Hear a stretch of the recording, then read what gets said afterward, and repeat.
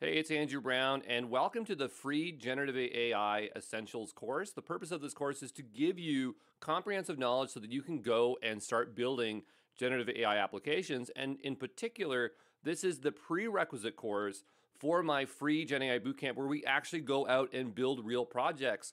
So I hope you're as excited as I am and you're able to get as through much of this content so you can go build projects with me. And I will see you soon, okay?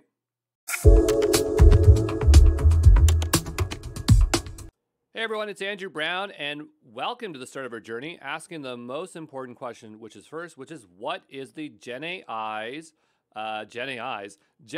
Essentials certification? So this is a practical GenAI certification teaching you the fundamental concepts of ML, AI, GenAI, all modalities of GenAI with a strong focus on LLMs, programmatically working with GenAI workloads, both with cloud and local LLMs, and it is a cloud vendor agnostic approach. So there are other GenAI certifications out there. AWS has one, Azure has one, NVIDIA has one, and you know what?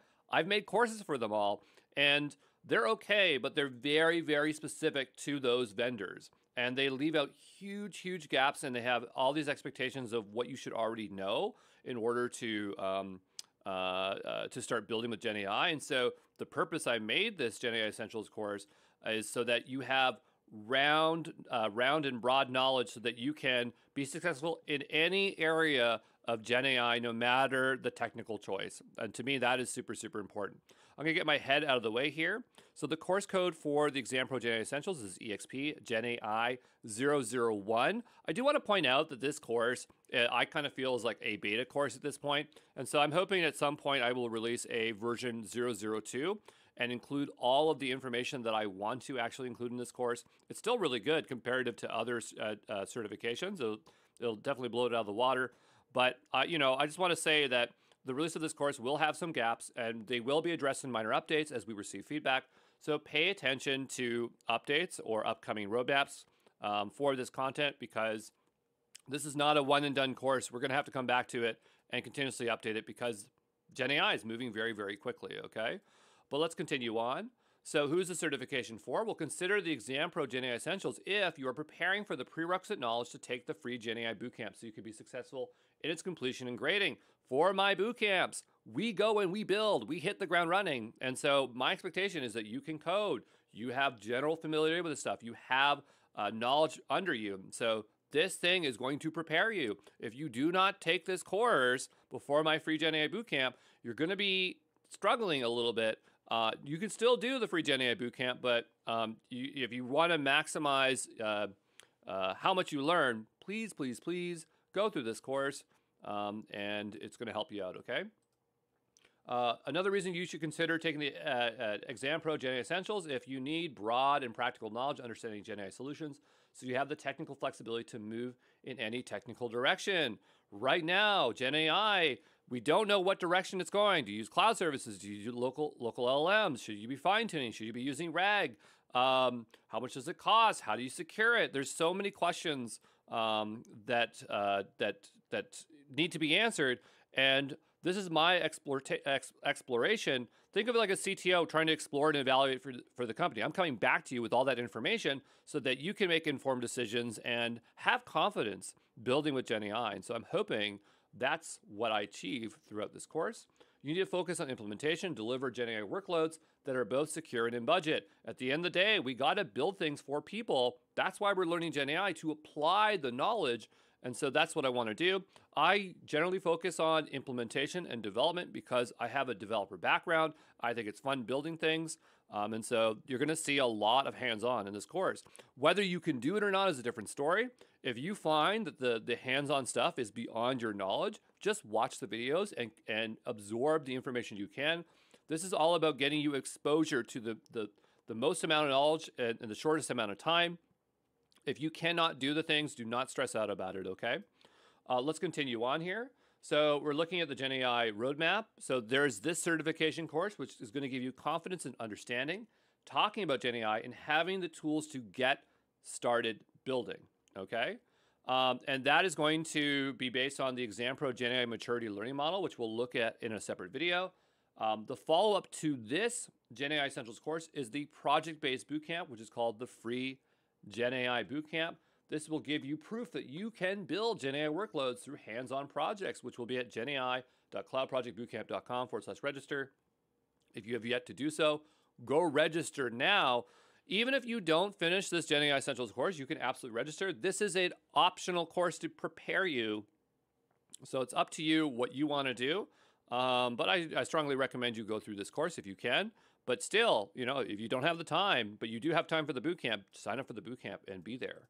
How long does it take to study to pass this exam? Well, we have between 15 hours and 30 hours. If you are experienced and you have some other GenAI certifications, you're going to have an easy time through this. But you are also going to benefit because there's going to be a lot of stuff that you didn't see. If you took the AWS GenAI practitioner, you're going to be really surprised, AWS AI practitioner, you're going to be really surprised how much stuff that we covered that you didn't see anywhere else. Same thing with the Azure AI Engineer Associate. You'll be really surprised how much stuff we cover in this that I could not cover in those other ones because they're out of scope, but they're not out of scope here. We're covering all of GenAI in this course.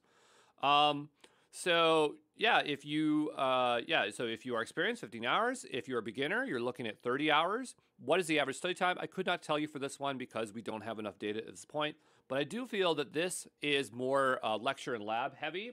Practice exams are not going to be your main focus, as the exam itself is not difficult. It's just there to evaluate your knowledge. That's why we have this optional certification step. I do want to tell you that if you want to get certified to earn this badge, you do have to pay for it. I don't know what the cost is in this video, but I know that it's not a high cost to get it if you want. If you are just gaining the knowledge to take the bootcamp, still do this course. Okay, but if you want that extra badge to show off, you can also do that by paying for that certification. The recommended study time here is 1 to 2 hours a day for 15 days. What does it take to pass the exam? Watch the lectures, do the hands-on lab. And again, I want to point out that we are working with so many different technologies. There's going to be areas where you might not have an account. You might like, okay, I want to learn this, but I don't really like Azure, so I'll just watch the video. That's totally fine.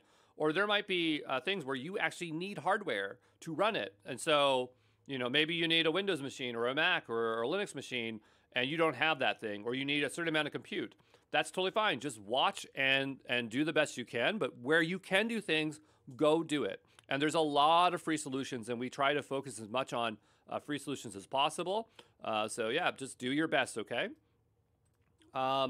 Do paid online practice exams. That's just kind of something we always throw in there. For this course, we have a free practice exam. There's no other providers because this is an exam made by us at this point. So we will have a free practice exam. So you'll have one shot to do that, and then you can pay to do the exam that gets you the certification, okay? So it's up to you.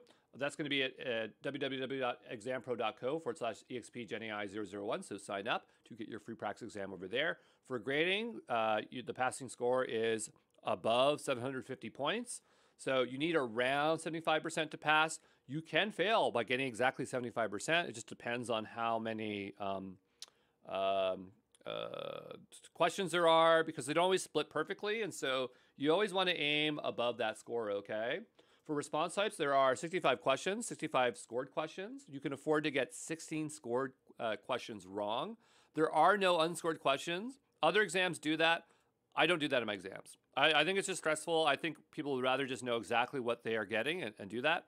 There are no penalty for wrong questions. The format of questions is multiple choice, multiple answer. Case studies can be worth more than a single point. So the distribution isn't perfectly like 1 point per question. And case studies are more complex, but there's not that many, so I wouldn't stress out about it, okay? The duration is 2 hours. You get 2 minutes per question. The exam time is 130 minutes. The seat time is 160 minutes. I believe that is correct. Yep. And so the seat time refers to the amount of time that you should allocate for this exam. This includes the time to review instructions, show online proctor your workspace, read and accept NDA, complete the exam, provide feedback at the end. Where do you take the exam? Online from the convenience of your own home. ExamPro delivers the exam via Teacher Seat Anchor. So I don't think people know this, but we actually have our own proctored system. Now the question is, what format will it show up for this? Because we have an external portal and then we have one that's integrated. I don't know what's set up for this. I might make an additional video that's only in the platform that you'd have to watch to understand how to take the exam. So just look out for that, but it shouldn't be too difficult. But yeah, It's all on Exam Pro. So the place where you consume the course, if you're on YouTube and you go to Exam Pro and sign up for free, you can then figure out from that portal where to take the exam. And so hopefully that will make sense there. Proctored means that it has a supervisor or person who monitors the students during the examination. Our proctor system is a little bit different, whereas we might capture the information and then audit it later. So it's not always a live proctor, but like it will capture information, and then it'll be an audit period. And if everything's fine, then we will release the course out to you. But yeah, we'll see how things go for that. Okay. This exam is valid till, well, it's forever because it's just how it works. Other certifications, what they do is they'll say good for 2 to 3 years and get recertified.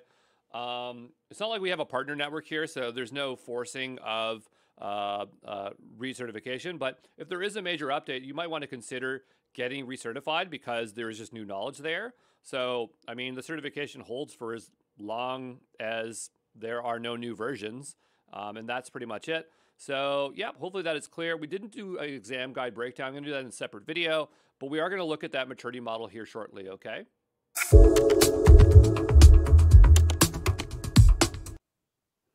Hey everyone, it's Andrew Brown, and I'm joined here with Rolla. And so we are going to be working our way through the GenAI roadmap. I believe earlier in the introduction, I described this as a maturity model.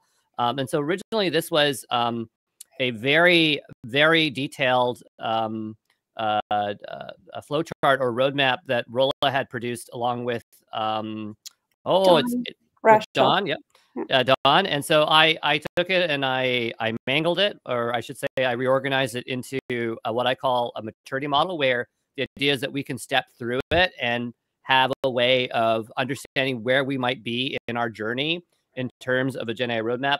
By no means is this an exhaustive list. There is so much in GenAI, but I'm hoping that for those that are starting to try to understand GenAI, that this will become a way for you to understand it. And then once you have that core knowledge, then you can be introduced to something that is a little bit more complex or robust. And so what I want to do here is I want to walk through with this with Rolla and just confirm that we have a good scope of learning here. In terms of the course that is here, not everything is included in the course just because of the strict time limit I had to produce this course, but I still want everyone to see what the scope of what I think people should learn. And so we'll start at the top. And actually, we do have a lot of content in the course that is not in the ML introduction, but I think that if you're going to learn generative AI, you probably need to have some understanding of machine learning. Rolla, do you think you can skip it, or you think it's an absolute necessity to have some basics of ML? I think it depends on what you want to do. If you want to be just a practitioner who sets up a single system, maybe you can skip it. But if you want to stay in the field, you probably need some understanding of the bigger picture. And I think with lots of things, you can get away with not knowing for a while, but at some point you will have to learn it. And sometimes it's better to learn something earlier on than to push it back later. I don't think a lot of these things are that hard, like vectors and embeddings, or I mean, at first they seem very intimidating, like seeing the transform architecture and all those moving parts. But I think there's a lot of content out there that does break it down into smaller parts. And I would just say it's like you don't have to be a mathematician to fully understand the basics of ML.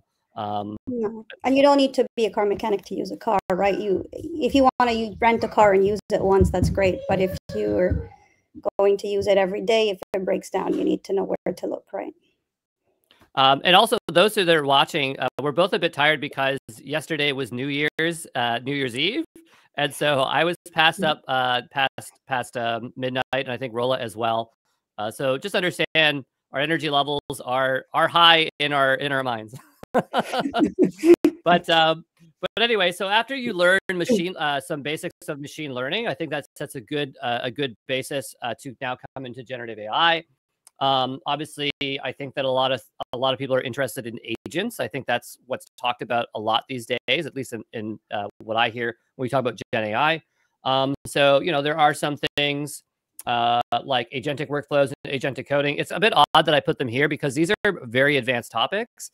but I put them in here early just because I know people want to know about them and talk about them. And so it wasn't more so to dive into these things in deep, but more just to tell people, yeah, this is the end goal of where you might want to go, if that makes sense. Obviously, responsible AI is maybe a higher priority for folks. I'm not sure what could go in here, but even though this part looks really small, basically the GenAI introduction is more so like I don't know, like this part here.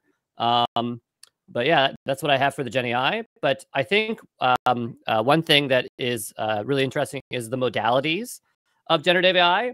And I think that a lot of folks just focus on text generation, LLMs, but there is this whole skew of things: video generation, 3D generation, image generation, audio generation. Are there any more types of generations that I'm missing out on there, Rola? I think there's a bunch on protein and DNA, which, I mean, they can look like they're text, but they're specialized types of text. There's a lot to do with protein folding and things like that that have also been used in GenAI. So there's a few very niche topics, but these are the main ones, I think: text, image, video, audio, 3D. Yeah, those are the main. But there are niche topics that have to do with health science or very specific fields. Well, it's a bit tricky there, because like you look at images and videos, and a video is just a series of images, or you have 3D and 3D or 3D files, and they're just vertices and text files. But yeah, I guess there are specialized ones.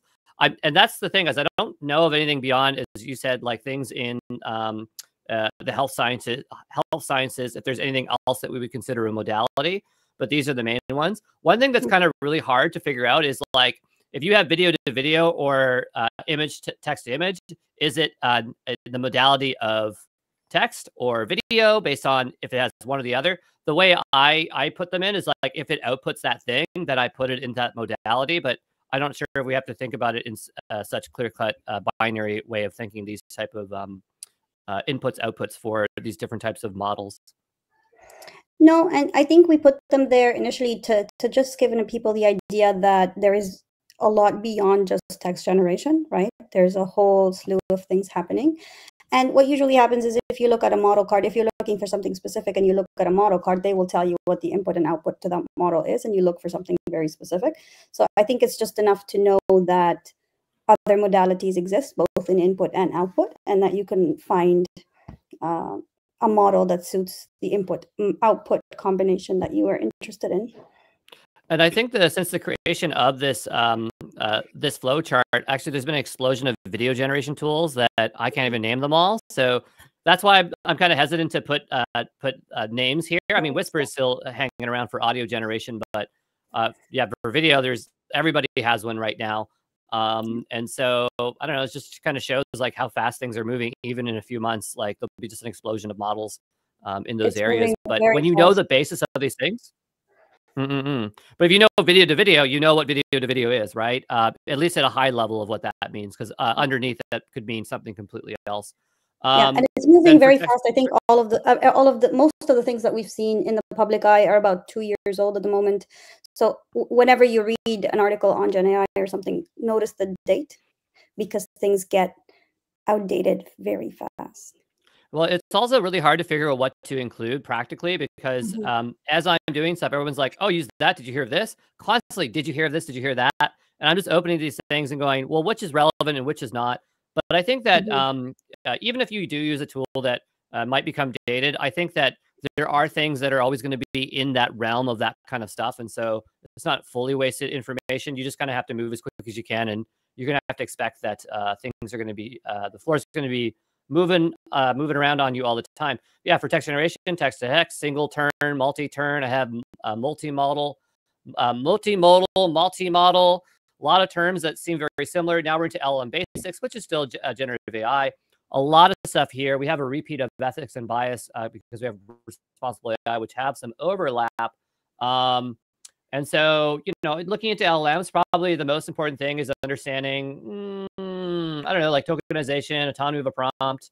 I'm not sure what else there is there. But yeah, if you fundamentally understand, I think, like what a context window is and what it can do, then you have a lot of power just with LLMs there.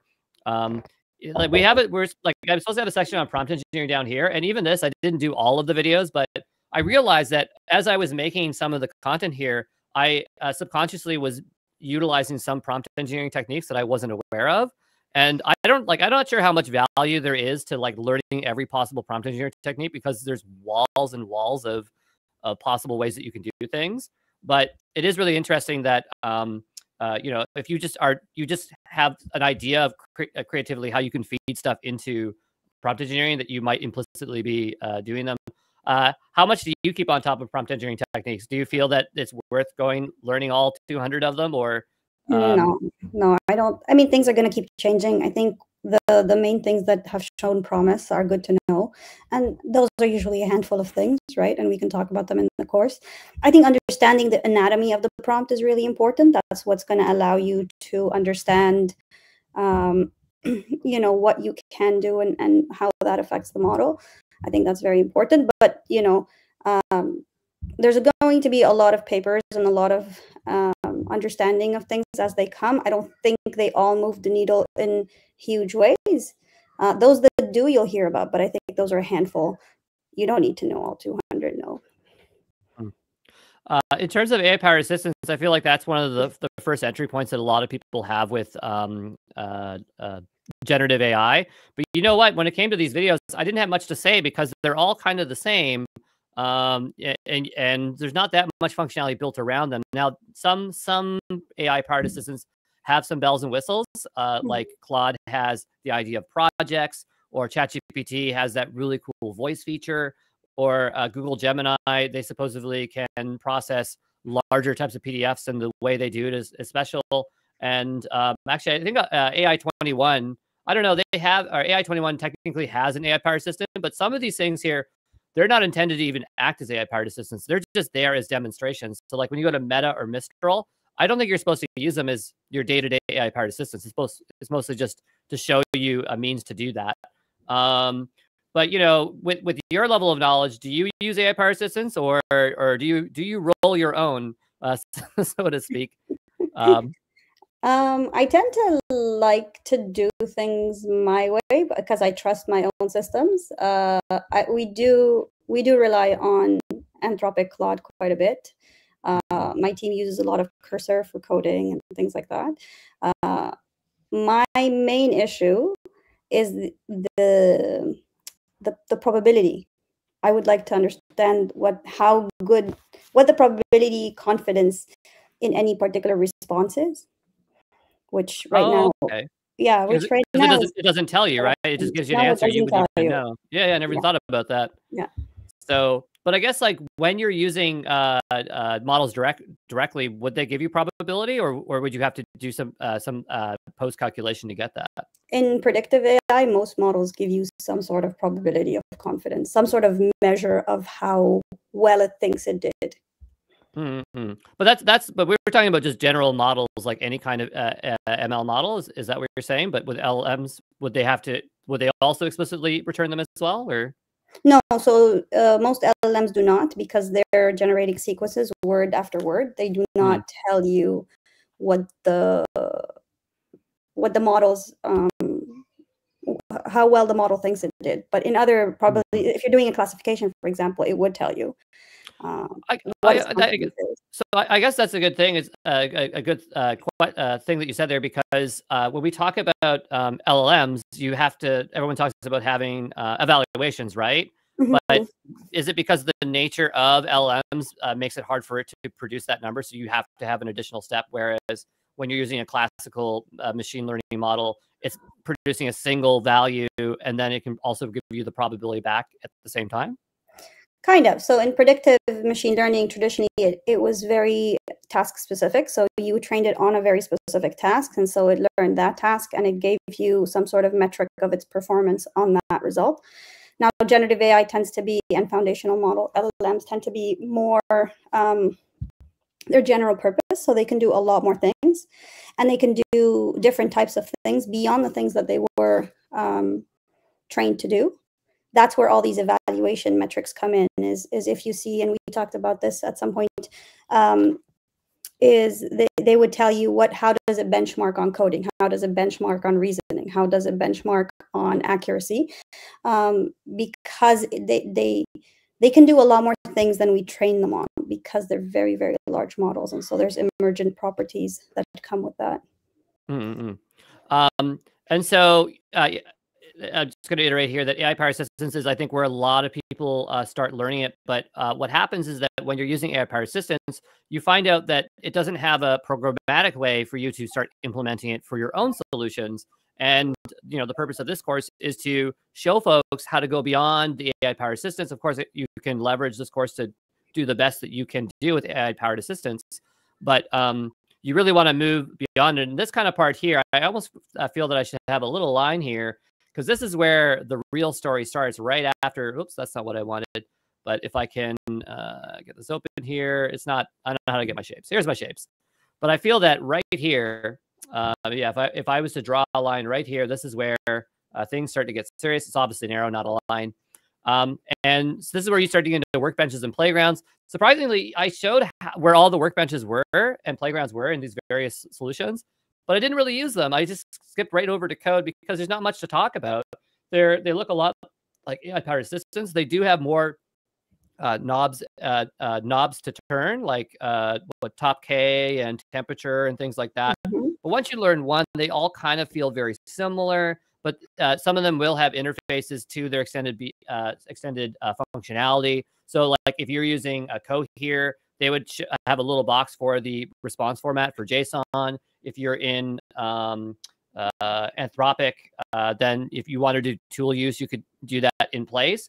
And some of them will generate the code for you, so you can start utilizing them. And sometimes they generate good code. I can't say they always do.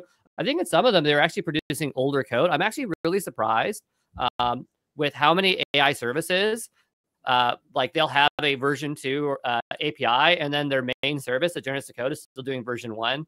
And it almost kind of feels like these companies can't even keep up with their own changes, which is really surprising. But I'm not sure what your experience is about documentation and how accurate it reflects the current versions of things. Usually they're behind. I think part of it is the speed of things, but also I think part of it is cost, right? The older model is likely smaller and it's likely cheaper, and so some of it is cost. So once you start working with things programmatically, at least in this way, before you even start writing code, you might start to think about what kind of models you want to use. And there's all kinds of models out there. There's foundational models. We have models that are fine-tuned, which technically foundation models are fine-tuned models. Models that are instructive models. We have embed models. We have open source models. We have edge optimized models, or we could call them SLM, small language models, or we could call them on-device models, or we could call them something else. There's a lot of names for this one in particular. And then we have uncensored, or you could say unrestricted. I don't know, the word uncensored doesn't sound good, but unrestricted models. And we have a lot of models. Why do we have so many darn models? So I think these are all different terminologies to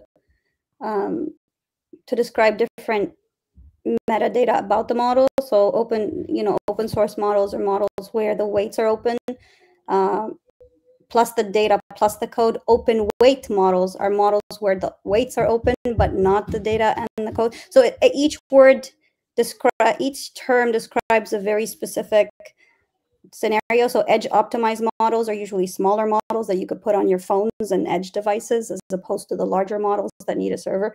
So because there's so many different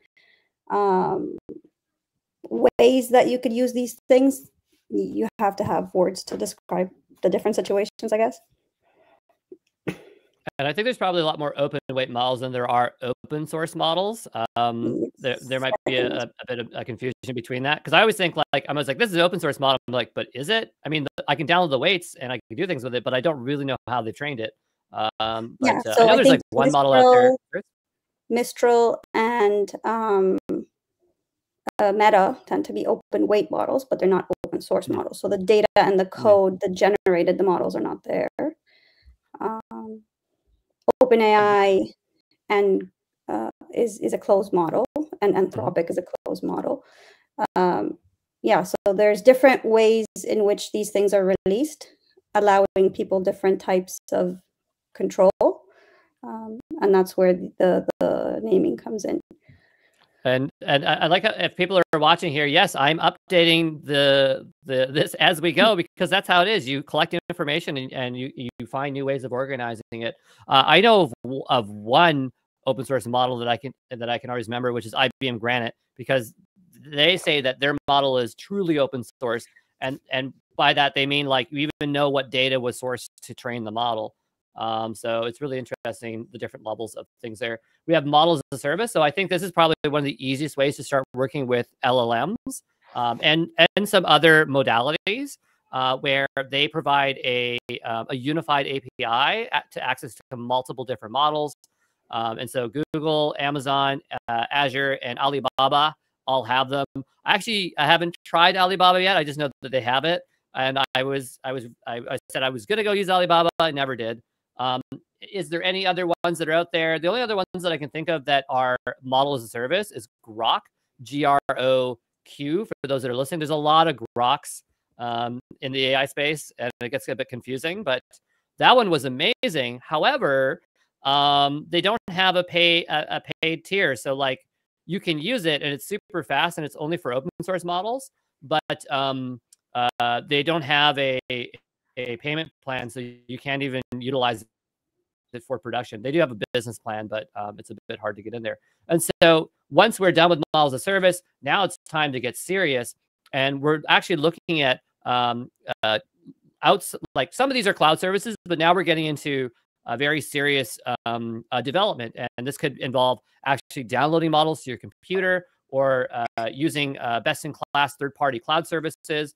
And so this is not exactly organized the same way as the course, but now we are into DevTools and Workflows. And so something that folks probably should know about is the GenAI lifecycle, LLM ops. These are concepts that sound very similar in the cloud space when we talk about, I don't know, the development lifecycle and DevOps, but they can be applied there as well. And then there's just some core developer tools that I think that people are always going to come across. Like I'm on Hugging Face all the time. It's like the GitHub of the AI ML world. I was surprised that I used Olama more than I thought. Do you ever touch Olama, or is it it's not for you, Rolla? I haven't, but I know people love it. It's open source. It's a lot more open than a lot of other systems, so people like it. I haven't personally played too much with it, but I don't even remember is great. I don't even remember what LMS is. I'm not even sure what that is.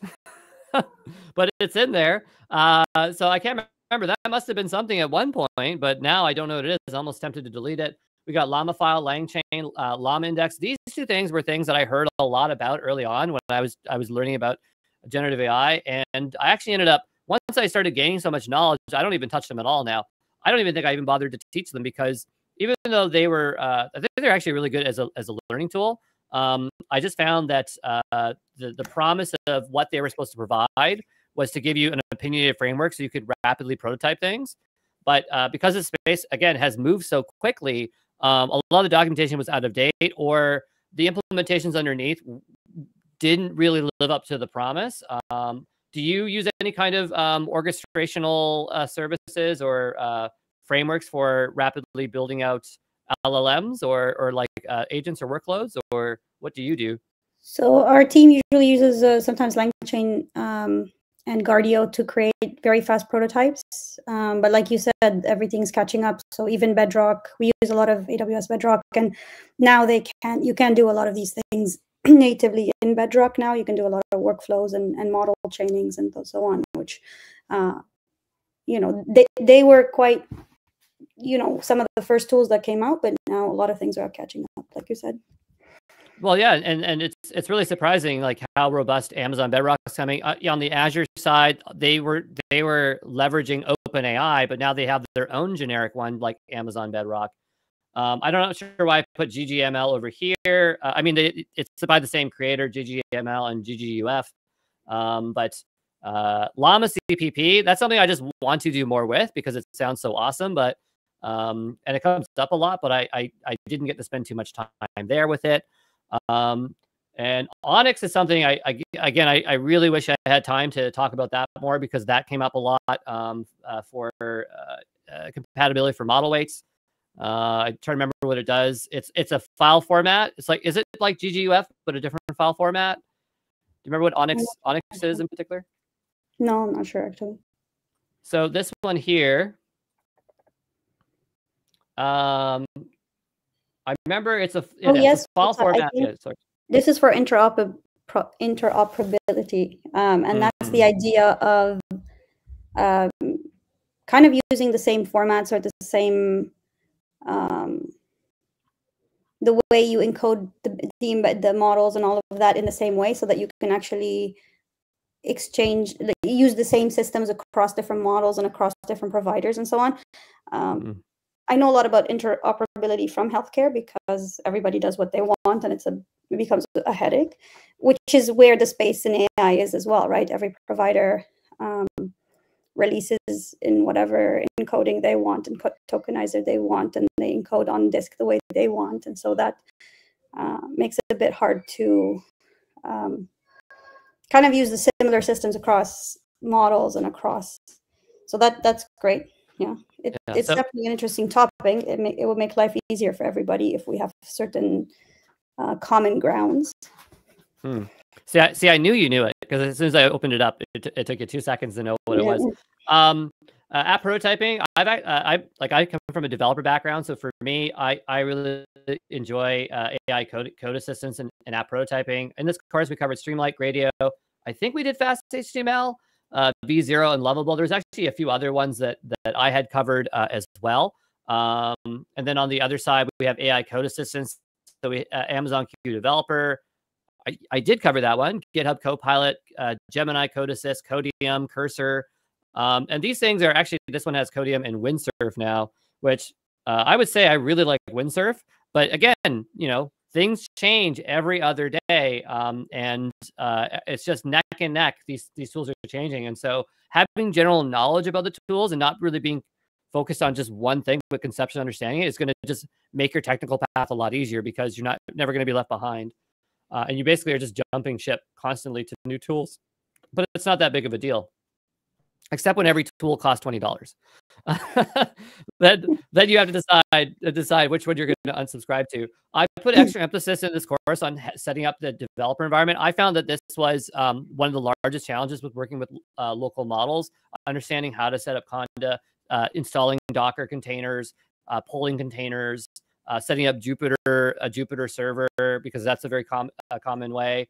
And I was actually really surprised on how many free options there are right now to learn. I think a lot of people think that, well, it is expensive to run models, but a lot of people think that it's too prohibitively expensive to learn GenAI. But I was just blown away by how many resources are right now, as every company is putting out their own Kool-Aid for you to drink, that they really want you to buy into it. And I'm sure at some point that this will change as the space matures and everybody understands stuff. But right now is like the best time to learn, because there's so many free resources. It's unbelievable. But do you agree, or would you say, do you see a lot of free learning opportunities right now, or like with? I do. I think there's a lot from all the big providers: AWS, GCP, Azure. Hugging Face has a lot of things. There's a lot from a lot of different resources, all small startups as well. I think there's always great resources. It's a matter of time, I think, and commitment. Well, even like in Hugging Face, they have all these projects running here, and you open it up, and they have something called like something zero. I don't know what it is, but it's like some kind of compute that is distributed that allows you to run anything. This is not exactly what I meant to click on, but it's just very interesting that there are so many of these things running, and I'm just like, how do they have the money for all this compute?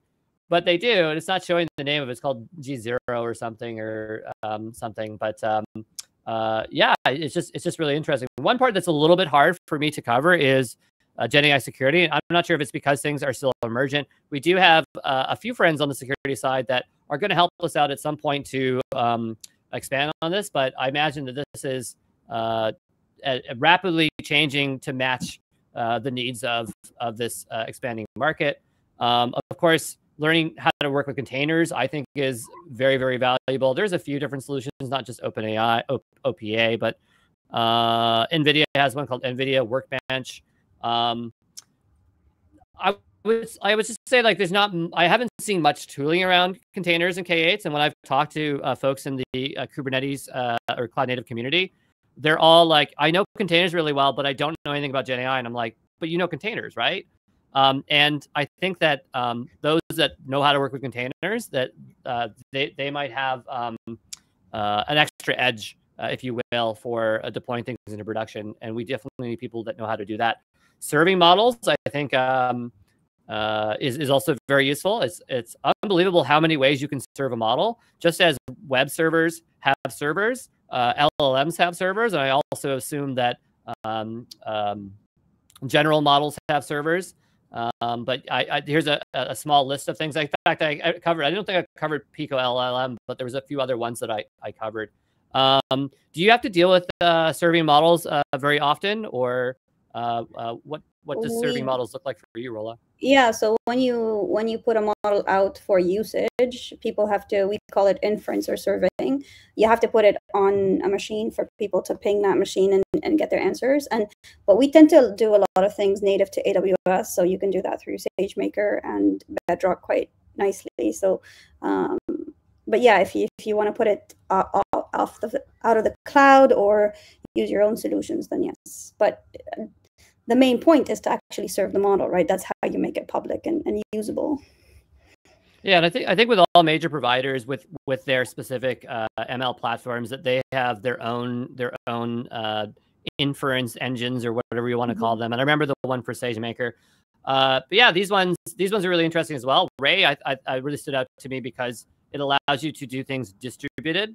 So I didn't realize that a lot of these things were that only serve on a single machine, and you have to introduce something like Ray to take VLLM and then spread it across machines, which was really interesting. There's model optimization. So I have a few things here listed.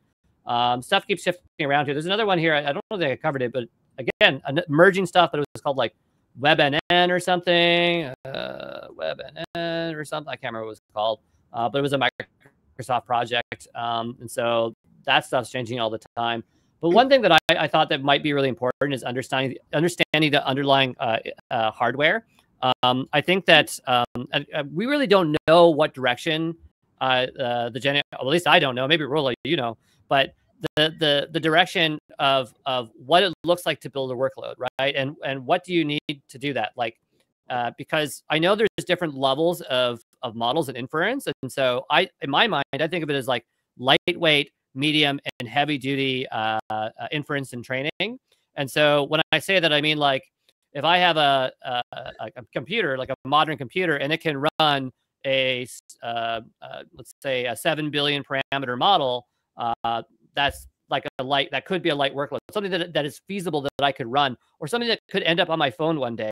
And so I think, okay, what does that do for the end business or customer if now they can run this size of model locally, right? Like, and you have this one capital cost of like $1,000 or $2,000 machine, and now you can build a workload that's scoped only for your office. And is that a benefit to anybody? And so, because the stuff is becoming more and more possible to run on our devices and stuff like that, I keep thinking, well, we need to know a little bit more about this, right? But I don't know if you have any thoughts about the hardware side of it, or. I mean, the hardware side is interesting because these models are so large that they push the limits of what we know about hardware, right? So we're going to talk a little bit about model sizes and what that means for running them, and so understanding how these models have pushed our need for custom-made chips and things like that is fairly interesting. And like you said, having edge compatible or edge optimized models can change applications in our world as we know it. And I think we saw a lot of different phones this year, with their main catch being that AI now runs on your phone, right? So edge, Gen AI on edge is predicted to be a very, very lucrative and big trend. Well, it'll be very interesting to see what happens. And just the other thing is just understanding how much resources these things take, because when you see, or if you can kind of think about how much it takes, and then you might ask, like, how is this sustainable? And what's going to happen to some of these services that are out there, and how are they going to make a profit?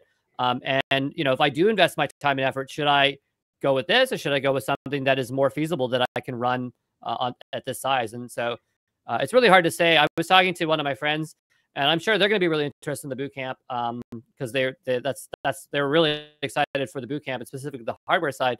And they wanted to go and spend a bunch of money because they wanted to build a home lab, because they don't want to get the rug pulled on them, so to speak, that the price is going to go really high. And now they have this service that becomes like essential for their dailies. And so they're trying to invest in that. And so I thought that was an important inclusion of it. Whether I did a good job on that is up to the folks that are watching, but hopefully it is good. Then we're getting into more advanced territory, and basically everything below this line. I mean, Onyx probably is below this line too, but everything below this line is more, I would describe as advanced techniques. Though to be fair, if you're going to be deploying models, you're probably going to want to have evaluations and guardrails and things like that. But I don't know. I think all this stuff is, and maybe this is the stuff that I didn't get to cover much in detail. This is probably where I've done the poorest job in this course. But maybe that should be its own course, because all these things are very involved. At least I think they are. But do you think that folks that are becoming AI engineers, or maybe not AI engineers, but they're picking up these generative AI skills for their companies, do they need to learn super fine tuning, like know how to do it, or just like actually be able to do it, or just know of it? I think knowing of it is always a good thing. I think it depends on the field you're in. If you are in a general field, then these models are advancing fast enough that you might not have to do it on your own. But if you're in a niche field where the model needs to be fine-tuned on your specific field of data, then probably you need to know. But if you're in a general company, general use case scenario, just knowing it exists is probably enough at this point. I think the only thing that might be missing from this is all the general data skills that you need. And I guess maybe it needs its own data primer. I think I might have put some data in the course. I think I had some data content there, but I don't have any data specific video saying like, this is how you prepare data for ML models or LLM models. How important is data to your models? Does it matter? The data that you put in your models? You're asking me how important data is for ML models? Is that your question? I don't know. Is it like, well, I'm just saying like, imagine you have something, you're like, oh, I want to train a model and I wanted to do something. Is 20 lines good enough? Like how much time do you need to spend on data comparative to actually engineering LLM solutions? So I think let's start with regular ML before LLM. Data is the bread and butter of machine learning, right? If the model learns from data, and so the data has to be there. It has to be of good enough quality, and it has to be pretty consistent, and so that the model learns from it. Now, in terms of LLM specifically, it's less of an issue on you. It's not it is an issue for the model, of course, because it's still learning. It's less of an issue on you because the model provider of that foundational model has done all the work. And unless you need to fine tune it or change anything about it or make it more, for your field, you don't need to worry about it, right? Because fine tuning LLMs is more a privilege than not everybody can do it. How much data are these things trained on? Well, in the words of Jan LeCun, who is one of the pioneers of deep learning and machine learning, it takes 20,000 years for me and you to read. That's how much data these things get to see before they become useful. So can you and I sit down and curate a data set tomorrow? Maybe if we commit a few months to it, but it's not for the faint of heart. I kind of wonder, like with data sets at large, how do they know what's good and bad data when they have to consume that much data? Or I guess it just kind of evens out, eh? No, well, that's the thing is we're seeing all sorts of things, and we see biases. A lot of the data is also scraped off the internet, right? There's biases in them. We're seeing these models being biased. They are perpetuating social bias because these data sets are not necessarily cleaned. It's also really important to know what data sets the models have been trained on. I think I was looking at some of the Google models. I can't remember which one, but it's something to the tune of 40% of the data is from social media, right? Like that's a scary thing. That's not good. That's not good, right? That's There's not good nobody at all. who curates social media data. There's biases in social media data. There's no accuracy. So what data, and that's the importance part, for example, between open source versus open weight models, is that there's more transparency over the data that the model has seen. And so if you have a chance to look at what percentage of social media data, what percentage of literature, what percentage of science, and like whatever the breakdown of the data content that the model has seen will give you a better understanding of that what that model looks like, right? It's like looking at somebody and saying, did this person go to college or they spend 10 years on social media? That could be a model, right? Depending on what sources it saw. Yeah. I just think of the movie, and for those that have not seen it, you might want to see it. There's a movie called Idiocracy, where it's oh, Rolla, do you know the movie? My husband likes that movie. There's a really good line in there. I always forget it. It's Bravo or Bralo. That's the quench you. Anyway, it's the product that's in the movie, but yeah, it's a bit scary to think like that they're scraping social media data.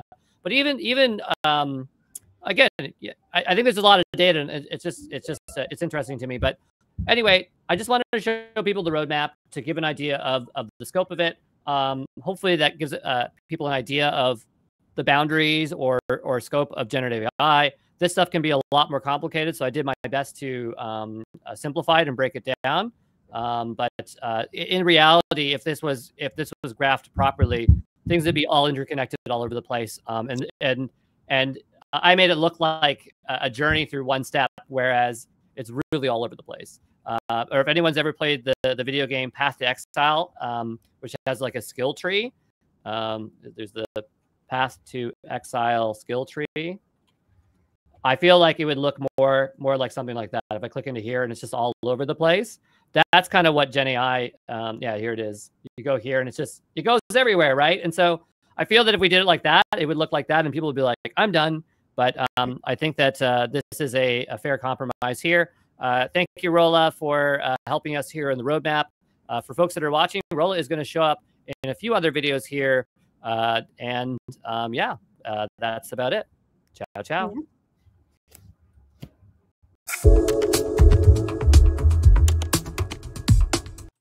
Hey, this is Andrew Brown. I just wanted to point out that there are some areas that I wasn't able to fully record just because of time constraints, but also there's just other really good resources out there that you can utilize to fill any gaps that you need before the bootcamp starts, or to make sure that you're successful if you're trying to get the certification for the GenAI Essentials course.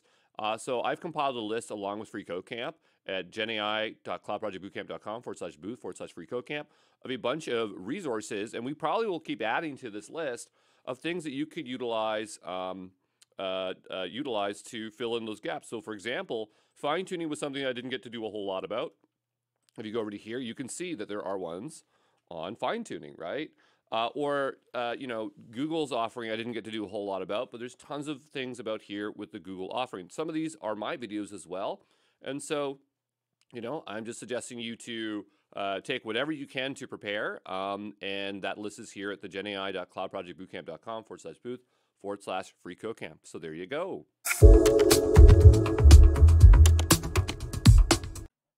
Hey, this is Andrew Brown, and we are taking a look at the definition of what is artificial intelligence. And we really want to put this against the terms of machine learning, deep learning, and generative AI so that it's very clear what the differences are.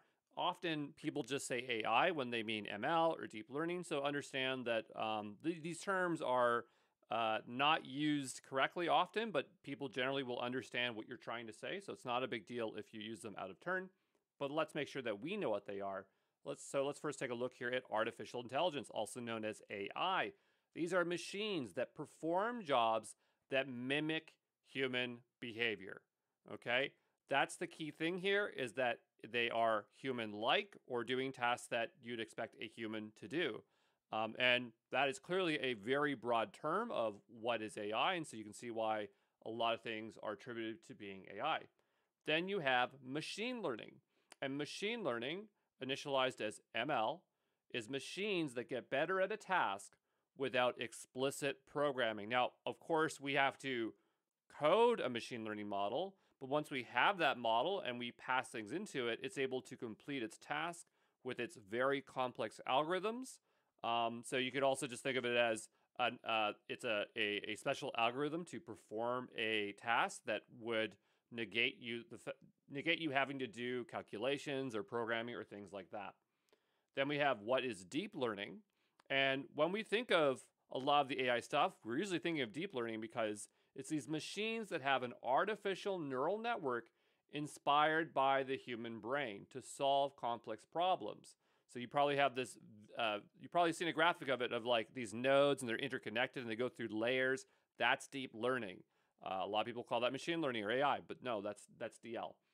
Then we have GenAI. So GenAI, which is more of a marketing term, but generative AI is a specialized subset of AI that generates out content such as images, video, text, and audio. Now, I don't have it in the graphic on the left because it's hard to say where does it go. Does it go here? Right? Because it is a subset of AI, but technically, GenAI often utilizes deep learning. Because when we think of it, and my line's not drawing here today, but when we think of it, there we go, there's the line, is that a lot of GenAI techniques like large language models or vision models and things like that are utilizing neural networks. So it is deep learning, okay?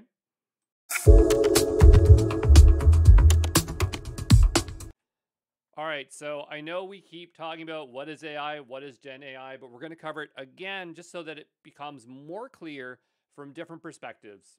So let's talk about what is artificial intelligence. So AI is computer systems that perform tasks typically requiring human intelligence.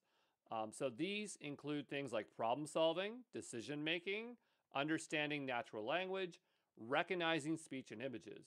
And an AI's goal is to interpret, analyze, and respond to human actions. It's there to simulate human intelligence in machines. When we use the word simulate, we're talking about mimics aspects, resembles behaviors, but what we're not talking about is emulation, which is replicating exact processes and mechanisms. That's if you created literally a virtual human brain.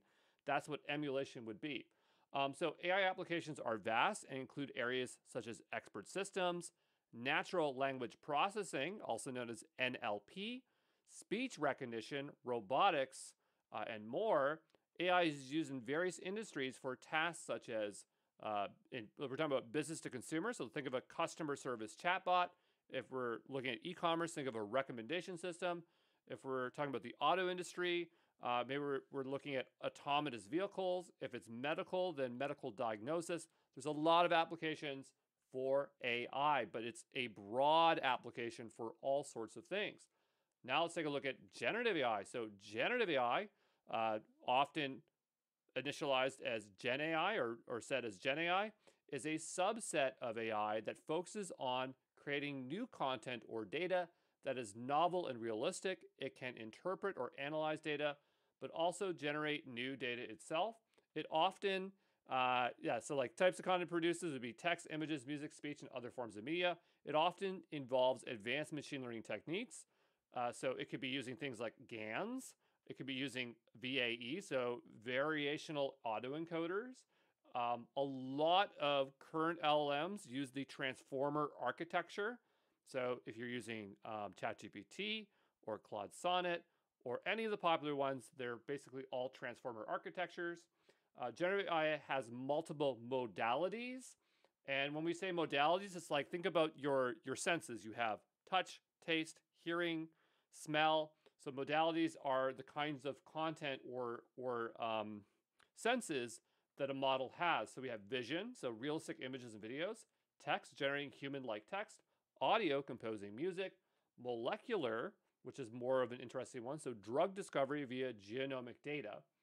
And I want to make it clear again, we're talking about large language models, but LLMs, large language models, will generate out human-like text and is a subset of GenAI. It's just one modality of the many modalities, but it's often conflated as being AI or GenAI just because it's the most popular and in demand right now and the most developed. So just make sure that you understand that GenAI and AI is not all about large language models. It's just one modality, one application of the broad sense of AI and GenAI. Now let's just make sure we have a side-by-side comparison. And then I'm sure after this, you'll definitely know definitively the difference between AI and GenAI. So in terms of functionality, AI focuses on understanding and decision-making, whereas GenAI is about creating new and original outputs. For data handling, AI analyzes and makes decisions based on existing data. GenAI uses existing data to generate new and unseen outputs. In terms of applications, AI spans across various sectors, including data analysis, automation, NLP, and healthcare, where GenAI, and yes, I see the spelling mistake, it's creative and innovative, focusing on content creation, synthetic data generation, deepfakes, and design. So there you go.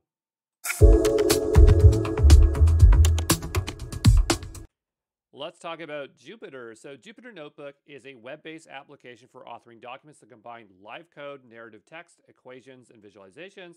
And before it was called Jupyter Notebook, it was known as IPython's Notebook.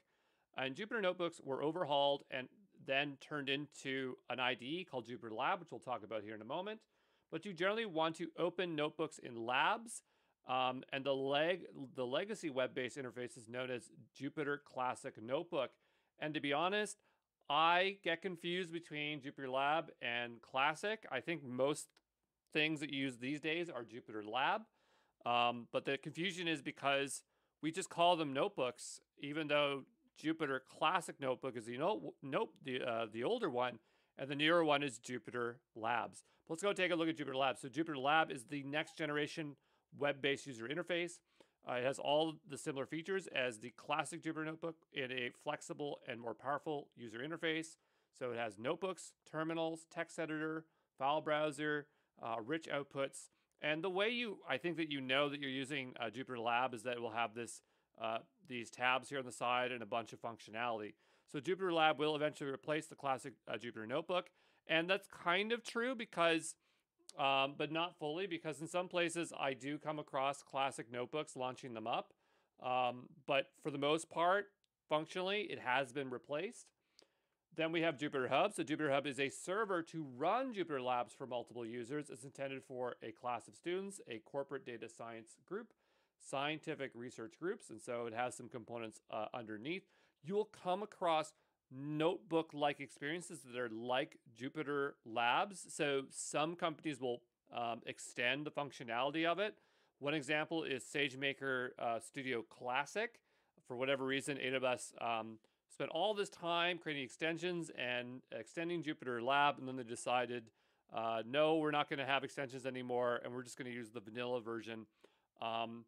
But there's also things like VS Code that has notebooks, or Code Lab that have notebooks, and VS Code is like its own kind of notebook thing. It's not Jupyter Labs, but it's Jupyter Lab compatible. So just understand that you'll come across things that are notebooks that look like Jupyter Lab, but they're not necessarily Jupyter Lab, okay?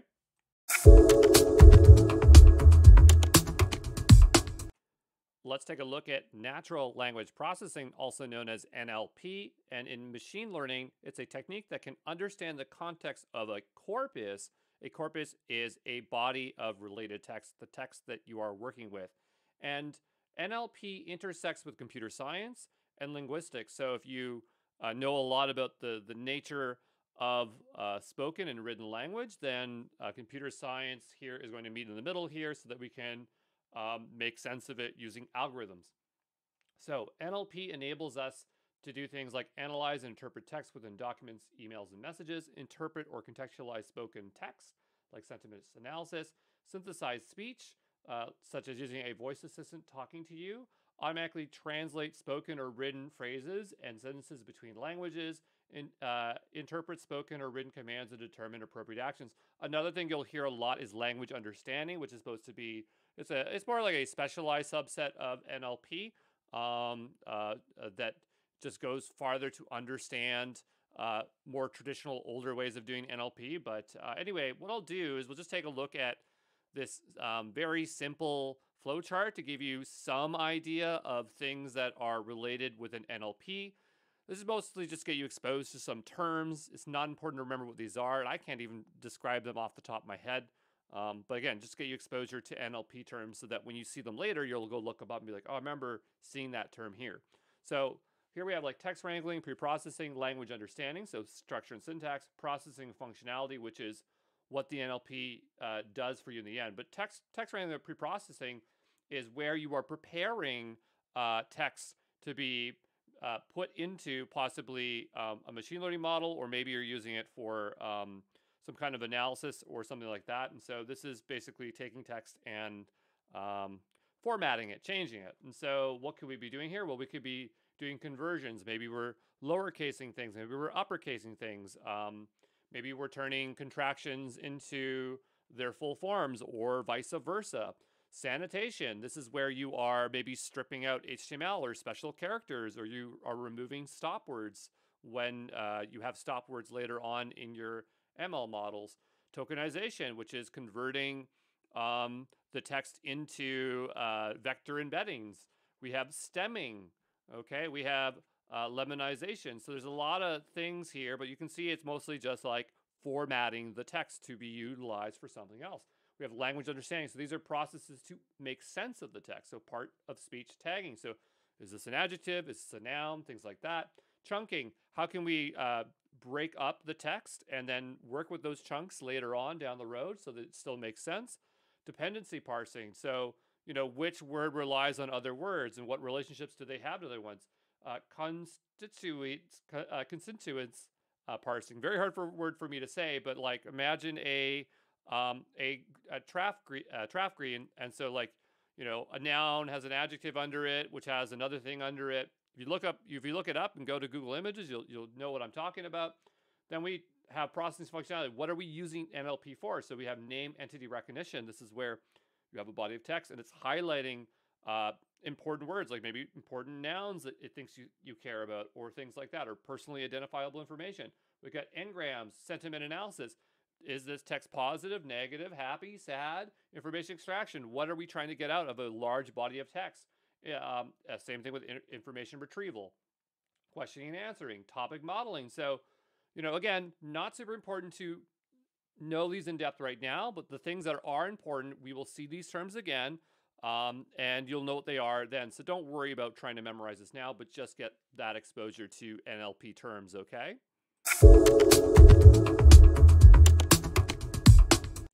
Hey, this is Andrew Brown, and we're looking at the concept of a regression, and this is a process of finding a function to correlate a labeled data set into a continuous variable or number.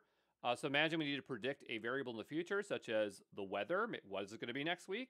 And so the idea is that you're going to plot your data onto a graph or vector space. Our dots are represented as vectors, and we're going to draw a line through it, which we call a regression line. And the point of the regression line is that is our prediction. So if this is going over time based on the temperature, that is how we are figuring it out in the future what things are going to be. So the distance of a vector from the regression line, I'm going to just get out a different colored pen tool other than red, so maybe cyan.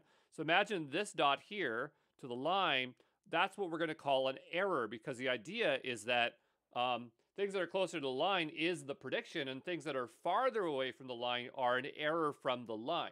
So hopefully that makes sense. There are different regression algorithms used that we use to predict future variables. So we have mean squared error, root mean squared error, mean absolute error. And so based on the algorithm that you use to draw your line, that's going to change the prediction, okay?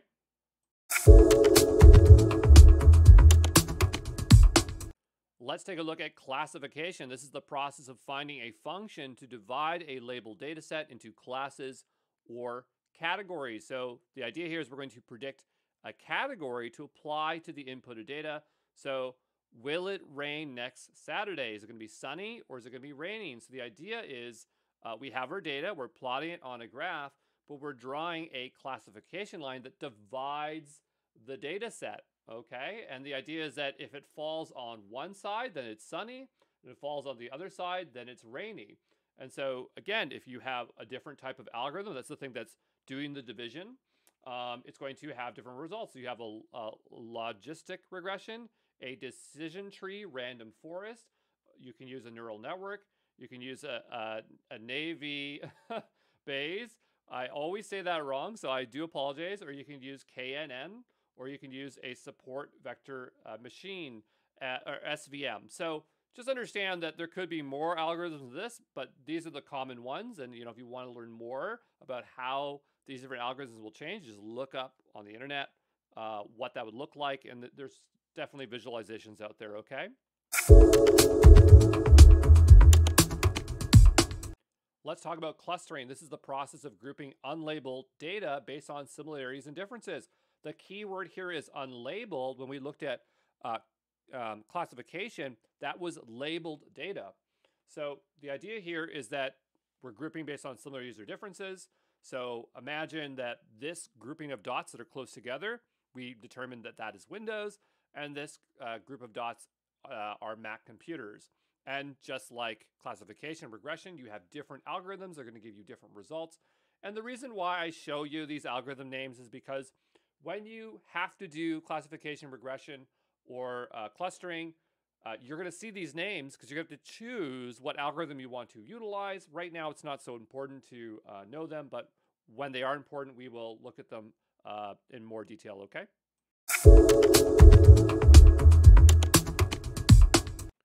So we are going to dive into the types of machine learning in other slides in more detail, but this is just kind of an overview so that you can kind of see these terms up front.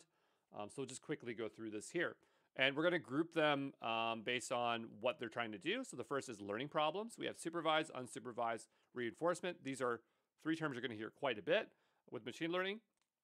The key thing here is that supervised is where you have labeled data, and unsupervised is where you're working with unlabeled data. For reinforcement, this is an agent that operates in an environment and must learn to operate using feedback. And this kind of sounds like agentic workflows or agentic coding when we're talking about GenAI, which we'll learn about later. But the idea is like, imagine you wanted to make a machine learning model that played the Mario or the Sonic video game. That'd be using reinforcement learning, okay? Then we have hybrid learning problems. So we have semi-supervised, self-supervised, multi-instance. So semi-supervised is where you have a mix of labeled and unlabeled data. You have a lot of unlabeled data and a little bit of labeled data. And so that's kind of a mix between supervised and unsupervised. You have self-supervised. And I believe that this is where the idea is that it can label its own data, I think. But we'll find out later on in future slides. We have multi-instance, where we have examples of unlabeled data. And so then we just kind of bag them together. Again, we'll cover that later on.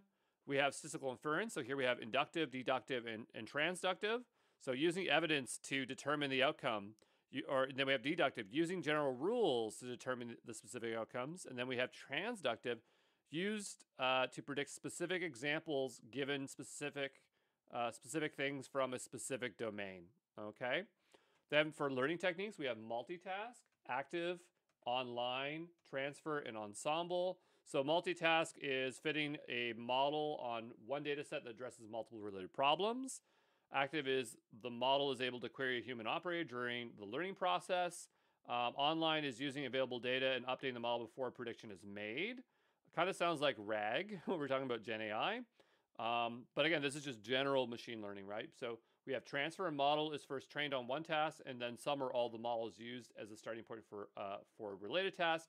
And then we have ensemble, where two or more models are fit on the same data, and the predictions from each model are combined. So yeah, we're going to see these terms again, but just trying to get it up front here for you, okay? Let's take a look at the divisions of machine learning. This is just another way to break up machine learning. And these terms you're going to see more in how we're going to structure our upcoming slides here. So I just want to give you a quick overview here. So we have classical machine learning. And the advantage of classical machine learning is the data is simple. You have clear features. And generally, classical machine learning is extremely cost efficient compared to other types of machine learning. But this is where you have supervised, unsupervised, kind of stuff. So, you know, when you think of classical machine learning, think of those two things, supervised and unsupervised learning. Then you have reinforcement learning. This is when there is no data. And the idea is that the model is going to, through trial and error, figure out what is the right thing to do. This is where we have real-time decision making, game AI. So we talk about Mario or Sonic, like the ML model, playing those games and failing again and again and again until it can pass the game. Learning task or robot navigation. So think of autonomous driving vehicles. That would be a good case for reinforcement learning. We have ensemble methods when quality of data is a problem. So then you're going to have different strategies to work with multiple models or algorithms to have a better outcome. And here we have things like bagging, boosting, stacking. Okay, and so you know, you'll see those terms like boosting. You'll definitely see the word boost more when we get to that. Then we have neural networks and deep learning. You should just really think of deep learning as neural networks. This is when the data is complicated and or the features are unclear. This is where you'd use neural networks like a convolutional neural network, a recurrent neural network, a GAN, so generative adversarial network, multi-layer perceptrons, MLP, autoencoders. And I just have a really hard time pronouncing these things, but yeah, you're going to see these terms again. So again, don't worry about it right now. Let's take a look here at classical machine learning. And so when we say classical, we're talking about algorithms that have existed for quite a while, maybe as early as the 1950s, because we had these mathematicians and they figured these out. And a lot of these things actually relate to statistics, right? So we're taking statistics and utilizing them in these algorithms in our computing spaces. So hopefully that makes sense.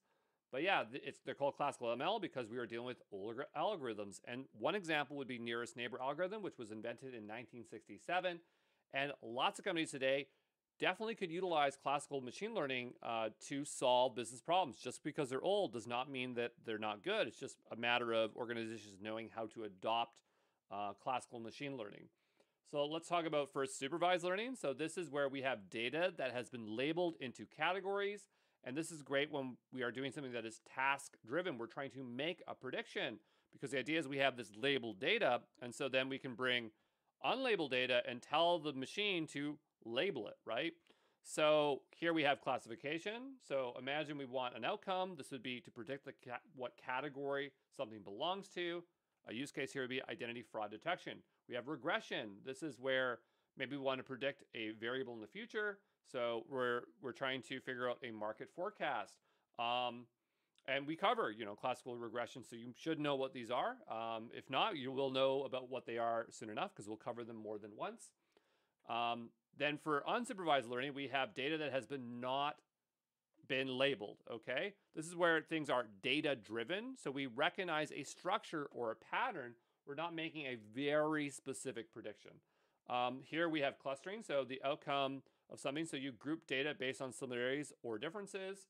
Example here would be targeted marketing, association. So find a relationship between variables through association. The use case here would be a customer recommendation. We have dimensionality reduction. So here, help reduce the amount of data or pre-processing. This is a problem. You have a lot of data. And this use case here would be big data visualization. So yeah, there you go.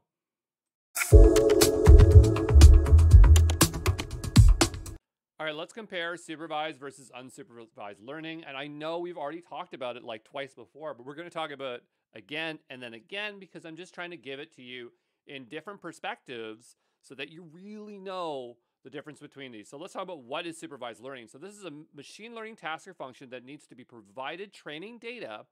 And the training data is when you provide labeled data, the correct answers, and the machine can learn from those results. So show me how to do it, and then I can do it on my own. That's what's happening here.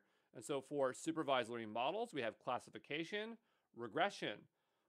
What about unsupervised learning? This is a machine learning task or function that needs no existing training data. For this, it will take the unlabeled data and discover its patterns, applying its own labels.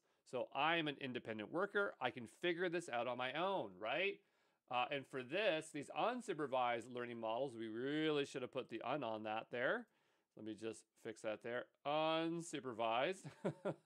We have clustering, association, dimensionality reduction.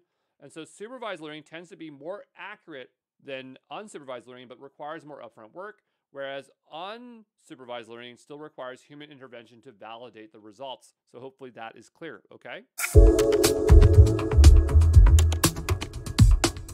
Okay, let's review it one more time. I know it's getting tiresome, but it's very important that you remember the difference between supervised, unsupervised, and reinforcement. So supervised learning is where the data has been labeled for training, it's task-driven, and you're making a prediction. This is when the labels are known and you want a precise outcome, when you need a specific value return. And so here we would use classification, regression as examples of supervised learning. There's more than just those two, but that's what I want you to know for now. We have unsupervised learning. Data that has not been labeled. The ML model needs to do its own labeling. It is data-driven. You're recognizing a structure or a pattern. When the labels are not known and the outcome does not need to be precise, when you're trying to make sense of data, here we have clustering, dimensionality reduction, association. Then you have reinforcement learning. So there's no data, and there's an environment, and an ML model generates data and many attempts to reach the goal. And this is decision-driven. You have game AI, learning task, robot navigation. So hopefully that is clear and it's in your head. We're going to repeat these again, but it's going to be less of this and more detail, okay?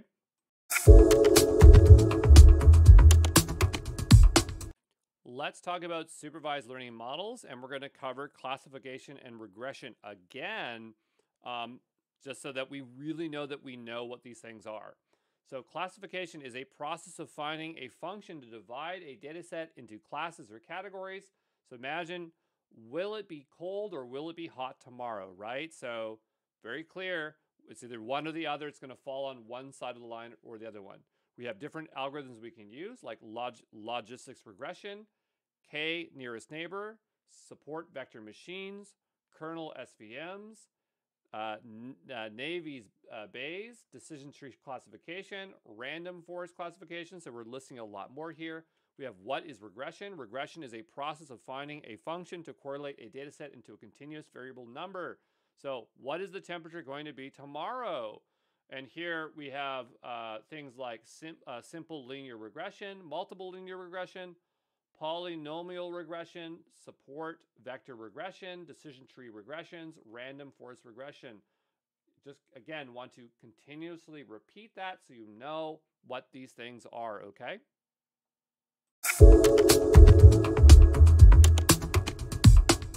Let's take a look at unsupervised learning. So what can we do here? We have clustering. And again, we've covered these prior, but I just really want to make sure that you know what they are. So clustering is a process of grouping unlabeled data based on similarities and differences, right? So we used an example previously, you know, is this a Mac or is it a Windows? Here it's about age and something else. And so it's saying, you know, do these people have cholesterol? Are they high risk or low risk? For clustering algorithms, we have k-means, db-scan, k-modes. Then we have association. So association is the process of finding a relationship between variables through association. So the idea is that if somebody buys breads, then suggests butter, because based on previous combinations, we know what people want. So there are different algorithms for that. I cannot say those words, so I'm not even going to attempt it, but you can see them here on the right-hand side. We have dimensionality reduction. This is where we're reducing the amount of data. We're retaining the data integrity, often used as a pre-processing stage. And we have lots of algorithms for this: principal component analysis, linear discriminant analysis, generalized discriminant analysis, singular value decomposition, latent, directional. I can't say that word. There's just too many words that are too hard to say. But there's a lot. There's a lot for dimensionality reduction. Yeah, and so hopefully you can remember those things: classification, regression, clustering, association, dimensionality reduction. Okay.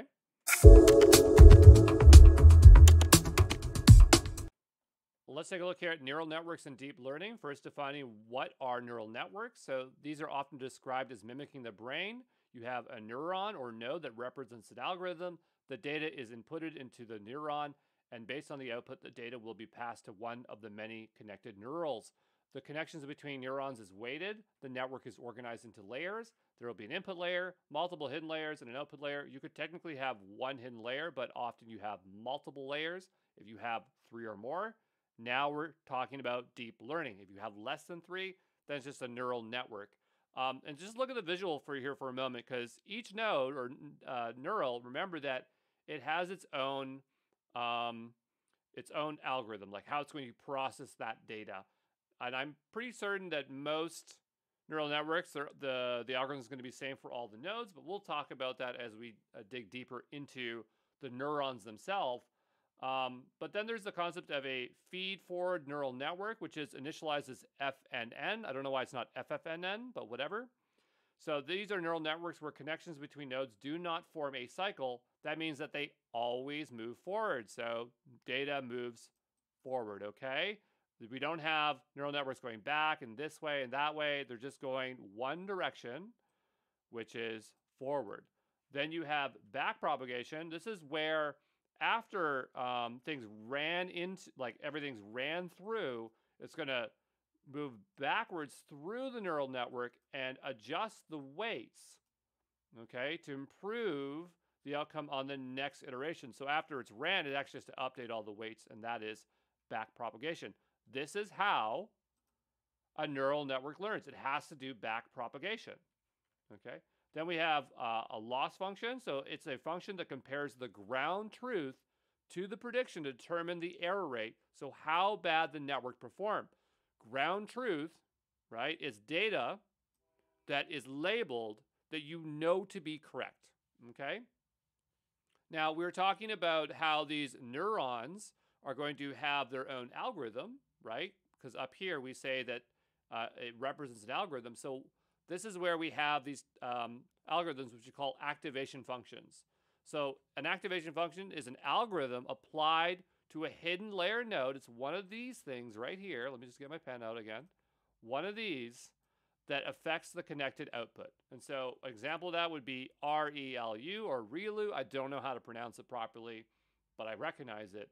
But we will be looking at activation functions when we look at neurons a bit soon here.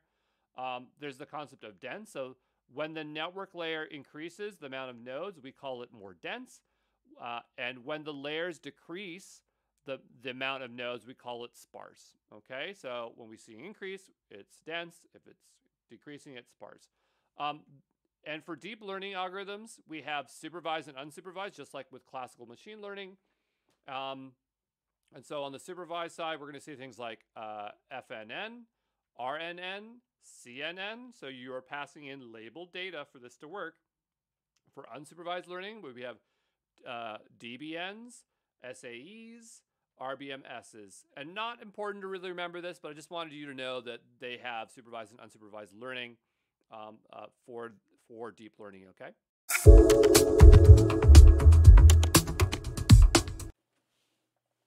Hey, this is Andrew Brown, and we are taking a look at BERT. So BERT stands for Bidirectional Encoder Representations from Transformers. And this was a model that was released in 2018 by Google researchers. And you can find the models on Hugging Face for the account organization Google BERT. But the easy way to think of BERT, or this is the easiest way that I like to understand it, is that there's that transformer architecture that we saw from Attention is All You Need. If you were to just take the encoder and then feed it into itself multiple times, you would get BERT. And at least that's how I understand it to be. And so BERT is bidirectional, meaning that it can read text both left to right and right to left to understand the context of text. So it really does understand the context of words and where they are in sentences. BERT is pre-trained on the following tasks. So it uses mass language model. And so that kind of task is where you provide, let's say, a sentence, and then you have like fill in the blanks. So they say that they mass tokens for sentence input, but I would describe it as it's filling in the blanks for sentences. The other part of it is it does next sentence prediction. So this is where you provide two sentences, A and B. And so the idea is that BERT will predict if B would follow A. So by being trained on these two things, it provides it the ability to be aware, contextually aware of sentences and be very good at natural language processing. Now, the model itself in this state, you're not going to do anything with it. You need to then train it further for a specific task. And so this could be for name entity recognition, questioning and answering, sentence pair task, summarization, feature extraction, embeddings, and more. There's absolutely more things that you can do here. And BERT comes in many, many different sizes. So you have the base, which is 100 million parameters. You have large, which is 240 parameters. You have tiny, which is 4 million parameters. And there's like 24 or so other additional models. If you go to Wikipedia, it tells you how much data it was trained on. It was something like 800 million somethings. And it was like the corpus text was from the Toronto Library and the Wikipedia English. So this is primarily trained on English. I'm sure there are multilingual variants if we were to go over to Hugging Face. And there are many BERT variants that try to be better or solve other things with BERT, which is fine. And while BERT is an older model, it is still used, and it's ubiquitous baseline in natural language processing. So when I say that, I mean like they use it as a baseline or against other things, because it's just so good that it's not going away anytime soon. Here's an example of using BERT. So I can just get my pen tool out here so we can get a little bit closer here. But the idea here is that here we're using Transformers, which is a Hugging Face library, and we are loading in the sentiment analysis pipeline. And what's that going to do is that's going to download the BERT-based uncase model that is specifically trained for sentiment analysis. Now, I said earlier that BERT, in its pre-trained state, you wouldn't use it for anything, right? You need to train it further for those tasks. And so it doesn't look like it, but it is actually pulling a very specifically trained one on this size of model.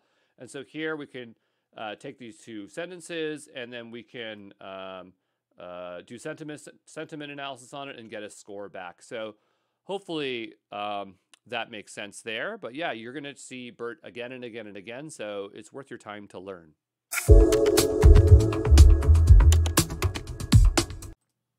All right, so in this video, I want to see if we can get some hands-on experience with BERT. So BERT is the bidirectional encoder representation from Transformers by the researchers at Google. And so I think that we can use this to create embeddings, and that is one use case for it. I don't know if BERT actually has anything to do with it, but it's kind of fun seeing BERT there. Since this is a Google researcher thing, I think that maybe we might want to try to utilize either Google Colab. I wouldn't mind also popping into Vertex AI and seeing where we could run it there. But let's go ahead and try it with Google Colab first. I am not experienced with BERT at all, but I'm sure we can stumble through it together and see if we can figure it out. So I'm going to go ahead and make a new notebook.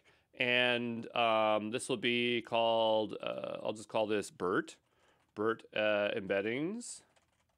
Simple. And so all I want to do is figure out a simple way to do that. Now, there is an option here to start generating code with Gemini. So I'm going to go ahead and choose that and say, you know, I want to implement a simple embeddings example using BERT.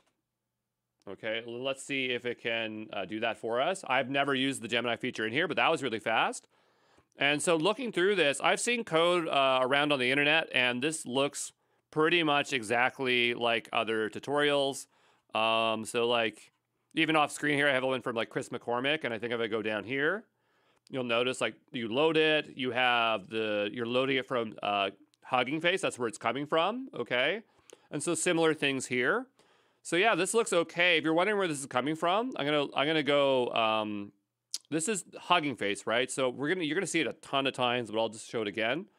So I'm gonna type in this Transformers Hugging Face, and so this is pretty much what we're looking at right here when we're utilizing it. So I think this is built into These are models that are easily accessible within Hugging Face that are so commonly used that they're just kind of plugged into here. Sorry, I just was trying to grab the link and put it in the slides for folks later here. I think what's interesting is they have a BERT Japanese. So since I'm learning Japanese language learning, I'm kind of interested in this one. And so this looks similar. It might be a variant of it for embeddings. We might try it for fun. Not that there's anything super exciting about it, but let's go open this one and see if this is actually the example that we have here. Because they might have a simple example here of utilizing it. So here's BERT based on case, which is probably the most basic one that we can utilize. No direct example. Oh, down here we have one kind of, but I think this might be fine. So let's go ahead and take a look here. So we have BERT tokenizer BERT model from Hugging Face. We're loading the pre-trained model called BERT based uncased. And I keep saying that anytime there's models on Hugging Face, you can look them up, right? Put them in here and we can find them, right? So if we wanted to learn a bit more about this one, we can read about it. Pre-trained model on the English language using a mass language modeling, MLM objective. So here we can read about it, and it looks like there are some variants of models that we could swap in here, and then we have some code here as well. Okay, so nothing crazy. I'm also just kind of curious for deployment. I was just trying to see if there was like a one-click to Google Colab, but there's not. That's totally fine. Let's go back over to here. And so here we have tokenizer, okay, and then we're loading the models of the weight. So loading pre-trained model tokenizer, so the vocabulary, then loading the weights, okay. Then we have our text that we want to tokenize, which we're basically, we're going to tokenize. So we're using our tokenizer. And then here, compute token embeddings. Yeah, I'm not exactly sure exactly what it is, but I'd say this is fine. So we'll accept this.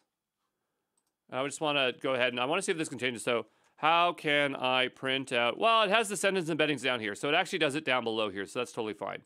Okay, so I wasn't 100% certain. But let's go ahead and see if we can run this. Okay, so we'll just give that a moment. And does it work? Well, it's going. Normally I'd break this up into separate lines, but since we have this big blob here, I just wanted to see what results we would get. So I'll just wait for it to finish. All right, so it has completed. And so we're getting back all the embeddings. You can see there is a lot of stuff in here. So I would just be curious to see how we would run this on Google Cloud, specifically in Vertex AI, if they have a similar environment. I mean, fine, obviously Google Colab is fine, but I'm just trying to get us exposure to more toolings as much as we can. So I'm going to go back over to here. Actually, maybe to the BERT Japanese to me is kind of interesting. So I might try to run this separately as well. So let's see if we can run that. So I'm going to go ahead and just grab this code here. And by the way, I'm just going to grab the link here and put in the notes so later on we can reference them. But yeah, let's go ahead and see if we can utilize this one. So this one has auto model, auto tokenizer. So we go back over here. And it's a little bit different. Yeah, it's a little bit different. I'm not sure why it is. But maybe because it's a more generic model, it doesn't use BERT and uses the auto model. I couldn't say for certain. But I'm going to go ahead and add a new block here. And we already have torch should already be included above. I think it is, right? If we go back to the top here. I want to clear out this this box. This one's annoying. There we go. Yeah, we already have that imported. So I'm going to go ahead and bring this one in. And then we'll grab these ones. Okay, we'll bring them down. And then we will bring in our Japanese line here. What does it say? Let me see here. That looks like neko des arimasu. That looks like a neko. That looks like a cat to me. I'm not sure about the rest. Let's go find out. That's the only symbol I recognize. I am a cat. Okay. Waga haihan neko daru. That's a fancy way of saying it. 我が輩は猫である。 Okay, I would say it a much simpler way, but my Japanese isn't that advanced. We'll go ahead and grab the next line here. And we'll go to our next line here. And then we will grab its outputs. Examples of using the model character tokenization. Well, hold on. So this is an example of using a model with Mebcat and WordPiece tokenization. Okay, so up to this point, that's fine. I don't think I care about the rest here. Let's go ahead and see if we can run this. Again, I'm not saying I understand all this stuff. I'm just saying, like, you can see how easy it is to grab the code and get out values. But again, we need to really consult an expert, and so I might pull in an expert here to have better context other than just starting to work with these things. Okay, so we have a model error. So do you install Fugashi to use that? Okay.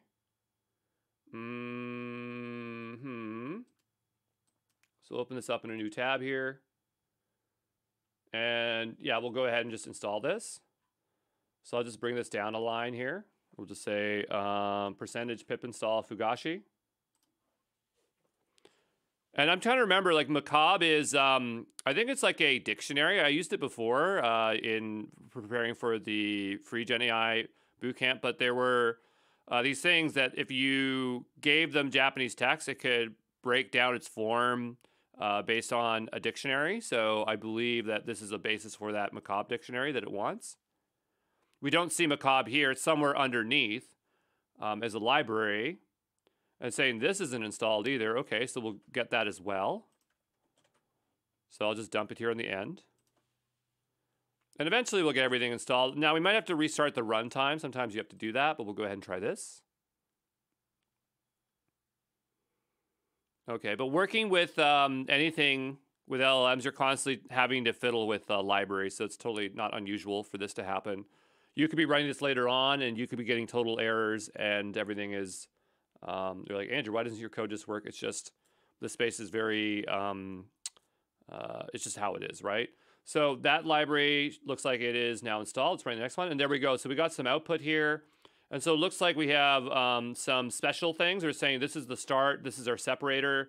So these are specific indicators. And then maybe, I guess it's identifying this as the section of the sentence. So again, don't fully understand it.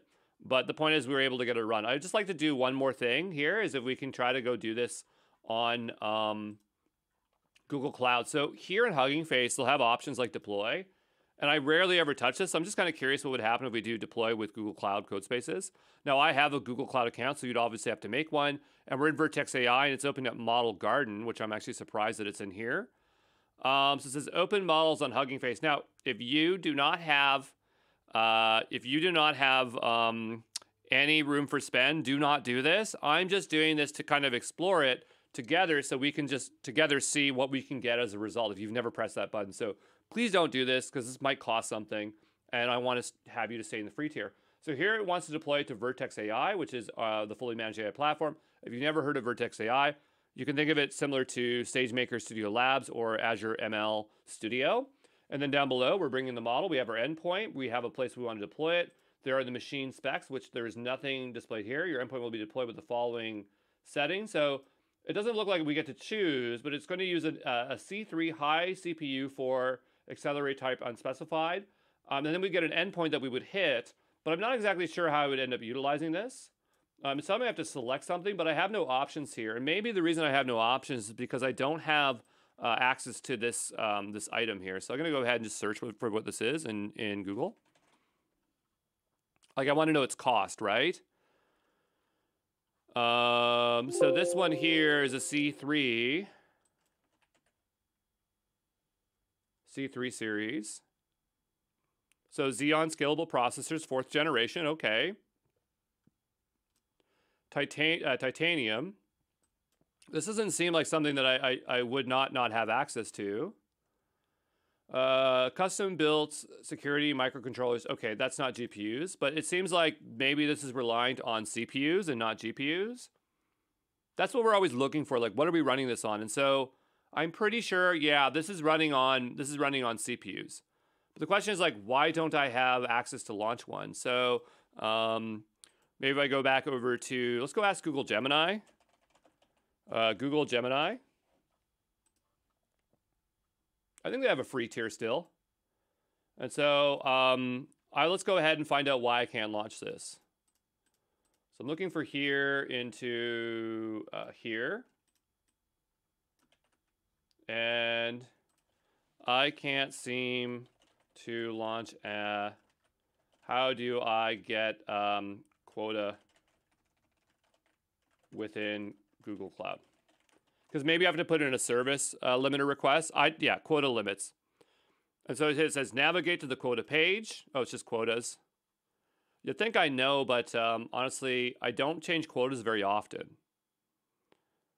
Right. Oh, by the way, this launched me into an existing project. You may have to create a project before even doing any of this, but I'm going to go here first.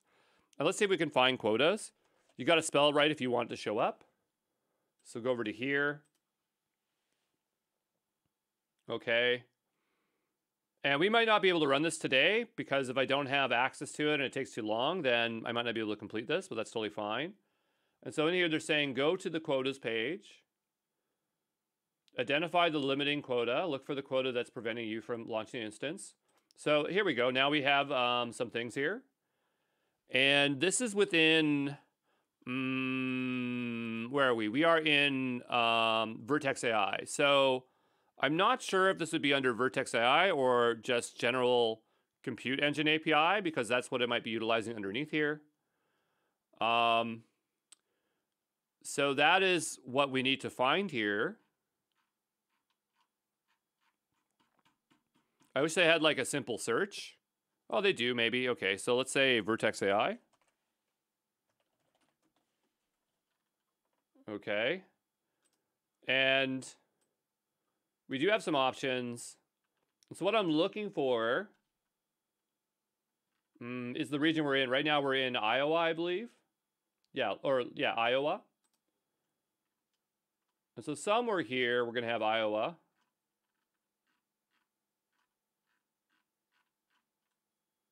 Actually, what region is Iowa? US Central 1. Okay, so we're looking for US Central 1. US Central 1, so that would be this one here. But it says 5.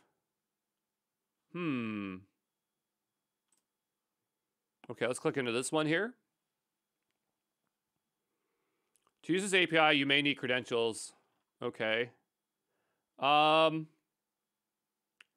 mean, I don't want credentials per se. I just want to be able to launch this here.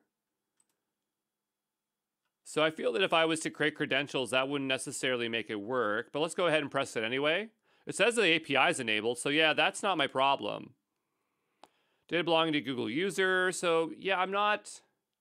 Okay, let's go take a look here. So look for quota that's preventing you from launching instances such as vCPUs. Compare the current usage. Use the request quota increase button on the quota page. Provide details for information. Yeah, I'm not sure. Let's go back over to here. To here, and let's just back out for a second. And back one more time, back one more time, back one more time. Another thing I might want to try is just typing in C3, because that's the type of compute we're looking for, right? C3 CPUs. And it says unlimited and value 8, so we definitely have access to these. Why there's 2, I don't know. But let's just open this one here and then open that one here. I just want to see if something's not enabled. No, this is enabled as well. This is enabled as well. Oh my goodness. Let's go back over to here. And I'm just going to figure it out. I'll be back in just a moment, okay? You know, another thought I have is like, do I have to create a machine spec before this? And maybe it's because there's no item because I didn't create one. And that's kind of like what I'm thinking now. So I'm going to go ahead and just open up a new tab, because I don't think we have a service limit issue here. Maybe we just have to create a machine spec. I'm not exactly sure where we would create that. But let's go over and... Oh, I don't want to launch Flux. Let's go into like Llama 3.12, but these are ones that we can easily deploy. Yeah, now see that we're seeing machine specs, right? And we didn't specify machine specs. I'm not sure why your quota limit for the NVIDIA 4 C Central 2 is 0 usage. So it could be... maybe it's just where we're launching it. Let's go see if we switch to another region, like Montreal. Nothing. Toronto. Nothing. This is really odd. Okay, so what I'm going to do, I'm just going to ignore this for a second. And I'm just going to go back to the model garden here. And let's see if we can find BERT this way. So I can just type in BERT. Okay, because we're just looking for generic BERT. Fine-tune, deploy BERT. I don't want to fine-tune it. I just want to use it. Neural network-based technique for natural language processing. Again, I don't want to train it per se, but we will click into this one. And again, that's trying to fine-tune it. But maybe that's what it wants to do when it launches it. What if we click fine-tune? What do we get? I just want to see if we get that window that we have. No, this is not what we want at all. Because we just want to launch it. We just want to launch a pre-made model. That's all we want to do. We don't want to create a pipeline here today. So that's not exactly what I was hoping for. But clearly, there is some way to deploy it, but it's not showing up here today. Let me just try this one more time. Worst case, we could just go somewhere else like Amazon SageMaker. I just really wanted to do it here. But yeah, we just don't have any machine specs. Odd. So let's go back over. Anyway, I'm going to try to check service quotas one more time, but if I can't figure it out, we'll just roll back on this, okay? So one thing I just wanted to do was a sanity check, and I made my way over to Google Compute Engine, and I can see C3 right here, and I can select it, and there doesn't seem to be any restrictions for me launching it. Remember I said earlier it can get expensive? Well, 20 cents for me is not that bad, but I just don't understand why I can't select it, but that's totally fine. So I don't think we're going to be able to launch it there with Google Gemini here today. So that one is a bust. That doesn't mean we won't use Vertex later on, but maybe we could deploy this over to SageMaker. Now, I know SageMaker really, really well. Azure ML, I'm all right with it. And so here's another example. And so SageMaker sometimes has jump starts, like what they're already pre-made, but it doesn't look like it has much here. It just looks like it has some code. So here it kind of looks similar, but notice that it's bringing in Boto 3 and SageMaker. So it has a SageMaker variant of the Hugging Face model that we can utilize. Okay. So, I mean, this is fine. But this is not doing the embeddings per se. So, I don't know. I was kind of curious what happens if I click this. Oh, so this is the AWS Infer. Okay, so it's just slightly different code. So this is just if you wanted to run it on AWS's AI accelerators or trainers, the code would be a little bit different. But yeah, there's no jumpstart. I'm not sure why they mean CloudFormation. I guess they just mean that they'll have a CloudFormation example. So that's kind of a bust. Let's go take a look at Azure ML. And here they say create a workspace, discover and deploy models via there. And yeah, their examples aren't any better. So sometimes this stuff is good, sometimes it's not. And, you know, that's just what it is. Now, we could still run this on any of those platforms, but I just wanted a one-click solution. So, you know, I think we're done here for BERT, but this exploration is fine. You can just see how sometimes these conveniences look like conveniences, but they're not, okay? Anyway, I will see you in the next one, okay? Ciao.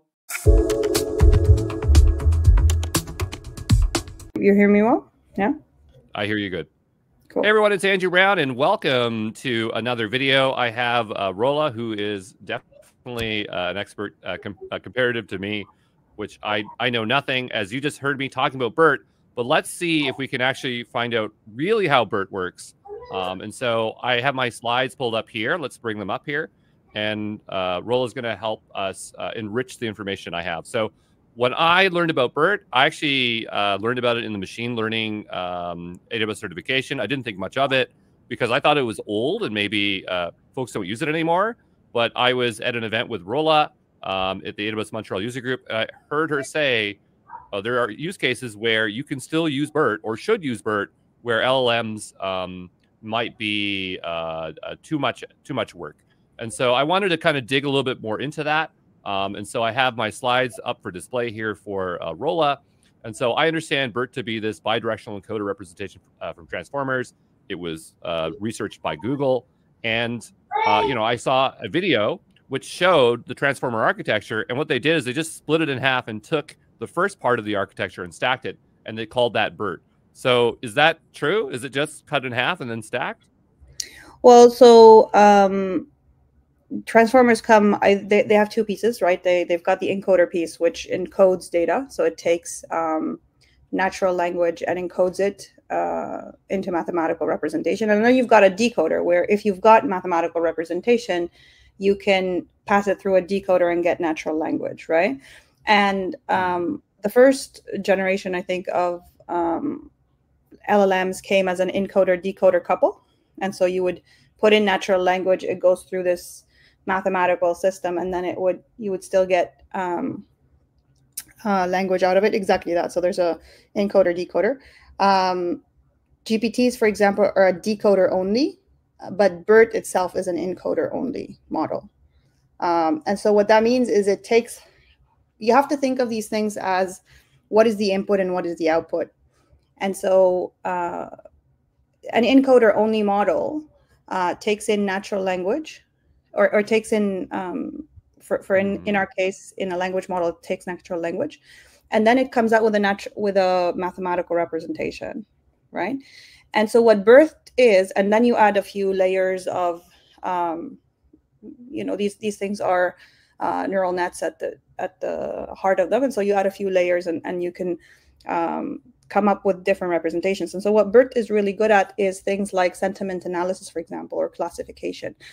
So you think of it as input is text, a lot of text, and output is less text. So either a word or a sentiment, a classification, something like that. Does that make sense? Yeah, and one thing that I think I got from that as well is that you were saying that BERT, if we go back here to the architectural diagram, and I just want to confirm if this is what I understood. I'm trying to get one of these images a little bit larger here. It's a little bit hard today. I'm not sure why it's making it hard for me, but I want to go back to that transformer architecture.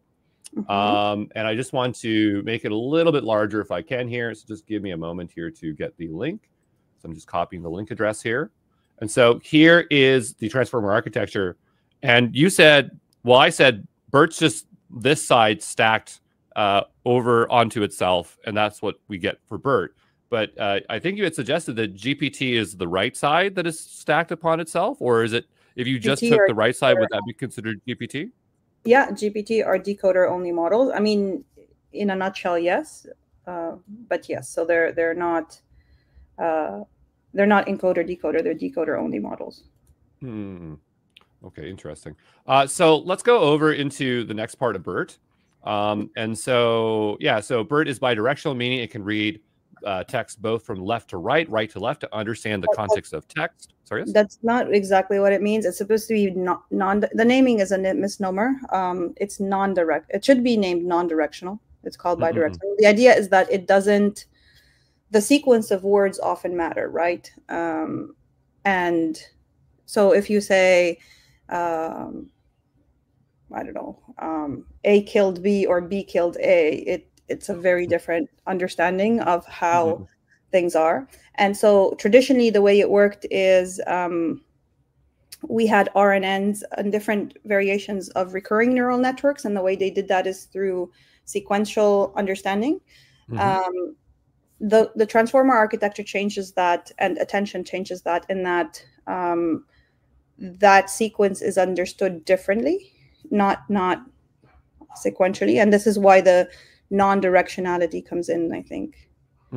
Okay. So, all right. So that makes sense. So it takes in all of the data at once. It doesn't read right to left nor right left to right. It just takes in all the data. But internally, it works in a mechanism where it is not reading through a sequence. It's really the attention mechanism make it so that it can highlight certain words in association to others. Okay. So have you ever seen the movie? It's a comic book movie. Have you heard of Dr. Manhattan? Have you ever heard of Dr. Manhattan? So Dr. Manhattan is he's all knowing.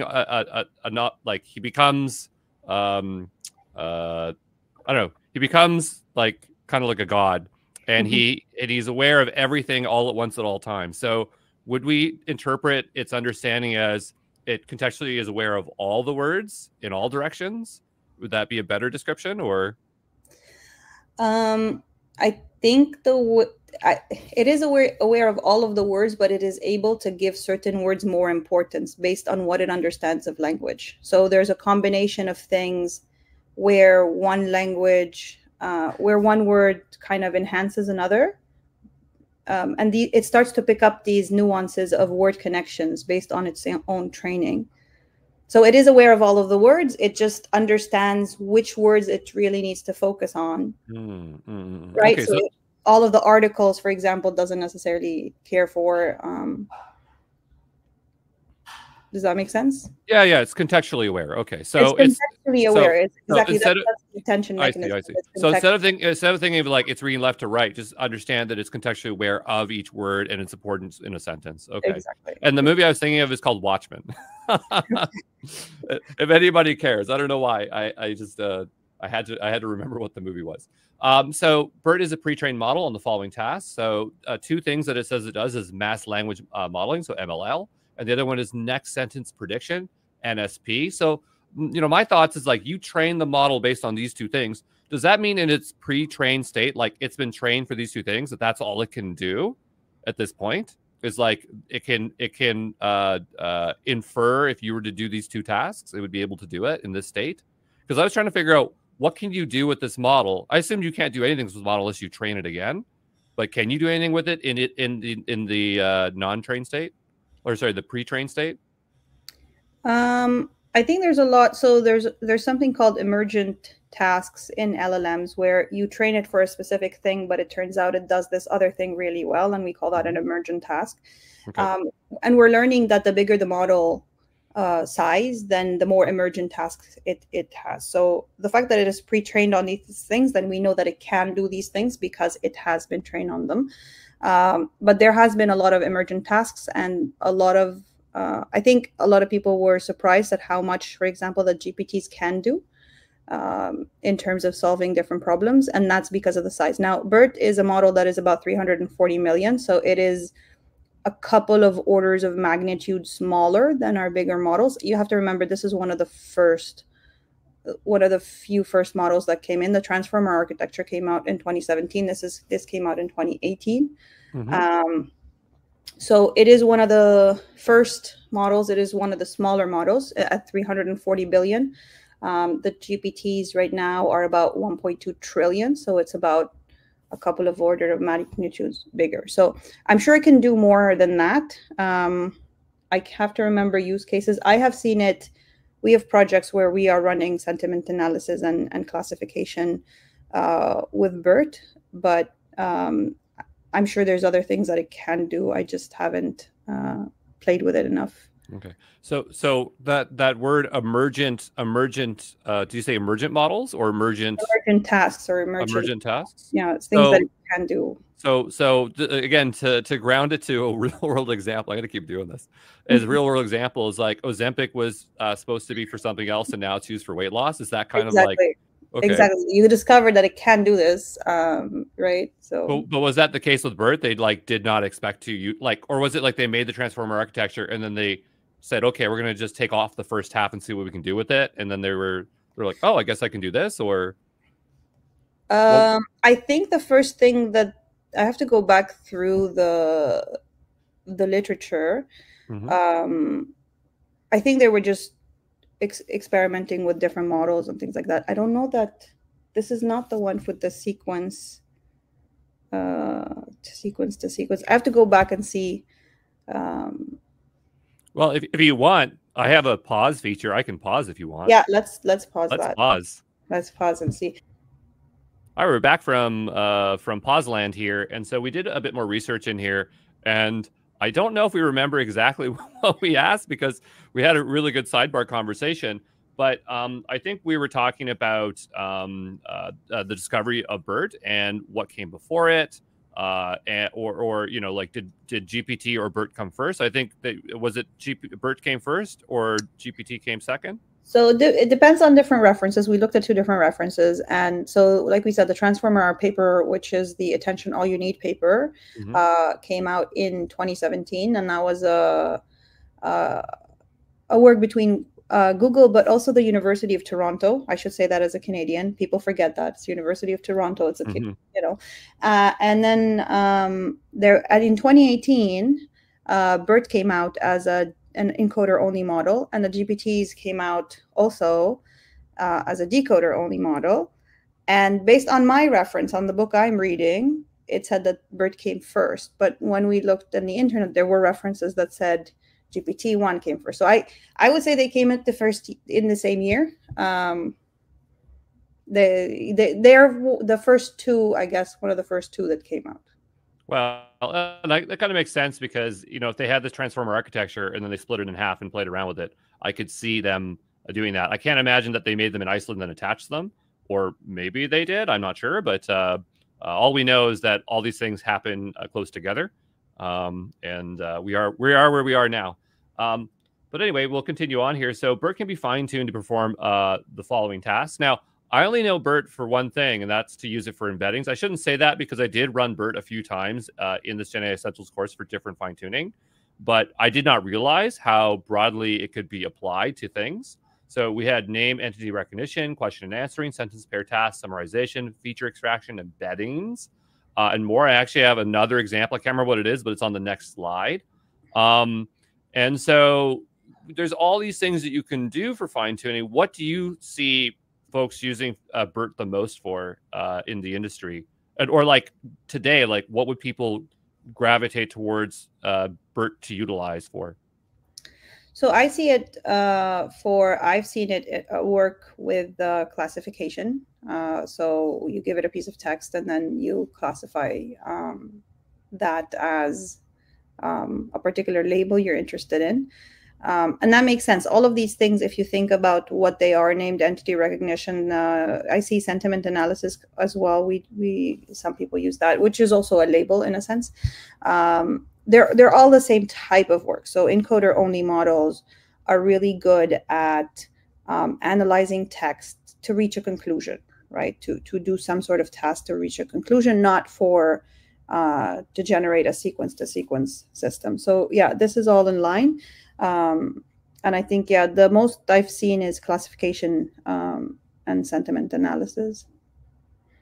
Okay, so classification, sentiment analysis, that's good because those are the 2 main, embeddings, and then the other 2, as you mentioned, were the ones that I were utilizing it for.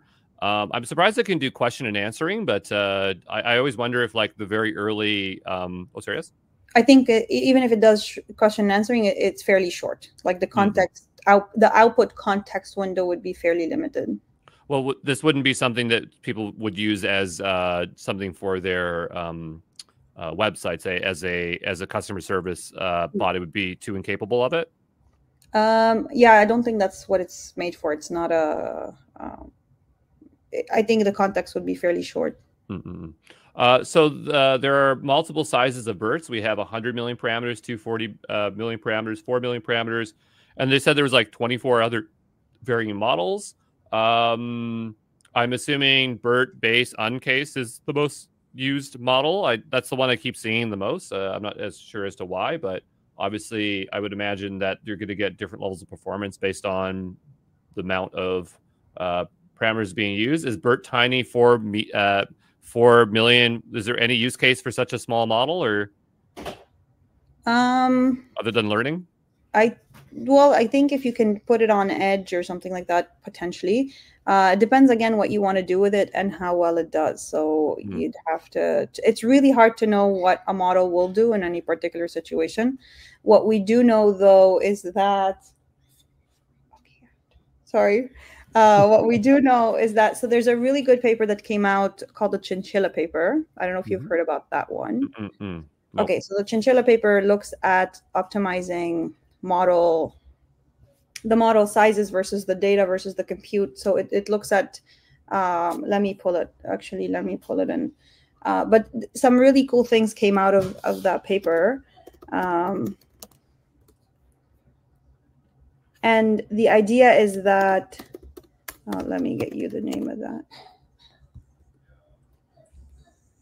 And so it really looked at the relationship between the model size, the data set size, the compute resources required. And what it came out with it realized that obviously the bigger the model, the more information it can understand, the better, the more things it can do.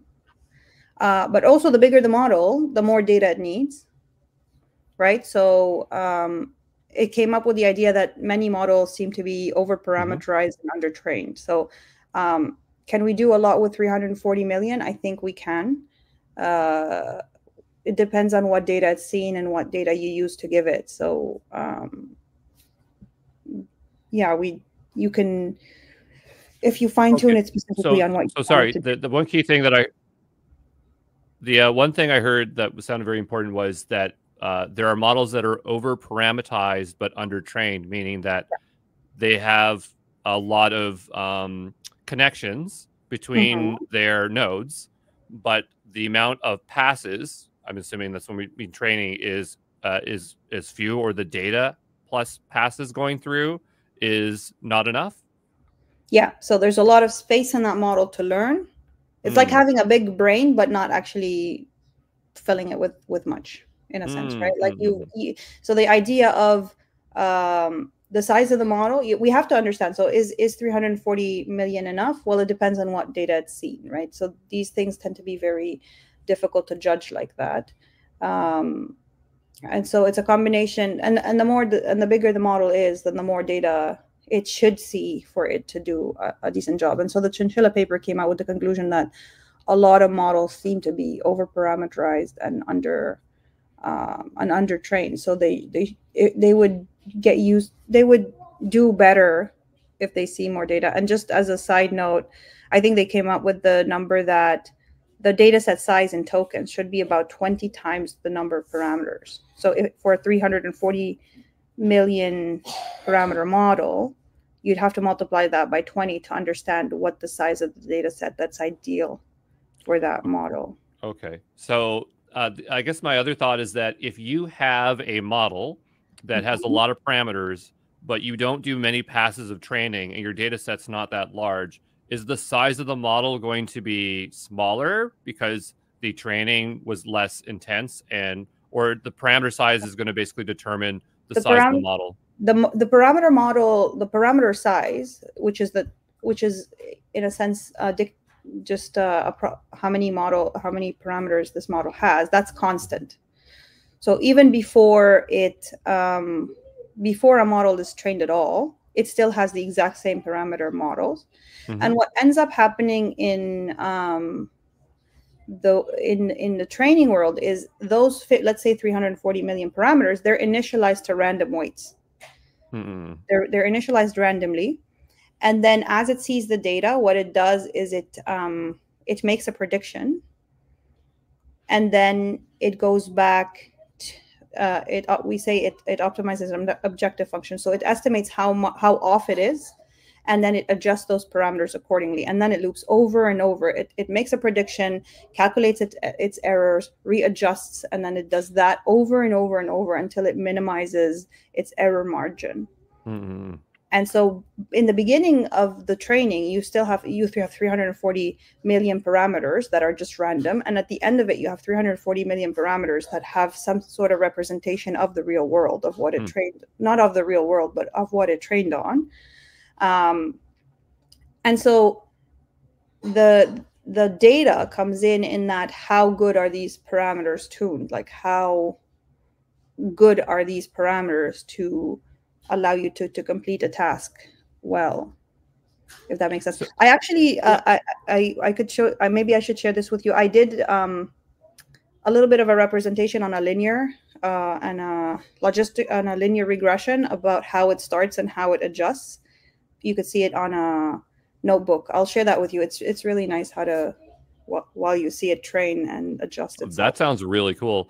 One thing I was trying to figure out was that, or for folks that might think is a larger model in file size mean that it's more trained or more intelligent? But what I'm hearing is that the size of the model is based on the amount of parameters, because that's the amount of data it's being held within the model weights. And so all you're doing is adjusting those weights. So you're not going to they're just numbers, right? So it's not going to be bigger or smaller. I mean, there might obviously be some flux to some degree, but it's not going to be, if you did, 10 times more trained, it's going to be 10 times larger. It's really the parameter size that's going to determine its end size.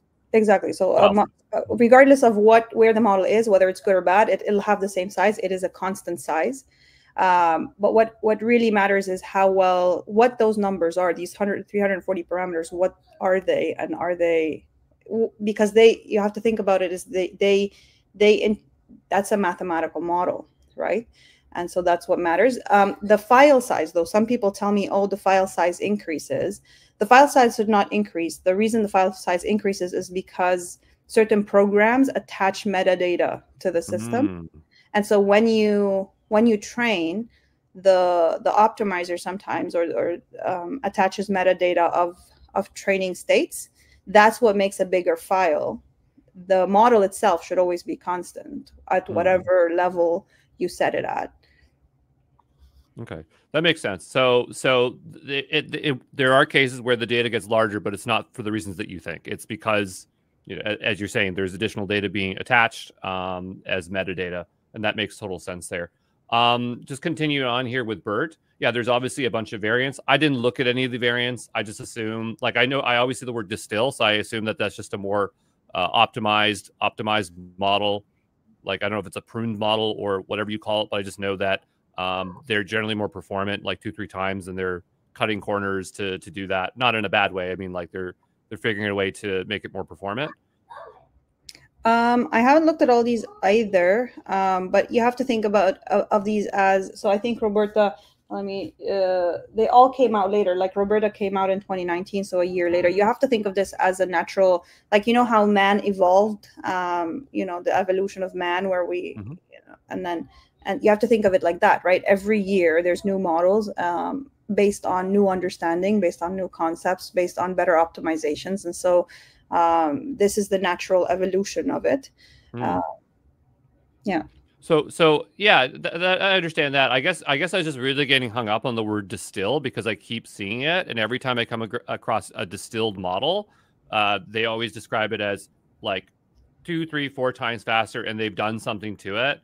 Whereas again, I'm not sure it's pruning or they're doing some kind of optimization to the model to make it more proficient. For instance, Whisper has distilled Whisper, and I just keep seeing the term distill. So I guess my real question is, when you see these terms like distill, do you know what that means? Or it's just that they're just putting that name there and it's suggesting that, is there a rhyme and reason to the naming across models, or there's no convention and people can attach whatever they want? Sometimes I see models that have Omni in front of it, and are they just putting Omni in front of everything when they decide that they think Omni sounds cool? Or yeah, I think these are researchers in labs, right, or people in different companies, and there's no real naming convention, and so they can realistically name things the way they want. We just talked about how really bidirectional is somewhat a misnomer. It should be non-directional, but these, the namings, I don't attach too much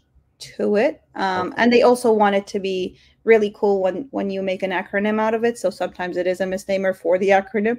But a distilled model, so there's a lot of ways that you can optimize a model.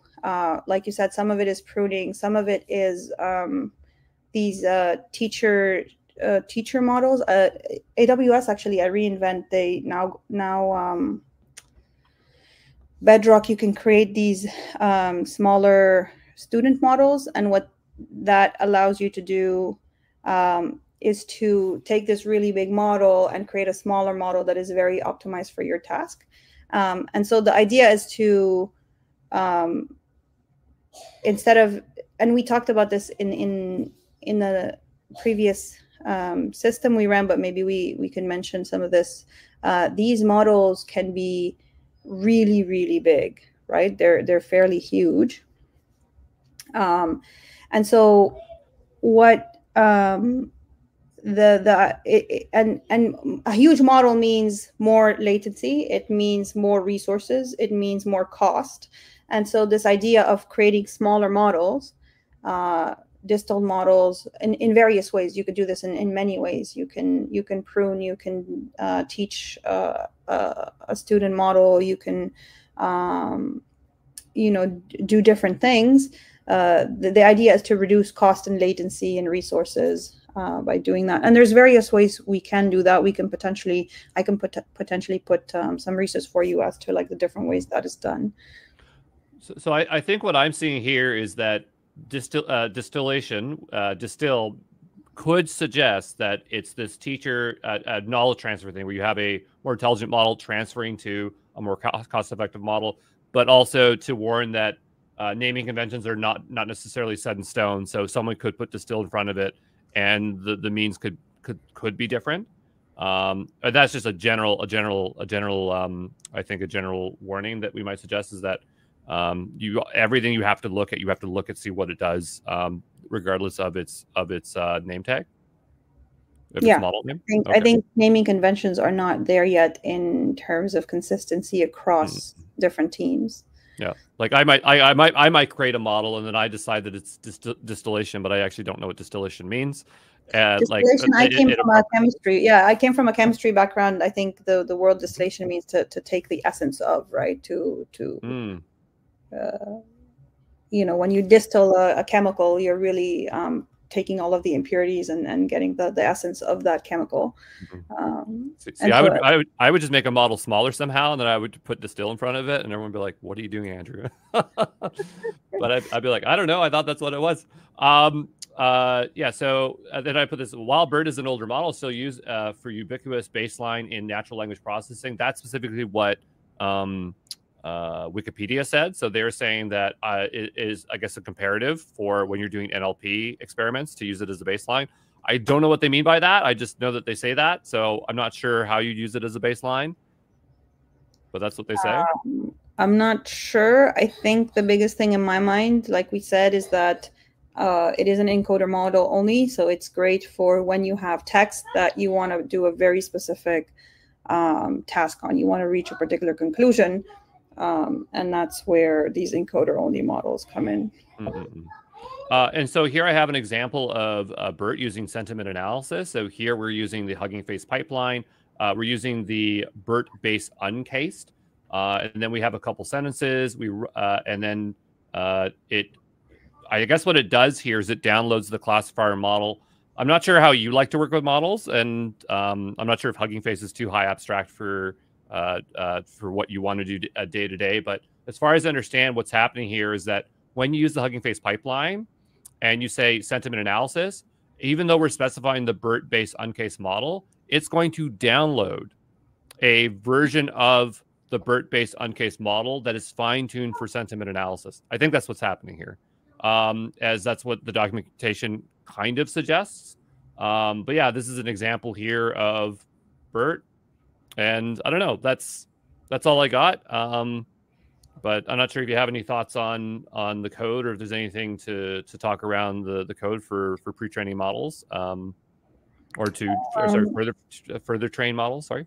Well, I mean, I think going back to the reInvent keynote from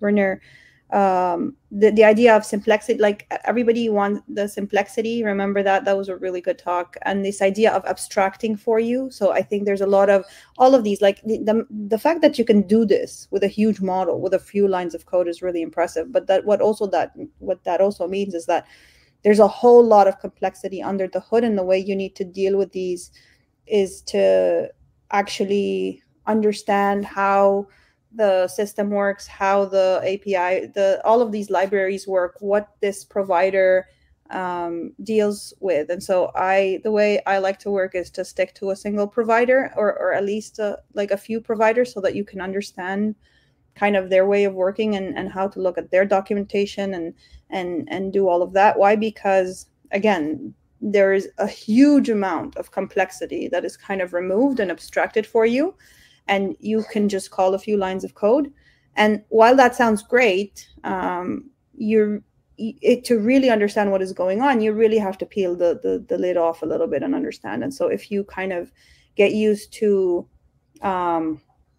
particular providers, then you can understand how their documentation work, where to find particular information, where to read particular things, if that makes sense. So that word complexity, it sounds like, it almost sounds like they're the opposite, but but the idea is like you have a complex system, but they simplify it for you, and so you understand these complex tools through this simple interface. So you are doing complex things, but things are abstracted away from you.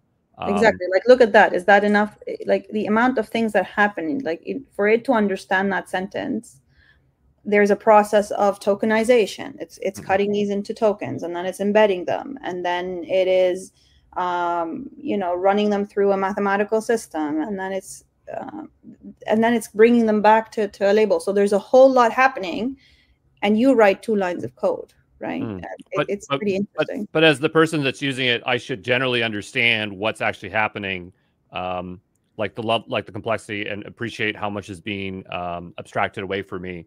Or the fact that there are cases where, yes, this is good in this use case, but you might have to go and do this more at a lower level. Like the same thing with high level abstract languages and lower level abstract languages, is that comes flexibility, or come more complexity will get more flexibility.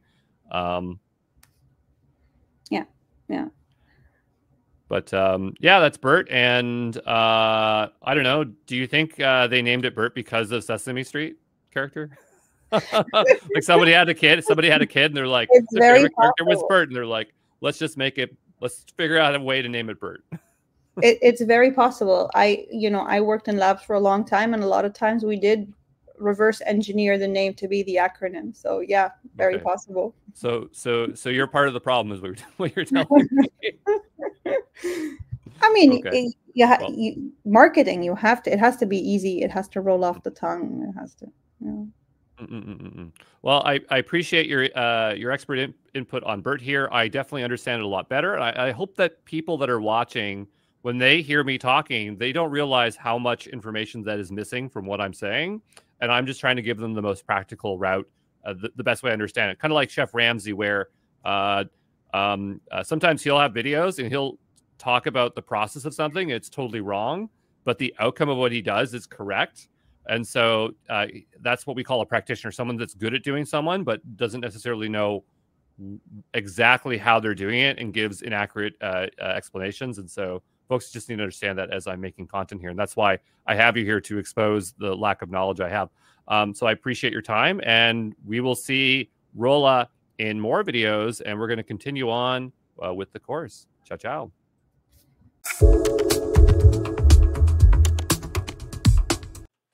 Let's take a look at sentence transformers, also known as SBERT. I imagine it stands for sentences BERT. Is built on top of BERT. It creates a single vector for an entire sentence. And when comparing similar sentences, this is much more performant than simply using BERT, which will look at every single word. These things are turning things into vectors. And so if every single word has to be a vector, that's going to add up very quickly. And so sentence transformers solves the limitations of BERT, specifically when you are dealing with full sentences, when you care about comparing sentences. If you are working with a workload that is on a token per token basis, that maybe BERT is better. So it's not that sentence transformers is better, it's just based on your use case. But here's an example of us using sentence transformers. And so here we're just importing sentence transformers. And I'm trying to get my pen tool out here. But what you'll see here is that we are pulling in a very specific pre-trained model. And I'm not exactly sure what all mini LM L6 version 2 does. If we went onto Hugging Face, we could read about it, or the documentation on sbert.net. But the idea is that we have these two sentences. We're going to encode them into embeddings, and then we'll be able to compare them. So sentence transformers is a really useful library because it allows us to do embeddings, semantic search, retrieve and re-rank, clustering, image search, and more. Sometimes you'll come across models and they expect you to use sentence transformers for the embeddings. So it's good to know when a model is actually using sentence transformers or not, okay? But there you go.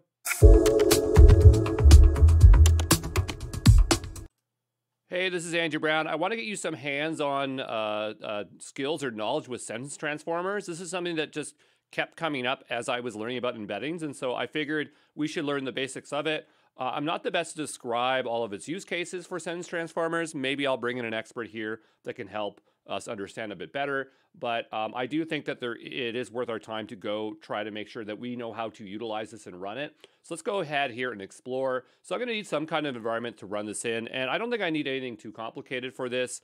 So I'm just trying to think about where we could run this. Maybe Google Colab might be something that we could use. So we'll go ahead and type in Google Colab. There's a lot of places where we can use notebooks. And today I'm going to go ahead and use this one here. So I'm going to go ahead and just sign in. So just give me a moment to sign into my account. Just a moment here. All right, so now I've logged in, and let's go ahead and create ourselves a new notebook. So in the left-hand corner, I'm going to go ahead and create a new notebook. And we'll just give that a moment. Now, if you have to create an account, I've already created one, so I honestly don't remember the setup for this, but I'm sure you'll be able to figure it out. And so here on the left-hand side, we have our coding space. And let's go ahead and see if we can get this to work. Before we do, let's just rename this to like sentence transformers basic. Okay. And then I'm going to go back over to here and let's give this a go. So the first thing we'll need is the sentence transformers. So I'm going to go ahead and import that. Now the thing is that I don't know what this environment already has in it. So it might already have some things pre-installed. And one way that we could check, because we're trying to import stuff here, I'm just trying to think here. There's a way for us to list things. I'm wondering if I go like pip, maybe it's pip show or pip list. Let's see if that works. I don't recall what the command is, but we'll just say like show all Python libraries installed. There's definitely a pip show command. It is pip list. Okay, so we'll go back over to here. And so right away, we're getting a large list. And so one thing I'm wondering is like, what do we have? If we go over to here, do we have sentence transformers? So I'm going to go and search for it. And so I don't see it in our list. We could also do this, this and see if we can get that exact version. But this might not be pre-installed, and that's totally fine if it's not. But it is, and so we have version 3.21, so that is interesting there. I'm going to go ahead and just continue on. I don't know what the latest version is, but sometimes you might want to check this. I'm going to go and type in sentence transformers. I'm going to assume this is on GitHub, which is over here by UKPL Labs. And if we drop down here, we can see tags, and we have 3.31 as the latest version. This one's on 3.21. Sometimes you might want to check what the difference is. I'll go over to releases here. Okay. And so we have some changes. Massive CPU changes, speed up with OpenVINO. That's really good. So yeah, the question is, should we use the latest one? I don't know. It really depends if this stuff will work on the current version. But I'm going to just give it a go. But notice here it says load a pre-trained sentence transformers model. So it looks like it's bringing that model in from somewhere. Since this is maintained by Hugging Face, I'm going to assume that this is something that is available here on Hugging Face. Let's go ahead and type that in. And so it's all the way over here. So here we have, this is a sentence transformer model. It maps sentences and paragraphs to a 384-dimensional dense vector space and can be used for tasks like clustering, semantic search. So it seems like, sentence transformers has a bunch of models that it can load or variants on its original model. But if we go over to here, I'm just curious, can we see more? Yeah, we have embedding models, parallel sentence data sets. So yeah, it looks like there is a bunch of variants under here of embedding models that we can utilize, but we'll stick with the default one here. I don't know enough about any of these to know, but it might be curious. Like law GPT sounds interesting. Sounds like it has something to do with like law data. But so far we are seeing that is Chinese text. Yeah, that's not Japanese. I don't see any Japanese text here, but yeah, I'm not sure what about this one, but I was just kind of curious. But anyway, so we're going to bring this one in here. Okay, and I'm going to go ahead and hit play. It says name sentence transformer is not defined. That's fair because we didn't bring in the definition. So we'll go back over to here. I'm going to go ahead and add a new code block, and we'll paste it into here. I'll hit run here. We'll give it a moment. Okay. And now it should be imported. Yeah, we'll just wait a moment. I'm not sure why it's struggling so much here, but oh, there we go. And so we'll go ahead and bring in this model. Now, I don't know how large this model is, but I'm pretty sure embedding models aren't as large as full large language models. So I think whatever compute we have here, it'll be fine. If we go up here to the top, we can see it says Python 3, Google Compute Engine backend. Does it tell us anything else? I don't know, but like, it's always good to know what kind of compute you have. And I always forget what CodeLab has. So CodeLab, Google Compute Free, what is it, right? Including GPUs, TPUs, but what does it provide? I'm not sure. And here they say, like, what exactly is the compute? And this is 2 years ago, so obviously probably out of date. So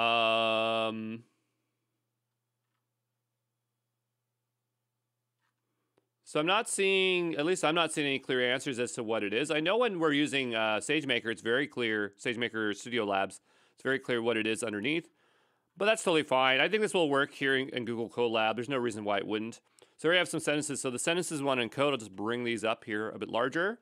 We'll go ahead and copy this text. We'll bring it on down. And I'm going to go ahead and paste this in here. And we'll go ahead and hit run. The next thing I want to do is I want to go ahead and bring in the actual calculations. I think this is, this encodes the sentence to embedding. So this will actually give us the embeddings. And so I think shape is us actually literally seeing the numbers. So we have 3 and 384. And this one is doing a comparison of embeddings. So I think this is comparing all other embeddings. So we have 3, so we have a grid of 9. So it's comparing, it's basically making a matrices of comparisons of them all.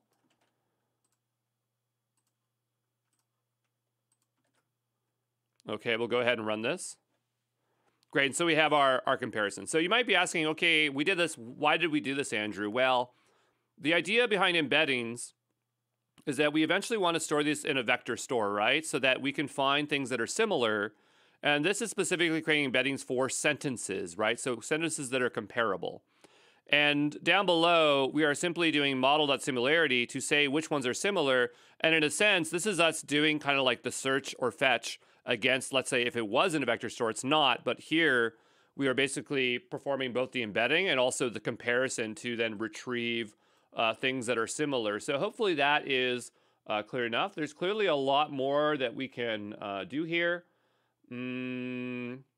But I think that this is sufficient. I just want you to get some exposure to sentence transformers. And you can see that it does a lot of things. So they say it can do computing embeddings, semantic textual similarity, semantic search, retrieve, re-rank, a lot of different stuff, okay? And then it talks about the pre-trained models down here, which I didn't really explore earlier, but you can see there are some that are here. But hopefully it's very clear. Sentence transformers is for creating embeddings specifically for sentences. And so this example is done. And I'm not sure if it's necessary to save. I'll just save that there. And yeah, we are 100% done here. And hopefully you learned a little bit about sentence transformers, okay?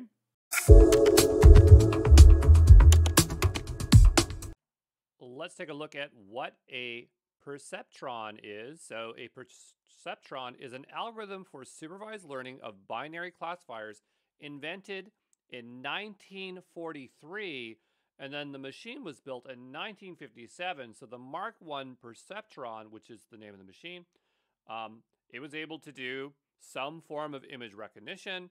What that would be, I don't know. I wasn't able to extrapolate that. But you can see all of the interconnected work, just kind of like the human brain would have, where you have these connections and layers. And so this is kind of where the idea of a neural network, came from. And the fact that it's so old just shows you that we've been doing ML longer than you think. But yeah, hopefully that lays the ground of the word perceptron, but we'll take a look now at a perceptron network.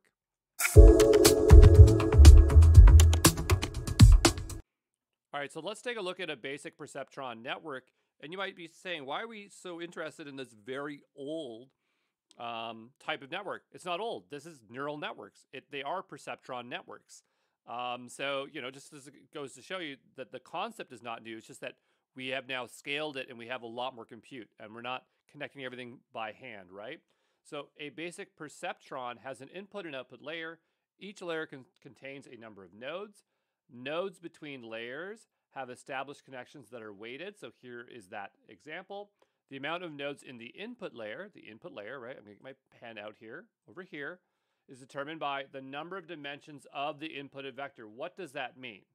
The number of dimensions of an inputted vector. So a vector, remember our graph, we're taking a dot and putting it somewhere. So if you had a graph or a vector space that had an X and a Y, then you have two inputs for the node, right? You'd have X and Y. And it doesn't have to be X and Y. It could be different kinds of values, but that's the point there, okay? So the input layer is just connection points, okay? This input layer, nothing that this layer does will modify the data, okay? It's just the starting point for it. So the amount of nodes in the output layer is determined by the application of the neural network. So if you have a yes and no classification, then you would only have one output node, because you just want to know, is it yes or is it no? Is it 0 or is it 1? So it would not matter if there was 1,000 input nodes, but if your classification is yes or no, you only need a single node for that, right? The output nodes and other layers can modify and compute new values based on the inputted data. Okay, and so data moving between nodes are multiplied by the weights, right? So that is what a weight does. It affects the strength or the weakness of the number of what you want to adjust it for. The weights will be modified during the training process to produce a better outcome. So hopefully that is clear. But the only thing that you don't see here is those hidden layers, those additional layers.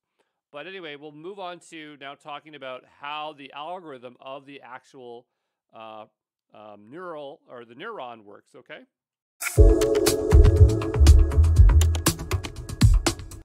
Let's take a look at activation functions. So when data arrives to a node that can perform a computation, all arriving inputted data is summed, and then an activation function is triggered. So the idea here is you have, let's say you have two nodes, and you have connections to the output node. Notice that it's summing. That is the mathematical symbol for a sum, and then we have a mathematical symbol for a function, right? So it's going to sum it and then trigger the activation function. So the activation function acts as a gate between nodes and determines whether output will proceed to the next layer. The activation function will determine if a node is active or inactive based on its own output, which could be a range between 0 to 1 to -1 to 0. And there's all sorts of activation functions you can put in here. And this is not the full list. And depending on if you're watching a beginner, like, because I'm going to have this video in more than one course. So if you're in a beginner course, we will not show you the types of activation functions, like literally how they work. But in a more advanced ML1, we will, because you will want to know them there. So just understand that, if you don't see exactly what these look like, it doesn't matter right now, okay? So we have linear activation functions. So it can't do backpropagation. That's what linear activation functions can't do. So here it just passes along the data. Then we have non-linear activation functions. So can do backpropagation, can stack and have many layers. Here we have binary steps. So if greater than threshold, then activate. We have sigmoid, used in binary classification, susceptible to the vanishing gradient problem. These are things, again, if you are doing real ML with me here, then we will talk about them. If you don't see it in the course, it's because I'm trying to make things easy on you, okay? We have TAN-H, or TAN-H, I'm not sure how to pronounce it. This is a modified scaled version of sigmoid, still susceptible to the vanishing gradient problem, which is something we really want to avoid. ReLU, again, I don't know how to say it properly. Mostly, and we're missing an L there. Nobody tell me that, okay? Mostly commonly used activation function will treat any negative value as a 0. We have leaky ReLU. This counters the dying ReLU problem with a small slope of negative values. Parameterized ReLU, so type of leaky ReLU, where the negative slope is fixed at 0.01x, exponential linear unit, similar to ReLU, no dying ReLU problem, saturates negative large numbers. We have Swish. This is an alternative to the ReLU by the Google Brain team. Max out, used in a max out layer. Choose the output to be the max of inputs. Soft max. This is something you'll see a lot if you're looking at architectural diagrams. Like if you look at the transformer architecture, look for the word softmax. You'll always see these near the outputs. Converts the outputs of probabilities for the multiple classifications. So yeah, I might cover these or we might not based on that course. But anyway, that is the activation functions, okay? All right, so we're taking a look at activation functions, the first being the linear activation function. It is also known as the identity function. It's a straight line, as you can tell here. The model's not really learning. It does not improve upon the error term. It cannot perform backpropagation. It cannot stack layers. Only ever has one layer. This means your model will behave if it's linear, so no longer handle complex nonlinear data. The range is that it's unbound, so it's infinite. It's derivative 1. What you put in is what you get out. So, why would you want to use this? I think that it's used for inputs because, if you're just passing something along, then that's totally fine there. But if you had multiple hidden layers with this, it's not going to be very useful. But there you go.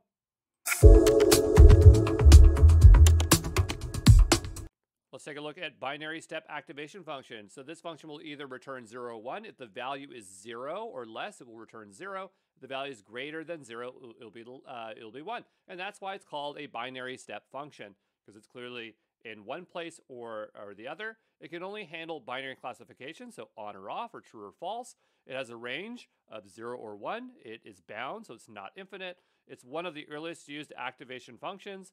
Not used much today, but when we were looking at that example of like producing a yes or no, you could see that this would be the activation function on the output function, right? Because that'd be very clear, but you can see this is very, very simplistic, okay?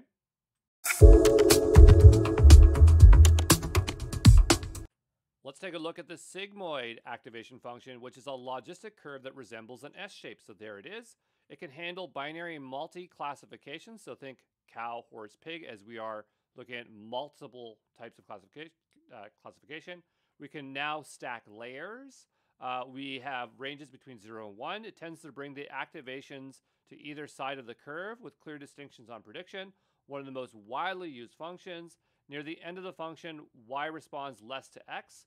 So this causes the vanishing gradient. What we're talking about, we say vanishing gradient, like look at this. It just goes and it vanishes into the gradient. That's what it's talking about. The network refuses to learn further or is distractingly slow. So if values are over here, then you're going to run into some trouble. So sigmoid is analog, meaning almost all neurons will fire, be active. Activation will be both dense and slowly and costly. So think about that binary step, because if it's binary step, it's either on or off. Because remember that the purpose of it is that if it's 0, it's not going to pass data along. If it's 1, it is. So because it could technically be 0, but like even if it's here, it's a little bit on, right? It's always on, or it's like really on, or it's teeny tiny on, right? So there you go.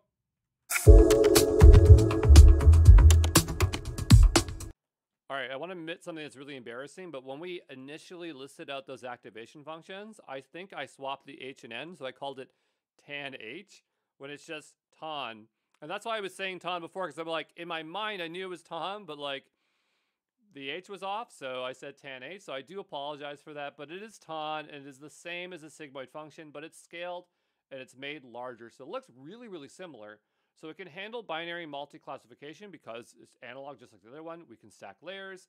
We have ranges between -1 and 1. The gradient is stronger, so it has a steeper curve. It still has a vanishing gradient problem like the sigmoid. But versus ton and sigmoid is based on your use case. So ton can assist to avoid bias in gradients. Ton can outperform sigmoid. So, it depends if you need to do it or not, right?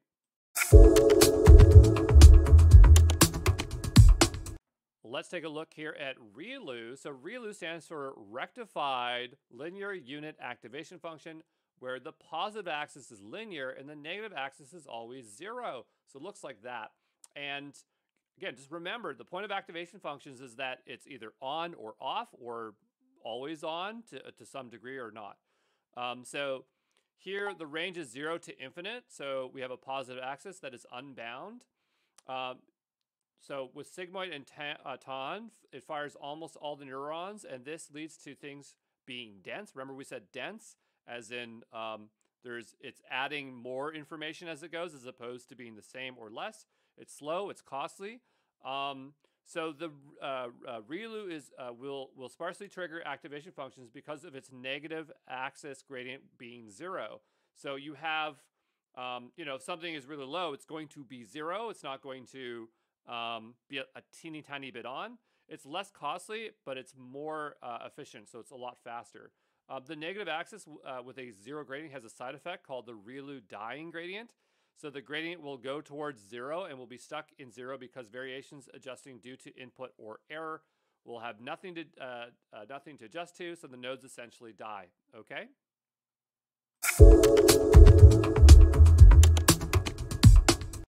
Let's take a look at leaky ReLU activation function. So leaky rectified linear unit activation function is where the positive axis is linear and the negative axis has a gentle gradient closer to 0. Do you notice that every time we look at one of these, it's trying to solve a problem and try to be better? So hopefully you're seeing that as we go through these activation functions. So it's similar to the ReLU, but it reduces the effects of the ReLU dying gradient. It's leaky because the negative axis leaks, which causes some nodes not to die. We have also parameterized ReLU, which is leaky ReLU, where the negative slope is negative 0.1. We have ReLU 6, where we have ReLU where the positive axis has an upper limit, so it's not infinite. So the idea here, it's bound to a max value, okay?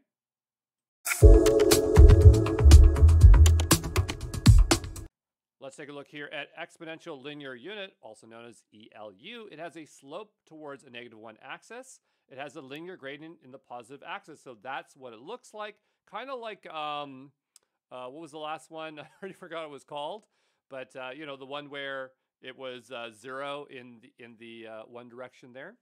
But anyway, so something between ReLU and leaky ReLU. So ELU slopes towards the -1 negative value. It pushes the mean of the activation closer to 0, meaning activation closer to 0 causes faster learning and convergence. ELU avoids the dying ELU problem. It saturates for larger negative numbers. So everything is a trade-off with these things, okay? Let's take a look at the swish activation function. So it has a slope that dips and eases out to 0 in the negative axis. It has a linear gradient in the positive axis. So kind of looks similar, but like a little bit different. Swish was proposed by the Google Brain team as a replacement for ReLU. It's called swish because of its swishing dip. It looks similar to ReLU, but it's a smooth function. It never abruptly changes direction. It is non-monotonic, so it does not remain stable. Similar to ReLU, we'll have sparsity. Very negative values will zero out. There are other variants in the swish family. So we have mish, hard swish, and hard mish.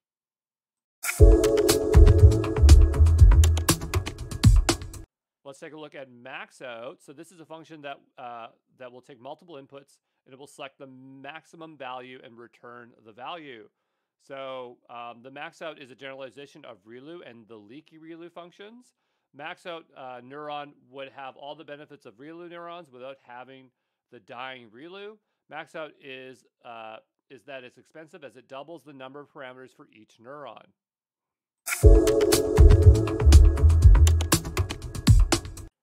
Here's our last one, the softmax activation function. This is it will calculate the probabilities of each class over all possible classes.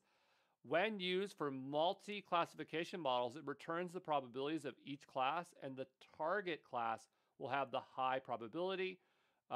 The calculated probabilities will be in the range of 0 and 1. The sum of all probabilities is equal to 1. Softmax functions is generally used in multiple classifications on the output layer. So again, I said, if you look at the transformer architecture, which probably is in this course, you will see it there, and you'll see it in other ML models diagrams for sure. you can only assign a single label to a probability for this, okay?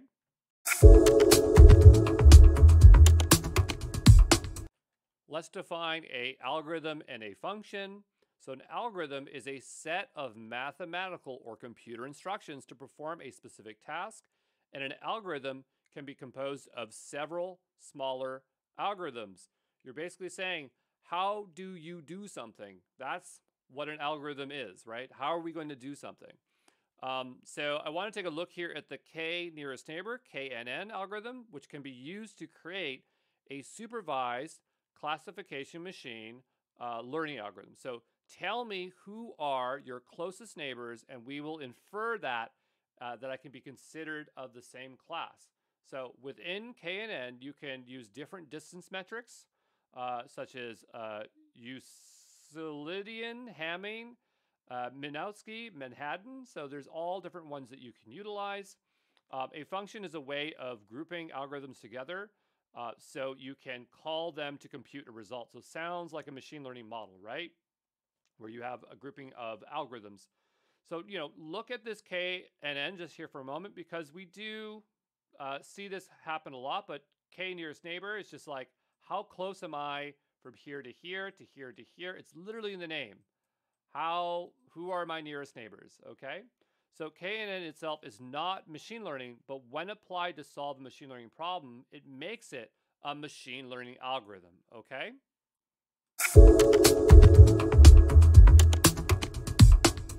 Let's take a look at what a machine learning model is, but before we do that, let's define what a model is in general terms. So in general terms, a model is information representation of an object, person, or system. Models can be concrete, so they have a physical form. Think a design of a vehicle, a person posing for a picture. Then you have abstract, so expressed as behavioral patterns. Think mathematical, computer code, written words. So what is a machine learning model then? An ML model is a function that takes in data, performs a machine learning algorithm to produce a prediction. The machine learning model is trained, not to be confused with the training model, which is learning to make correct predictions. An ML model can be the training model that is just deployed once it has been tuned to make good predictions. So normally you'd have training data, let's say labeled data, and here you are going to have your learning algorithm, and you're going to put it through training. So that's your training model. And then you have hyper tuning, where you are continuously tweaking the model to get it to where you want it to be, okay? Then once you deploy the model, that is your trained model, your machine learning model, which can go and produce predictions. And from here, you could then provide it unlabeled data, because its goal is to make predictions, and that could be labeling data or doing other things, okay? And we call the interaction with the deployed machine learning model inference, right? So when you are inferring something, you're providing data and saying, hey, can you make a prediction for me? And that's what inference is, okay?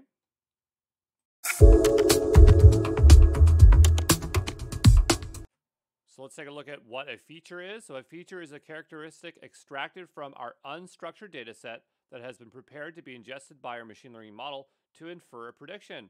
So ML models generally only accept numerical data, and so we prepare our data into machine readable format by encoding, which we'll revisit later in more detail.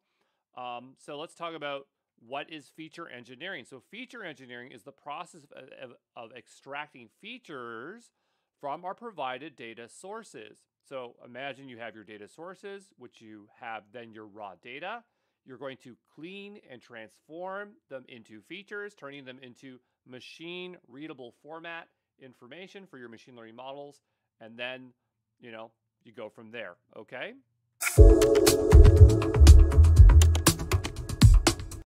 So what is inference? Inference is the act of requesting and getting a prediction. And when we're talking about it in the context of machine learning, we're inputting data into a machine learning model that has been deployed for production use to then output a prediction. So imagine our raw data is a banana, and we say, tell me what this is to the machine learning model. It's going to, bring back information. So it's saying it's a yellow banana and it has a confidence score of 0.9. So if we talk about the inference textbook definition, it's steps in reasoning or moving from premise to logical consequence. But I think that it's easy to remember it as the act of requesting and getting a prediction. Okay?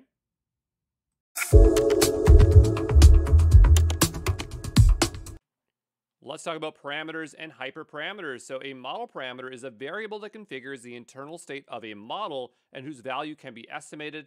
The value of a parameter is not manually set and will be learned outputted after training. Parameters are used to make predictions. Then we have model hyperparameter.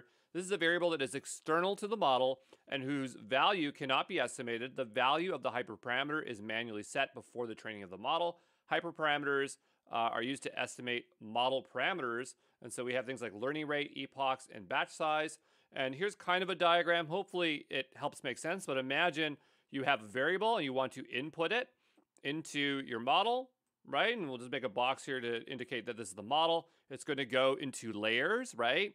And we'll talk about this again later on, but parameters are the connections between nodes, okay? So the idea is that this will have a variable or a value, and it will have a weight, and those are those internal state, those parameters, okay? So hopefully that is very clear there, because the idea is that when you want to utilize something for training, right, you're going to pass a content or variables. It's going to go through all those layers, and then all these connections have to be set. These parameters of these connections have to be set so you get the result that you want to get.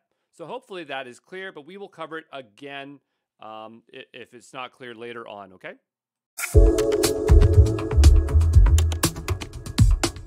Hey, this is Andrew Brown. Let's take a look at responsible AI, specifically for AWS. And often you'll see like a list of things like fairness, explainability, privacy and security, safety, controllability, veracity, robustness, governance, and transparency. So this is the one that AWS defines. Other ones like Microsoft and other people have similar lists, so they're more or less the same. But for the exams, for the AI practitioner, they might give you a list of these, so you might want to remember those key terms. Let's go ahead and see what we have in terms of resources for responsible AI here. So we have model evaluation on Amazon Bedrock. We have Amazon SageMaker Clarify. We do look at that later. That's for explainable AI to determine what's going on there.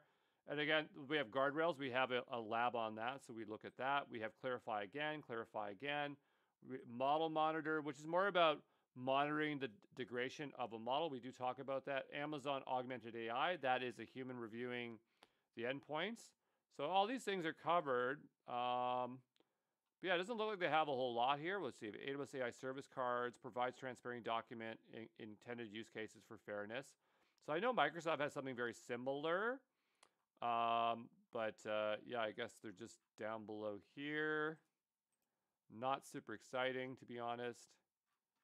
Yeah, you got a bunch of stuff you can read through, so you can see how they're being responsible with it, I guess. And yeah, so nothing super exciting here, but yeah, I guess Clarify is their big thing here, remembering this list, okay?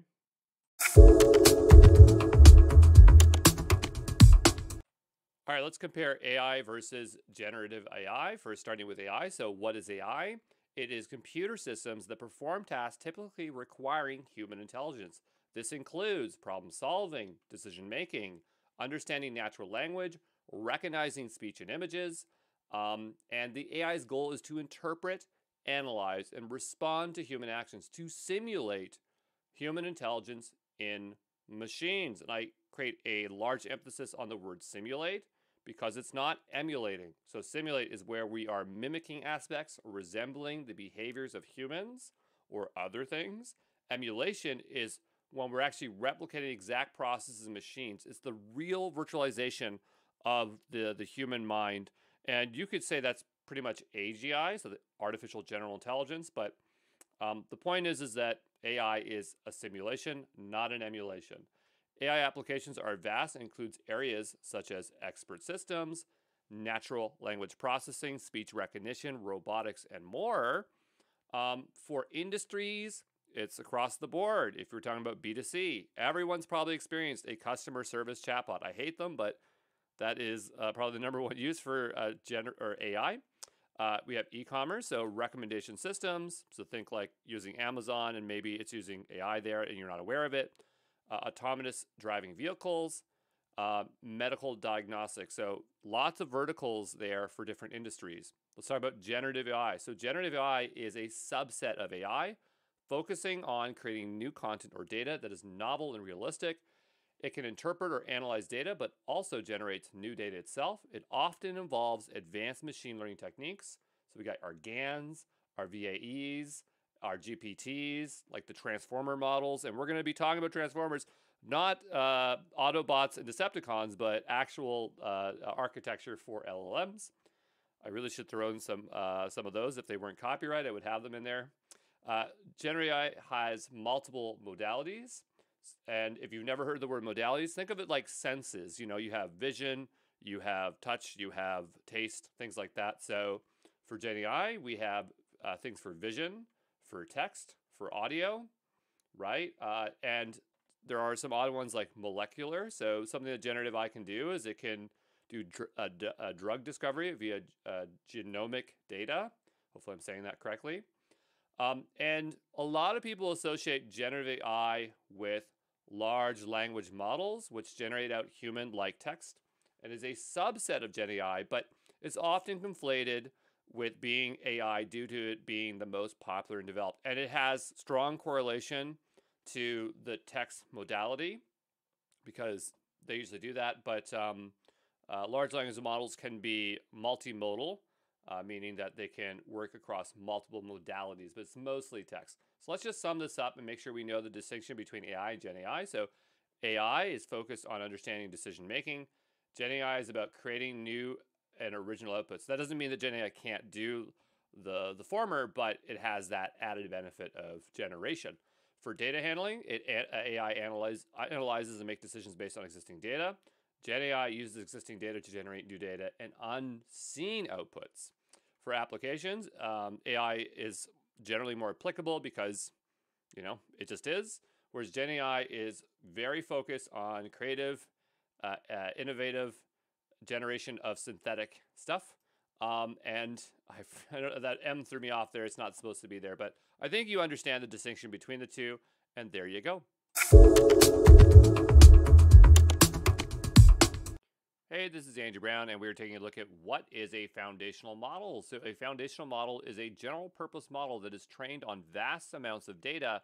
We say that a foundation model is pre-trained because it can be fine-tuned for specific tasks. So just remember, we are training the model, and we're going to say that it's a pre-trained model. But imagine text, images, video, structured data, all sorts of data, massive amounts of data that is going to produce your foundational model. And from that foundational model, it could do all sorts of things: prediction, classification, text generation. It might be limited to very specific things that it can do, but the point is that it can do a lot of things. And the reason I want to bring up foundational model is because you hear it a lot when we're talking about LLMs, and it becomes a bit confusing how to distinguish it between LLMs and a foundational model. But LLMs are a specialized subset of foundational models. They are foundational models that uses transformer architecture. So if you remember that LLMs are foundational models, but they're specifically using the transformer architecture, then that will help make a whole lot of sense, okay?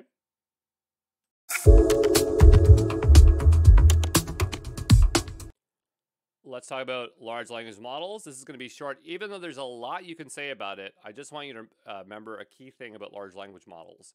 So a large language model is a foundational model that implements the transformer architecture. And we're going to spend a bit of time learning about the transformer architecture in upcoming videos. But the idea is that you have natural language. I can get my pen tool out here. So we have natural language as our input. It goes to the large language model. It predicts output for words, and as it produces each word, it feeds it back in and continues to produce until it is done. So during the training phase, the model learns semantics or patterns of language such as grammar, word usage, sentence structure, style, and tone.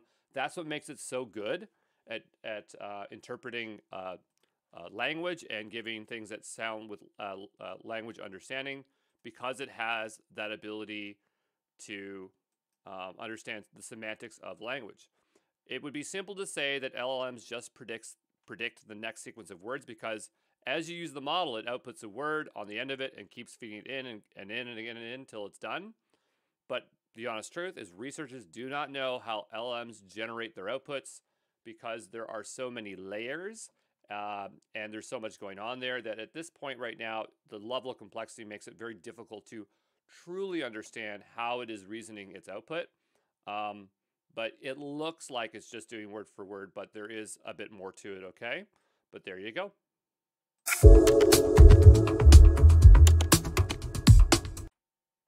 The transformer architecture was developed by researchers at Google that is effective at natural language processing due to multi-head attention and positional encoding. And here is that architecture. It comes from that white paper. Attention is all you need, because that is the special mechanism that it is utilizing to pull off the feats that it is doing. I try to remember what came before it. It was like CNNs and RNNs, so convolutional neural networks and recurrence neural networks. And recurrence neural networks could kind of do what transformers do, but they just had an issue with scaling and being able to remember everything that they were looking at. And so this architecture found a way to do that, and that was with positional encoding and multi-head attention. How important is it to know this architecture? It's good. It's nice to know so you get a bit of an experience in terms of what's going on there. But to be honest, working with LLMs constantly, it's just like you kind of forget about this. And so it doesn't really inform any of your workflows or decisions. I guess it's just more like by looking at this, you have more confidence at reading white papers, right? And looking at some of the stuff of these architectures. So that's why we're looking at it. But transformer architectures are made up of two components or two parts. We have an encoder, and that's, you can get my pen tool out here, so it's very clear what we're looking at. But it's this thing here, right? So that is our encoder. I'm just going to erase that there. And so you can get the idea that the one on the right is going to be our decoder. But let's read about what the encoder is. So it reads and understands the input text. It's like a smart system that goes through everything it's been taught and picks up on the meanings of words and how they're used in different contexts. So that's the high level. And then the decoder, based on what the encoder has learned, this part generates new pieces of text. It's like a skilled writer that makes up sentences that flow well and make sense. And as far as I understand that, once you put your data in here, it comes through here, right? And it has to be already embedded. And then once it goes through here, it's going to output that stuff, and it's going to go into here. And then each word, as it iterates through, it's going to go through here.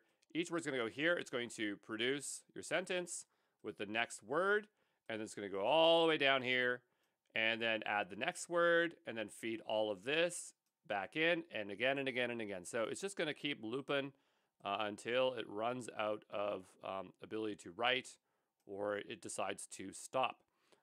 And there are very specific components that we're going to look at, the multi-head attention and the positional coding. So we didn't really describe them here, but there they are, and you'll see them up close here in just a moment, okay?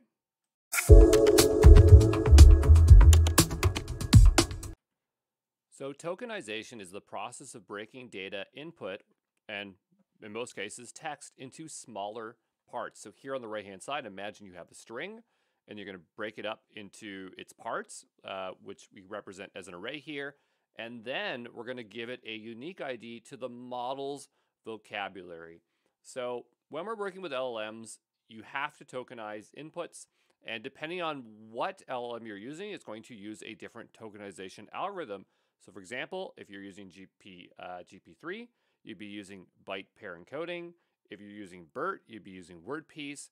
If you're using Google T5 or GPT 3.5, you use sentence piece. You won't really notice this when working with LLMs, especially if you are utilizing something like Ollama or managed service, because these APIs are taking care of this algorithm for you. So you just input it and it works there.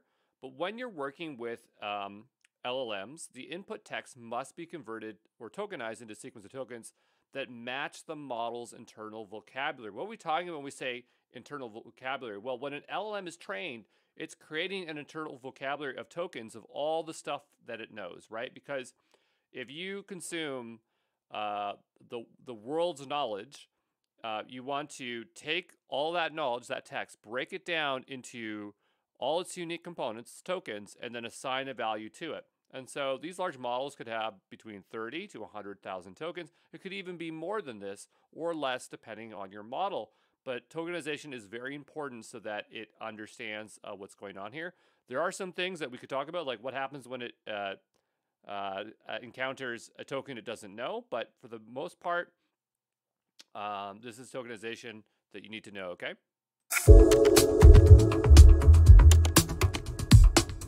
Let's talk about tokens and capacity because it really matters about how much you can produce. So when using transformers, the decoder continuously feeds the sequence of tokens back in as the output to help predict the next word in the input. So what are we talking about here? So here, imagine we have our input as the quick. And so we feed into the encoder. The encoder is going to produce semantic context so that the decoder knows what to do with that text. And then the decoder is going to output the next word. So this is the quick brown. And what it does is it feeds that sequence of tokens back into the decoder and produces the next word and again and again. And so the question is, what is the capacity required to run this? And so there are two components that we care about, memory and compute. So for memory, each token in a sequence requires memory. So as the token count increases, the memory increases. The memory usage eventually becomes exhausted and you cannot produce anymore. Okay, so now for compute, models, a model performs more operations for each additional token. The longer the sequence is, then the more compute is required.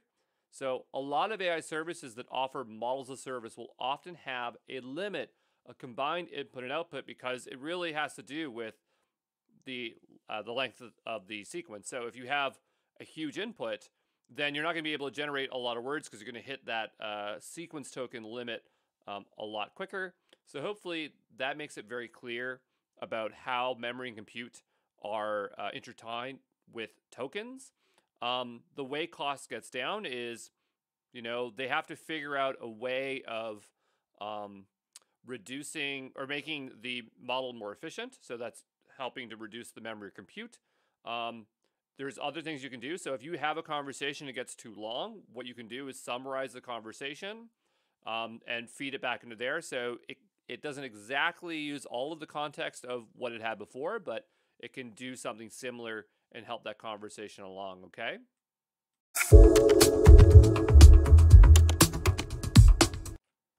So what are embeddings? Well, before we can answer that, we need to answer what is a vector. So a vector is an arrow with a length and direction.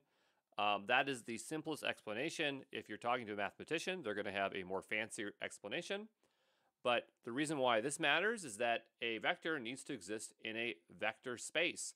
And so what is a vector space model? It represents text documents or other types of data as vectors in a high dimensional space. So right now we're only looking at a 2D axis, but in reality, this would be in at least a 3D axis. But the idea is that we have these documents, and these documents represent some form of data, and they are plotted into our vector space with distances between them, okay? And the thing is, the distance between these other documents are going to correlate the relationship with them. So maybe these documents up here, I'm going to get my pen out here, maybe all these things have to do something with, let's say, vegetables, and these ones all have something to do with, let's say, meat, and this is dairy products over here. So the way these things are organized on the in the vector space is really dependent on the type of embedding you use. So what are embeddings? These are vectors of data used by ML models to find relationships between data. And you'll find that often you're going to be using a machine learning model to create embeddings. And there's specialized machine learning models just for embedding. So you'll see something like Cohere, which is a company that produces or creates their own ML models. They'll have like command R, but they'll be like command R embeddings. And what it does is it takes an input and it outputs embeddings to be placed into a vector store. So different embedding algorithms capture different kinds of relationships. And so it could be, the relationship could be similarity in words in terms of the way they are spelled, or it could be the length of a word, or the relationship could be contextual, which is like, is the context related to a specific industry or vertical. So the embedding is going to change the relationship that is going to be projected into that vector space.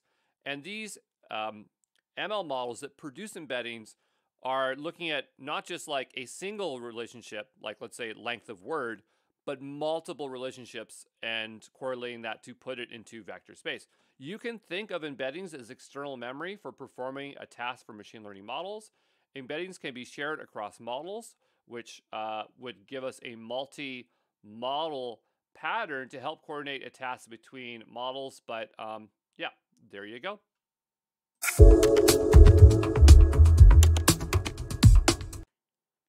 Positional encoding is a technique used to preserve order of words when processing natural language. Transformers need positional encoders because they do not process data sequentially and would lose order of understanding when analyzing large bodies of text.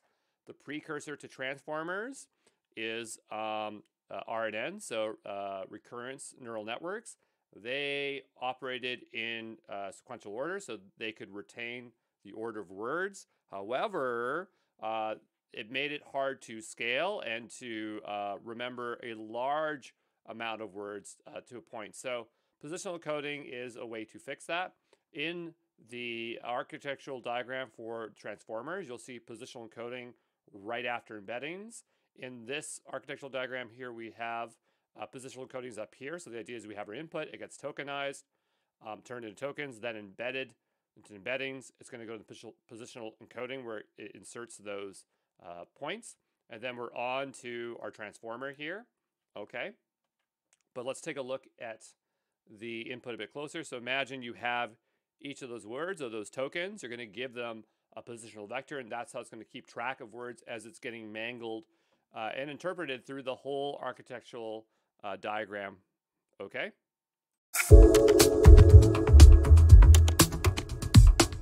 Let's take a look at attention. So attention figures out how each word or token in a sequence is important to other words within that sequence by assigning them word weights or token weights or attention weights, if you will. So I want to talk about three types of attention. We have self-attention, cross-attention, and multi-head attention, and some of these are combined. You'll see that in a moment. But let's talk about the first one. Self-attention computes attention weights within the same input sequence where each element attends to all other elements. And when you see this, it basically means that as attention happens, it keeps feeding itself right back into itself, the same sequence. So used in transformers to model relationships in sequences, so words in a sequence. You have cross-attention, computes attention weights between two different sequences, allowing one sequence to attend to another sequence. This is used in tasks like translation, where the output sequence decoder needs to focus on the input sequence encoder. We have multi-head attention, so combine multiple self-attention or cross-attention heads in parallel, each focusing on different aspects of the input. So using transformers to improve performance and capture various dependencies simultaneously. So how can we look at this in a practical way for our architecture for the transformers? So here you can see that in blue where it says multi-headed self-attention. It's multi-headed because it's receiving multiple inputs. You see V, K, Q. And I believe that the Q is like for query, key is for key, and V is for value. That has something to do with like how search engines think, kind of. Like if you were to let's say use YouTube and you were to type in a query there, it would match to keys, which would then return you back a value. So that is the best description I can give for it. It's self-attention because it feeds back its own sequence. It's going to be the same back and forth there. On the other side, we have multi-headed cross-attention. So it's multi-headed because it's receiving multiple inputs. So we have the VKQ, but it's cross-attention because it feeds sequences sequence inputs from 2 different sources. Remember, it says that cross attention is 2 different sequences. Well, we have V and K coming from the encoder, and then we have Q, which is actually coming from the decoder. So it's cut off here, but the idea is that the decoder is feeding itself right back into itself, and it goes through here into this one here, and then we get the Q, and it goes right there, okay? So again, it's not super important to remember this stuff. It's just to get you a bit of exposure to looking at these architectural diagrams and to see that there is a way to understand them, but they can get very involved, and it might be very hard to retain that information unless you are actually very invested in understanding and building these things, okay?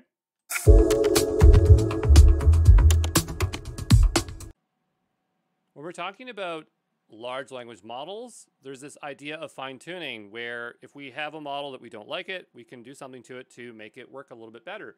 To understand fine-tuning and the ways we can fine-tune it, let's just talk about the components that are involved in fine-tuning. And so we have to first take a look at hidden layers and its components. So when training, you have layers of nodes, also called neurons, so think like your brain. And between these nodes, there are going to be connections. And so connections are often between or across layers, but connections can also be within the same layer. And that's where we get this concept of self-attention. If you remember, the concept of attention is really important when we're talking about transformers for large language models. And I mean, if we represent it, it'd be more like it's connecting back to itself. And that's why we call it self-attention, because it's a layer that feeds back into itself, which is self-attention, okay? But connections could also be where we have multiple sets of hidden layers, and these connections are computed in parallel. So the idea, I'm going to just draw this here, but imagine we have another layer with nodes, right? And the idea is that this one will feed into that one, but this one's coming from here. And so now it's called multi-head attention because it's coming from multiple sources. And in fact, some of these, they'll come all the way back here and go like this and feed in. So, you know, that is ways that we can feed our data forward. Then we have parameters. So parameters are the weights of connections.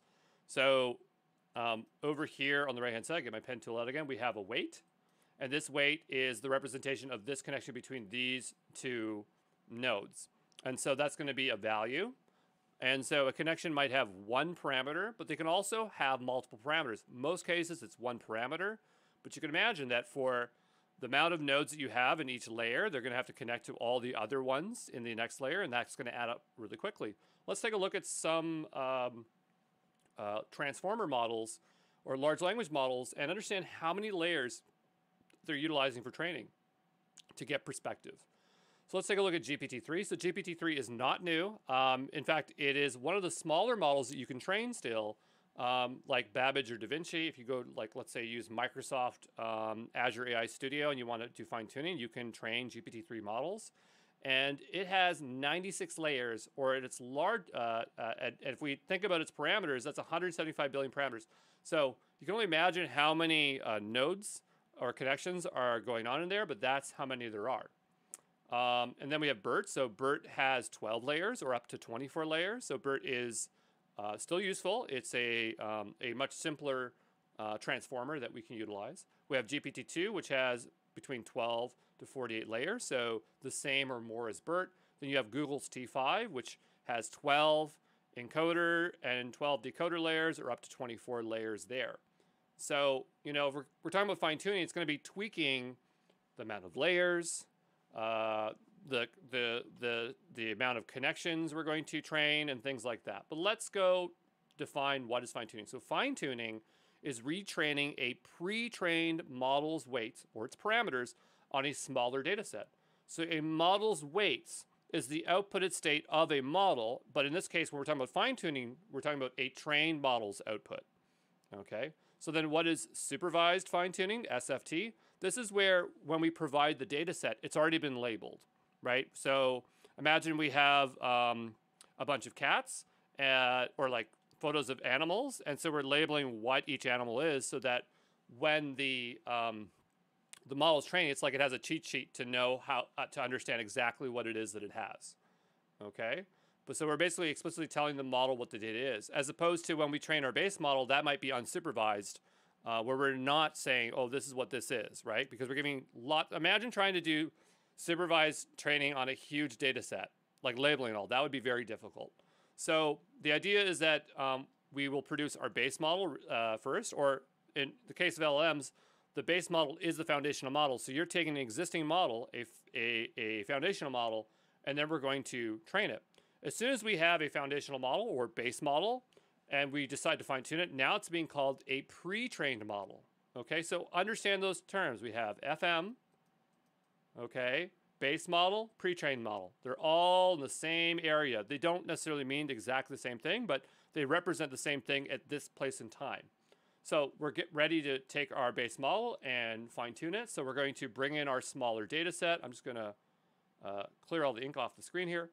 And so the idea here is that we bring in that data set, and now we're going to train it, retrain it, and produce our fine-tuned model. Now, when I say we're producing these models or we're outputting these models, we're not actually outputting models, we're outputting the model's weights, okay? We're not creating new models, we're just creating new outputted states of the model. And just understand that it often sounds like we're creating new code or something, but that's not necessarily true. So let's now talk about the types of fine-tuning we can do, because there's a lot of approaches we can take to fine-tuning. And this is not even exhaustive, but let's talk about changing the data set. So the data set itself, the data you're going to put in there, we could do instruction fine-tuning. That's where we take a data set and we tell exactly what we want as, like, let's say we say, I say this, you do that. So you're giving an example of what a person says and what the outcome is. So that's instruction fine-tuning.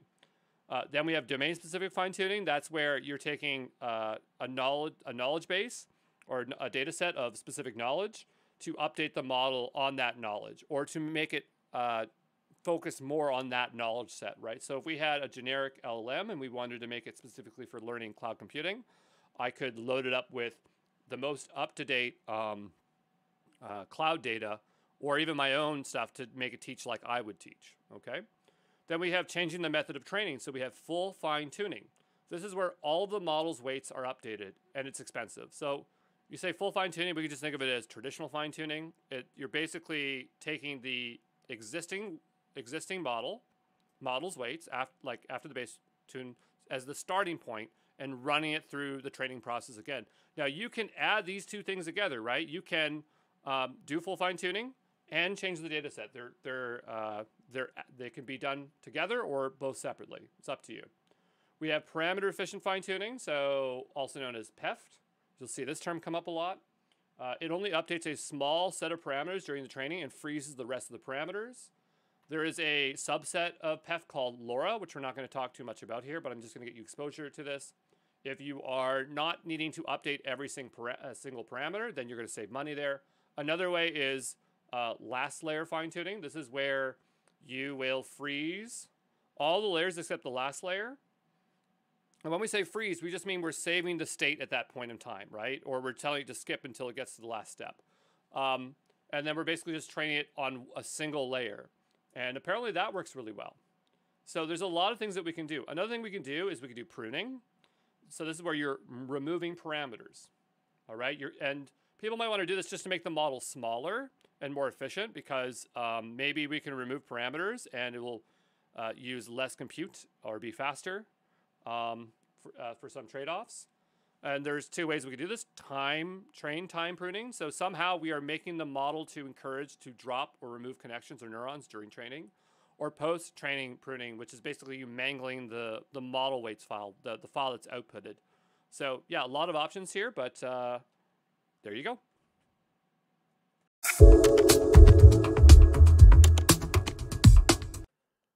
Let's take a look at labeling. So data labeling is the process of identifying raw data, images, text files, videos, and adding one or more meaningful and informative labels to provide context so a machine learning model can learn from. With supervised machine learning, labeling is a prerequisite to produce training data, and each piece of data will generally be labeled by a human. On the left-hand side, that's an example of Amazon recognition, where it's trying to identify bounding boxes or classifying image under particular categories. That's an example of supervised machine learning that requires labeled data.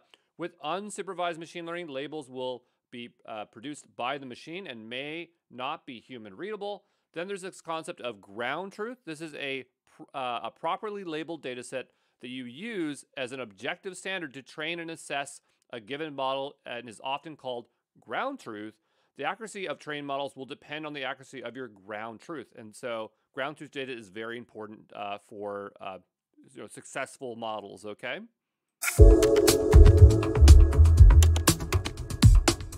Let's take a look here at data mining. This is the extraction of patterns and knowledge from large amounts of data, not the extraction of data itself. And so the industry has this thing called CRISP-DM, which defines it in 6 phases. First is business understanding. So what does the business need? Data understanding, what do we have and what data do we have? We have data preparation. So how do we organize the data for modeling?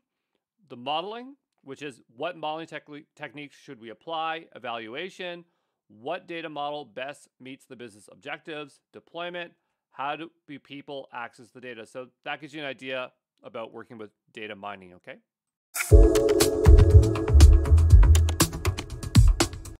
Let's take a look here at data mining methods. These are ways that we find valid patterns and relationships in huge data sets, and they're important when we're talking about machine learning because sometimes that is what the model is trying to do. It's trying to find a pattern or relationship. It's trying to predict that. So I'm not going to read through all of this because you can read through it if you want, but these are terms that we've seen already, like classification, clustering, regression, sequential, association rules, outer detection, and prediction.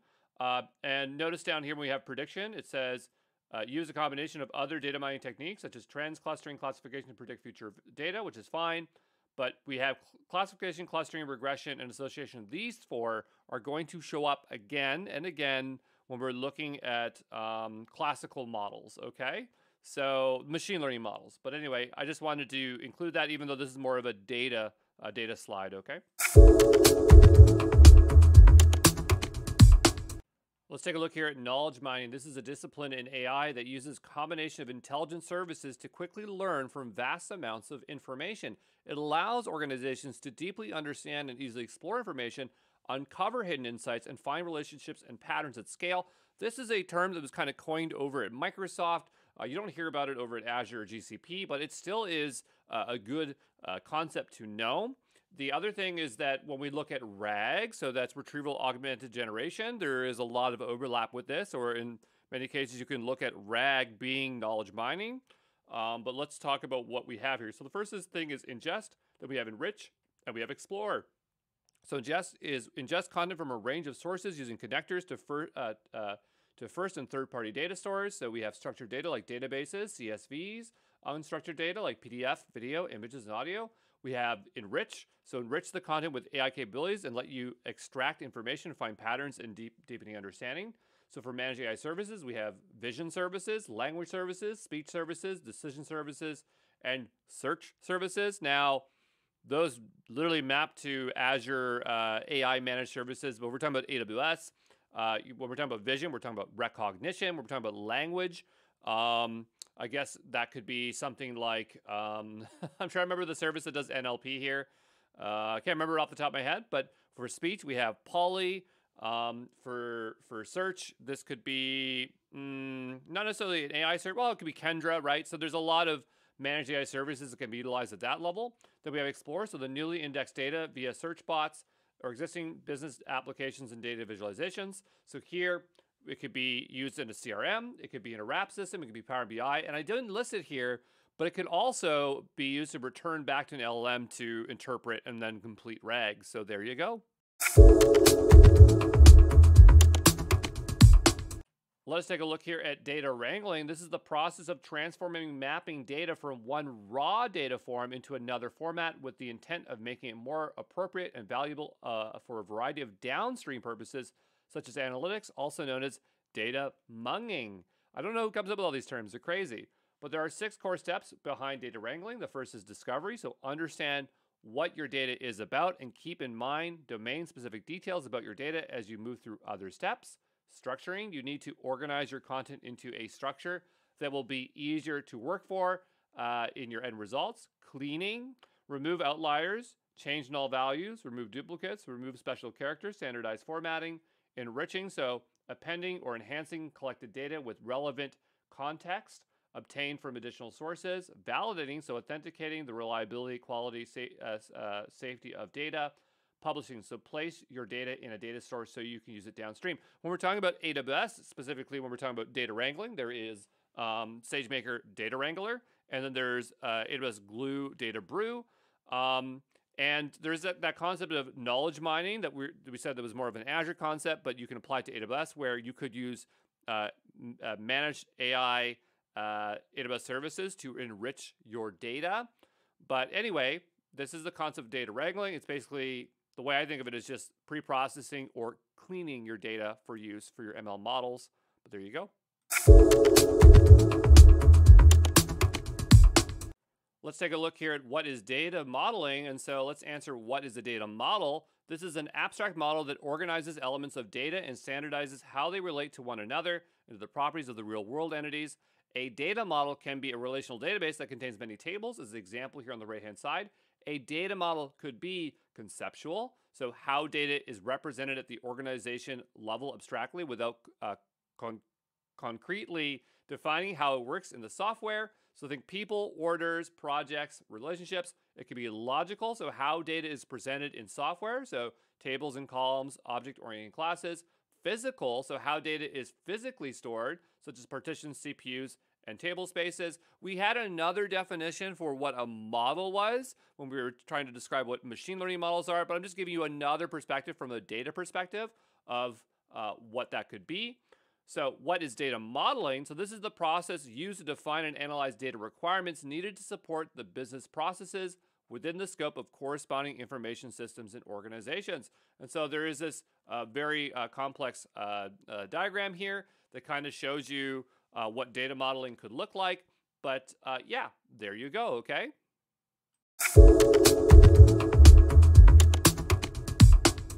Let's take a look at data analytics. Data analytics is concerned with examining, transforming, and arranging data so you can extract and study useful information. A data analyst commonly uses SQL, BI tools, and spreadsheets.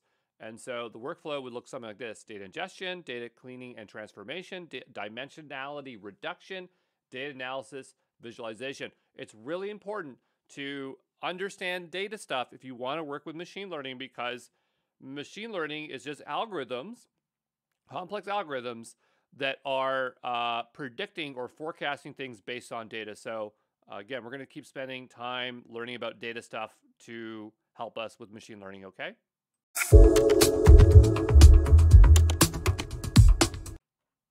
A data scientist is a person with multidisciplinary skills in math, stats, predictive modeling, and machine learning. And so you're basically bringing computer science, math and statistics, and domain knowledge into one thing to be a data scientist. But there's these other skills that you can see that almost kind of make you a data scientist. But if you're missing one of these, then you're not necessarily a data scientist. But for the reason why computer science is important is that a lot of machine learning models are based off of algorithms. And so having that traditional comp sci background is going to help you there. Then in classical machine learning, this heavily relies on statistics. So that's where that math and stats background is going to be very useful. Software development skills are useful because you're going to be writing lots of Python. So that is very important. Or if you want something to be very performant, you're going to have to use lower level languages.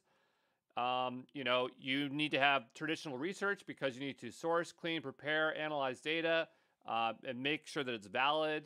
So a lot of stuff there. And to be able to build anything of use, you need to have deep domain knowledge on a specific industry or knowledge. So there you go. The definition of responsibility of data science can vary per company, but will generally have strong skills, specialization in one of these three. So just understand that I'm defining it here, and you're going to probably see some variants of definitions online.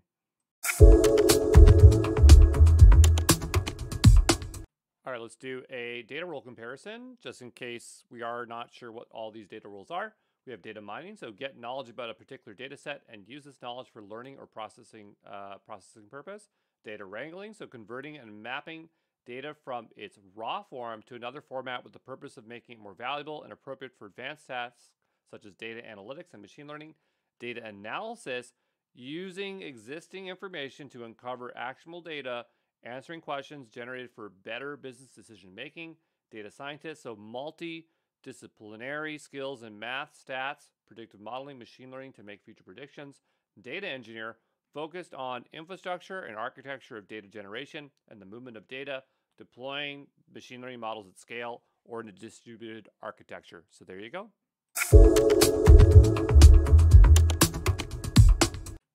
All right, so when we're talking about data sets, there's the training data set, the validation data set, and the test data set. So the training data set is the actual data that the model is going to learn on. The validation data set is just used to validate whether the model is working correctly, and specifically if we're looking to fine-tune our model's hyperparameters. And then you have a test data set, which sounds very similar to the validation data set, but it's here to provide an unbiased evaluation of the final model after it's been retrained. So where is ground truth in here? Well, all of these can have a bit of ground truth. So just understand that ground truth data is data that has been labeled to being correct, and your training data set, all these data sets can have ground truth data in them, but the model doesn't know that, right? You know that as a means to test against your model, okay?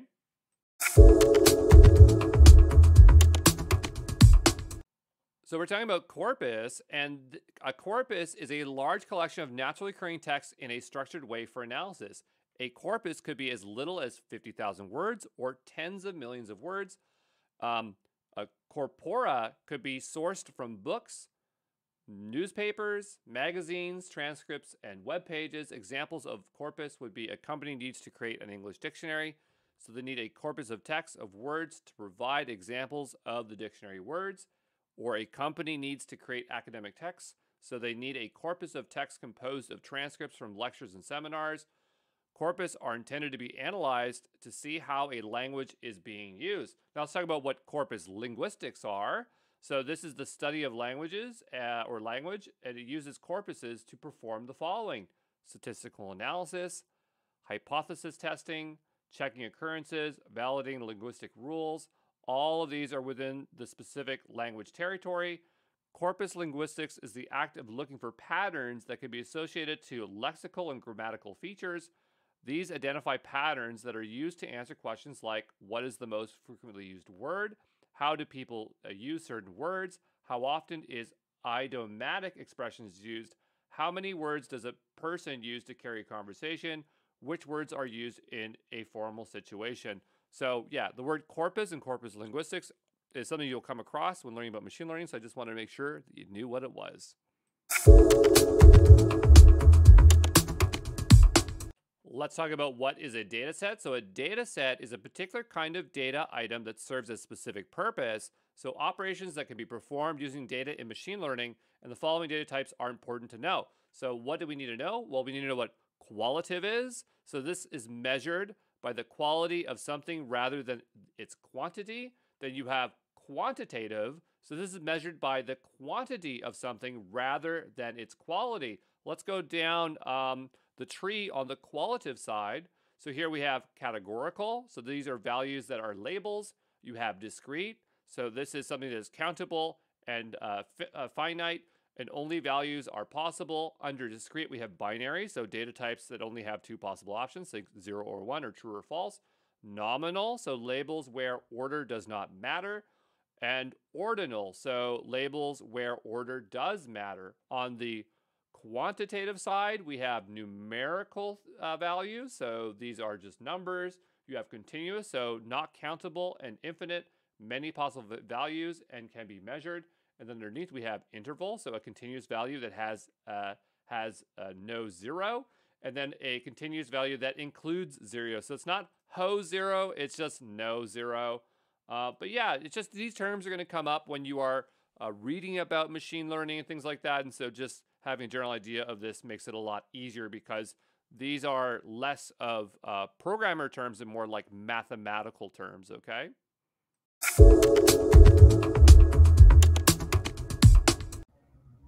Hey everyone, it's Andrew Brown, and I'm back with Rolla again as we're taking a look at leaderboards. So, I think that something that's really important is being able to understand how your model compares to other models so that we can make the best choice when choosing our models. But I'm going to be honest with you, I don't know the best way to evaluate these. And so I'm hoping that Rolla can help us dig a little bit deeper than what I was looking at in prior videos.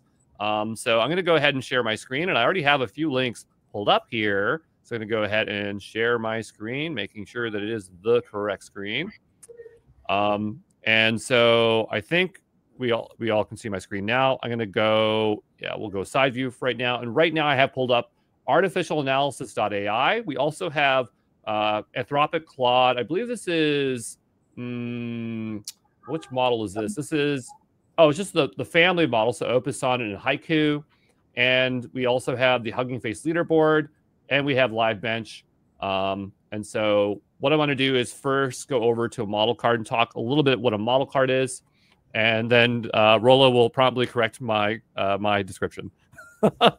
Because I everything to me is just like a model card basically describes how the model works, how it performs, and I don't know, other additional information that you might want to know about the model. What would your description be of a model card, Rolla? Like, what's the purpose of a model card? Yeah, so the model card is a summarized, kind of like a resume, if you will, for a model. So it'll tell you the basic architecture of the model, what data it's supposed to tell you, what data is trained on, sometimes how to use it, and everything you should need for using that model. So think of it as a resume. Our model. Now, resumes can be standardized. Is there some level of standardization with model cards, like, or an unwritten agreement that we should always have these benchmarks, or basically people just see what other people do and they go, oh, I like that, so I throw mine in my model card? Yeah, I think there's a big problem in standardization in general in the field. I think there's a common understanding that model cards are important, that they should exist. In terms of what is on those models, I don't think there is general agreement. There's, of course, best practices and different people doing different things. But I think every company's putting different things in them. One thing that I see in model cards a lot, and again, maybe it's not standardized across it, but I'll see these metrics or rubrics where they're showing different things that they've put their model against. So I'm assuming the things on the left-hand side, like MMLU, math, human eval, is a data set or of it's like things, some benchmarking that they want to perform. So and this is the result that it had, here. And so I always see this, but one thing that a lot of us I hear a lot is that be cautious of benchmarks that come from the provider itself, because they could be biased intentionally or unintentionally. And so even if we have these, can we trust them, or where's the better place to look? And even if we have these benchmarks, what can we even do with them? Like, how does it even make us informed? Like, okay, it's good at math. What does that mean for my Japanese a game that I'm trying to build that's a visual novel, right? So there is another leaderboard, and you're the one that showed me all these leaderboards, to be honest. But one that you showed me was artificial analysis, and so it looks like this basically has a collection of a lot of models. And if we were to go in and take a look at, like, let's say Anthropic Claude 3.5 Sonnet, if we can find it. I know Anthropic is very popular these days, but here we have June and October. October is sooner, so we'll go ahead and choose this one. And what I'm looking for down here is that we will see MMLU, right? And then we go over to here, we see MMLU. And I'm going, oh, that's cool. I still don't know what MMLU is, though. Okay. So let's maybe step one back, and then we'll talk about MMLU specifically. Mm-hmm. So there are the idea of benchmarks, right? Let's start actually one step backwards. Mm-hmm. So there's a traditionally predictive machine learning, not the GenAI, was more task specific. So you would come in, you would take a model, you would teach it a very specific task, and you would evaluate it on that task, right? Generative AI, these very big models, they have more general capabilities. They can do a lot of things. And there's what we call emergent capabilities as well, right? Things that we didn't think they could necessarily do, or they weren't trained to do. It turns out that because they're big models, because they see a lot of data, they can do a lot of things. And given that these are general things, they're not very task specific, how do you know what they can do and how well they can do it? And so this idea of benchmarking them comes in, right? To have these standard tests, kind of like we take the SATs or we take different tests to qualify for university. There's these different tests for these models today, and there's a bunch of them, as you can see. And they're all made to test a very specific thing. So the MMLU is the Massive Multitask Language Understanding. It's and what it does is it mainly checks accuracy and knowledge acquired. So it's looking for knowledge. There's the MMLU Pro, which checks for reasoning as well. So what you're going to see is there's a lot of different benchmarks. These are what they technically are a set of tasks. And they are geared to test something specific. And if you look at some of the leaderboards, they're going to tell you. Yeah, so, and they'll tell you if you go back to the artificial analysis leaderboard, I think it was there. And sorry, just as a sidebar, because I keep seeing this word chinchilla, and I don't know anything about this model. What is with this chinchilla model? I know this is totally off the side here, but what is it? So this is a model that actually I'm more interested in the chinchilla paper as opposed to the chinchilla model. This is a really cool paper that came up with this model, and what it looked at was it evaluated the model size versus the data sets versus the compute resources. So it really looked at all of the resources around model training. It's a really cool paper. I think everybody should read this paper. And it came out, we mentioned this in a previous video, but it came out to talk about the requirements, the resource requirements, the training, the data set required. So they think that a lot of models are over parameterized and under trained, and that you need about 20 times the tokens, data set tokens, compared to model size. So that's what that is. Oh, okay. So basically, this is a research model, and the idea was let's make a really big model with a lot of parameters, and then try to figure out how much data we have to pass through. Open the PDF, like view the PDF. This is a paper that looks at. If you scroll through it, it'll go through and talk about the model, the different size models, and how much they need in terms of the flops, the compute demands, the data set demands. So it's really a paper that looked at the landscape of what people are doing versus what you should be doing in terms of training these models. Oh, okay. It's a pretty cool model. Oh, that would actually it's a really cool paper. I feel like that would demystify a lot about like how much data you need to train, right?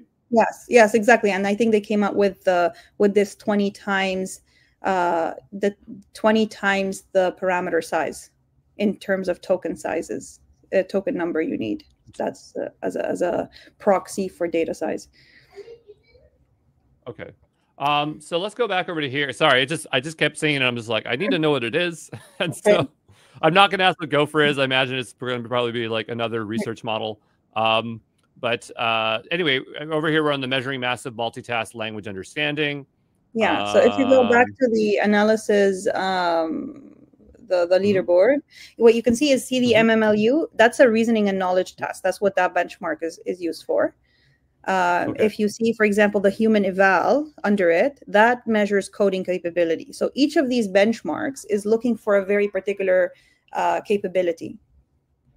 And so if you're interested, depending on what you want to use the model for, you would come and look at its performance on that very particular data set, right? So if you want to use something for coding, you're not going to look at the MMLU because that doesn't help you. You're going to look at the human eval performance.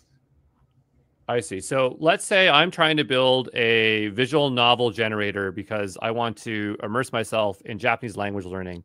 And so I would want to look for a specific benchmark that would probably have to do with the creativity of natural language. And so I'm not sure which one that would be, but like, how would you know? Like, where would you find a list of possible benchmarks? Like, is there a standardized list somewhere, or like even on here, it's like, where do I find there's the list usually of benchmarks? I don't know that it exists in any particular place. I could look one for you, but what usually happens in academic literature, you have to remember that although these things are very, very popular in industry, they have their roots in academia, right? All of these are papers published, peer-reviewed papers that are published. And so what ends up happening is there's usually a summary review, and I'm sure we can find, if we go to PubMed or archives, we would be able to find a paper. Let me actually look through archives really fast and benchmark.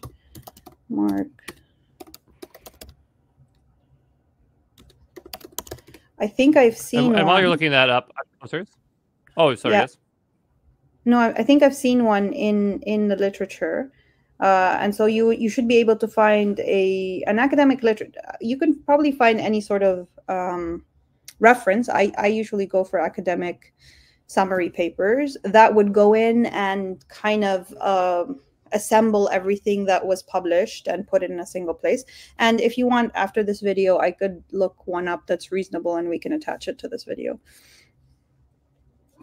Mm-hmm. So I mean, it looks like a lot of these, like here at least, and we haven't talked about Hugging Face, but Hugging Face has their own leaderboard. It looks like they have multiple leaderboards. So I guess it depends on what you're looking at, but we're just in the open LLM, so that's obviously going to just be open large language models. And so they have some very specific benchmarks that are here. And I mean, we only see this 1, 2, 3, 4, 5. What's it? 1, 2, 3, 4, 5, 6, 7. So we have those 7 there. How many do we have over here? We have basically 6. I wonder if they're settling on the same ones each time, or maybe it's task specific. If we go over to here, like I don't think this one has human reasoning, does it? It's going to change a little bit. But I guess I look at this, I was like, okay, math is great and all, but like, you know, does everyone care about math? And it's just like, I wonder why. I'm just trying to try to make sense. Like, I'm coming to Hugging Face and I want to choose a model. Is this enough information for me to start figuring out which model to choose, or it's not? Well, so if you want to choose a model, then you first have to decide, what do I need that model for, right? What task is it doing? Is it coding? Is it creating language? Is it doing reasoning problems? That's number one. Let's say creating language, right? So we go here, and then this is all we have, right? And they seem very math focused, at least. I mean, this one's general reasoning, right? I think we said MMLU is general reasoning. Math is important is because it's the Achilles heel of these things. They don't do math very well, and so there's a general perception that these things don't have a good understanding of the real world. They don't understand physics. They don't understand math. They're putting language one word after the other, and a lot of times it doesn't understand the reasoning. Physics and math are still hit and miss, and that's why they're important. And that we need to understand if, of course, it's relevant to the task we're doing, if these models are good at that, if they're starting to pick it up, or. So I guess my question is, like, if I'm doing creative world building for my Japanese visual novel, does it need to know math because that's part of the world building? No, it doesn't. Well, that's why there's so many different benchmarks, right? If we're all looking for a single thing, then there would be only one metric to look at. But because these things can do a variety of tasks, and because we use them for a variety of different things, that's why there's a variety of different benchmarks. And what you need to do is you need to understand which benchmark specifically reflects the metric that you care about, and then look at that. Now, we talked a little bit about, you mentioned before that when that the actual provider has their own benchmarks, and I should mention that when a lot of these are peer reviewed. So again, a lot of this is academic. It is published in peer reviewed academic papers. And when you come in to publish a new model, the journal itself, what peer reviewed means is you submit this work to a prestigious journal, and then what happens is at least 2 or 3 people have to evaluate it. And one of the evaluation is, well, how does it compare to what already exists? And so as part of the publication process, there is some sort of benchmarking or metric assessment that comes in. Of course, that is done by the provider themselves. There's potentially some bias, like you said, it could be totally unintentional, but it is subjective. And so these third-party leadership systems exist. And of course, the other thing that's important is because this, when it was published, it's a single point in time, right? It's a single point in time. But these things are coming out all of the time. And so these leadership boards are cool because they keep up to date. So they are running things at a regular interval to see how things compare with time. So that's why that's interesting. It's always really cool to read to scroll through the initial paper that came out and look how it did at the time. But it's moving really, really fast. And so these leaderboards that are handed by third-party companies are interesting to see how things still compare, how things come with various as things come out. Yeah. So what you need, so what you want to do is you want to understand what you want to do this for, and so you would look at the benchmark that does that specifically. And a lot of these leaderboards are telling you, but you can also do some work to understand what the benchmark is. Then you want to look at performance and quality and all of that, which I think the leaderboards have. This one is really cool, the live bench. And the reason I sent you that one is because there is a worry that there might be some contamination in the benchmarking, in that these benchmark data sets are online. And a lot of what these LLMs are being trained on is data online. So it could be a very important part of evaluation is that you don't cheat, that you don't know the answers, right? That if you have a test and you've already have the answers and you studied them because your friend gave them to you, then we have a problem. The test is inaccurate, right? And so the fact that all of these these benchmarks, the data is online, and a lot of companies scrape data online as part of the training data set, it could be that the answers could be leaked. So so they don't know. So just to try to rephrase, is that when you go and you are evaluating a model, there is data that is supposed to be withheld that nobody knows the answers to, so that you can fairly evaluate it. But if they scrape the data, they might not even know that it's in their model. And potentially, so there's some worry now. There is concerns that these models are seeing the answers to these benchmarks as part of their training, and so that makes the benchmarks themselves pretty inaccurate. And so what this live bench does is it renews the questions almost every month. So there's it's not a snapshot that is online. It's that there are questions that are constantly coming in, and that kind of helps with the idea of the models having seen the data as part of their training data. And so this would be a little bit more accurate in that these questions are refreshed. Well, this sounds like real school then. Like you have to think of it as real school, right? Yeah, they leak it, and then you're trying to prevent them from doing it. Or exactly, they're leaked, and now you make questions every other month or something. I recently had my Japanese lessons 2 weeks ago, and my teacher thought I did a really good job because she had used a piece of material from Shun's podcast.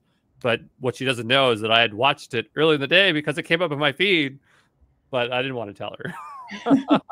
She's like, wow, you're doing really good. I was like, oh yeah, but it wasn't intentional. It's just like I was exposed to that information. And so it's kind of like this, where it's like you don't realize that the information that's out there could be accessible to your model as well, and it already has that knowledge.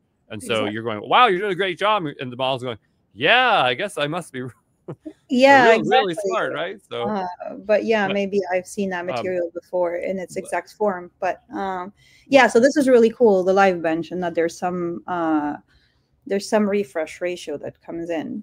One nice thing that this one has that, and this is just me talking superficially at looking at these things, but this one's telling me like reasoning average, where it's like you go over to here. This is reasoning knowledge. I Yeah, guess this is knowledge. reasoning hours and then MMLU. Yeah, exactly. So they tell you what the benchmark is and then what it's supposed to be testing for specifically.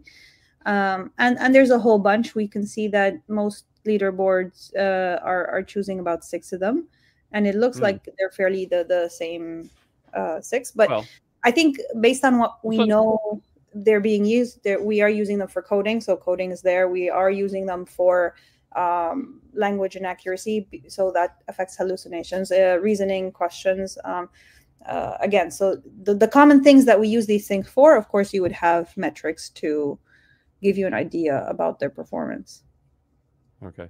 And so then here comes my hard question, and I already know the answer to it, which is, what is your favorite model, Rolla? And you're going to tell me it depends. It depends. It really depends, honestly.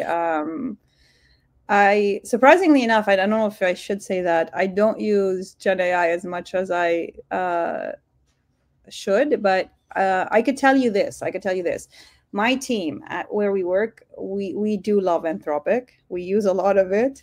And it's probably biased because apparently Anthropic and Claude are really, really good at code generation, and we are coders. So we are, and so we use a lot of Anthropic and Claude. So the same thing, it's like, at the same time, it's like, because you have deeper knowledge of machine learning, I think that maybe you don't need to use, when not to use GenAI. And it's like I'm really good at web application development. Everyone uses Tailwind. I'm like, I can use Tailwind, but I would rather just write it from hand because I can get the exact results in the smallest amount of footprint. And like, why wouldn't I do it if I knew how to do it? So do you feel that a lot of times you're just using the most cost-effective, precise tool because you have the domain knowledge to do so? And it's not that GenAI is bad; it's just that you know it's not that GenAI is bad. No, it's very powerful. The way to use it, though, it does have. I mean, listen, I'm an expert. I'm a professional, and like you said, you gain your experience, and so I know what I know and how to do things. I think what GenAI is really, really good at is I always have a hard time starting. Like if you're starting a report or you're starting a paper or you're starting something, it's really, really hard to put those first few paragraphs and decide how to direct. And that's where GenAI comes in that if it creates a draft for you, then it becomes really easy. I find I can jump in a lot faster with a draft than if I'm creating from scratch. And so I use a lot of GenAI in draft creation, and in just kind of polishing things a little bit, right? I mean, I'm just using large language models to learn Japanese, and that's about it. I don't really have any other use cases, but I'm sure other people do. I hear in health there's a lot of interest there. There's again, I'm not exactly sure what, but large language models are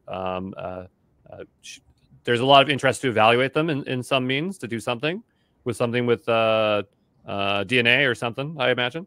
But that's beyond me. But yeah, again, I appreciate your time helping us look at leaderboards. It's a lot more clear to me how I can go about and try to choose a better model. I hope that it makes a lot more sense for folks that are watching here. I'm sure you are going to pop up again and again to help us out. So again, appreciate your time again. And we'll get back to the course here.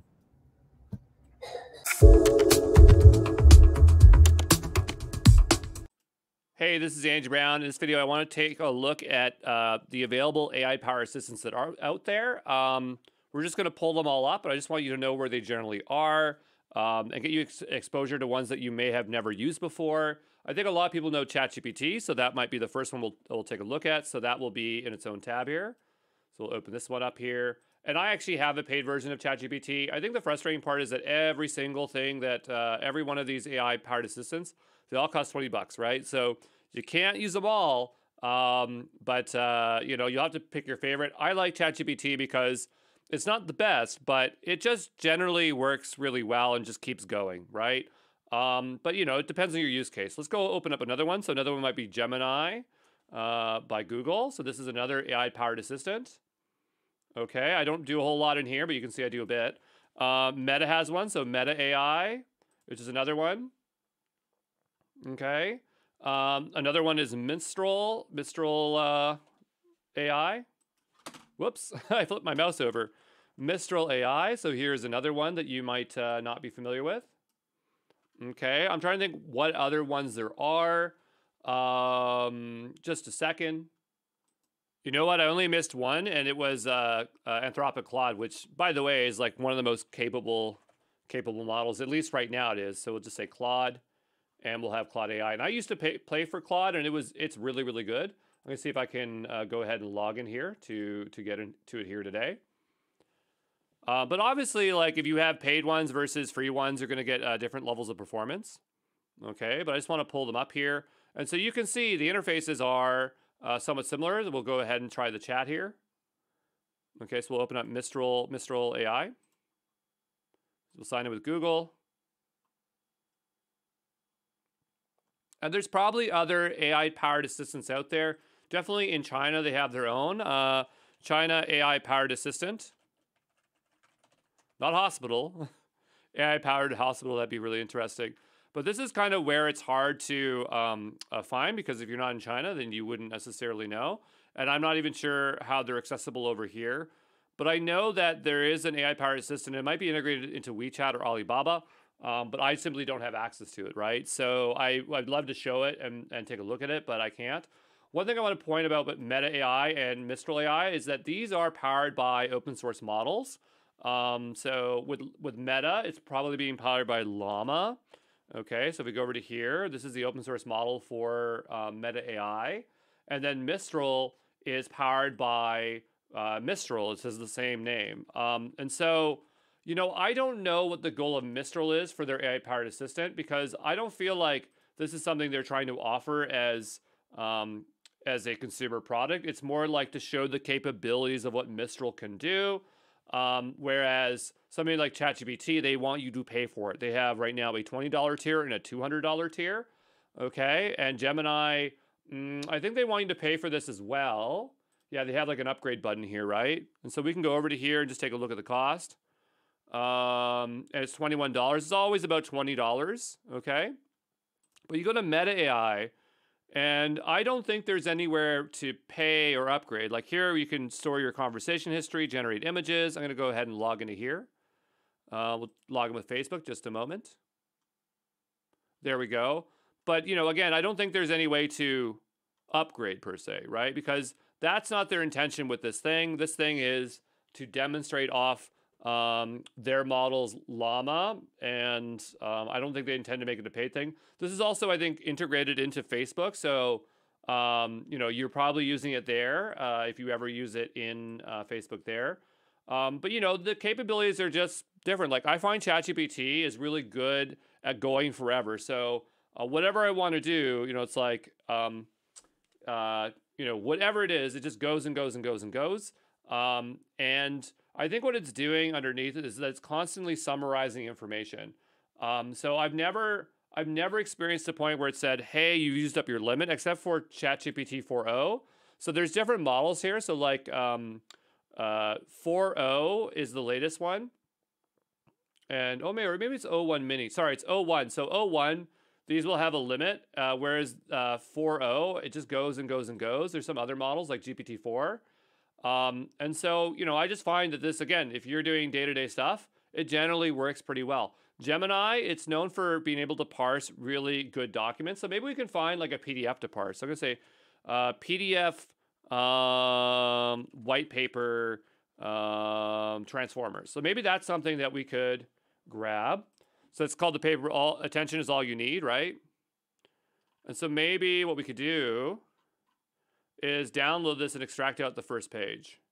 So if I go to print here, I'm on my Windows machine here, but I can see if I can just save the first page. So just give me a moment. Okay, and so I'm going to drop this down, say Adobe PDF, and I just want pages 1. I just want the first page. And it says it's going to print, but it's actually going to save it. Okay, so I'm saving this to my desktop. And I'm renaming it to just attention is all you need. or just page 1. I'm going to call it page 1 on my desktop here. And so now what we can do is we can go ahead and try to drop this into our AI-powered assistant. Okay, so I'm looking for page 1. All right, and so here I'm going to try to drop it in. It says the page is unsupported, which to me is unusual. I thought that Gemini supported PDFs. But if I drop down here, we have Flash and Advanced. So maybe this is something that only Advanced can do. Let's go back over to here. But I'm told that it's really, really, really good at processing PDFs or docs. So we'll just take a look here. So Gemini Advanced PDFs does support PDFs if files if you put them in a Google Drive and refer them by name. Okay. But is that in the free tier? I don't know. So that's something that I had saw before that was really great. But you know, maybe I can't show that here today. So that's a little bit of a shame if I can't show that. But we can upload images. So maybe what we could do, well, first of all, let's just see if ChatGPT can handle our PDF. And I have the paid version, so it probably can, which is probably unfair. Okay, so tell me about the PDF. It probably can handle it, no problem.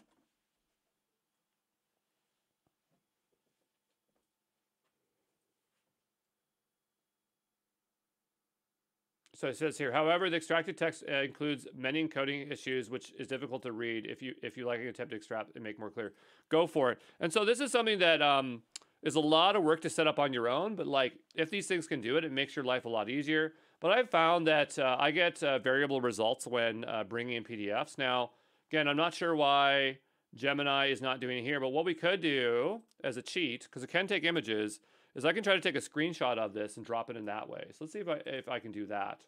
So I'm going to go ahead and I'm going to make the text a little bit large here so it can see. This is really small, so I don't expect that to work. But I'm going to go ahead and see if I can paste it in here. And so can you OCR this for me? Now let's see if it's capable of doing that. And actually it's doing a very, very good job. Oh, look at that. It just showed us that it was doing it, and then it decided it couldn't do it. That's really interesting. Okay, but I'll say, but I just saw you OCRing, and then you stopped.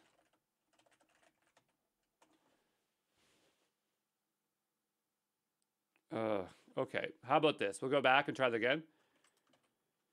Can you extract the text out of this image?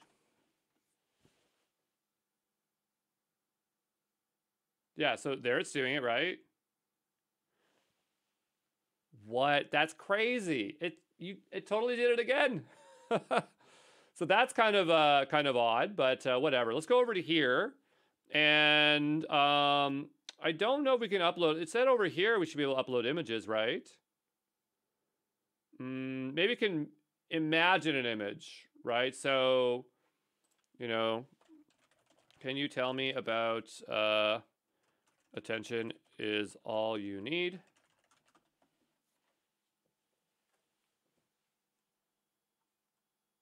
All right, and so it's outputting some results here. We'll make our way over to Mistral. It can search the web. Oh, that's cool. What's Canvas? What is that? I don't even know what that is. Mistral AI Canvas. Let's take a look here.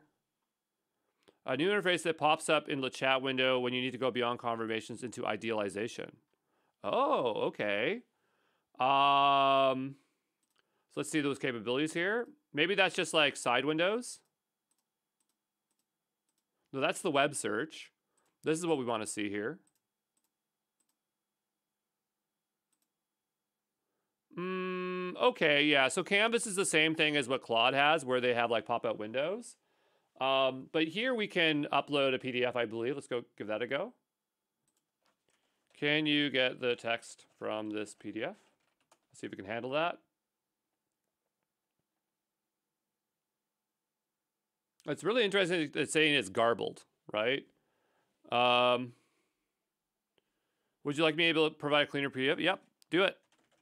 Okay, we'll go ahead and do that. Again, I'm not paying for Claude here, but I like that this wasn't here before, so that might be nice to try that out later on.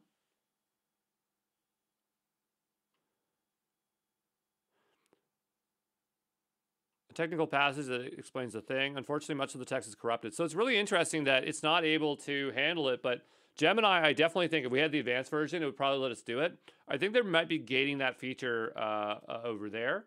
And then here, we can attach a PDF as well. So go ahead here and say, like, can you get the text from this PDF? Okay. And we'll see what it does.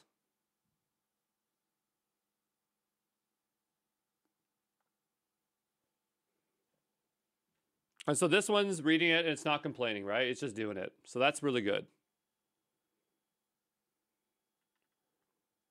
Okay, so, you know, this isn't a great example of comparisons, but I just wanted you to get an idea that there are these ones out here that we have ChatGPT, we have Gemini, we have Meta, we have Mistral, we have Claude. And we're going to just keep revisiting these things. I might actually have a better example that we'll walk through later. But this is just an introduction to these things. Some are paid, some have paid tiers, some will not have paid tiers, and their purposes are different, okay? So I'll see you in the next one. Ciao.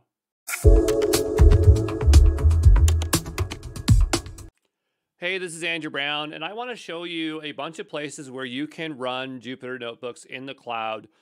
Maybe in a separate video, we might show you how to do it locally, but I just want to focus on cloud solutions so that you have many options where you can run this.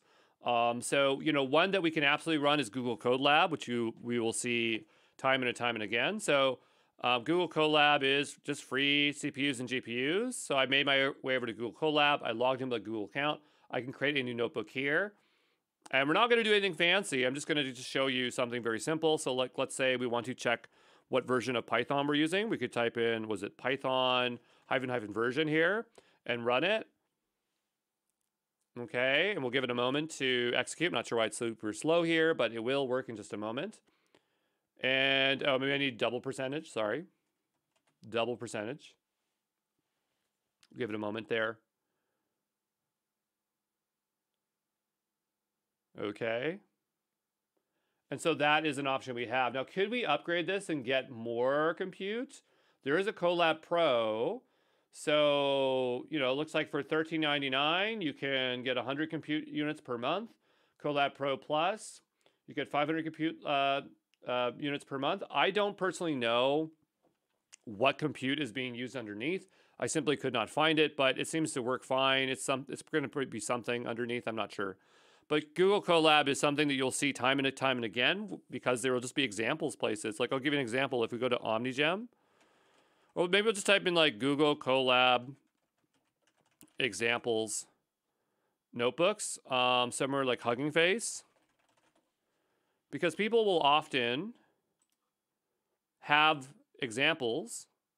You'll see like a button that says, this is hard to see, but if we go a little bit closer here, you'll see we have the button here, which is Colab. And this one looks like maybe SageMaker Studio, which we might want to show here in just a moment. But I'll open this up here. And so this is someone else's Colab. And so like I can run this one, right? I can go ahead and just start running it. It says this is someone else's notebook. I can say run anyway. And right now it's saying too many sessions because I have this one open here. I don't know exactly how to manage sessions. Normally when I'm running this, I'm always running one at a time. But there's probably some way to stop it or, oh, here it is, manage sessions. We'll go here. And so here you can see we have a few from before. So I'll go ahead and I'll just delete them. Okay, yeah, terminate. So these are all being terminated. And so now if I go back over to this one, now I can probably run it. Okay, I'm not that interested in actually utilizing this. I just want to show you that I'm using an external notebook, right? So there it's running. I'm sure it will work. I'm going to go ahead and go to manage sessions. I'm going to go ahead and terminate that, okay? This one's working totally fine. So this is one place that we can use it. Now, it has its own little experience that looks a lot different. I personally don't like Colab compared to other tools out there, but this one is so popular that you're going to run into it a lot. So you want to get familiar with that. The other one is SageMaker Studio Labs. So I'm going to go ahead and type in SageMaker Studio Labs. Now, there's SageMaker Studio, which is something else. But SageMaker Studio Labs is, it's like, it has free compute and GPUs. I'm not even sure if they have a paid tier. I think it's just free. And so this is something you have to sign up and request. So I have an account. Let me go ahead and grab it just a moment here as I log in. Okay. So I'm just trying to log in, but this is one thing they make you do is a lot of these chair things. I think the reason why is that a lot of these choose all the chairs. That was correct. Choose all the beds. But a lot of these tools here, they get abused by crypto miners. So I think that they just put some extra excess here to get in here. And I got my password wrong. It's because I'm typing in my my password manager is not working right now, so I have to manually type it. Just give me another second here to try to type this in again. There you go. I had to reset my password, but now I am in. And so this experience is a little bit different. You have two options, CPUs and GPUs. And so depending on what you choose is what you're going to have. And you can see here that if you choose CPUs, you'll have it up to 4 hours at a time with a limit of 8 hours for 24 periods. Or that time is half for 4 hours in a 24-hour period if you're running GPUs. So this is another great thing that we can utilize. And I do believe that they have some examples here. So if we were to go over to this tab here, I believe, nope. But I think that when we first launched it up, there are some examples. Let's go ahead and just start it anyway. I'm just going to use CPUs here today. And so it's going to bring up the runtime. It says something went wrong, which is totally fine. So I'm going to just choose some hats here.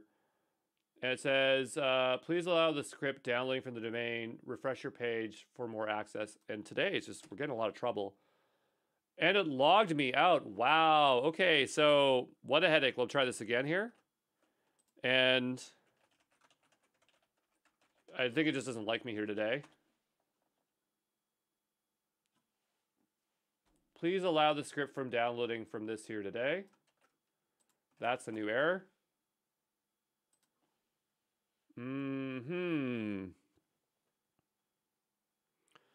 Error contains a description. If you can't access your account, verify that you're using the correct email and password. Yeah, there's nothing that should be causing this. I do have a username as well, so I could try that. And 1 second here. Nope, so I can't use it here today, but it's pretty straightforward. You have CPUs or GPUs and you launch it up. Just give me another second. Let's see if I can fix this. So what it's saying here is that I need to accept database.waf as a trusted domain. I'm not even sure how to do that. To allow the JavaScript as a trusted domain for more information, see WAF Firewall Manager. But this makes no sense because I'm not logging into my AWS account, right? It's not related. So just give me a moment, okay? And here again, it's saying, if you're using a browser security plugin that prevents JavaScript download, you may need to see this error. So maybe there's something that's preventing it. Let me go figure that out. All right, so I gave the information to Claude. It's like, go to here into your Chrome settings and add this here. Seems silly that I would even have to do this, but you know, maybe this could be something that might fix it. But also it says in the padlock and site settings, maybe there's JavaScript options there. So maybe I'll check that first. Site settings. Oh, so we have it here as well. Okay, so that is a direct way to here. And it says allow, so it's set to allow. There's no reason why it would not allow that. So I'll go back over to here. It says that it's allowed here as well. But I'll go ahead and I'll just add this like this. Because now it should fully allow it no matter what. Let's see if I sign in here. Did that fix my problem? I'm seeing bags, and I hate this bag thing, but I get it. They don't want to deal with these folks that are abusing it. So now I'm in here. We'll go ahead and try this again. There might be something funny with my browser. Like I'm even having trouble getting into Dashlane these days. So Bako, my co-founder, was here helping configure something. Maybe he's changed something on my computer. But anyway, let's see if this goes ahead and launches up. It looks like it's working, so we'll just wait a little bit. And so now that is running, we'll go ahead and open the project. But I kind of remember there being existing notebooks in here. So I think that we'll have something to play around with here if we don't even have anything. Yes, we do. And whoever wrote these, they did a really good job because I really, really like them. They should have ones in here for maybe if we launched up the GPUs. I think the repo is different. But if we launched up GPUs, I think we actually would have had some large language models we could run there. This one's pretty simple. So we'll go into Gradio as an example. We'll click into this one. And we'll select the default kernel here. It looks like there's one specifically for Mistral, which is cool. And so this one is setting up an interface to greet. So I'm going to go ahead and just run all here. Yeah, restart the kernel. But this is your standard notebook, Jupyter notebook experience, right? Nothing super fancy here. So here it has one little problem. It says unknown module named Gradio. Why would it be unknown? You import it right there. And that's totally fine. Like, I'm not sure how well maintained these are, but I'm going to go ahead and drag this all the way to the top. It could also be just the environment that I chose. So I go down below. So this one's probably better. So we'll go ahead and do this one. It didn't say that we had to use this one, but it might be the case. And so we're restarting the kernel here. Notice you can see the dot here. It'll tell you if it restarted up here. It will give you information down below about restart. I think it's restarted. I think it was really fast. We'll go ahead and hit restart and run it. And so now it might work no problem. And so here we might have had to change something. It's still saying no Gradio. You can access Gradio with the following link in your own domain. Okay, but it's still saying there's no Gradio. Let's go drop this down and take a look again here. Oh, Gradio example. So they actually have a specific kernel for Gradio, and that might have been our issue here. I'll go ahead and just run this one. If that doesn't work, I can go up the top here and say restart kernel. Sometimes that might help. It still says SageMaker distribution. No, I want to be in this one. Select. And we'll restart the kernel. I don't think it's listening to me. It's not, but that's fine. What I can do to get this working, and we're going to be using Gradio later on, so this is not a waste of time. I'm going to go pip install Gradio and see if I can just install Gradio this way. Now, I might want other things installed, but the kernel, like, that can have pre-installed stuff, and so for whatever reason, I'm having a hard time switching it here today. I just don't feel like stressing out about it. There's that environment.yaml file, so maybe that would set up stuff. I don't know. But we'll go ahead and run this and see if that works. Okay, this is what you have to do on a regular basis when working on AI projects, fiddling with these kind of things. So it's going to start the demo. To create a public link, set share to true. I just want to see this working somewhere. Let's go down below here. So here it's suggesting that I might be able to access this. I didn't set it to true. Did I not? But anyway, it's just saying, let's go grab this link up here at the top. So I'm going to grab this here for just a second. I'm going to go over to here, and I'm just going to replace a bunch of the stuff. By the way, again, this is just free, so there's no harm in you running this. I'm going to go ahead and run this and see if that works. And so now I have Gradio, so just say hello. There we go, hello. Submit, and it outputs hello, hello. I think I'm supposed to say my name, Andrew, right? And so that's a very simple Gradio example. Now, we were seeing before on Hugging Face, there was a button to click. I've never seen a SageMaker Labs like that before, so I wouldn't mind trying. I'm going to go ahead and, I don't want to log out. I just want to stop this environment.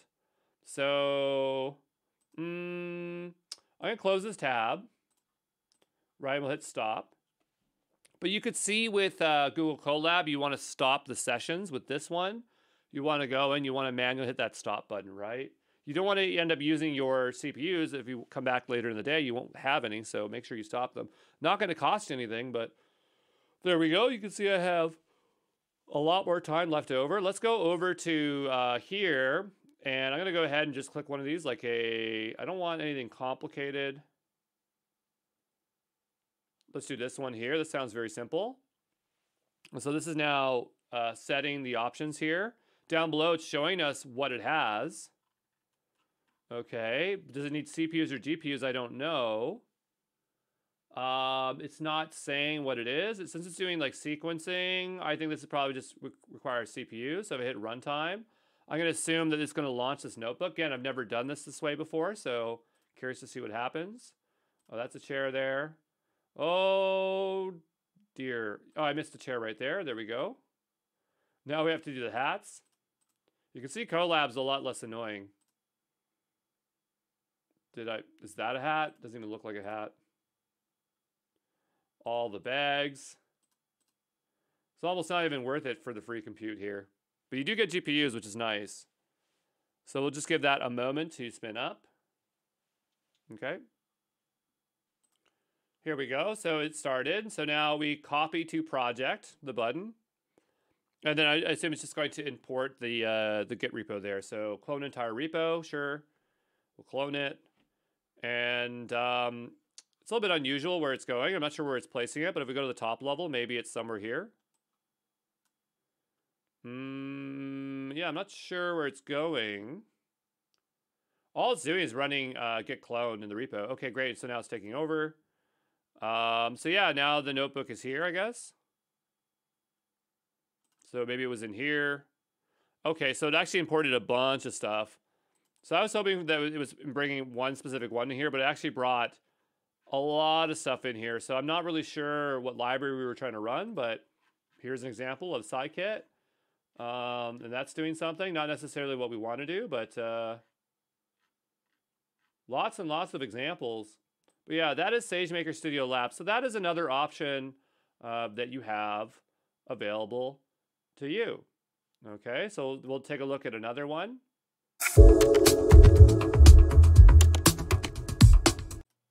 So where else can we run notebooks? Well, if you're in AWS, we can just log into that, and I can show you how to run it directly in your AWS account.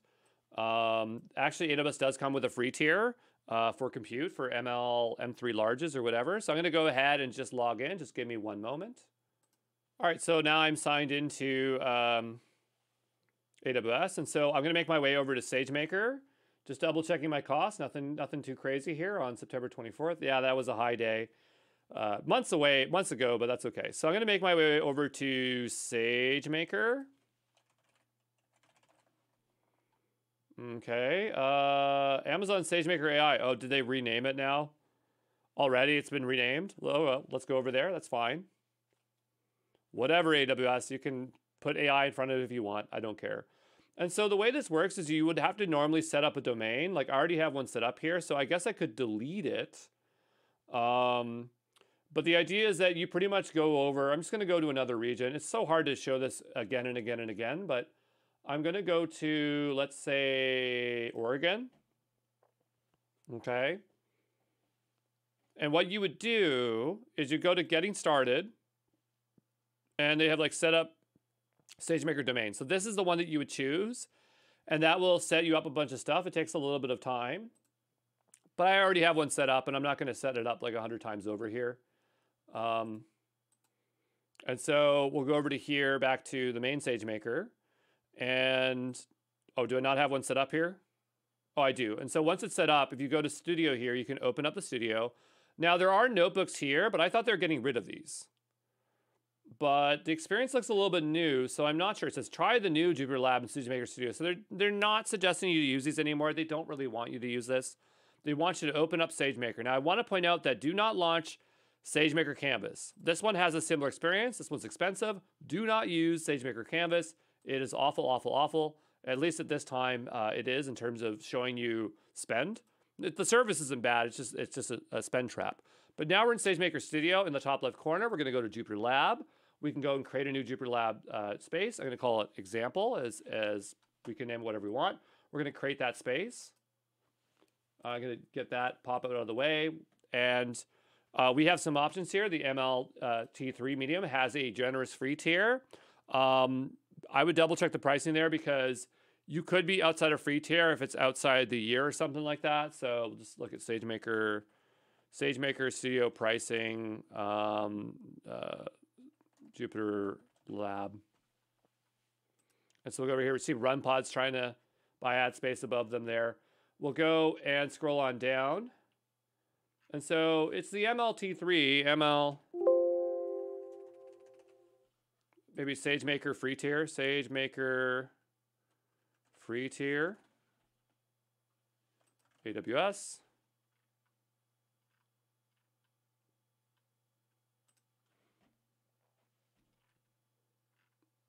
And so SageMaker Notebook. So 250 hours of ML Medium 3.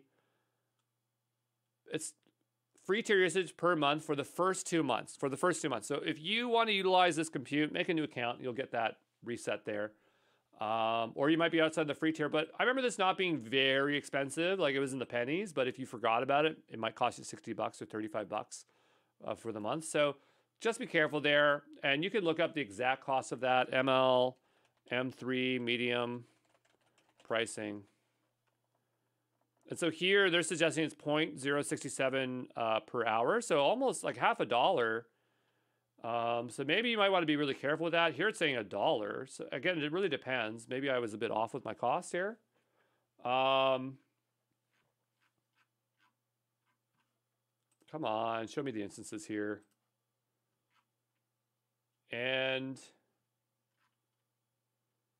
Jupyter Lab. Oh no, 0.05 cents. Okay, so yeah, it was what I thought. It's a nickel. It's a nickel per hour, right? But that's going to add up over time. So if you had that over, let's say, 730 hours, if you ran it all day, every day, sorry, let's go back here. Let's say 0.05 times this, $36. See, I was pretty close. When you set up SageMaker, the domains, you can choose to have it shut down over time. So you don't have to worry about coming back and shutting it down. That is in, let's go back over here for a second, to Amazon.com so I can show that. But if we go here on the left-hand side to SageMaker AI, almost all the providers renamed their stuff. It's ridiculous. So we'll go over to Studio, or maybe the domains here, because if we click into here, because I didn't show you the setup here, but there's some configuration, app configuration. And in here, you can tell it to shut down. So if I go here, customize SageMaker UI, it's not there. Go down here. Oh, here it is. So if we edit this, we can just say like enable idle shutdown. So the idea is that if it's running, you forget about it, then it'll shut down for you after a period of time. So this is something you absolutely want to have turned on. So I don't even have it turned on, so I'll just checkbox it on. And it has an idle time of whatever that is. So this is minutes. Default is, so I would say after 60 minutes, I would tell it to shut down. The lowest time. Yeah. So I would do that, and that would be smart to do. Okay, because that way, at least you'll be in better shape that way. But anyway, let's go back over to here, and we're ready to launch the space. You can see we can choose the storage, other things like that. Now, this is where you might want to choose, like if you're downloading a larger model, you'd want to have more space, but I'm just launching this up as an MLT3 medium. I didn't drop this down, but we have other options. We have a bunch of different compute, either with CPUs or with GPUs attached. And so we're just going to wait for this space to start up. This one's one of the fastest starting instances, so we're just going to stick with this for now. Okay. Now, you could also launch an EC2 instance with compute and install Jupyter Notebooks, and that might be something I might show you how to do, just so you know how to install Jupyter Notebook or Jupyter Labs servers from scratch, which is something you absolutely should know how to do, as it becomes super handy in many use cases. But again, just waiting for this to spin up. So give it a moment. There we go. Now I can open this up in Jupyter Lab. Okay. And so this will open up a Jupyter Lab environment. And I'll just create a new notebook here. And we'll do our standard. This actually is probably pre-installed.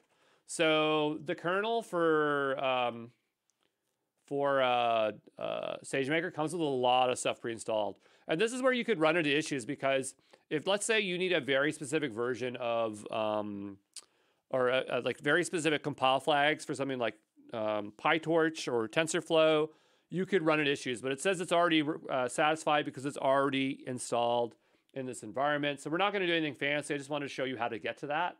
I'll go ahead and hit log out here. I don't think that stops everything. I usually don't do that. I usually go here and just hit the stop button. Okay, so it brought us over here, which is kind of funny. I'm going to give this a hard refresh. I don't think it stopped the space, but let's take a look and see what happens. Right, so if you want to stop it, you got to stop it over here, right? And you can have it hang around. There might be storage costs long term. Under 30, I think you're fine, because under, like, it's 30 and above, you're out of free tier. or above 30. So I'll delete that. And so that is how we would do that with SageMaker Studio, to have that. And that's something you can absolutely utilize. Yeah.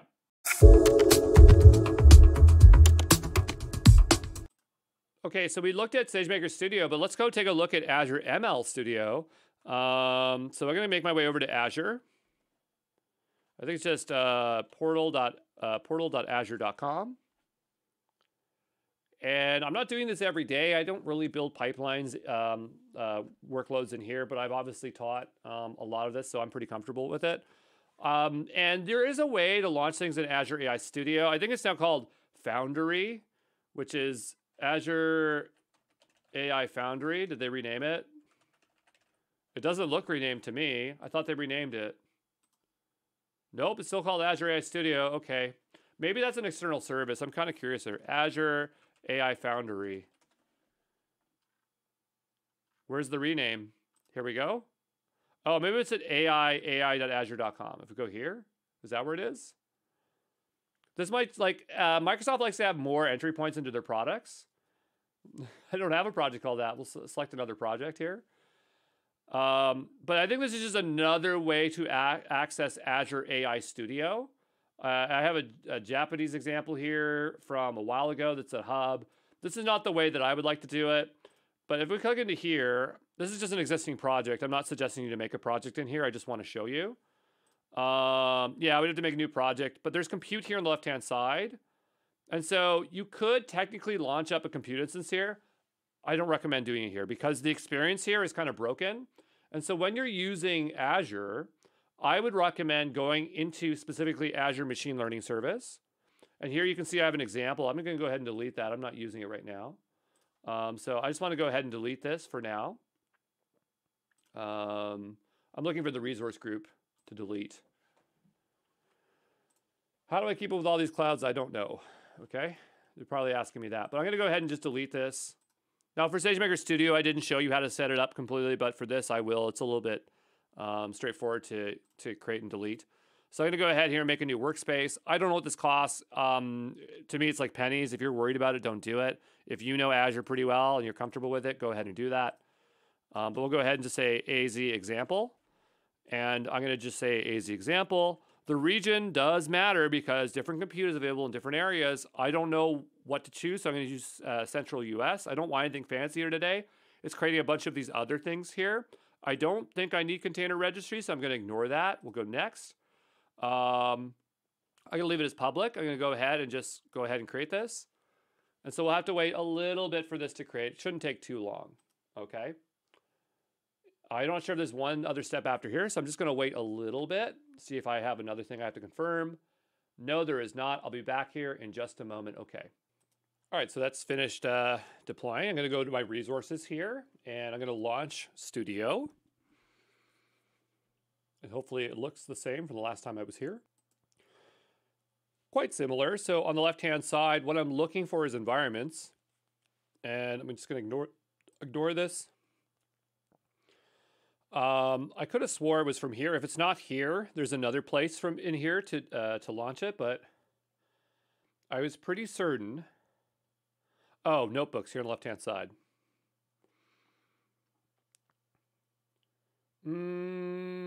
Yeah, create compute. Okay, so I mean, I was looking for compute. Oh, it's down here. Compute's down here. Okay, so we can create our compute over here, or we can just go through notebooks and create it here. Notice we have CPUs and GPUs. Just like AWS, you have options that you can choose. I like how the prices are here on the right-hand side. It's not 0.5 cents, but there are other options here that we can utilize. So it really depends on what you want to do. There's just recommending ones here. I could just sort this by cost. And not as cheap as AWS, but still pretty good. And I'll go ahead to next. And we have idle shutdown, so that's really good. Okay, we have lots of good options here. I'll go ahead and review and create. So you can see the experience is a little bit better than AWS. Not that anybody ever talks about it.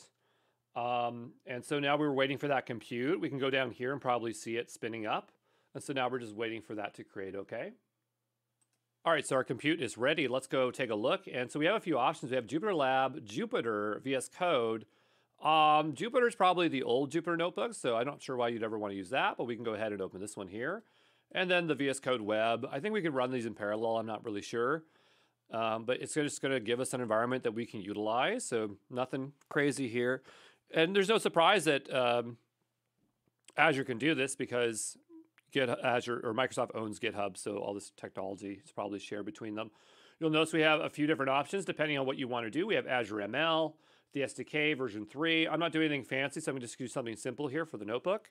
And I'm going to do a pip install transformers again and again and again till we get tired of it. So we'll go ahead and run this.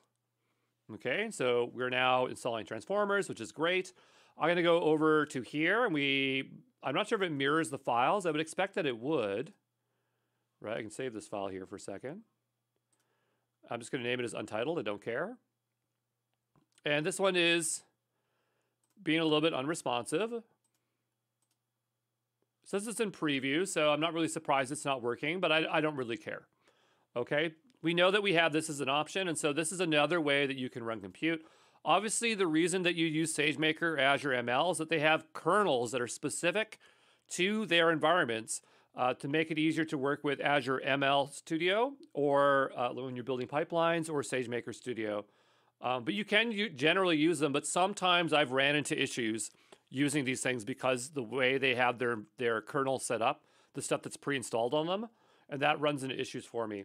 In order to delete this, I think we have to completely shut it down first. It is shutting down, so now it will delete it. So now I don't have to worry about that. So that is how you get a notebook running here on Azure ML Studio. And it's up to you if you want to tear down the Azure A Studio. I showed you that earlier in the video. You just go into, I mean, I suppose I can delete it now. It's not that big of a deal. But you find your resource group and you delete your resource group. That is how you're going to get rid of this here, okay? Ciao.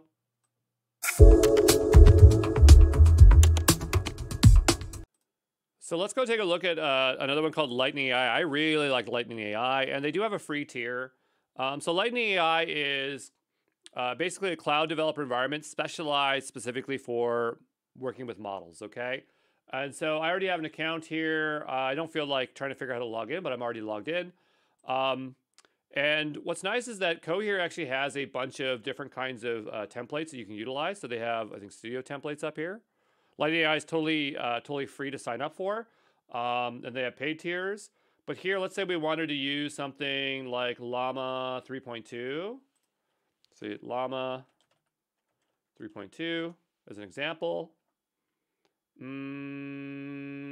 Here's one serving it. So I'm going to click into this one. I like this one here.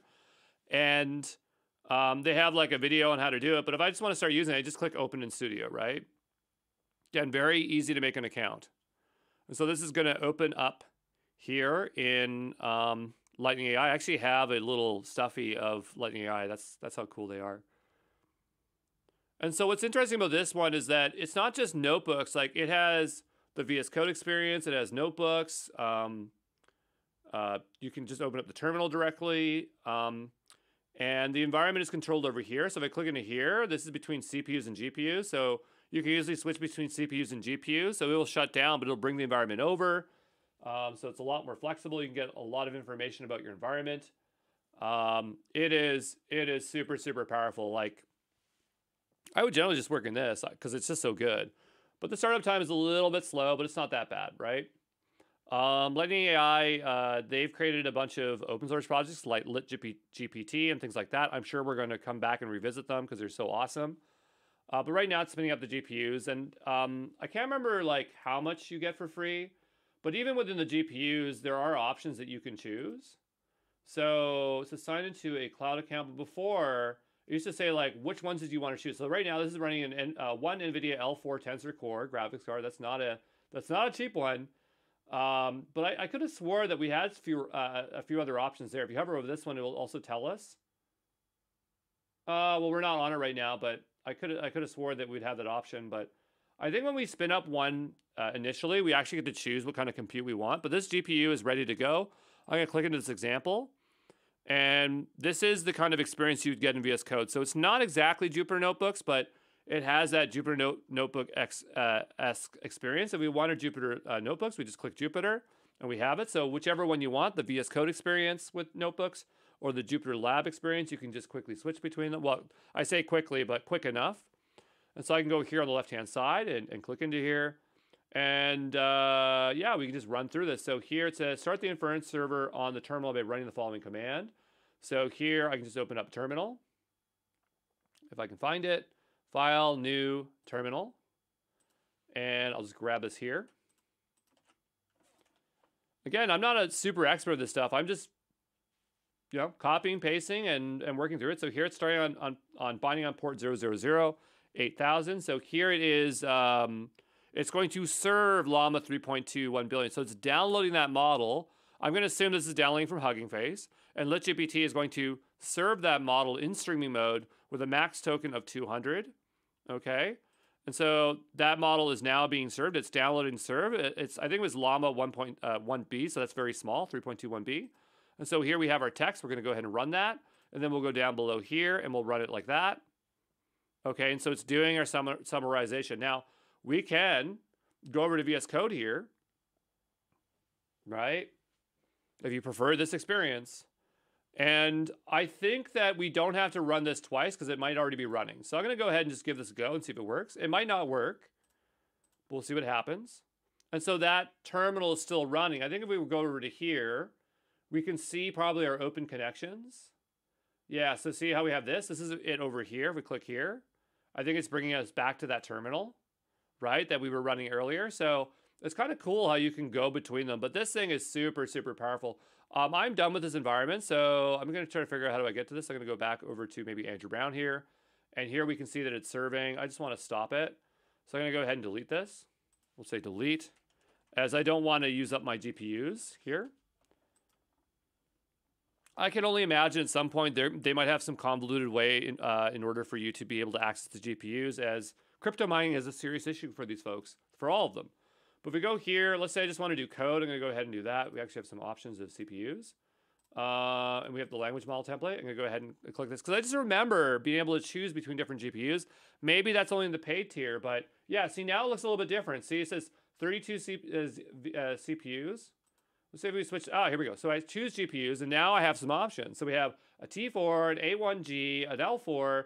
These are all NVIDIA cards, A100, H100. How many do you need? So I really like this kind of experience because it really makes you understand what kind of GPUs you're using underneath, right? For CPUs, I don't really know if there's that many options. Here we have some. So we have 32, 64, 96. It's not specifying what CPUs it's using here. I'm kind of curious what it would be using. I would like to know, maybe learn more. But anyway, here you can see it's spinning up that environment. So definitely we're going to spend more time with LitGPT, but we'll spend time in other ones as well. Another one that we can utilize is Gitpod. Okay, but we'll talk about that next. So we'll just stop this here so we're not utilizing that. I just delete it. And we'll look at another one here, okay? Let's go take a look at Gitpod. Now, Gitpod has just recently changed their model a little bit.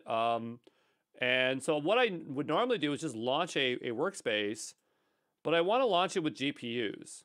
Okay, so down below here we have standard, but there's a way to do it with GPUs, which is new. So I'm going to go ahead and say Gitpod GPUs. I was just at reInvent, and Lou was showing this to me. So I absolutely know they have GPU support. And it's configured in their dev container. Maybe we'll go over to Gitpod here. Okay, just the main site here. It's going to keep logging me in here. And somewhere in here, there's a way to download the new environment.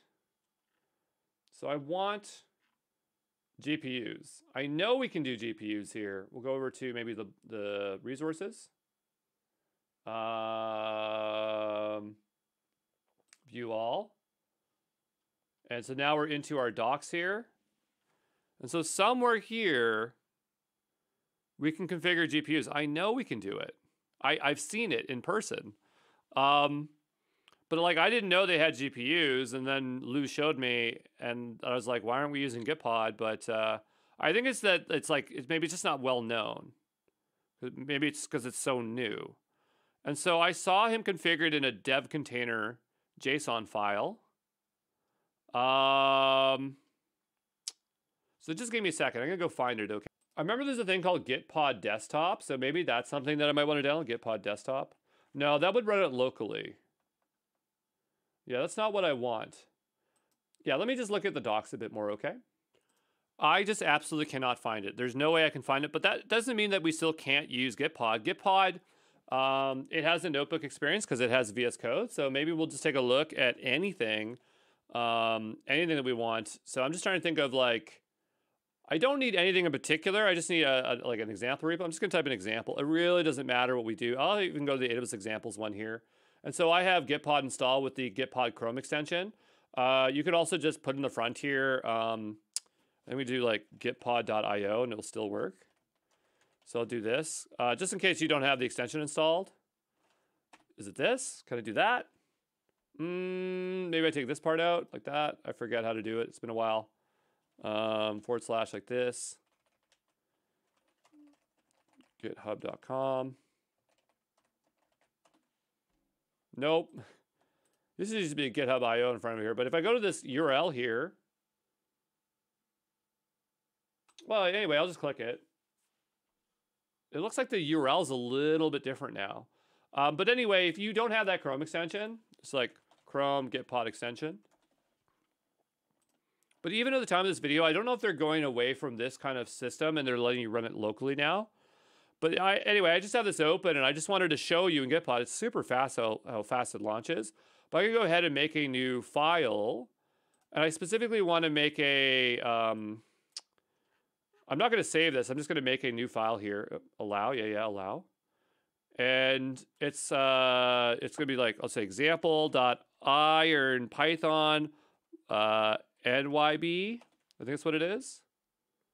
And we should be able to, maybe I named the extension wrong. It's IronPython YNB.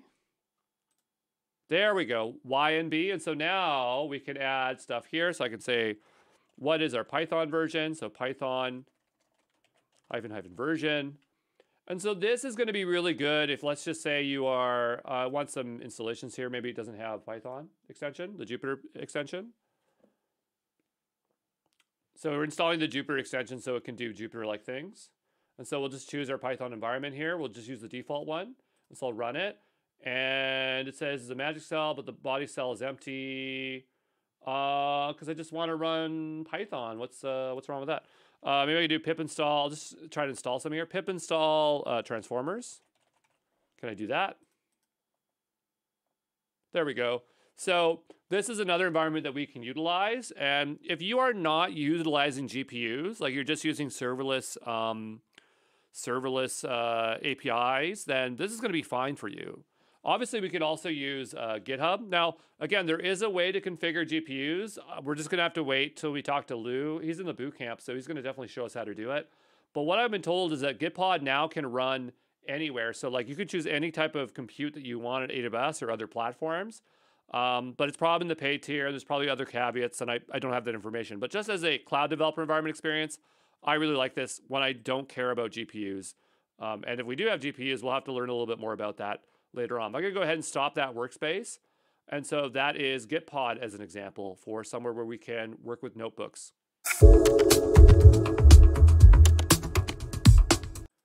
All right, so if we took a look at Gitpod, well, we should probably take a look at GitHub code spaces. So I'm backing in my AWS examples repository. Again, it doesn't matter where we are, but there's a code tab here, and we go to code spaces, and I'm going to go ahead and launch one, and we get free compute here. Does code spaces have GPUs? I don't know. I would imagine that that would be something on their roadmap, code spaces GPUs. Lightning AI comes up right away. We might take a look at RunPod. I've never used it. It's been on my roadmap to take a look at. But do they have GPUs? I don't know. Yeah, I don't care about this. And so this is launching up here. I hate how it always defaults to, it never remembers my theme. So I have to go here and change the theme. And even that takes time to load up. But when we're here, we actually can click the plus, and we could have a little bit more options about the type of compute we can launch up. And I didn't want to make two. I wanted to literally have options. There we go. Configure dev container, right? And so if we go here, I hope it's not just JSON. It is just JSON. Okay, we'll go back for a moment. I want a UI here. Notice I have two here by accident. I'm going to go ahead and delete this one. Delete it. I don't need two, right? But what I was looking for was options for me to change the compute, right? So here we are, and we go down here, and we have 2 core to 16 core. You can see we get quite a bit of memory. So I didn't really see those options over at Gitpod. You just don't really think about your compute levels. But there is now a way to change the compute underneath. But if you're working with LLMs locally, even if it's on CPUs and they're optimized, you're going to need like a lot of RAM. But these seem to have considerable RAM. Even the 2-core one has a lot of RAM. So that's totally fine. But maybe 32, 64 is where you want to float. You want obviously more cores, so that might be a little bit different. Again, if you're working with serverless APIs, it doesn't matter what you use. You can just utilize this. But one thing we want to see is that notebook experience. So I'm going to go ahead down in the bottom left corner. I'm going to go to our settings. I'm just going to, no, that's not what I wanted. I wanted to go to themes, sorry. And I just want to change this to a darker one. It's a little bit hard on the eyes, this one here. Light themes are fine, but that light theme in particular was horrendous. I'm going to go ahead and just make a new file here. I will say just allow it, new file, and it'll be example IP for IronPython YNB. I don't know why it's YNB for Jupyter. And so we have a similar experience here. So I'm going to go ahead and just do, pip install transformers. Okay, we'll hit enter. And it will want to install Python and the Jupyter extension so that it can work with it. So you get a Jupyter-esque experience.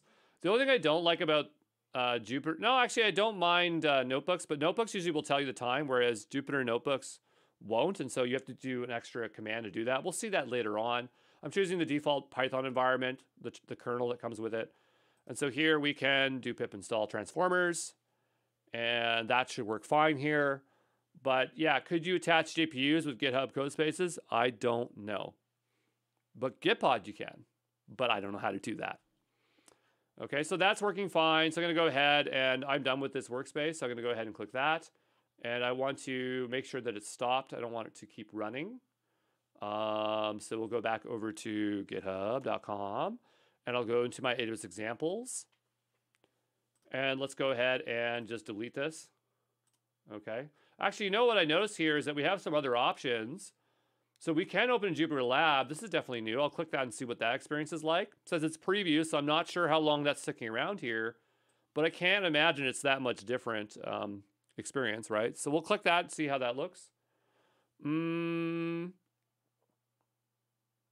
to start CodeSpace, maybe because I deleted it. We'll go ahead and try this one, Jupyter Notebook. I didn't even know this was an option.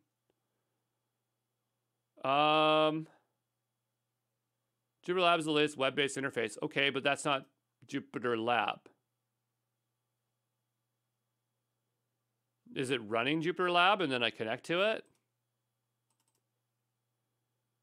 Okay, so these are templates for you working with notebooks, but this isn't actually the notebook experience, which I was hoping for.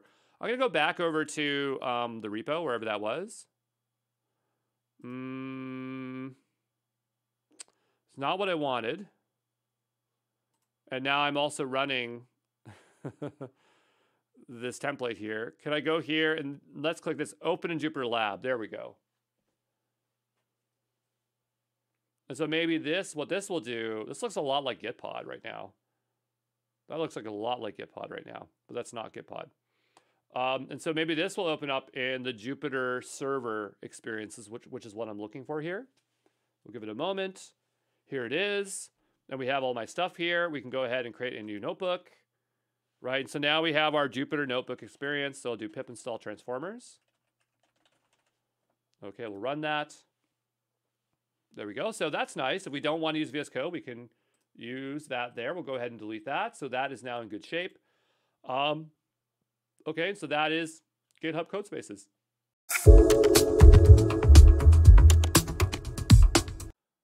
All right, let's take a look at DeepNote, which is another place where you can have a notebook. So I've actually never used the service before, so it should be very exciting to give this a go. But the reason I'm looking at it is that it does have a free tier. And so we'll take a look at what it can do. Apparently on the free tier, we have CPUs. I'm not sure if this handles GPUs in here, but it clearly has a lot going on in here. Yep, there are GPUs down below. So I guess if you wanted to attach GPUs, you could absolutely do so. But let's take a look at DeepNote and see how this goes. So I'm going to go ahead. I'm just going to connect with my Google account. Though probably we'll have to connect GitHub if we want to do anything productive, but we'll see. So go ahead and hit continue. And learn or teach data science. Yeah, I mean, technically I'm educating, so let's go ahead and do that. Oh, I'm not that kind. But we'll go ahead here. What's best describes you? I'm a teacher. But I think what they're asking me is like, you know, what I am in that sense. We'll go ahead and hit continue and get through this here. I don't need to invite a bunch of people. And so now we have our area here. And so, oh yeah, cool. We got data. I mean, data is a big thing when it comes to working with GenAI models or ML in general. I'm just not very good at data, despite making data courses. But yeah, it looks like we have some rich visualizations, things like that. But what I want to see is just our standard notebooks. Let's go ahead and create a new notebook. And, oh, maybe these aren't the normal kind of notebooks. I thought this was going to be like Jupyter notebooks. Oh, okay. This is really, really different. This is really, really, really different. Okay, let's go back over to our demo here. So we have start with a query. Okay, so it's still like notebooks, but it seems like the experience is a little bit different. Okay, so, and we have generate with DeepNote. Sure, let's go ahead and do that. So, you know, write me code that will use BERT for classification, I guess. Let's try that. And so we're getting some code here. I mean, it looks a little bit different, but it just seems like they have more richer components. Okay, and so I suppose before we run this, like the code's fine here, we can add another code block.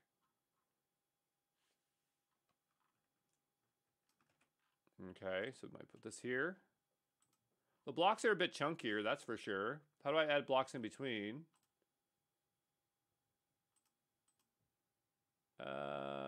Yeah, I mean, it's different. Maybe just keep it as a single block, but definitely a different experience. But if it works, right? Okay, let's just give it a run.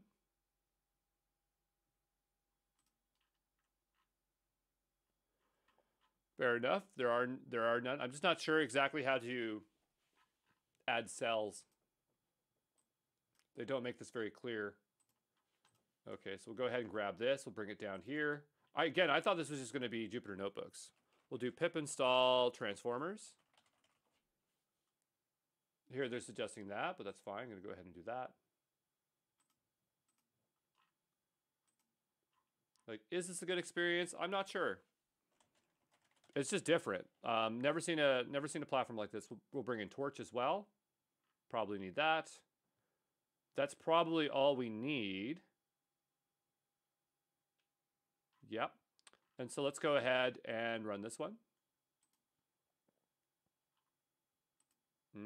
Okay, can I just run this one? Definitely a bit of a learning curve here. Just let me run it. Let me run it.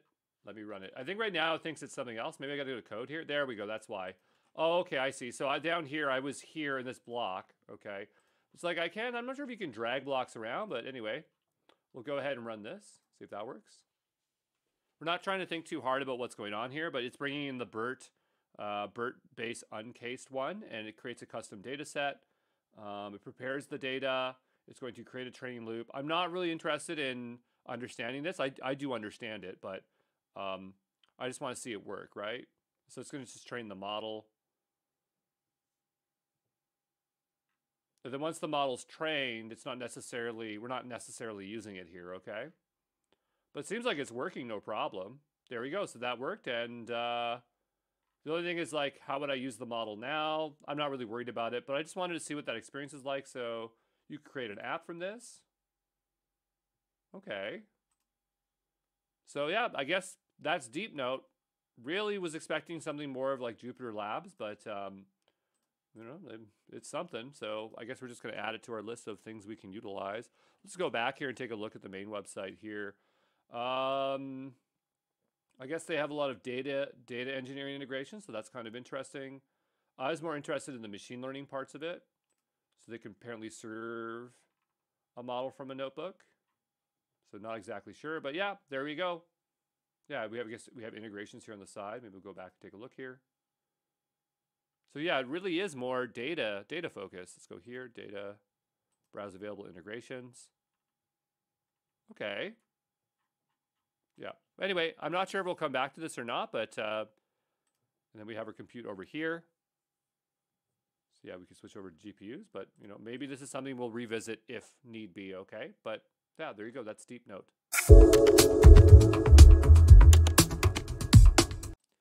Hey, this is Andrew Brown. In this video, we're going to take a look at setting up Conda and Jupyter Labs locally. I'm logged into remotely a machine on my network, which is the Intel Developer Kit that has the Lunar Lake chip so that I can do good things locally.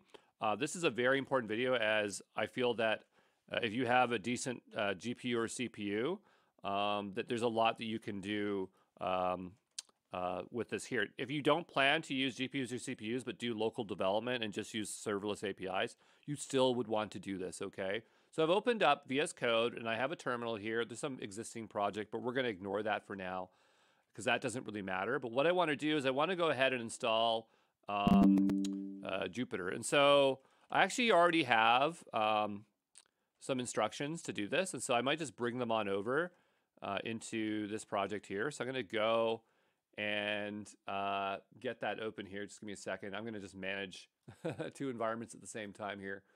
But I'm gonna go over to GitHub. And in here I have a repo called Exam Pro Co. GenAI Essentials. This is what it should be called. There we go. And so in here, we can set up the instructions for installation. So I'm going to just hit period on my keyboard. And as that's going, I'm going to go over to GitHub. As I have a lot of projects, I have the GenAI Training Day workshops. And in this one here, we actually already have the code for us over here. Okay, so I just want to bring it over and kind of rework it a little bit for our use case. So I'm going to go and wait a moment here. And I'm going to just make a new folder here. Whoops, not there. We're going to make a new folder here. I'm going to call this one Conda local, like Conda Jupyter, or we'll say local development, local dev. And I'll make a new folder in here. This will be Conda and Jupyter, okay? And so we're going to make a new file here, and I'm just going to call it a readme.md, as this will be the instructions to get set up here. And so the first thing we'll want to do is we'll want to install miniconda. Okay, so install miniconda. If you've never heard of Conda before, or miniconda, which is over here.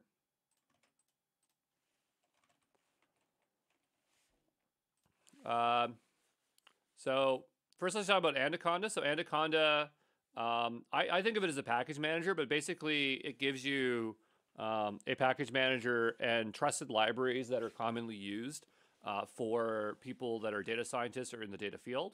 So this is a very common way to start working with libraries and to not deal with so many different kinds of conflicts. But what we're going to want to do is install miniconda. This is specifically for Ubuntu.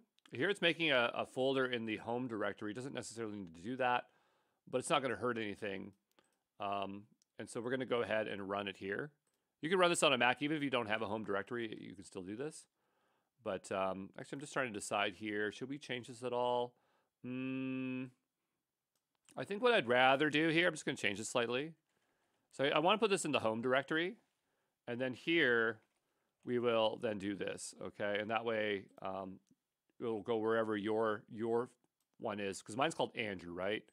And so I'm just copying each line over.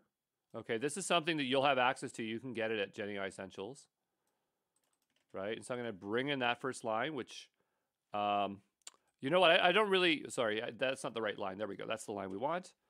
Okay, and then we want the next line, which will actually download the latest version of Miniconda. Okay, and then the last one here actually executes it. So here it's downloading a bash file and renaming it to temp Miniconda, and then we're executing it here, which will install Miniconda.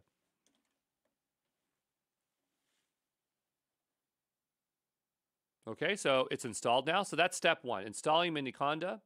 The next step is to get it set up. So these are the first two lines we want to run. So let's just say setup Miniconda. I might just make this H2. Not that it matters. Okay, and I'm just going to slightly change this so it's actually this here. Okay. And we'll go ahead and bring those in next. Have to be a little bit careful here as it likes to, when you copy paste on Windows, it likes to not copy what you have. And it's still, it's still refusing to work. There we go. So I've done the activate. And so now notice that we have base. So now Miniconda is working. This is really important so that you know that it's there. If you don't see this, then conda is not there, okay? And the next line is the conda init all. So this is going to set up some defaults. So it's modified some files. And if we were to open up this file, like our bash rc or zshrc, I'm not sure which one we are using right here. I'm just going to cat it out here for a second. It's added stuff so that next time we use terminal, the conda will get loaded. If you don't run that line, then you'll always have to activate conda, which is kind of annoying. So anyway, now we have conda installed. And so the next step is to like get our environment ready. And so often what we'll end up doing is we'll be creating a like an environment, and then from there doing something with it. So let's actually go ahead and do that. Now we're not going to do OpenVINO here today, but we're going to do something else. And I'm just going to make a very simple environment. So we'll just say create a new environment. Okay. And so what that will do here is call it hello, right? This will create a new Python environment called hello with Python 3.10.0. Often I will use an older version of Python because newer versions of Python, especially when working in data science projects, you'll have serious conflicts with libraries. And so you just kind of find which one's more reliable for you. So latest is not always the best. There's definitely a newer version of Python. And so I'm making the deliberate choice of working with 3.10. If it's the future, you just kind of figure out as you go what versions work for you. But right now, at this time, 3.10 is working great for me. And so I'm sticking with it. So I'm going to go ahead here, and we're going to go and create ourselves a new Python environment. Now, normally when you create a Python environment, it would just create it in place. I'm not exactly sure where they place these, but we'll take a look here. I'm just going to do an ls-la. So notice that like the Python environment's not there. So what we can do is type in conda env, and it should tell us, conda env, it should tell us about the environment. Maybe it's not that, maybe conda show. So let's type in conda here. Oh, it's conda info. So we type in conda info. I'm just seeing if it tells us where this environment currently is. We haven't activated it yet, so there is no environment, but this would be, you know, create a new Python environment called hello with Python version 3.10, okay? And so if we want to use the environment, like activate the environment, we would write conda activate hello. Okay.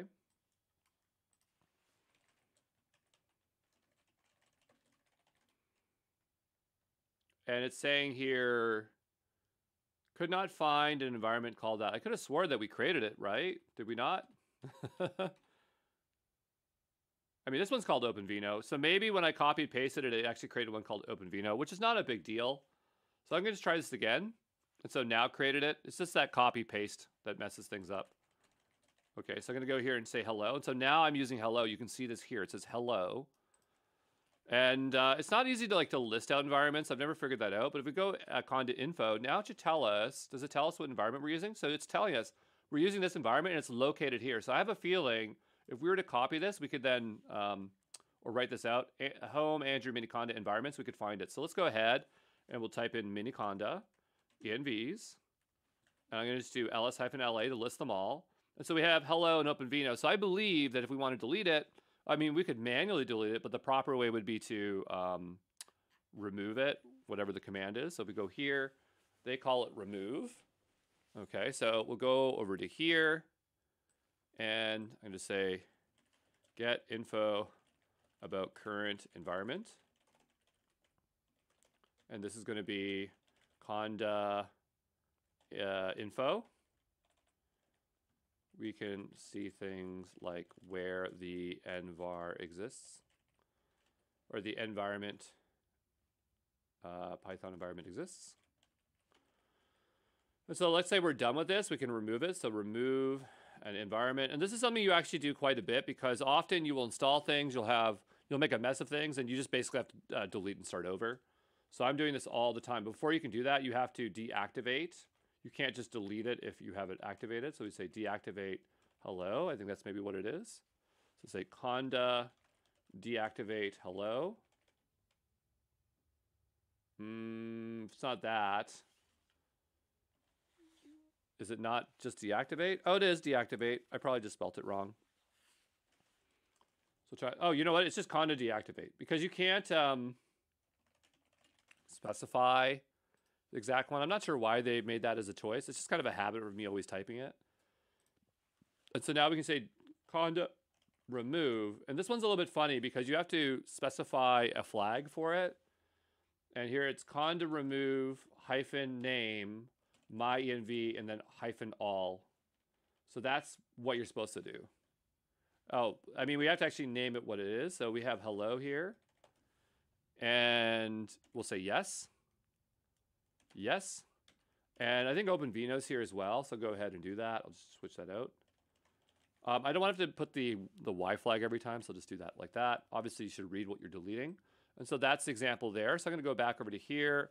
So this will be conda remove. Every time I say conda, it sounds like in my head, Wakanda. And I just think of that movie. But they say hello here, and then it's hyphen hyphen all, and then it's hyphen yes. And so that's how we're going to remove an environment. So something you're going to be commonly doing. Now, there's more to this. This is basically step one, which will just be set up conda. We'll just call this conda instead. Okay. And the next part will actually be installing stuff. And specifically what we want to install is Jupyter Lab. But yeah, we'll cover libraries installed in the next one here. But one thing I wonder is, like, do we have pip now? So I didn't have this before, which was kind of frustrating. But if you type in pip, yeah, we have pip. Okay, great. Okay, so what I'll do is I'm going to stop the video here, and then we're going to continue on as a separate one. But I'm going to save this here for now, because this one's pretty good. And we'll say update. I almost feel like I should have made this a separate one. Maybe I'll just rename this a conda. I'm so sorry for those that are watching. And I'll rename this to readme. But that way the next one can be Jupyter server, okay? Okay, and I will see you in the next one. Ciao, ciao.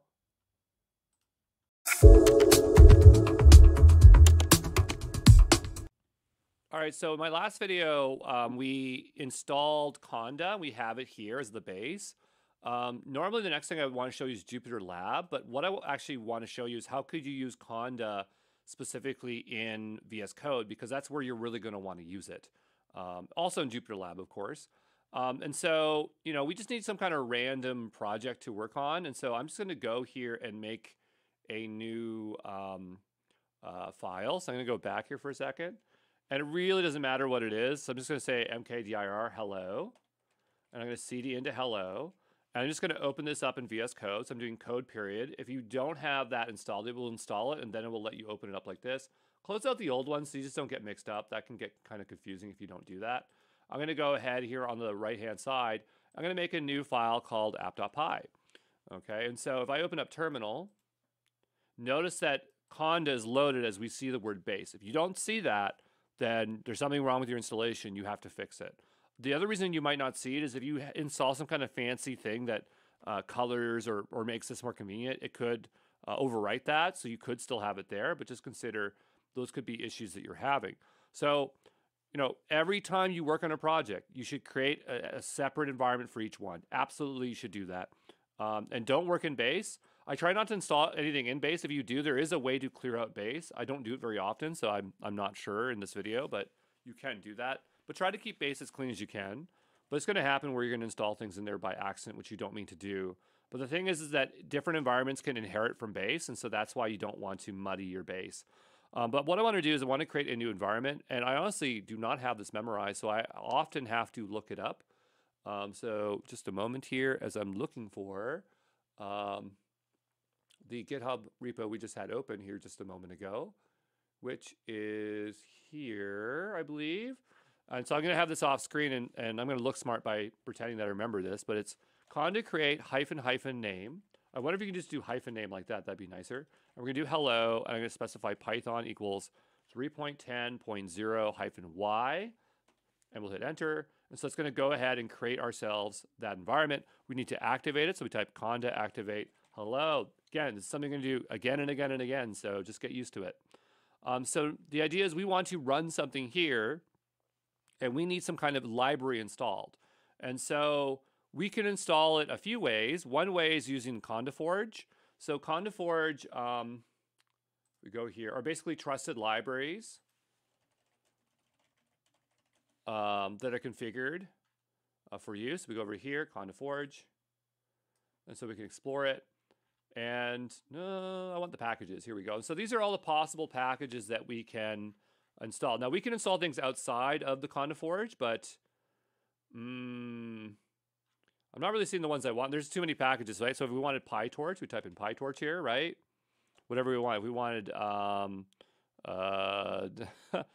skKit, scikit. I'm not sure why I'm having such a hard time typing it in today, but the point is, or like pandas, if we want pandas, it's there. And so let's say we wanted to work with pandas, right? We could do a pip install, and sometimes you do that, but you really want to try to always do CondaForge install. So I'm gonna go over to here, and maybe we'll continue on here with this. So we had Conda, I'll just call this one setup. I'm so bad, I just keep renaming these on you folks. We'll say hello example. And so what did we do so far? Whoops. I want a hello.md here. What did we do? We said conda conda create -n hello Python 3.10.0 -y. That was our first command. And then our next one was conda activate. And so the next thing we want to do is we want to install. So I think it's conda install c CondaForge. So what we're saying is like we want to install something, but specifically use CondaForge. And you can specify other things here. I just don't know anything besides CondaForge, so I often just type that in. And so we would do this. So we'll go ahead and give this a try. Right? And that is not what I wanted. So I'll just type it again, because copying between remote desktop doesn't always work properly. So I'm just going to type it fully in here. And we'll type in pandas, right? So this is now going to install it here. Now we could also create a requirements.txt install, and that's totally fine as well. But sometimes you want to install libraries this way, so you absolutely know they're coming from CondaForge. Okay, and so we'll give it a -y here. And so that's installing. So that's going good. And so now we have CondaForge installed. Or sorry, pandas installed. I'm not sure if it would show up under conda info. We can take a look here. So I don't think it would show those libraries, but if we wanted to see what packages we had, right, we do, was it pip show, I believe, pip show? Or sorry, pip list. And so here we can see we have pandas is installed here. So what I want to do is I want to do conda deactivate. Let's take a look here, and we'll do pip list. I notice this comes with a lot of stuff installed, but does it have pandas installed? It does not, right? Because this is the base one that's installed here. I'm going to go back over to hello, and we'll do pip list. And I think I said earlier that I believe that things inherit from base, but it doesn't appear that way. So I guess that's just a false statement. Each environment is completely isolated, and that's actually a lot better. So here we have pandas, and so if we want to use it, well, let's make some pandas code here. I don't want to figure it out. I'm not great at pandas, so I'm going to go over to ChatGPT or whatever you want to go to, whatever free model you want to use. I'm just over here. I'm going to just give me a basic example of pandas. Okay, we'll go ahead and do that. I should be using mini because I get limited uses of GPT-01. And we'll give it a moment here. We've already installed it. So I'm going to grab this as an example. You do whatever you want as a basic example.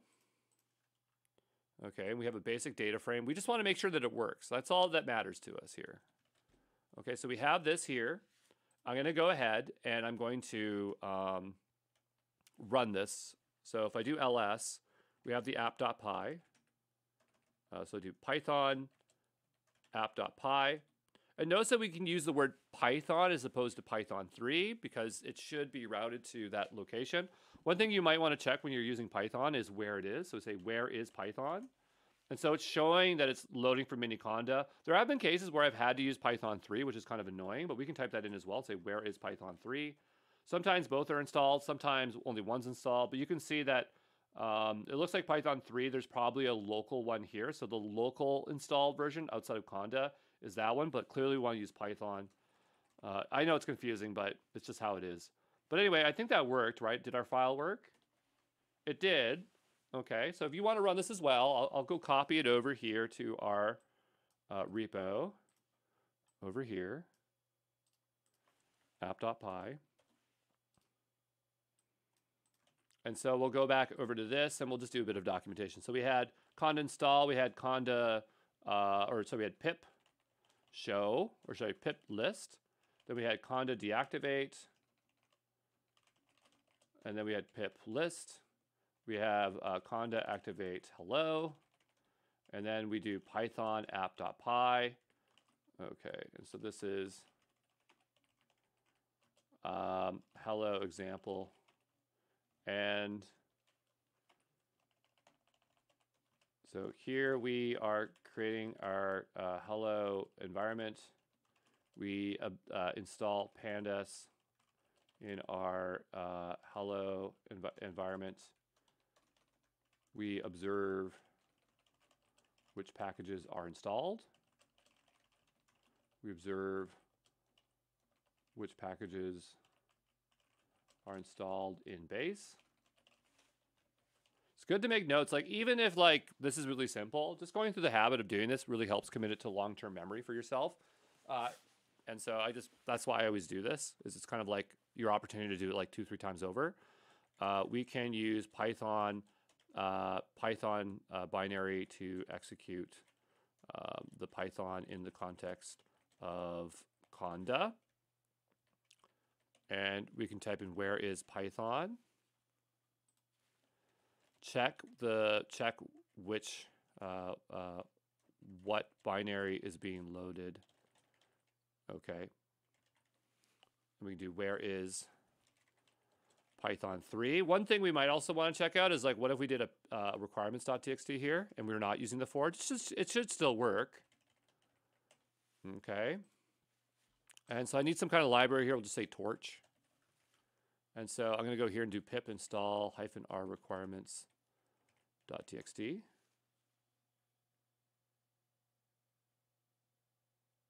Okay, and so it's installing no problem here. Maybe I should have installed torch because that takes a bit of time. Yeah, it's a little bit large, so I'm just going to stop that. And you'll notice like torch is almost like a gigabyte. So you might want to clean up your environments from time to time. Maybe I should show something smaller. You know, like python.env. We'll end up using that quite a bit. So python.env. So do pip install -r requirements.txt. So it'll install from that file here. Okay, so that's really good. I'll go back over to here and I'll just make a new requirements here.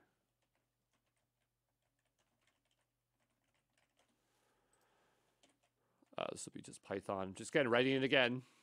python.env. That's so we can load environment variables, and actually we'll use that quite a bit, so that one's a good example to have here. But we'll go back over to our README. What else did we do? We did Python, or sorry, pip install requirements.txt. It has to have a -r in front of it. If you forget it, don't worry. Like after a week of me not working with Python, I always forget that command. We'll do pip list again here because I want to see if it installed it. And so we have python.env here. Another thing that I should show you is working with not Jupyter Labs, but it's the environment specifically for VS Code. So we'll do that in the next video here. And so I'm just going to stop it. I'm going to keep this environment around because this one's actually useful for us. I'm going to go ahead and just quickly commit this code here so we have it for later.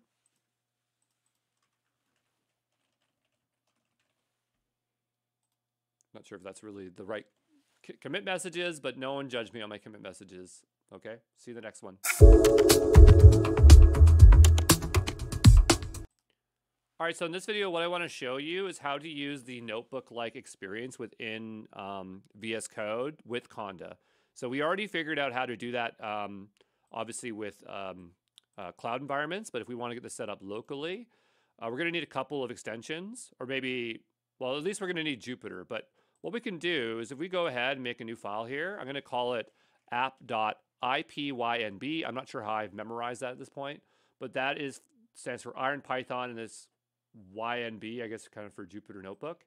Oh yeah, I guess it is. Yeah, so the J is represented as, or sorry, Jupyter is represented as a Y. So Iron Python Notebook.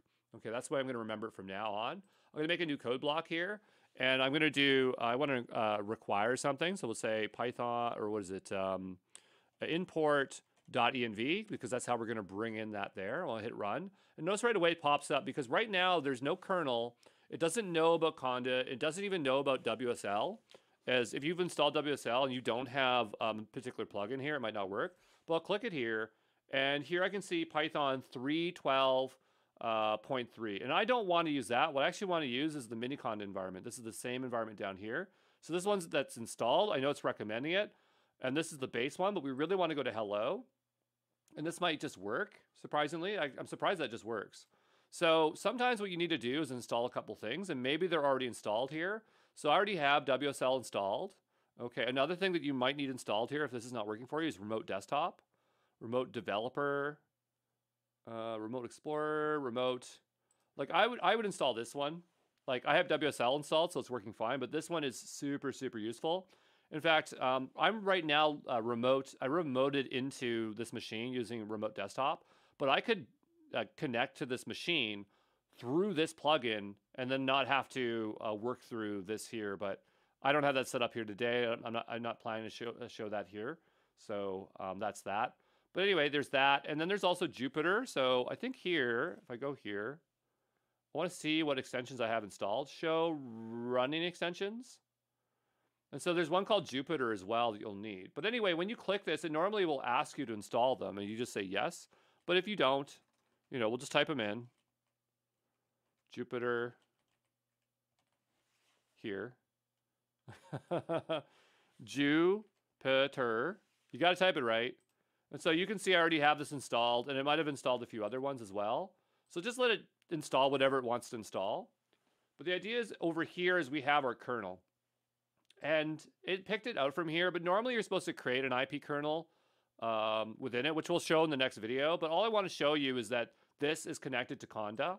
And so we have .env. And so what I want to do is I want to make a new file called .env. And in here, I'm just going to make something called, it doesn't really matter what it is. It's going to be like hello world. This is we're setting basically an environment variable here. Okay. And we'll go back over to here. And so I have .env. And I think it's .env load .env. And so what that will do is it will load it. I usually always have my imports on a separate line here. Okay, so we run this one. Running cells requires IP kernel package. Okay, so that's something that we don't have installed. And so I was thinking that, we wouldn't need this till we did the next one, but IP kernel won't work unless you have this installed. So it looks like we do need to have it. And it's doing like update dependencies, force reinstall. I don't know if we have to do all of that. And I would probably write this a little bit differently. So I'm going to go back over to here. And so I thought this would be for the next video, but it's for this one. And so if we want to, we'll go over to here, as this is a separate video. We'll go here and say, new folder. This is VS Code notebook.md. So what we need to do, I always make it a a folder. I promise you, I'm a really good coder. If you saw me in MacVim, you'd be like, wow, Andrew, you're really good. But I'm working in this editor here. So I would probably do conda install -c conda forge. Like the other one will work, but this is probably better, IP kernel. Okay, so this is the way that we can actually create our own kernels, IPY kernel. And so I'm going to go ahead and copy this here. I'm probably going to just have to write it again. Yep. And so say conda, make sure, again, you are in the correct environment. Conda install -c conda forge, IPY kernel. We'll hit enter. And so that is now installing IPY kernel. I kind of feel like after you do that, you usually have to do something else, but maybe not. So let's go ahead and give this a go. Let's try this again. And it's complaining. So I'm going to go ahead here and I'm going to close this out here for a second. Don't save. We'll go back into this. Let's run it again. No, it's still complaining. So let's go take a look up at IPY kernel. I always feel like there's some step after it that I forget. IPY kernel. Okay, I'm just doing this on my other machine here.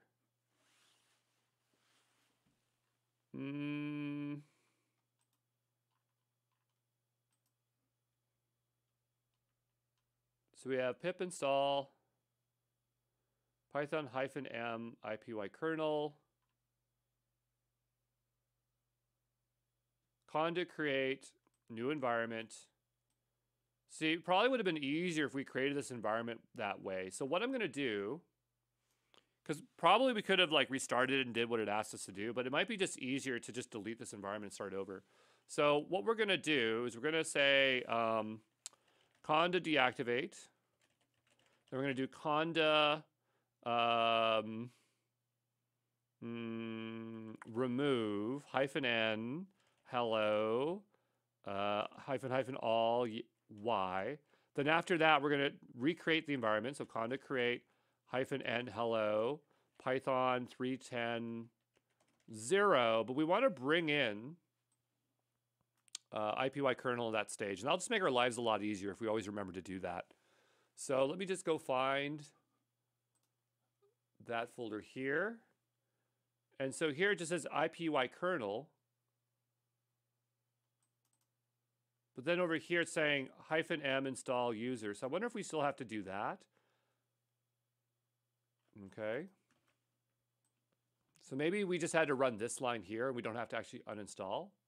We didn't uninstall yet, have we? No, okay. So let me just try to run this single line here.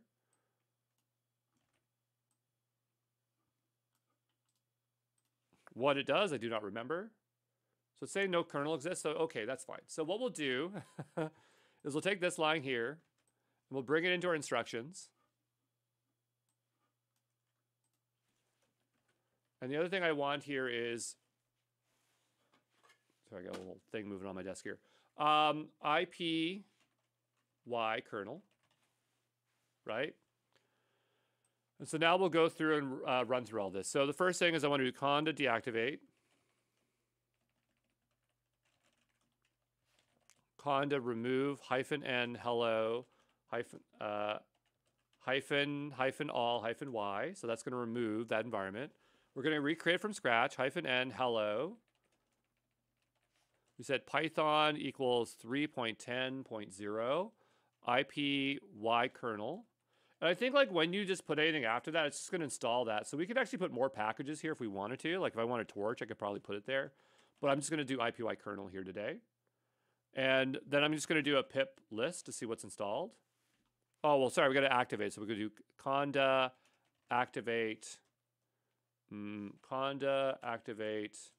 hello.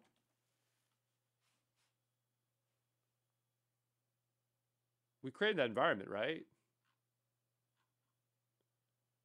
Oh, okay, so it's saying that package doesn't exist. Did we type it wrong? Maybe we typed it wrong. IPY kernel. I mean, it looks right to me. Let me double check. IPY kernel.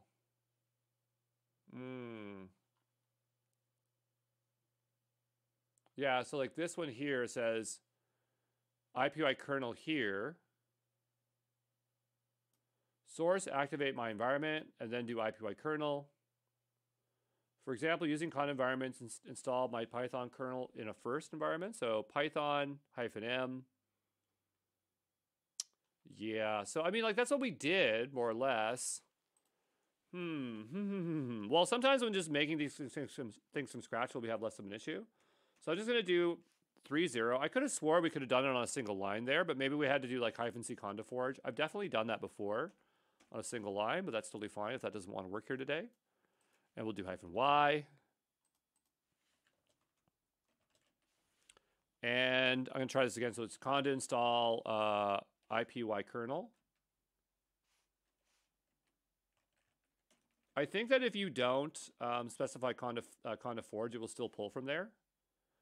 Oh, we didn't activate the one. That's something. It's very easy to forget to do that. So do conda install IPY kernel.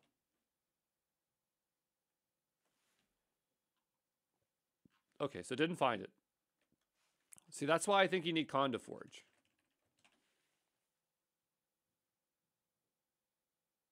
Oh, okay, so it's still not finding it.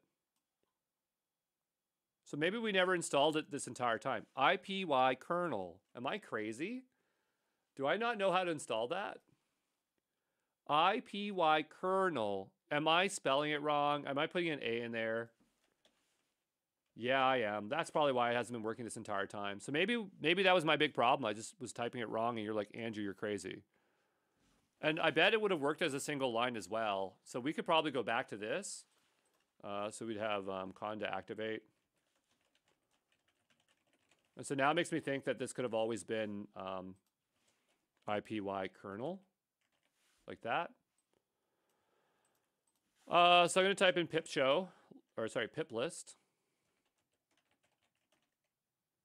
Okay, so I'm going to go and, I know this is tedious, but I'm going to go ahead, I'm going to deactivate it. Because I want to know, okay, that's great, Defender, thank you. I want to know definitively that it can do it. So I'll go conda, remove, -n, hello, -all, -y. It's going to remove everything. We'll try this again. Conda create, -n, hello, Python 310, Python equals 310, 0, IPY kernel, -y. And let's see if that works. Okay, and so now what I want to do is do conda activate, hello. And we'll do pip list.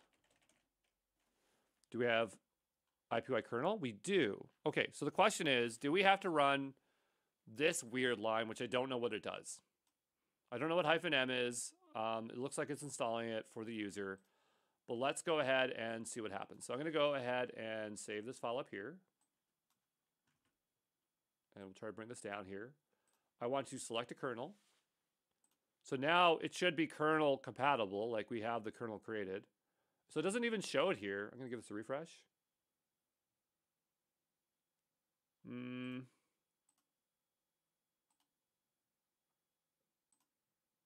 Yeah, so it's not showing it. 1 second here. This could be a little bit finicky. I don't trust this. I'm going to close it out. I'm going to reopen it in VS Code.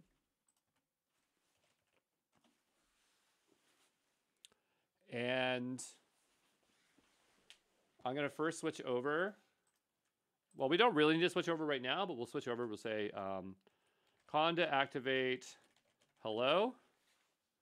And I'm going to go back up to here. Hit run. It's going to complain because we don't have an environment selected. I want to select a different one. Python environment. There we go. So isn't it interesting that I just like restarted? Now it's okay. I like how this indicates that it's conda environment. This one's not, but it is. Okay, so now we're using 310. And I mean, we don't have that module installed, right? So that kind of makes sense. So it's not necessarily that it's not working, it's just that we don't have it installed. So, you know, again, we can install it this way using this one. Another way that we could install it is we could also just add it as a line of code. So you could do the pip requirements.txt if you want there. But I wanted to show this anyway. So we have pip install .env or python.env. Okay, so we can do that here. And so that will install it here. Sometimes I like to silence it, so I'll do a -q on that, and I'll make it a little bit cleaner. You can also do like interjection, but I do percentage, and maybe I do it wrong. Sometimes it tells you to restart the environment when you do that, but it's probably fine in this case. So now there's no problem. Then we run this one, which is good. And then we'll need to import OS. So I'll do it over here, import OS, and I'll save it here. And so what I want to do is print out the environment. So let's say OS environ, which is for environment, and this will be for hello. And then we'll go ahead and print that. And it says environ object is not callable. Maybe it's square braces. I don't know. Thought it was that. Unless there's like a dot after it. Environ dot get, maybe? This is not my primary language, so I'm always kind of guessing. There we go. And so we have it. So yeah, it looks like we don't need this third line here, but I have seen it before. Right? And that makes it so that it shows up as an IPY kernel. If you don't install this, I thought we were going to do this in the next video, but sometimes it works, sometimes it doesn't. But this is the proper way to do it. Now that I have it here, this totally makes sense. So hopefully that wasn't too confusing. But often you are fiddling with this. And I could be on like 10 different machines and have 10 different problems, even though we're following the same instructions. So don't get discouraged if this doesn't work perfectly for you. But if you're going to want to do local development, it is a little bit of a challenge, okay? So in the next video, what I want to show you is installing Jupyter Lab Server. As this is fine, but you might also want a Jupyter Lab Server as it's just a different experience, okay? So I'm going to stop the video here. I'm leaving everything as it is, and I'll see you in the next one, okay? Ciao.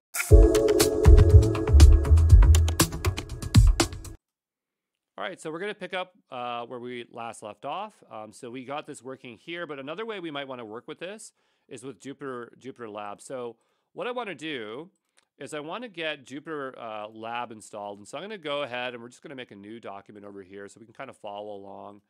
And so this one's going to be Jupyter server. I mean, I suppose this one could be separate. We'll make a new folder here called Jupyter server. And I'll make a new README here. And I'm going to probably want to create a new environment. So I'm going to go, yeah, it's just always good practice for us to do this. So I'm going to go ahead and just delete this one. So I can say deactivate. And this will be conda remove -n hello -all -yes. And so we'll want to make a new one here. And let's see if I can do this from memory. So what we're going to do, we can still work in the hello folder. It's totally fine, as this is a very small application. But what I'm going to want to do here is first create an environment. So we'll say conda create -n, and this one will be called serve for server.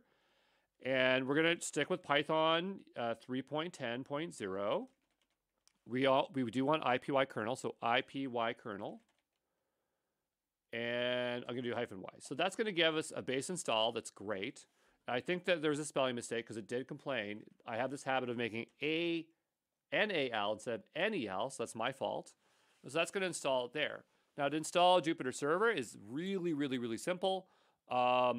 All we need to do is we need to just say conda install -c conda forge. Conda forge Jupyter Lab. And again, you probably don't have to put -c conda forge. I just do that out of habit. It's just telling where to explicitly pull it. And so that's going to install it for us. So let's go over here, and I'm just going to say yes. So what steps did we just do? We did conda create -n serve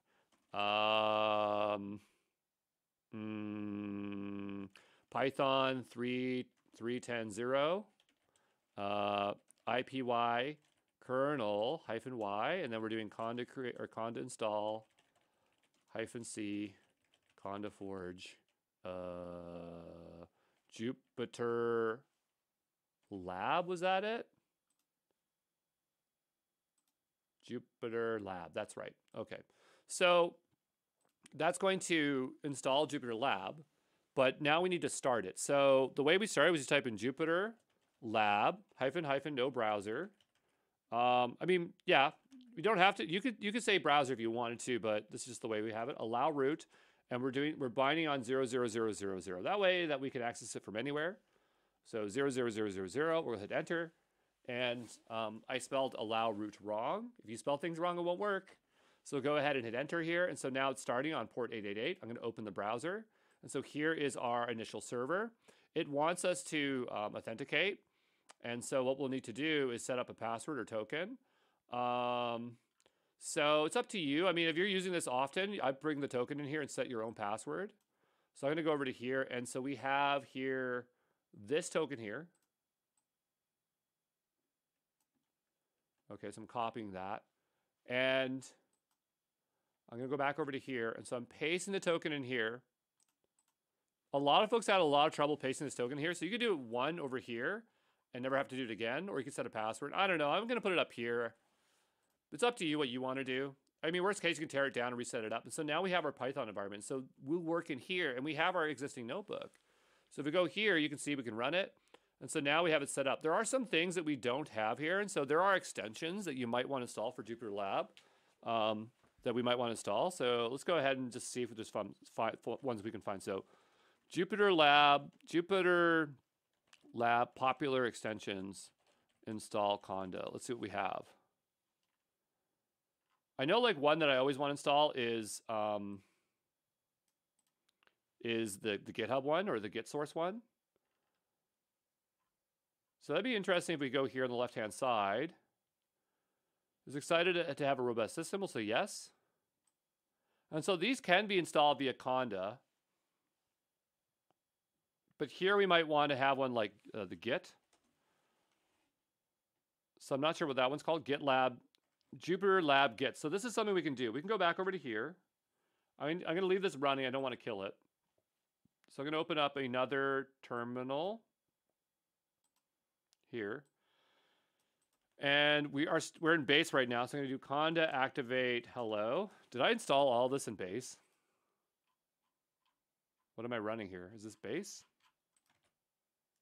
Yeah, I want to stop the server for a second. Oh, we installed everything in the base. Remember I said you want to activate it? It happens sometimes. So I guess I forgot to activate it. That's totally fine. We'll take a look at how to reset base here in a moment. But we are working in base and we really shouldn't be. And so that's starting back up on port 888. But let's say we want to install it and we'll just install it in the wrong place. So we can do, conda -c conda forge install. Oh, sorry. It's installs on this side here. Install. And this will be Jupyter Lab Git, okay? So I think they're the same name as the extensions to install them, -y, or just y there. And if we go back over to here, I'm not sure if we have to restart the server for this to take effect. So give this a hard refresh here. So we still don't see it because we don't have any way of, it did pop up and complain there a second ago. If we give that a refresh, what was wrong? Git extension unavailable. Please ensure you have installed the Jupyter Lab Git server extension. Installing pip install upgrade Jupyter Lab Git. To confirm the server extension is installed, run Jupyter server extension list. So I'm not sure what it's complaining about there, but what I'm going to do, because I don't trust its complaints. I'm going to go back over to here. Whoops. And I'm going to do the old trick of stopping and starting it again. So we're going to stop it and start it again. Because it didn't know about that extension prior to here, and we'll give this a refresh. And so now it shows up, okay? So that's one way we can install extensions. I think that we can install them here on the left-hand side, but sometimes your environment does not allow you to do that. So sometimes you have to do it through conda. But maybe there's something else that we would like to install.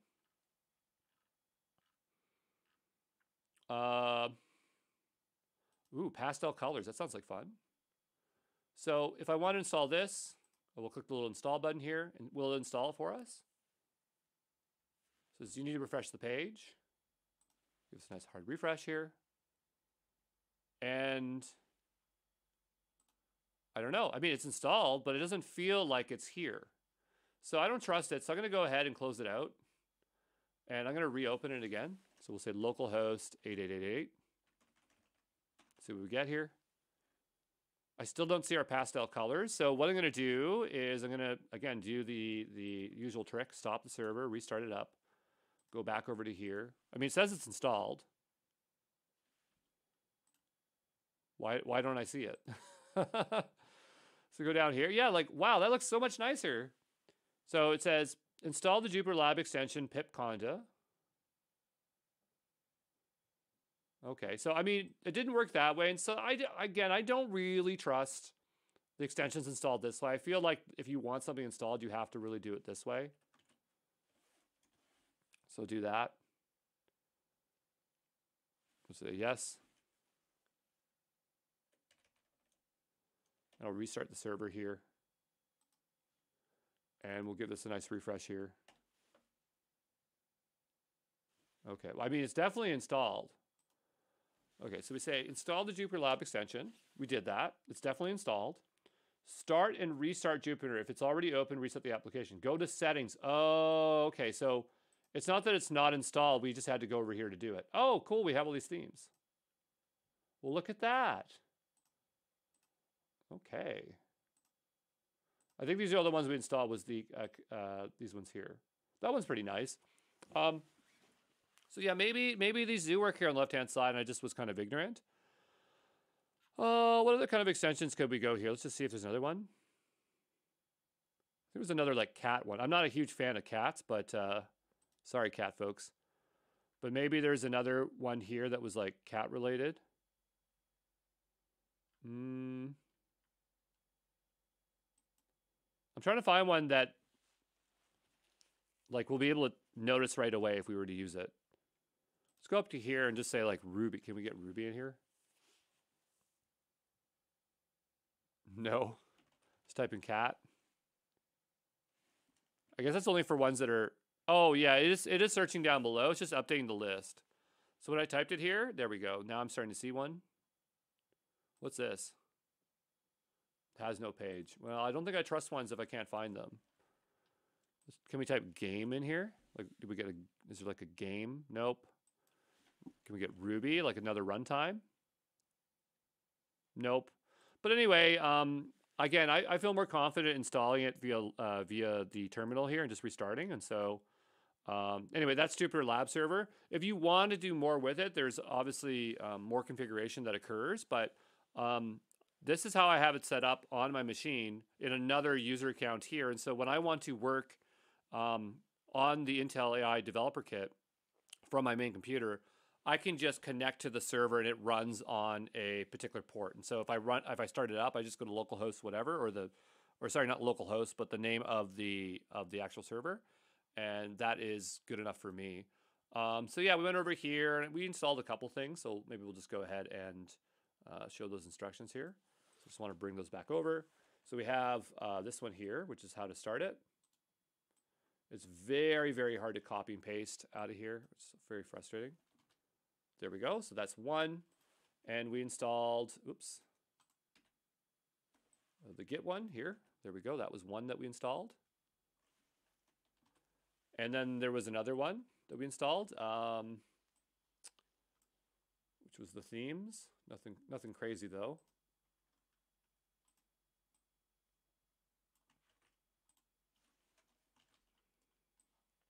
There we go. So we'll go ahead and commit this.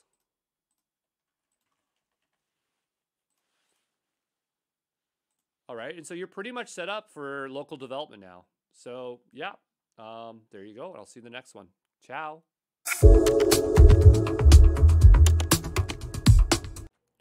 Let's take a look here at zero-shot prompting. This is when the model can perform the expected task with no prior knowledge or examples provided during prompting. So an example might be that you want to classify some text. So the text here is Andrew is great at teaching GenAI. Do we classify it as neutral, negative, or positive? And so the output, the next thing that the large language model would write would be neutral here. But the idea is that we didn't have to provide it examples of what neutral, negative, positive looked like. It already had that built-in knowledge from when it was trained to be able to perform that task. And that's what we call zero shot.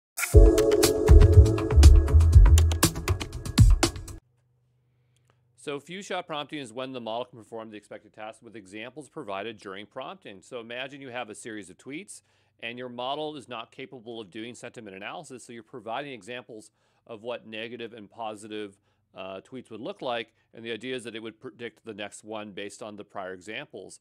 We could also call this in-context learning because you're providing in context in the prompt message the way in-context learning because you're providing it at that point in time. So there you go.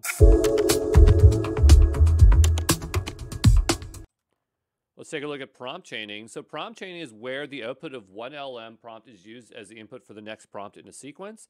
The reason is when the context window of the prompt is too small to complete a single large or complex task, so we break the task up into smaller tasks. So an example would be, imagine we have a movie that we want to watch, or sorry, there's a movie that we want to watch to learn Japanese.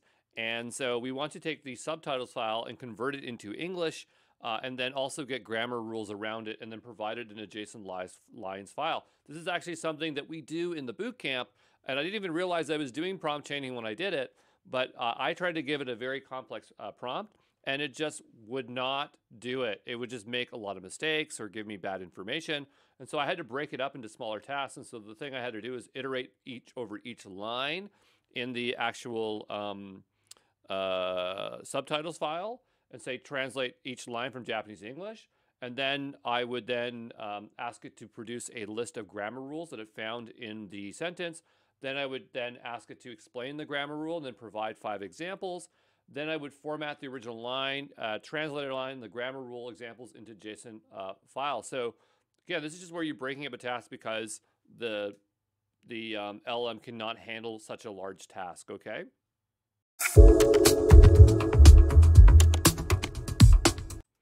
Let's take a look at chain of thought. So chain of thought prompting is when you tell the model to do step-by-step reasoning so it produces a more accurate result. Without chain of thought, you'd say something like, which 2 prime numbers sum to 10? With chain of thought, you'd say, please solve the problem step-by-step. First outline, your reasoning is clear. Logical chain of thought, then provide the final concise answer.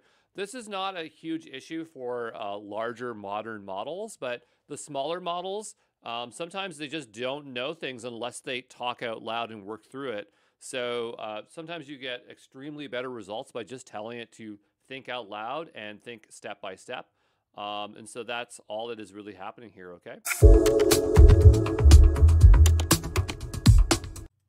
Let's take a look at tree of thought. So tree of thought prompting is where the prompt instructs the model to explore possible states and transitions rather than trying to produce an answer immediately in a single chain of thought, basically creating a decision tree. And we kind of do this in the bootcamp with another one where it's the Japanese language construction helper, where we actually define states and tell it how to transition between one and the other. But here's a diagram that you'll see a lot. Every time you look up a tree of thought, everyone's using the same diagram. So I pulled it as well. And so here you see on A, you have input-output prompting. So that's just where you give it an input and you get an output like 0 or few shot. Chain of thought prompting, where we will tell it to think about things through it. Then we have self-consistency with chain of thought and self-consistency. So this is where it produces multiple things and uses voting to come to a final result. I don't think we made a slide on this, but it is another thing that we can do. And then we have tree of thought, where it has multiple ways that it can go through logic. It can add branches, remove branches. But the idea is that it's not taking a linear line. It's going to evaluate multiple options to get to the end. So this one's a lot more complex, but I thought it was just really cool to demonstrate here, okay? Hey, this is Andrew Brown, and I want to see if we can figure out how to do tree of thought prompting. It's not super easy to do, so I'm hoping that we can leverage something like Prompt Hub, where they say they already have an existing template that we can work with. I'm finding all the examples online are showing one with the game of 24, and then the other one is creative writing. So maybe if we can get one of these templates from wherever, we can get started here. But I do believe that they have a button here, Tree of Thought Prompting. And so now we can go take a look at Prompt Hub, which is a place where you can manage prompts, which is not a total bad idea. I'm going to go ahead and sign up here and make a new account, and we'll take a look and see if we can see that prompt in here. So I've just verified my email. I'm going to continue on here, and I'm just going to skip here. Set up your team's key. So we could put an OpenAI key in here, and luckily I do have OpenAI, so maybe that's not a bad idea to go give that a try. Of course, you'll need an OpenAI account to do this. We do this many times throughout this course, so if you're not familiar with this, you'll have to just watch for now, and you can always come back to this video later on. I already have a basic project set up here. You can create new projects. I'm going to go to Manage Projects. I'm going to make my way over to API keys. I clearly already have an API key. I'm going to go ahead and revoke this key. I'm going to go ahead and make a new key, and it's going to be called Prompt Hub. We're just trying to get into Prompt Hub so that we already have an existing template, because they're promising that there's some template here, right? We'll go ahead and dump that key in there. We'll hit save and continue. I don't have anyone else to invite. Let's go and make our way into Prompt Hub. So we are now in Prompt Hub. I want to see some of these templates. Let's go over to here and see what else we have. So what I'm looking for in here is Chain of Destiny. That's funny. I'm looking for Tree of Thought. So that's what we want to find here. So I'm going to go ahead and type in Tree of Thought. Maybe we can get it if we go back over to here and click this again. Okay, and then it will bring us exactly to the template that we want. And so here's an example of the Tree of Thoughts. One, we'll read through it and try to figure out what we have here. So a prompting method that instructs the LLM to traverse many different paths when completing a task. Movie Recommender is used for example task. Update the variable and steps for your use case. So you're a super intelligent movie recommender AI. Here's your task. Your goal is to leverage this information and use Tree of Thoughts method to come to an optimal conclusion. So understanding friends' preferences. Review the hard-coded movie preferences provided for each friend. Oh, okay. Create a list of unique movie characteristics, including favorite genres, preferred actors, and any specific movie elements they enjoy. Using the gathered preferences, generate a list of potential movie options that will align. Evaluate the potential movie options based on each friend's preference. You can assign a value of 1 to 10 to each movie, representing how well it matches its interest. Now that you have a list of movies with the corresponding scores, review the evaluations to select the movies that receive the highest overall score, considering the combined preferences of all friends. Finally, reveal the perfect movie choice, output the selected movie. That's a lot of stuff going on there. How can that do it in all one go? I cannot imagine it would do that. So use the Tree of Thought method to navigate through steps and generate the best movie recommendation for friends. So this sounds cool. How can we go ahead and utilize? So we can hit Add to Library. And so now we have it here. And since this is hooked up to GenAI, I'm assuming that we can input the stuff. Here is the task. Okay. So I'm here. Do we have a preset here? This is on Turbo. I like how it shows the price here. That's actually really smart. But I'm utilizing GPT-4 usually. I think it's also more cost effective. And by the way, if you don't have paid, you can just watch me do this and we'll find out here. But I think the version went down here, but I like how they have that. Okay. So I guess my question is, how am I inserting this? Here is your task. Okay. So I'm not 100% certain on how to utilize this. Let's go look at another one here. Article content code. So let's go take a look here and say prompt it hub variables. Like they don't really explain. Prompt hub. They're not really explaining how to set those there. Just give me a second here. Let's find out. All right, so they're suggesting there's a thing called team variables. Let's go to this one. So let's go take a look and see if that's true. So we'll go over to here, back to Prompt Hub. All right, well, we can just hit run test and find out what happens. Run test. And I think it's doing it how many times? I'm not sure. Uh-oh. How many times is it running? Once, twice, 3 times? So I guess it's running. Great. So now where's the run? Can I see it?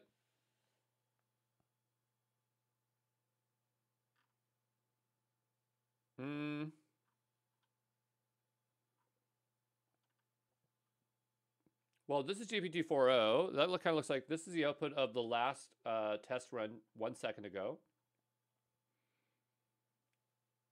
Introduction prompt engineering. Oh, okay, cool. So right away, it's already giving us recommendations. So I guess it actually did all this stuff. So it basically did all of it. Oh, variables. Here we go. Ah, there we go. Generate 10 article ideas for blog posts about prompt engineering. But this is not exactly what we want to happen because we need to read this prompt a little bit more carefully one more time. Your goal is to leverage information for tree of thoughts methods to come to an optimal conclusion. Review the hard-coded movie preferences provided for each friend. Create a list of unique movie characteristics, including favorite genres. Review the hard-coded movie preference provided of each friend. So what we need for this to work is we need 3 friends. So I need 3 friends, and I need to know 5 movies they like. Oh, I spelled it wrong. Give me 3 friend names, and 5 movie titles they like. Okay. So the idea is I'm just doing this to feed it some kind of data. Okay, and so we can see we have these 3 folks here. We'll go ahead and copy this text. I'm gonna make my way back over to here. And we'll paste this in here. And so now we have that information. It's not pasted the nicest way, but this should be sufficient for this to work. I'm gonna click this again to make sure that is set. That is set. Let's go ahead and run this again. Okay, and so now it should do what it's supposed to be doing here.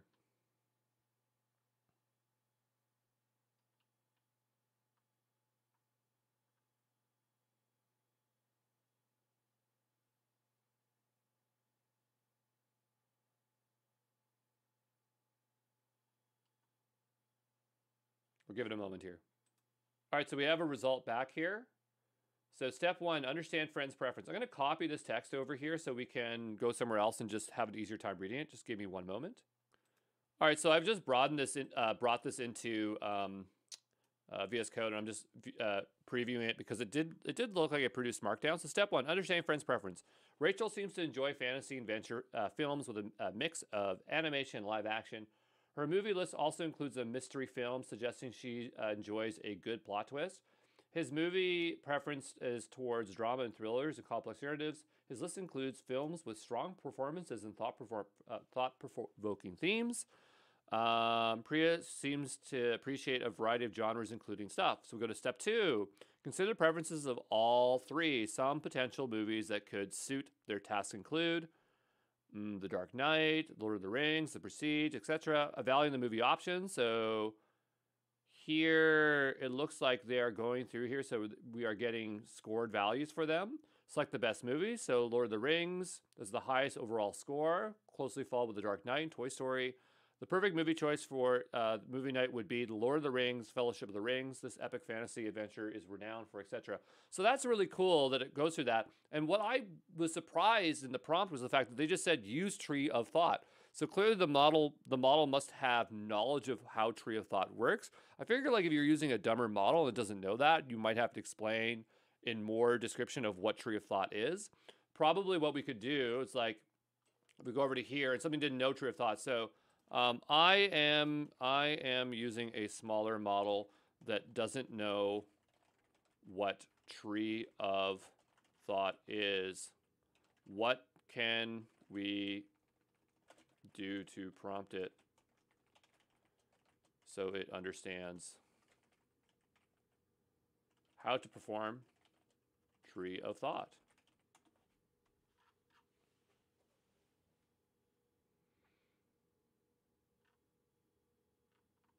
Outline the steps of tree of thought. Okay. So explain what it is. Outline the steps. Combine explanations and instructions. So I guess the question is like, is tree of thought one shot, like one prompt? Because I was expecting for tree of thought to be multiple prompts, like chain of thought, or not chain of thought, but prompt chaining, right? Is a reasoning framework with a single prompt. Okay, there you go. So I guess that kind of makes sense about how that could be utilized. There we go. So let's go take a look here at a demonstrative example. And take a look here. So we will use a step-by-step reasoning called tree of thought. In this approach, we'll break down the question or problem by exploring multiple branches of ideas. So outline the steps of tree of thought. So restate the problem, generate possible paths, evaluate and prune branches, expand on best branch, provide the final answer. Okay. So example prompt. You're an AI assistant, so we're going to solve problems using a step-by-step reasoning process called tree of thought. Restate the problem, clearly restate the question in your own words, generate possible paths. Okay, so it's just saying the same thing. So we'll go down below here. So example, question. What is 15 times 14? Restate the problem. I want to multiply 15 times 14. Possible paths. Branch A, branch B, branch C. Evaluate the branches. Quick approach if we recall it. More tedious but guaranteed. And then this is the best branch and expand on that branch. Okay, so that's really cool. That's starting to make sense to me. So yeah, I guess that's tree of thought. There are so many techniques to prompt engineering. Like, I'm not sure if I showed this in a previous video, but if we go over to prompt engineering website, is it this one? There's so many prompt engineering websites now. Some are good, some are bad. Prompt engineering guide. Here it is. Like this one I like quite a bit. And so, there's just so many techniques and ways of doing prompt engineering. A lot of times when you are using LLMs, you end up inherently using a prompt technique without realizing that you're doing it. So I think I mentioned this before, but like when we were doing the Japanese subtitle thing, I was using some form of state and transition management, which looks very similar to tree of thought. And like prompt flowing, I ended up using that intentionally as well. So, or prompt flowing, prompt chaining. So I just would say, don't worry so much about memorizing all these prompt engineering techniques. But you'll just find that you will indirectly use them, but it does help to generally know some of them and come back and review to see, you go, oh yeah, okay, I am using prompt engineering. I just didn't realize I'm doing that. There's also a big argument about the difference between prompt engineering and prompt designing. So some folks would call using this just called prompt designing, and prompt engineering requires a lot more technical coding behaviors to orchestrate something a lot larger than simply writing a prompt. I'm not going to fuss about prompt design versus prompt engineering. I'm just considering it all prompt engineering. But yeah, there you go. Let's take a look at CoStar. So CoStar is a prompting framework created by Sheila Teo. And it basically follows this, I think what was it called? A mnemonic.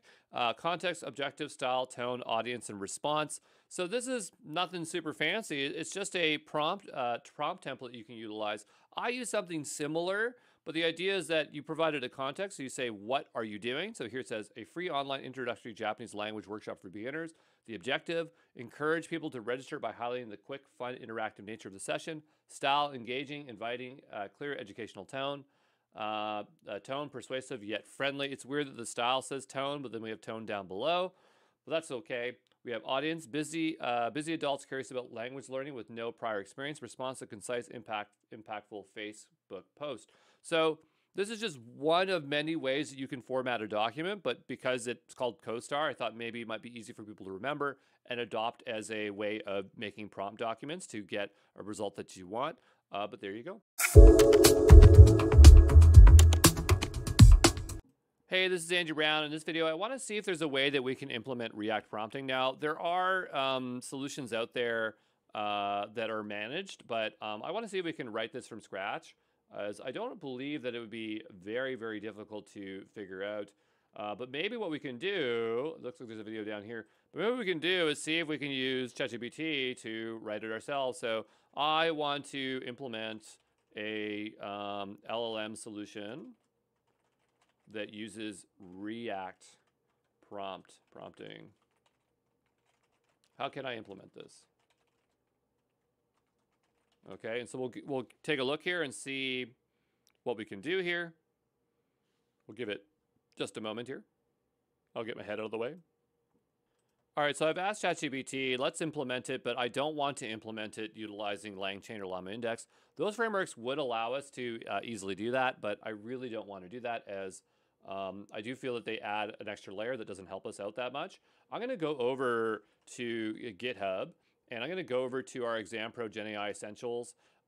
Just so you know that prompt engineering does appear a little bit earlier in this course, and so if this stuff is out of your realm right now, you can always come back to it when you learn a bit more coding and things like that. I'm going to open this up in GitHub Codespaces here today, if that's okay. Sometimes using Gitpod, sometimes I'm using GitHub Codespaces, sometimes I'm using local development. We like to shake it up here, but we'll open that up. And as that's opening up, let's give this a read. So we'll create a prompt that instructs the model on how to respond to the React format. Typically, you do something like this. So we'll have a system prompt. So you're an AI assistant that can perform the following steps. Reason through problem by describing your thoughts in a thoughts section. When you need to use a tool, output an action section with the tool name and its inputs. After the tool call, you'll see an observation and a section with the tool output. Continue the cycle of thought and action observation as needed. End with a concise final answer that answers the user query. The chain of thought in thought sections is only visible to you and not part of your final answer. The user should only see the final answer. So that sounds interesting so far. So the user prompt, what is the capital France plus the capital Germany, right? So perform a single manual React step with an LLM. And so that kind of sounds like something that we would like to do, is to do this manually. So I'm going to go ahead and copy this. And we have lots of code laying around. This is actually old code, I can tell right away, because it has capital C, capital, the two capitals on there. So here it says, we pass in a list of system messages plus user and ongoing conversation, parsing the action observation. So let's go back over to here. And I'm going to switch this over to color themes. We're going to turn this into dark. And I'm going to make I'm going to make a new folder here. Yes, allow me to paste. Prompt engineering, prompting. And we're going to go ahead and see if we can implement this React ourselves. And it's not React, the JavaScript framework. It's React, the prompting framework. So I'm going to go here and make a basic.py. So this is, or sorry, not Py, but iron Python YNB. And we'll also create ourselves a new .env file. We'll also create ourselves a new .env.example file. We'll also create ourselves a new git ignore file. I've been using OpenAI quite a bit, and yeah, we'll keep using it. It's fine. I do have like a Claude subscription with, or Anthropic subscription with credits on it, but the only way you'd be able to do that is if you'd had to pay for it. If you don't have the credits or a comparable one, that's totally okay. Just do your best to follow along with whatever solution you have. We do have a whole section where we show you how to programmatically work with stuff in the WorkBenches Playground section. So if you have yet to do so, go check out that stuff. But I'm going to make my way over to the OpenAI implementation here, which is over here. And I'm going to grab some of this code to get started with. So here, this one is actually a really good example. I'm just going to copy this and save myself some trouble. And then I'm just going to paste it into here and let it replace it. I'm going to delete this one. And I'll rename this IPYNB. And I'm going to need a key from OpenAI. So we'll go over to here. We'll give it a moment here. I'm going to go over to API login, and I'm going to make my way over to my basic project. If you don't have a project, go ahead and create one. I'm going to go over to API keys. I have one here from earlier. I'm going to delete this key. We're going to create a new key. This one's going to be called React, and I'm going to place this into the basic project. This will generate out a new key for me. I'm going to go back over to here and go into the .env. I'm going to go into the OpenAI one because this is what we need, is these three things. I'll paste this into the example here. Also, while I don't forget, I'm going to do .env here. And then we'll go back, we'll copy this, we'll go up to here. And I'm going to bring this down. And this is the key that goes into the first part. So we'll cut that out, we'll place it in here. And so now I need a project ID and an org ID. So I'm going to go back over to here and we'll go into API login. And on the left-hand side, we'll go over to basic, into manage projects. Here I can grab the actual thing I want, which is the basic. So I'll grab that. And I believe that was the project ID. And then we'll go back over to here, hit done. And I'm going to make my way over to, I'm getting a little bit confused where I am. Yeah, organization general. And so here we can grab an organization ID. We'll go back over to here. We'll paste this in. And so now we have those 3 set.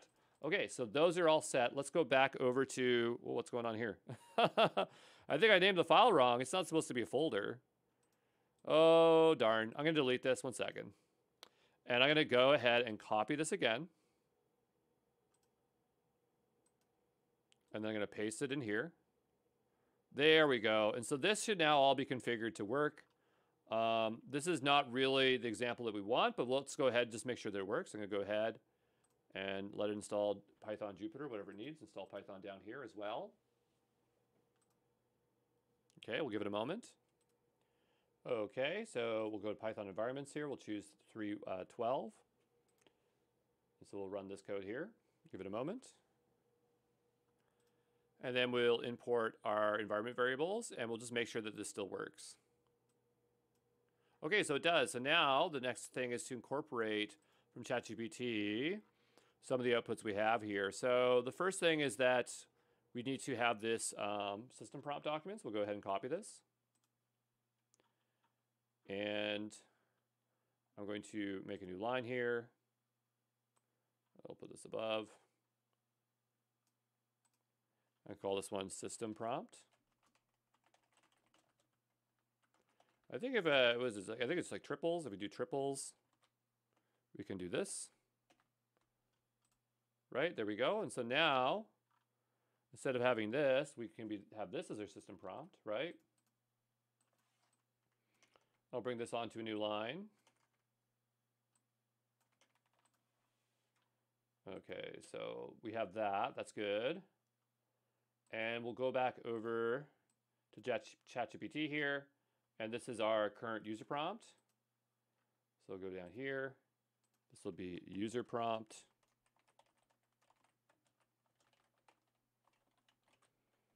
And so we have that. What is the capital plus that? Okay. So I'll run this. I'll run this. I mean, I'm not sure what we expect to see as a result here, but I'm going to go and bring this onto a new line.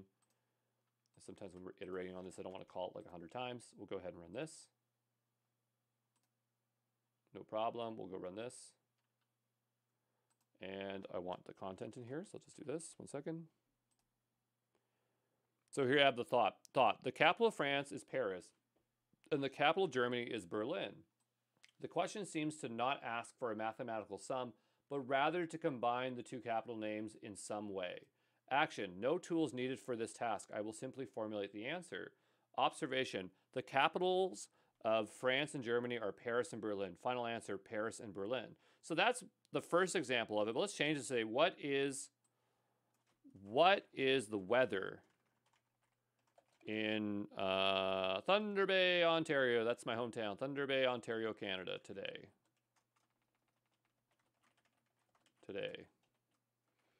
Okay, so I'm going to go ahead and update that. I'm going to run this again, and let's see what we get this time. So we run that.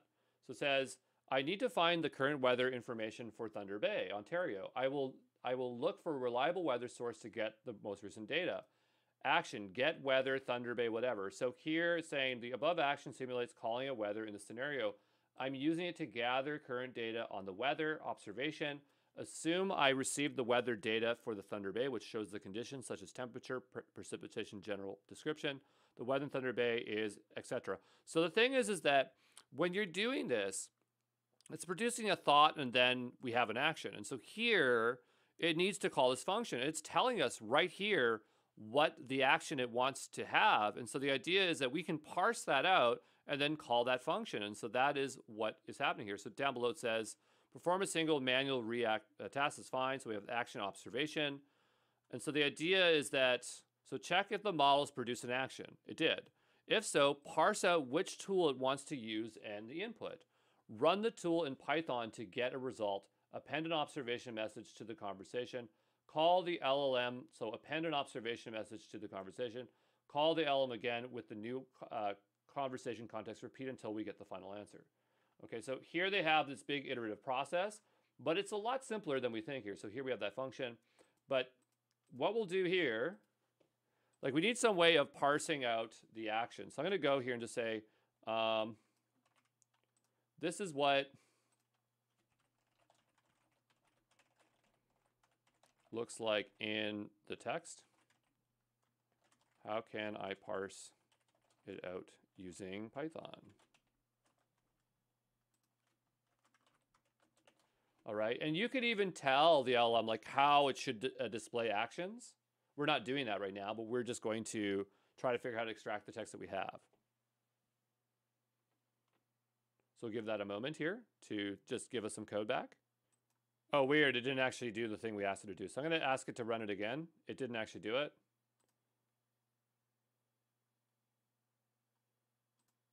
So we'll ask it again. So, hey, you didn't give me any code. So we'll just ask it to do that again.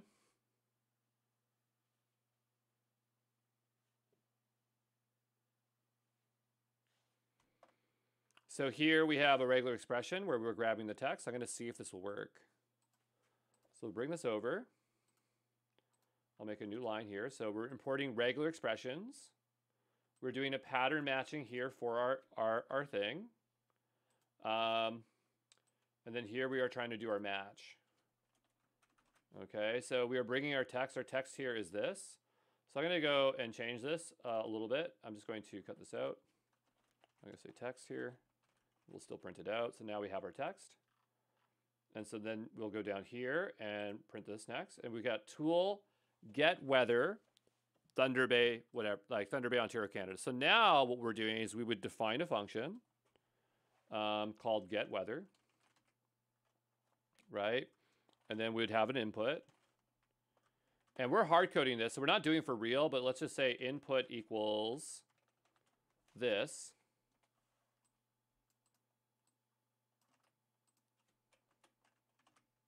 Or you know what? Let's go ask ChatGPT. How can I get the current weather using an API for Python? Okay, let's see if we can get an example here. Maybe we can implement it for real.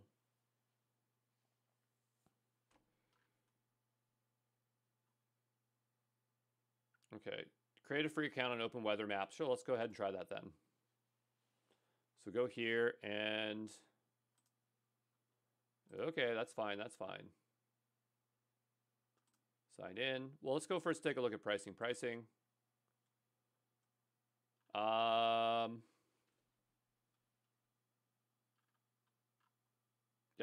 there's a free one, 60 calls per minute, so we'll go ahead and do that. I'm going to just make a new account here.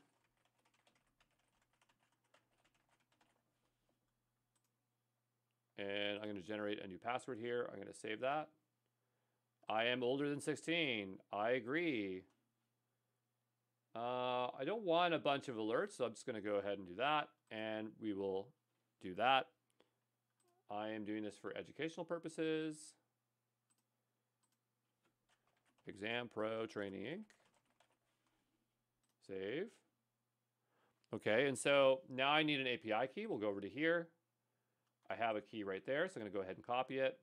I'm going to go back over to here. Let's take a look. And so does this key have a very particular name?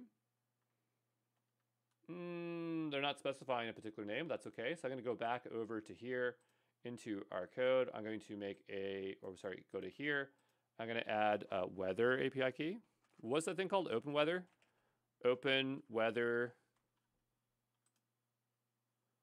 Map.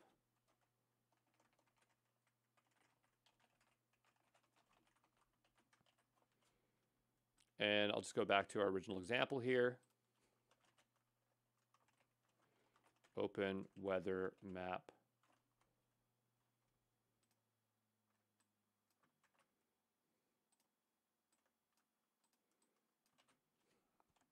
Like that. Okay, so we have our key in here, right? So we'll go back over to here. And let's go back to our code. is here. There's a lot going on here, so hopefully this just works. So I'm going to copy that.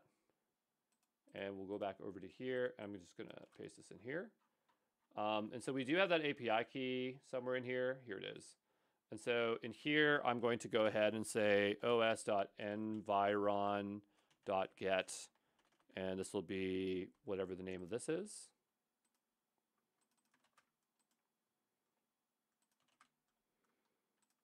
Okay, so we have this. It's like it's not knowing what that is. Let's say import OS. I'm pretty sure we imported that already, but I'll import it twice. We have the main part here. I don't need a main part as this is a single function.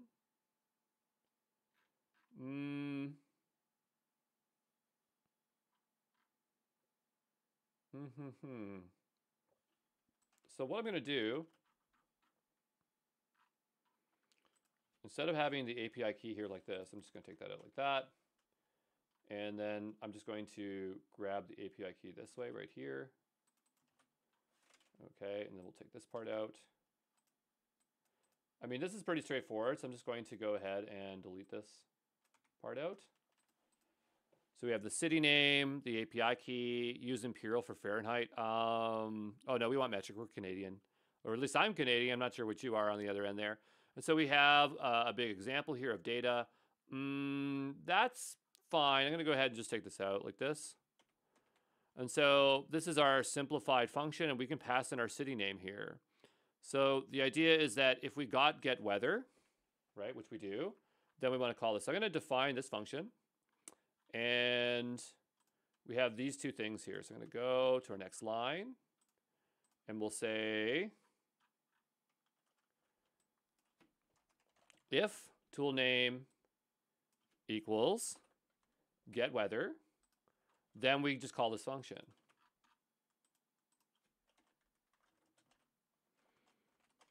Okay, and then from here, this will be the tool input.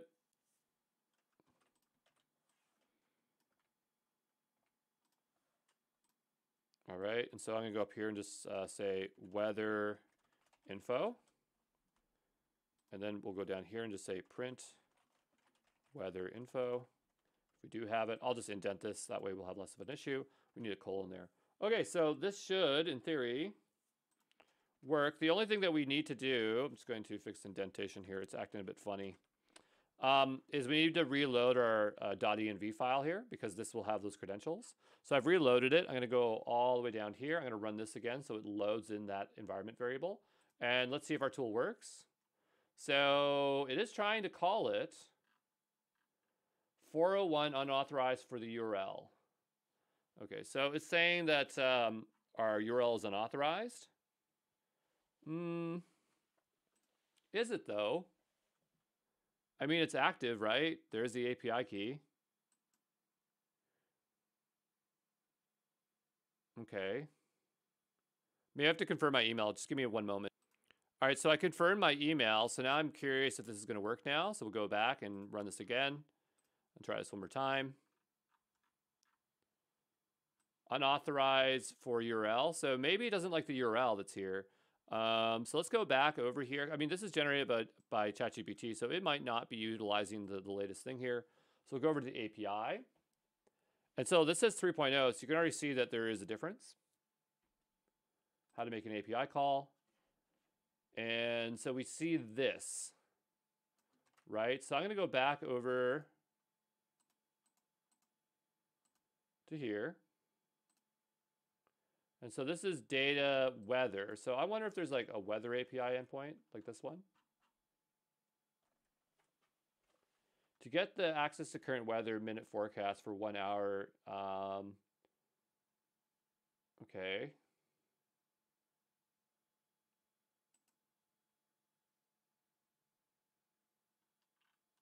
Okay, how do I do it by town or city? Let's click on this again. API docs. Type in city. Contains 4 endpoints and provides access to various data. So we have current weather and forecast. I mean, that sounds like what we want. Yes. And so the API actually looks like this. Latitude, longitude, excluding part. So maybe you can't just say city anymore, or maybe the thing was out of date.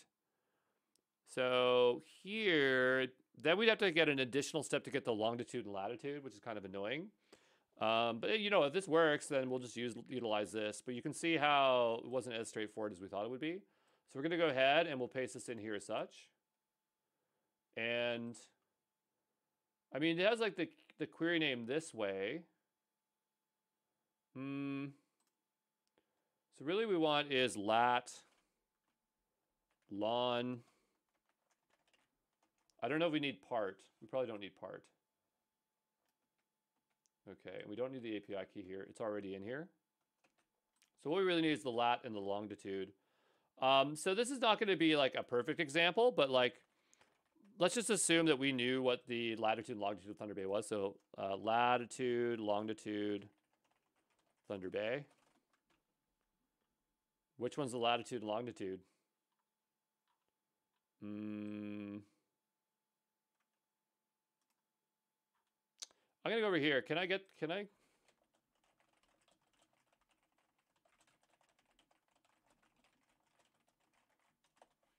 All right, we'll go over to here. Decimal 90, negative 90.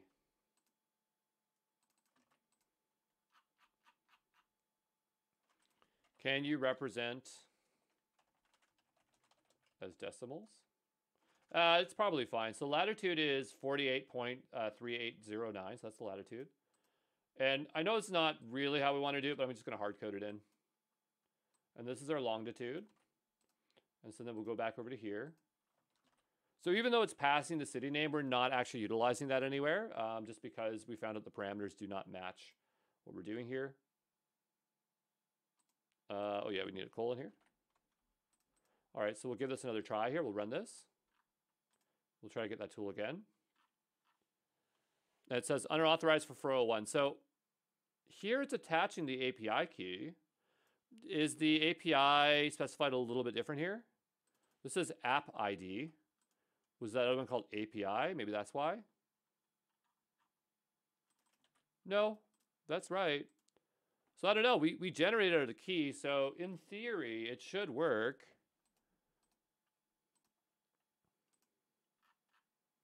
But it's not. Anyway, it's not working, and so I'm not going to fiddle around with this forever. And so I'm just going to go ahead here and just say, like, just give me mock data. So go here, back over here. Give me mock data for the following structure.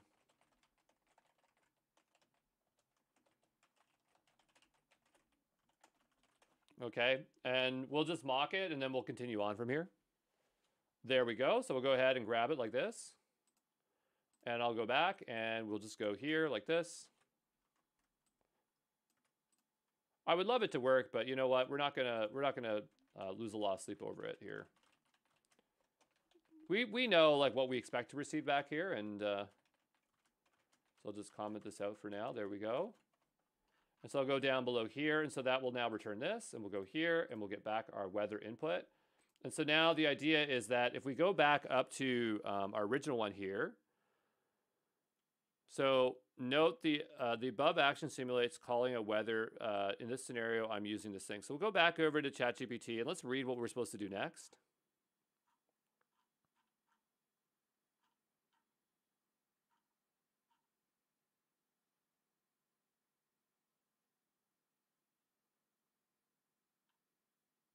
Yeah, so I think we need to specify its observation. Let's go back up to here. Check if the model is producing act. If so, parse out which tool it did. Run the tool in Python to get the result. Yep. Append an observation message to the conversation. Call the LLM again with the new context. Okay, great. So we have that there, right? And so we have that text prompt from earlier. And so I think it's, if we go here, print, and say text.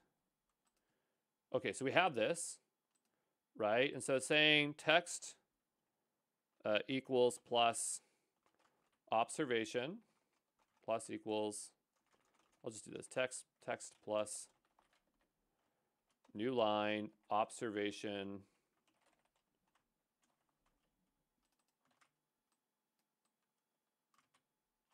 colon, and then here we have weather info. We'll do this here.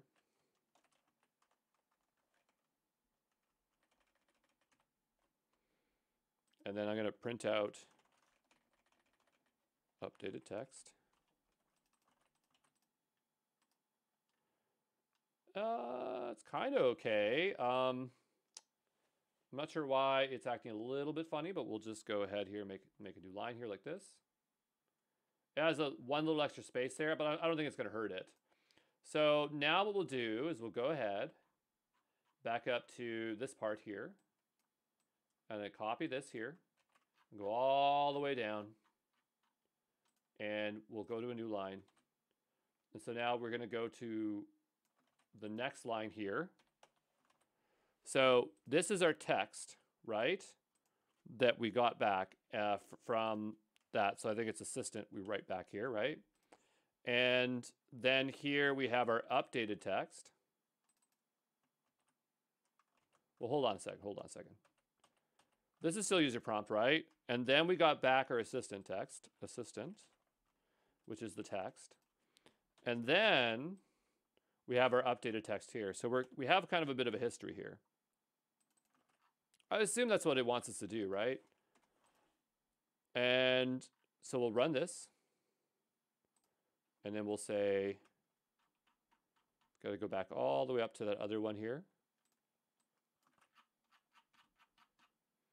I'll call this text 2. And then we'll run this. Final answer in Thunder Bay, Ontario, Canada today is -5 Celsius. So one thing I'm thinking is, like, while we're doing this, we could have probably, instead of having like four conversations here, we could have probably just appended it, but I believe it feeds it all in here, so it doesn't really matter. But I'm just saying, like, maybe we could have just taken that assistant prompt, and I don't know. But the point is that hopefully you understand how React works. The idea is that you're making a thought, you get an action, you have an observation, and then you have your final answer. And so there we were able to do that. There are frameworks that will automate this stuff, but it's better to know how the manual moving pieces work, so it's a bit easier. You can tell the system prompt exactly what you expect the tools to be. You can even tell it exactly what tools it has, because there it was just making something up, because it didn't know that it could just make up tools, but that's what it was doing. But we'll call this one complete, so we'll say React example, and there we go, okay? Ciao.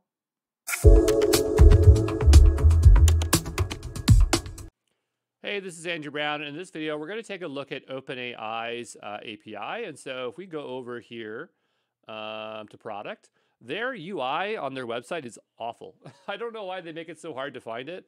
And it's very slow loading, but if you drop it down, you can get to API login. And we actually do use OpenAI quite a bit, just because I find this one of the easiest ones to utilize. It's not the best, it's just what I'm very comfortable with. But when you want to start working with it, what you're going to end up doing is creating a bunch of projects. So here, there's a project I don't really want anymore. I'm trying to manage my projects to delete this one if it takes a moment here. But I'm going to go ahead and just delete it. But you come with a default project, as you can see here. And you might have to fill in your company information. You probably do. But the idea is that when we want to work on something, we first create a project. I'll just say, basic. Okay. And then from there, we want to create an API key, which we can find here on the left-hand side. And you can see that I have a key from a different example before. We'll open this up, and I'll just say basic. And I'm going to go and select that project and create it. I'm going to make my way over to here. And I think I already have, yep, I do, an environment open here. So I'm going to open that up. But I use OpenAI quite a bit in this course, so you're going to see me again and again and again do it. So I don't feel bad if I'm kind of glossing over it. But we'll go over to here onto the left-hand side, and we'll just give it a moment. And we will open up OpenAI, or use OpenAI. So we'll say OpenAI, and I'll make a new file here called basic.ipy here, ipynb. We'll make another new file here called .env. We'll make another file in here called env.example. And we'll make another file in here called .getignore. Okay, and I believe the key is called OpenAI API key. So that's what it's going to be called. We'll go back over to our API key. We'll copy it. We're going to paste it into here. I'm going to go over to the left here and copy this part, and we'll go back over to here and paste it in. Now, we actually need a few other things. We need a project ID, and we also need a org ID. Maybe you don't, but I'm pretty certain that I do. And so I'll go back over here to up here to the manage projects. And from here, I can grab the project ID, which is right here. So I'll grab that here and we'll drop that in there. And then the next thing I'll do is go to general and grab my organizational ID or organization ID. And so we have that there. And these are supposed to be in the .env, of course. So we'll bring that over there and then just clear these out. But I'm not sure why I'm missing my OpenAI API key, because I thought I just pasted it in here. Maybe I did not. Let me go take a look at the files.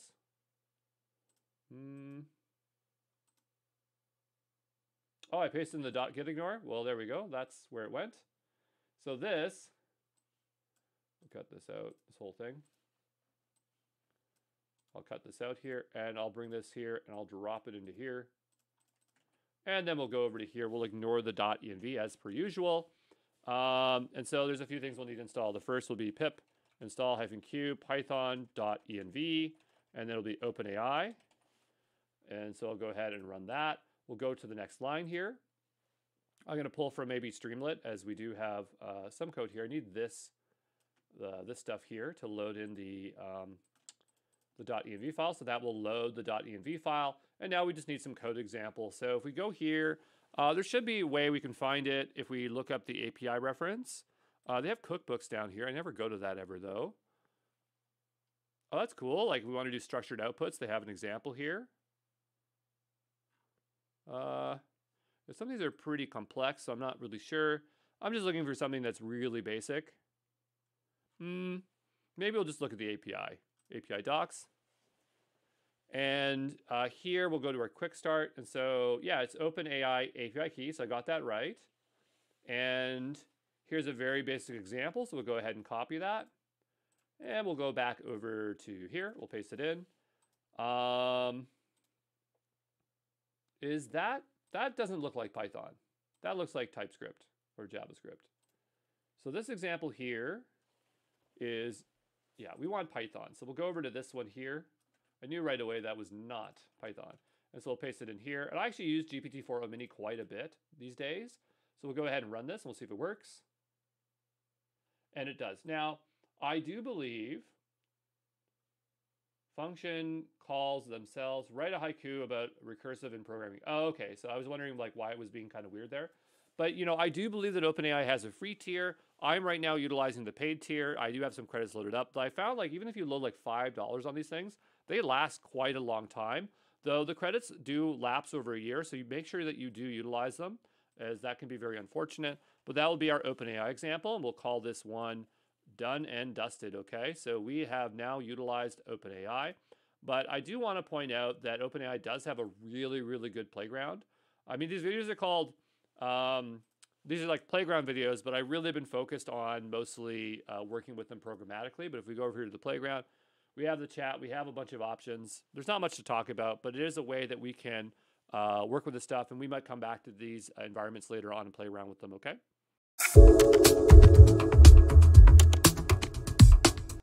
Hey, this is Andrew Brown. In this video, what I want to explore is utilizing the Anthropic Workbench, as that is another way to work with Anthropic.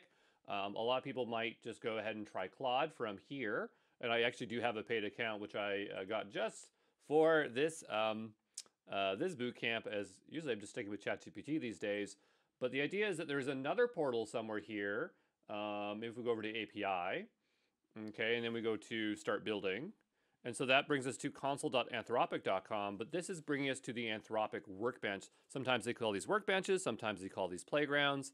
I believe that they call theirs a workbench. And so we are now in here. Yeah, we see workbench up here. I guess the question is like, can we utilize this in the free tier? I think that we have to buy credits to utilize it, but we can just find out. by working with this directly. So the free plan is for evaluating capabilities before commercial use. So it sounds like we can utilize this for free initially, and it'll say my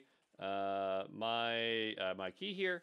Now let's just see how we can programmatically work with Anthropic Claude. So here we have a key. I'm going to go over to our GitHub repo. I'm going to go down to GenAI Essentials. Okay, I'm going to go open our code base in GitHub. I'm going to delete this old space. We'll use GitHub code spaces here today. It doesn't really matter what you use, as this is all serverless, but I'm going to use GitHub's code spaces here today. So we'll give a moment for that to launch up. All right, so we have launched this up here. We got color themes, and I want to just change this to a darker theme so I can see what I'm doing. There we go. And I want to, we do have one for Amazon Bedrock over here, which is working with their APIs, but I'm going to make a new one here. I can call this one, whoops. We'll call this one Anthropic. And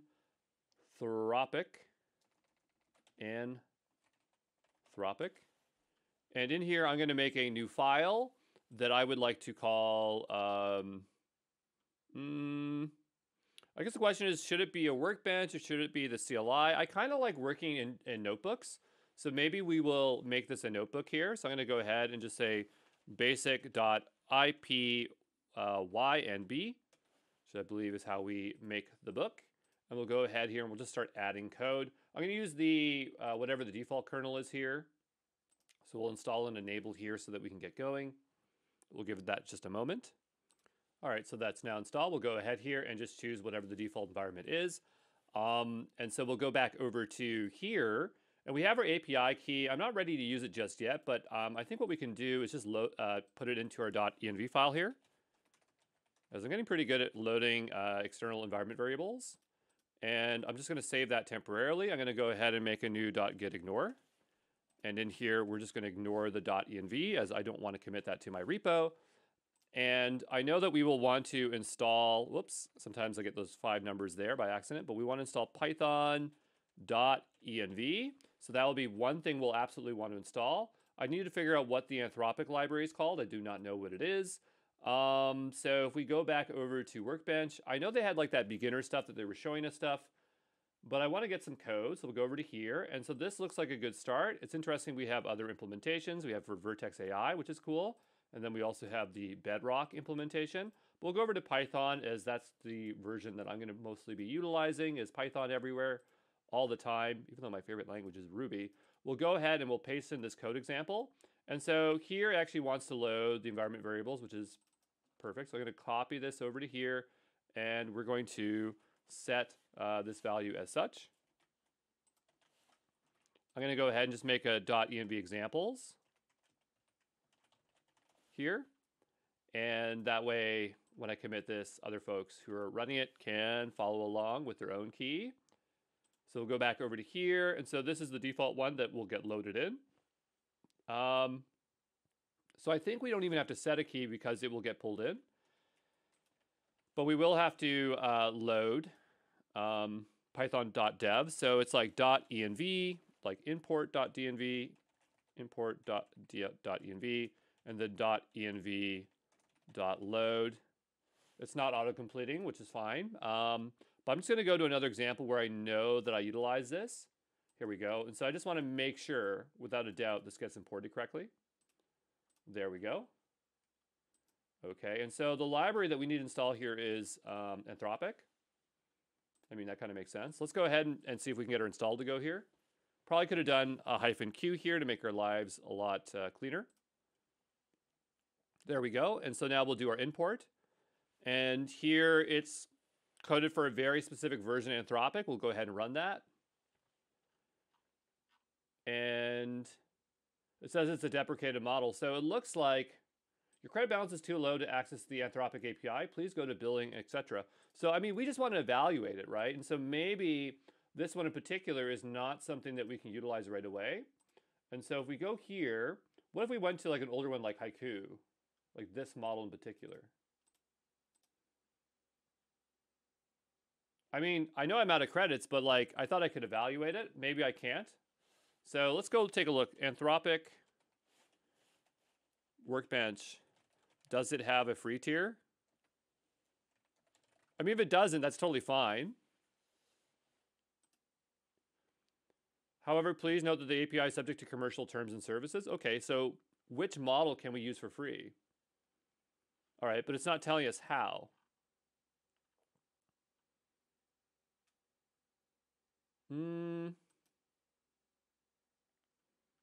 So, yeah, it's not exactly telling us which one it is. And so I was hoping that we could go in here and maybe we could find a very specific model. Now, there are some older models here, so maybe if we choose this older one here, there's no easy way to copy it, but I'm going to go ahead and hit try it. No, that's not really helping me. So maybe I'll go right-click and inspect to get the content here. It's frustrating they just don't make it easy to copy here. And so I'm just using inspector to try to grab that value. So maybe if we try this older version of Haiku, then maybe we can use it for free. Let's find out. I don't know for certain, but we're just trying some things out here. So I'm going to go back over to our example here. I'm just going to say model ID, and I'm just going to paste it in as such. I want to keep both of them around so I can quickly switch between the two. And so I'm going to go ahead and just grab this one here. To me, it'd be crazy if they even had a free tier just because they're always exhausted in terms of their resources. But we'll go here and just say model ID. I'm going to comment out the top one here, and we're going to try this again and run it. And it still fails. So clearly, we need to have a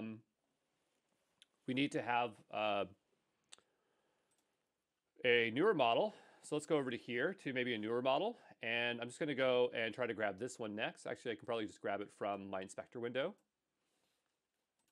I'm not fully tapped out here yet. I just want to see maybe it has to be the latest model, and that's why it's still not working.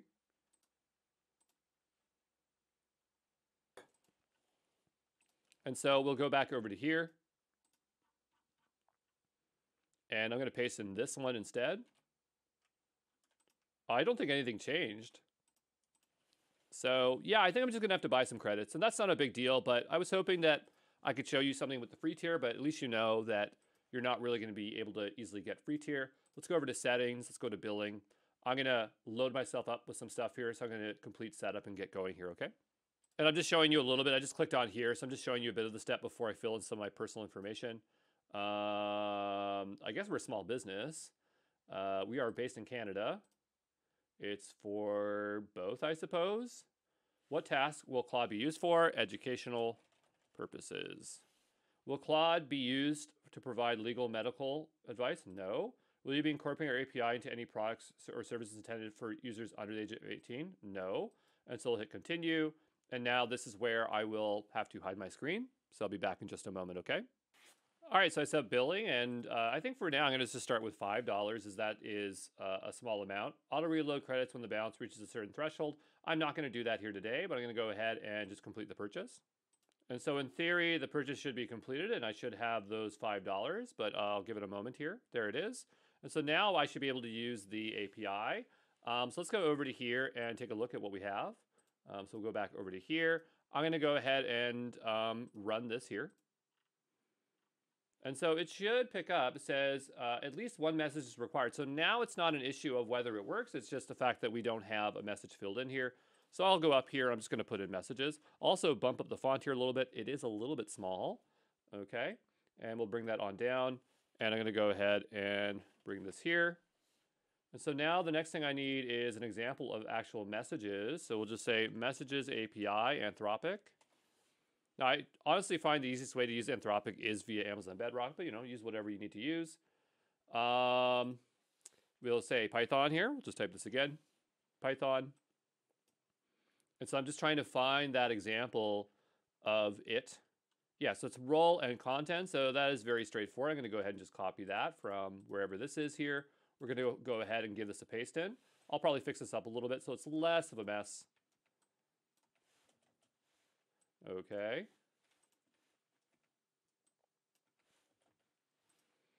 And yeah, we'll just leave it as this and see what happens. And we'll just zoom out a little bit here so we can see what we're doing. So at least one message is required. Oh, you know what? We didn't actually replace this value here. We'll go ahead and give that a run. So there we go. So we got a response back. Very, very straightforward. But yeah, nothing super exciting here. I know there's other capabilities that Anthropic API has, but I really don't investigate their individual ones because I generally use Anthropic through Vertex AI or Amazon Bedrock. But sometimes they'll have functionality that is only accessible through their APIs. Let's go over to their API reference. And I'm just looking down here to see if there's anything interesting. So we have messages, which is pretty straightforward. We can stream messages. We can list models. We can do batch messaging, which I would assume would be more cost effective, just like OpenAI. There's the legacy one. I assume we wouldn't use that anymore. There is an admin API, but I can't imagine that that's something we'd ever really want to fiddle with. Then we have Amazon Bedrock and Vertex AI down below. But yeah, I guess what I was looking for was some of those beta features, because there's always really interesting things that Anthropic can do. So we'll just say like Anthropic, well, actually down below here, it says Ask AI. So what are some of the beta features via the API I can use with Anthropic? So I'm always like hearing really cool things like being able to control your screen and stuff like that. But where they are, they're not clearly here in the main API. So maybe their AI thing can help us. We'll just give it a moment here.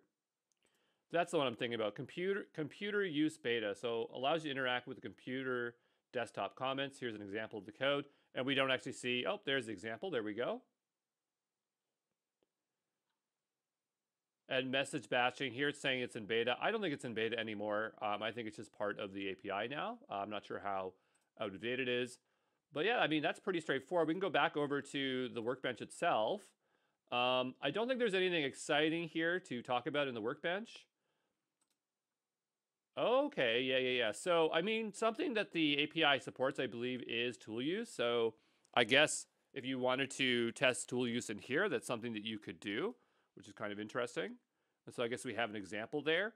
Do I want to show tool use right now? Probably not. If we do something with, let's say, RAG, then we could come back to that. But right now, I'm not that interested in showing off tool use. But yeah, there's your basic starting place with Anthropic. I'm going to go ahead and commit this stuff here. So just say Anthropic example. Okay, and so you can see it's not super complicated. The only thing that I did not like, and I mean, I understand why they did that, but they forced you to put in your Canadian business number for taxes. And I suppose you're supposed to do that, but I like just to fill out forms, and I had to go ask Baco for the business number. I'm going to go and make sure I get rid of the API key, as I do not want to have issues here. We'll go ahead and we'll just delete this key. And now we're in good shape, okay? Ciao.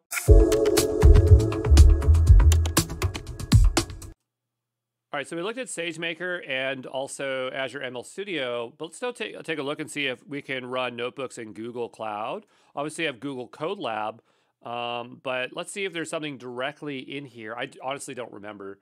But we'll go over to Vertex AI, because if there was one place it would be there. We could also just type in notebooks at the top here and see what we get. And so we have Workbench.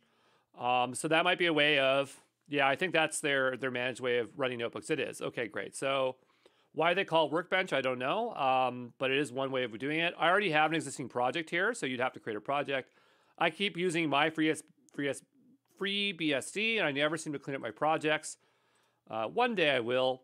It's just managing projects in Google Cloud are kind of a pain compared to something like Azure Resource Groups. So we've now enabled it. That was really fast. And we'll go ahead and create a new instance. We probably should be paying attention to the cost. So over here, it's showing us it is $1. So that's kind of expensive, but maybe we can choose what we're running underneath. Yeah, and so here we can see we have, I mean, these are our environments. And I guess they're just kind of pre-built environments for us. We're not really choosing exactly what we want. All environments have the latest GPU libraries installed. Okay.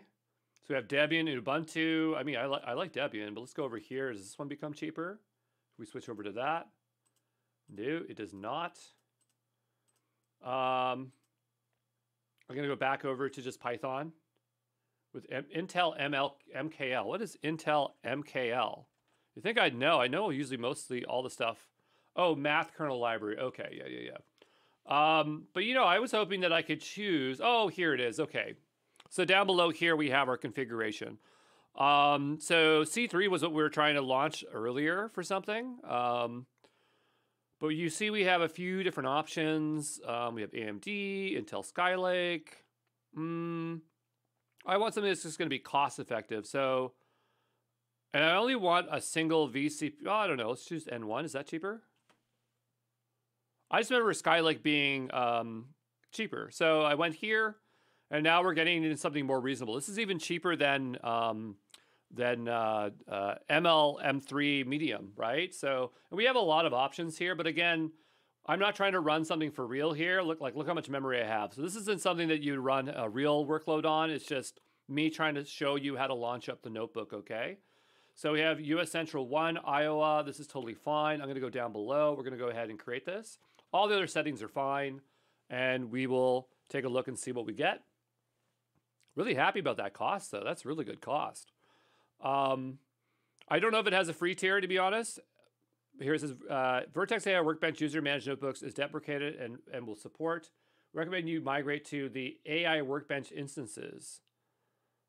Oh, is that what we're doing? Okay, is that what we're using right now, the instances? User managed notebooks. Jupyter Lab 4 is now available in this. Well, how do I know what it launched? I don't even know what it launched. Managed notebooks? Okay, I'll give this a refresh here. I don't see anything. I mean, I definitely am creating one up here.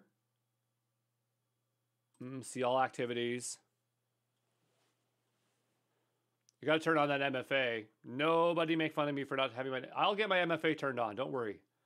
Before the boot camp starts, I'll make sure my MFA is turned on, okay? But I'm not sure. Is it launching or what's going on? Executions. No. That is, I hate that because I can't tell if it's installing now or not. And I don't have any notification that suggests otherwise. So I'm going to give this another hard refresh.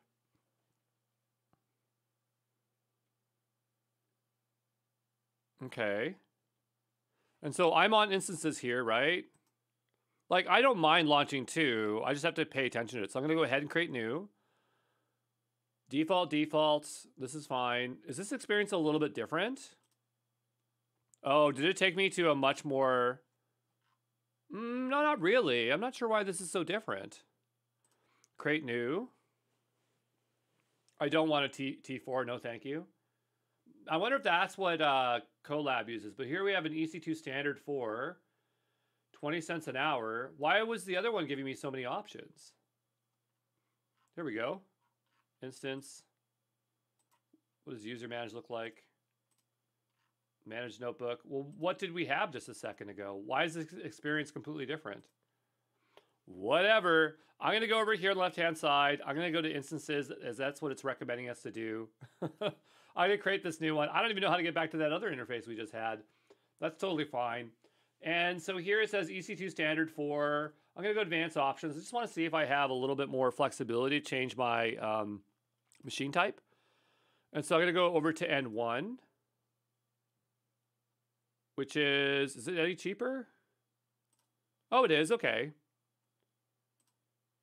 But I don't know what happened to my my other one there. And this will idle after shutdown before minutes. I'll say range 10 minutes. I like that. That's good. I like that. So we'll go ahead and do that. That's like the lowest setting I've seen so far. I think, anyway. But yeah, I'm not sure what happened to that other notebook. And I thought like in my notifications it would show up here. I guess not. Again, just still clicking around here. Yep, nope. I don't know what happened to the other one. I'm sure in a month, Baco's going to be like, hey, Andrew, you spun up something that has cost down here. We also have Colab Enterprise, which I'm not obviously going to use. I'm not an enterprise. But yeah, I guess they have that as well. But we'll stick with Workbench here. And we'll just wait for that to become available. Yeah, so do we click into it? Yeah, we're just waiting for it to start, I guess. Okay, so we'll hold on tight. All right, so yeah, it's up now. I had to refresh, as sometimes you have to do. Let's go ahead and open up Jupyter Lab here. Okay, we'll just give it a moment. Nice little Google Cloud logo. And here we are. The experience is obviously a little bit different. I don't recognize some of these here, Notebook Executor. So it looks like they have a little bit differences here. We have a little nice notebook template here. Yeah, some things here. I'm gonna just stick with the regular Python for now. I'm gonna go ahead back to the launcher. We'll choose Python 3 IP kernel. We'll do our usual pip install transformers. Nothing exciting here.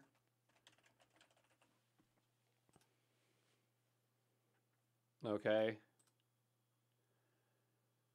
All right, I guess we modify the hardware here. So yeah, it kind of reminds me of like SageMaker Studio Classic in that there's a few more little integrations. I actually prefer SageMaker Studio Classic as opposed to the new SageMaker Studio, but any of us wanted to change it. So yeah, we installed it there, and so now we have another environment that we can work in. So if you did not know that, you can do that. I'm gonna go ahead and delete that here today. And so that is another place where we can use notebooks in the cloud, okay?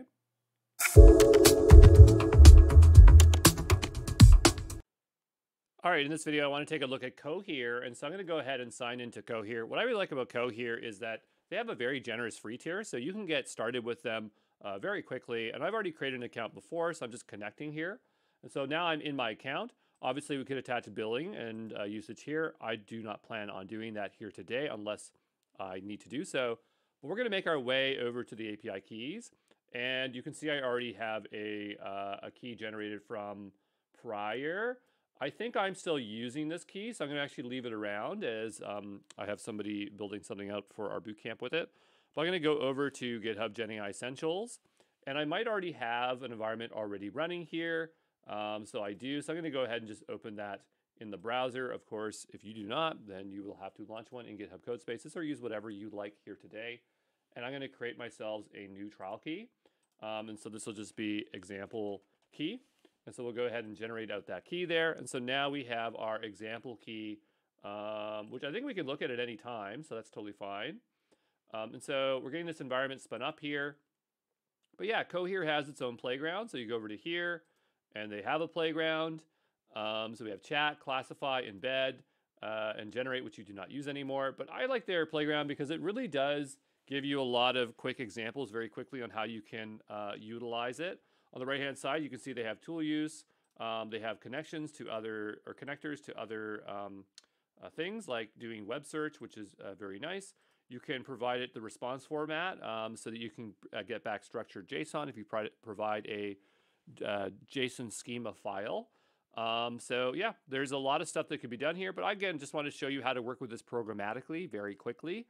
So if our environment is spun up, which it is, I'm going to make a new folder over here, and we're going to call this one Claude, or not Claude, Cohere. I apologize. And we'll go ahead and we'll make a new file here called basic.ipynb, and I'm going to make a new .env file here called .env, and then I'll make a .env example, and then we'll make another one here called .getignore. In the .getignore, I want to ignore .env, so we'll go ahead and do that. If I have yet to do so, did I commit the stuff from last time? I did.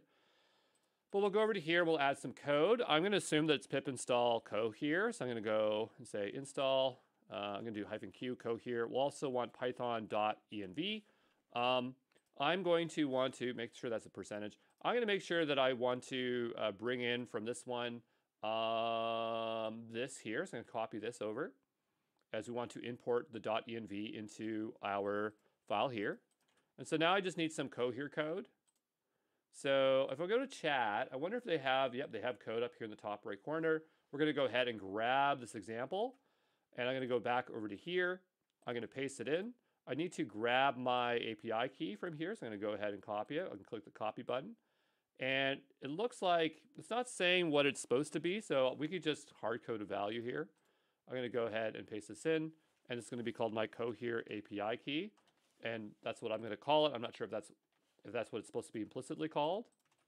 Sometimes we can look that up. I don't always care to look it up. And so in here, they're saying this is where you load your key. So I'm going to do OS environ. So I'm going to have to also include in here import OS. But we'll say OS environ dot get. This will be Cohere API key. So that will bring that over here. Obviously, it wants us to have a message here. This is set up for streaming, which is fine. There's nothing wrong with streaming. We can absolutely do that. It looks like we already have some chat history in here. So I'm going to go ahead and bring this on down a little bit. I'm not sure if this is their older API, because I'm pretty sure that they standardized on utilizing, like there's a newer format. So I'm going to go ahead and say Cohere API, because that kind of looks a little bit old to me. Right? And if I go to their docs, I just want some examples, API reference. So it says chat version 2. Right? So I go here. And notice it says messages. So this is really what we want. I mean, we can obviously do streaming, but this is actually what we want, because I think that maybe in their portal, it's a little bit out of date, which is totally fine. It also looks like we have some variants here if we're trying to do different things like documents or tool use. The documentation is really, really good for this platform. And we're going to go over here. I'm just going to replace this with this version. This is using Command R+, which is totally fine. It already has information for us in here. I don't know what it uses as a default to load the environment variable. So I'm just kind of looking for that here. Just a moment. Sorry, Baker was asking me for my baster. He's making a turkey. But anyway, I'm back.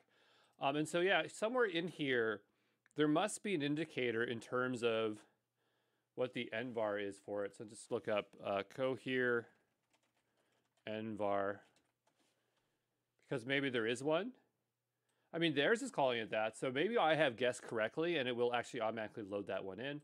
So I'm just going to assume that that is correct. And we'll go ahead and we'll just run this.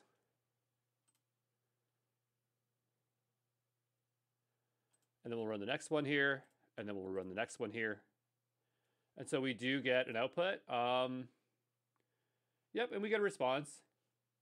So there'd be like a little bit more work that we'd have to do to format this response, but yeah, that's as simple as it is working with the Cohere API. And again, it has a generous free tier, which is really nice. I'm going to go ahead and delete our example key as I do not need it any longer. I'm going to go ahead. We're going to add this here and just say Cohere API. And so, yeah, that would be a very good one to utilize if, again, you have no spend. This one is very generous.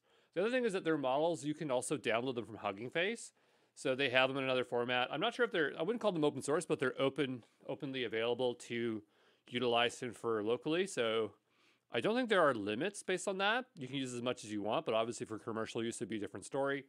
So it's nice that you can have a model that you could use serverlessly or download and utilize it as much as you need to until you need to put it into production. But there you go.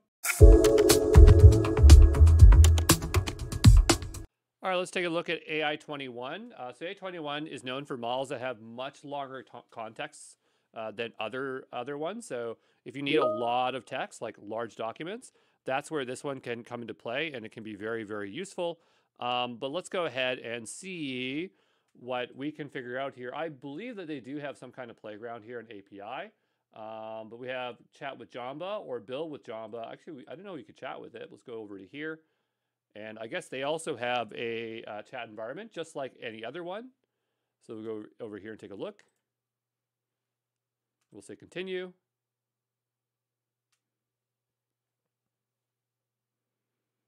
And so now we are in Jamba chat. I can just say, hello, how are you? Okay. It says, hello, I'm doing well. How can I assist you today? So it would be really interesting to see how this one would perform against other AI-powered assistants.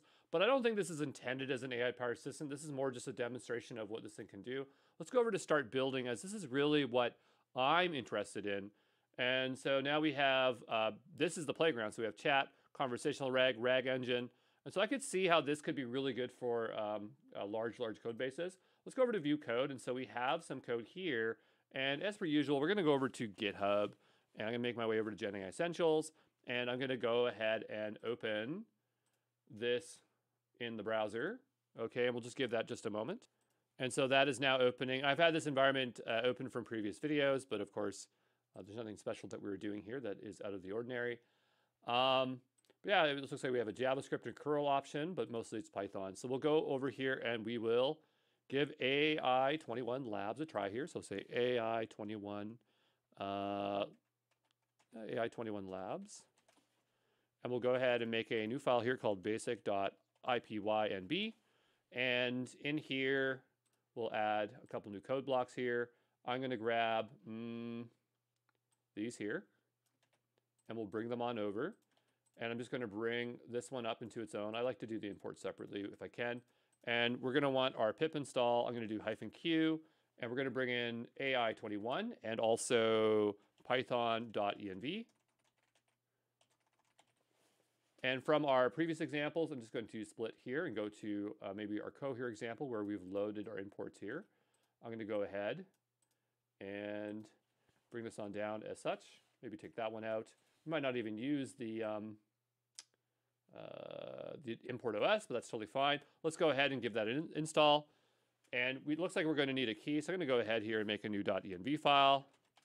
And we'll make a new .env example file. And we'll make a new .gitignore file. And I think I spelled that right. We're going to ignore the .env file. I'm going to go over to here. Sorry, back to basic.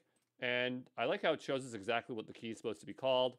Not everybody does that. For this one, it does, and it makes my life a lot easier. So clearly, we're going to need a key. So let's go back over to AI21. And let's see if we can find a key. Let's go over to settings, to API keys. It looks like we already have a key, which is interesting because I don't remember generating one, but we'll go ahead and regenerate it. Maybe they give you one by default. Okay, but where's the key? How do I get the key? Do not share your key with others or expose it in the browser or client in order to protect the securities. View the usage of the key. Okay, how do I use the key though? Where do I get the key? Okay, so AI21, how do I access the key?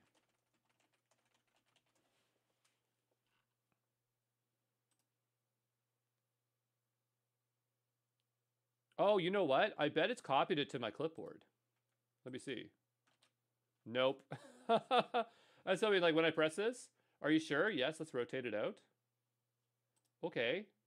Oh, it's over here. Copy. That is not easy to see. Whoever did the UI on that needs yeah, they need to not do that. So we can load it this way. That's totally fine. We probably could take it out and we'd probably still load it. Here it's using Jamba 1.5 large. I'm not sure what their latest one is. We'll go over and say AI21 models. Because there is, yeah, there's like a, isn't there like a newer one? Let's go over to pricing here. No, I guess we just have mini and 1.5 large, which is fine. But let's go back over to here. And so we have this one here. We have a bunch of stuff in here. Like I don't plan on putting any documents or tools here. We're just testing the messaging formatting, which is very boring. Also, we're not printing anything out here, so I assume that we need to print back a response. So I'm going to go ahead here and just say response and just say print response. And then we're going to need some messages in here. So I'm going to go and say messages. And I do not know what format it wants, but let's just assume it wants the usual role content. So we'll say role user, and then we'll say content. Hello, how are you? Okay, and we'll go down here, and then we'll go and paste it in as such. Right, and so now let's go ahead and see if we can run this stuff. So we'll do this one, and then this one, and then we'll do this one. We get an error back. It says, object has no attribute model dump. And here it's talking about Pydantic version 2. I mean, I don't know if I need to specify exactly what response format oh, well, first of all, did we even place this in the messages? We did do that. But I don't plan on using documents or tools. I don't plan on having a stop here. Everything else is fine. Let's try this again. Object has no attribute model dump. So it does not like our messages. So I need to find some example code. We'll go over to documentation here. We'll say get started. And let's see if we can quickly find an example with the API. So yeah, so far, not seeing it, but Python SDK, let's go down to here. Okay. So it needs to be in a very particular user message format. I've seen this with a few APIs, not all of them, but some of them do this where it's structured, and I guess maybe that's what it was talking about when it was talking about Pydantic. So let's go back over to here, and it looks like that's already being, no, it says chat message, but we have user message. So I almost kind of wonder if like this stuff is older. So I'm going to go ahead here and just do this. I'm not sure why there's inconsistencies with the doc, but sometimes these companies do not have time to go and update their docs, which is not a good idea, but it's just what happens. And so here we have messages. I'll just go ahead and copy that. Okay, and so yeah, it's doing some of the formatting for us here. Let's go ahead and run this. Well, first we'll run this. Then we'll run this. And now we get a response. Okay, so that is a way that we can start working with AI21. We obviously haven't covered the advantages of AI21, but this is just to show you how you can start to get working with AI21. But as far as I understand, their big pitch was the fact that they have giant context windows. So if you have very large documents, then this would be a model that might perform very well under that. We'll go ahead and just commit our code. So we'll just say AI21, and we'll consider this one done. And I will see you in the next one, okay? Ciao. Hey, this is Andrew Brown. In this video, I want to give you an introduction into Amazon Bedrock. So Amazon Bedrock is a model as a service, or it's a collection of things that you can do with LLMs and things like that. And we're going to go through the most basic things, basically learning how to start using it, deploying a model, things like that. So I'm going to go over to Amazon Bedrock. And then once this is loaded, on the left-hand side, we have a lot of options. Now, I've already utilized this within North Virginia region. So when I go over here to the model catalog, which is all of our possible models, I already have a bunch activated. But if you are doing this for the first time, you got to go all the way down the ground here, go to model access, and you want to modify your model access. Now, you might see an option here that says, grant me all model access, and I'll show you what I mean. If I switch over to a region that I know I have not deployed this in, like Europe, Ireland, if I have access to this, we'll see. And I don't have, yeah, there we go. So let's say enable all model access. So that's what you want to do, and just go ahead and proceed to all. Some options might require you to fill in some information. Some models may take time to get access to it. So it's best for you to do this as soon as you can. But anyway, you can see I have most model access here. And so if I wanted to modify my model access, I could just checkbox on things here. But I try to get access to as much as I can just because it makes my life easy. And basically everybody that uses Amazon Bedrock basically does this approach. Looks like there's been some changes here. I like how they said fine-tuning distribution because custom models was not clear before, which is fine. But anyway, so I have a lot of models here. And if I want to start working with them, I can work in the playground. So the playground, also known as a workbench, depending on what provider you utilize, is a place where you can start working with these models. And so here I can go ahead and select a model. But before I do that, notice I have two options here, chat and single prompt. If you're using something like Azure AI Studio, they'll be called chat and chat completion. On Amazon Bedrock, it is called chat and single prompt. And so when we want to have a conversation, we'll use chat. And when we want to just have a single turn response, we'll go and use that one.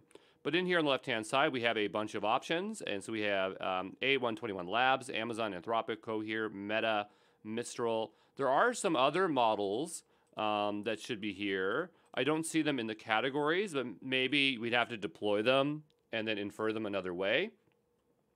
But, you know, here are all the new models. I think that Amazon models are under the free tier. But honestly, a lot of these things are in the pennies. So if I go and take a look here and say Amazon Bedrock pricing.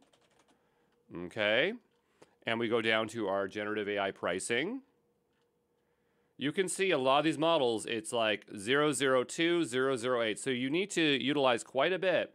And this is price per 1,000 tokens. So quite a bit before you are seeing super spend. So you do have to have some spend. But you know, I think that again, Amazon Bedrock might, Amazon models might have some free tier, but where that is, I don't know, and it'd probably be on the Titan Text Express. Okay, so just understand, it's very hard to get around those costs, and even if you had credits from AWS, there's no way to get around this stuff. So just understand that you are going to have some spend on AWS and probably Azure and GCP when using model as a service. But notice that the billing is inputs and outputs, which is a little bit different from other providers. But I know that there are other models in here that I couldn't select from. So I know that IBM has Granite. And so I believe that that would have to be deployed from the marketplace. But for now, we'll go with the things that we can utilize. So I'm going to select a model, and I'm going to go to Amazon, and we're going to use the Nova Lite. And so notice we have the option on demand. So if we click around, we might see more than one option. Okay, so we have inference here. And, you know, before what would happen is you'd have on-demand and provisioned, and I'm not sure why I can't find this today. Maybe it's under Meta? Yeah, I don't know. It's, there used to be two options here, and I'm not sure why it's only showing on-demand, but on-demand means that you are, you deploy it, and then you consume, like whatever credits you consume is what you spend. There is another mode called provisioned, but I'm not sure why it's not showing up here today, but that's totally fine. So I'm going to go ahead and choose Nova Lite. We'll hit apply. Sorry for being all over the place. And so we have our Amazon Bedrock chat experience here. So I can go ahead and we'll just say, hello, how are you? If we want to start working with this, okay? So hello, I'm doing well. Thank you for asking. How can I assist you today? If you have any questions or need information on a particular topic, feel free to let me know. So pretty straightforward. This is not the same thing as an AI-powered assistant. AI-powered assistant doesn't give you all these parameters and dialogues you can work with. And also an AI-powered assistant is going to have a lot more things going on in the background. You could build your own AI-powered assistant within Amazon Bedrock where it's under agents. So you could create it there. You can see I already have one created from before. But yeah, this one is pretty straightforward. You should know how to programmatically work with Amazon Bedrock, and so that's something that I think that we should spend a little bit of time doing. So we're going to need a notebook. So let's make our way over to SageMaker. Okay, and so I showed you in another video how to use SageMaker. They renamed it to SageMaker AI. Obviously, they want to put AI in there to let people know what it is. And so if I go over to Getting Started here, or sorry, Studio, you should already have one set up from the time we were going through notebooks. If you don't know how to do that, go take a look at how to do that. So SageMaker Studio is opening here. I'm going to go over to Jupyter Labs. We're going to create a new Jupyter space. I'm going to say my space, and we're going to go ahead and create that space. This is an MLT3 medium. I believe it costs a nickel an hour. So if you can't afford a nickel, don't run this. You could also use Amazon Bedrock locally. It's just API, so you could forego this cost if you want. But again, I try to use always cloud IDEs, and I'm trying to use the one that is specific to the provider. So if you want to go use Gitpod or GitHub Codespaces on your free credits, you absolutely can. But I'm running it here today, so just choose whichever notebook you want to utilize. So this is just starting to get spun up here, so I'm just waiting.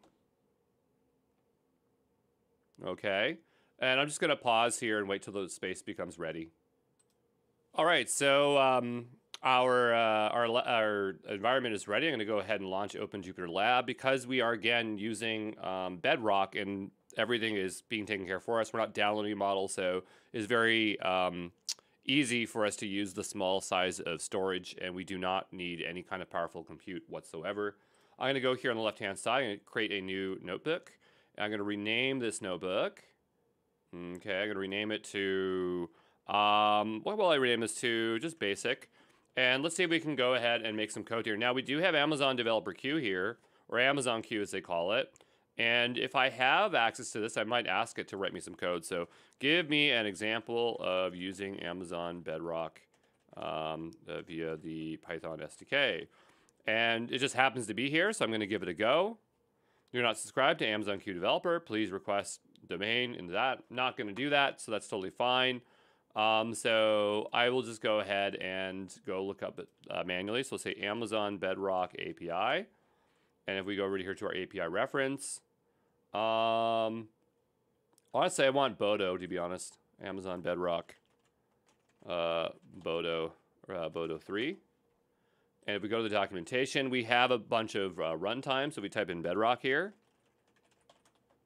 We have Bedrock, Bedrock runtime, and agents for Bedrock. So agents for Bedrock is for Amazon Bedrock Agent. Bedrock is for infrastructure on Bedrock, and Bedrock runtime is actually working with models. So this is the one that we want. And they have invoke model and the newer one called Converse. I'm going to use Converse here today because that one's a lot better. And so we're going to start working with this one here. So I'm going to go over to here. I'm going to try to use my memory to do this. We're going to say import Bodo 3, which would be funny if I can just do this for memory. And I need to initialize a Bedrock runtime client. So I'm going to try this. Client equals, again, just trying to do this for memory. Like that. And yeah, it doesn't like that. So I was hoping that I could just do that from memory, but I guess not exactly. So I'll go back a step. Yeah, I'm just missing this. Okay. I try my best to try to do things from memory because it's just better long term for me. But we'll go back over to here and we'll go ahead and grab the response converse. And so it has some options. It needs the model ID. Okay. You see, you don't need ChatGPT when you got Andrew to help you here. And so we're going to go over to SageMaker, or not SageMaker Studio, but back to Bedrock. And so we need a model ID, right? So if I want to use something here, I'm going to go to the model catalog. Shows that there's like 46 that are serverless, which is great. But we're going to stick with the Amazon models here for today. I'm going with Nova Lite, so I'll click into that. It's a multimodal. That's pretty sweet. Maybe all I want is actually text, so I actually might change it to, I'm going to go back to just Amazon here. I'm actually just going to micro. All I want here is text, to be honest. And so the model I'm looking for is this model ID. So I'm going to go ahead and grab that. It's actually up here as well, which is a little bit easier. And we're going to go ahead and paste that in. I'll bump up the font here a little bit. I know it's very, very small. And so we need our standard messages in here. So that is pretty straightforward. And it's either user assistant, which is pretty much standardized for the Bedrock API, which is one reason why I like the Converse API. Okay, and so here is one message, and this is going to be the user. You always have to start with the user first, apparently. And I think it would be content. I'm just guessing here. Okay, I'm going to go back over to here. Well, here, yeah, we have content, and then we have to specify what it is. So within it, it looks like, yeah, we'll have to specify that it's this. Okay, so the content is really going to be this here. And the reason why we have to do this is because some models take in text and other ones don't. And so you see text, image, document, tool use. So based on what you're passing in is going to vary, but we're just passing in text. This is a text-only model. And so this is what we have to do. There's probably like a shorthand for this, so we don't have to write as much, but I'm just going to go with the full hand here. It's totally fine. I'm going to wrap that as well here. And we still need this to close. The only thing I don't have here is like, let's say a system prompt, which is down below here. So that's going to be system text. Okay, so go ahead and do this. And this one is similar. But we have, yeah, just text string. So this will be this.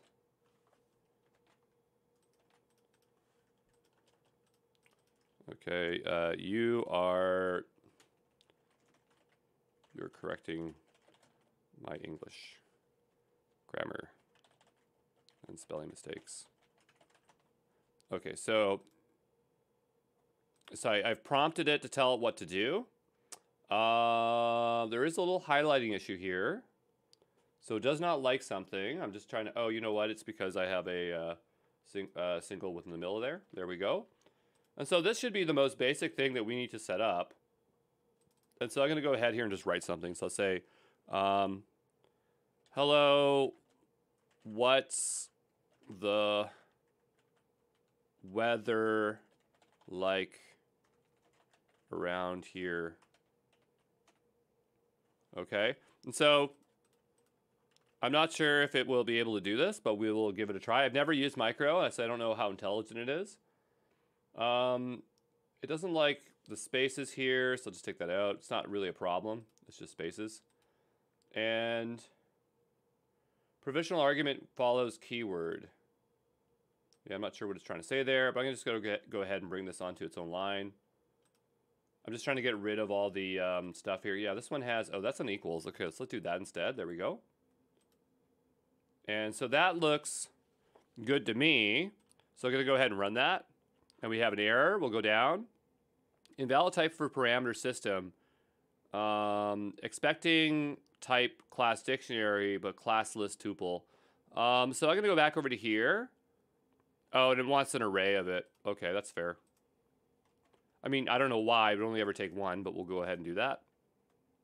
And so now I'm going to go ahead and print the response. Let's see what we got.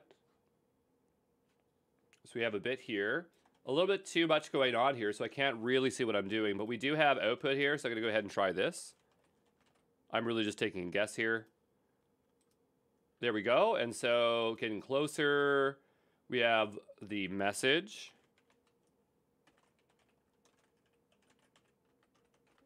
Okay.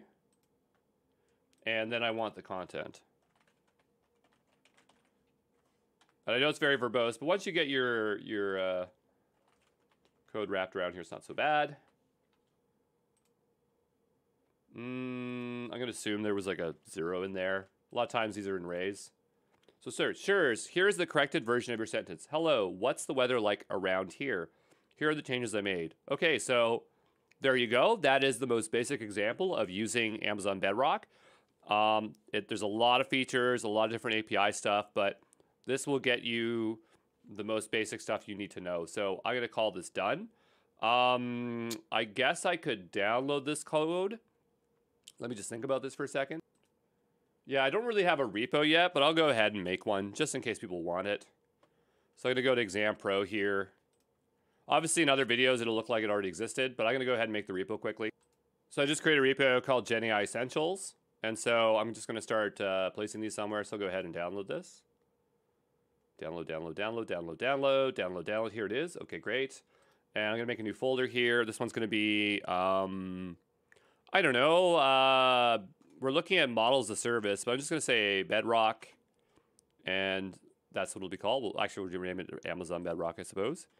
Amazon Bedrock. And I'm going to bring in that file here. So if you, for whatever reason, want to run the exact same one, there you go. Okay. I'll go ahead and commit that.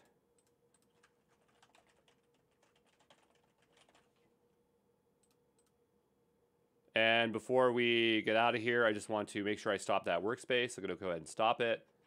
And once it stops, you can go ahead and delete it. There we go.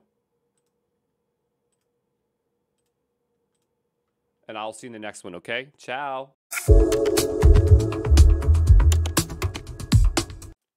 All right, let's take a look at Google AI Studio, which is another way that we can work with AI models. Obviously, you could use Google Cloud, but through Vertex AI Studio, but this, again, is another way to do it. Let's go ahead and develop ourselves a new prompt. I'm going to go ahead and just agree to the terms. And apparently, I am logged into an account here. Now, I wonder if this is tied to, if I go to plan information, is this tied to my Google Cloud account? Let me see, take a look here. So right now, I'm just trying to see here, you can upgrade to paid billing in your Google Cloud project associated with this API key. So basically, you would still have to have Google Cloud and associate it with it. But I already have a Google Cloud account, so I should be fine. I'm going to go ahead and get an API key here and create an API key.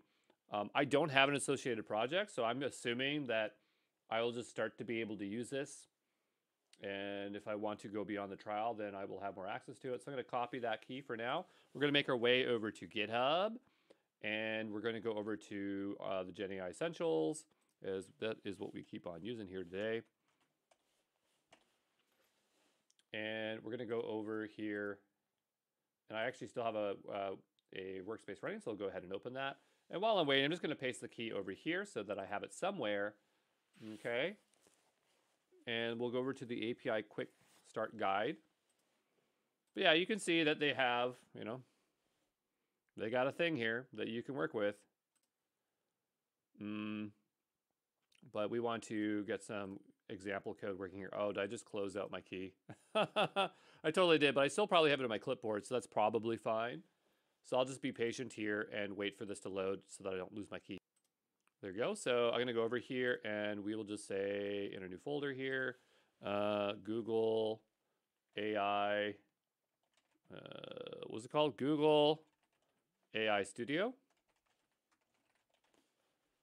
And we're going to go ahead here and make a new file. This will be basic.ipynb. Okay, I'm going to make a new file here. This is going to be .env. I'm going to paste in that key. And we'll go ahead and make another one here, .env.example. I'm also going to go ahead and make a .getignore. As per usual, we're going to ignore the .env file. I'm going to go over to another basic one like OpenAI here. I'm going to grab this part as I'm definitely going to want to load in our environment variables. Let's go back over to here and see what information we have. So here we have the pip install Google Generative AI. So we'll bring that in. And I feel like this is very similar from something we did before, but it's totally fine because we're just entering in from another interface. So we have python.env. We'll go ahead and give this an install. Oh, you know what? We need to put that in front of it. Otherwise, it's not going to work. So we'll try this again.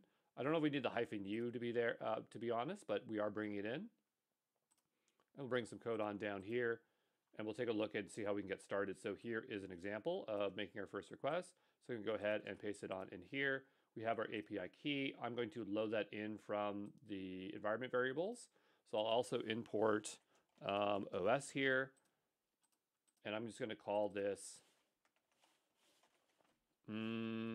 os.environ.get. We'll say Google API key. And then we'll go back over to here to our env. This will be Google API key.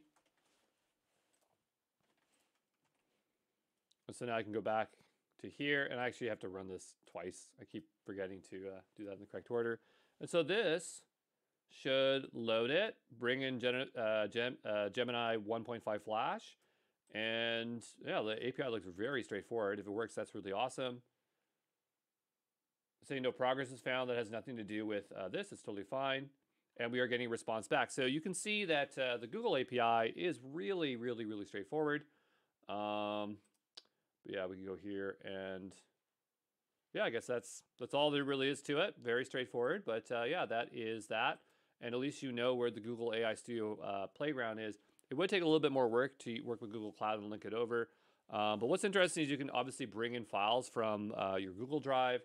And any of the functionality that you want to work with, you can obviously work with programmatically. So that's very interesting there. But I will see you in the next one. Ciao. Hey everyone, it's Andrew Brown. In this video, I want to take a look at Vertex AI's model garden offering so we can start working with models very easily. I already have a project set up here. I just throw everything in my FreeBSD. And I promised that I would turn on MFA. I think I'm just going to go ahead and do that very quickly. So just give me a moment, okay? All right, so I've turned on MFA, so no one can look poorly upon me anymore. I'm working an existing project. Maybe I should make a new project. Let me get rid of a few of these first. Just give me a moment, okay? I just went to manage resources. If you've never had to delete a project, it's pretty straightforward. You just go ahead and delete it, and you do that. So I'm going to go ahead and just quickly delete as many projects as I can, okay? There we go. That was some good cleanup. I'm going to go ahead and create a new project. This will be just GenAI Essentials. GenAI Essentials. And we'll go ahead and create that project. Just because if we run into any specific issues with activating stuff, I want to show you that. It's really easy once you have a Google project just to work within it, but always from scratch is kind of a pain. I want to make sure that project is selected, so I hit Select Project, and so now I'm under GenAI Essentials. Let's make our way over to Vertex AI, as this is where we're going to be able to do the stuff that we want to do. Okay, I'm just going to be honest with you. I'm not using Vertex AI that much as of late, but I'm sure we'll figure it out very quickly. Get started with Vertex AI, empowers machine learning, enable all recommended APIs. Let's give that a go. Be nice if it tells us what it's enabling, but I'm going to go press that and we'll see what happens here. It might tell us up here in the top right corner. So yeah, compute, data flow, notebook. So those are all 3 key ones that we want. And so that's what I was wondering. It's like, if we start trying to use a model, it's like, do we have compute? But this is Vertex AI, but then we have Vertex AI Studio down below here. We obviously want to work with a notebook, so we'll definitely do that. But this is kind of where the GenAI stuff lives, is down here below. So yeah, we have open freeform. So non-chat tasks like classification extraction. So remember over in AWS, they called it single prompt or something like that. And then over at Azure, I think it's called chat completion. So they call it freeform, and then we have a chat. Why everyone names it differently? I don't know. They like to keep us on our toes. And we obviously have a bunch in the prompt gallery, but we go over to here. And yeah, it's very similar interface to the other ones, but the thing is that we probably want to utilize some models, but we haven't really had to deploy anything. I'm not sure we even have to deploy anything in here in the same way. But let's say we wanted to use something. Let's go take a look here.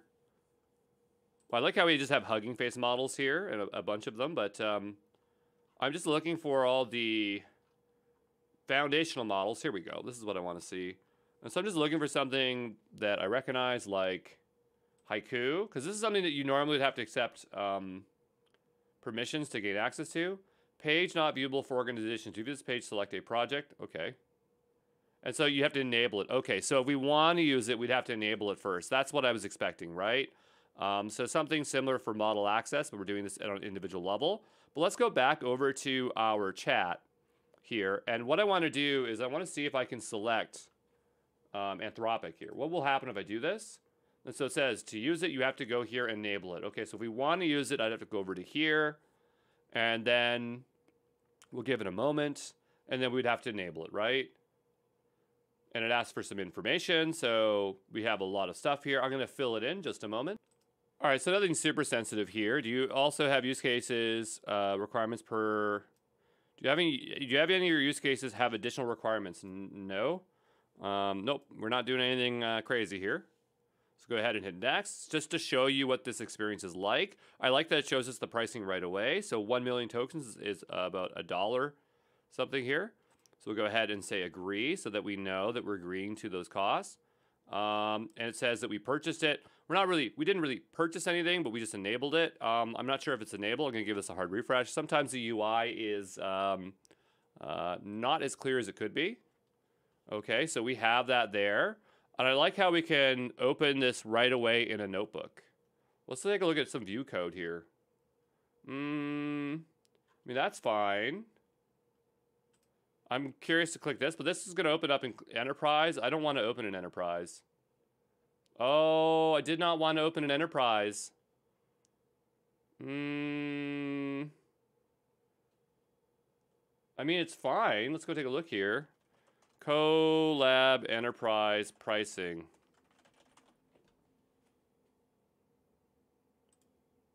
What's the cost? Oh, okay, it's pretty reasonable. So then what's the Collab Enterprise versus Workbench? Why do we have two then? Give me a second. Okay, so this one's saying developer focused, and this one is more collaborative. This one's serverless, user controlled, limited, extensive, automatic, configurable. Okay, well, I mean, I don't mind that. I suppose that's fine. I didn't show it later on, but I may have to make another video of it. So anyway, I guess we have an example here. And I mean, if this example works, we can just go ahead and utilize it. So Claude on Vertex AI. So we'll scroll on down. So we have HTTPX, Google Colab. I'm just reading it to see what it does. Select the model. Ooh, that's a mess of a code. What I'm looking for here is I want to see what the code looks like. They must have an SDK. Using Anthropic's Vertex SDK. Vertex SDK, okay. That's interesting. So I'm not sure about this. So I can go ahead and delete this and confirm. And so I'm going to go over here. Now I have no notebooks running, which is totally fine. So yeah, I'm not 100% sure about that.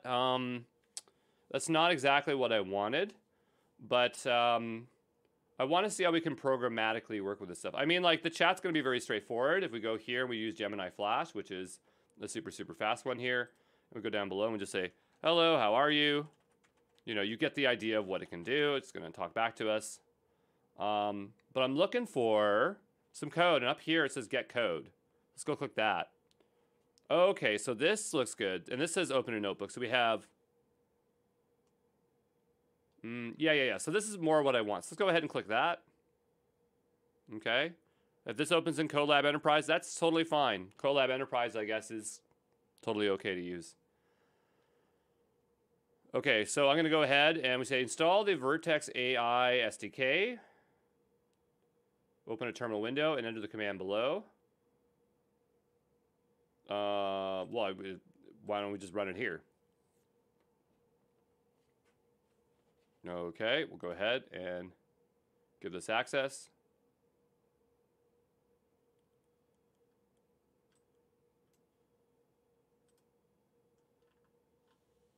Give that a moment to install or do whatever it wants to do. There we go, and now it is starting. I think it was just starting the compute underneath, and that's why it was so slow. It said this is going to run for 17 hours. I assume we can stop it somehow. If we go to runtimes, I'm not sure. Oh, nope. I don't want to do that. I was hoping we could just see the runtime, but I'm just going to let it do what it wants to do here. So it seems like it's almost done, so we'll just wait here a little bit more. There we go. The following packages were previously imported in this runtime. You must restart the runtime in order to use the newly restarted packages. So we'll say yes. Let's go ahead and do that. You know, this isn't my favorite experience. I think I like Workbench because we get Jupyter Notebooks. I think that's what we were utilizing there, but this is fine. Did this restart? I cannot tell if it did. I'm going to assume that it did. Let's go ahead and look at the next code. So we have Vertex AI. Generative models, so we're bringing that in. This kind of looks like Hugging Face to me, like the way they're doing this. And so we're initializing a new project for GenAI Essentials. That's what we're in right now. In US Central 1, which that's fine. We're specifying the model here. We're going to start a chat. We're going to send a message. It has generation configuration somewhere here. We have safety settings here. I don't feel like I'm setting them here, but... Oh, it's down below. Okay, so I guess you can set them here and it gets pulled up into here. That's interesting. So we have... I thought that was only hoisting, which is what we call in JavaScript, where it's like you can define it here, but it'll work later on. I didn't think Python could do that. We have max output tokens, temperature, stuff like that.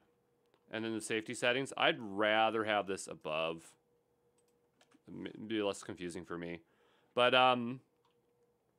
And so for safety settings, these are basically your guardrails. So we say no hate speech, no dangerous content, explicit, stuff like that. And that's very typical of Google trying to put that front and center. I mean, that's not a bad idea, but let's go ahead and run that and see what happens.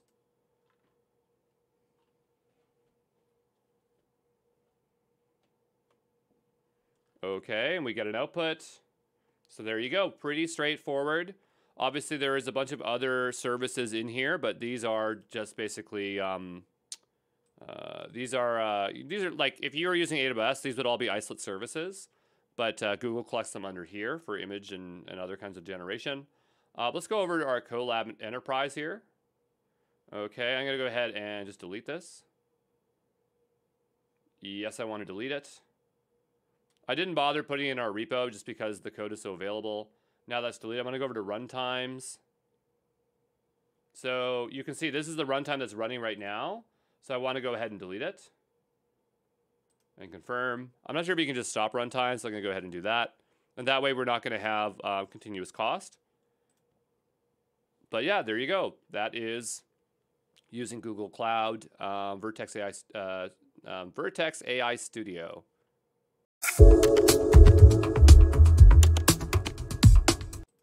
All right, let's take a look here at using models as a service within Azure AI Studio. Now, I know that there is ai.azure.com, which is the new Azure AI Foundry, but It's weird because it's called Azure AI Studio, but it renamed it Azure AI Foundry, but it's still not called that in the main one, and that's kind of annoying. And so you can go through here, or you can go through here, and which it should be, I really don't know. I suppose we could explore it through this way. The other way is also easy as well. But right away, it's asking you to go create a project. But what I'm going to do is I'm going to make my way over first to Azure AI Studio. I just want to make sure I get rid of anything that I might have here, so we can kind of experience what that other page might look like if we didn't have anything, because I think that's the first thing. So I'm going to go in here. I'm just going to tear down a few things, like this resource group. Like, you obviously wouldn't have this. I'm just trying to get it back, reset to 0 here. We'll delete that. And same thing with this one. I'm going to go into this one here. Give it a moment here. And it's within the same resource group. So just give me a moment for that to tear down, okay? All right, so that should be gone now. There we go. So I'm going to go back over to Azure AI Foundry, which is ai.azure.com. And so I just want to see if it makes us create anything. No, it doesn't. Okay, great. So I'm going to go ahead and create a project here. And yeah, I don't mind whatever the name is. We'll stick with the standard. But what I find is that the location greatly varies. Notice that it's going to create a hub anyway. So another way to create it would be through Azure AI Studio here. And if you create a project, it would probably create the hub and the project at the same time. So here's creating the project. I'm going to go back here. And if we create the hub, okay, it's a little bit different. But the way it used to work was you make a hub and then a project. But I don't know. They're making it really complicated here. But this is fine. I'm going to go ahead and create this new one here. But where the project exists really affects what models are available to you. So you might have to create multiple projects to get to other models. But anyway, so we're going to go ahead and hit create there, which I did. And so now I'm just waiting for this to create. So we'll just wait a moment, okay? There we go. So we have a bit of UI here. I don't need to get information to explore. But there's a couple of resources that get created for us. One is Azure AI Services and then Azure OpenAI. So OpenAI is going to get us access to the OpenAI models. Azure AI Services is going to let us interact with other things on the left-hand side here. And I guess we have an inference endpoint, which is what we need to utilize to access things. So it did spin up a lot of things here. So on the left-hand side, we have a bunch of interfaces here, and it's a little bit different from the last time I saw it. But where we are looking for stuff is within the model catalog. I have activated models prior to this, but when you are first doing this, you will have to go open this up and request model access. So I'm opening this up here, and it's been a while, so I'm going to see if it tries to ask for model access, and I already have it. So you will have to click something, fill in a form, wait a while. It could take a couple days, and then you'll be able to deploy models. So if we want to start working with things, we're going to go over to code. Oh, this is different. Templates and tutorials. No, that's not what I want. I want playground, okay? And they changed the interface again here, but I'll just say try chat playground. And so now what we'll have to do is create a deployment. And so we need to deploy a model. So we have a bunch of models here. I'm going to go with Chat GPT 4.0 Mini.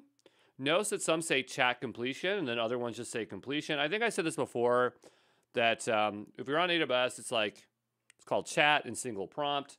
If you're on Azure, it's chat completion. I think I said chat completion and chat, but it's actually chat completion and completion.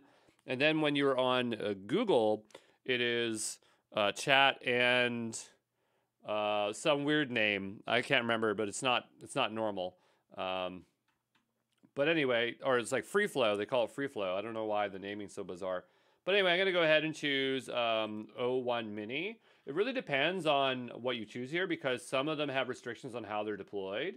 And so it's not showing me much here. I'm not sure why this is slightly different. This is for chat completion. So maybe I'll try chat 4.0. Okay, I can deploy this, no problem. And we should choose our deployment options, which is now up here, I guess. So manage compute and service API. Used to have to select between the two.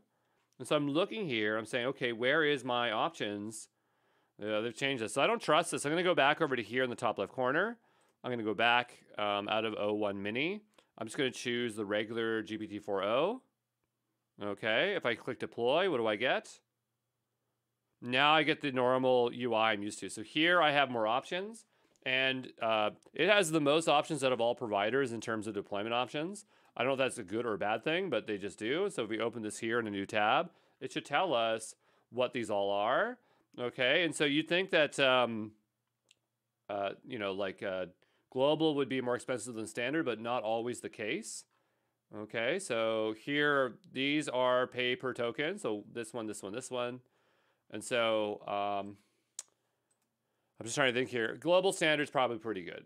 Batch is something that is offline. So the idea is that you're not going to be to infer with it right away. So global standard is what I want here today. I'm not going to go into all these in great detail. I have a course specifically for Azure AI that if people are interested, they go take. And so now what I can do is go over to the playground. Okay, we can... Well, I don't need to create a deployment. Hold on here. Let me just go ahead and refresh this page, because we've already deployed a model. And by the way, that model is serverless, so if we're not using it, it's not costing us anything right now.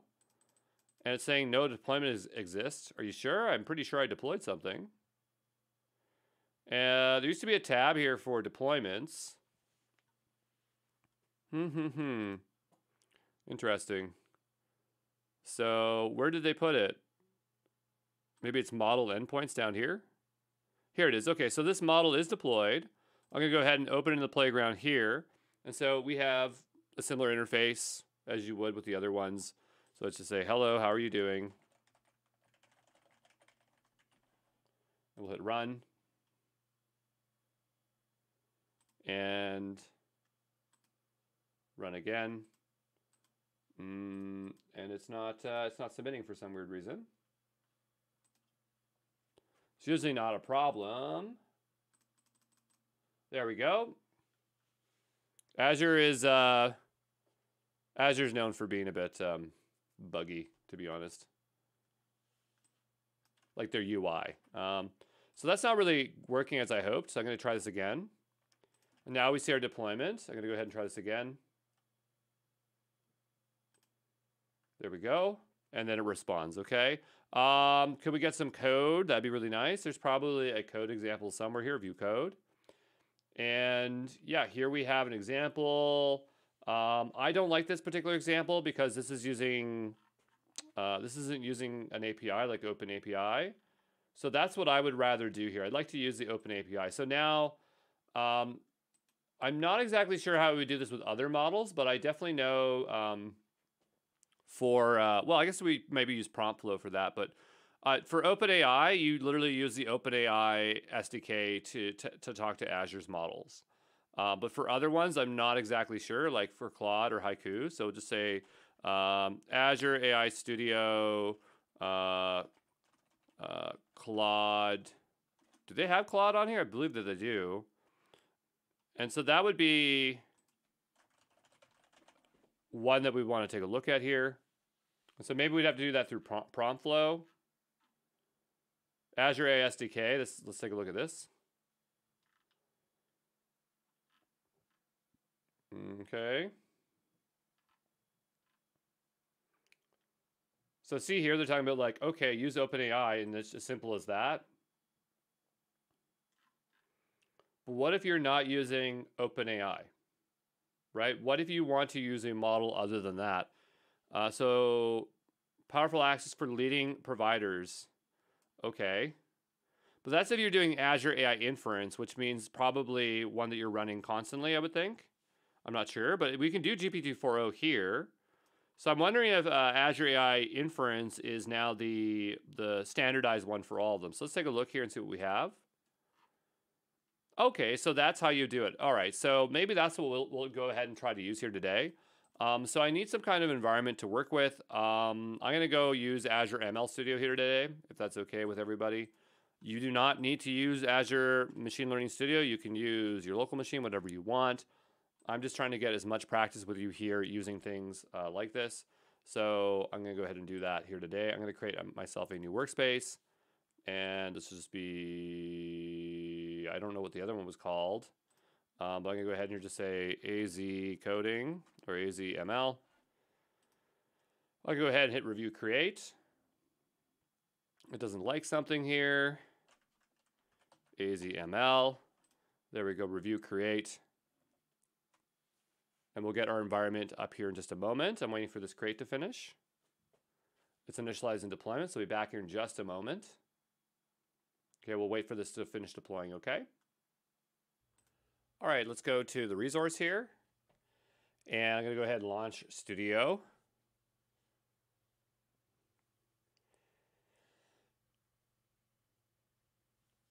And from here on the left-hand side, I'm making my way over to compute. I mean, I just want a notebook, so we can do it here as well.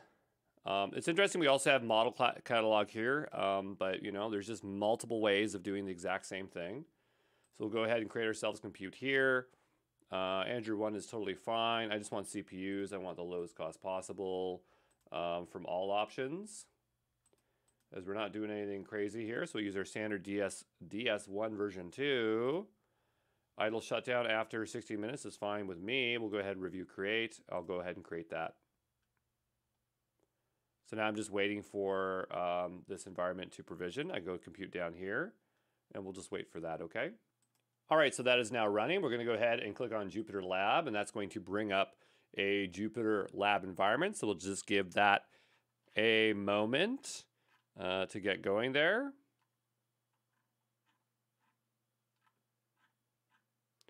There we go. So we're not doing anything crazy here. So I'm going to go with it's SDK version 2. I'm not sure what the 2 is for. I'm going to just click Python IP kernel. So we're just using standard Python here. But let's make our way over to that code over here. And I'm going to just grab this link. As you folks might be wondering, how do you get it later on? Because I'll take this one and I'll actually put it in the I will place it in the you know, whatchamacallit. And I actually want Markdown there. That's fine. I'm just going to switch that out here to Markdown, and then I'll bring this one up. This one is actually code. And let's see if we can get this to work. APIs are always changing, folks. You got to keep up with them. Okay, I was just doing this 3 months ago, and it's a completely different experience. So here it says you can use the project clients to configure stuff here. So we'll go ahead, and we have chat completion embeddings client. We want to do chat completion here today, so I'm going to go ahead and grab this code. Okay, and actually we just happen to be using GPT-4o, so that's perfect for us. But you know, again, the reason we're not using OpenAI, we're using this one, is that this one can utilize multiple ones here. Here we need the project. Okay, where does that come from? So we need to bring in this.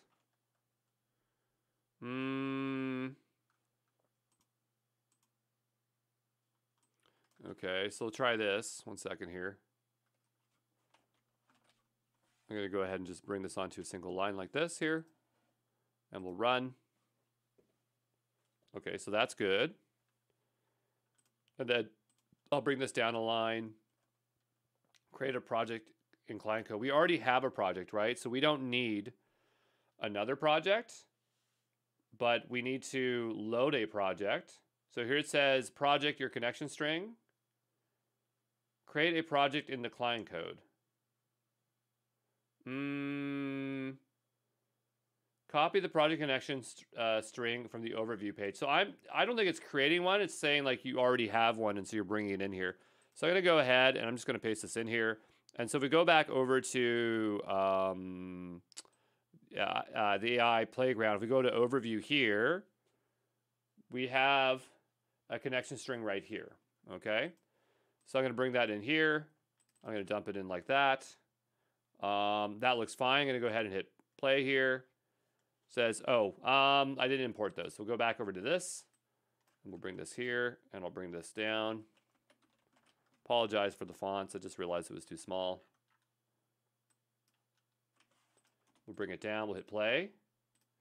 Okay, and then we'll just go ahead and hit run here. Now, we didn't authenticate in any way, so I'm not exactly sure how that's going to work, but we'll find out here in a second. I'm assuming this is not going to work, but if it does, that's great. Oh, it worked. Okay, great. I just thought there'd be more, like there's like a pop-up or something, but maybe because we're in here, it's totally fine. Yeah, it just worked. That's great. Okay, so here we are getting back output, so that's perfect. I'm going to go ahead and just clear this out here. 1 second. and your string. So just be basic. And I just want to go ahead and clear all cells. I don't want to run everything. I just want to clear the cells. I'll just stop here. Clear all outputs. There we go. Clear all outputs. There we go. And so I'll go ahead and download this one. So this is another one that's useful for our repo here. Now I didn't do one for what do you call it? This is Azure AI Foundry. I didn't do one for Google just because the code was so straightforward. And I mean, they gave us the code, so I wasn't going to just change it. But this one's a little bit different, so we'll have to do a bit more work here. Oh, sorry. You know what? I'm still recording this video. Oh, no, it's not the video I want. It's the file. Let's try to name the file that the video I was recording right here. And so we'll bring this into Azure AI Foundry. I'm going to rename this here, so it's just basic. Okay, and so now we have our two. So we'll go ahead and just Azure AI Foundry. I don't want all the stuff in here, though. I told it to go away. I mean, the first one's here. That's not a big deal. I just didn't want to make sure that connection string was in here. I'm going to just clear this out. Clear all cell outputs. There we go. And that's good. So we'll go ahead. I don't need all caps. I think I just hit the caps key by accident. AI Foundry. That is good. We'll go ahead and save that. And so that is the easiest way to get working with Azure AI Foundry. That model's deployed. I'm not going to undeploy it. You can if you are uncomfortable with that. But if you want to get rid of that, you absolutely can. So you could go ahead and delete that. I suppose I could delete it. Or undeploy it.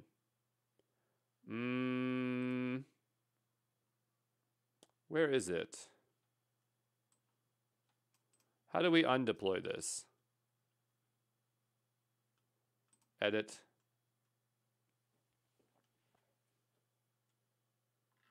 Usually it was like a delete button.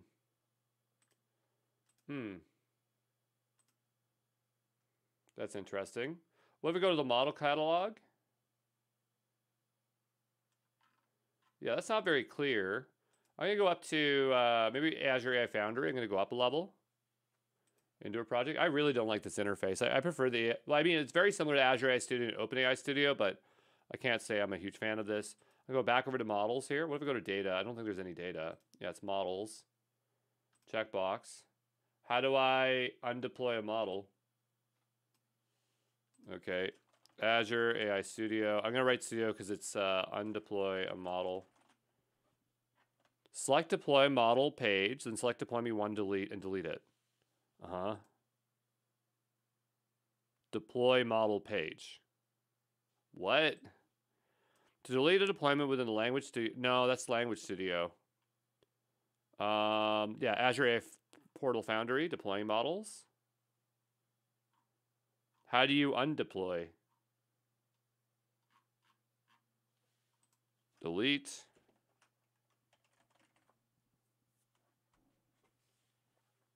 Okay, let me go find it, okay? This is typical Azure for you. I found it. What you do is you click into the model, and then you can delete it there. So I'm just going to delete it just in case people are worried, okay? And so now that model is deleted. I'm going to keep Azure AI Foundry, this project, around. We'll use it again. For Azure ML, I'm going to get rid of that instance that I'm running. I could just stop it if I wanted to, but yeah, I'm going to compute here, so I could stop it. But I could just delete it here. It's not that much work to spin one up when we need one. And so there you go. That is working with Azure AI Foundry at the most basic way, programmatically. And so I'll see you in the next one. Okay, ciao. Hey, this is Andrew Brown, and we're taking a look at Hugging Face. So if you've never used Hugging Face before, it is awesome because it contains models, data sets, and more. But Hugging Face is not just a website, a repository for things, but they also have a series of plugins that make it really easy to work with models. And so you're absolutely going to learn, definitely learn about a bunch of the different types of Hugging Face things. And so you can see we have transformers, diffusers, data sets. These are other libraries that you can utilize, right? So we have a bunch of libraries, and then there's Hugging Face itself, right? So what I'd like to do is maybe download a model and play with something here. But anyway, make yourself an account. Once you have your account, you're good. Often what we'll have to do is set tokens. So I'm not sure if I have any access tokens around here. Right now it wants me to log in, so just give me a moment. There we go. So I'm in my Hugging Face account. I'm going to go ahead and delete my key for now. And this is something that you'll have to do a lot, is create a key to work with models. But we'll come back to this just in a moment, as what I want to do is look at some possible models that we could work with. So if we click on models here, you can see there is a lot, right? Now, we're specifically interested in large language models, but there are of course, other ones that we might be interested in. But you can see there's just tons and tons, because there are base models or foundational models, and then people train these models to do other things. So you can end up with a lot of stuff you wouldn't expect.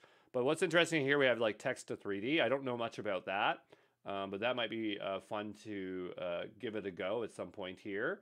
But yeah, it's really hard to tell like what's a big deal and what's not. But I guess we can go here like the most downloads. It looks like OpenAI Shape E is a very popular one here.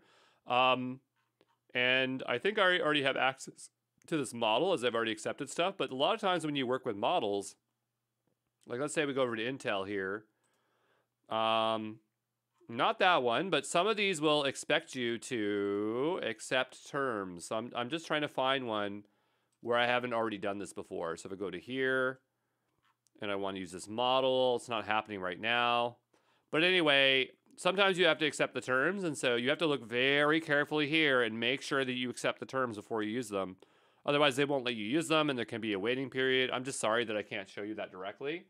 But with Hugging Face, sometimes they have options on how you can deploy models. Now, this one is, all we have is diffusers. But with other ones that are maybe different, if we go back over to here, let's go to something like natural language processing. So let's say we went text classification here, right? And we choose anything here. We have more options, right? So here we have options on how we can deploy it, how we can train it, how we might use the models with specific libraries. So if I click to this, it'll give me exact code on how we could work with this. And so this is something that we could utilize. So I'm just going to go here and take a look here. As deploy can sometimes be useful, because if you're trying to figure out what amount of compute you need, sometimes they'll tell you in here. But as you can see, there isn't much information, so they don't have anything for this one. But we go over to, let's say, SageMaker, and you carefully look here, they might tell you that this is using an ML M5X large, and then you could look that up and say, okay, what size is this thing here? Right, so I'll go here, and I'm going to look for that model, ML M5X large. And, you know, as per usual, AWS's UI is terrible. I don't want RunPod. Get out of here, RunPod. I just want to know how large it is. Come on, you can find it for me. That's an ML M5. It's going to be an M5X large. So that's going to have 4 vCPUs, 16 gigabits. But then if we wanted to look up the cost, we'd have to look up pricing for that, right? So this, again, is exactly how we would do it on SageMaker. If there was a jumpstart, we could do it that way. If we wanted to use Infuria and Trainium, we could do it that way. So the code is available to us. Google Cloud. Apparently, it just opens up another tab and doesn't show us anything, but we'll get that sidebar with all our information in it. And we have a certain amount that we could deploy. So this is something that we could deploy this way. So it's like single-click deploy, which is really, really nice. Sometimes it works, sometimes it doesn't. Obviously training, but if we look at transformers, that might be another way that we could utilize it. But anyway, let's go over and use something practical. So Llama 3.2, assuming that is still available, 1B is a very good starting model. And the reason why it's a good starting model is that it's very small, so you can run it on most machines. Or even on compute. So this is something that I think I'd like to work with here today. I'm just trying to decide where to run this because I want it to work for everybody. So maybe what we should do is try to deploy it to something. Maybe we can use Lightning AI today. That's what I'm going to do. So let's go make our way over to Lightning AI. Okay. just because it's so easy to start working with it. And they probably already have a Llama 3.21 here, but I just want to get started from scratch.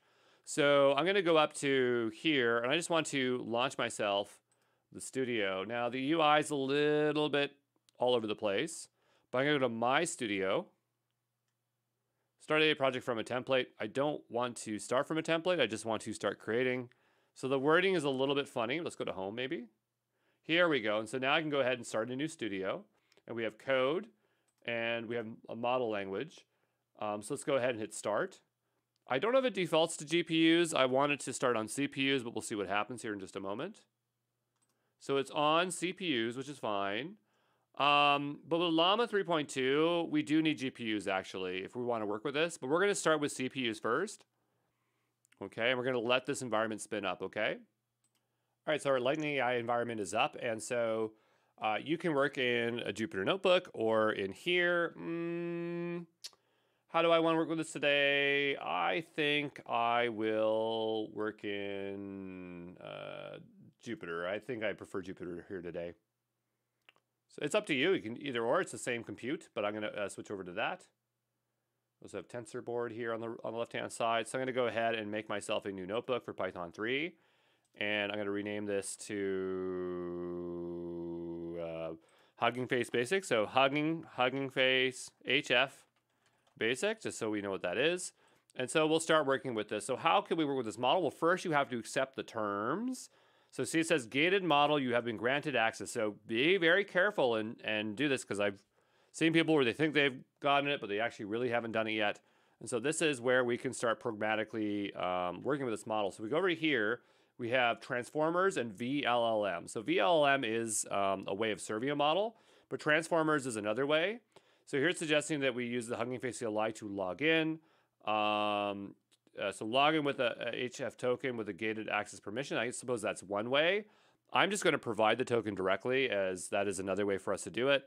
But I'm going to go ahead and grab this code here. And I can go back over to here. And so that'll be the first thing. I'm going to have to go above here, and we're going to have to do a pip install transformers. Okay, so that's going to... Could not find a version of the package that satisfies transformers. I probably spelled it wrong. There we go. Why they need to call it Hugging Face Transformers, I don't know. It really is confusing, their naming here. If you don't like all the stuff there, you could do -Q. And it will still install, but it'll just be less noisy. So we have that. We do need to set our Hugging Face API key, so that is something that we'll need to set. I'm going to make my way over here in a new tab. So I'm going to go here and then go to access tokens. I'm going to create a new token, set it to read, and this is just going to be HF example. And we're going to create that token. And so now I have a token. So there's a Hugging Face endpoint. It's like Hugging Face. I mean, I've never tried the Hugging Face CLI. Well, it's not that I've never tried it, but it's been a while. So I'm actually just curious if we were to use that. But Hugging Face CLI I found was kind of a pain to install. So I'm not sure. We could try it. Yeah, so we have this. So I'm going to grab it here. I don't trust running it in this context. I'm going to go ahead and make a new terminal here. And I'm going to paste it here. I'm going to type in clear. Does this have Conda installed? It does. But I'm not sure if we are doing that in that context, because all these environments are in different contexts, right? But we only have the one here, so I'm assuming it's already set to that one. I'm not sure. Or what we could do before we do that is just do conda list. Maybe it'll tell us, no, that's not it. Conda env. Conda, because I'm assuming it's using conda underneath. I just want to see what environments we have. We have packages.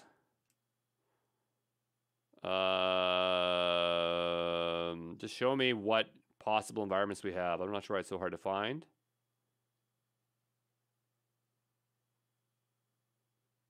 Oh, right. Maybe the environment's like a local thing. Okay. Well, anyway, I think it's using Python 3 here, and we did install that there. So let's go ahead and just see if it works. If it doesn't, we'll just circle back and do something else.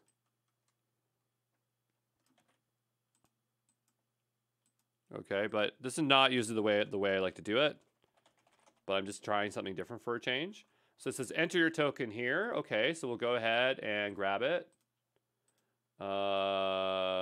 from here, copy. Of course, use your own token. Don't take mine. I'm going to delete mine anyway, so you're not going to get it.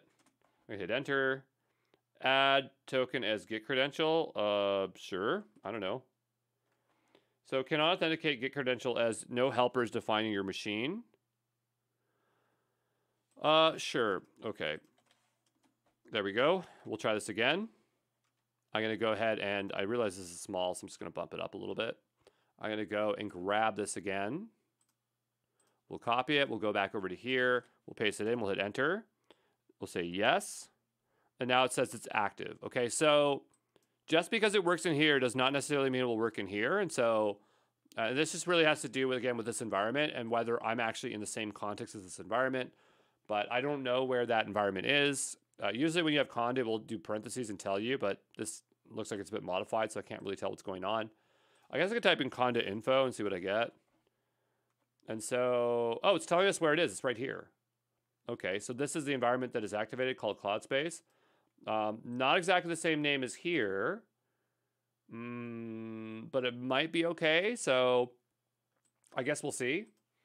But anyway, what we have here is we have the transformers, and then we are making a pipeline. We have text generation, meta, llama, 3.21 billion. So this should download the model, right? So if I hit play here, this should download the model. Okay. If we go down here, we might get a problem about cannot grant access. So it doesn't think it's set, right? And so this is what I mean where I'm having a little bit of an issue. So, oh, I always forget how to do it. Let's go ask ChatGPT. How do I load an envar into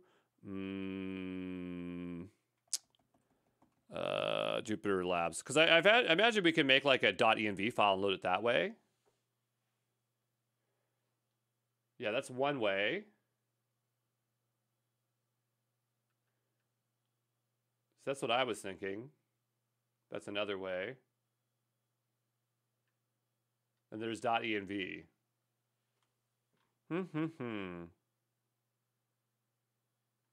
Yeah, I feel like that's a little bit more safe, so I'm going to go ahead with that.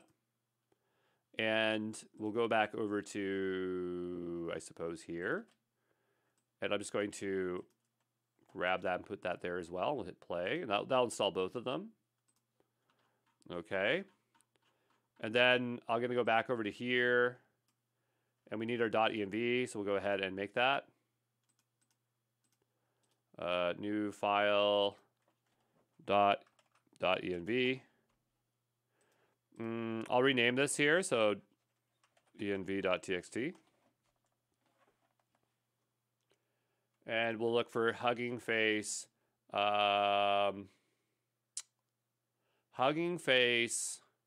envar, because it'll have a very specific name that it can load. API key.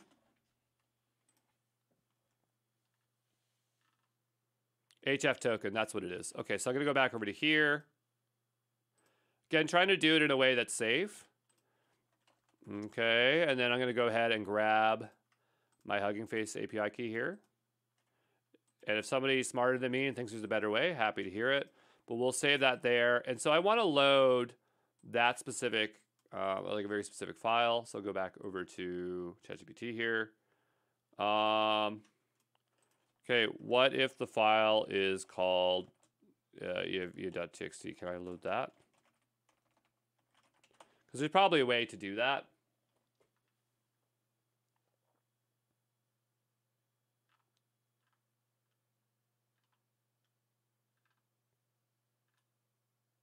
There we go. So this is what I need.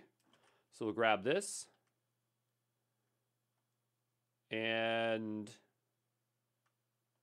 yeah, so we'll grab this here. I'll go back over to here, and I'm just going to bring this down one. And we'll run that.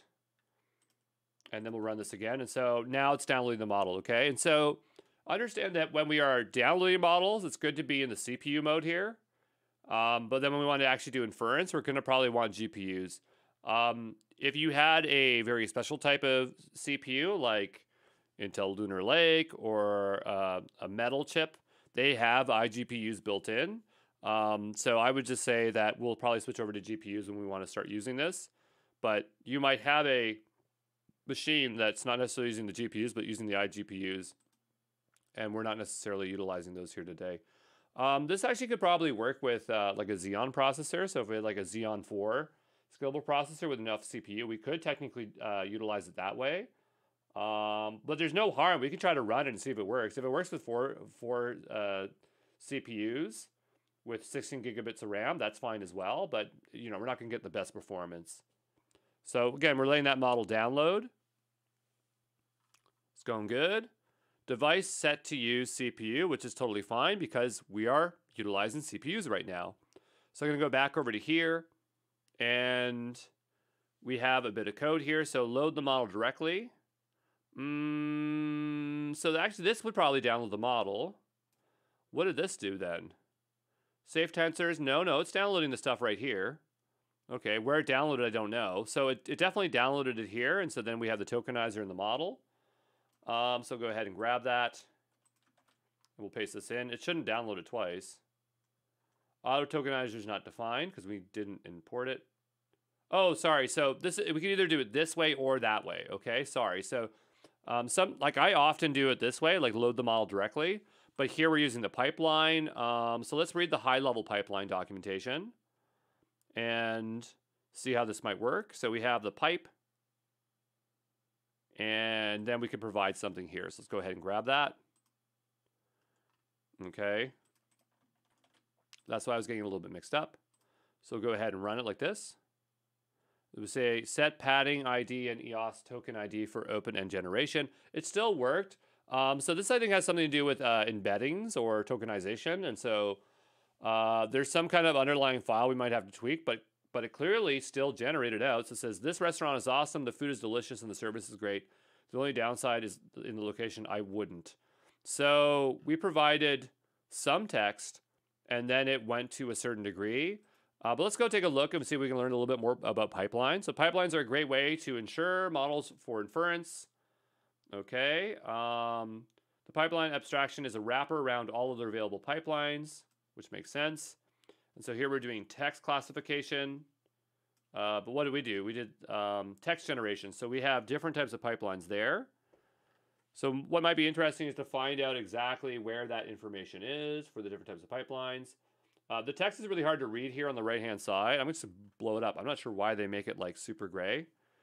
But I'm going to zoom out here. I'm imagining that pipeline is this one right here. So if we click into this, right, this is the pipeline I think we're utilizing. Okay.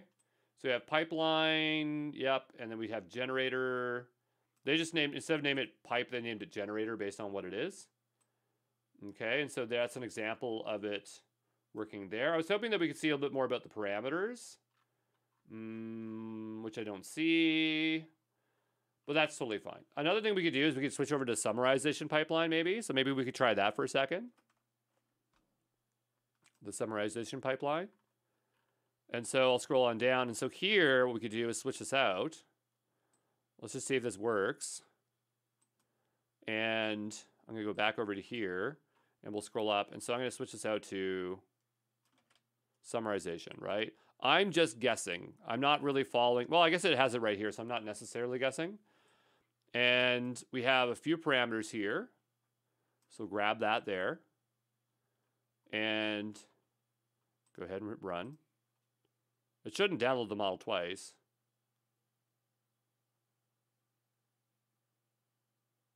That's fine. So it says, the model llama for casual llama is not supported for summarization. So there are very specific models that can perform these things. And so it's just saying you cannot use the Meta Llama 3.2, 1 billion. So we would have to use something else. So here we can see we have BART for conditional, Big Bird Pegasus. I'm not familiar with most of these models, but let's go ahead and see if we can figure out what these are. So I might go here and just see if I can search for this. Let's go over to here. As I'm not, again, not very familiar with these. Hugging Face Mario model. Let's go here, Mario MT model. And we found it over here. So it says, so we have a bunch of models here that are kind of directly supported. These are text models. A framework for translation models using the same models as BART. Translation should be similar but not identical to it. Okay. And so here we are using the model this way. But I'm curious. I wonder what would happen. Okay, because we went to the summarization pipeline. And I wonder if I can just, well, here they're actually using the Google T5 base, which is fine. But I'm also wondering if I could just drop it in the Martin one. So let's go here. And I'm going to just try this. It might not work whatsoever, but I'm going to try anyway. It's probably going to say, I don't know what you're talking about. There's not a local folder or identified there. Yeah, I figured as much. So maybe it's just ones that are compatible with that, right? So let's see if ChatGPT can help us. So, I want to, in the summarization pipeline in Hugging Face. Okay, let's see if it can figure it out for us. It just says that we can do it. Okay, so it says it's for translation tasks.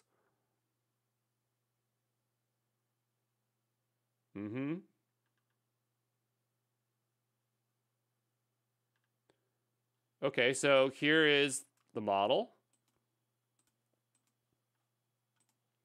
And that's what I was looking for. So I didn't really read the rest of that. I didn't really care. And again, I'm just going to point out, I'm not an expert in this stuff. It's just like you kind of start figuring out what to copy and paste and what doesn't work. The tokenizer cannot be instantiated. Please make sure you have sentence piece installed to use this tokenizer. So I'm going to go up here and just add it. This is, again, often what happens is that I have to constantly do this stuff. The current process just got forked. Okay, whatever. And I'm going to go ahead and try this again. So we'll run this again. And Hugging Face tokenizers. The current process just got forked after parallelism has been already used. Disable parallelism to avoid deadlocks. Sounds like something I wouldn't want to happen. The tokenizer cannot be instantiated. Please make sure you have sentence piece installed in order to use the tokenizer. So sometimes when you have issues, you need to restart. So I'm going to say restart kernel. Okay. And I'm just going to run this again. And then this one again. And then this one again. Well, let's see if we can kind of get this working. So here it says, recommend using Sarcomos. I don't know what that is. Let's go take a look. It is what? It looks like it's a tokenizer. And it looks like more like Scare Moses. Looks like Scare Moses now, that's saying. Scare Moses. That is going to be something there. So I'll do that. We'll restart the kernel.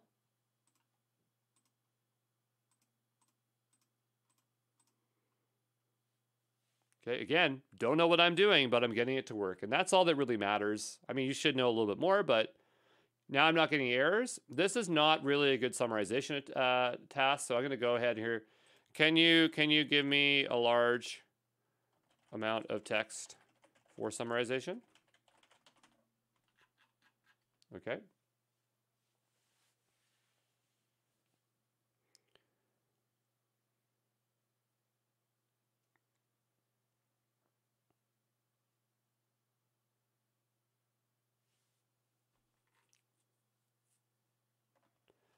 And it goes and goes and goes.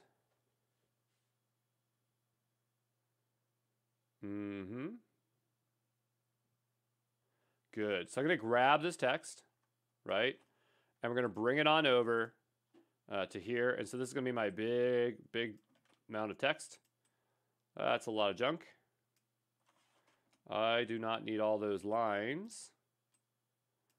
But I don't care. I'm just going to let it be like that because I can't even see what I'm doing.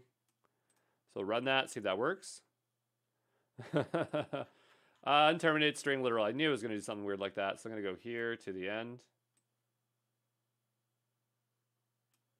Yeah, I was having a little bit of problems here.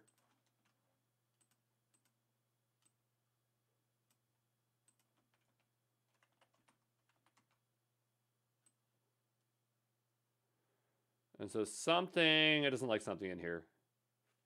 Because you can see that it's not terminating correctly, right? So I can just keep bringing it on to the next line here.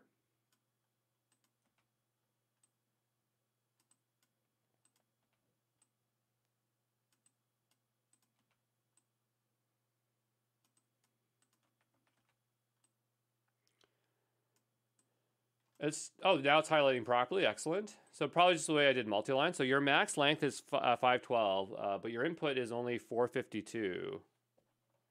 Since it's a summarization where, where's it says? With output shorter than input are typically wanted, you might consider decreasing the max length, okay? But it did go ahead and it attempted a summarization. Now, it is doing something funny where it's showing French. However, if you look at the model, it says empty English to French. And so, you know, this model is intended for translation, English to French. Now, we were using it here, right? But it's kind of interesting that it did produce French in this case, so that kind of makes sense. We can go down here, and maybe let's use the Google T5 base. I'm not sure how large that one. Here it's suggesting that it uses the TensorFlow framework, and it has to use this tokenizer. So I'm going to go ahead and grab it here, and I'm going to paste it in. Okay, let's go run this.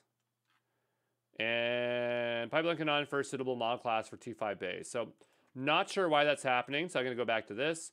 And so this is not obviously a very good example for translation, but let's go over to here. Maybe they have one for translation. They have a translation pipeline. Okay.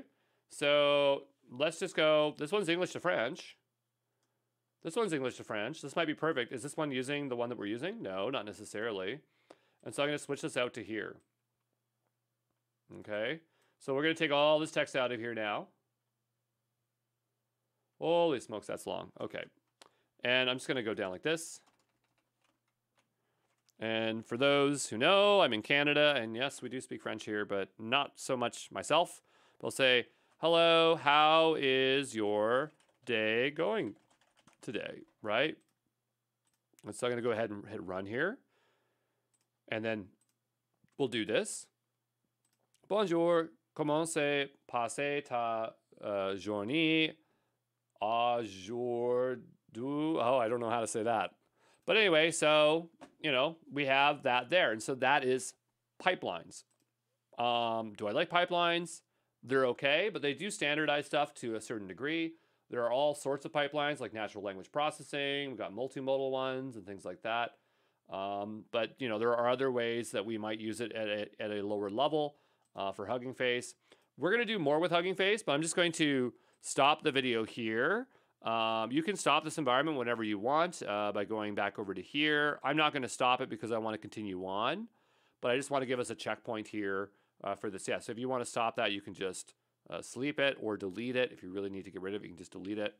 And I suppose I could export this code in its current state if anybody wants to play around with this. I'm going to go ahead and download this, and we're going to bring it into our repo. But we're just going to keep playing around in Hugging Face because there's so much to do in here, and I'm just not even sure what to show you. There's so much.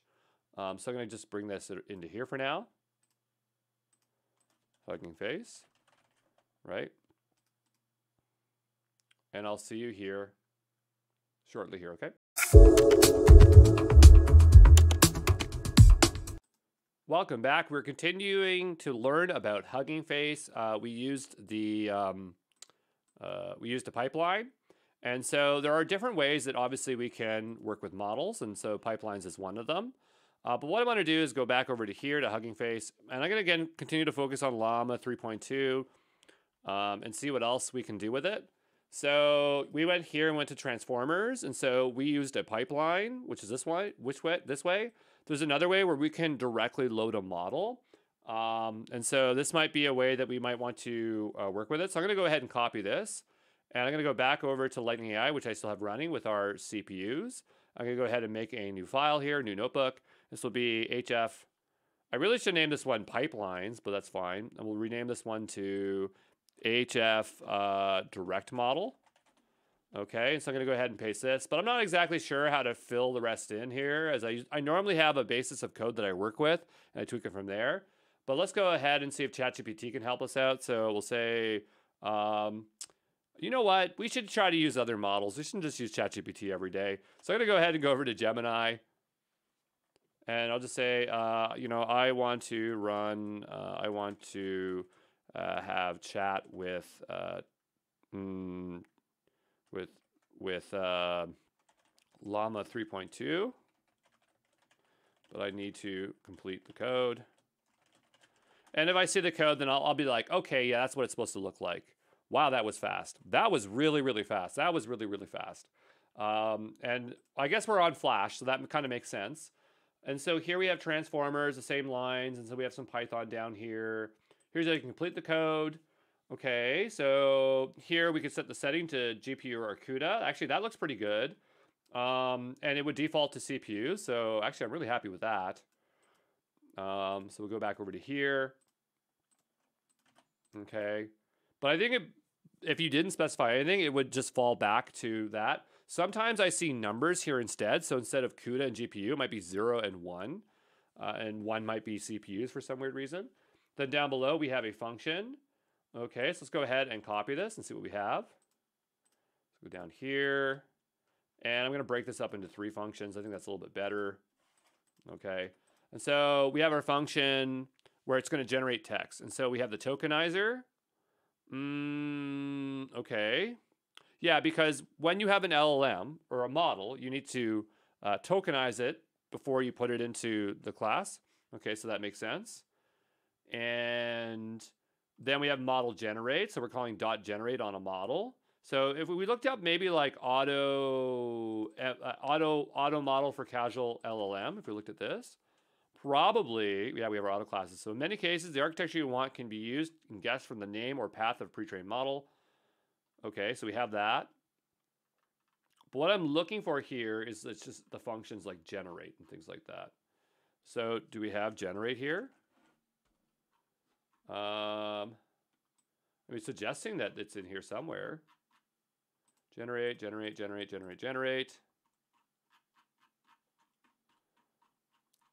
Or am I just in auto classes? Hold on here. I'm just in regular auto classes. I want this one in particular. This one here. Okay. And so what I'm looking for here, this is Hugging Face API somewhere else. So we can configure it. Okay. But where does that generate thing come in play? From pre-trained. Because maybe, yeah, you have the model here, right? And then we can call functions on it like generate, but where does that come from? So let's go back over to Gemini. It's like, where does the generate function come from?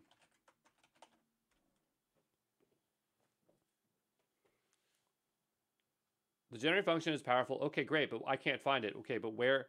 Let's go here and see. It might have docs for us. There it is, text generation. Each framework has a generate method for text generation. Okay, so basically whatever it's, so there's different frameworks like PyTorch, TensorFlow, FlaxJax, and so I guess the idea is that it's mapping to that one underneath with a generic one there. I still don't understand how it's getting there, but I at least kind of have an idea of it, so that's totally fine. I think this is going to work. And then we can set have the max amount of tokens and things like that. So I'm going to go ahead and give this a run. So we'll, do I have to install anything? Probably transformers at least, right? So we'll do pip install transformers. It might already be in our environment, but I'm going to go ahead and run this again anyway. And by the way, like when you're working on dramatically different things, you probably would want to spin up a separate studio, as when you're working locally with code, you would often spin up a separate cond environment, right? I'm going to go down here, and again, I'm just going to silence this as this is kind of annoying. And then we'll run the next one. So it's going to download Llama 3.21 billion. We actually already have it downloaded from the pipeline before, so I'm assuming it will go in the same place. We can actually tell it where to download, by the way. If we wanted to put in a very specific folder, and that's something that you might want to do, and we probably will do at some later point, because when you're working with containers, you need to place it somewhere outside the container. And so, and also just, it's good to know exactly where you have it. So I prefer to explicitly say where it's going to go so I can see the files. But really what it's doing is it's literally downloading the contents of this. So if we were to specify where to download it, I think that we would see that. Maybe we could ask it to do that. We'll go back here to Gemini. Can we change the code so we can say exactly where the model should be downloaded? Because I don't want to feel like how to find that here. And yes, so here, yeah, are we just specifying cache? Is that what it is? Cache directory. And so here, what we could do is grab this here. I said we'd do it later, but let's just do it now. And the path I want to put it here is just like models. Okay, and I'll just make a new folder here called models. This should be relative. I'm not sure if I could just do this and say like period / like that. This says model path, so I'm not sure if we should put llama within it or this is going to be a single model. Okay, so is this a path to a generic models, or should I have a folder with the model name? I don't like how they didn't give me a concrete example. If you don't specify a folder. Okay, so maybe we'll try this here. Right? And so let's do this because I wanted to see it download, right? It might complain that the folder doesn't exist. Let's go down here. Oh, right. We got to load it in. So we did this before in this other one here. And we're going to need to bring in Python dot env. So we'll go up here and put this in here. And then we'll grab this. Put that in there. So we'll run this and then this. And it says we need to restart our kernel. Let's just restart it. And we'll run them again. And I don't know if this is going to work without that folder, but oh, it is. Okay. So if we go into here in Llama 3.2, see, we didn't, yeah, see, we could have just put in a generic folder. So that's silly. Yeah. It didn't really understand what I was asking for, so we could have just done this. And I'm just going to stop this because I don't want that to go there. And so I just want to go ahead and clean this up a little bit. We'll delete this. Delete. I do not care. Just delete it. Models. Delete this folder, please. Delete. Okay, that's fine. I'm gonna open up terminal here. We actually can see our terminals over here, I believe. That was like when I was running before. I don't want to do it that way. Let's go back over to terminals here. And maybe down here. There we go. And so I'll just type in ls. And so I'm just going to go into models here. And I'm going to go remove rf llama 3.2. There we go. And if I go back over to here. Okay, now this, there we go. And so now we just have an empty models folder. That's a bit nicer. And we'll go ahead and download it. Because again, this is how I would probably work with it. It does store it somewhere. I just don't know where, and I can't be bothered to look for it. But I like to know where my models are, and it's just how I do it. So we'll give a moment for this to download. And again, if you're utilizing GPUs, if you need them, you can always switch between CPUs and GPUs here. So when you're downloading models, use CPUs. And then when you're not, go to GPUs. All right, so that model is done downloading. But let's go take a look at its contents. Okay, so we have blobs, refs, snapshots. We go into here. That's not really that useful. We'll go into here. Okay, and so this is the stuff that will look a bit familiar. So we go back over to Hugging Face. I believe, if we look at it here, Yeah, it's these files. So we have this, the model, safe TensorFlow, and some of the other ones. Yeah, so we have the ones that we need. It's not all of them, but it's most of them. And so, you know, that's what we can see here. I'm not sure if we can get info from here. We'd probably go to terminal to find out. But, you know, what's really important to note is like how large these files are. So this basically is the model weights. If you're using a TensorFlow one, it's going to be different for, but this one is, no, so this is a TensorFlow model, but if it's PyTorch, the format looks a bit different. I usually see .bin files. If there's another format for PyTorch, I don't know what it is. But anyway, the model is now downloaded, and so we can tell it to use CUDA. If it doesn't, we'll do that. It's saying name torch is not defined. So this is where we'll have to include torch. Okay, that's PyTorch. I'm actually going to put this on a separate line just because PyTorch is a bit of a pain in the butt. And I want to see it do all the stuff here, so I'm going to go ahead and do that. It's going to be a big old mess. I'm going to go ahead and restart this kernel. One thing that I don't want it to do, I don't want it to constantly download the model if it already exists. But I think that if it does exist, it won't do that. So I think that's fine.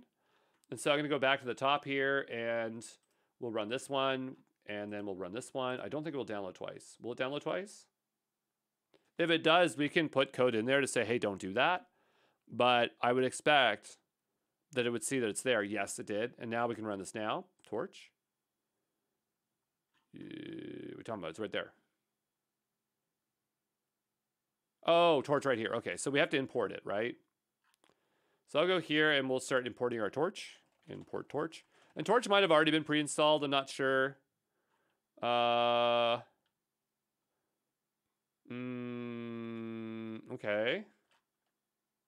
I mean, I didn't get any errors, so that's probably fine. I don't know if that's from the import torch.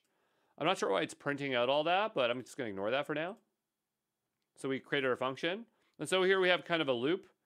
I'm not sure if this is going to work because I'm not seeing it like expecting any input from us. Well, it does say user input here. Let's see what happens.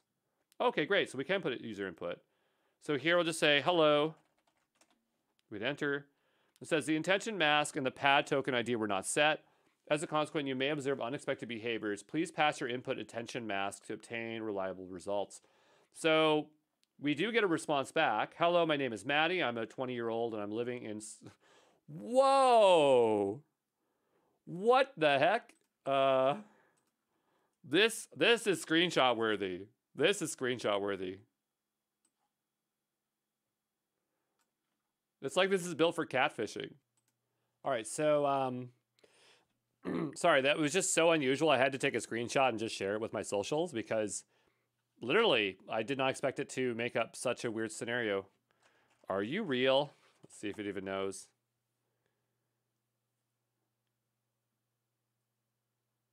And it is working. Again, we don't have a lot of CPUs here. And you can see like the RAM CPUs it's using up here, but it works really well. I'm a real estate broker in the state of Florida. That is really great. So we'll go ahead here. I just want to ask it about this. Sometimes you have to tweak, like this is an error I get. What do I do about this error? This is something I've had to solve before, and there could be like a configuration file that we might have to tweak, or it could be just input parameters here. But this is where if you use the pipeline, there's less fiddling around. But if you use direct model control, you have a lot more control of what you are utilizing. So anyway, that's direct model control. I'm not sure how much more I need to really show of this to you folks. So we'll call this one dusted and done, and then we will take a look at something else that we can do on Hugging Face, as there is a lot that we can do on, with Hugging Face, and we should learn as much as we can, as I think it's super valuable. Let me just clear out these here. If I right click here, we'll say clear all cell outputs. And right now we're working with Lightning AI, but just understand that I like to do local development as well, but just trying to give you a place where you have reliable compute, assuming that this platform is free while you're utilizing it. But I'm going to go ahead and download this one, and we're going to bring that on in to GitHub, wherever that is here, into Hugging Face. And so that's our direct model. There we go.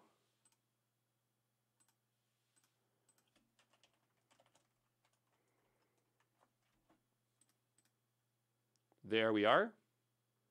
Thank you very much. And I will see you again, and we'll do more with Hugging Face, okay? All right, let's keep doing something here. So we've worked with transformers, the library, and so that's pretty good so far with that. Also, we've been using with 1B, so it's actually surprising that that worked really well for a conversation. Normally, you use 3.2 1B instruct, and so sometimes some APIs are not going to work with the generic 1B model, and you have to use the instruct model. So if we go over here to like instruct, see llama 3.2 1B, just understand that, you know, if we were to use something like VLLM or something like TGI, it might not be as cooperative as we would like it to be. I'm not sure what other options they have over here. I was just taking a look here of what they're showing here. Oh, we've got a lot of options. But anyway, that's something that is kind of interesting there. What else could we look at here? I mean, we could upload models, things like that, but you can also do things like use the model directly here on Hugging Face. So here on the right-hand side, we have Inference API. And I'm not sure what this costs, but some models are free. So if I go here, say, when we run this compute here, right, I didn't have to use anything. I'm just pressing the button and it works. And so it's completing it. So I'm not sure how they have the compute to do this, but they are able to do it, maybe because of the way that they are doing this. But this is a cached example. So I think if I was to change, say, Andrew Brown is the best cloud instructor because, and let's see if this works.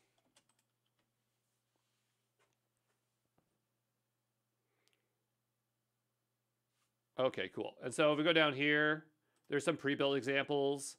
If we view the code, you can see we have an example here.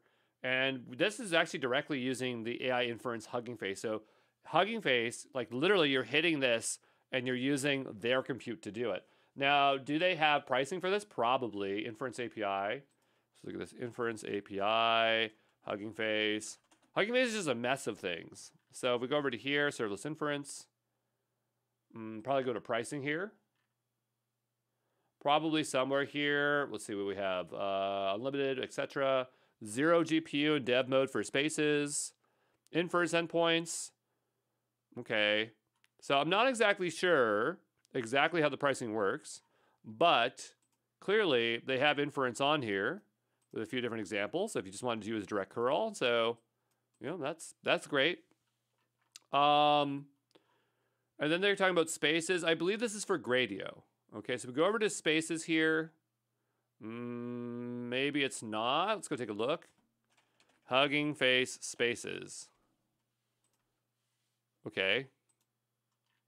So this just looks like curation. The reason I'm getting confused is there's also a thing called Gradio spaces. Okay, so if we type in this. And also Gradio is maintained by Hugging Face, I believe. And so that's where I get a little bit confused, okay? But let's go over here and let's see if we can even figure out anything about spaces. Discover amazing AI apps by the community. So these are the spaces we have this week. Let's go ahead and say, let's go click this, create a new space. Ah, okay, Space SDK. All right, so this is starting to make sense. Okay, so Streamlit, Gradio, Docker. I'm not sure what static is. I guess it's HTML5 static, but it's a way, I think, of serving things in a UI. And so maybe Spaces allows you to utilize those. That is interesting. Okay, let me go back here. So let's say we clicked into this one here. I don't know if you know what this is, but it's like 3D generation. Ah, okay. So Spaces clearly is a way for you to have an interface, a UI interface, and start working with it. Something that's very similar to this is like called, was it called Replicate? Which we'll be looking at some other point. So Replicate is basically this, where you can go around and you find something. Let's say explore here. I'm just trying to do this as a comparison, but let's say you wanted to use this one. It has an interface here, and you can just start using it. But I'm not sure if you can make your own. Maybe you can. This says it's public. But yeah, it looks like we're creating an interface here. So upload an image and click generate to create a 3D asset. If the image has an alpha channel, it will be used as a mark. And running on 0. I'm not sure what 0 is. Hugging Face 0 GPU. There's a new kind of hardware for spaces. But what is it? A shared infrastructure that optimizes GPU usage for AI models and demos on Hugging Face. Okay, that's kind of cool. So here we want to generate something. So I need something like an image. So I'm going to say, I'm trying to think of something that is a little bit interesting that we could do, like, say, like a cup. That's not that interesting, but we'll go ahead and do it anyway. And so, I mean, this Lego cup's pretty cool. I'm not sure if it's going to work for this example. Okay, it's also kind of copyrighted. So maybe we shouldn't do that. Let's just use the standard party cup. I feel more confident with this. There we go, Uline. And I probably get that because I use Uline all the time to buy things. That's where my snowsuit came from, by the way. It would be like freezer, jacket, maybe? Jumpsuit. This is exactly what I wear. Okay, I wear cold storage coveralls. That is my snowsuit. I gotta tell you, best thing ever. Anyway, so I have that image downloaded. Let's go back over to, still have this running here. If I'm not using it, I probably should stop it. I'm gonna stop this for now. Sleep for now? Yeah, I'll just say yes, sleep. And I'm gonna go back over to wherever that spaces was.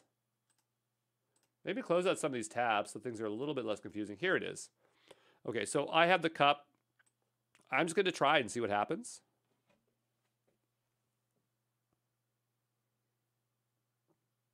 Okay, so we have our cup. Good. Now what? Upload an image and click generate. Generate. Did I click it? Okay, I did click it. Okay, great. So it's spinning and it's processing it. Here it's suggesting it could take 22 seconds. We don't really know for certain.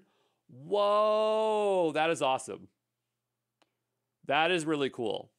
Okay, so now the next question is, could I download this asset? So if you find the generated 3D asset satisfactory, extract the GLB file. So we'll go ahead and extract that out. And I think I've been seeing these online, some of these things here, so that's pretty cool.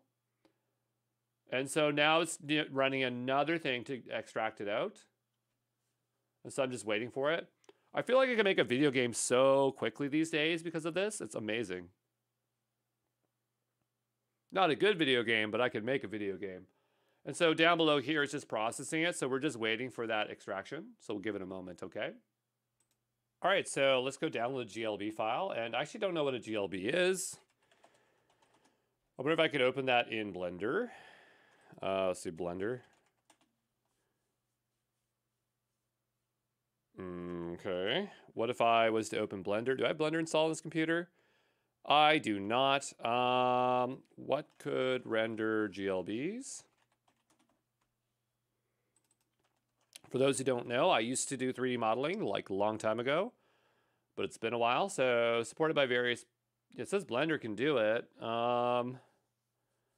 But I guess I just don't have Blender here. So like GLB preview.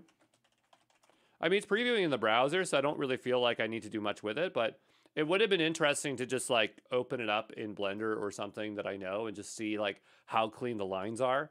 For those who don't know, like models are made up of vertices and edges, and based on the shapes of them, some are better than others. So, you know, that might be something to look into. But I'm dragging the file in here to here. I mean, it loads and it's textured too, which is nice. I wonder if we could go and see its skeleton or wireframe. There we go. Oh, no. I mean, it's good, but whoa, that's a little bit too much. If I can take anything off here. None. Oh my goodness. I'm just trying to see, like, it really is that. It's really that many vertices. I mean, it looks good, but the question is like how many, you know, how many polygons? GLB polygon count.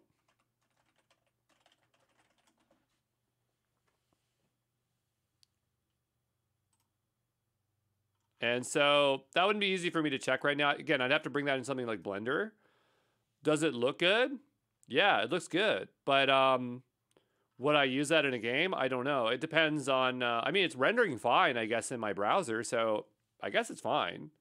But like notice here, it looks like the polygons are a lot smaller. So I don't know. The only way I would really know is that I have to bring that into, I'd have to bring that into a Blender. And I don't feel like installing that here today. Let's go take a look at another one here. I'm just curious. Let's go generate this one out.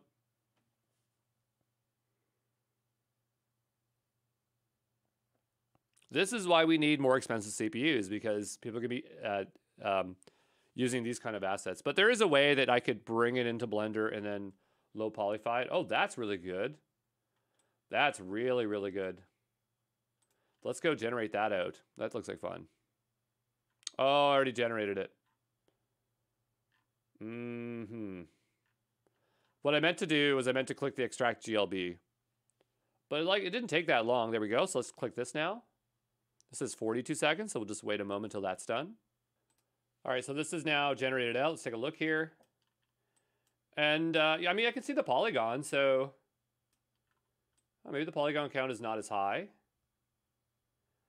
But yeah, I just don't have confidence with that preview app that I was using, but it looks good. And I mean, it's running my browser, no problem. So yeah, that's great. I'm gonna try out textures things it doesn't know about.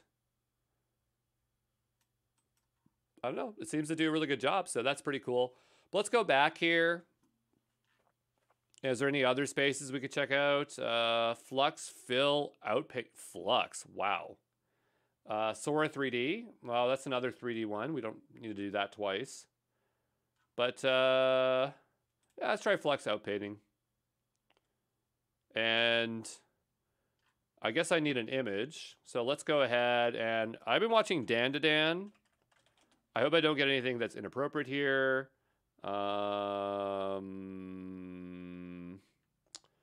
So yeah, maybe we take this one here. Dan to Dan's pretty popular right now. And I need to crop it somehow. So I'm going to just bring it into Paint really quickly. If I just find Paint here, open with Paint. Open with Paint, with Paint, with Paint. Where are you, Paint? Paint. There we go. Everyone's favorite app. And we drag that into here. And what I'm going to do is that, whoops, that's not what I meant to do.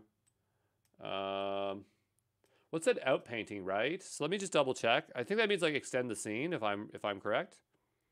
So we go back over to here. You like to extend and pick your ratio, expected ratio. Okay, great. So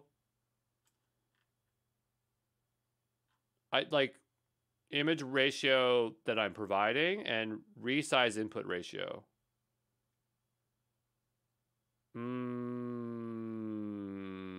Does the input one have to be that?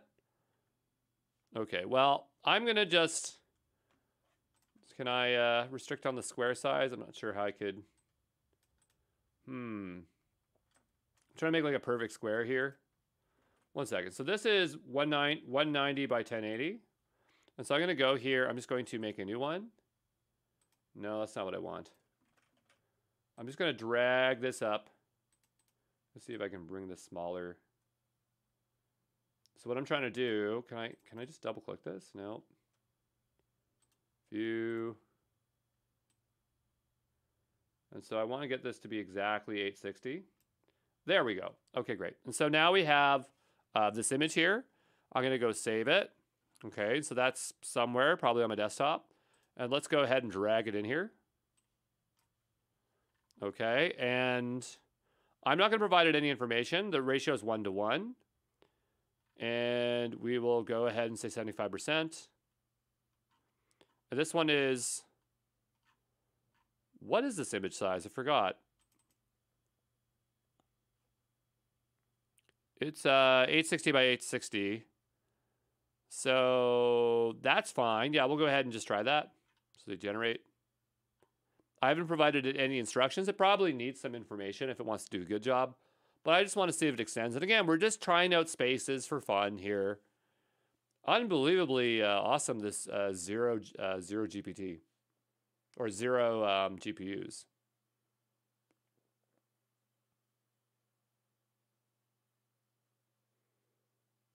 Okay, so I'm going to pause here. There we go. And I mean, it did extend the image. So just say school, anime schoolboy walking around outside their school. Maybe that would help because this is, I mean, it did generate stuff. We cannot say that it didn't do that, but we did not provide it any information. So maybe this one we might do a little bit better. But again, not spending any money, just clicking on things here. Here we go. And it's interesting we're getting Japanese text, so it knows that it's anime. Is it making any sense what it's saying down there?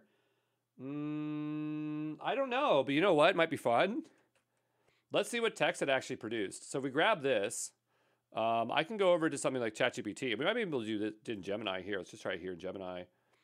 Can you translate the Japanese text to English? I'm not sure if it will do it here, but we'll see. Maybe Flash won't do it. So it says here, I mean, I'm not sure if that really is what that image said.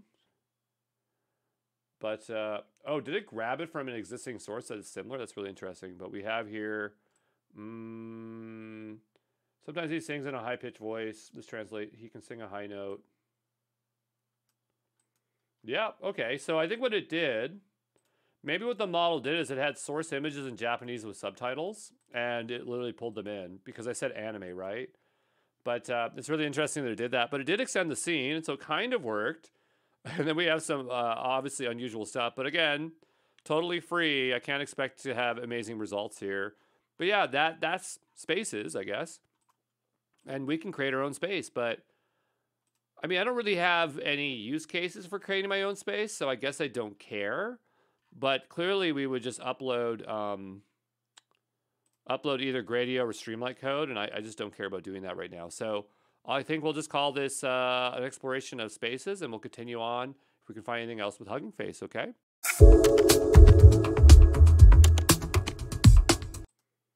All right, so we are still in Hugging Faces, and one thing we didn't do is work with any data sets. I don't work with these very often, but sometimes you need them when you are trying to do training. I recognize Smalltalk as a data set that I've seen before. I don't know what the data set is. Let's go take a look here. And it says, this is a synthetic data set designed for supervised fine-tuning of LLMs. It was used for small M2 instruct, okay? So yeah, data sets are something that you can load in, okay, and then you would use for training. I don't know. I mean, there's probably like a really easy data set that we can use. Let's go over back to Gemini. Where are you, Gemini? Do I still have you kicking around here? We'll say Gemini.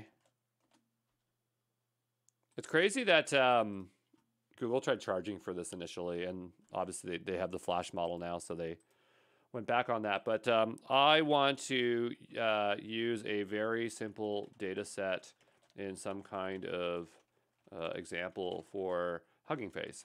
And so this is something that we should give a go.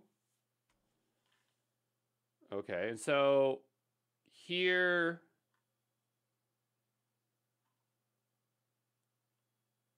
I mean, this is a small data set. Okay, but I want to use an existing data set, not upload one. But at least it's telling us that we could do it, which is fine.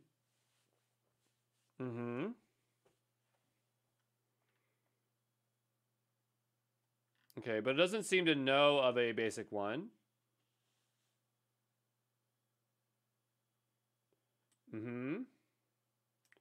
Here we have, you might need to pre-process the data set before a specific task. So this could involve tokenization, feature extraction, stuff like that. You can use this fine-tune BERT for questioning and answering. So this might be something that we could do. I don't really like what it's giving us for examples. I'm going to go over to Claude AI. Great, so I'm going to say, I want to train, or I want to use a small data set to train, pre-train BERT to do Q&A using Hugging Face data sets. Can you give me a small code example. You can give me a code example that will run on a small amount of CPUs. That's not the best worded, but I have a feeling that Claude might perform this a little bit better. Not to say that Google Gemini is bad, it was fine, but it's just like, I need something more concrete. And we're seeing this squad thing again, so maybe that is a data set, and this one's giving us version 2. So go over to here. I'm not familiar with squad, but so it says Stanford question answering data set. Okay, well that makes sense.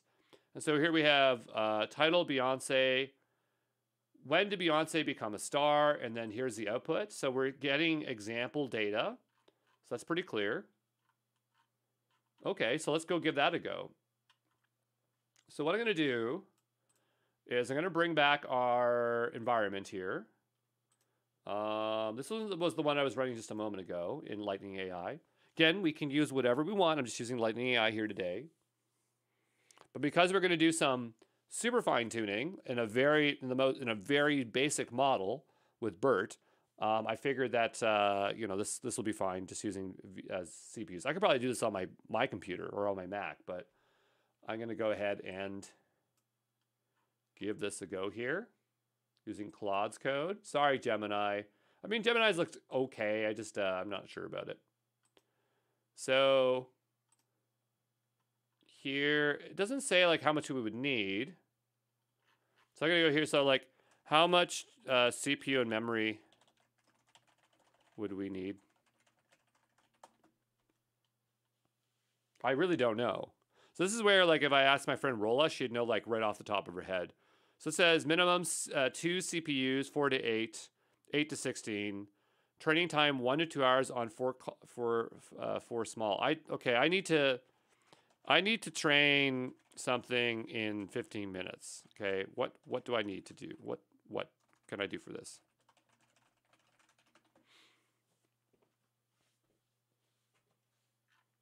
Okay, for a 50-minute training window. Okay, that sounds great. Now it's suggesting squad. And that's just a different data set, I suppose. So I'm not sure if it really matters if it's squad or squad version 2. Let's take a look at this one. And so the data is a little bit different. This is 87 rows. This one's 130,000 rows. So this data set's a little bit smaller. And we'll go back over to here. And so this one here is for a 15-minute one, use fast distilled BERT. So you're going to see this term a lot, distill. So what is distill? Because it just means like they've done something to the model to make it smaller, distill models. The process of transferring knowledge from a larger model to a smaller one. Okay, so it's, yeah, distilling. That makes sense. And this one says fast. So yeah, using distill is 40% smaller, 60% faster, reduce data set to 100 training examples, and things like that. So yeah, this one's greatly reduced. Okay, so what I want to do is go back over to here, and it's suggesting it can train within 10 to 15 minutes. Okay, that sounds a lot more reasonable. So I'm going to go ahead here and say new, say HF datasets. And again, not a super expert at this stuff, but you can see we're getting by pretty well. And right now we're in VS Code. We could go to Jupyter Lab if that's what people prefer here. I think I'm going to switch over to Jupyter. I'm indecisive. I switch between both of them all the time, but I think I'd rather do this in Jupyter here today. And so, again, if my friend Rolla was here, when she talks about models, she might say like, hey, you don't always need an LLM. You can use a smaller model like BERT. And that's what we're doing right now. But we'll say Hugging Face data set. Hugging Face data set here. I'm going to go back over to here, and I'm going to bring in some of our code. We're going to have to do a pip install on this, so we're going to have to bring in pip install. We'll do -q to silence it. We'll have to bring in transformers and data sets. Okay, we'll go ahead and install those. We will need some of our other code from before. So I'm going to also bring in python.env. Okay, we'll run that. And I also need this code here. So I'll bring that in as well, which I'll bring above here. sometimes you have to restart, not always, but here we are going to bring in data sets and then a bunch of stuff for the transformers. And so, I mean, the rest of the code looks okay. Not that I'm an expert, but we will work through it here and see how far we get. And so I'm just going to bring this down. I'm going to just make a few of these. And we'll bring that here, and then we'll just start dragging this up. I know it looks really complex, but sometimes. And by the way, you know, if you're like, Andrew, I'm not getting the same code. Again, you could just grab this from the repo because I'm going to drop it in there after this. But I'm grabbing this stuff up here. This function is really large. Okay. And then we'll read through it and we'll see if we can kind of make sense of it.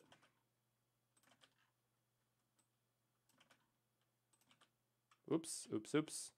I'm not sure why I did that. Grab it again. My keyboard was kind of messing up there.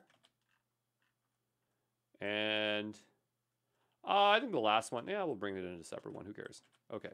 So now that it's broken up, it's a little bit more controlled and we can kind of see what's going on here. So the first thing is we have,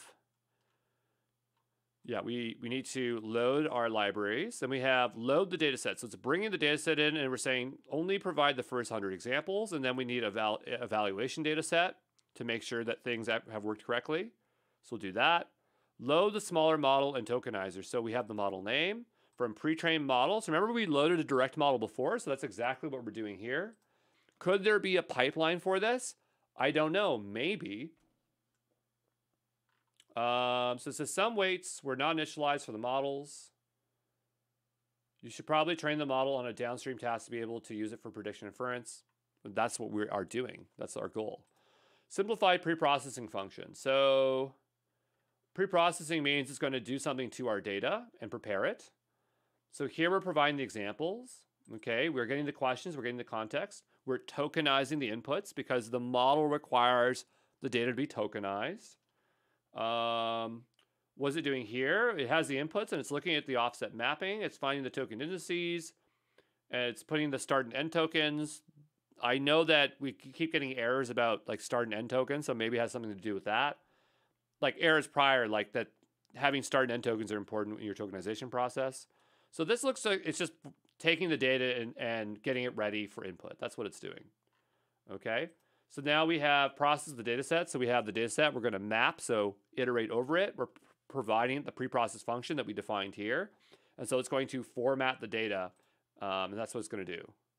Okay, it's putting it into batch size 2 here. We'll go down below.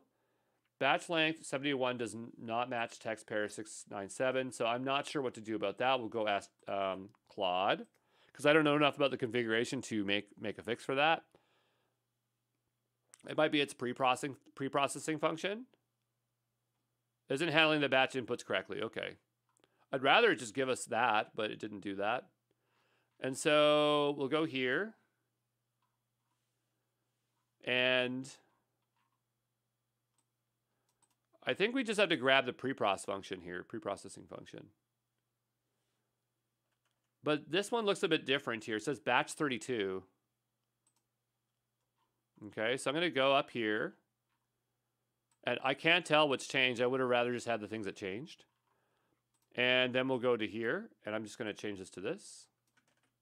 Like this. Okay, and I'm going to hope that that's all that's changed. Again, just kind of guessing based on what I'm reading. This is our old, no, that's our evaluation data set. I'm going to see if that one's changed at all. This one has changed as well, so I'm going to go ahead and change that. I'm also going to just scroll up here, see if any of this data has changed above. Nope, these are still the same, I believe. So those are fine.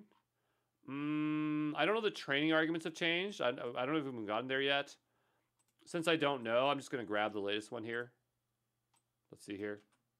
Yeah, nothing's changed. I'm going to leave the one with the comments in. I prefer that. And so it's prepared our data set. We'll do this one. And now we're ready to train. So let's go ahead and train our arguments. What's the problem? Using the trainer PyTorch requires accelerator, etc. Please install transformers torch. Okay, and so it's asking for that very specific version. I'm going to just bring this down. I'll just put it here. Cancel. We'll just save this file, and I'm going to go ahead and run it again. That's fine. We might have to restart, which is kind of annoying, but I'm going to try this anyway. And it says, please run transformers or pip install accelerate. So maybe what I should do, I just don't trust this. I'm going to bring this down a line.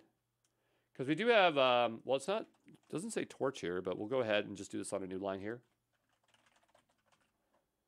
I'm going to run this again. No match is found for transformers torch. You may need to restart the kernel to update the packages. I'm going to go restart this again. Sorry. And actually, I think we're supposed to take this one out and have this one in here instead. So I'm going to take this one out. And yeah, I'm just saving this. So I'm going to run this one. This one's fine. I'm going to run that one. No matches found for this. That's kind of annoying.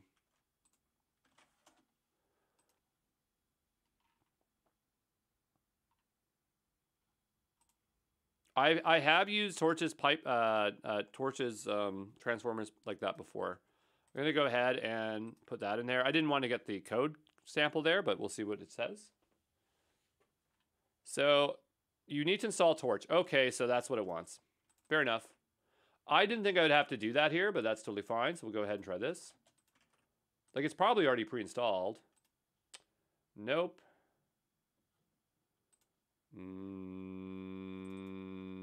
We'll try this one here.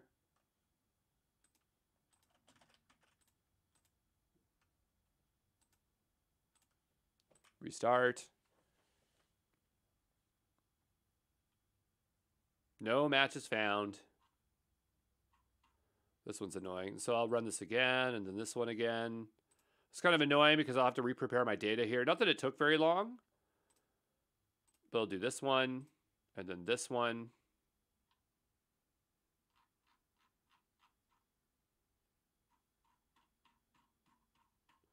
I'm going to go to the top and just run all.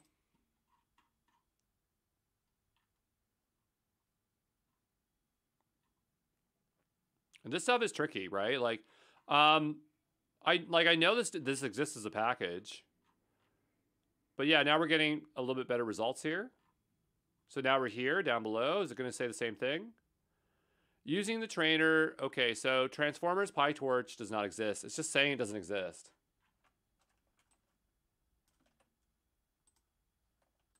Okay, like, do I have to install something else maybe?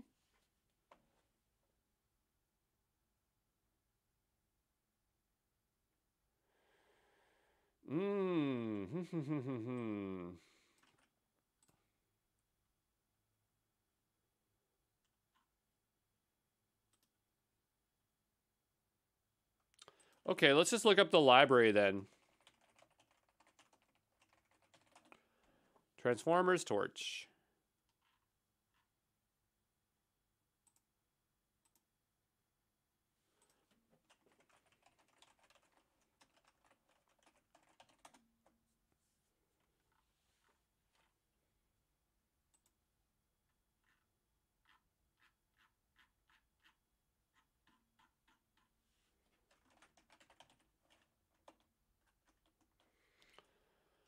Okay, how do I install Transformers Torch when it says no matches found?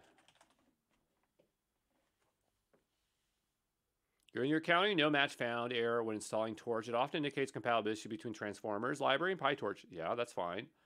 Because then we'd have to create our conda environment. That's kind of a pain.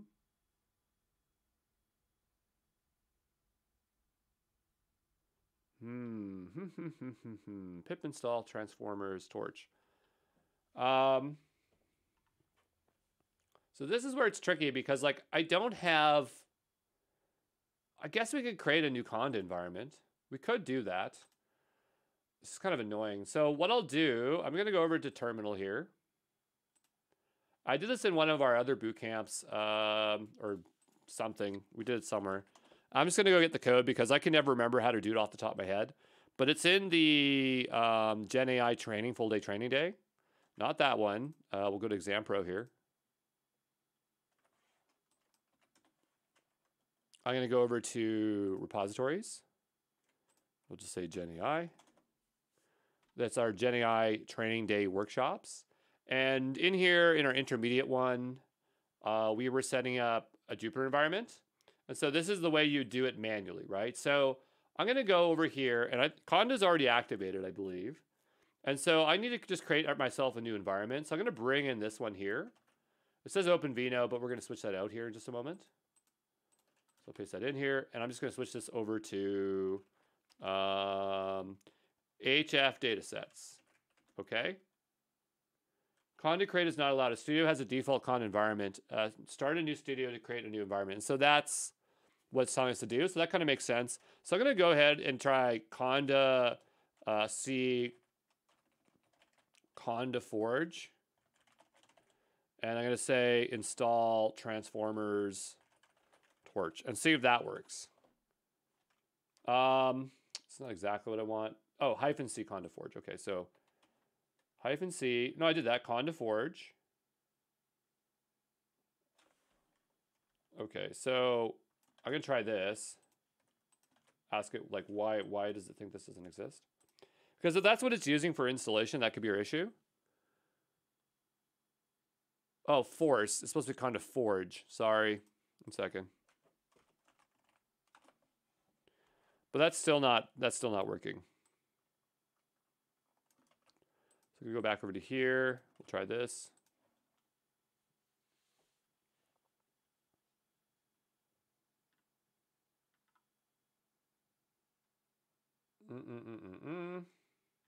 Like Conda Forge is where the file's coming from, right? So let's say Conda Forge. If we chose to install it that way, because underneath it's using Conda as a single environment. And so here we should be able to explore the Forge. Oh, we can't? Okay. Like a lot of package managers will let you search. Maybe here, like transformers. But I thought maybe there'd be like a list of packages like here. Yeah, here we go. So let's say transformers. And so we have transformers here, but I don't have one transformers torch. Though I'm not really sure what the square braces do. I thought maybe like that would be a separate package. Conda install transformers torch. How do I do that? All right, I'm going to spend a little bit of time figuring it out. I'll be back in just a moment, okay? I mean, it doesn't help very much, but here, like, they're showing it with a Python environment. Install from source.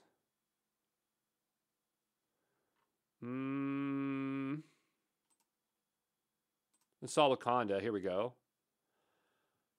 Install from the Conda channel, Conda Forge. Okay. But all right, that's fine. I can give this a go. No matter what environment we use, we're going to have different challenges. So if I did this locally or somewhere else, it's always just kind of a pain. But I've installed Transformers Torch before with having no issues. We'll run this line and we'll see what happens. And it's doing something, so we'll give it a moment here, okay? All right, so it finished executing that. I'm not sure if that's going to help us. Let's go take a look here and see what happens. No matches found. No matches found. Okay, so we'll do pip install transformers. I don't know if we even have pip installed here, but we'll try this. Oh my goodness. Oh my goodness. How am I supposed to get this to run? Okay. Let me figure it out. Oh, by the way, pre-trained models download to here. Okay, so I was saying earlier I didn't know where they are. It's telling us right there. That's where they go. Okay, so one thing it's suggesting, it says, for CPU support only, you can conveniently install transformers in a deep learning library in one line. For example, install transformers with PyTorch with this. Okay, so are they suggesting that if I don't want to use CPUs? Well, down below here it says transformers with TensorFlow 2. Okay.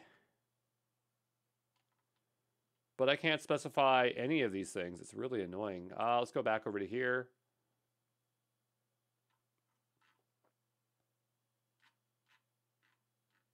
Okay, so let's read this carefully. So, future warning is deprecated and will remove inversion, etc. No CUDA is deprecated here. So, force CPUs, that's what we're doing here.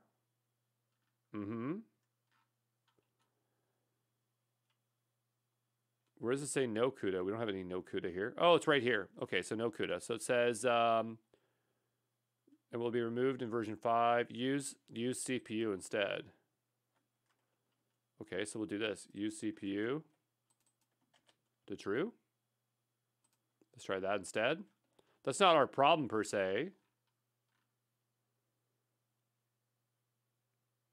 Using the trainer with PyTorch requires accelerate 0.602. Okay, so let's go back over here. I'm going to do pip list or pip show accelerate.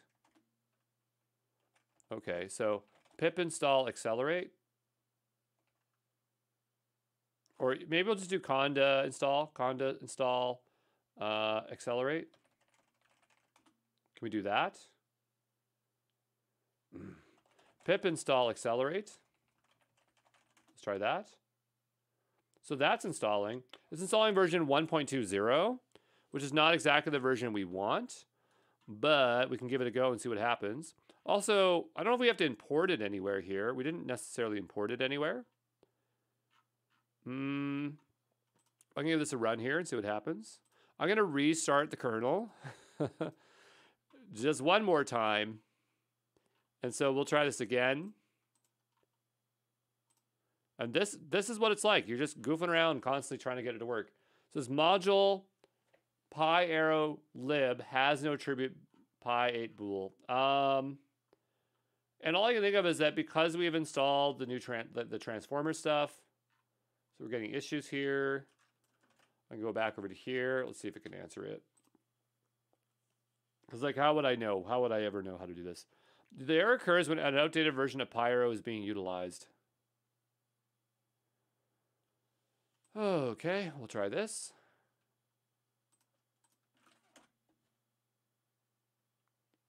If for whatever reason this environment doesn't work, we can just kill it and then bring up another one. So we'll restart the kernel again. Restart kernel. And we'll try this again. It could be that I installed a much newer version of Accelerate that might be causing the issue. I don't know. That one's having no problem now. That one's having no problem now. That one is not a problem because we're going to train it. We have our preprocessed function, right? Which is fine. We're going to hit play on the next one, play on the next one. And now we're on to training. And we get a different error. So that's a bit better. So it says, feature warning, evaluation strategy is deprecated will be removed. Transformers use eval strategy instead. Evaluation strategy, which is where? Here. And will be removed. Transformers use eval strategy. Okay, so this is now eval strategy. It made it look like that worked. So we're going to run this again. Now we have no errors. Do you see how I got this to have no errors? The question is, will it work? That's a different question. We'll go ahead and hit this. This is going to actually do the training. How the heck did it train that fast? I have no idea. We'll go ahead and do this. Here it's dumping the model right here. So, you know, if we wanted to put this somewhere else, we could put it and say like in our models. So sorry, the training is really happening here. We could have brought this one up here and put it with this line. That probably would have made more sense. But it's training, it's going very quickly. The question is, how do we use the model now? So like, how do we use our trained model? Because I don't know how. Like, can we use a pipeline? So here, and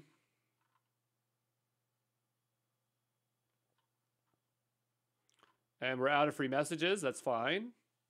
I could always wait till tomorrow, or like we have other ones we can utilize here, but this one seems okay. Like we could probably get by with this. And so this is now completely trained. So now what I want to do is I want to load this model. Okay, so here, this is where we'd load the model. Right, so we'll go here. And then it returns those two things, right? So I'll go ahead and run that. And then we actually have our Q&A. So bring this here. There's probably a way that we wouldn't even have to use any functions, so we'll do this. Let's take a look at this code. So it takes in the tokenizer, which we have over here. It takes in the model, right? And we have our question or a context. So in our tokenizer, we're passing our question and context, and we're tokenizing our inputs, or like our information, our question or a context to get back our inputs. I'm not sure what this does. Get model predictions. Okay, that makes sense. Find and start the end positions. I don't know why we need to do that, but that's okay. Convert token positions to string. Okay, so I don't fully understand it, but like I kind of do. But we'll go to the next one here. And so the part that we care about is this code. So we'll grab this here. And since we're doing this all, they don't know that we're doing this in a notebook. That's why they're giving us functions and stuff. Okay, so here we load the model. We have our context, who created Python, and then we can see if it works. So run it. Torch is not defined. Sure, we will import torch way up here. Let's go on a new line here, import torch. There we go. We'll go all the way back down to the ground. And we'll run that. And look at that. So we have who created Python, 1991. So that's pretty cool. So we are able to use BERT, and we trained it, right, with a data set. Yeah, I think, again, if I show my friend Rolla, she'd be proud of me for using a smaller model. But yeah, that's what we had to do there. But you can see there was a lot of little things that we had to do to get that to work. I'm going to download this. I'm going to bring this into our repo, wherever this is. And so if you need the code, then it will work. Just understand that you're going to get different results on different things. And in the future, it just might not work because these things break really easily. You have to have confidence to try to work through these things and get them to work. So say data sets example, Hugging Face. Okay. Is there anything else to show in Hugging Face? Probably. There's so much in here. But what I'd probably do is go to docs here. Transformers. I haven't really used diffusers. Well, I'm sorry. I have used diffusers, not just Hugging Face diffusers, and that's for image generation. So maybe we'll look at it. There's also Transformers.js, state-of-the-art machine learning for the web.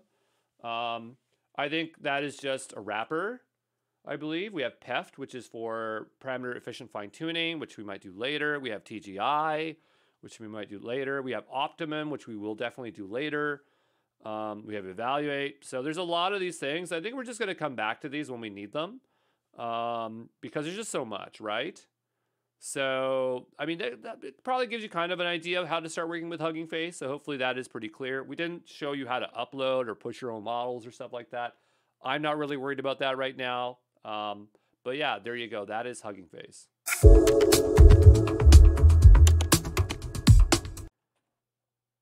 Ollama is a large language model manager that makes it easy to download, install, and run LLMs on your laptop or desktop. You can find the GitHub repo here. Ollama can run models directly in its own runtime environment. Each model is self-contained, so no complex dependencies. You download an installer, and you get going on Windows and Mac. Probably has Linux as well, but I didn't check. Ollama can easily download updates for models. What you do is you'll go to the website, and you'll see exactly what command you need to do to run or serve the model after your installation. So you primarily use this via the command line. There's no UI, but there are other open source projects that you can pair with an interface. So you can get like a full ChatGPT experience.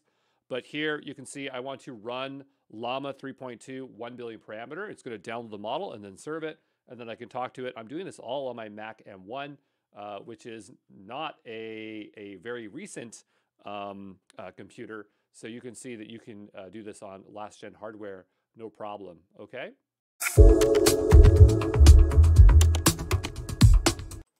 Hey, this is Andrew Brown. In this video, I want to explore Ollama. So Ollama is a way of downloading and serving models, and the idea is that it makes it super easy for local development. Probably not something you would use in production. I'm sure some people would try to do that. But yeah, it's just supposed to be if like you really aren't comfortable with using Hugging Face, or, you know, downloading models, that this will save you a lot of time. And it works for very specific models, okay? But anyway, my local computer is not the best, and so I don't really want to install Ollama here as my CPU is from 2016. My My GPUs are fine, but you know, I still don't really want to run it on this computer. However, I do have a Intel Lunar Lake developer kit, and so I would like to utilize that because the processing power on that, even though it's a mobile chip, is amazing. So I'm going to go ahead and open up RDP as I've connected that to my local network. So I strongly recommend that, you know, if you need to invest into more local hardware, just buy the mini computers and attach them to your network, because buying a full laptop might be $2,000, whereas purchasing a mini computer might be $500, and then you just utilize your existing computer. But you'd have to learn a little bit about networking. However, I got a co-founder named Bako, and so if I got a problem with RDP, he'll help me with it. But I'm connecting here as a user on that machine. My computer's named Lunar Lake, so that makes it easy for me. I'm going to go ahead and remote into that machine. We'll go ahead and say yes. And so I'm connecting to it. And here we are. Another thing is that, like, I can run Jupyter Lab here. And so if I have models that I want to use compute here on this computer, I can connect it through Jupyter Lab. I don't have to RDP, but RDP is pretty good. Remote desktop from Windows to Windows here. Obviously Windows 11 here. My old one's Windows 10. I'd love to have Windows 11 on my new on my other computer, but it's just I don't have the TPM chip in my it's the tamper-proof. It's the security module chip, so I'm stuck on Windows 10. So I've already installed Ollama here because I had a bad take and I had to restart. I had it paused and I missed a lot of footage. But anyway, I'm going to just show you the steps that I did here. It was very straightforward. So I went to Ollama. You have this where you download it, and you have Mac, Linux, or Windows. You're going to download it. That's going to give you the downloaded file here. Okay, you're going to install it. It's going to start up here. Okay, and it doesn't have an interface. It might. I don't know if Ollama has a like Ollama desktop. Is that a thing? Is there? No, I think it's console only. But what I'm going to do is open up terminal. And so as long as this thing is running down below here, we can type in Ollama. Okay, and if it didn't, we could type in Ollama serve to start Ollama, but it's already running because I can see it down below here. And so if we want to download a model, it's, what we can do is go back over to here to Ollama, and we go to models. And we have Llama 3.3. It's 70 billion parameters, which is giant. But let's start with something small. Let's try with Llama. This is 3.1, but I'm going to go with Llama 3.2. And I'm not married to Llama 3.2. It's just the fact that it's so small and easy to run that I like to use it as examples for the time being. But let's go ahead and run that. So it's going to download the model, and then it's going to serve the model. Now, we can use Hugging Face. We can use VLLMs and TGI and stuff like that, but this just makes it really, really easy. You can also programmatically interact with Ollama. And we don't see an example here, but we'll see it later on. So this is downloading the 1 billion parameter model. It's obviously not going to take very long to do. We'll say, hello, how are you? Or we'll say, who are you? And we'll get a reply back. And so very good, accurate thing here. If we type in /, we can see that we have some actions here. So I'm going to just say bye. Okay, you can load the session, restart it over, set some variables. I'm going to type in Ollama. And what I want to do here is just list out the ones I have, and I'm going to go ahead and just delete this. Because these do take up space, and you don't want to fill up your drive. This computer here, again, is a Lunar Lake Intel Developer Kit, so it's not the biggest thing. But it is very, very powerful. It's more powerful than my last generation graphics card. And so, you know, what's interesting about this is just the fact that this could be in a phone. Like, I just think of this machine as the capabilities of a phone, and having that local compute just like blows your mind. You know, I can run Llama 3.21 billion. I could run Mistral 7. It's unbelievable here, but we just deleted this one here. Let's go back over to here, and we'll go to models. Okay, and I want to try something else like Mistral. So Mistral is a little bit larger. It's chunkier. This thing would hang and cause problems on my other machine, my older machine. Could I run this on a Mac M1? Probably not, no. But let's go ahead and run Mistral. So this is Mistral 7, and it's about 4 gigabytes in size. Okay. And so we'll give it a moment here to download and run. So I'll be back in just a moment. All right, so It's now downloaded. Let's go ahead and talk to it. So say, hello, who are you? And that's really, really good. So it's, hello, I'm Miko, a friendly and helpful AI designed to assist you with various tasks. I don't think it's called Miko. I thought you were Mistral. Okay. Oh, Miko and Mistral are both AI models developed by Mistral AI, but they serve the same purpose. Miko is general purpose assistant, like me, designed to assist users. I did not know that, while Mistral is the large-scale model focused on generating text that can be used in applications. Okay, that's pretty cool.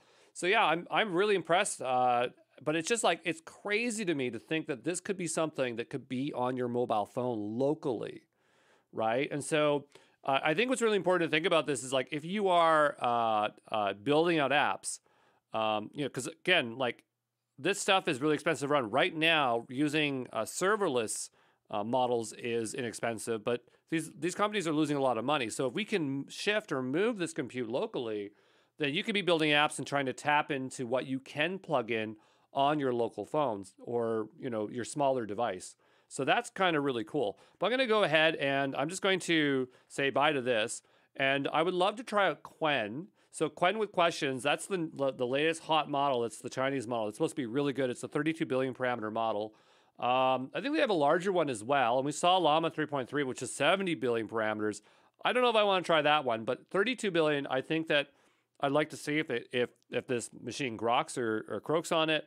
It's not designed to run super giant models, but I want to just push it to its limits. But I'm just, again, impressed that we can run Mistral 7 or Llama 3.2, 1 billion. It could handle 3 billion and 7 billion, no problem.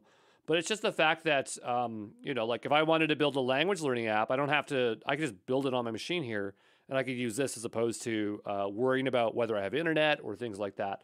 Anyway, let's go ahead and delete this model because it's a little bit large.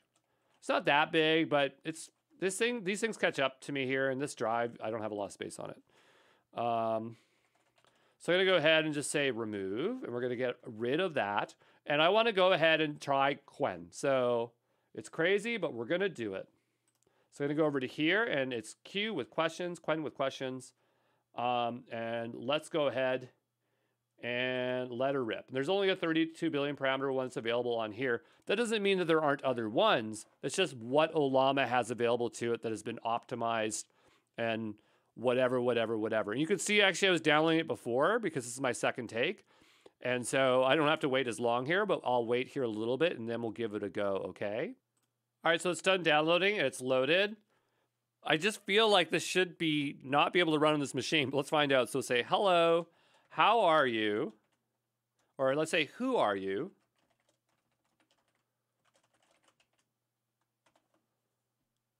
And we'll give it a moment here. I can hear the Intel developer kit spinning up and the fans are going. Yeah, so this one's a little bit hard for it, okay? It does run. Oh, Alibaba Cloud made it. I didn't know that. Okay, so it does work, but it's a little bit too much for this machine, okay? So we can use it, but this is where we say bye-bye, okay? So that one was fun. I couldn't believe we did that. But the question would be like, okay, we're running this locally. How can we programmatically work with this? Because the idea is that if you don't want to work with Hugging Face and figuring out how to serve models, which by the way is not that hard, this is supposed to be an easy way to work with it. So before we look at the programmatic way, I just want to get rid of that model that we just downloaded because it's really big. And so we'll go ahead and we'll say Ollama remove Qwen with questions. Okay, so that one's deleted. I'm just typing clear here. And so there was one here that kind of stood out to me, 3.2 vision. And so far we've been working with text. How would we load an image in here? We wouldn't be able to, right? And so what I notice here is that we can use the Ollama Python library to interact that way. So I'm going to go ahead and we'll pull this. We'll say Ollama pull. The other one was run. We're just pulling the image, right? Because we're not going to use it the same way, right? And we'll download it that way. You know, I think we'd have to run though, but maybe not. So here they have a chat. I'm trying to decide how I'm going to do this on this machine. because this uses WSL locally, but we'll just see. We'll just try this out. So I'm going to go ahead and go over to VS Code. VS Code. Oh, this is definitely installed. Is it not installed? Maybe I did it on another user. VS Code. Well, if it's not installed, let's go ahead and install it right now. Okay, we'll go ahead and say, well, it says it has to be as administrator. So let me go find this again, VS Code. I got multiple users, so I'm a bit confused what is what. Yeah, okay, I said that it would be that. We'll go ahead and install that. Yeah, I'll create a desktop icon. I don't know, I have a few different users, so I get kind of mixed up what has what in them. So hopefully it's fine what I'm doing over here. We'll go ahead and launch VS Code. And yeah, this one's still downloading in the background, which is fine. But what I need here is I need WSL2. So I do have WSL already installed here. And we will install the extension. So I'm not showing you how to install WSL. That's kind of a pain to do on your Windows machine. You'll have to look that up yourself. But it allows you to have a Linux-like environment. And it's really what you're going to be using. Okay, so that one's almost already done downloading. And while that's going, I'm going to make a new folder here. I like having a sites directory. So I'm going to go over to here into this PC. How do I get to this user? Is it this user here? No, that's Ubuntu. My home here? Okay, I'll just create it on my desktop. Usually there's like a user folder, but I'm not sure where it is here. I'm just going to say projects or sites. I like calling it sites. And in here, we're just going to have a simple example. So this is going to be another folder. And this will be Ollama code, right? And so what I want to do here is I want to go back over to VS Code. And I want to open this folder. So we'll go here, open folder, on our desktop, in our sites, in Ollama code, and we'll select the folder. And so now we're in that folder, okay? And I'm just going to make a new file here. This is going to be Ollama or basic.py, okay? So nothing fancy. We're just going to use literally the code that was provided to us. I don't need to put this in a repo because there's not enough going on here to be exciting. But I'm going to go ahead and grab this code here, and I'm going to paste it in here, okay? So it should know to connect to our model here, and we need to provide it an image. There's no image here, so I need to go grab an image. And so I'm going to go grab something. What's something that's cool, that's not copyrighted? Public domain image. Let's go here. And here we have a horse. That looks good. So bring that over into sites. And then we'll just rename this to image. Okay. And I'll bring that over here. I like how I spelt that wrong, but I don't think that really matters. We all know that I tried to spell Ollama, right? And so we'll go back over to here. And so this is hooked up. The model is downloaded. We didn't say to run it, so I'm not sure how that's going to work. But I'm going to go ahead and we will bring this over a little bit. We'll say new terminal.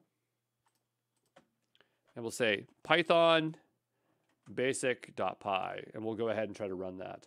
So it says no module called that, so we'll say pip install. Well, I'll make a requirements.txt in here, requirements.txt. I can't believe how good I'm getting with Python. I don't even like Python. There we go. We'll go ahead and install that. So that's the most basic thing that we need, and I'm just hoping that's going to connect to that there and start it up. So now let's go ahead and run it. And it looks like we're not even running this in WSL. I mean, if it works, I guess I don't care. But we should really run this in WSL. So yeah, I can hear the Intel spinning up, so it must be working. Right?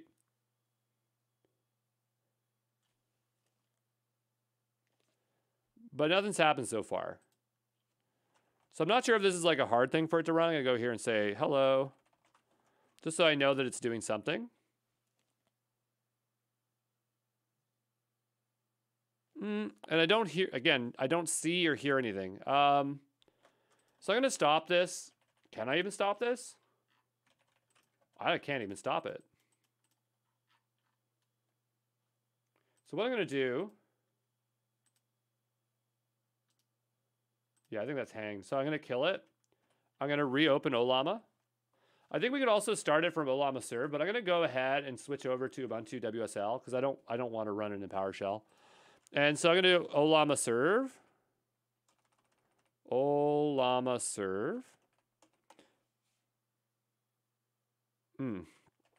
Ollama. Okay, so it doesn't know about Ollama here. Because it's installed over here, so how would it know? Because then I'd have to install it over here and then download it again. I guess we could do that if we want to use it within WSL. I'm gonna try this again. But what I'm gonna do this time around is I'm actually gonna also download that other model that we had, which was the Ollama 3.1. Okay. I actually don't want to run it. I just want to download it.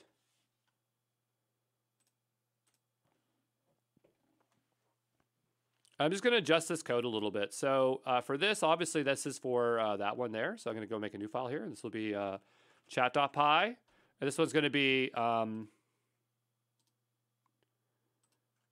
image.py. Okay, so this will be copied over here. I mean, they're both a chat, but one is more going to be just chat. And so this one will be Llama 3.21, 1B. Okay, and just say, hello, who are you, right? And so I'm hoping that this will just work. I'm going to just type in \by. Okay, and so we're going to try this again. We're going to say Python chat.py. Oh, yeah. WSL doesn't have anything installed, so we'll go over here, Python chat.py. Again, I don't normally run it this way, but we did get output back. And so here it's saying, yeah, so this one worked fine. Okay, but it kind of messed up on this one, and it might be my code, right? The image is here. It's local. Maybe it's just too hard for it to do. Let's try this again. And we do get information back. That was my stomach, by the way, if you heard it. Okay, and let's just hang on here and see if it actually brings anything back. We'll give it some time. Yeah, again, I can hear it spinning up. There's probably some way to monitor it. So there are these tools over here. I don't know how to use them. But is it like disk? What is it called? System, monitor.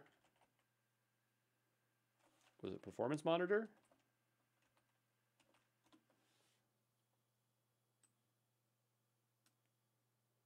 I can't remember what it's called on a Windows machine.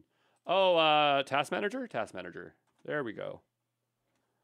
And so what I'm looking at here is our usage. And so we have 82%, 77% usage here going on right now. I'm not used to this interface. It's a little bit different. Performance. Oh, here we go. That's a bit more normal. So the CPU is really high. Memory is really high. So I think it's doing something, but I guess we'll have to wait a little bit. Like, how large was that? It wasn't. I don't even know if it was that big. So I'm a little bit confused. Let's go back over to here. This one is. Oh, there's a few different sizes. Oh, so we have 11 billion parameter one, and then we have. I guess it's not actually small. It's pretty large. Oh, okay. This is larger than Mistral. Okay, so that makes sense. That's why it's so slow. So maybe we hit our limit here in terms of what this machine can do. Now, it might produce something, and the memory is really high, but the question is, like, is it going to be stuck here and running in contention? Because here, look at the memory. It says 31.6 gigabits. It has 8.9 available. So sorry, 22, 8.9. So it's like really at its max. And I think the problem here is that it's the memory limit. I don't think it's the CPU. I think I just need more memory. And so, yeah, I don't think this is ever going to finish. So we're just going to have to let it go. But at least we figured out how to programmatically work with this. So I suppose I can copy this over here. I mean, there's no reason I can't continue to use this. I just don't know how to get it off this computer. But anyway, yeah, that is Ollama. Now, there are other ways that, like, obviously this is one way we can interact with it. I know another way that we can interact with it would be like OPA. I'm not sure why anyone would want to do this, but I guess if you are a company and you are, you have like a computer and you just don't know how to code and stuff like that, but you know OPA, I'm not sure how you know that, but not how to do that. But if you don't know OPA, it is a framework for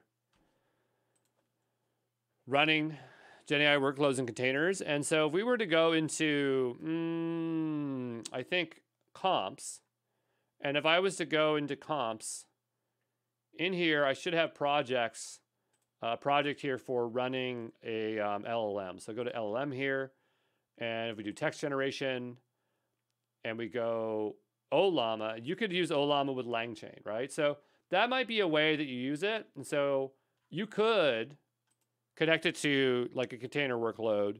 You can use LangChain and Ollama together, but honestly, you should just spend a little bit of time learning how to pull models and serving them because it's so darn easy. But yeah, I don't really touch LangChain Ollama much. It's just, it's nice. It's just too basic for me. So anyway, what we're going to do here is just type Ollama, and I'm going to go Ollama list. And I just want to get rid of that large model, Ollama, I got to spell it right for it to work, Ollama list. So let's say Ollama, remove, Llama 3.2, 1B. And I'll just remove this other one. Ollama, remove this one. And there you go, that is Ollama.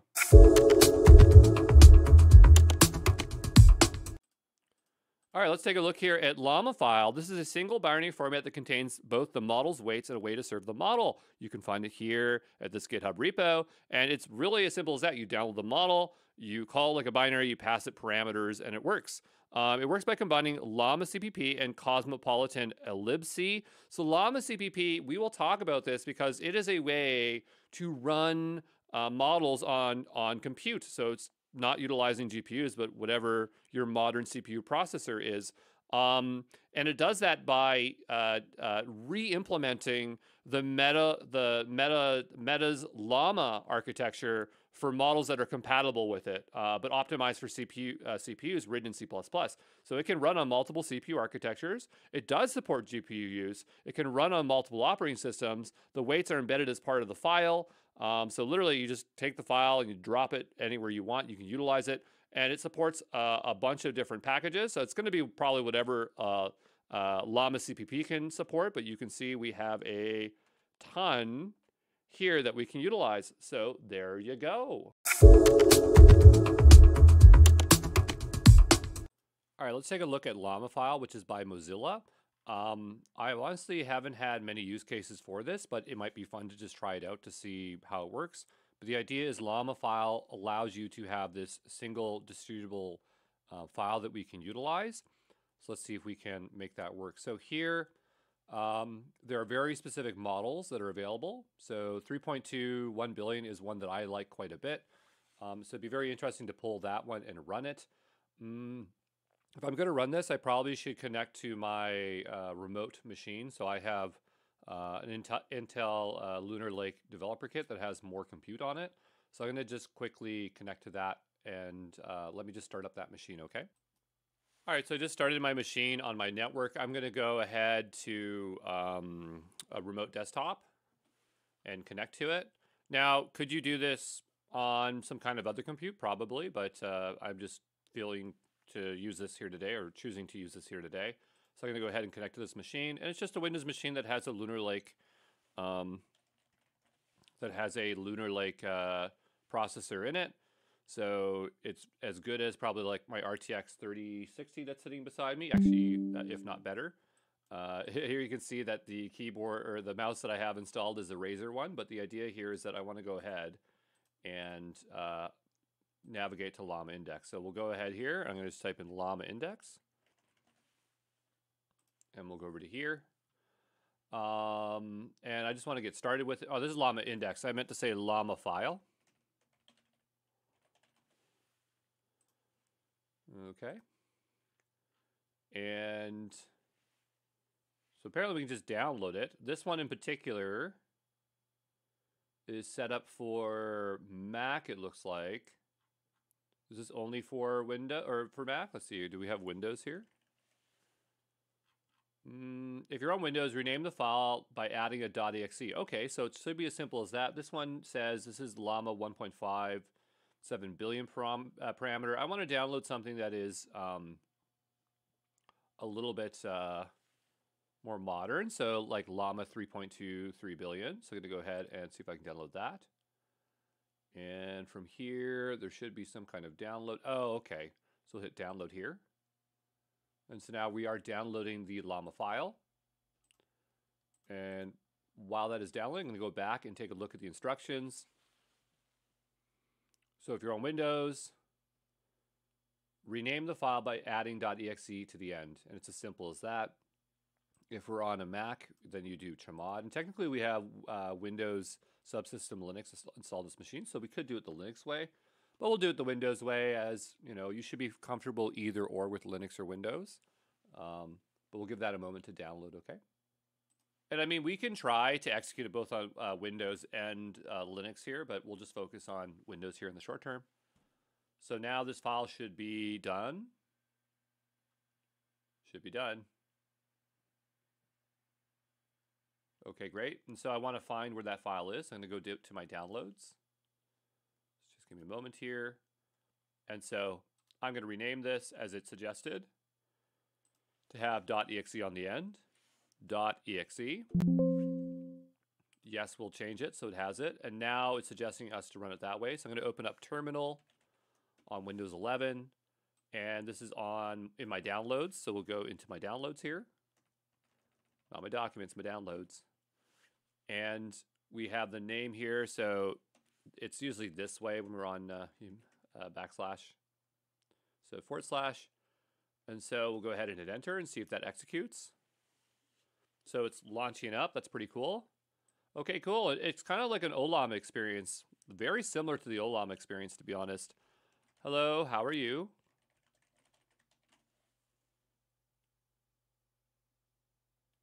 Okay, that's pretty good. We also have it being served on a very specific port, on port 8080.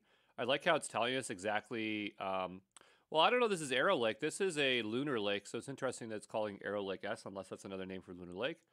Another interesting thing is you can see the model. It's a .gguf. We'll probably talk about gguf files in another video.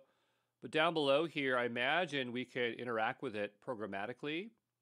So it is running here, but if we open this up, we can see, yeah, we could specify the URL endpoint for it. So that's kind of cool. Or we could use curl. But now that we got it working in Windows, I'd be interested to try in Linux, as that's probably a more common use case here. I'm not sure how we exited. I just did Command or Control C multiple times. And so I'm going to go over here. I'm going to just take off that .exe on the end of it, if I'm allowed to. I'm not sure how I would do that. I'm not seeing extensions here, so maybe that's something I can fix in my settings, wherever that is. So I want to see all extensions. I don't want to hide any types. There we go. So now I can go ahead and rename this and take off the .exe. Yep, we're going to just change it back into a binary. I'm going to open up VS Code, which should have WSL accessible here, which we did in a separate video. Which video I cannot tell you, but it's somewhere here. We're going to drop this down. We're going to make our way over to WSL. We'll give it a moment here to open.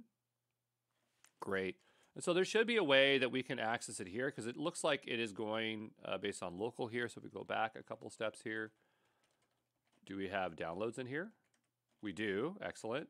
And so I'm going to go ahead and do ls-la. So we're looking at to see if it's executable. It looks like it is. I'm not 100% certain, but if it's not, we're going to chmod it, do u+x. That's the usual thing that we do for that. And I mean, it looks the same to me, so I think that it's executable now. I think we just do this very similarly. like that. Okay, and so again, similar experience. We can talk to it there. I don't want to talk to it there. What I actually want to do is write some code here.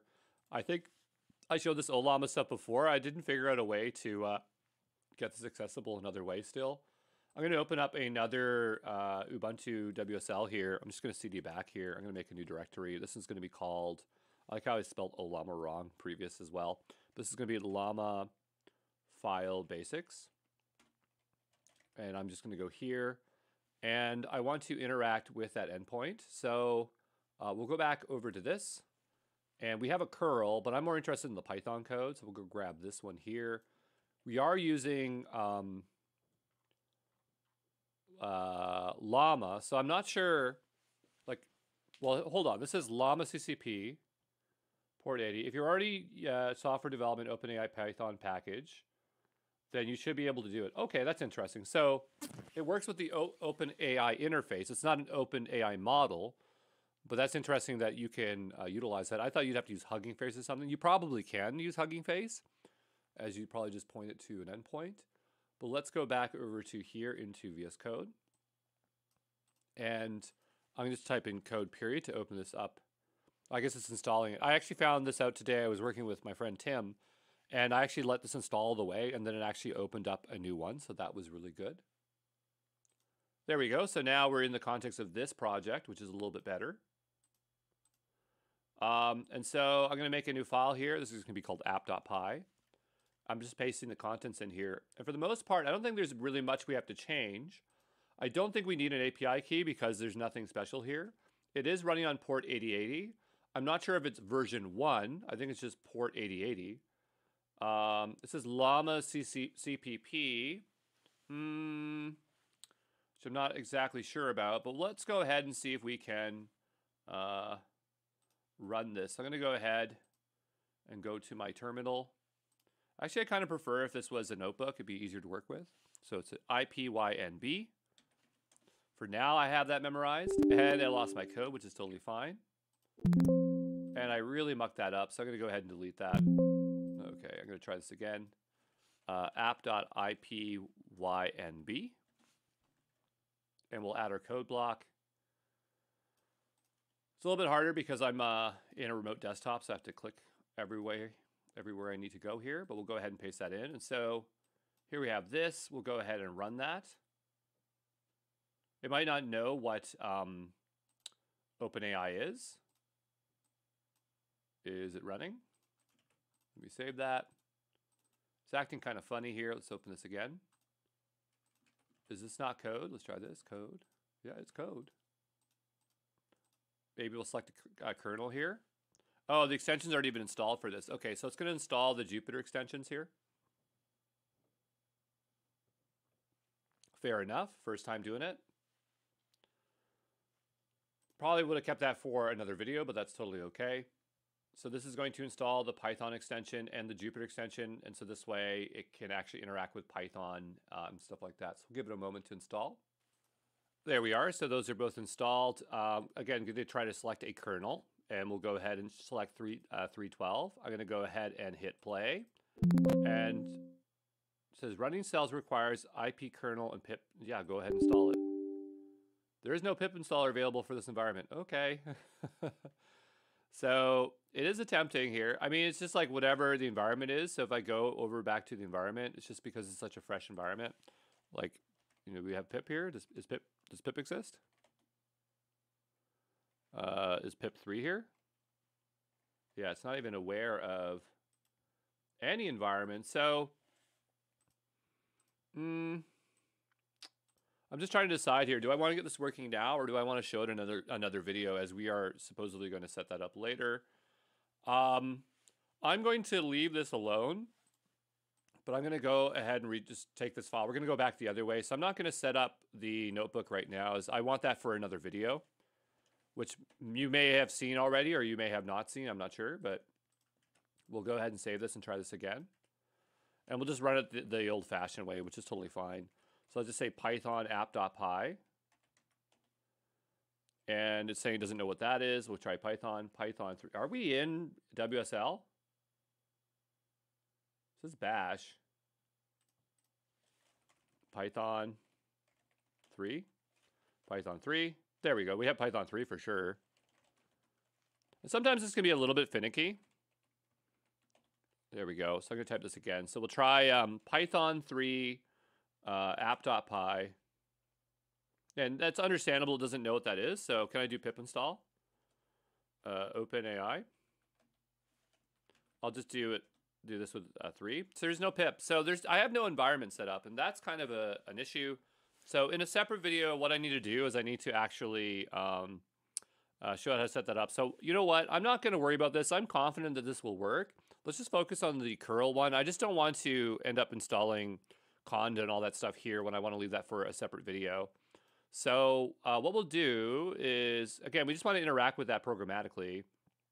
So I'm going to go here up to the curl command, 8080, right? And so here, bearer no key, because I don't think it requires a key. And so maybe we could try to run this one here. I don't know why this is being shown here. I guess it's because it's, yeah, I don't even know why they're doing that there. That doesn't make any sense. But we'll go back over to here. And this is running right now in, well, we renamed it, right? So is this even still running? Okay. So what we'll do, we'll go back a couple steps here, because this is in our downloads, right? And the first thing I want to do is run Llama 3.2x. I thought we were already running it. Maybe in another window we were. Yeah, we were over here. Okay, so I'm going to just stop this here. I don't want it twice. Okay, so I'll close this one out. And in here, yeah, we're running it right now. And this is in WSL. So in another WSL window, I apologize for the mess. Do we have curl? We do. Excellent. So I'm going to go ahead and paste in the curl command. And we'll hit enter. It says cannot connect on port 8080. We'll go back over to here. This is on port 8080. So I just need a scratch pad here, and we're going to paste in this here. I'm going to carefully look at this. So it says V1 chat completions. I'm not sure if that's really the endpoint for it, as we don't know. That kind of looks like the OpenAPI standard way of doing it, which wouldn't necessarily be wrong. So, I mean, nothing looks wrong here per se, but I'm not sure what Llama CPP is. I honestly haven't seen that before. So I'm going to go here and make a new tab. Maybe that's a very specific model. Oh, they're saying Llama CPP. So they're literally talking about inferring from a CPP file. Okay, but we are using something else, which is GGUP. So let me go back over to here. Yeah, there should be some way to make this work. Give me a second. I'll be back in just a moment, okay? All right, so it's still not working. I'm thinking maybe I'll just copy this verbatim, and we'll try to give that a go, as I did take out the authorization, but maybe we need to actually pass bearer no key, and that's maybe the reason why it's failing. As I was trying to do a plain curl on it, just as localhost, and it says couldn't connect to the server. So go ahead and hit enter, and now it works. Okay, so hello. I mean, like, it didn't error out per se, but this one has the bearer token in it as well, so why doesn't that one work? We'll go ahead and paste this in again. That one doesn't have the closing parentheses though here. I wonder if that's maybe the problem here. Let's go ahead and try this and hit enter. Yeah, and I don't know. They just didn't give us good code, I guess. Yeah, I don't like this. It seems like there's a lot of work. We might be able to get it programmatically to work, but just because I don't have the environment set up here and I don't want to do that video, I guess we'll just call it quits here. But yeah, it's interesting to see that you can run this. Maybe when we get a little bit more experience with Llama CPP, this will be a lot easier for us to do. Or if we have this environment, it'd be less of an issue. But, you know, we got it running, so we can clearly work with it. But programmatically, if you really want to work with this way, then you'll have to do more work. So why would you want this? Well, let's say you want to bundle an app and you just need the binary and you want to drop it in there. Obviously, that is a really easy way to do it. I personally think it's not hard to use servers like that actually serve files. So I suppose you could do this if you don't want to include any additional code. But I feel like, you know, often if you are serving a model, you're working with Python anyway as a Python app. But I guess if you had one binary that was your like your Llama file here that runs your actual model, and you had another binary and you just wanted to drop it on a machine and you had the two, then I suppose that could be great for local local inference. But yeah, I mean, that's it. And I'll see you in the next one. Okay. Ciao. Let's take a look here at LangChain. This is an open source framework to rapidly prototype agents or LLM workloads. And here is an example of using LangChain here on the left-hand side. Features include prompt templates, messages, output parsers, document loaders, text splitters, adapters of various vector stores, adapters of various embeddings, various retrievers to implement RAG, indexing, tool use, support to work with multimodal models, agent workflows, example selector. So it has a lot of functionality built in so that you don't have to code these things yourself. You can just use the SDK and start building things and connect to many different LLMs and things like that. This was very popular for quite a while. I don't personally recommend LangChain because I feel that the API breaks quite a bit, and so a lot of the documentation does not match. When you want to bring this into production, I would not recommend this for production use cases because you're basically limited to a single server, and you have all these moving parts, and you really need to break them up into containers or things like that. However, LangChain, while I say it's not well suited for production use cases, the company has built a suite of tools so that if you want to utilize LangChain in production, you can buy into their system, the LangGraph platform. They also have this other library called LangGraph. I don't know much about it, but my friend George, who knows a lot about building out agents, was saying that this is a more low-level one, and so it might be a better version of LangChain. I don't know. Maybe he'll show us how to utilize it at some point. So you could ship an LLM workload as a minimal viable product with LangChain, but you would probably have to rebuild it utilizing multiple containers, something utilizing OPEA. LangChain was one of the earliest GenAI frameworks that made it easy to swap out LLMs with a unified API. When LLMs had small context windows, LangChain worked around this limitation by providing multiple chaining strategies like summarization. And this is what I remember LangChain for, and that's why it was called LangChain. There is a competitor called Llama Index. I do prefer Llama Index, but to be honest, I rather not use either and just write the code by hand. And I think a lot of people are going that direction as they're finding these things easier to use. But they are still around. They are great for learning. So if you feel comfortable utilizing them, go ahead and use them, okay?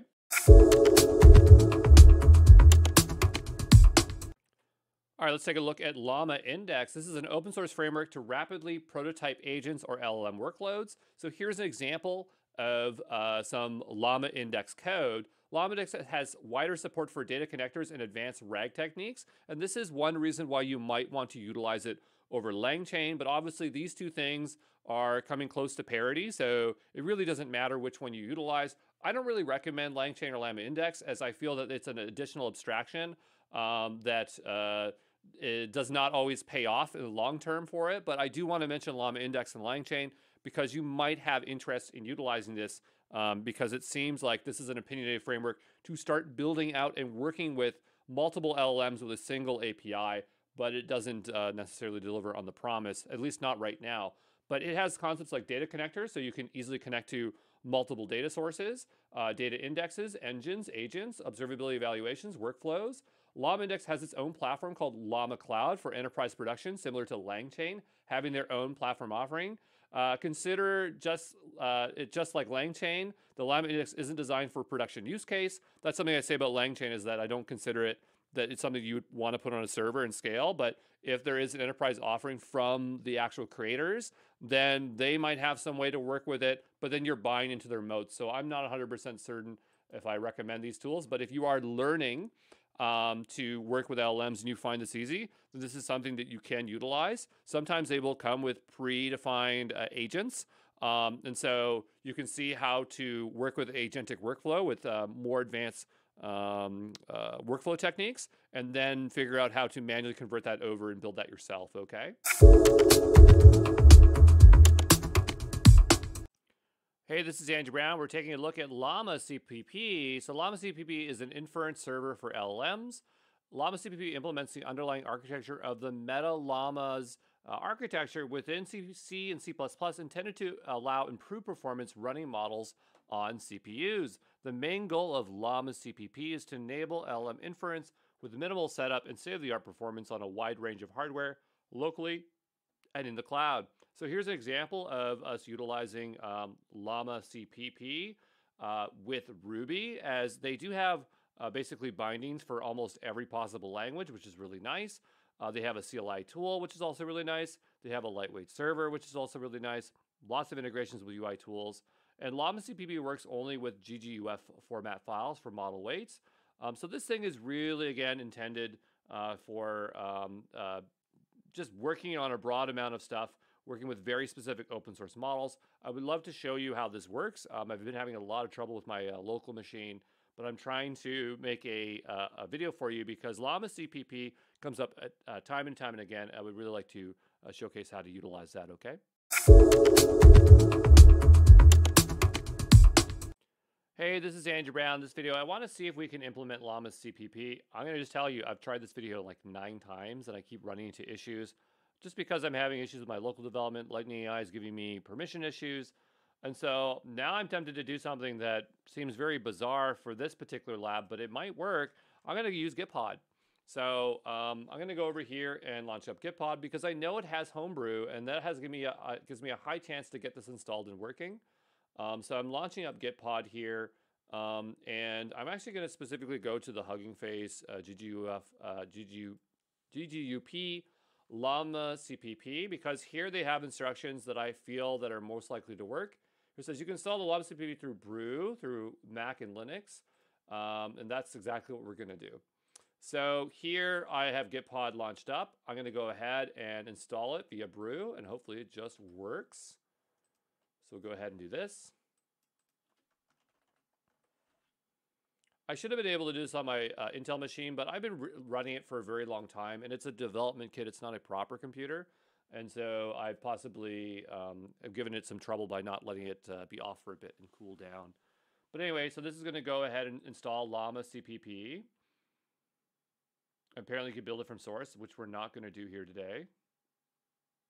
So this is once installed, you should be able to use the CLI, Llama CLI and Llama server. So give that a moment to install, okay? All right, so it should be installed now. Let's go type in Llama CLI and see if we have it. Here it says, failed to open a file, no such file directory. That's because we don't have any files yet. So it clearly is trying to run something, but we're going to need to actually have something here. And this one in particular is specifying one from Hugging Face. So maybe we can grab this one, which is using Llama 3, 8 billion parameter. I don't really want an 8 billion parameter one, but the fact that it just has it right here might make it really easy. You can remove CNV to run the CLI in chat completion mode. I don't necessarily need that, but let's go ahead and run this and see if it works. So go ahead and hit enter. And here we're getting command not found HP-repo. Or HF repo. So it's saying that flag doesn't exist, which is fine.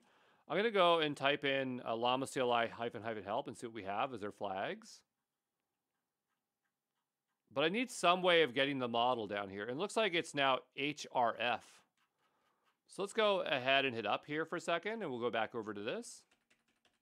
Apparently we can't hit up on it, which is kind of annoying. I'm going to just go make a new file here. Just a plain text file, so we have a little scratch pad. I'm going to grab this again. I'm going to paste it in here. It looks like the syntax is a little bit different, and this is going to be HRF. What about the file?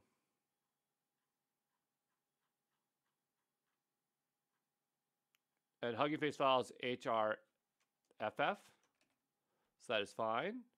And so we will go down to the ground here. I will type in clear, and we'll go ahead and see if we can run this. Enter. And so now we have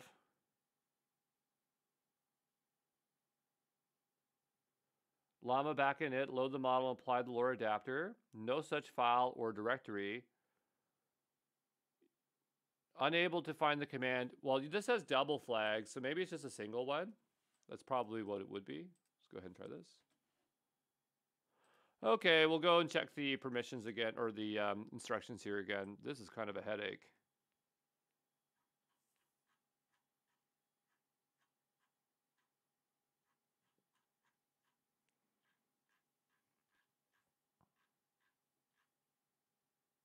Yeah, it's a hyphen flag. And the full flags go there. So maybe the problem is, maybe these flags are fine. The problem is the fact that this is Not like that. Okay, so we'll give that a go. Maybe that was their problem this entire time. Enter.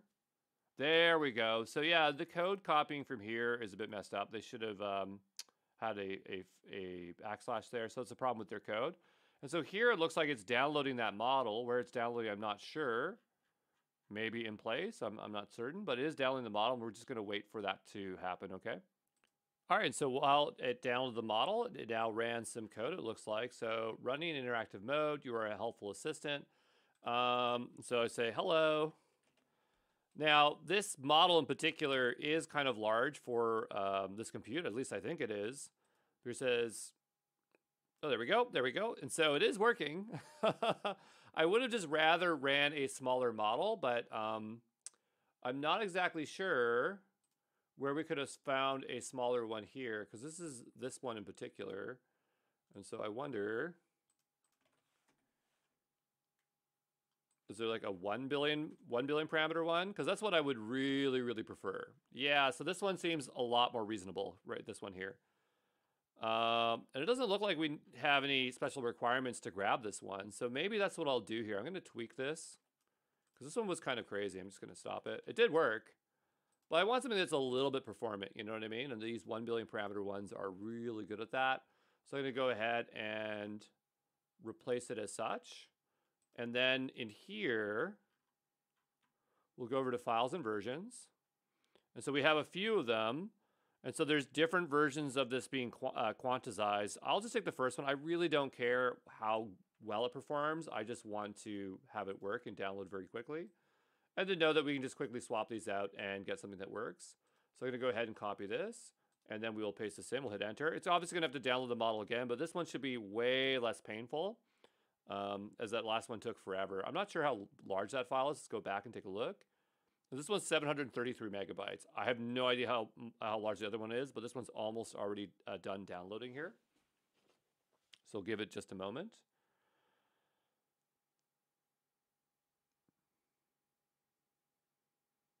Cool, and let's say hello. And here you can see it's now more, what are you up to? And we're just being kind of silly here, so we're not really having a meaningful conversation. But that's one way we can work with that. I'm gonna make a new folder here.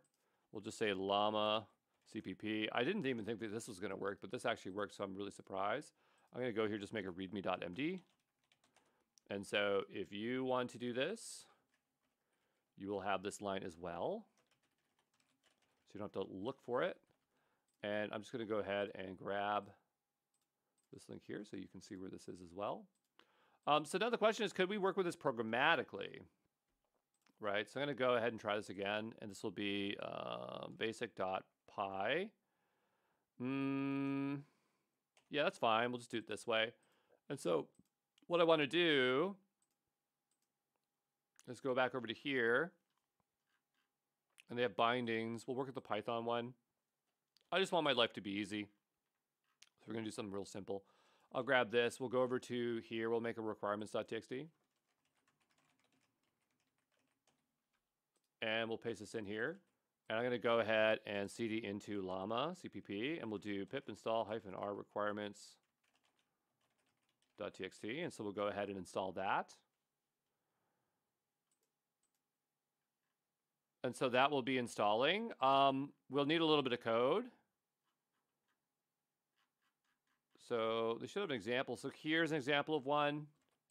We'll grab it. I'm not sure how this is going to work because I'm not sure where the model has downloaded to. Right, so here we have model path, but I wonder if we could specify Hugging Face. That'd be really cool if we could do that. Let's go look at the llama class in here. And what I'm wondering is,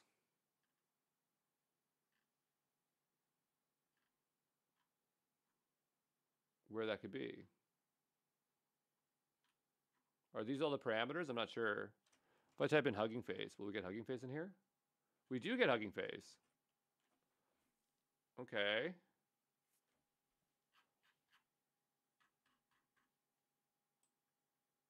Well, anyway, I know that the model is somewhere.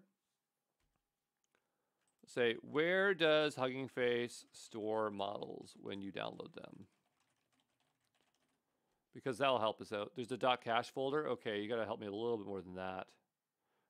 Okay, so /cache Hugging Face Hub.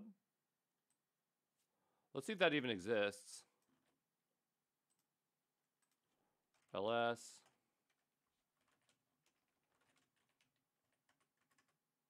There is a cache.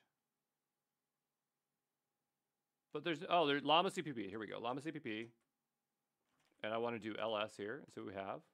And so it's actually storing them over here. So that's nice. I'm going to go over to here. And we'll do this. This assumes you've used Llama CLI and downloaded prior. Because that's how they got here, right? If we don't do that, that's not going to work. And so we do have some models downloaded here. I want to use the smaller model, which is this one. So I'm going to go ahead and grab that there. Okay.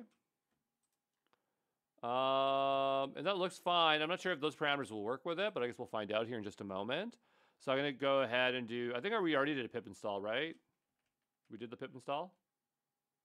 Yes, and I believe we saved the file, right? I'm going to do it again just in case. That works. Okay, we'll do Python basic.py. We'll see what happens here. And it's saying model path does not exist. Sure it does. Of course it does. So maybe what we'll do...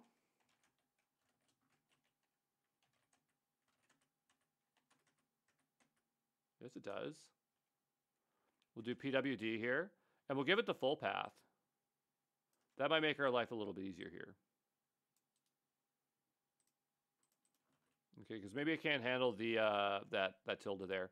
And so I'm going to go back into workspaces. ls. Sorry, workspace. GenAI Essentials. Llama CPP. And we'll try this again, Python basic.py. And so now it's running the model. Looks like it's working. And it's outputted back its result here. I'm not sure we get all this other stuff. Maybe there's a way, maybe we say echo the prompt back into the output. I mean, that's what we wanted to do. I'm not sure what's going on with all this other stuff, but it does come back with this here. I mean, I guess that's all the output, right? But it is very verbose. Llama CPP verbose off.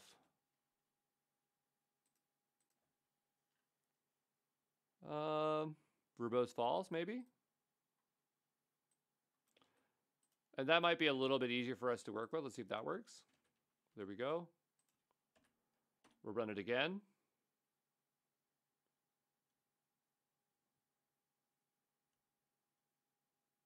So it's less verbose, which is nice. And so there's our implementation with Llama CPP. Obviously, there's a lot of integrations and other stuff around that there. The hardest part is just getting to those GGUF files. I'm going to, again, I told you this is like my 9th attempt or something trying to get this to work. And this time it worked fine. And we used Gitpod of all things. Like, I love Gitpod, but like I wanted to use my Intel machine or Lightning AI or something else. But, you know, sometimes the easiest thing is to use Gitpod. So that's fine. We'll go ahead here and just say Llama CCPP. And I'm at least glad that I got to show it to you because this thing comes up again and again and again. So I really wanted to show you how to use it. But there you go. Ciao.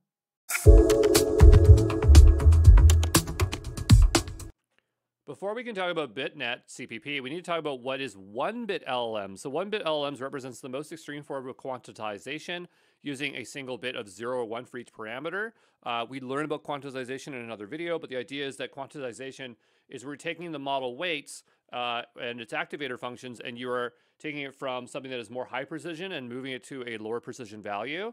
So if something was represented as an FP32, a 32 floating point value, then here we're literally boiling it down to the smallest value which is possible, which is 0 and 1.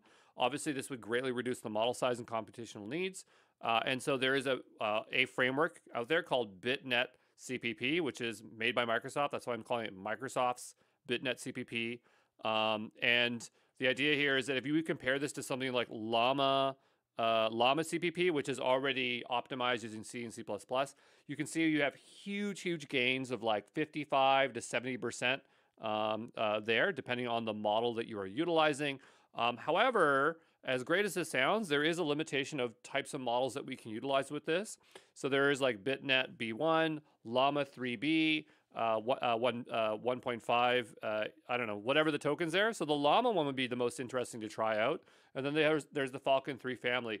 I've not got to play with this quite much, but I would love to. And so hopefully this video will follow with a lab if I found time to figure it out.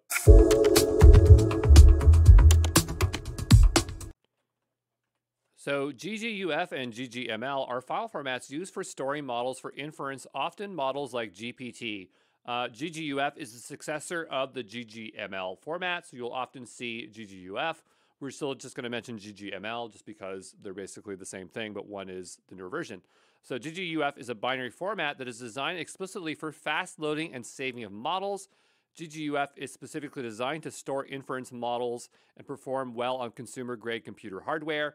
GGUF supports fine-tuning. Models initially developed in frameworks like PyTorch can be converted to GGUF format for the use of those engines. So here on the right-hand side, we're looking inside of Hugging Face at Google Gemma's LLM, and you can see that they have a GGUF file. And GGUF files can be executed by OLLAMA, GPT4All, and Llama CPP.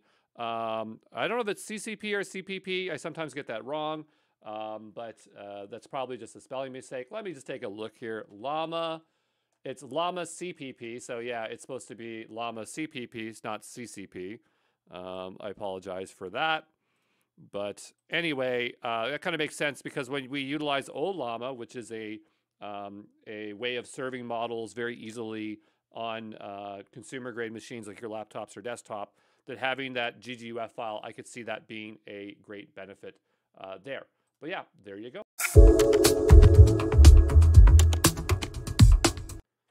Let's take a look at context window caching, also known as prompt caching or context caching, is when the computed context is stored in memory to help improve response times for LLMs. And where prompt caching would be utilized would be chatbots with extensive system instructions, repetitive analysis of lengthy video files, recurring queries against large document sets, frequent code repository analysis, or bug fixing.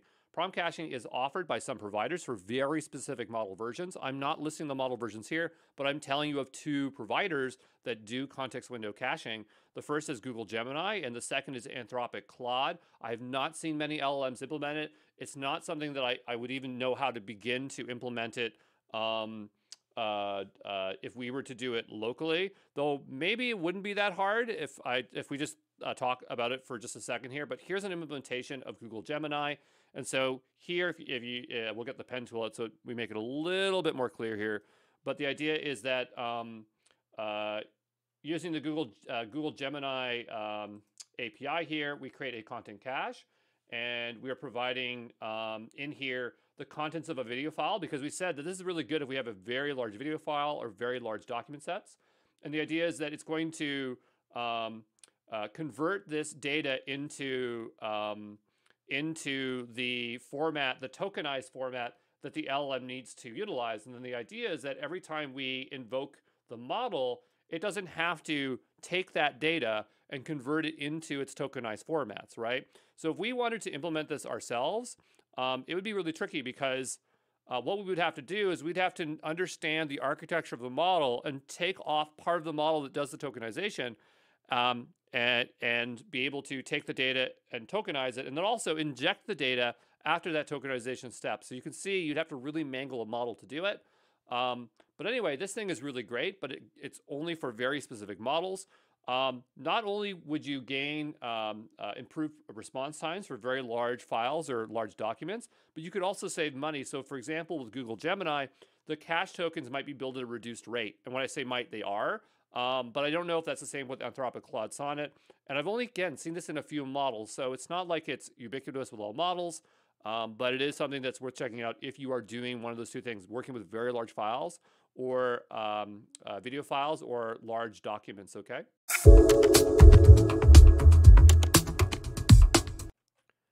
So structured JSON is when you want to force an LLM to produce structured JSON as its output, and there are multiple techniques to force structured JSON. There's context-free grammar, finite state machines, and regexes that you can utilize.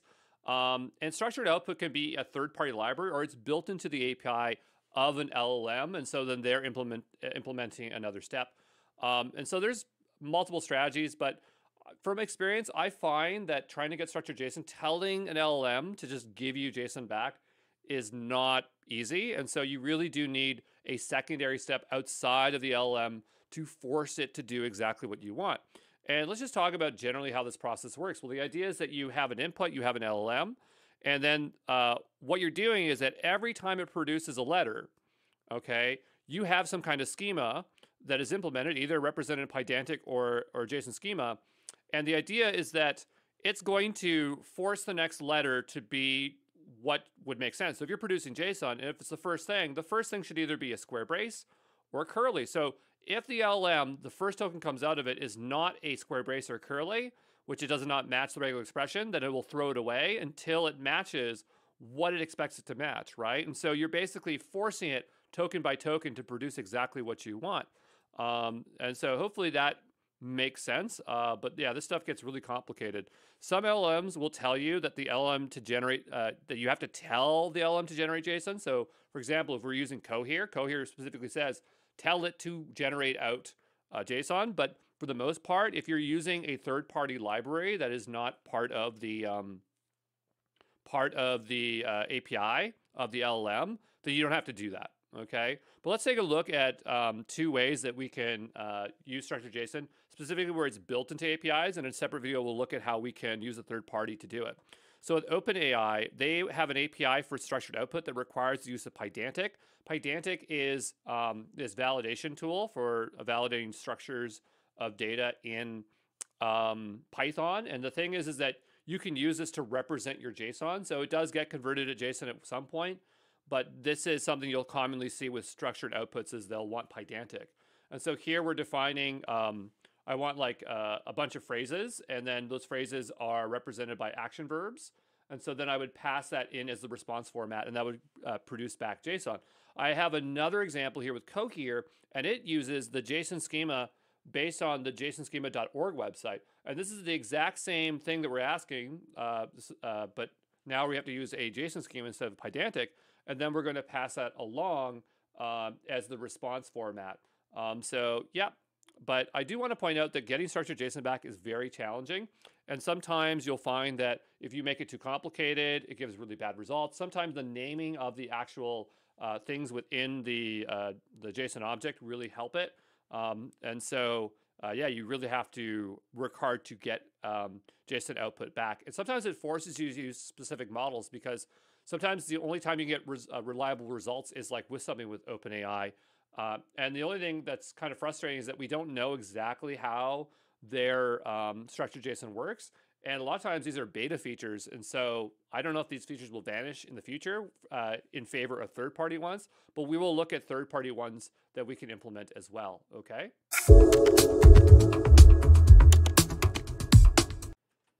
Let's take a look at Instructor, which is a third-party library that can produce structured JSON output. I was super excited to find this, as there was a bunch of other ones that didn't really work, but this one worked perfectly, at least for the code examples that I pulled up for it, which we can find at python.useinstructor.com.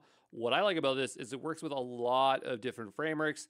The only ones that I kind of wish were there was something like Amazon Bedrock, but I understand that it's not there at this time. But anyway, here is a simple example of Grok. And actually, when we use Grok, we end up utilizing this implementation. You can see that this one is utilizing Pydantic. But the idea is that you can basically use this outputted format with any of these things. So it's not reliant on the built-in one. It'll just work with all of these, which I think is really cool. But there you go. Okay.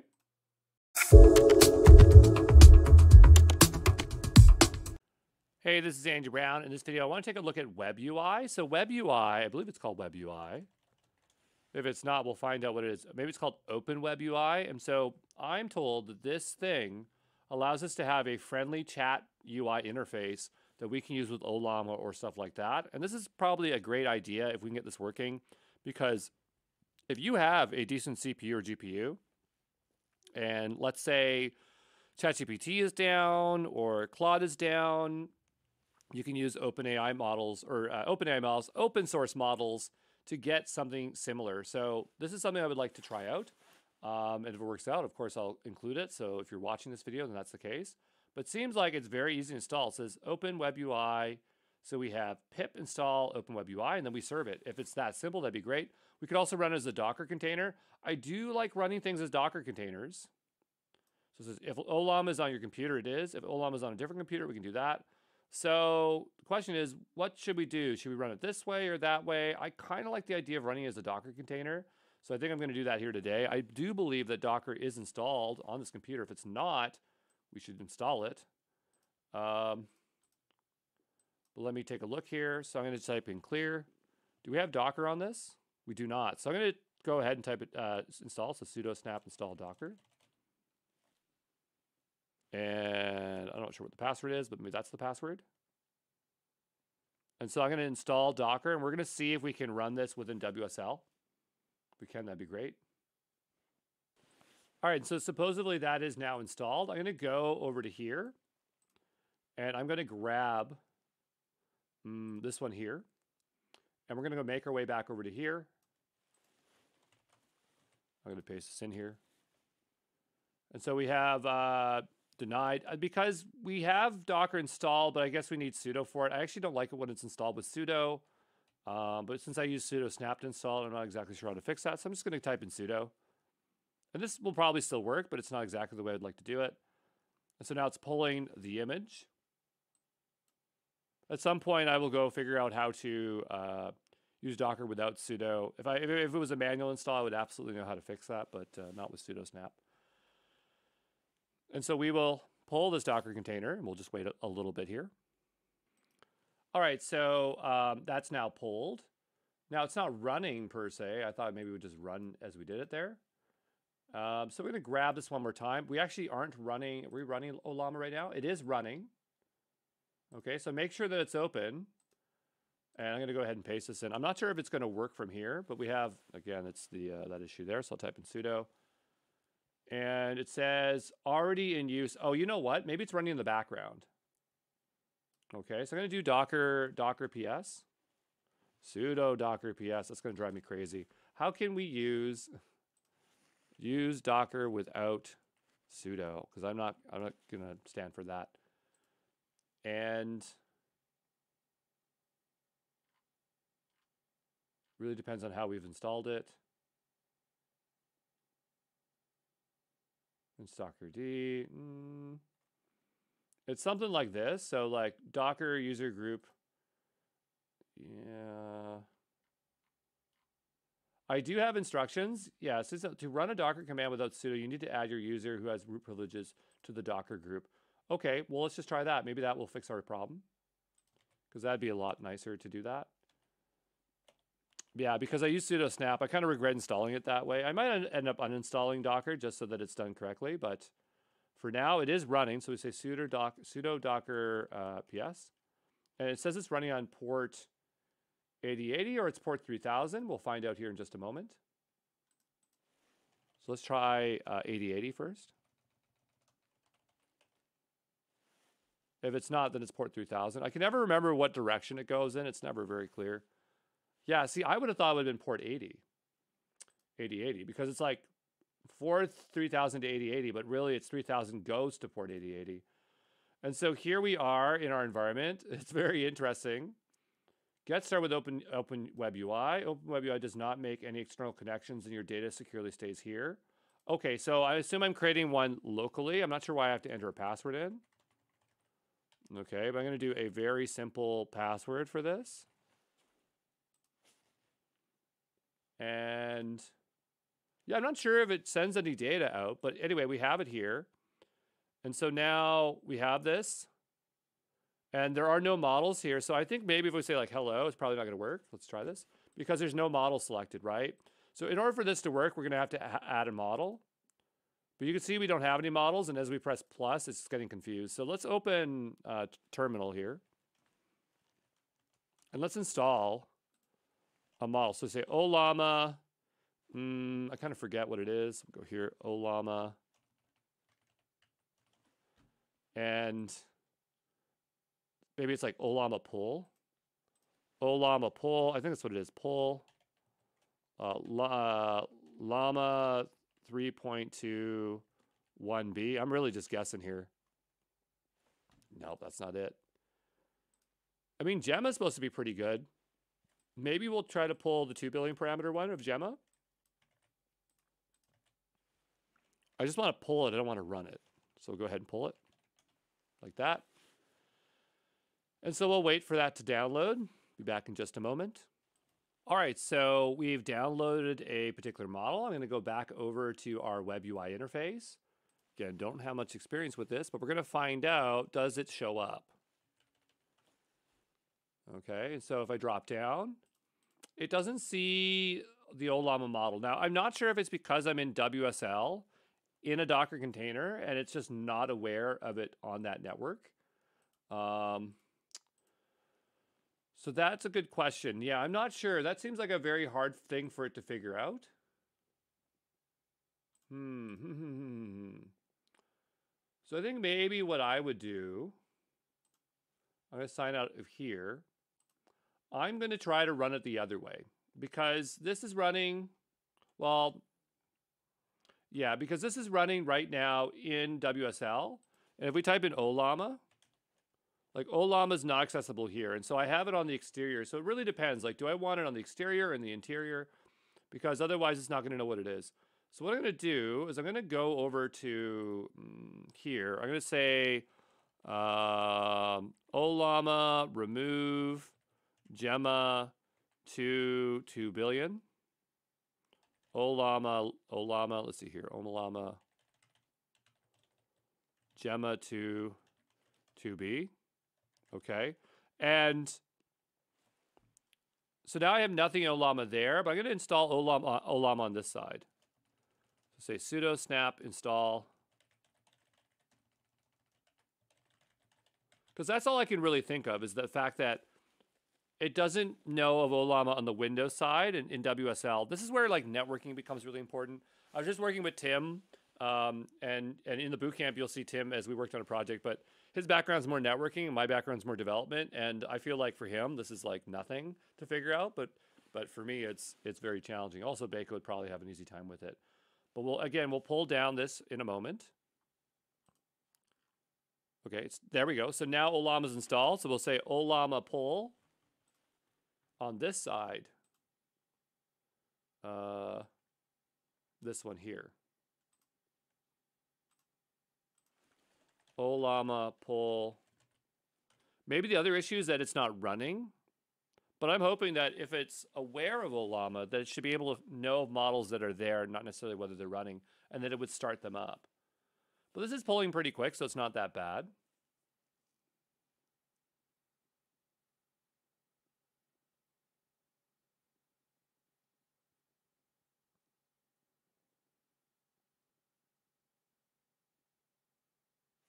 Okay, so it's almost done there. All right, so we pulled the model. Let's go back over to localhost again. And maybe it just has to be running because, we don't have those exact instructions. So I'll go log in here. Yeah, I think it's just like local server. So maybe like if you had a bunch of people, that want to use it. So again, it's not running here. So I'll go ahead and we'll say Ollama. Let's sit up here and I'll just say run. But yeah, maybe web UI is good if like you have a network of like you have local compute and you have a local network that you want to serve. And maybe that's something that could be there. Let's go give this a refresh here. Okay, so I still don't. I still don't see it. Okay, let's give it a read. So OpenWebI can be installed with pip, Python Package Manager. Before proceeding, ensure you're using Python 3.11 to avoid compatibility issues. If Ollama is on your computer, use this command. Installing OpenAI with bundled Ollama support. with Olam, allowing for a streamlined setup with a single command. Okay. So here, we ran this one.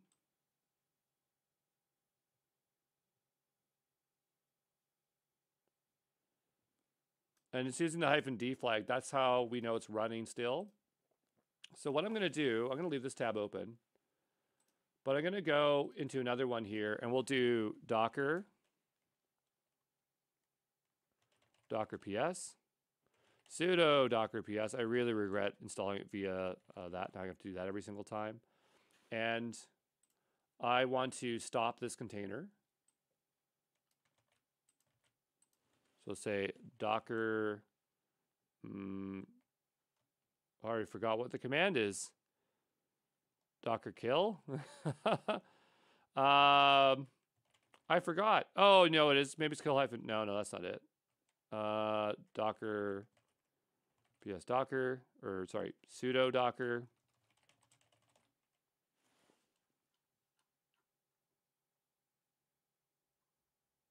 It is kill. Okay, it is kill. Okay, so sudo docker kill. And so now that should be not running anymore. So we'll do this and say docker ps. And it's not running anymore, so that's perfect. Okay, so now what I'll do is I'll go back over to here into our instructions. And I want similar command here. I just don't want the -d because I want to have control to stop and start this, so my life's a little bit easier. And so I'm going to go and bring that back in over here. And we'll go ahead and paste this in. And we'll put sudo in front of it, as it always wants sudo. And it's complaining because there's already a container with that name. I don't care, I'll just call it 2. And so I'm going to go back to my browser, open this up. And now it's complaining. So I'm not really liking this. I mean, like, there's probably more to it to get it to run as a container, like to read about it, but I just want this to work. So I'm going to take the easier route here, and we're going to just do pip install OpenWebUI. Like this. And it's now saying there's no matching distributions. You sure? And probably because right now, I'm not sure, like, what Python version are we using? Python -- version. This one's 3.12. So that should work. Open your terminal and do pip install OpenWebUI.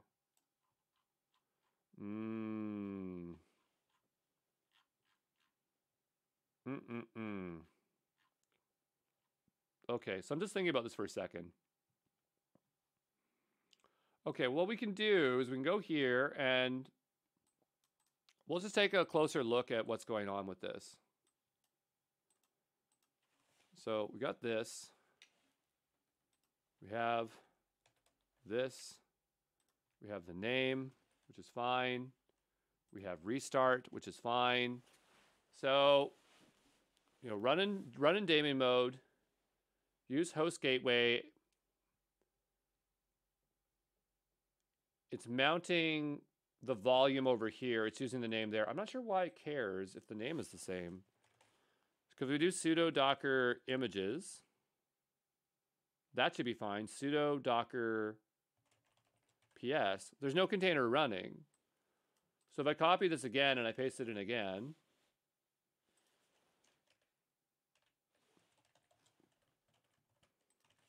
okay, we'll hit enter. The container name is already in use by container. You had to remove or rename the container to be able to use that container. I just want to use the container based on its name. Okay, we'll try this. Hit enter. There we go. Okay, we'll open it up. And it doesn't tell me why we're getting external error now. Now, oh no, now it's working. Okay, great.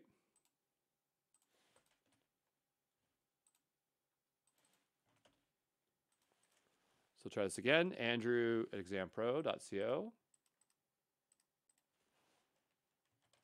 And then the password I had. I'm now logged in. And it just doesn't see Olama. Let's go over to settings. Let's see what we have as our options. We have interface, personalization, audio, account, admin settings, connections. Okay, so here we have the Ollama API. And this says manage API connections. So maybe the issue is like where it thinks it is.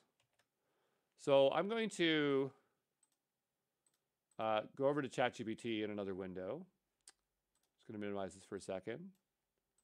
And I'm going to go over to ChatGPT. And so I'm going to go here and just say, like, I'm trying to use web UI to load models from Ollama. In the admin section, it shows this. Okay, so I'm not sure how it would know where my existing Ollama install is. Okay. Again, terrible at networking. But I'm not sure if that's the default port, like 11434 is where Ollama runs. Ollama default port.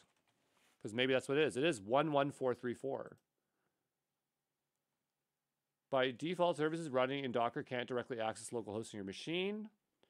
Okay, so host Docker internal to the host's IP address so the container can route traffic back to the host system. Okay, that makes sense. And then if it was running, it'd be on port 11434.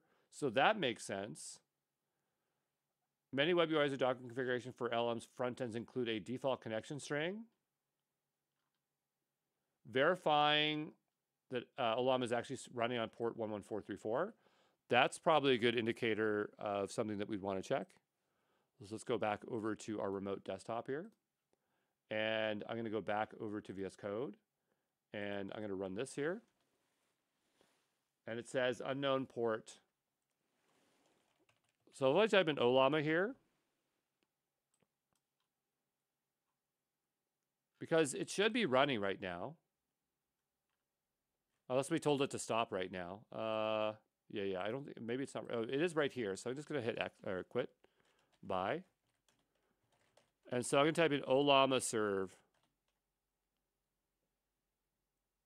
Okay, and so it says this port's already in use. Now I wonder if this is an issue with this one. So I'm going to quit this one here. Let me try this again. Okay, so it still says it's in use. So I'm going to type in Ollama.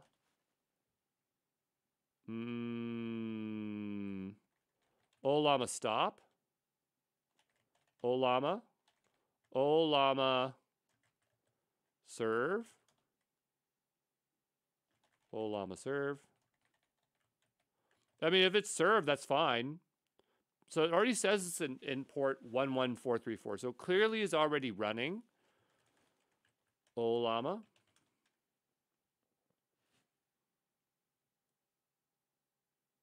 Serve, create a model, run a model, pull a model, list a model.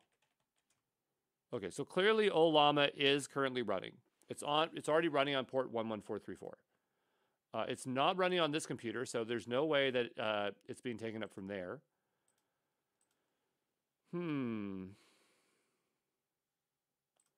Okay. So if we go back over to our browser,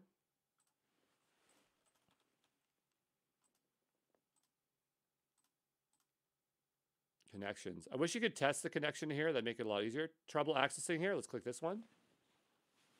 So if you're experiencing connection issues, it's often due to web UI Docker container not being able to reach the Ollama server. Use the network host flag in your Docker command to resolve this. Note that that the port changes from port 30 to 8080, resulting in the link. Okay, so I mean, like it told us what to do, and we did exactly that. But it's telling us now to use this command instead, which is fine. So I'll do Docker ps Docker. I really don't like the way I've installed Docker. I can see if I can say sudo snap uninstall Docker. Can I do that? How to remove things installed with snap. Sudo snap remove Docker. So first it has to stop the service, which is fine.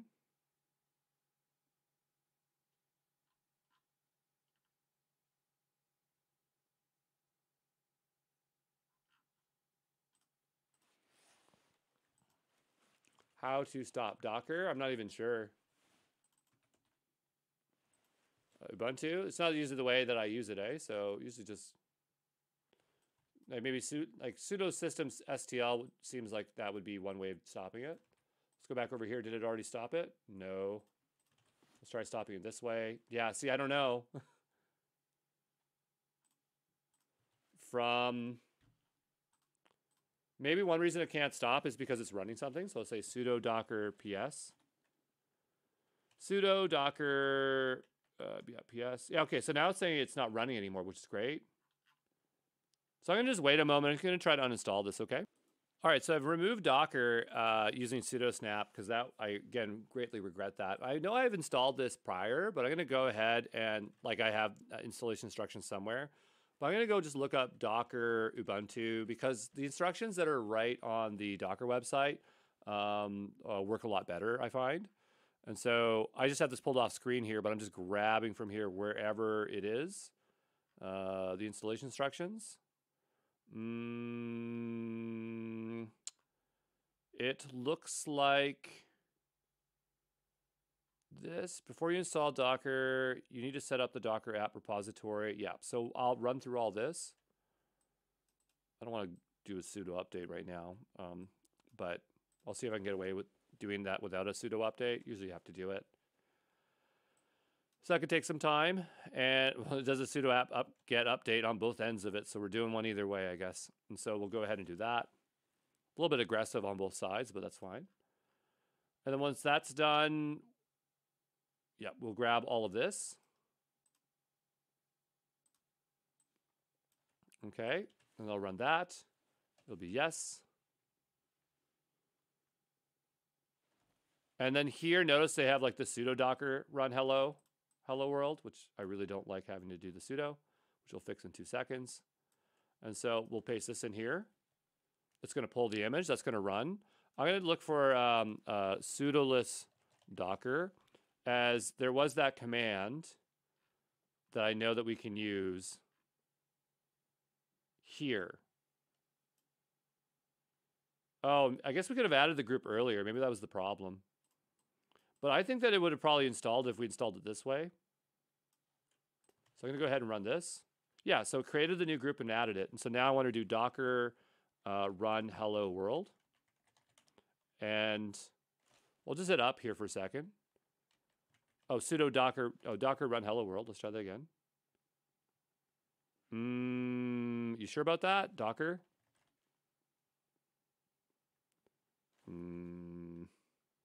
Okay, maybe it's not aware of the new context of it, so we'll go ahead and do that. Docker, there we go. So Docker run hello world. And so now, oh, it's not running. Sudo system ctl start Docker, maybe? Docker run hello world. Sudo docker run hello world.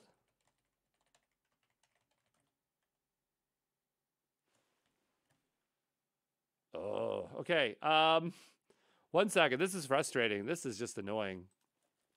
We'll fix this here. Let's go ask ChatGPT.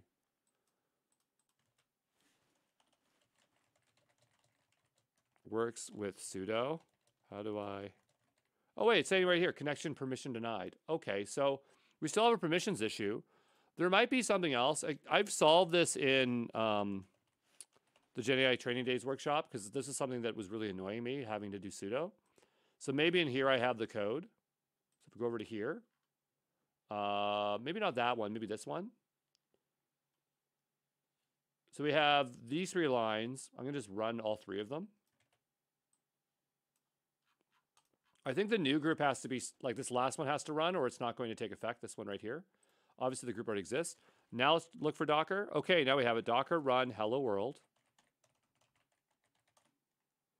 And now it ran the hello world. So now we are in a sane world where we can work with this in a much easier way. So I want to go back over to here, as they said that if we're having issues, we want to run this one in particular. And before I run it, I'm going to bring it up over into here. Okay, and We'll bring this one down. We'll bring this one down because I want to see what's going on here.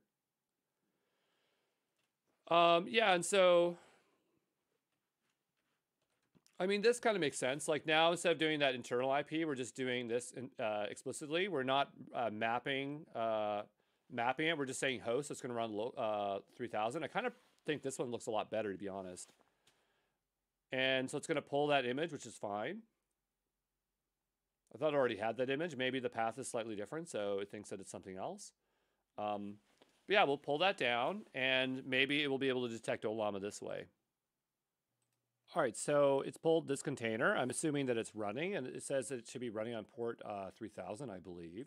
So let's take a look here and see if we have some better results here. Okay, sometimes it throws that error even when there's not a problem, so we'll try this one more time.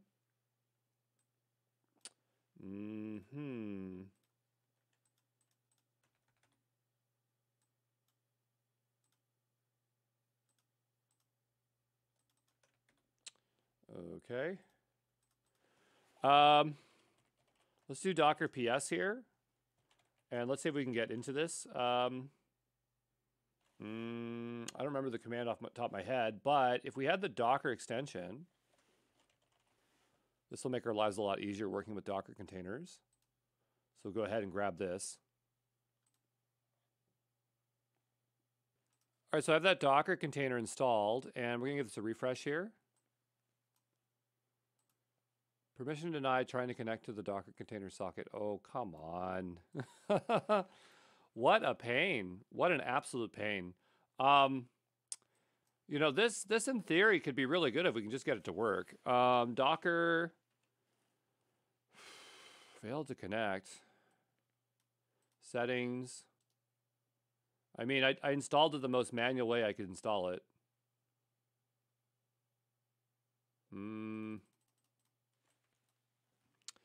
Okay, well, Docker permissions, Docker extension, permissions, VS Code. Maybe there's maybe I can add the VS Code thing to the thing or something.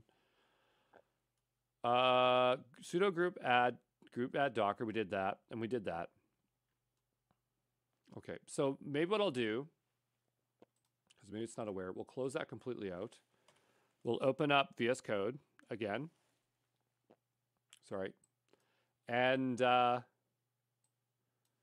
we'll go back over to Docker once it loads. Maybe it's already loaded. And now we can see it. Okay, great. So all we had to do was restart that. So that was not too bad.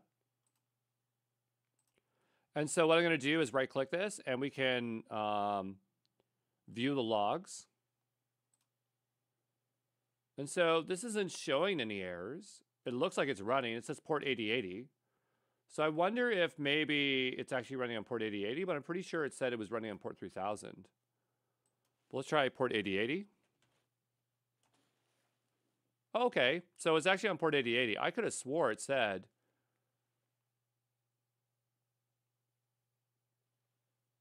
this changes the port from 3080. Okay, that's totally fine. I'm fine with that.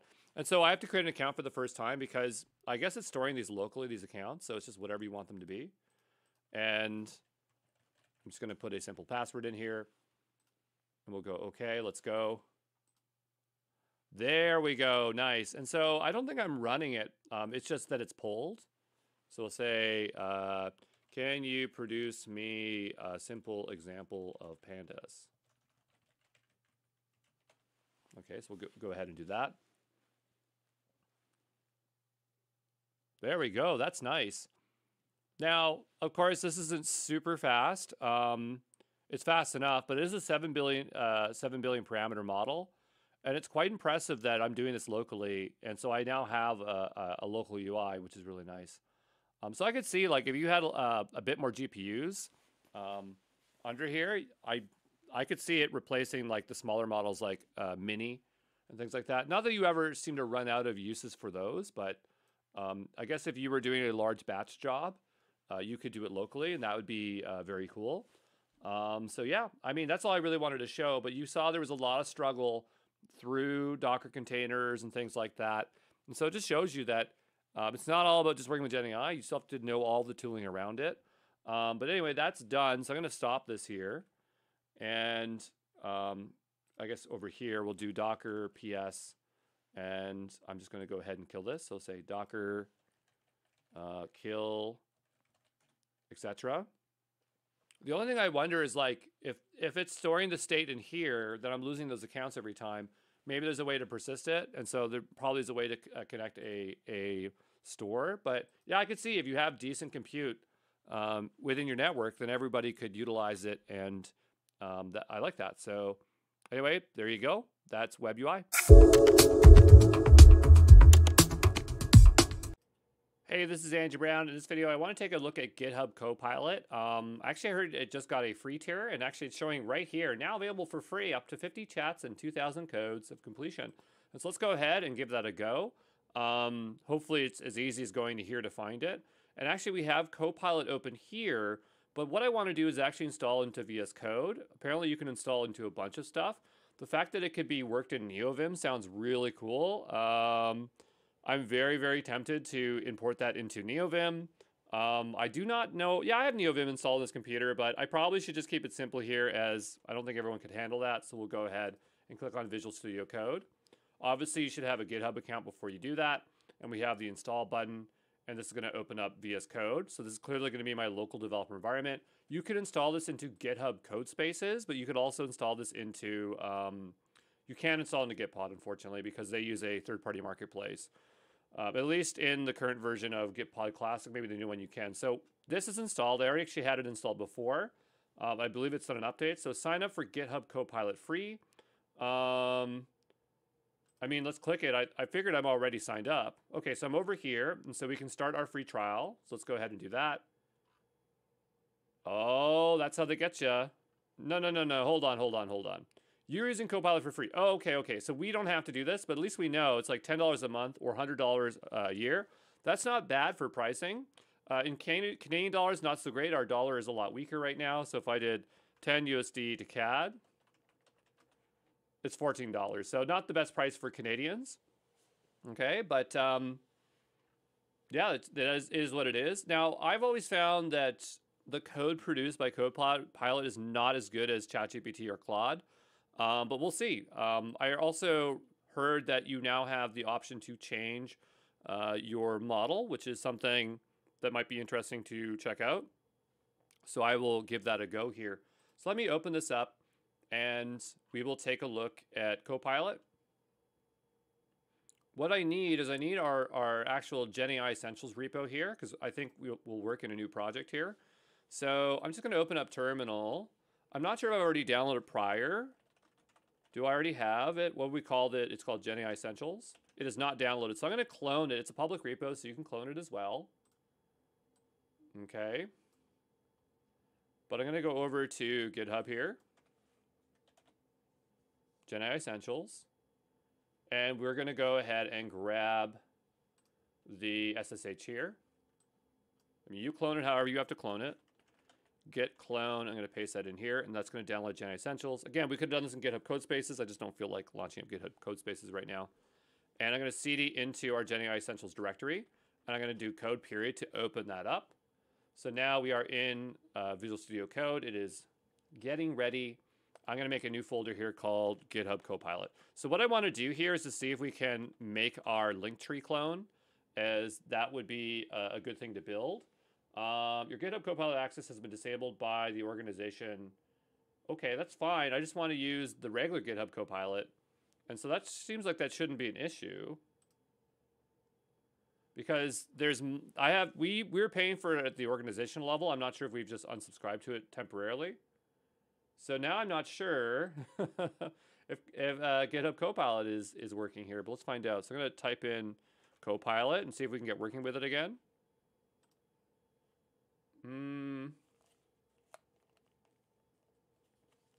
Okay, so I mean, last time I used this, maybe I just got to open up a file here, but it depends on what we want to write this in. So I really like Ruby, and I think that I would love to make a little fast HTML in Ruby, or maybe Go. I don't know Go very well, so I think that would be a really good challenge to write it in Go. So let's go ahead and see if we can do that. So I'm going to say main.go, so we know there's a Go file here. Yes, install the Go extension. Again, not that, I mean, I know Go, but it's not something I use every day, so I'm not going to remember how to write Go code from scratch. And so I want to bring up the GitHub Copilot chat, which is over here. I don't like it on the right. I'd rather have it on the left. Well, I can't really figure out how to drag it, so it's just going to be what it is. So Copilot is powered by AI, so mistakes are possible. Review the output carefully. Okay, so I want to write a API backend for a simple web app that is a link tree clone. I need to have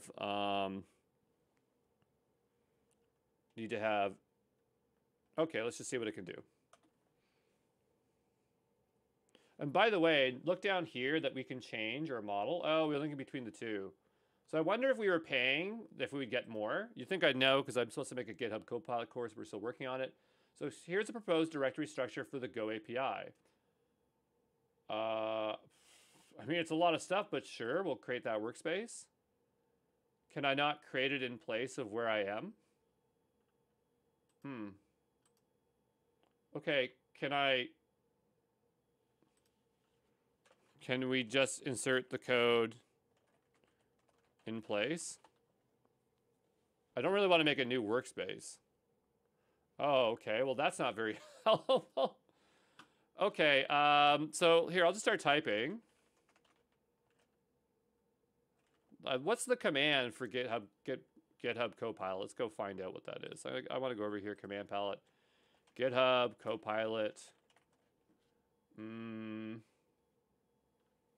So here, there should be a hotkey. I'm not sure what the hotkey is.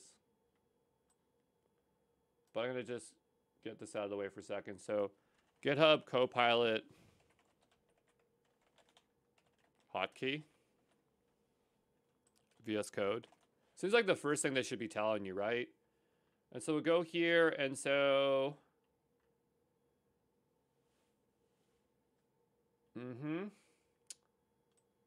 Yeah, this is not helpful. Okay, let's go back here.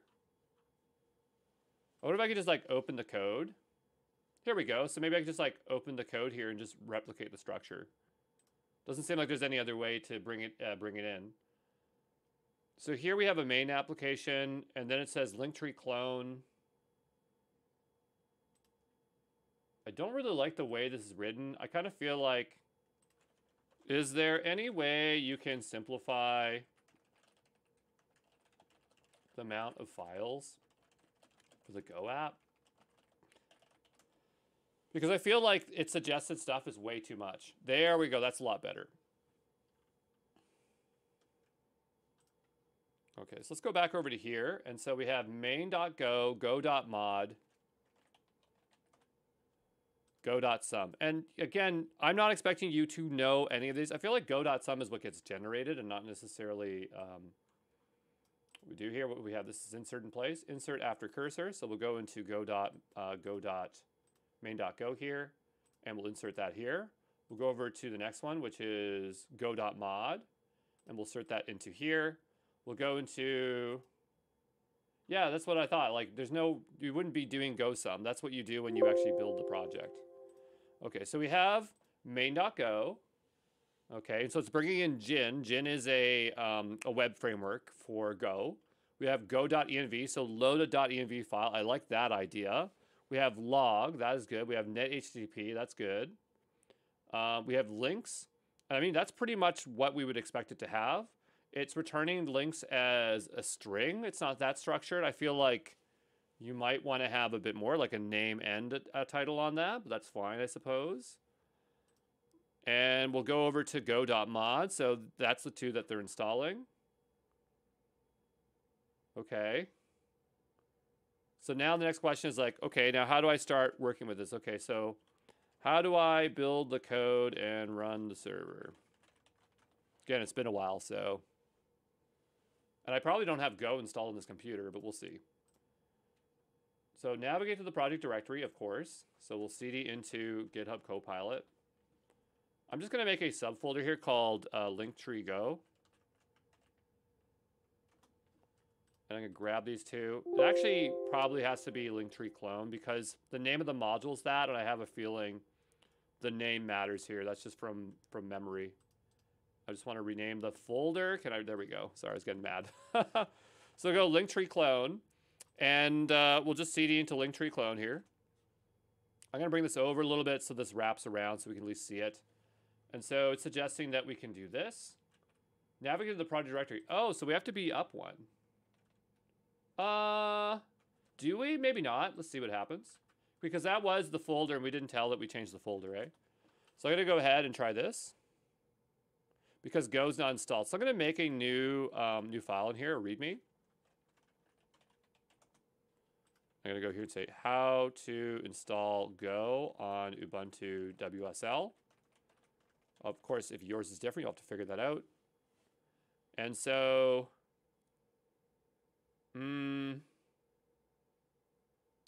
which one do we want? I don't know. So I'll take Golang. I think it's just different compilers.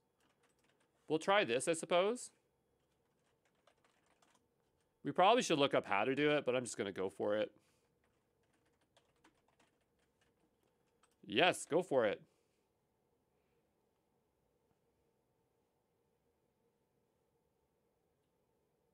I mean, GCC sounded pretty good too, but we'll wait for this to install. I'll be back in just a moment, okay? All right, so supposedly we have Go installed. The way we're going to know is if this actually works. So go ahead and say go run main Go. It says expected package found end of file. Okay, so we'll go back over to here. This is the main package. Okay.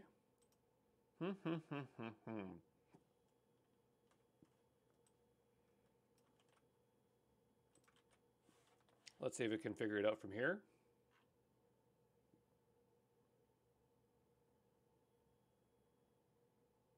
It's commented out. Yeah, okay. That's what I thought was a bit unusual. Okay. I wasn't sure. It's been a while, but yeah, that makes sense. So let's go ahead and run go main go, and it is compiling. And so that should compile into an individual binary, which should be super, super nice. So we'll give it a moment here. And I'm going to give this a refresh. So now we have a go.sum file. Now you can run the server with main.go. Okay, so what did we do? We did go run main go. Okay, so... Oh, no. Here they had a build. Okay, alternatively, you can run the server directly without building it first. Oh, right. Fair enough. Okay, so, I don't know. We could build it and then run it. I guess it depends on how we want to do it. So then we'll say how to build. Okay, I kind of like the idea of how to build it.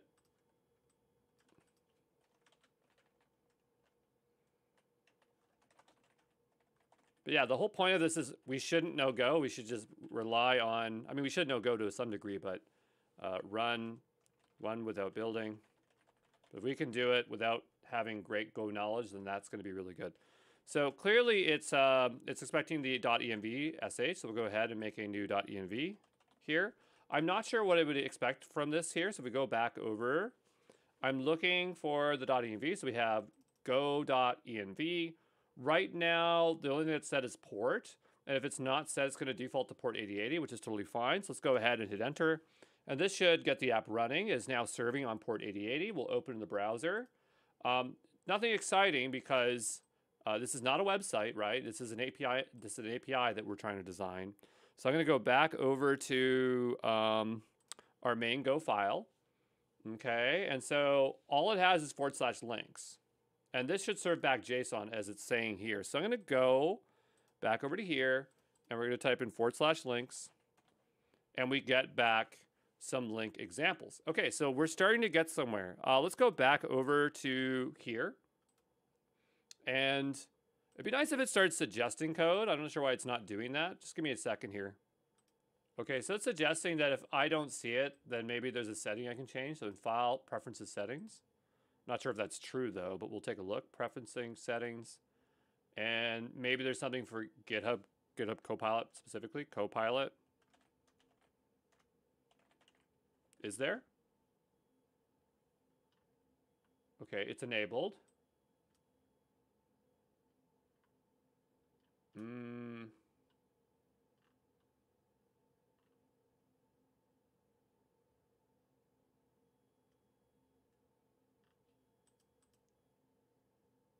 Let's say on.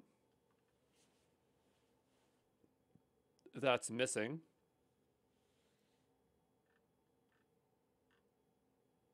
Enable auto completions.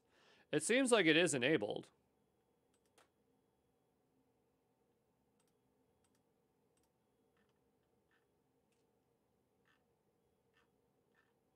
All right, so that seems fine.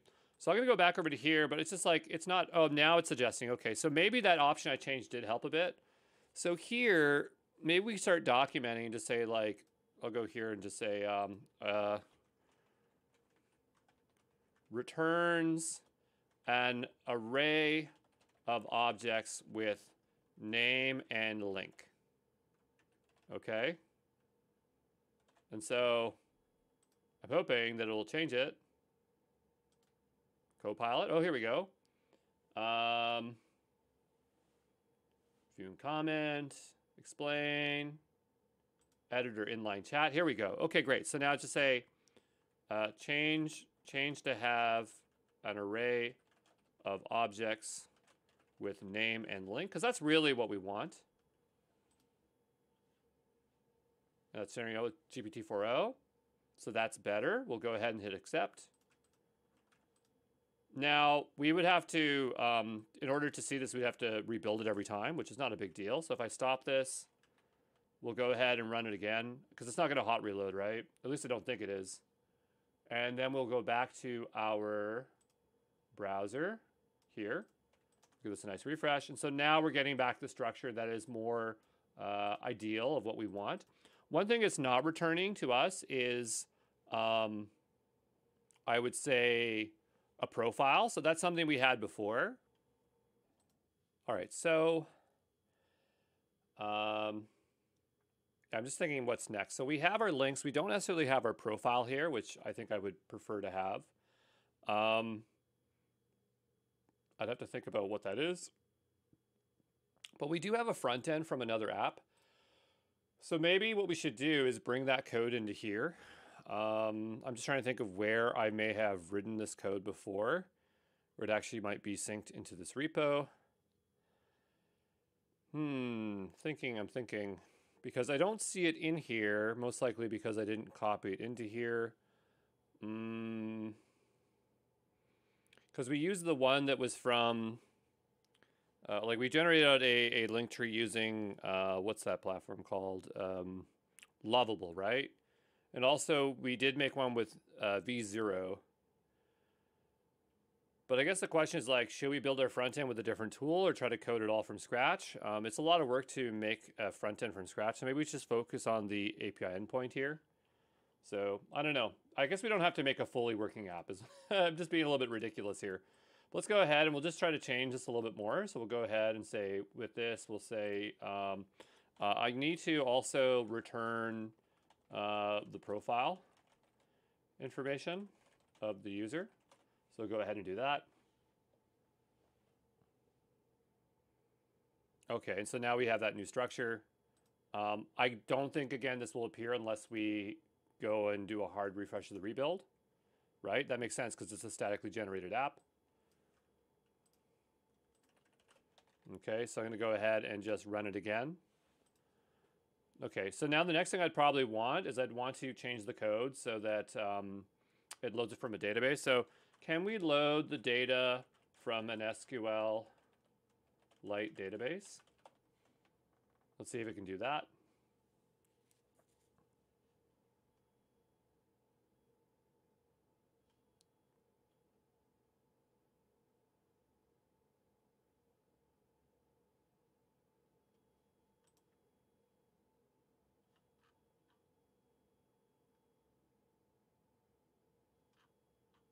Okay, so we'll go back over to this one. I'm not exactly sure what it's trying to say when we have it like this.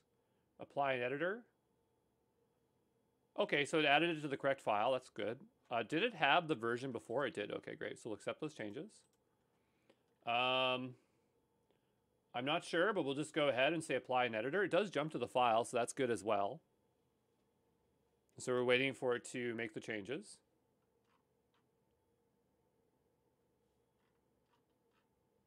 There we go. And so here we can see the clear difference. So we're importing QLite. I don't know what, oh, GORM. So Go ORM. And we're creating structs to represent the structure of that information. Here we are loading the SQL file called links.db, which is totally fine. We have db migrate, auto migrate. So I guess the idea is that we represent the database structure up here, and then we're going to apply the migration. That's cool. I don't think you'd have it in your code like this every time, but for this simple example, it's fine. Instead of loading the data this way, we're going to bring the links in this way. Notice that this is only bringing in the links, and it has ignored the profile. But I will accept it. Okay.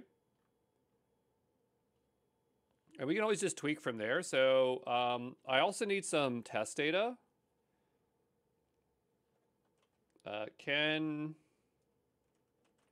you give me the instructions? Actually, we'll go back over to here in our README. So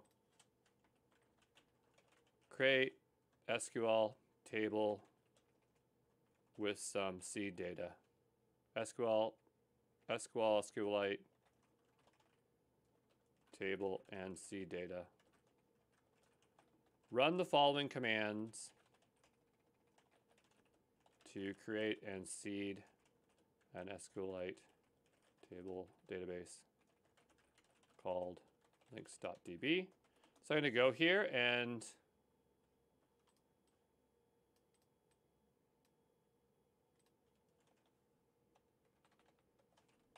do this.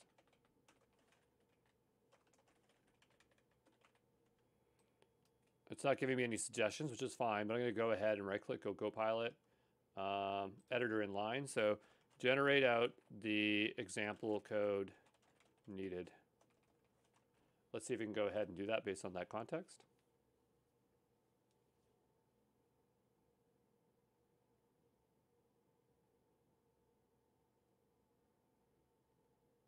Okay. So that looks good to me. I would imagine it would also create the SQLite in one go. I don't know if I have SQLite installed on this computer. Well, I guess we'll find out here in just a moment. So I'm going to stop the app, and I'll drag this over a little bit. We'll type in SQLite. We'll say, where is, type in clear first, where is SQLite 3? So it's already installed. I'd imagine if it wasn't installed, I'd do sudo snap install SQLite 3. For your machine, you'll just have to figure it out if it's not installed. I'm sure you can figure that out. But we'll go ahead and try to run this command. So I have no idea if it's going to work. We have to run this in the exact same repo, otherwise it won't work. We'll go ahead and hit enter. Did it create a links.db? Let's give this a refresh. It did. So if we want to explore this file, I'm going to go over here and look up for like SQLite File Explorer. There's probably one here somewhere. I'm going to try this one here. I remember the first one, the most popular one, did not work good for me, and that's why I'm trying a different one. I don't see it. Oh, you know what? Maybe we just click on the file and it'll work. There we go. Yeah. Okay, so it is inserted into the database. That's perfect. We're going to go back over to here. I'm going to save this file. I'm going to save this file. I'm going to go ahead and stop this. We'll type in clear. And we'll do go run main go. And so what I'm hoping is that it's going to load that data. But it's kind of cool because as we're slowly building this, we're learning how the code works. This is a different approach from that app prototyping. I feel like app prototyping, if you know your front ends really well, you know, you don't really want to review that code as much. For backends, I'd probably step through all this stuff very slowly. But now that we have this running on port localhost 8080, let's go ahead and give this a refresh. And there should be no change here. It should be the same thing. Did this start? Oh, I think it's still finding the file. So we actually have to wait a little bit here. It's not ready yet. All right, after a short little wait, it seems like it is now serving. Let's go over to here, give it a nice hard refresh. I think the data is the same.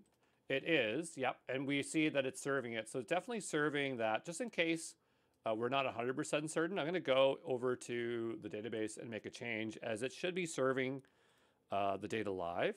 So if we go here, I'm just going to put an exclamation mark here if it lets me do that. I'm not sure if I can edit. It says read only. Is there a way I can edit it? I remember that was kind of the pain about this these editors, is that they don't even always let you edit the text. Maybe I can just add another row. Can I add another row? No. So yeah, I don't like that editor, I guess, because I can't do anything with it. I'll try this one instead. Okay. And I think they all work the same way. You click it and then you get the interface. I mean, this one looks the same, making me think that it didn't actually... It didn't actually do... Oh, can we change it over here? No, no, no, no. Just terrible editors. So I'll go back over to here. I just want to make sure that it's working. And so I want to just go down here and just make an additional line here.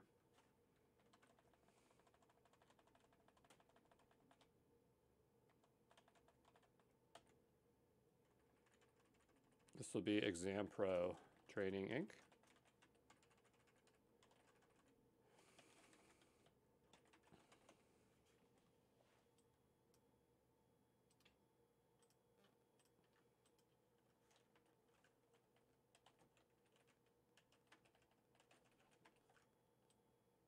And I'm going to go ahead and copy this. I don't want to stop the server because I want to see that it worked without us restarting it. So we'll just cd into GitHub Copilot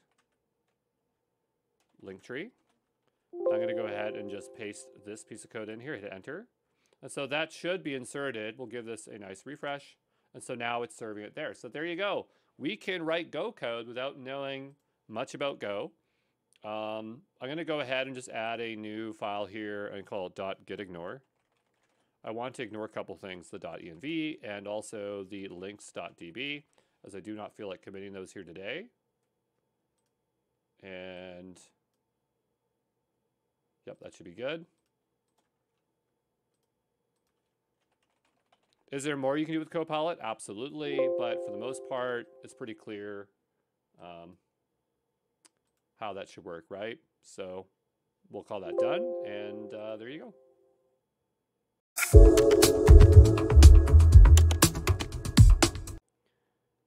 All right, so in this video, I want to take a look at Amazon Q Developer. We built already a simple API using Go in Copilot. Let's go take a look at what that experience is like in Amazon Q Developer. Since we're building things that are very simple, I expect these to perform pretty decently, especially in these smaller code examples. It'd probably be better to like test infrastructure generation, things like that, but you know, it is what it is. So I already have the repo cloned from earlier. So if you did the GitHub Copilot video, then you're at the same place as I am as well. So I cloned the GenAI Essentials repository, and I'm going to make a new folder here. And this is going to be called Amazon Q Developer. And we're going to make a new folder in here called Linktree Clone, because that is what we're going to do. We're going to do something very similar to this one. Now, I wonder if this one's going to be much easier for it to do, because if it's in the same code base, it might pick up the stuff. Right now, I have GitHub Copilot activated, so I'm going to have to go turn that off, okay, because we can't have both in here at the same time. And I'm just going to say disable for now. And so there's more than one. It disables also the chat as well. I'm just going to say, we'll give this a nice refresh here. I think it's disabled. Yeah, we'll reload the window.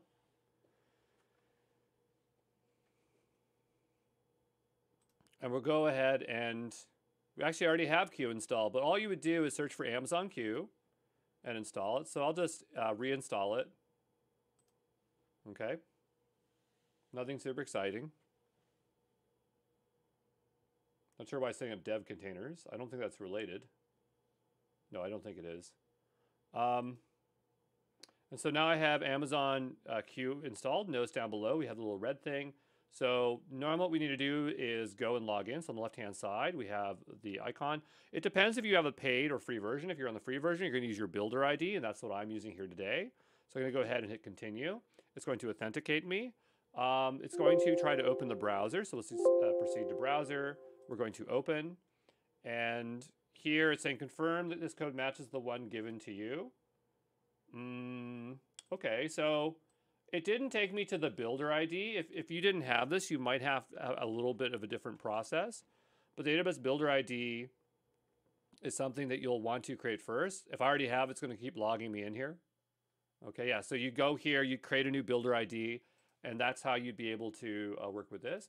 But I want to just go confirm that this is the same number or letter. MSG, yeah, it looks like the same, so let's hit confirm. It's interesting they don't make you copy paste it. That'd be more secure. But it looks like I do need to log into my builder ID, so I thought maybe I was already logged in, but apparently not. So it says create a new builder ID. I already have one, so I'm going to go down below. I need to get into my dash line, so just give me a moment here.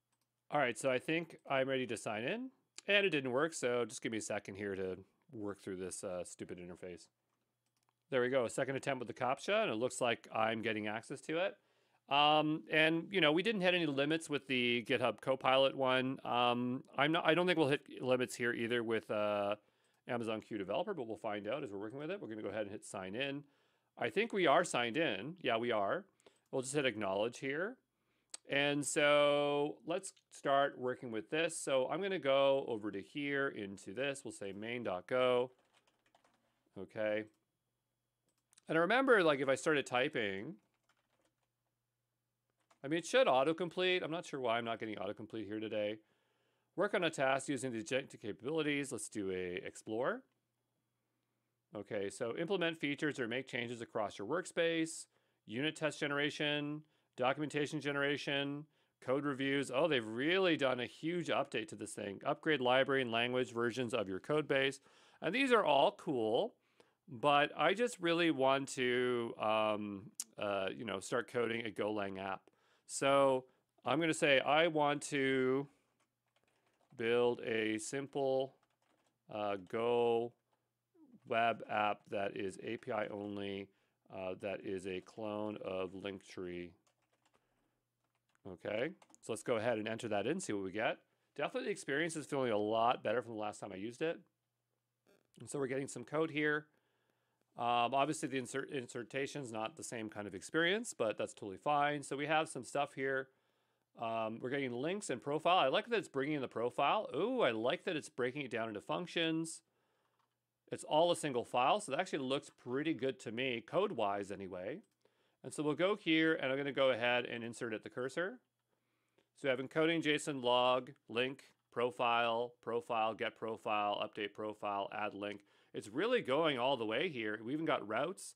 Now, it's not that I wouldn't have taken all this code from GitHub Copilot, but it just gave me so much that I didn't want to prompt and try to figure it out here. Clearly, we are initializing data that already exists.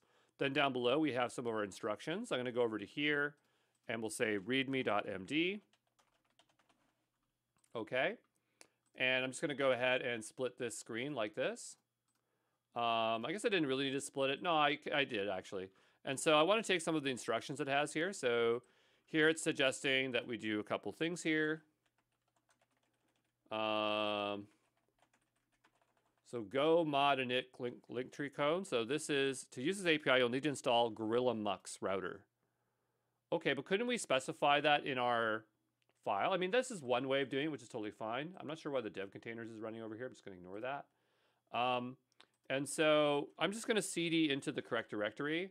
I'm not going to follow the instructions exactly because I kind of feel like it might be leading me a little bit astray. Like, we will follow it, but it'll be a little bit different. So I'm going to cd into the Linktree directory. And I'm not going to do this. Well, I don't know, because if we did that, it might set us up with some good stuff. I don't know. I mean, we don't really have much code in here. Okay, you know what? I'm just going to follow its instructions. I'm going to go here. I'm going to delete this file here. Because maybe it'll give us some default files that we actually do want. And so I'll go back over to here. I ended up deleting the README by accident. But we'll go ahead and we'll cd back a directory. And I'm going to go run this. Okay, and so let's see what it created. Because of what it might have done. Okay, so we are supposed to be in that folder. Okay. But it did create the Go mod file. Okay, so I did not have to delete any of that. So we'll go back here to Linktree clone. And then we're going to go ahead and make our readme.md. And I'm going to go back and make our main.go. I think what we can do is also bring it over here if we just want to have an easier time working with it. I've seen some people do that. What happened to my chat history? No. Where did my chat history go? Are you serious? I move it and I lose my chat history? Please tell me it's still here. Are you kidding me? 1 second. Where does chat history go? Amazon Q developer. This is so stupid. It would be great if Amazon Q retained history of chats, so if I came back another time. Yeah, someone complained about this, but it's like, how about the fact that if I just move it from one side to the other, it vanishes? Okay, do you recall the code you just gave me for the Go app?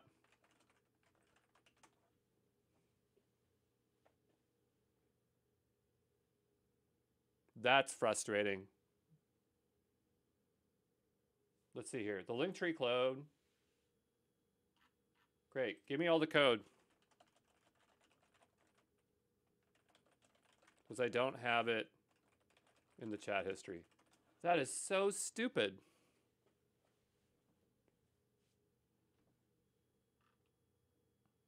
I mean, we can get it back, so it's not that bad, but like just me moving from here to here, that shouldn't happen. At least the code looks good, assuming it's not hallucinating. Okay, did that insert it? Maybe because it's still generating, it was having a bit of a hard time. So I'm going to go here. Okay, so that's inserted. It's going to use Gorilla Mux, which will give it more advanced routing. Now, Gin is a lot smaller, but that's totally fine. I do like the structure of all this. So if this is true, that this looks really good. We do have profile end links. So we actually have create and write here. So that's good as well. We are going to have to cd into that directory again. So we'll go and just say Linktree clone. And we'll initialize the mod so we get that initial file. And that's just going to add it to that. To be honest, it's probably a better way to add it. Now, myself recalling these Go apps, it's very finicky to insert them into the mod file here. And so this is a lot nicer. You can test endpoints using curls. Oh, cool. It gave us curls. So we'll go here and just say like examples of curls. Okay, so we have this.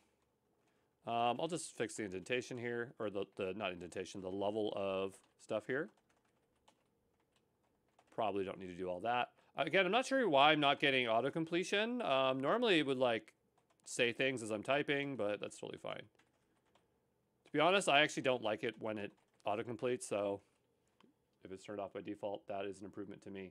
So we have some examples here. Let's go ahead and try to run the main Go app, because we're now starting to get some experience with main Go.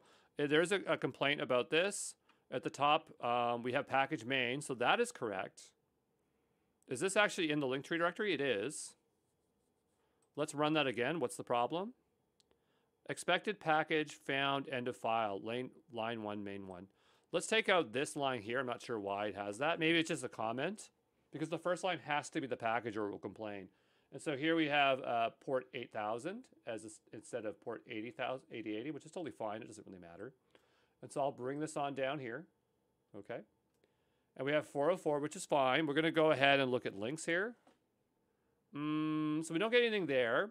But honestly, like, this API should really be accessed via curl. So if we can't access it directly in the browser, that's totally fine. Let's go over to our README example and take a look. And if we curl, I mean, that should be sufficient enough. Now, to be fair, we actually don't have any data. So if nothing was returned, that'd be fine. Here we are passing, we're adding a link. And then here we're updating the profile. We're getting the profile. I guess there's no listing links. That actually kind of makes sense. We'll go ahead and we'll just copy this curl here. We'll need another tab here. I'll stop this one. This is from earlier.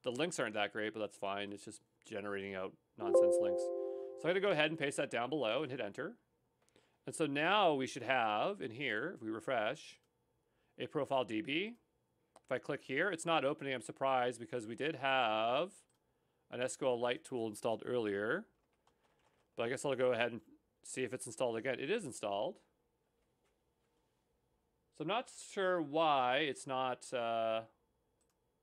taking that there, as we do have a viewer installed. So I'm going to install that one. I'm going to go back to this one. And yeah, now I can see this one. Okay, so we have links and then we have our profile. So that's pretty good so far. I'm going to go back over to here.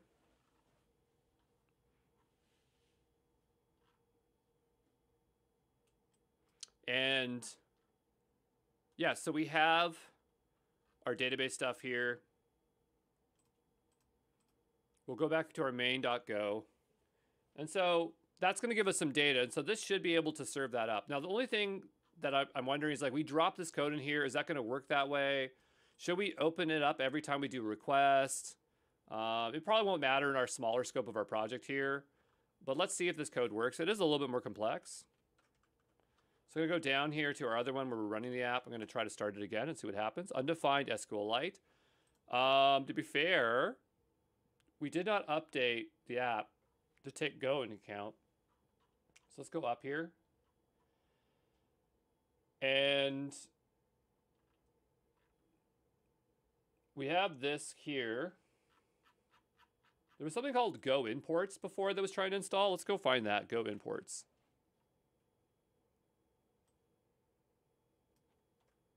Yeah, see, I don't know what it was now. Go import. What's this? No, I don't care about that. I just wanted to find Go imports. Nope, that's just sorting. I guess that's probably a big problem for folks there.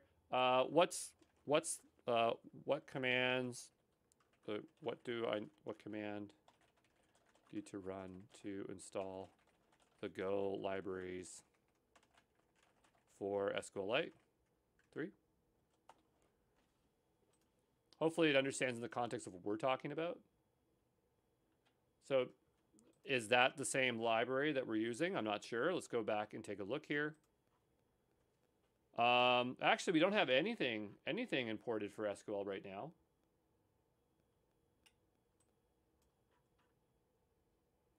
Maybe I needed to take more of the code and I just didn't. Yeah, so this one is using Go Lite and log. We'll hold on here. Database, SQL, and then these two. It's really interesting how they are listed.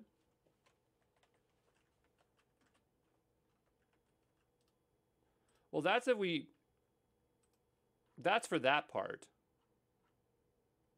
I think it's because we generated it in line and that's why it's confusing.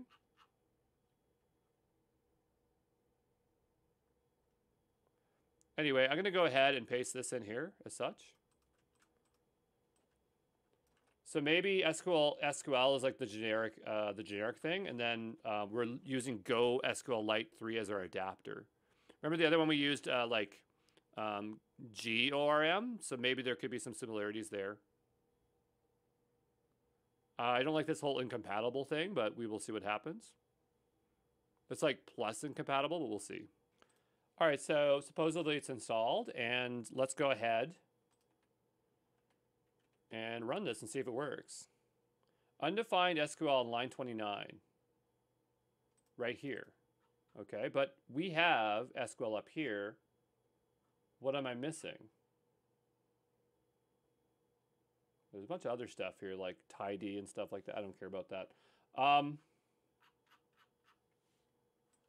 Okay, so I'm gonna go here and just write this, see if it can correct it for us. Clearly there's something missing. Maybe there's like an initialization or something. I'm not sure. You need to import the SQL package. Let's go fix that. Is it not right here? It is, yeah. The key imports you're missing are database SQL. Maybe I didn't save the file. Let's just go ahead there. Because it clearly is there, right? And this is the standard SQL interface. It says it's running. I don't see a failure yet. We'll give it a moment here. I'm kind of expecting to see the stuff that we saw in Gin, but the thing is Gin might have built-in logging, and so this one might not, and so that experience might be a little bit different. I think what we'll do is we'll go run the bash command again. So I'm going to go over to our README here, and I'm going to go ahead and copy this line here, and we'll paste it in. Try this one more time. Okay, I'm just going to try this again. It's giving me a little bit of trouble copying pasting here today. I'm not sure why. We'll hit enter. And we are getting this data back. And this is the data that comes from the profile. So this is working as expected. We could take this further and we could finish it all up by implementing all the other ones. I'm not sure if I really want to do that, as that could be time consuming. We'll give it a try here. Okay, so like we'll go here. Oh, edit with Control I. That's cool. It popped up finally. Control I. Control I. Not working as expected. That's fine. It says Control I here, but whatever. It's not really doing it. We'll say, okay, hook, change this code to work with our SQLite database. Okay, let's see if we can do that. If that just works, that'd be awesome.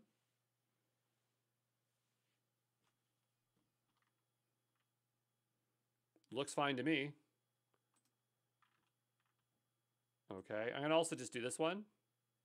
Might as well just go for it, right? Change this code to work with our SQLite database.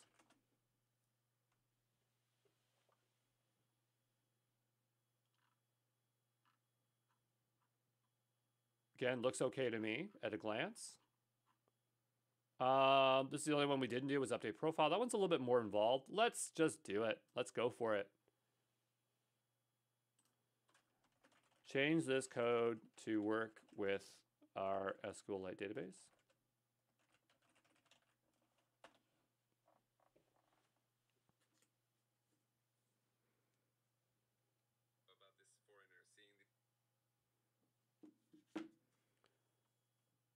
Okay. Oh, and if you're wondering, if you heard my phone there for a second, I had a video where I was watching about Christmas lights, and they were saying there's a person that's from Norway that goes to Japan, and they're saying as a foreigner, I'm so impressed at like how good their Christmas lights are. If you're wondering what that audio was, totally not important. But anyway, now that we've done that, let's go ahead and stop it and start it. And if it just works, that'd be amazing. But generally, if we were working with this, we would check each one as we go. The fact that it can write test code is also sounds very impressive to me, so I'd be curious to see that. It's already started on port 8000. I'm just going to close out the tab here on the side. I know that's going to make us lose our history, but that's just what we're going to have. We're going to go over to here. And so I would like to add a new link. I'm going to go add Exam Pro here. Exam Pro Training Inc. I'm not going to test them all. I'm just going to add the single one here. Okay, and we'll go ahead and copy this. And I'll paste it down below here. Hit enter.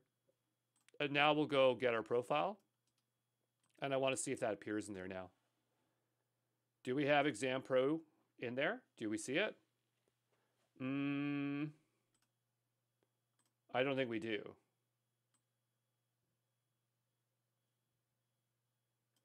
Okay, so let's type in clear again here.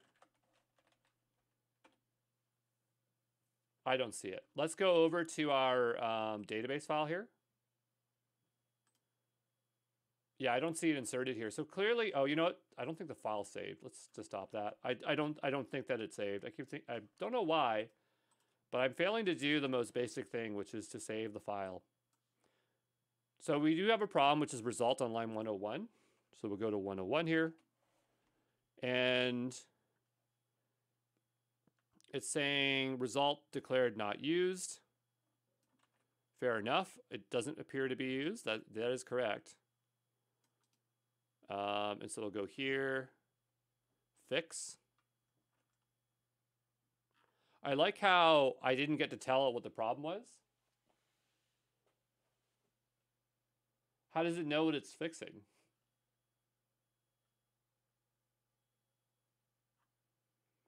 Remove the profile links array since we're now using a database. Added a proper error handling instead of log fatal. Get auto-generate ID from the database. Return just the newly created link instead of all the links. Added a proper HTML status code. I mean, that sounds all good. So I don't know if it's dealing with the results still. If we see result here, yeah, it does use it now. So I'd say I'm surprised the code was not good here, but we'll insert in cursor. So I'm hoping that it just replaced the existing one. No, it did not. It just inserted it below it. Okay, so I think it's the top one's the old one. That's hard to say now. No, I don't think it is. So let's go ahead here. That looks like the old one. So let's go ahead and insert in cursor. Oh, maybe that, okay, maybe that was, all right. I thought it was that. Let's go ahead and hit up. We might have to fix our other ones as well because they might also be prone to the same issue. It almost seems like you'd have to run it and then tell it to fix each code. It's running, so clearly there's no problem. So I'm going to go ahead here first. I'm just going to run our curl with our profile. And then I'm going to hit up until I get back to this one here, hit enter. And now I'm just going to go manually check the database. I mean, I don't see it inserted, but this might not be refreshed. There it is. Okay, so it is being inserted. Excellent. So I'm going to go back up to here and hit enter. And so now it's inserting it. Now, could we correct the other code? Probably. Do I care to correct it? No. But is the experience better than GitHub Copilot? At least in this comparison, the code produced by Amazon Developer Queue is much, much better. The only thing is that the UX experience the developer experience is not as nice. Obviously, the fact that I dragged this over here and lost my chat history was annoying, but we were able to work around it. And so, yeah, I would say I'm surprised at that results here. But, you know, these things vary in terms of their quality, so we can't just always expect things to work that great. I'm going to go ahead here. I'm just going to make a new file called .gitignore. And we're just going to add the profile.db here. Okay. And I'm going to go ahead and refresh this. There we go. We'll say Amazon Q Developer. And surprisingly, Amazon Q Developer was okay at coding. Okay. But anyway, I will see you in the next one. All right. Ciao.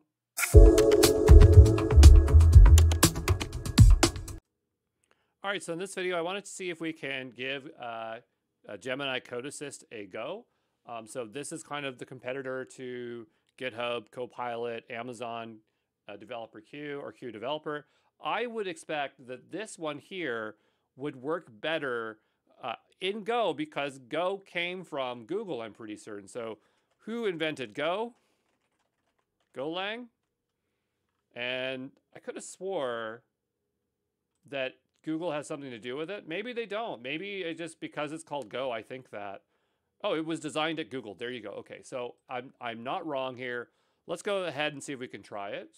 So Gemini Code Assistant Enterprise is available for $90 a month per user for $12 commitment. This discount describes how you can use Gemini Code Assistant in Google Cloud to help do the followings in VS Code and things like that. Okay, great. So how can I start working with it? Before testing code Gemini Assist capabilities in your code, you must make sure, etc., etc. I don't care about that. Let's make our way over to VS Code and see what we can do. It'd be really annoying if I have to pay for it, but I wouldn't be surprised with Google. To be honest, this is the wrong repository. We have been working locally this entire time. And so we did GitHub Copilot and Amazon Q Developer. Let's make our way over here to here. We'll type in Code Assist. Is that what it's called? Google Cloud Code. And then we have Gemini Code Assist. So this is Gemini Code Assist plus Google Cloud Code for Visual Studio Code. Bring the power of Google Cloud and Gemini to help build your apps faster. Now, that sounds good. I just want to write code right now. I don't want to deploy anything. So I really just want this. So the question is like, will I have to pay for this or does it have a free tier? And that's what I want to find out. So we'll go ahead and we'll install that. All right, so I have it installed. Now the question is, how do I use it? Now over here on the left-hand side, I can see Gemini Code Assist. I probably should disable Amazon Q before I proceed here so we don't have conflicts. So I'm going to go here and just search for Amazon Q. Okay, and I'm just going to disable for now. We'll reload the window so there's no confusion. And the question will be, will I be able to use Gemini for free, or will I be hit with, you got to pay for it? So log into Google Cloud. Sure, we'll go ahead and do that. Google Cloud's normally really easy for us to get into, so this should be not too much of a problem. Okay, so now I'm authorized. That sounds great. I'm going to make my way back over to VS Code here. Nope, wrong repo. This one here. And now it's talking about making a project. I don't want to connect it to a project. I simply want to code on a project, but that's totally fine. You agree to allow Google to enable the APIs required. Yeah, sure. So select a project, and I actually have one called GenAI Essentials. I can't remember what we did in there, but we set it up earlier. And I'm just saying enable API. Of course, if you don't have one, you'd have to then go do something here. On and after January 27th, Access Gemini Code Assistant will require an active subscription with an assigned license. So I'm not sure if that's a trial based on the time period that I'm in right now, or if that's just going to be when they start doing it. So if this is the future and you can't do that, well, sorry, just watch the video and get an idea of what this thing can do. So now we have it open. Let's see what we can start doing. So I'm going to make a new folder here. It's going to be Gemini Code Assist, Gemini Code Assist. And I'm going to make a new folder here called Linktree Clone. And I'm going to make a new file here called main.go. And we're getting pretty good at here. Now already the experience is better, right? It's already showing me Control I, which I like. So if I go ahead and hit Control I, that's not working. If I try Alt I, Windows I, none of them work. None of them work. So it could be that there's something just wrong with my hotkeys here, but for whatever reason, I can't seem to do hotkeys. That's totally fine because I'm going to drag, not Gitpod, but we're going to drag in GitHub or Gemini Code Assist over here. It says open a file, get code suggestions as you type, and hit tab. So I just want to start here. So I'm like, I want to build a simple Go web app that is API driven, that is a clone of Linktree. Let's see how it can do. And so we'll give it a moment here to generate. Okay, not the fastest, but let's just see how good the code is.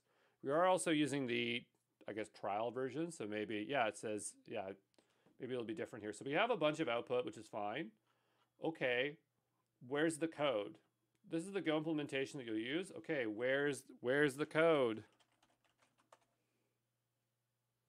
Give me code, please.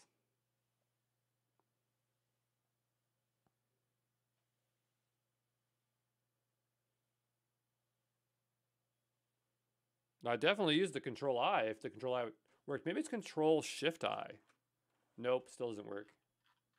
So we're not getting any code. Okay, so far that's not good.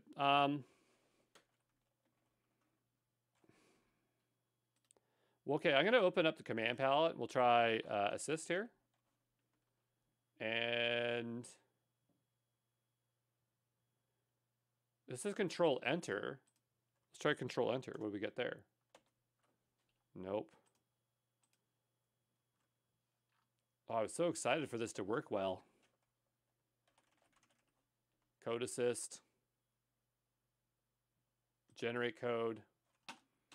Okay, so I'm not sure why. Control I, Control I, Control I, Control I. It just doesn't work. So let's go to our settings here, I suppose. Maybe something's overriding it. Hotkeys.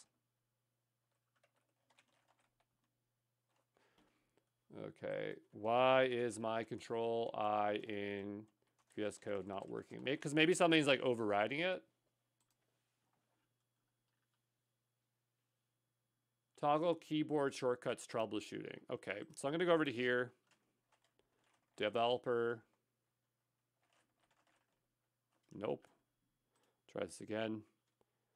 Developer. toggle shortcuts troubleshooting. Okay, what did that do? Nothing?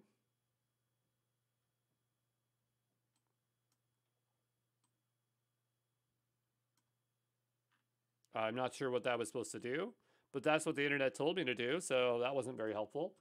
So it's kind of hard because, like, if I can't do the control I, how am I going to do this? All right, so what I'm going to do, I guess, oh, here it is. Ignoring single modifier control due to being pressed with other keys. Oh, it is actually outputting stuff below. Okay. Extension Vim control I. Okay, so maybe it's Vim that's overriding it. Let me go ahead and just disable Vim. And we'll go ahead here and just say disable. And I'm going to refresh or reload the work window.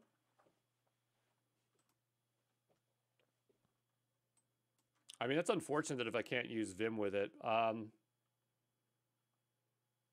don't want to do an update just now. We're giving this a moment for Gemini Assist to reappear here.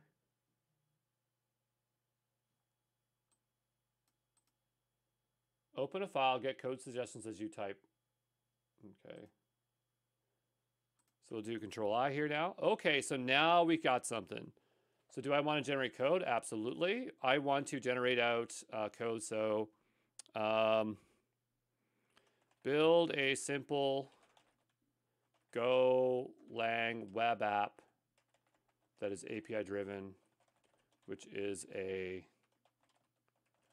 link tree clone. Okay, let's see if we can do that. The code was fast. We have HTTP, so it's deciding to do everything plain Jane. And I mean, we did say simple, so technically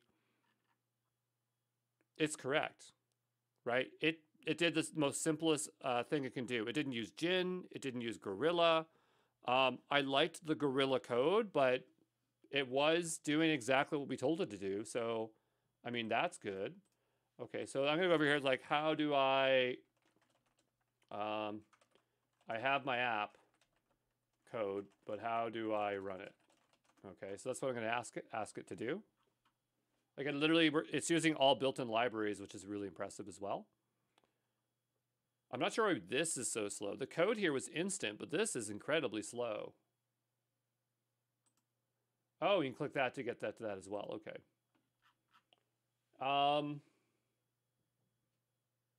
Okay, so it's talking about running in a Docker container. I suppose that's a way that we could do it. And I guess if this thing is focused with gcloud, then that kind of makes sense. So here it says for local development, is go build and then running it that way. So I would say the output's not good. I like that it's bringing in Google Cloud stuff. But I didn't ask for that in particular. So though I was pretty vague in terms of how I was describing stuff. So I'm going to go over to here to terminal. And we'll just cd into the Gemini one here.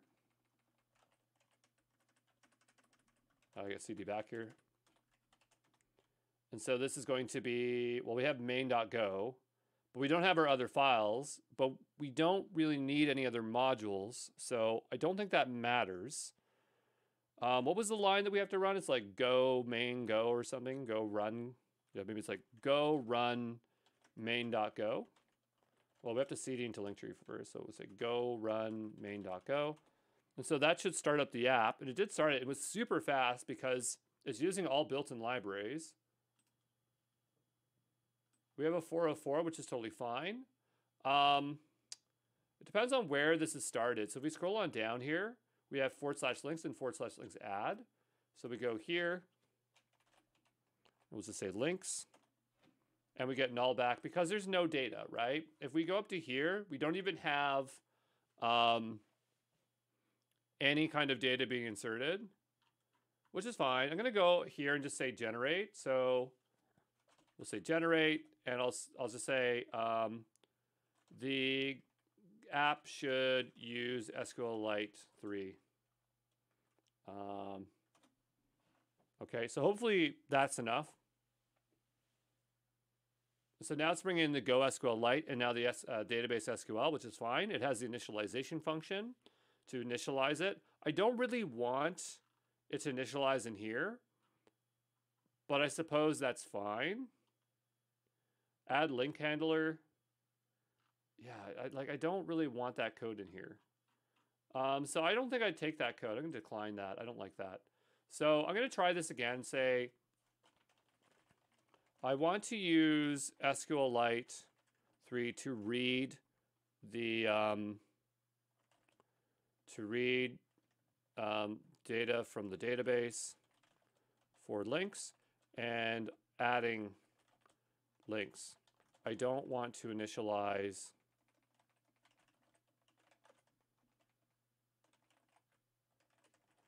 the database in this file.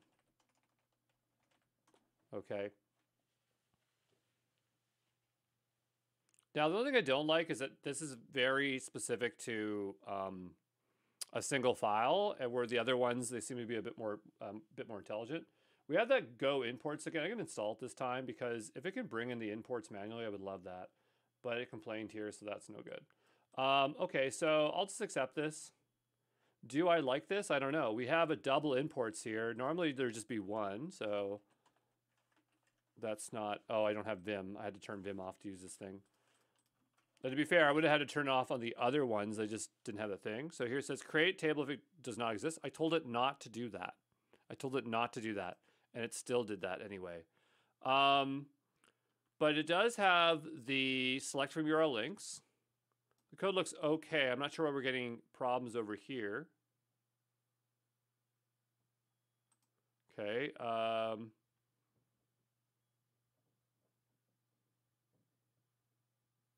I guess it's sourced it from here. So it's saying I grabbed this code from here and just understand that this is where I grabbed it from. Okay, that's fair.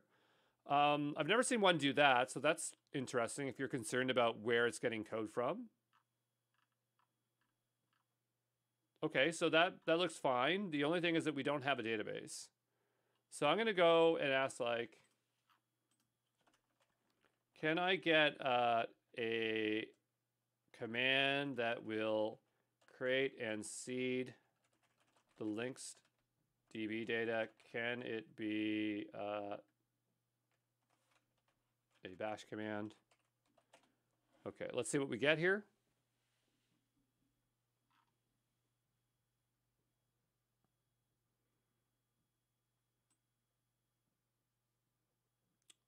No, that's not what I asked. I need some seed data.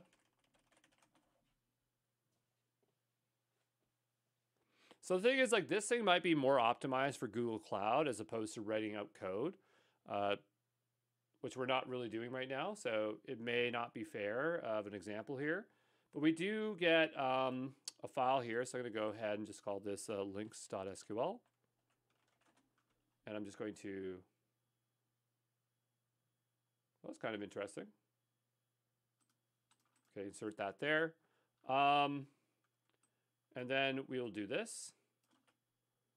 So I'll just bring terminal up here for a second. I'll go to my other tab. Oh, I'm running both. This is Linktree. This is Amazon Developer Queue. So I'm just going to cd into the correct directory here. Gemini Code Assist. And we'll paste it in here. I didn't call it seed data. I called it links. So we'll just change that out like this. Hit enter. No such file or directory. Are you sure? Oh, you know we're not in the right directory. That's why. No such file or table called links. I was hoping that it would create the table as it would do that. It didn't. It would create the table if we ran the app first. So I'm going to go stop it and then run the app. And that way it'll just create the thing that we need. It doesn't have the GoSQLite anything here. So I'm going to go ahead and just paste this in here. And what I wanted to do is to give me that line to install it. As we have done that prior in another video, this is the line I wanted. This is correct. I like how it has terminal here, and I hit run and it ran it in place or pasted it in place. That's nice because sometimes you copy paste and it's annoying, especially on Windows. So it should install it and set up the main.so or whatever it's called. Is that what it's called, the other one? Main dot or go.mod. It's really hanging here. I'm not sure why.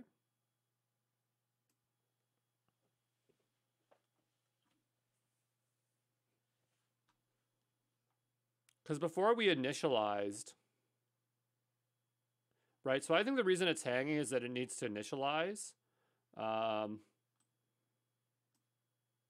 here. So I'm just wondering what that, I don't have a go.mod file. How do I initialize one? Okay, so I'm going to stop this. This isn't doing anything. Like this line's fine, but if you don't have the mod.go file, it's not going to work. Here it is. Go mod initialize. Now we'll hit up. And notice it worked instantly, right? So it was definitely missing that. Let's go back and try to build now. Is it running over here? No. So we'll go here and run this here. Unexpected type name line 69. We'll go over to line 69. We'll take a look and see what the problem is. We can already see that there's a highlighting issue right here. And it looks like some code is missing. It looks like we have double code. Okay, so I don't think I did that. Do we have add link? Yeah, we have add link handler twice. So this looks like the old code here. I'm going to go down to here and just do this. And that's kind of like my fixed. Links, link.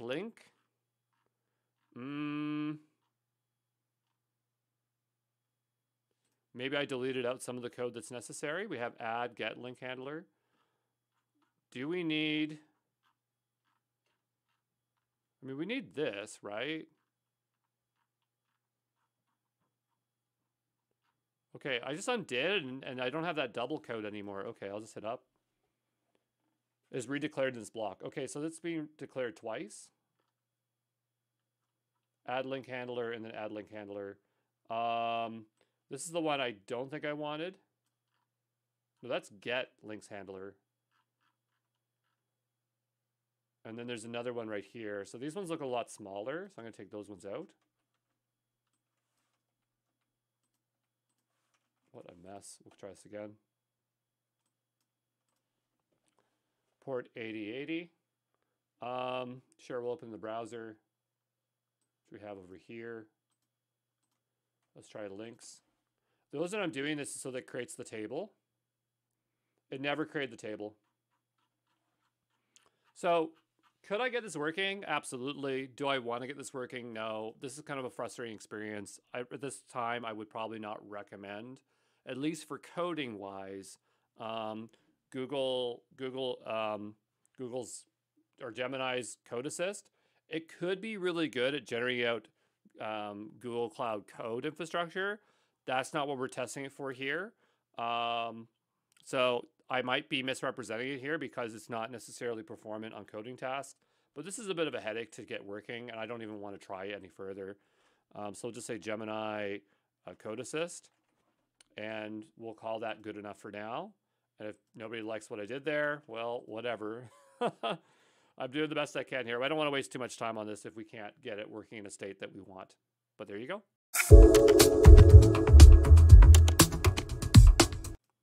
Hey, this is Andrew Brown. We are going to be taking a look at Codium's Windsurf editor. Now, Codium is an extension that works just like GitHub Copilot or Amazon Developer Queue, but apparently they now have a full-blown editor.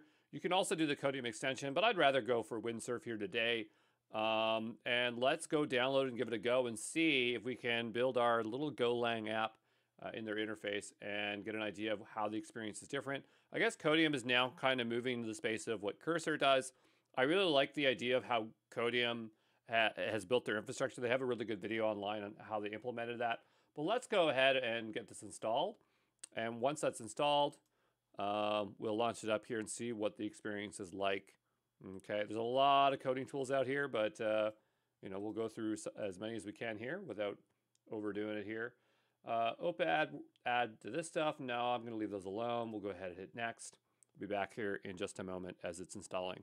And yeah, it's just installing here, so we'll wait a little bit. There we go. Looks like Windsurf is installed. We'll go ahead and hit enter here. I've never used the Windsurf interface. I have used Codium in the past, and I have liked Codium's code generation, but it's been, I don't know, at least 6-7 months since I used it last. I'm just allowing access to windsurf here on another screen. I'm not sure why it popped on another screen, as that's not my main screen. And I can't even move it. This is so stupid. I have to hit get started. I can't. What? Come on, let me move it. Okay. How am I going to show this off if it's on the wrong screen? 1 second here. I'm just going to change my screen here a little bit so you can at least see what's going on here, as this is really dumb. This is now over here. You can see the spreadsheet of what I used to get stuff started here. So I click getting started and it says import from VS Code, import from cursor. We'll start from scratch. Actually, Vim is my default key binding, so I would like that. Dark seems nice. Let's go for Tokyo Night, just because it has a bit of a Japanese theme. We need to log in. I mean, I should have a Codium account already. So now it's redirecting to the other screen. It looks like I might already be logged into Codium from a long time ago. It says, hi, Andrew, let's surf. And now I can move it. I don't know why they did it that way. I'm going to move back to our original screen, which is this one here. There we go. And I'll move that back over to here. And I mean, it looks kind of like cursor. That's for certain. But let's go ahead and open a folder. So I want to open up that sites directory. So I'm just looking for it off screen here. And I'm looking for that folder here. What did we call that folder? GenAI Essentials. There it is. And so we'll select that folder. That's going to open up here. I'm going to trust. I'm not a really big fan of these like all-in-one interfaces like cursor. I mean, windsurf, I don't know. We'll find out here. But I don't know. It just feels like you're too much into this ecosystem. But maybe the experience is really nice. With Cascade, right with Cascade, kick off a new project or make changes across your entire code base. Ooh, that sounds fun. I'm going to go ahead and make a new folder here. We're going to call this windsurf. We are using Codium, but we're going to call this windsurf. And I'm going to make a new folder in here, and this is going to be called Linktree Clone. Okay. Is that a file or a folder? I can't tell. I'll make a new file here called main.go. Okay, but this is something we've been doing constantly here. We'll install the Go extension down below. I do like the interface that it's very compact. And we have Cascade up here. I'm not sure why it's called Cascade, but that's totally fine. I want to go over into here, and I'm going to just say, it must be the name of their chat, I suppose. And so I'm going to just say, I want to build a simple web app that is API-driven, RID-driven, written in Golang. I wonder if we could bump up the font here. This is a little bit small. Written in Golang. I notice there's like a write and a chat mode. When write mode is turned on, Cascade will be able to make changes to your code. But we imported an entire folder, so I wonder if it's going to get confused about this. The other thing I noticed is that we can change the models. There is the Cascade base model. So Cascade base does not use premium user prompt or premium flow. So I could have sworn that this is what I thought Codium, it was like engineered for that. But anyway, we'll see here. I want to build a simple web app that is API driven, written in Golang to clone a Linktree app. So I guess it's just using Claude underneath, but I really thought here that Codium. So now I'm confused. We have the AI that's in your ID of choice, Forge, in browser, grounded chat. Okay. Okay, then what's Cascade? So now I'm confused. Let's take a look at the pricing. Well, it's free forever on this. Cascade credits. I don't know. Now I really don't know. But that's okay. Let's go back over to here and see what we have. It looks like it's working in this folder, which is good. I'll help you create a Linktree clone using Go, API backend, simple frontend. Let's break down the code of these steps. I see you have a main.go file, a Go backend with REST API endpoints, a simple frontend. I like that it's going to produce a frontend. That's kind of cool. This is so far pretty cool. Suggest a terminal command. Not necessarily, because we want to use I don't want to run that command.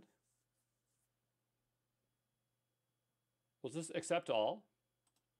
But let's take a look at what we've generated out. So we have Gorilla, which we've learned. This is obviously for cores because they built the front end for us, which I'm really surprised. We have our structure, which comes from, I think it's part of Gorilla, whatever their ORM kind of solution is here. We have some filler data, which is fine. We have get profile, update profile, add link. We have some links in here, and those look pretty good. We have cores option, which is really, really good. I really like this code. This is really, really good. Let's go look at the static file. I'm curious what we have here. Very simple application. We have plain JavaScript. Wow, they're just like hidden home runs here. Now, you might say, well, Andrew, wouldn't you prefer React and whatever? I guess so, but the fact is that I kind of like this because when I started a project, I like to use the simplest type of JavaScript and HTML and keep everything minimal.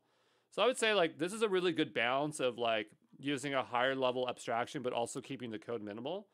But of course, this is just Claude Sonnet, right? So we're getting like really excited here for Claude Sonnet, but I can't really determine where Windsurf starts and where Windsurf ends, because that's not that clear to me. So maybe that's something we should read a little bit about before we proceed here, because I just don't understand like what is it that Windsurf is like doing that's so special here compared to whatever. So we have Cascade collaborative agentic chat experience. Oh, so these are probably its features. Okay, let's go ahead here and take a look. So I guess Cascade just must mean its actual flow of how it actually works. So only available in Windsurf Editor. Agentic capabilities unlock a new level of collaboration between AI and human. What can it do? Full contextual awareness. Okay. Suggest and run commands. Pick up where you last left off. Multi-file editing. The experience is really nice. So I guess it's like an enhanced chat is what they're trying to say there on the right-hand side. Updates the schema, typo sanitation, rename variables, automatically bind handlers. Okay, I mean, pretty standard stuff here. Codium autocomplete. I guess the only challenge here with like, since I don't know Golang that well, like writing it day in and day out, it's like I never know really what to write, and I'm so very much reliant on it doing the stuff here. But let's go back over to, let's just toggle Cascade with Control L. Does that work? It does. No conflicts with my Vim commands. And we're still in the main Go. So I would just say the one thing here is that I want to use SQLite 3 as the database. And let's see if it can do that.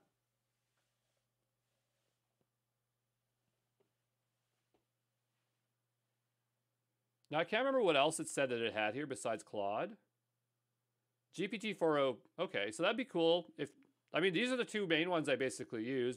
Yeah, that's the basically two ones. So the fact is, like, if you are, instead of paying for GPT-4o and Claude Sonnet, you pay for this, then it seems like you get the basis of everything. And it's really good at putting things where they should go. This is super, super nice.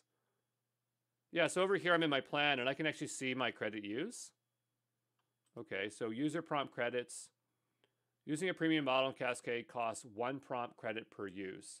And so I have 50 more. If I go to pricing, I'm just trying to understand. Then we'd have like 500 premium models, user prompt credits, 1,500 premium models. I mean, that's fine, but like the thing is that if I was using like if I was paying $20 a month for ChatGPT, I'll never run out of a GPT-4o. I don't think I would. Maybe I would. I don't know. But just the fact that it's putting everything in the correct place in such an easy way is really nice. So taking a look here, nothing's changed here. So I'm not sure why it did that. That's been replaced. That's good. We have that. It's actually using Linktree, which is a much better name. Here it's creating the table. It's not necessarily what I'd want it to do, but that's fine. It's definitely way easier than working within Claude. So I would say I don't want the Go mod tidy because, again, I'm going to run this in WSL, right? So I'm going to open this up. Maybe it doesn't know that I'm using WSL. And so I'm going to go over to Ubuntu here. Okay, does it not have that extension installed? Sure, we'll install it, even if I'm pretty sure it already has that. That's fine. So now what I'd like to do is cd into Windsurf, Linktree clone. Okay, and so we have code here.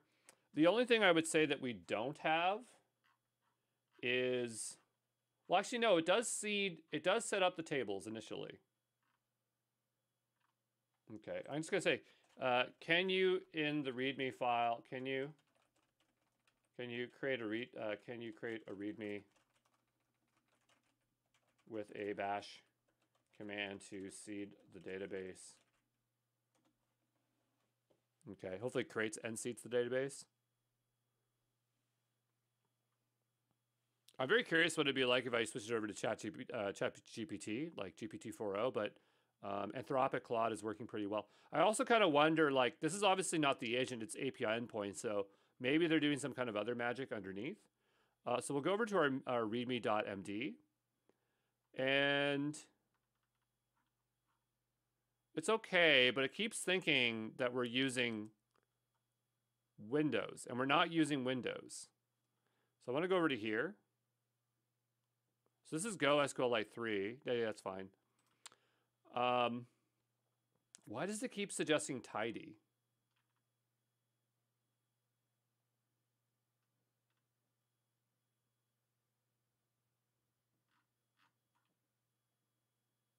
I think, again, tidy is specifically for, I think tidy is for Windows. Golang tidy. And there's just a bit of confusion there.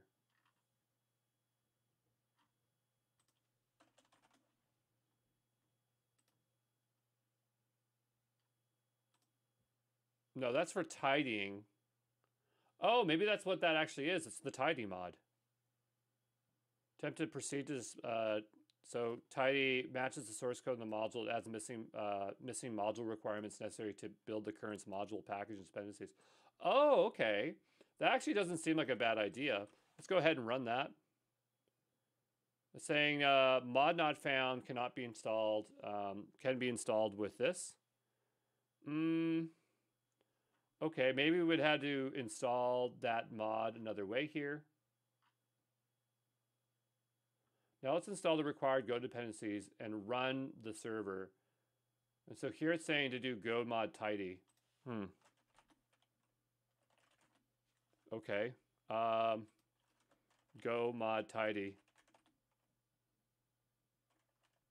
Go mod tidy. Go mod tidy. I don't know. I, for some reason, thought it had to do something with SQLite 3. I must have been misreading something earlier. But anyway, I guess that got everything we wanted installed. The other thing that we need to run in our README here is this here.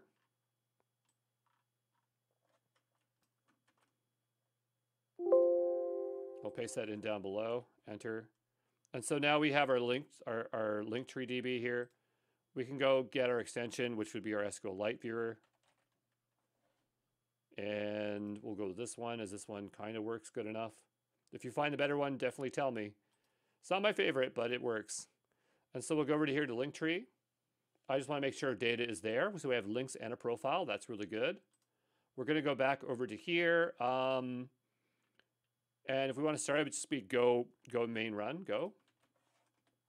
Now that's going to start the back end, but we also have a front end, which I wasn't expecting to have. But we can test it here in just a moment. I want to go ahead here and just open another Ubuntu window. And I want to see if we can get the profile information. I also kind of wonder if it's pulling, it's taken any kind of context of our existing code. I don't think it has. But here it's saying on port 8080. This is running on, oh, it's still starting. So we'll give it a moment here to get ready, okay? All right, so that built. Let's go ahead and, oh, module requires Go 1.16. Oh, well, what version of Go did it set it as? This says 121. 121. Okay, so what we'll do, we'll just change the Go version. Let's see if we can do that. Can we just do that? Can we just change the Go version like that? Go mod tidy. Go run mod.go. Or main.go. Main.go. Can we do that?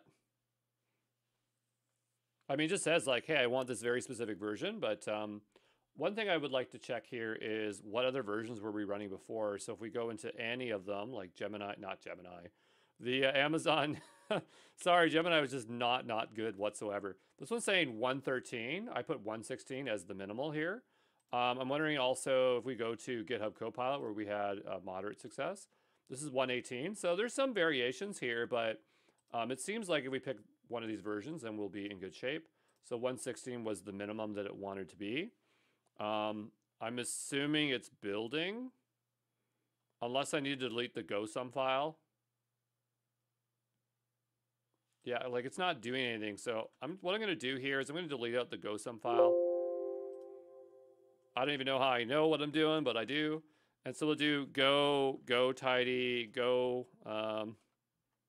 was it go mod tidy? There we go. And so now we have a new sum file, and we'll go ahead and run go main.go and see if we get some success here.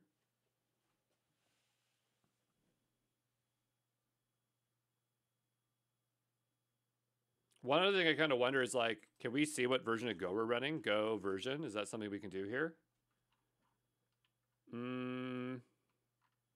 Probably not. It probably doesn't work the way I think it does.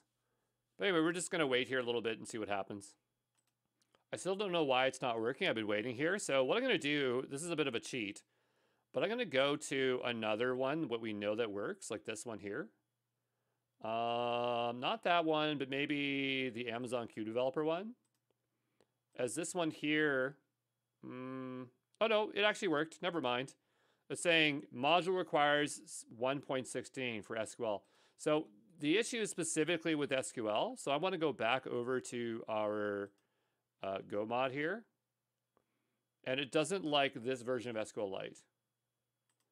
I suppose we could just ask it to fix it. I just don't want to waste our completions, but I guess we have tons of them. So I'll just go ahead and do that.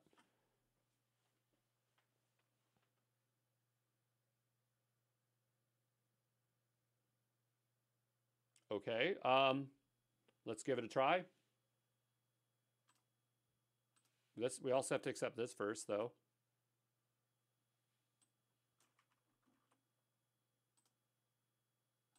Where did it insert it?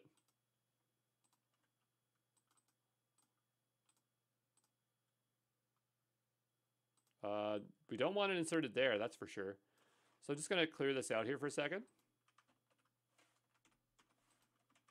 I think it didn't understand what I wanted when I said insert, but that's fine. Go mod tidy. Go mod, go run main.go. We'll give it a moment here. I mean, it seems like this one's actually working, so we'll just wait a bit. All right, so, oh, it says there's already port in use. So maybe I have one running from before that I need to stop. Let me go ahead here. There we go. And we'll go back here and we'll try to start this again. There we go. Now it's serving on port 8080. It doesn't give me a little pop-up. That's okay. We can make our way over to our own browser over here. And we'll just say localhost 8080. Oh yeah, we have an interface. What?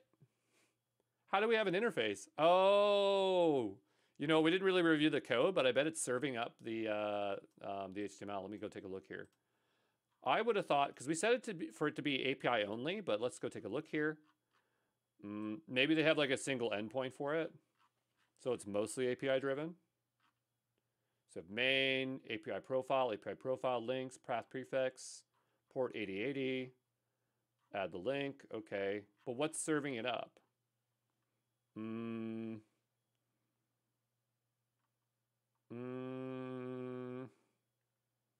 maybe it just knows to serve it because it's using Gorilla Mux. Yeah, because we didn't specify it. It just must know to do it. Oh, here it is. So serve static files at this location. Okay, so they added it here and that's how it knows. And so that's how we have it. That's really, really cool. Now here's a question. Could I actually update any of this stuff? Now we don't have that in our interface here. But if we were to go take a look here, we have API links and we have add link. So let's go over to our README and see if we have any examples. Okay. Add a link. So this would be for Twitter. We don't have Twitter up above here. So hopefully that just works. So I'm going to go over to our other tab here. We'll go down below. I'll just paste it in. Hit enter. And we'll go back over to here. Give us a refresh. And we now have Twitter. So that's pretty sweet. It just works. Okay. So that's awesome. Yeah, I guess that's basically Windsurf. I just don't feel like we use it to its full potential. Just want to take a look here. Just because it did such a good job working with Cascade in such few lines that I felt like we didn't really get to fully experience it. But if we right click here, I'm just curious, like, does it have any of the other commands? We have chat with Cascade. We have Go generate unit tests for function, but that's specifically with Go. This is not necessarily with that. So I don't know. I don't feel like I fully used Windsurf, but this experience was really, really good. Yeah. So maybe if we were coding something like Ruby or Python as we were writing the code and we were having more direct control over it, we'd have a better thing. But yeah, this experience, at least in this limited experience, was pretty good for me. And so we'll go ahead and commit this. Yeah, I think that's my favorite so far has been Windsurf, but we'll see. Maybe Cursor is going to change my mind here. It doesn't have access to that. That's totally fine. I'm just going to go cheat and go over to here because these are shared repos. And I'll just add it over, whoops, not here. But I will go to this one here because it's the same source code, right? And it should show up here. Oh, it's right there. Okay, it'll just sync the changes from over here. And I will see you in the next one, okay? Ciao.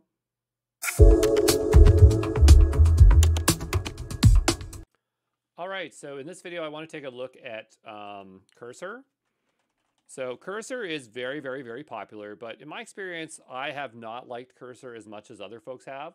But, you know, we'll give it another try, and maybe it is better from my last experience. What I found was that when I was typing, it would get in the way. However, since we're working with Golang, I don't feel like we're using the inline code feature as much, so I might have made a mistake coding in Golang as opposed to something like Ruby or Python. But I'm going to just keep sticking with Golang here, and we'll best evaluate this tool and see what it can produce. Cursor plugs into other LLMs. So if we're using Sonnet, then I would expect that it would have very similar results to Codium.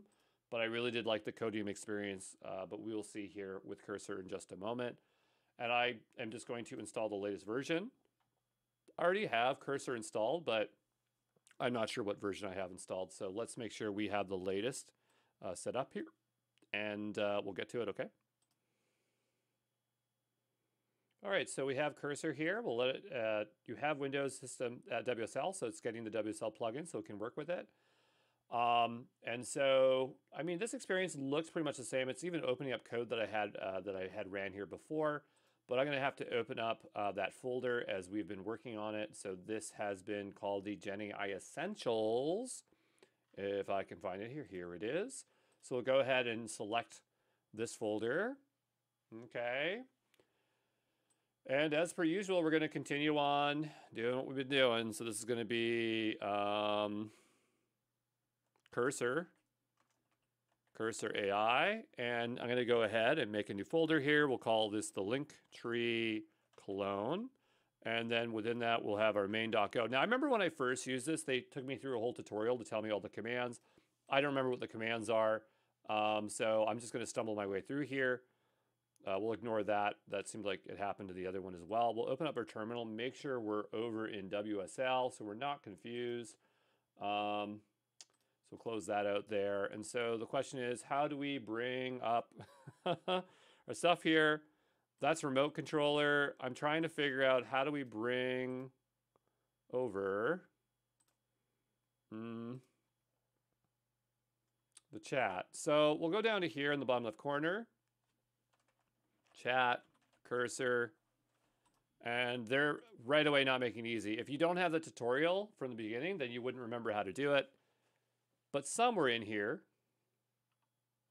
you would think they would tell you the options. So now we're going to have to look it up. So I'm going to go here and just look up cursor hotkeys. Or maybe just go to the docs really quickly. General accounts, usage. Okay, what are the hotkeys? Command K is one of them. I want chat though. Overview. Cursor chat lets you ask questions and solve problems. Control L. Okay, so we have Control K and Control L. So we'll do Control L. I'm not sure why it's Control L, but that's fine. And notice that we can change to whatever we want. So if we wanted to use Claude Sonnet, we can. Right now we're set to a cursor small. To be fair, if we really wanted to compare this, we should have used this against whatever the model that Codium used. But if we wanted something similar, I would imagine we would just choose Claude Sonnet here. So I'll just write here, I want to build, but you can already see like way more options, right? Tons and tons of options. I just don't like how the font is so darn small. They just assume everyone's eyes are stupidly, yes, when I was 19, I wanted everything small like that, but folks, have some decent sizes by default. Okay, so I want to build a simple Golang web app that is API driven, which is a clone of Linktree.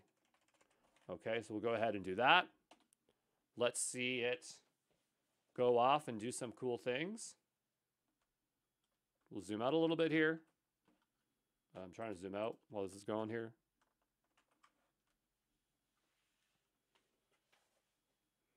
I'm not sure what Composer is. What's the difference?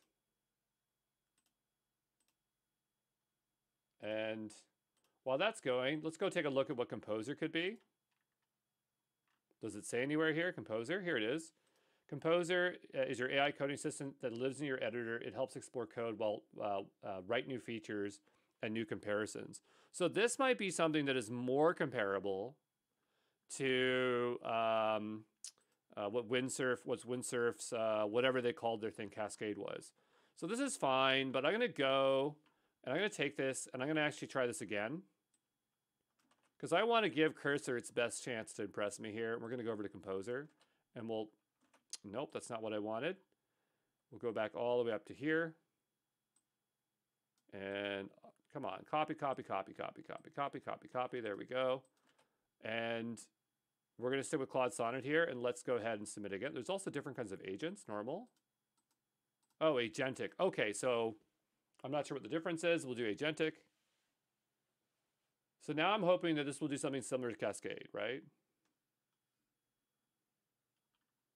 Oh, okay, so it's really going through the agentic process. All right, that makes sense. Kind of like having V0 in place. Okay, so we have one file here. It's still going, so let's let it keep going here.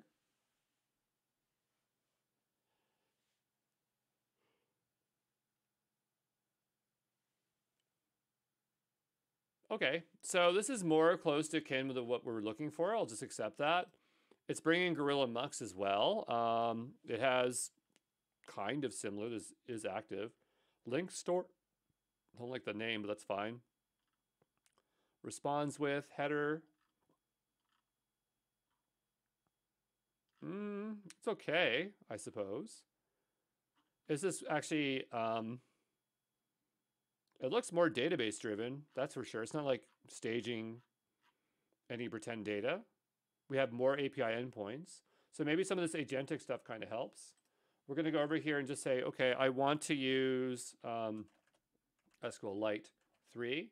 Also, can you, as the database, also can you create a README file which has a bash command to seed the database?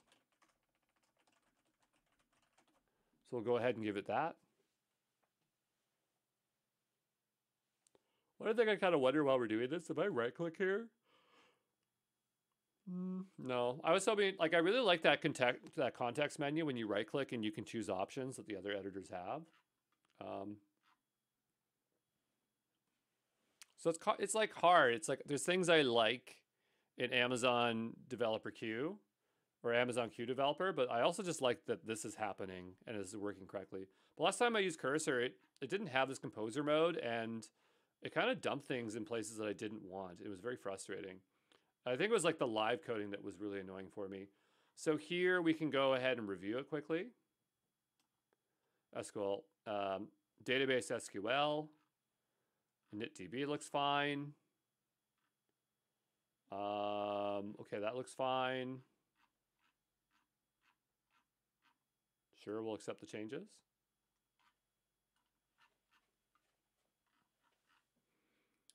And I guess I'll accept the README as well. I'm not sure. That seems okay. And so we do have some steps that we do need to perform because it didn't create our that one file there that we should have. It's the go, and what is it? It's go init. I can't remember what it is. It's called, how do I initialize my go.mod file? I can't remember what it is. Like go init, go mod init or something. It just created it for me, so that's good as well. So I guess I'll accept that. It also took in some versions. Probably would have been better to run them because we get a much newer version here. But that looks fine. Let's go ahead and type in go. Oops. Go run main.go. Oh, we're not in the correct directory. So I'm going to go into cursor in the link tree, and we'll say go run main.go. So we'll see if that starts up.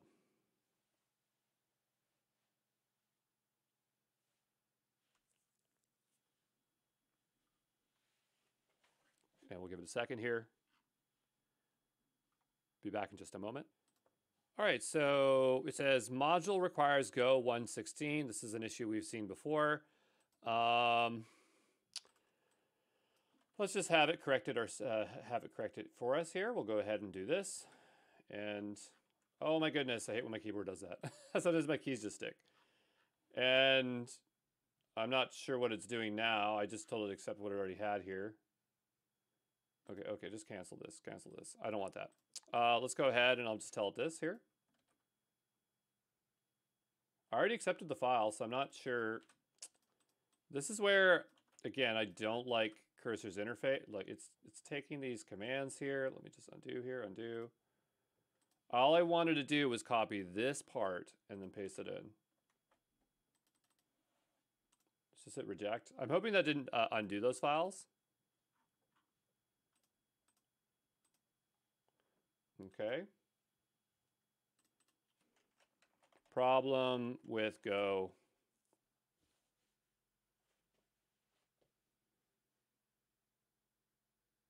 Okay, so we'll go ahead and accept that.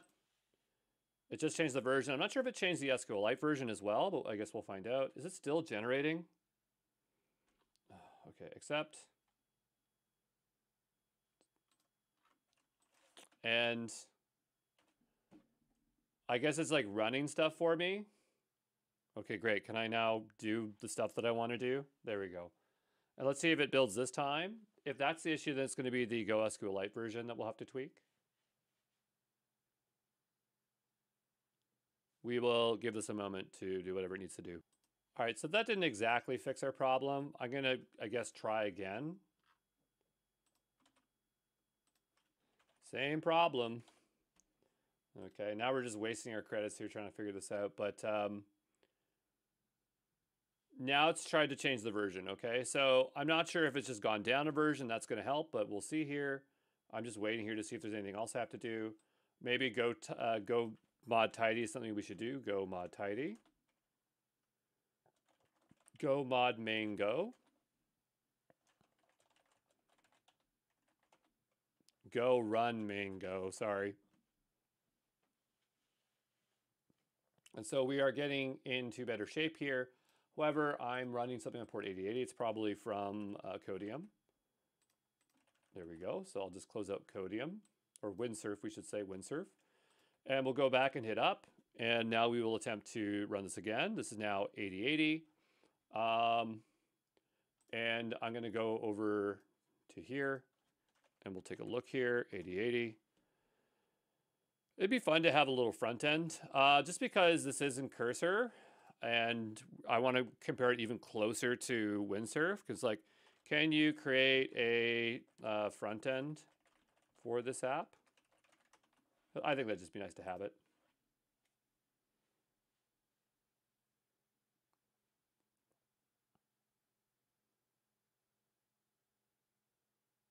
Okay, so it looks like it's doing something similar. I just don't know why Codium was able to do it in one go, and this one, I have to ask it. But maybe if I did these things a few more times, we would find out for certain. I'm going to go accept that stuff, assuming it was done. Oh, I guess it wasn't done. It's interesting that I can accept it even though it's not done. But I guess we'll wait a little bit here.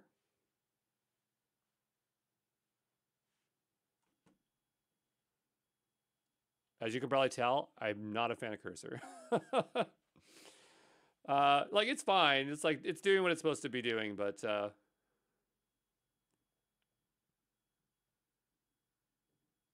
oh my goodness, this just goes and goes. What? How much stuff are you making here? Oh, it's making a mid panel. Okay, I should not complain. Maybe we'll get something cool here.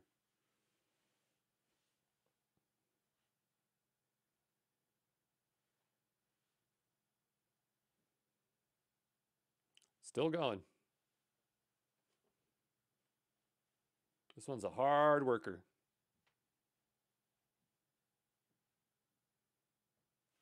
I'm going to pause until it's done. All right, so I think it's done. We're going to just accept the changes.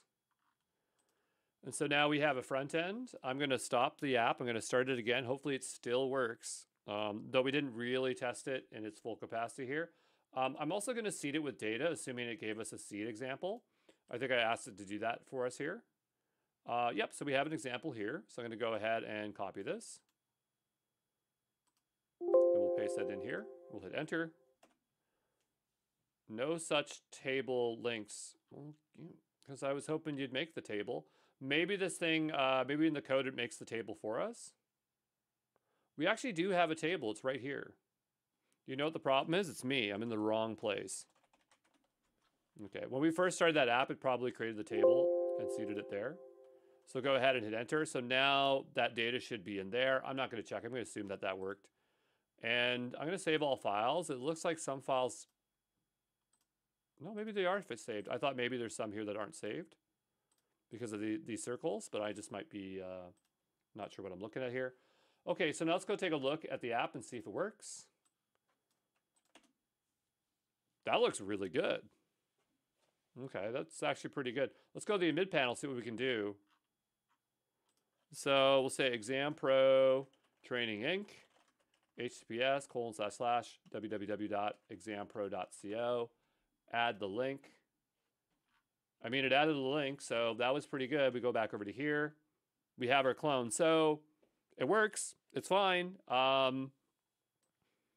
don't know. I guess it did what it said it would do. I still think that probably I could get this to work with Codium. But yeah, I guess it's fine. I just don't like the UI and the waiting around, but the agentic coding was pretty good. Is this better than something than, let's say, what do you call it? Lovable, or let's say Vercel 0. I don't know. Like Vercel's v0 seems like it's really focused on Next.js. So I feel like if that's your what you'd like to code in, then probably that's what you utilize. Lovable is more tuned for Superbase. I haven't really tried generating out backends with it, but these tools like Cursor and Codium definitely seem like they can handle backends and front ends pretty well. We didn't really give Amazon Developer Queue a chance to make a front end, so it could have done an okay job. But yeah, you can see that there's variants of here of all these things. And so I don't know, not sure what to say, but if you really want, you can install all of these things and then use all the free compute until you get something working, which is interesting. But we'll call this video done and I'll see you in the next one, okay?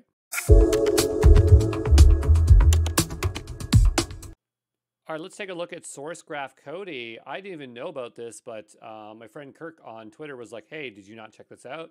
And so I figured, well, let's give it a go, as I don't know if it's open source, but it seems like it's just another one that we can utilize. It's interesting there's a it's a virtual code AI summit. That's a bit silly.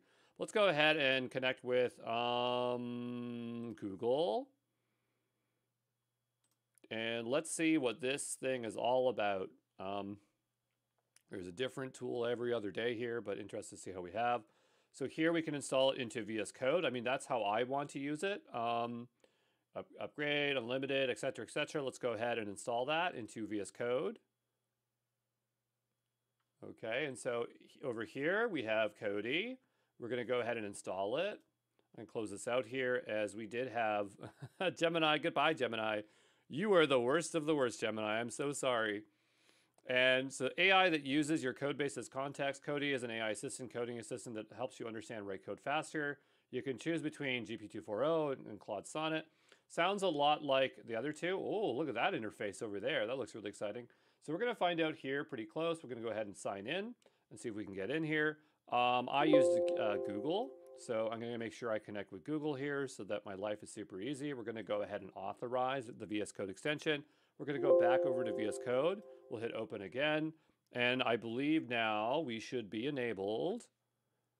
There we go. And it's saying GenAI Essentials. Now, technically, we really want to be specific to a specific repo. But hey, if it picks up on all the other stuff, that's great for it. We have document code, explain code, find code smells, generate unit tests. This is looking a lot more similar to Amazon Developer Queue in terms of the stuff. I really want to be specific in terms of what I add, but I'm not sure how to change this. So I guess I can't easily. Let's go ahead and just drag. Can I drag this? Can I move this? Can I move this window? Let's move it here to the right. I'm just kind of getting used to things being on the right here. Get out of here, Gemini. I thought we got rid of this. Let's go ahead and give this a reload. So we do not see Gemini anymore. We'll close all of these out here. I'm going to make a new folder on the left-hand side. I'm going to, whoops.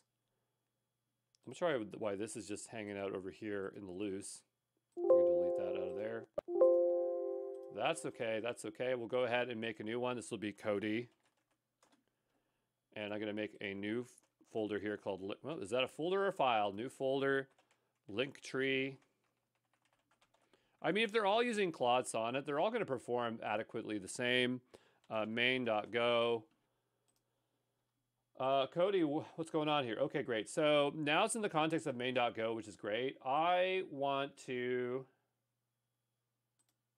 start generating some code here. So we got prompts, Claude Sonnet. Ooh, we got a lot of options, even Mistral.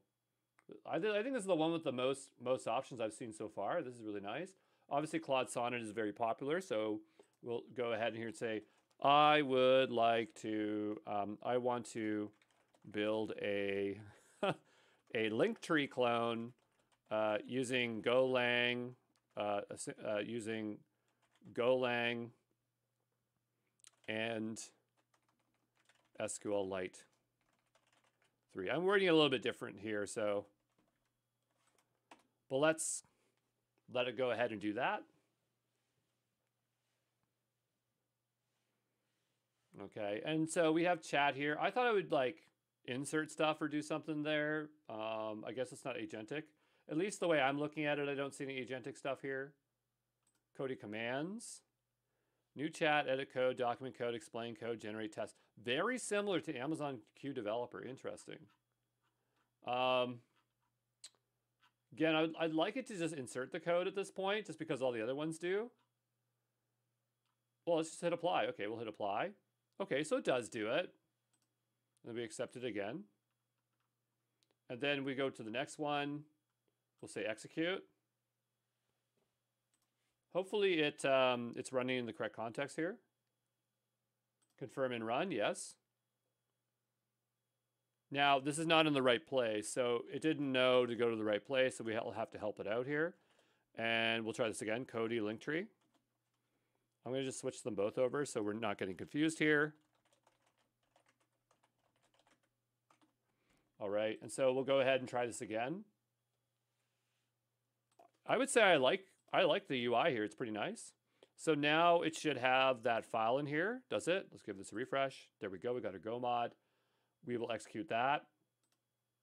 It kind of feels like I'm doing the work too. Like it's not, and I mean that in a good way. Like I know what's going on here.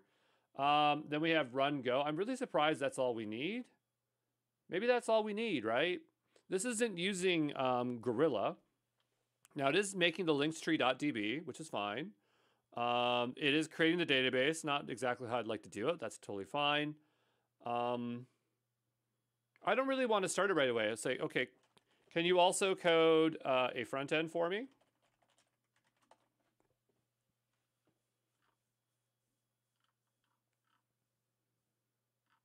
So I wonder if it will know how to do that. Yeah, so here it says index HTML. But where is it going to stick it is what I wonder. Also, look at the file over here. It's in the wrong location. I need this to be in this folder here. So I'll move that here. Well, hold on a second. Yeah. So this is the code that it just generated, I believe. It is. And so this is not in the right directory. So we'll move that there. Say replace. And I mean, I do want this, but where's it going to go? Okay, so not putting it in where I want it to be. There probably is a way to help it contextually know where to stick things, but because right now it's set up here, and I'm not sure how to change this. Current repository. Yeah, so it's not like it's a per folder kind of thing. It's very specific to that. I mean, as long as the code works, that's all that matters. Wouldn't it have to change some of the front? Like, how is it going to serve it?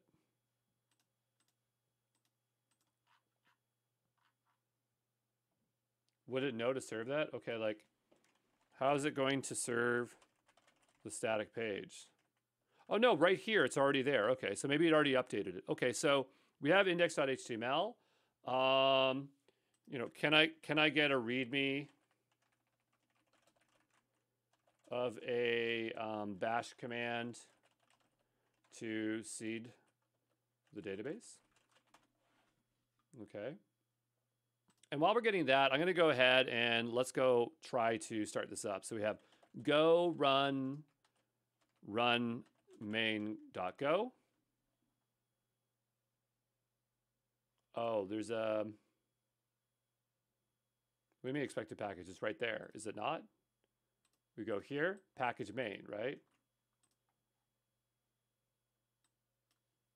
Try this again. Go run main go. Oh, the same things are undefined. Oh, interesting. Okay, so we'll make a new file here called readme.md.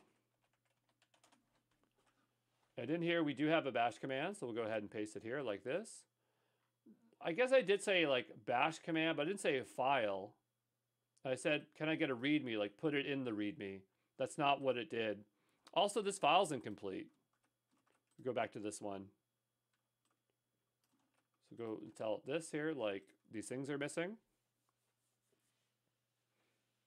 It says there's no context fetch, so because I moved the file, now it's confused.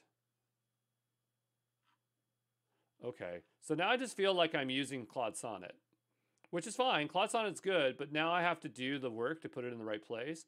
And so this is where I'm going to stop because I kind of feel like, I mean, we can bring them over here and just dump them in, but I'm starting to feel like this is not doing what I want it to do. And now I'm doing more of the work. Let's go ahead and run this. You know what I mean? So I got to go here and say, okay, now I need time. Now I might as well just be using Claude separate from here and copying and pasting in. Yeah, okay. So we're going to call this done.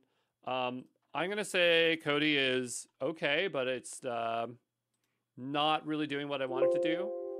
But the problem is that I'm working within a folder of a repo, and so maybe it would have an easier time if it was the top level repo, but it doesn't seem to be as sophisticated as something like Codium or Cursor, whatever they're doing under the hood, with if it's agentic workflows or things like that. But anyway, some of the experience was a little bit nice there, but just not enough to be worth our time, okay? Hey, this is Andrew Brown. In this video, we're going to take a look at StackPack, which is a way to generate out things like infrastructure as code and other things. I know this originally for it generating out IAC, specifically Terraform, but I do believe, since I last looked at it, that they're extending into agentic models for building or to write out your DevOps code for a various amount of frameworks. I believe this is a new feature, so it's not 100% done. So we're just going to focus on its core functionality. Let's go take a look here and see what we have. So I'm just going to go over here to, oh, I've already made an account. You can make a free account here, but I guess we have to go ahead and create our first flow. The UI might be a little bit different based on what you're doing, but I'm going to go ahead and just say my simple flow. Notice that these are public right now, so other people might see what we're generating out here. On the left-hand side, we can drop down and change what we want to generate out, whether it's GitHub Actions, Docker file, Kubernetes, or Terraform. Or we have these three options. We have generate, modify, and ask. And so, if we want to generate out Terraform, we can do that. And so I might say, I want to deploy a Rails app to AWS using EC2. And we'll go ahead and hit enter. And so that's going to generate out some code for us, and we'll wait here just a moment. This project's really interesting because George actually will end up talking to him in the GenAI Bootcamp, and he's going to share with us his wealth of knowledge in terms of structured generation and agentic workflows. The approach that he takes to building this stuff is really, really interesting. That's one reason why I wanted to show this product off, as we will actually be talking to the creator of it. But here we can see that it's generated AWS region, instance type, key pair, security group, IAM role, things like that. We have a security group set up here. We have an IAM role. And so it's pretty straightforward in terms of what is going on here. It's choosing Amazon Linux 2, which is fine. I might want 2023 here, but again, it's based on the knowledge of what it can pull at that time. But here we have some basic instructions for setting up a Ruby app, and that looks pretty much right to me. I'm not going to go through the whole shebang to deploy this, but if you are looking for an IAC tool specifically intended for IAC, this one is really good. My difficulty has always been trying to use the generic ones to generate IAC. One hard part has always been Terraform to Google Cloud, or even AWS using Amazon Developer Queue in the past or Amazon Queue Developer has not been consistent. So this is a specialized tool for IAC if you are looking for something there. But just playing around with it, get an idea of what that is. It might be useful for you to look at, okay?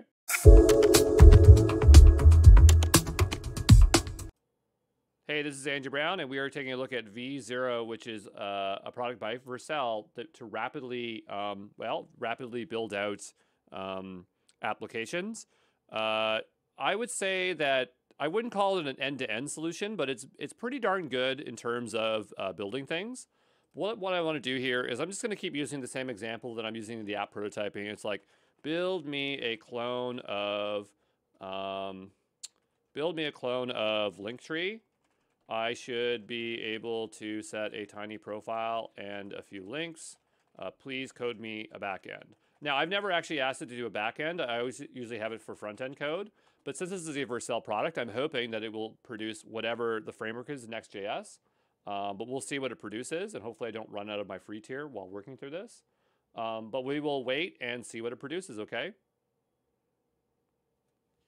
So there it goes. It's writing. Okay, so far it's doing placeholder content, which is not exactly what I want. I do like that I can see the structure of what I have here on the left-hand side, and it is separating things out into data. So it appears to be using, I think, Next.js. Again, I'm not super familiar with Next.js, but liking it really so far. The last time I used this, it wasn't as detailed. It would just like generate individual components, but right now it's doing a good job.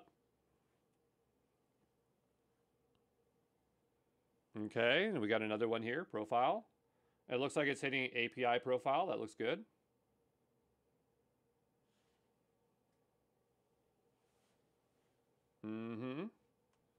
Is it still writing at the bottom? There we go. The implementation class creates a basic link tree clone with the following here. Display user info, things like this. Add authentication to, so only people can have that. Add more styling. But the question is, does this actually use, I really like this toggle here, but does this actually use some kind of backend? Because this is JSON here, right? That it's loading, which is fine. And if we go into our routes, we have a GET request. Yeah, this is a next server. So this is a next server requesting data. Okay. I would say it's not persisted per se because it is just referencing data in a JSON file here. Again, I'm not an expert in Next, but I've seen a little bit of it, so I'm quite comfortable with it. So it's loading the profile information here. But if we were to post information, it would stringify the information and it actually would write to the file. So actually this would persist. Well, at least here it might. I'm not sure because I'm not sure if you can write to files here, but let's go ahead and just say exam pro https://www.exampro.co. And it is there. So yeah, I guess that technically does work. Now, yeah, this is good enough actually, to be honest.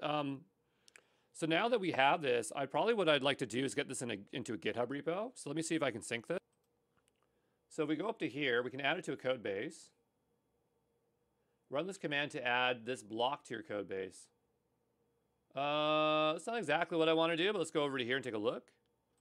Oh, wow. So maybe what it's saying is like I could literally use this one-liner to add this entire page, this entire block to my website. That's actually kind of interesting. But what I wanted to know was like, is there a repo? I didn't mean to fork it. That's totally fine. All right, so what I'm going to do, I mean, I really do want to deploy it. So I already have a Vercel account. If you don't, just go create a Vercel account. They're free. I'm on the free tier right now. So we're going to add this to Vercel. We'll create a new project. I'll just call this Vercel Linktree. Okay, we'll go ahead and create that. You would have to make a Vercel account separately from this. But I'm going to go over to Vercel, and we'll take a look. And for those who don't know, the GenAI Bootcamp is actually running on Vercel. I just found it really easy to do that. So right now, this is not connected to a repo, so I suppose this would be the way that you would do it. But is this deploying? Let's go take a look. I mean, it's here. But yeah, I would not call that synced. We also have a console, which is kind of interesting. But how do I... how do I put this in my repo? Oh, it's over here maybe? No. Okay, so v0 push to GitHub. Can we do that? Install fresh copy in the new project. Okay, so basically the way we'd have to add it is literally the way they're describing it, which is add that shad cn thing. So I'm going to go try that really quickly. I'm going to make a new repo here. I can make it public. It doesn't matter. I'll put it under Omen King here today. This will be Vercel or v0 Linktree example. And I'll leave this as public for now. I'm going to go ahead and create this repo.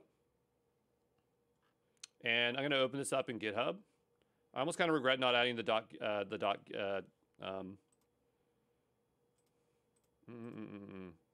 whichever. I was hoping it would show me like the buttons here, but it's also over here as well. I do want to open up Gitpod, so I'll just click that anyway. If you don't know if you don't have that button for Gitpod, there's the Gitpod Chrome extension you can get. Gitpod has a free tier. If you can't do that, you'll have to use GitHub Codespaces. You have to figure it out. As we do use a bunch of different types of developer environments. Sometimes I do things locally. I sometimes use Gitpod, GitHub Codespaces. I use a combination of things to keep you on your toes. But you should be fluid. You should be able to work in any kind of environment because you never know what you'll have to use tomorrow. But anyway, so we have the repo here. It's completely empty. And so it's saying if we want to install this, we'll bring in this block. So I'm going to go back over to here. Very interesting way to add it. We'll go ahead and we'll run this single line. I wondered that I'd have to create the project first. Let's go back over to here. It says install a fresh copy of Next.js. Let me see here.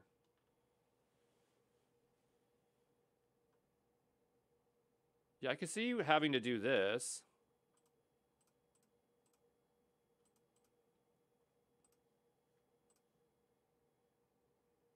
To your code base. Well, let's just run and see what happens without adding Next.js first. I like, okay, so install the following packages. Yes, we'll do that. I just wonder how it would work if there was nothing. I just don't know. So we'll just expand this a little bit. Add a little bit of a weight there, but does not contain a package JSON. Yes, let's get us all set up. If you can create all this stuff for me, I'd be very happy for that.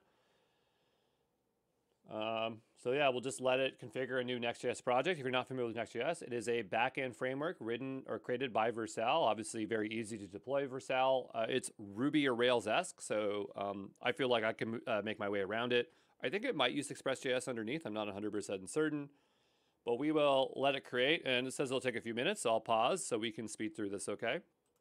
All right, so we'll choose a style. We'll maybe with New York, neutral. I don't really care. Would you like to use CSS variables? Sure, why not? And it will just continue on here. Again, I'll just pause if this takes a long time. Oh, now it's registering. Now it's installing dependencies. Yeah, this is going to take a little bit of time. Oh, it just finished. Okay, great. Page already exists. Would you like to override it? I don't know. Would I like to override it? I'm trying to find where page is. I mean, I don't even see it in here. Here. Read our docs. Go to Next.js. I mean, this looks like a very generic page, so I would probably say yes. Okay, and so now we have it here. And it's saying there's a newer major version, which is fine.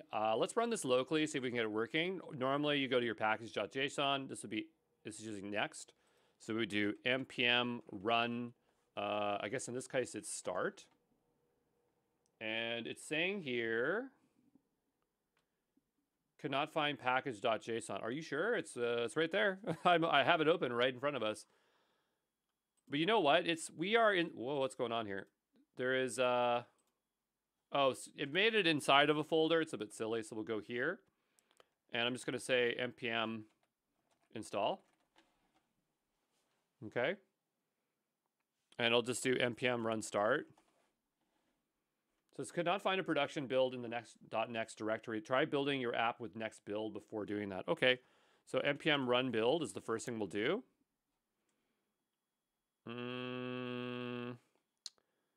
I spelled it wrong, so if you spell it wrong, it won't work.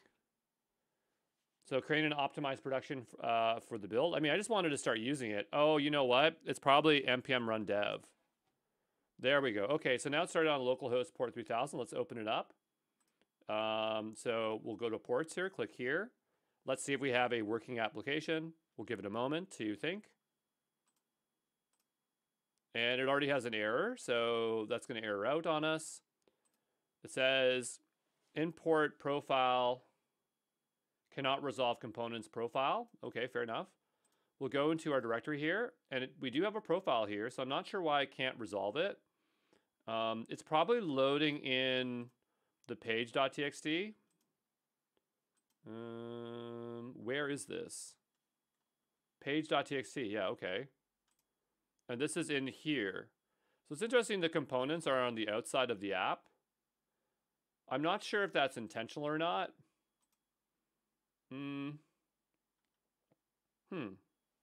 Interesting. But it's clearly two different levels. Normally, like you might, I wonder if we could do an @ sign here. Let's see if that fixes our problem. Sometimes @ sign will, like if it's configured in TypeScript, this would have to be configured somewhere for, like see here. If this is configured, then it would default to the root, and then that would be less of an issue. So maybe the code generated just wasn't contextually aware of where it was loading. So that we might still have some other issues, but for now that should be fine. Right? Those ones are using @ signs. But we'll go back over to here, and so now our app is here. I'm going to say exam pro HTTPS www.exampro.co. And we'll hit add. And so now that's been added, right? So that is there. So that's good. But the question is, can we get this deployed, right? So we do have it working now here in this state. And we have a repo. We don't have many files, so that's good. So the node modules must be being ignored. And but the only thing is that this is not top level, right? So I'm kind of concerned that if I don't move this into the top level, it's not going to work. So I'm going to have to grab the contents of all of this, and we need to move it up a level. See if we can do that. That's not exactly working, but let's say move the contents of a folder up one level. Okay, Linux. And we'll go get a command for that. Yeah, okay, so that's pretty simple. I think I'd know that off the top of my head, but nope. So say move, and then it was like my app to this.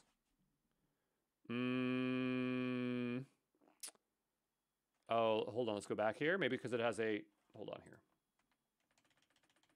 Let's try this again.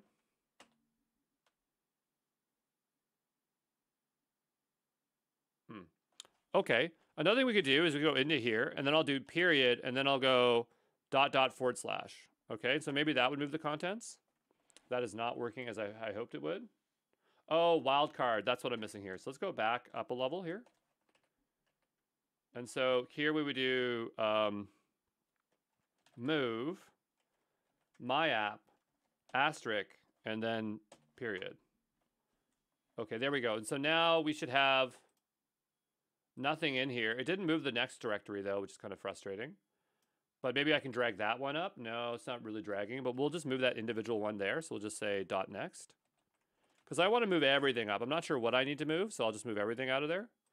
We still have a few other files that are there. I'll just drag them there. It might be easy to do that. Yes, I do want to move them. And now I'll get rid of this directory. Okay, it doesn't know about the git git ignore. Sometimes that happens. So just, I would make sure. It's always the annoying part here, but I'll just do git status here because it could be a little bit hard to do it here on the left-hand side. I just want to unstage all of our changes. You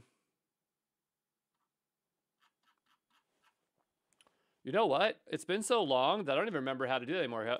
How to unstage changes git. Wow, I actually can't believe I can't remember that. That's crazy. I think it's just git reset, actually. I didn't find it, but I'm just going to try git reset. Git status. Okay, perfect. Excellent. So now we have the files here like this. And if we add them all back here, we'll have less of an issue, okay? So just say commit project. And so I'll commit that. And so now that we have this project and we know that it's working, because even if we deployed it and it didn't work, we'd still have some trouble. We'll go back over here to Vercel, and it's created the project, but we have to link the repo. So go to GitHub here, and you have to use a personal account. Absolutely have to use a personal account or it won't let you link it up. So we have V0 link tree example. We'll go to connect that. And this, again, this is all free tier, so this will not be much of an issue. At least I think it's free tier. And so now it's connected. Let's go over to the projects. And we don't have any deployments here. Which is fine. Let's go to deployments. I wonder if we can deploy it from the interface here. Maybe not. But we have a repo for it. So we've connected the repo. I'm kind of doing this in a kind of a weird order, but the idea is like we need to configure an existing repo for Vercel. So let's say like I have a project that I need to add to Vercel. Maybe we'll just install Vercel. We'll just say npm install Vercel -g. I'm just guessing here. I've done it before. It's been a while. Like worst case, I'll just delete that other project and we'll deploy it again. So maybe what we'll do, I know this is a little bit messy, but we'll go back over to Vercel, wherever it is. I'm not sure why I can't find it here. Click back. Here we go. And I'm just going to delete this, this project here, this one here. We'll go to settings here because it's probably easier just to push a new project from scratch than the way that we're doing it here. Okay. and we'll hit continue. And so we'll go back over to here. And this is trying to install the global one. I'm not sure why it's hanging, but maybe it needs some time. So I'm just going to wait a little bit here, okay? All right, that took some time to install, but it is now installed. So that is now in good shape here. So I'm just going to, I think it's just Vercel. And that will set up a new project. So continue with GitHub. So log into Vercel. Yeah, let's do that. We'll go ahead and just say GitHub here. That might be hard because I'm in a cloud developer environment. So I'm just trying to think of like, how can I do this? Can I even do this in Gitpod?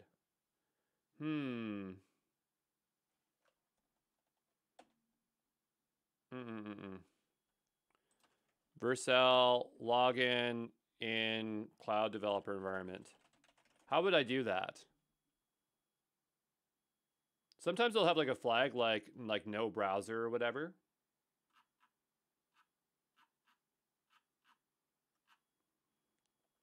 So this might not be something that I can log into here. So what I'm going to have to do is I'm actually going to have to use my local developer environment. This is where I'm kind of running into an issue. So I'm getting back to this repository here. I'm going to shut down this Git pod. And I need to clone this repo now. So I'll give this a nice hard refresh. Oh, did we not push our code? No. We pushed code for this, didn't we not? Okay. So I'm going to go back over to gitpod.io. Thankfully, the commits are still here, so it's not that big of a deal. But I guess I didn't push to the repo. So I'll just reopen that up again. No biggie. Let's give that a moment to restart. Okay, and so, I mean, I could have swore we pushed this. Git push. There we go. So let's go back over to here, give us a hard refresh. And so now it is here, so we are in good shape. I'm going to go ahead and stop this workspace. Oh, you know what I could have done? I could have just opened it locally. Like Gitpod has an option to like open a local VS Code. I could have just done that. But that's okay. I'm just going to clone it anyway. It's not a big deal. So we'll go to code here and we'll copy this. I'm going to make my way over to anywhere here. So I just need to clone this repo here. So I probably have a tab. We'll just cd back in here. I always like cloning things into a site directory that I have. And then I'm going to cd into this directory. And I'm just going to open this up in VS Code. Okay. And so we'll make this a bit larger. Okay, so now that I have this open here, what I want to do is I want to open up my terminal. And I'm going to just get this installed. So say npm install. Okay, we'll give that a moment. Once we do npm install, then we'll do npm install vercel-g, but we'll do this first, okay? All right, so after a little wait there, it was installed. We'll go ahead and just make sure I install Vercel if it's not installed on this computer already. This also did take a little bit of time, so we will wait for that to install as well. All right, now that that's installed, we'll go ahead and just type in Vercel, and it will want to authenticate this time. This time we'll actually be able to open a link, and we will authenticate with GitHub, as I believe that's the way I use Vercel, is through GitHub. So it says that it's authenticated. We're going to make our way back over to VS Code, wherever that is. And we'll say yes, go ahead and set that up. We'll select those projects. We will not link it to existing project. We'll let it use that name. It lives in this directory. So I guess we could have kept in the my app directory if it was an issue, but it's not. Yes, we'll work with those settings. I assume that it knows what it's doing, so we'll let it do that. Which setting would you like to overwrite? I don't know. We'll just hit enter. Okay.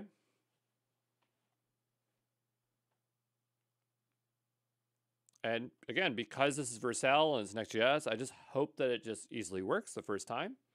But we did correct our issues when we were in Gitpod, so it should be good. Now this will probably deploy this to, I mean, it gives us a production link, but I'm not sure if it's actually going to deploy initially to production. But I'm going to pause here and just wait for this very long building process to finish, okay? All right, so this is finished. We do have a production link, so let's go ahead and take a look here.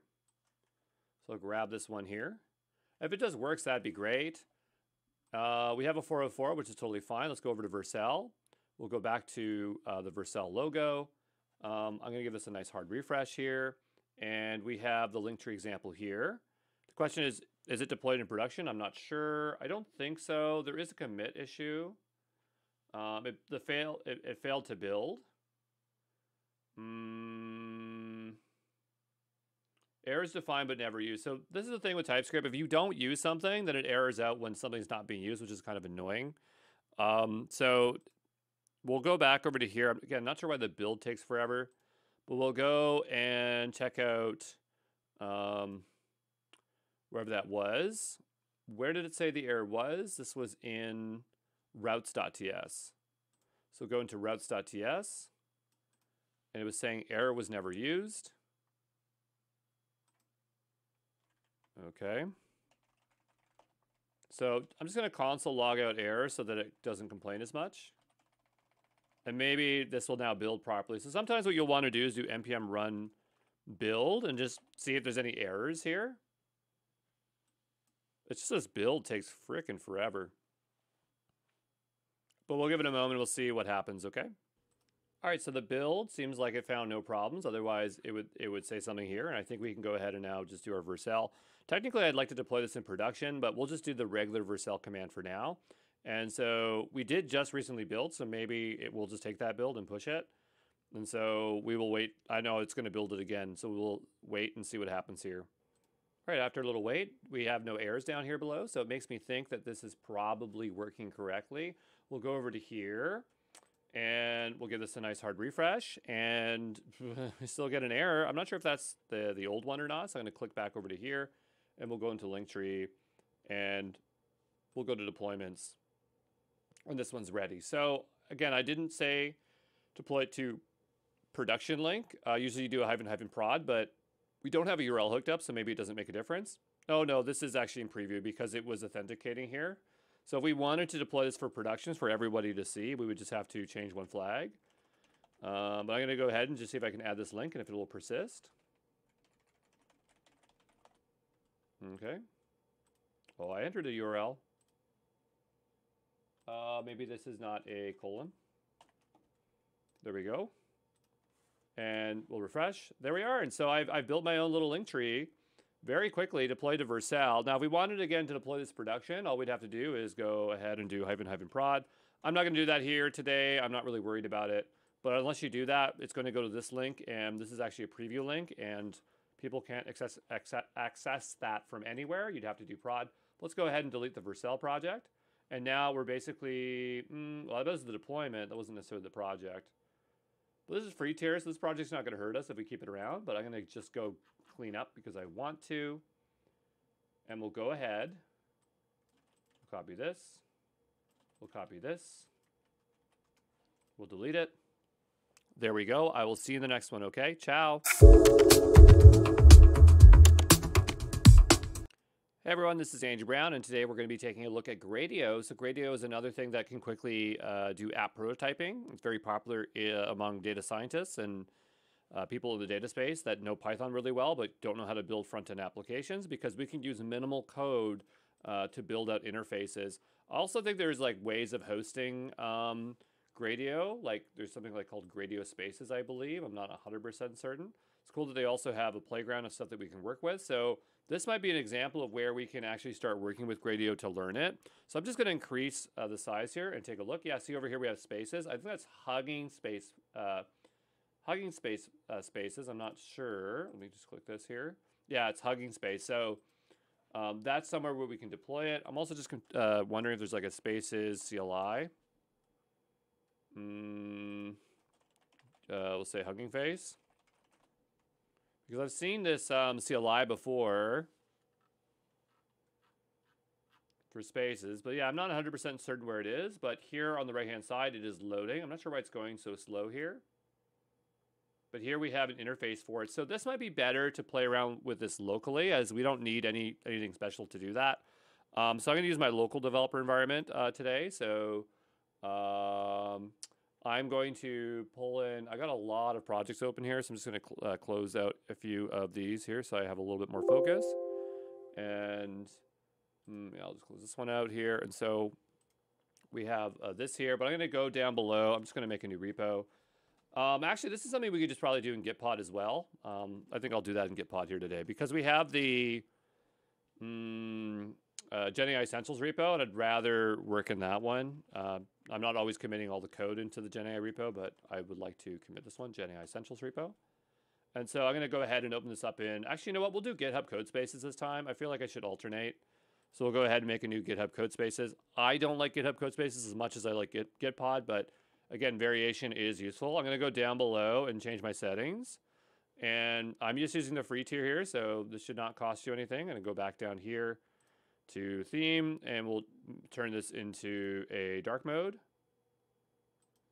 Okay. Now, Gradio is really good to be generated out utilizing VS Code. I'm not going to do that right away here because I feel that we should just learn the basics of Gradio. And I'm just going to install one extension. You don't have to install this. I'm installing it for me. If you don't know Vim, do not install this. But it makes my life easier moving things around. This will remap all your keys. Just don't install this. This is for me. I'm not sure if there's a Gradio plugin, but there is. It'd be interesting to see that. We have Gradio Lite Syntax Highlighter. No, it's not really that useful to me, but we'll go back over to here and let's start working with Gradio. So the first thing is we're going to need to install Gradio. So I'm going to make a new file here. Yeah, I'll make a new file. We'll call it requirements.txt. I'm just going to drop in Gradio. I would expect that Python would already be pre-installed on here, so I'm just typing Python --- version. And we have a decent version here, so I'm going to cd into that. And we're going to type in pip install -r requirements.txt. And so that's going to get us set up with Gradio here.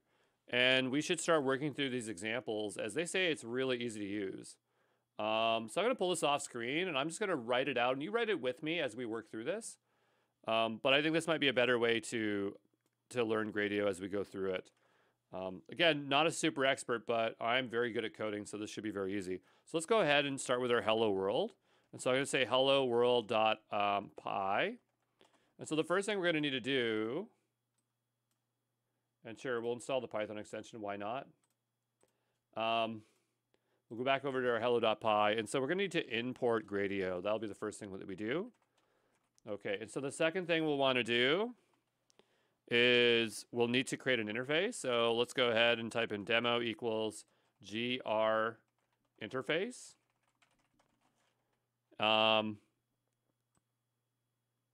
And, you know, I mean, we have these examples here, but I would be kind of interested in looking at the documentation. So let me see if I can find the Gradio documentation. Okay, we'll pull this up here. This might be a better way to learn. And so it says, build and share machine learning demos and web apps using the core Gradio Python library. So we have interface blocks, chat interface, text box, image, audio, data frame. So let's go take a first look at interface. So interface is Gradio's main high-level class and allows you to create web-based GUIs, demos around a machine learning model. The function is to create a GUI, the desired input components, the desired output components. So we did this. And so here we have the interface. So maybe we'll just grab a bit of this code. Okay, which we were already kind of doing here. And so we have here a function, an input, and an output. I don't like 4 spaces. I like 2 spaces, and even the creator Python regrets not enforcing that. So we'll just switch over to 2 spaces here. But let's try to understand what we have. So here we have the Gradio interface, and these are the options we have. We have a function that can be called. We have possible inputs. We have possible outputs. We have examples. We have cache examples, cache mode, and a bunch of other flags. I didn't realize how much was in here. That's a lot. Okay, so if we go up to here, what do we have? We have our first interface, and it's taking a class called image classifier, which shows 2 things here. It's literally a function. We have an input's called image and an output's called label. All right, so let's go run that and see what we get. I feel like we wouldn't get a whole lot. But we'll type in Python app or hello world here. We'll see if that runs it. Okay, so that's started up on port 7860. We'll open this in the browser. We'll give it a moment here to connect. Should not take too long. And so we have an interface. And what's really interesting is we have the input is an image. So I guess when we set inputs as an image, then we get an image, right? That's really interesting. And the outputs is a label, which is over here. Does this actually already work and do something? That'd be really interesting if it does. So I'm going to see if I can find an image to upload here really quickly. So I have a green screen photo of me. So I do this. I say submit. Oh, wow, we actually got something. And I'm a dog. I'm not a cat, but I'm a dog. That's really interesting that that actually does something. I really didn't expect that. But you know what? It looks like this is a hard-coded value. So it's always going to be 0703, right? Okay, so here, I bet if I change this to like 1.7, it almost looked like that was a functional app, but it's not. It's complete nonsense, right? But we go here and we feed it an image, which does absolutely nothing. And now notice the value is 70%. I thought I changed it, right? 1.7. Maybe we have to stop it and restart it for this to work, right? Okay, because maybe it didn't pick up that data. And again, this is all just nonsense, but we're going to go ahead and submit it. And so now look, it's 170%, right? So that's really interesting. Another thing that's interesting here is it says running your URL. So you could share true to launch it, and then it'll be publicly available. I'm not sure if this would actually work with this, but we could try that and see what happens if we do that. So we'll go ahead and stop it because this is running in a Git pod, and so it wouldn't necessarily have it. But notice that it now has this URL. So Gradio is basically setting up a tunnel so that you can go over here and access it somewhere else. Oh, wow, it does work. So there you go. That is like a super easy way that you could share this with anybody, and that's one of the powers of Gradio. But so far, this doesn't make a whole lot of sense what we're doing. So let's go back to the docs and see if we can learn a little bit more of what is going on here. Because we clearly have different kinds of inputs, and there are different kinds of components. So, I mean, we put a string in called image, but how do we know what kind of inputs we have? That's what I want to know here. So I'm kind of looking at this and saying, okay, that's cool and all, but how did I know that that was my inputs? So here we have components here on the left-hand side. So I wonder if there's like an image component. There is. Okay, and so create an image component that can be used to upload an image. And there's an example of it. So I wonder if we could have also put in a Gradio image and if that would have done the same thing. It looks like it takes parentheses, but let's go back over to here for a second. And instead of having this as our inputs, I'm going to go up here and just define a new variable called inputs. Let's do this instead. And I think it's actually just GR for Gradio as we are using the abbreviation. And obviously it can take an array of it. So I'm just going to go ahead and change this to an array of inputs. And let's go switch this out and see if this still works, right? That's what I'm kind of expecting is this will still work, inputs. Again, we're not building anything useful right now. We're just kind of learning the components of it to understand the level of configuration that we can do. And so if we go back over to here, it should still be the same thing, right? We should not get an error. Does it load? It does. Excellent. Okay. So now we kind of have an idea that we can load them in. We could obviously have done image. What if we do 2 here? What happens now if we do 2? So we're going to go hit down. I don't need the share link here, so I'm just going to say false because that's a bit taxing on it. And so I'm going to go ahead and hit up. Okay. And so now this is running. We'll go back over to here. We'll give it a refresh. And so I'm expecting maybe 2 images in here. So now we have 2 images, right? Of course, it doesn't understand its input. I think here, the input's coming from whatever this image is. So if there was some kind of information about the image, that could be interesting. So maybe what we could do is just say print and give me information about the input that is being passed along. I believe this is short for input. So I'm going to stop this again as I don't believe this hot reloads. There might be an option to tell it to hot reload whenever we change the code. I don't know. We'll give this a hard refresh. I'm going to go ahead and drag this on over. I'm going to hit submit. Oops. We'll hit submit again.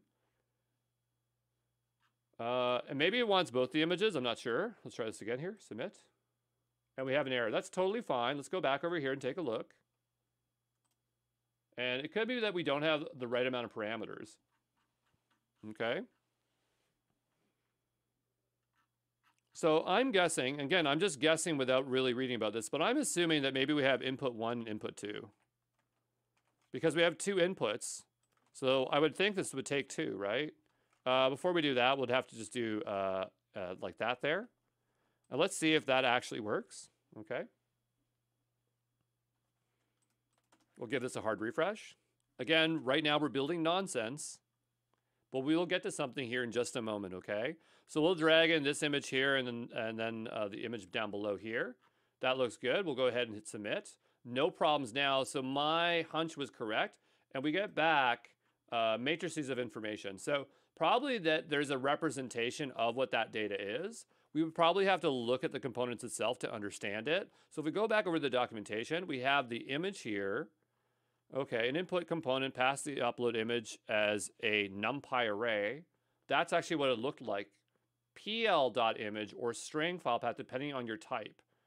Okay, so for the SVG type parameter is ignored. So maybe there's like a way to say like, I want this to be returned. We do have initializations here. So here we have value, and I think it's defaulting to an array, but maybe we would rather have it as this, right? So I wonder if what I could do is go back over to here. Okay, and I could say value, it'd probably be equals. And appeal image NumPy or path of URL, the default. Oh, that's for the default image. That's not necessarily what gets outputted. So I was hoping that we could control its outputs. But maybe we don't have control over that. Yeah. So here it represents it as a NumPy array. So I think maybe we don't have control. Maybe it always outputs. Output. As an output. So an output component. Okay, but how do we know what it is? Your function should return one of these types.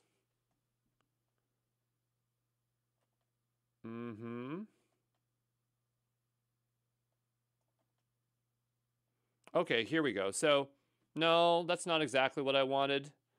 But like this would take an input and then the output is an output, right? Like if we wanted to change this to our output, we went back over to here. We'd say like outputs here.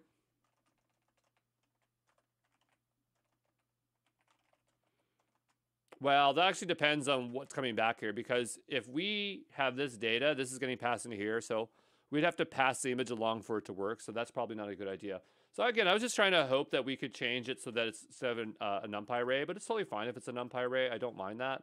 And so that's starting to understand how these components work, right? So that's pretty clear. Let's go take a look at blocks. What's that?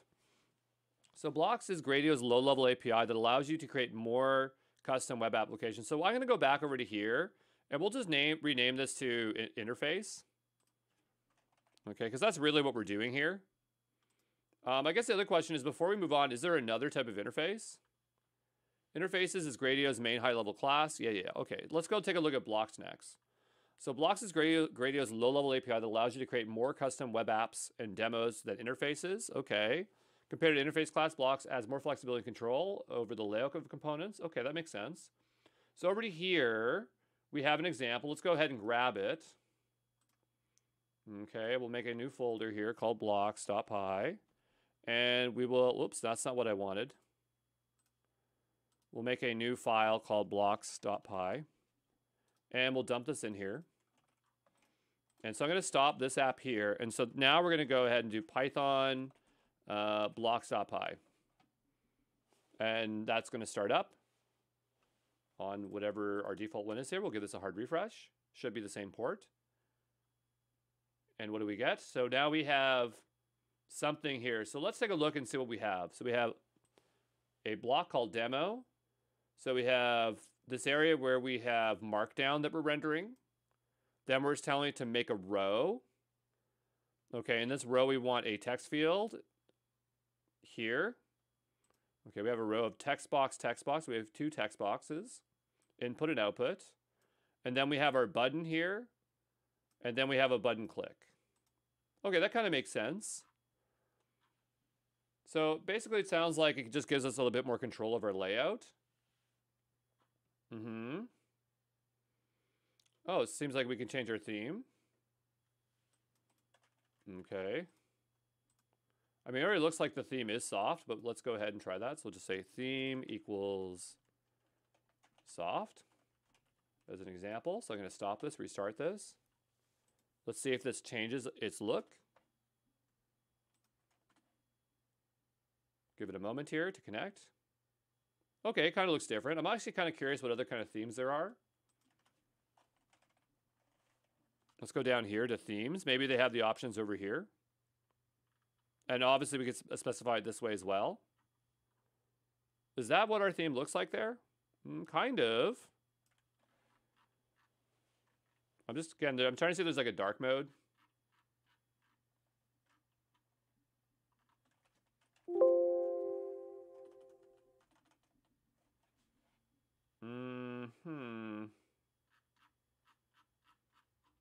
How do I get a dark mode theme? We'll say Gradio dark theme mode blocks.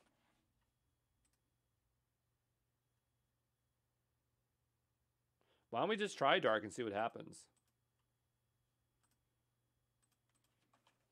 Okay, because maybe that already does exist, and we'll just stop it. Again, this is how you learn. You just play around with things till you get results. And we'll go back over to here. And no, it does not. So I think that maybe for that one, we might have to override some of the theming to get it, but that's fine. But what I'm trying to wonder, like what I'm wondering about here is that we have like gr row. Yeah, okay, so blocks have layouts and these are its components under, or like these are these things underneath. Okay, so that kind of makes sense. So we have an accordion. Okay, so we could try adding this in here and see what happens. Okay, so that's one element that we could add. We have column. Let's go try adding that in here. Okay, this is all just nonsense so far. Hopefully this doesn't break our app. What else do we have? We have the group. We could do that as well. I'm not sure if we already have a group in there. I don't necessarily see one, but we'll go ahead and do that. We have tab. That's kind of cool. We'll go ahead and grab that. I'm not sure how it's going to load those images because we don't actually have those images. So that might error out because we don't have those images. Okay, and so there's also render. Render's probably, looks like it's a decorator. So yeah, it is a decorator. Tie dynamic layout so the component that the event listens the app changes a bit depending on the logic. Okay, so that one's a little bit more complex. I'm not sure if I would want to show that to you right now, but we'll go ahead and stop this and see if this just works. So it says with as demo, we just have a duplicate line here. And this is also a duplicate line there, so we'll take that out. We'll try this again. We'll see if it takes it. Okay, it does. And let's see what mess we have here. Okay, so we have something very complex, as you can see. Again, I really don't like this theme too much, but you're kind of to see like what these things do. So that's kind of blocks for you. Let's go back to the main list here, as they were telling us there were some other components that we might be interested in. It was back over here. So we have chat interface, which is next. Let's take a look at this one. I mean, text box is not that interesting, but I'm going to assume that chat interface gives us a chat interface. So we'll go ahead and do that. So it's a new folder or new file.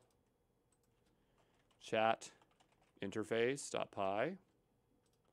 We'll paste that in here. And then we'll just back out here.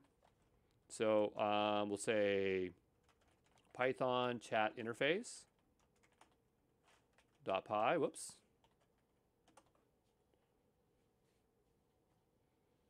Okay, we'll go back over to here. We'll give this a hard refresh. And so now we should have a chat interface. Again, I really apologize for the lack of contrast here, but this is what I have. So I have hola, hello. Okay, so we click the button and then it put it into the chat. And I can say hi. But I'm not talking to anybody here, so this is not going to really do a whole lot. But you can see we're having a back and forth conversation here. So that's pretty darn straightforward. Okay, that's just slightly formatted differently. So there's that. And we'll go back to the main docs here. I kind of lost where we were. Go back to docs. Chat interface, image, audio, data frame. Data frame might be interesting. This component displays a table of value spreadsheets. I mean, that's just a very specific type of component. Yeah, you can see we have a lot of different components. And so basically there's inputs and outputs, and we just have to be able to map things to it. Okay. So maybe what we should do is try to build something really simple in this. So let's actually try to build something for real. Now, I said that you can use something like ChatGPT, so maybe that's something we will do here today. I'm actually going to use Google. Let's use Meta AI. Let's see if it can do it. And I'm just going to tell it to, like, write me a chat interface using Gradio. And it should work with, I'm trying to decide here what this could work with. OpenAI,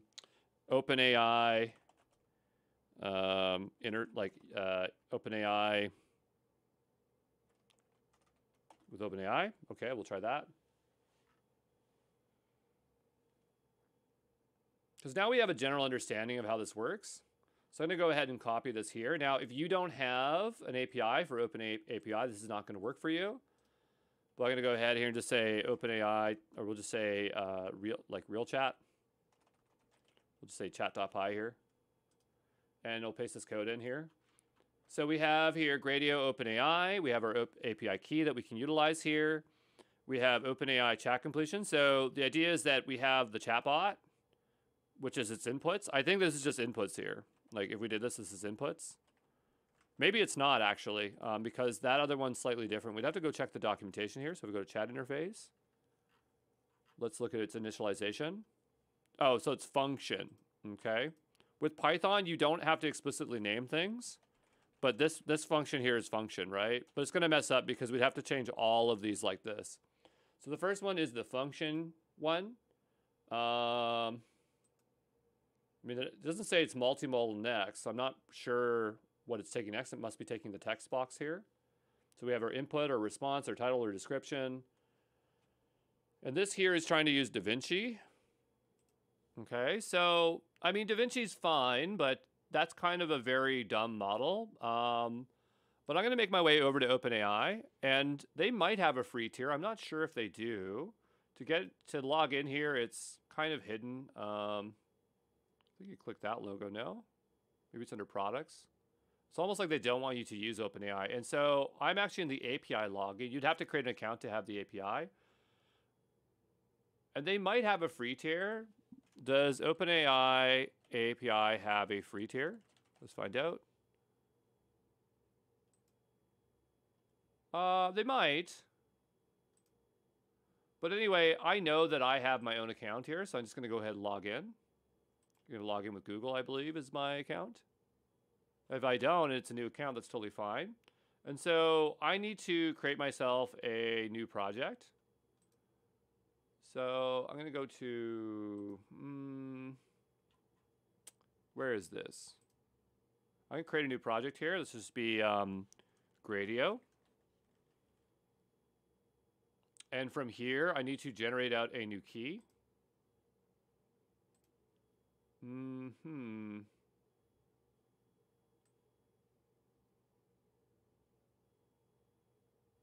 It's a little bit of a mess, so it's a bit hard to see what I'm doing.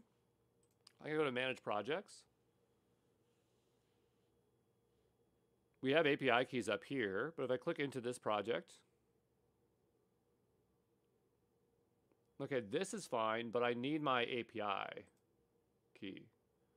So if I click here and I go to API keys, I already have a key that I generated out for another use. I'm going to go create this one here today. This is just going to be called Gradio Example. And I'm going to scope this based on this project here, the Gradio one. I'm going to give it full access here. I'm going to get this secret. I'm going to delete this secret later, so it's not a big deal if you see it. And I need to bring this back over to my code. Now, we should load this via environment variables. So I'm just going to stop this here. And I'm going to export this variable into OpenAPI key. Well, you know what? Actually, I'd rather load this in as an environment variable. So I'm going to go .env. I'll make an example here. And there's usually three things we have to set. We have the org ID, the project ID, and then the OpenAPI key. And obviously, these will be examples, but I'm going to create a new one here just so that I'm not causing myself some issues here. Okay. And I'm just going to go ahead and make a new file here called .getignore. Getignore. And we are going to ignore the .env file. Okay, just so we don't commit that. And then I need to paste in this. So there's probably very specific envars for OpenAPI here. Yeah, so this one's called OpenAPI key. Worst case, we can just set them manually, API. Normally, a lot of libraries will have default ones, and then you load them in here. Yeah, so this one says OpenAPI. So we will grab that one here, and I'm going to go back over to GitHub Codespaces, which is what we're in here today. And then there's obviously an org ID, which we'll need, org ID, and then project ID. Before, all you needed was a single key, but now I believe that you need all three, and you should use all three if you can. So in here, I need to go back to, well, we need this project here, so I'll go back to Manage Projects. And this is just loading up projects. And so this is the ID of the project, so I'm going to grab this here. I'm going to bring this on over to here. Nope, not there. This is the project ID. And then I also need the org ID, which is over here. So tons and tons of keys. So now that I have those three keys, I need to configure it so that it uses all those. I'll go back over to here. We can see that it's using this. I don't think it's a capital C, but to be fair, meta code might be a little bit out of date here. But it did give us the basis of something, so that's totally fine. And we see OpenAPI being configured that way. So I'm going to go over here and say like Open AI API reference. Okay. And in here, it's going back. Oh, it's right up here. Okay. And so I'm looking for how we configure this. So this, you can see this is a little bit different. Actually, GPT-4o Mini is probably what I want to use. So I'm actually going to copy this here and go back over to our code base, which is over here, and paste it in. And so this one's called, I'm just going to name it OpenAI here. I actually prefer client, to be honest. I'll bring this on down here. I'm just going to ignore this. Now, I'd rather have this streaming, to be honest. So bring this over here. And I just know from experience that it takes all three, but we need to set those somewhere.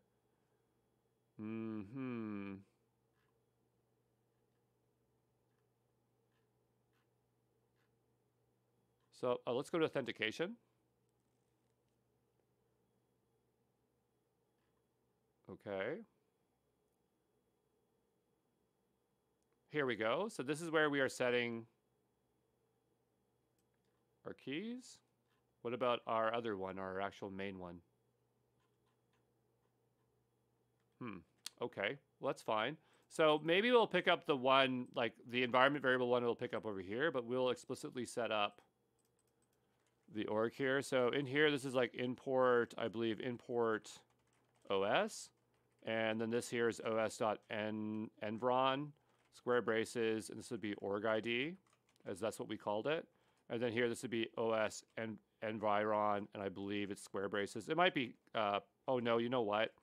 It's .get.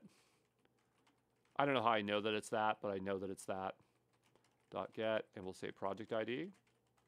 Okay, and so we're not explicitly setting the API key this way. I'm going to assume that it's just going to get loaded into the envars, and it'll just implicitly know. One thing I would like to know is how can we set up this interface, this chat interface, to be streaming? Now, this just says interface. Is that correct? Because this one's called chat interface. So it makes me think that Meta didn't produce the correct code, and so it wasn't intelligent enough to do it. Sorry, Meta. I guess you're the wrong one to do it. Let's go over to Gemini.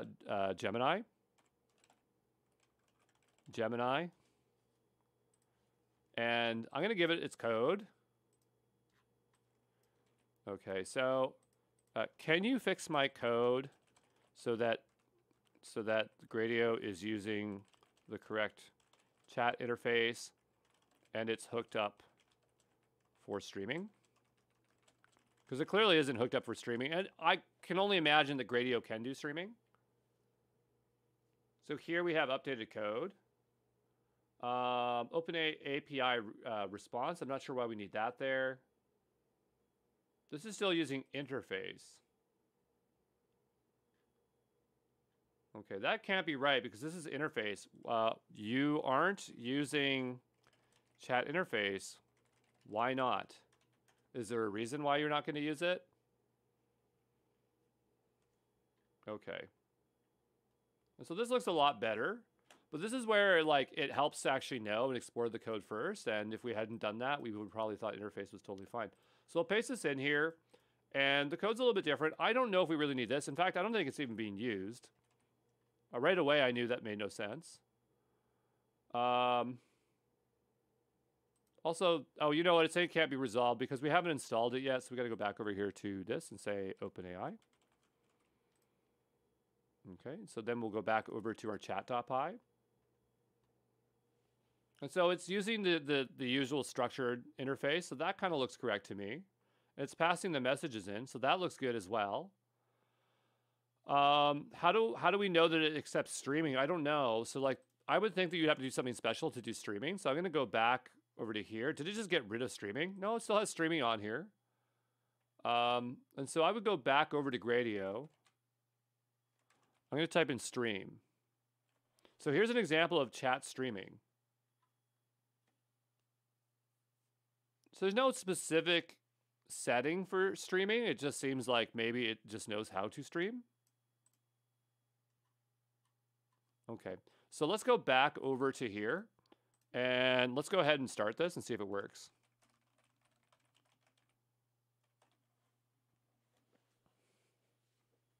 No module named OpenAI.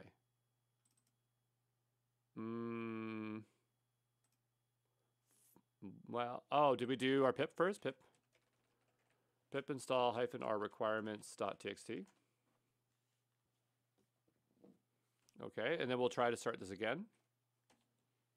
Now, if we use Claude Sonnet 3.5, the latest version, I bet it would get this the first try. But again, we're just trying to try different models and see what happens, as that's just a good way to test things in general. Okay. So here it says the API key option must be set either by passing the API value or the OpenAI API key environment variable. Oh, you know why this didn't work is that we didn't add a way to load environment variables. So we'll type in python.env. Why it's called python.env, I don't know. But when you actually import it, it is actually called just .env, which is kind of annoying. So we'll go over to here and we'll say import.env. And we'll say .env load.env parentheses. And that should work now. Good. So we'll go ahead and hit up. And so that should load in the environment variables. It looks like we got, no, not an error, but we'll go back here and now run the app. And so now it's started on this other port. We'll go back over to here. We'll give this a hard refresh. We'll see what we have. Great. And so now this should be hooked up to this. One thing I don't like is how hard it is to see stuff here. So I want to get a better theme in here. So we'll say, I'll go back over to Gemini. Can you create a high contrast theme for Gradio? Because it's hard to see the default one. Okay, let's see if it can do that at least. And so here we have a much higher one. And so I'm hoping what we can do. Okay, I'm going to copy this here. I'm not sure if it's going to work, but I'm going to copy it here.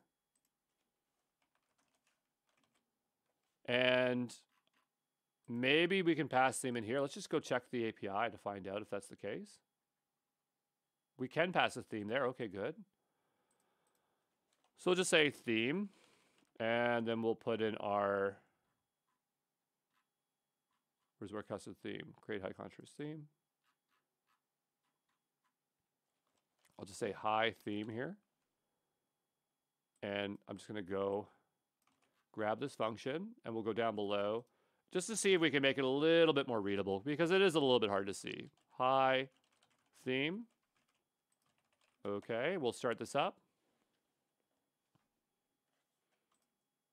Give us a nice hard refresh. I would not call this a high contrast theme. I would call this really hard to see. But maybe what we could do is adjust this ourselves, because clearly it's not listening to us. Yeah, it's using the soft theme. Okay, what are the default themes? Okay, let's see what it has here. These are just terrible, these themes. I don't want soft. Is there anything besides? Oh, we have base, default, origin, citrus, monochrome, soft, glass, ocean. Oh, man.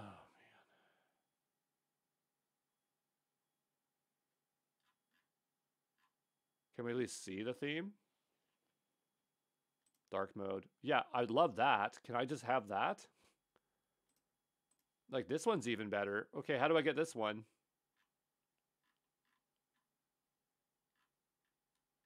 Okay, great. Can I have that theme? The left panel is where you create the theme, the different aspects of the theme. Okay, can I have it? Please may I have it? How do I get it? The strange of the dark theme is easier. I mean, it looks like it's just base theme, dark theme, to be honest. So maybe what we can do is just go back over to here. How to set dark theme on Gradio. I'm not sure why this is so darn hard. Maybe you can't force it. You have to have a toggle or something.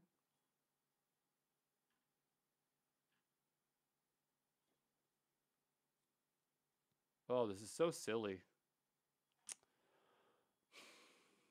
Because I want to be able to see what I'm doing, and it's just like really hard to see anything. All right, well, I'll just take out my custom theme because that clearly is nonsense here. I mean, like, we could get it to work. It'll just take a lot more time, but I do apologize. I find, again, this very hard to see, and I just realized that that's unfortunate, so. We'll give this a moment here.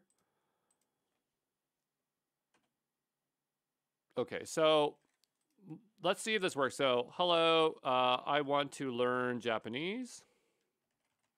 Can you teach me some basic phrases? Let's go ahead and hit enter. And we got an error. Yeah, no surprise. So it says here, not values to unpack.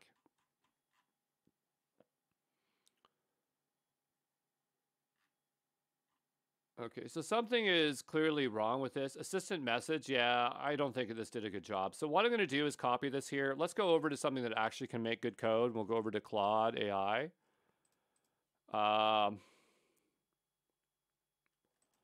This code is not working. Can you help me out? And let's see if Claude can solve it. Claude's really, really good at coding. I just want to see if it figures out what's wrong.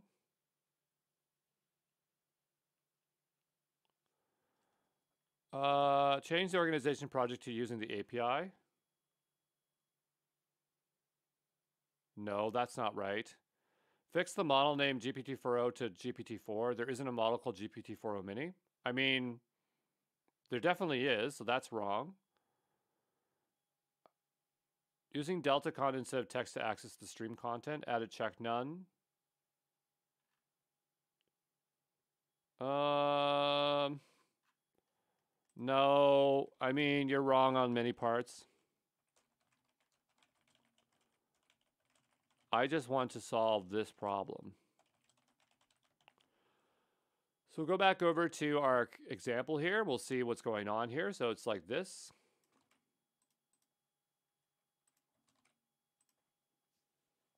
And we'll see what it says. So now it's putting my code back to normal, which is good.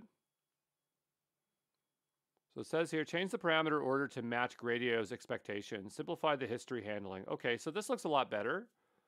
So maybe, yeah, again, it just was not compatible with the way Gradio handles the code. So if we go back over to here, I think what it's changing is this component right here, that part there. So we'll go back and paste it in. Yeah, it looks a bit different for sure. Okay. I think I might have lost that code there. We'll go ahead and paste this in again. And I'm going to stop this, start this again. If it doesn't work, then we'll manually debug it because, you know, again, these things don't always work as expected. Can you teach me some basic Japanese phrases for restaurants? Let's see if that works. Is it going to stream? And we got another error. So it's interesting that it can't solve it here. Choice object has no attribute text. Okay, so let's take a look here and see what we have. So we have this configured. This is totally fine. We have user assistant, which might be correct. We have add the pending message. That's fine. We have client completion, and we're passing back a stream. In the stream, we are iterating through it, and we're doing this. Choice object has no attribute text.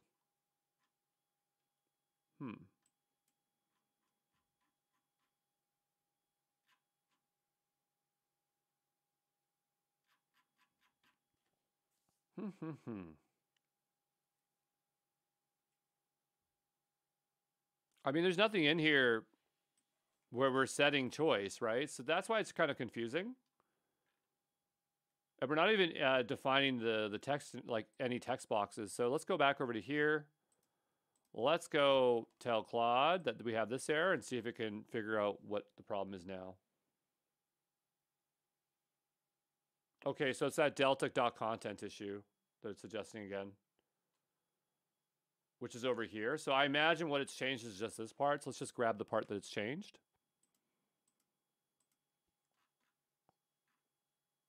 Oh, choice is here. Okay, that's what it was talking about. Choices.txt. All right, it wasn't clicking there for a second ago.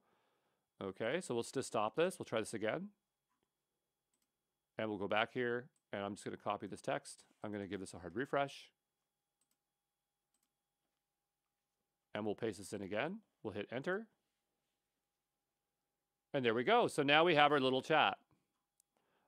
Could we take this a bit further? One thing that I would really like is to add on the left-hand side a image generation.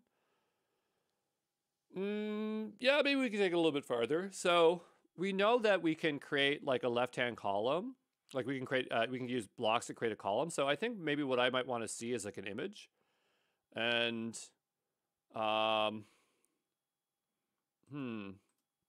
let's see if we can ask Claude to do this. So can you add an image to the left column? Can we have two columns, one for image and one for chat? I want to generate an image from the response of the last chat message returned by the assistant. Okay, and so I just don't know how the outputs will work, but let's see what it does and then read through it. But obviously we would use that block thing as we saw before. Yeah, so there's our blocks. That's setting up a single row, and then within it we have a column. I don't know if we need to have a row here. That might be kind of useless here. But here we have our column, which makes sense. Connect the chat box output to the image. So that's what I didn't know what we could do here. So when we hit the image, then it's going to hook up this generate image from the last history here. Okay. And then it's using Dolly 3, which is actually perfect because that's an API that's part of Open API. So let's go ahead and copy this. One thing I don't think we need is that row column, but we'll go ahead and see what we can do here. Okay, so I'm going to try and stop this here. Actually, before I do that, I'm just going to undo. I'm going to say chat with image.py. And then I'll just paste this in again here. And we'll cd into chat with him, or not cd into, but we'll just say Python chat with image. It already is erroring out because it doesn't know what chatbot is here. Also, it doesn't know what user input is either, so I'm not sure why it did that. But we have it over here. Did you mean submit function? Possibly, but I don't know what it's supposed to be. Okay, so clearly it has some old code here, but we'll go ahead and just ask Claude to fix it again. One thing we might want to check here is like we're returning back the actual chat interface. And so if we go back to the documentation, this is something we can check. I don't want you to be 100% reliant on the code. So that's why I just constantly keep checking the code here so that you, or sorry, not the code, but I don't want you to be 100% reliant on generative AI to code. And so that's why we constantly keep checking here. So this returns back an object. And so what I'm trying to figure out from the code is what does it return? Because it doesn't tell us. Okay, can we get submit anywhere in here? Submit. So there is clearly a submit button dot on this, but that's if we initialized it. So these are components. Does it tell us maybe what it returns? It doesn't. A chatbot with a custom chatbot that includes the placeholder. What does chat interface return Gradio? Because it's not showing us that easy way to find it. That's kind of frustrating.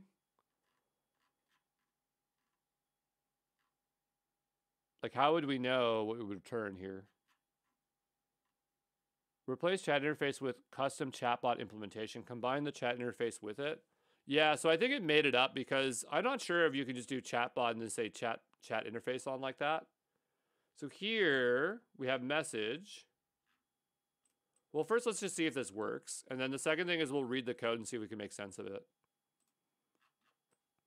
But normally what I would do, like when I'm coding, is I would go look up and say, okay, what does it return? But the documentation doesn't tell us anything. Unless there's like, let's say Gradio API reference, maybe that might be better. No, I would describe this this documentation as not very good.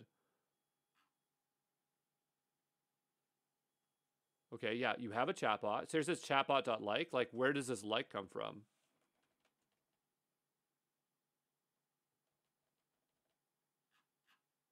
Like, how do we know what object is being returned? It just doesn't tell us. That's very frustrating. So we'll go back over to here.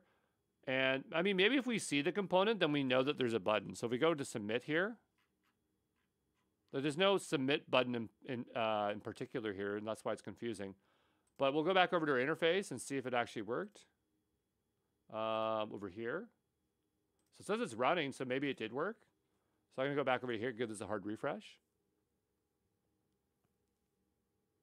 Okay, so now we have our chat on the left-hand side and this on the right-hand side, but this is now a custom chat. It's not that integrated one, so our experience is not as nice.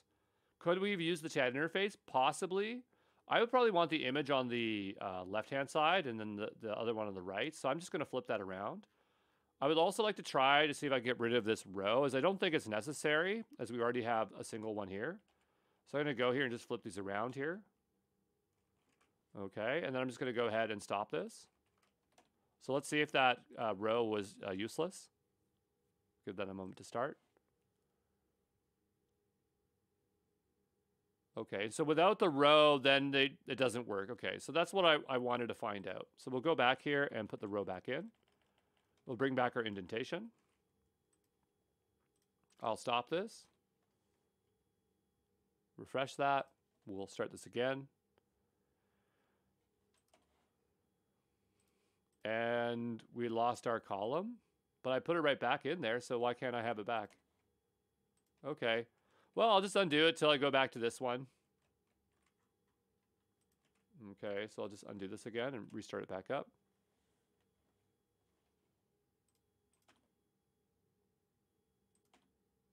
Oh, come on. It is not even trying to work here. So we'll go here. I'm just going to take a 2 spaces tab here. First of all, I really do not like 4 spaces, so I'm just going to quickly fix that, as that's kind of bothering me. But I'm trying to swap the location, so one's on the left, one's on the right. It seems like it's kind of caching it. Maybe we'll just open up our developer environment and then just say to not cache it anymore. And that might resolve our issue here, as I'm tediously changing the indentation for no particular reason. But yeah, I want the image to be on, I want the chat first and, no, sorry, the image first and the chat second. So let's try to stop that again, and I'm going to reopen it. This time what I'm going to do is I'm going to open up Inspector, and I'm going to make sure that it's not cached. So we go to Network here. As long as this is open, and that's Disable Cache is on there, that might fix our issue here. We'll give this a hard refresh. And that might fix our problem.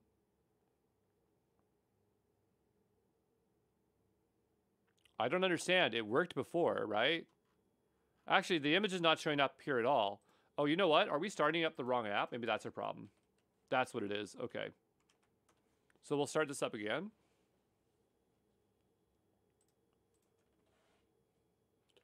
I would like to know what Gradio returns. Maybe Gradio has a GitHub repo. Obviously it would. But like, how do we know what's being returned? And that's what's kind of frustrating here, as I feel like the doc should tell us that. Let's go into Gradio, as that might be where it is. And then in here we have our components. And then in here we have the chat interface probably. Over here. Maybe it's not under components. Yeah, it's just there. And so what I want to know is like, what does it return? So we have chat interface. Okay, what do you return? You must return something. The chat interface returns itself. Okay, so is there like a submit button on here if I type in submit?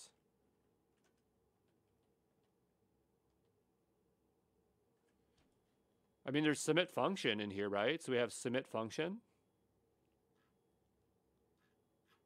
So maybe the other one could have been correct, and maybe it could have gone off of submit, but without knowing exactly what it returns and not being defined, that kind of makes it a little bit hard. Otherwise, you have to kind of dig through the code to figure it out. So anyway, we have our chat here, and I don't expect it to work with Dolly, but if it does, that would be really great. So can you tell me what the weather, or describe a nice scenic view in a single short sentence? Because what I want to see, we'll hit enter here, is I want to see if it calls the other one Dolly. Like, we didn't write any of that code, but if it works, that'd be really interesting. Now, while that is going, we can go check our backend and see if we have any errors. I don't see any errors here, so I'm assuming that it might be working. And we have a golden sun-sized cascades over the gentle hills, painting the sky vibrant hues of orange and pink, tranquil lake mirrors with breathtaking beauty. That's really awesome. That worked perfectly.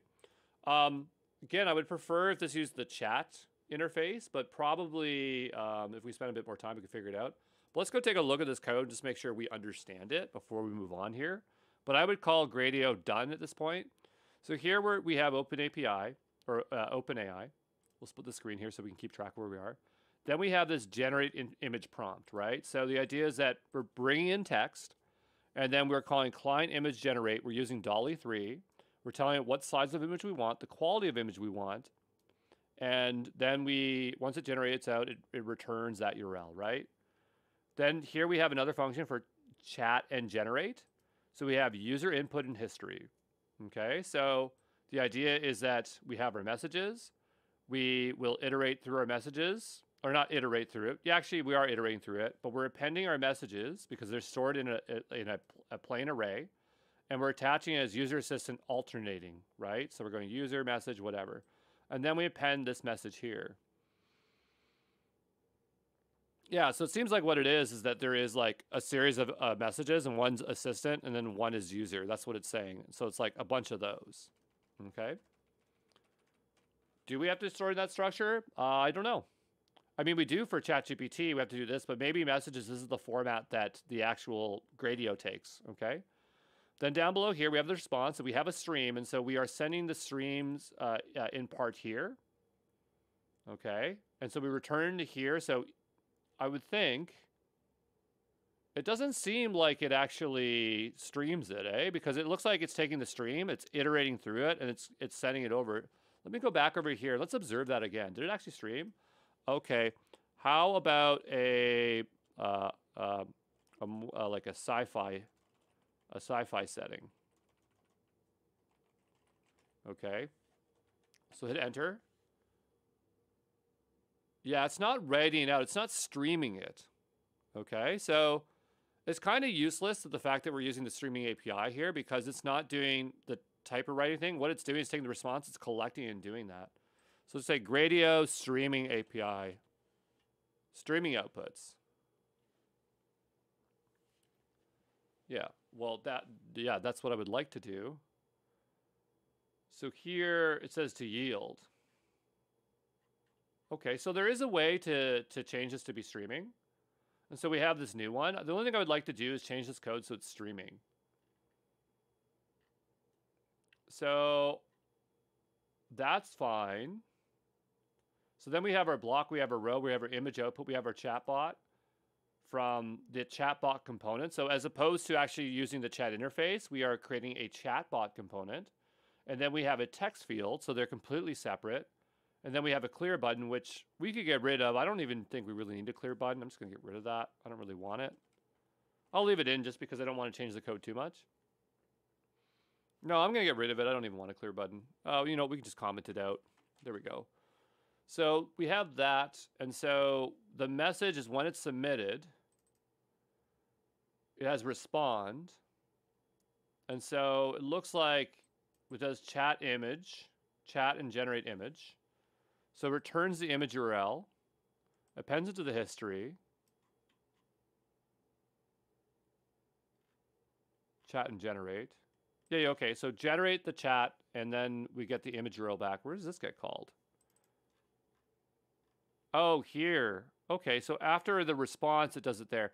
You know what? I don't think we could change this to streaming because we would have to wait till the final response came. Well, actually, you know what? We could probably change it if it finished and then put it in here, but I'm not confident that this code would be easy to do if it was non-streaming. Oh, sorry, if it was streaming with an image. So maybe we should leave it this way. But, you know, it would be better if at least this one was streaming. So let's go back over to this one. I don't know. I'm not sure how to do it for the chat interface. Oh, sorry, maybe chat. Here we go. Because this one said, well, this one does yield, right? And they were saying, like, if you did yield, it would stream it. So let's go back to the other one for a second. Maybe the other one was streaming, and I just didn't notice. Let's go back to this one.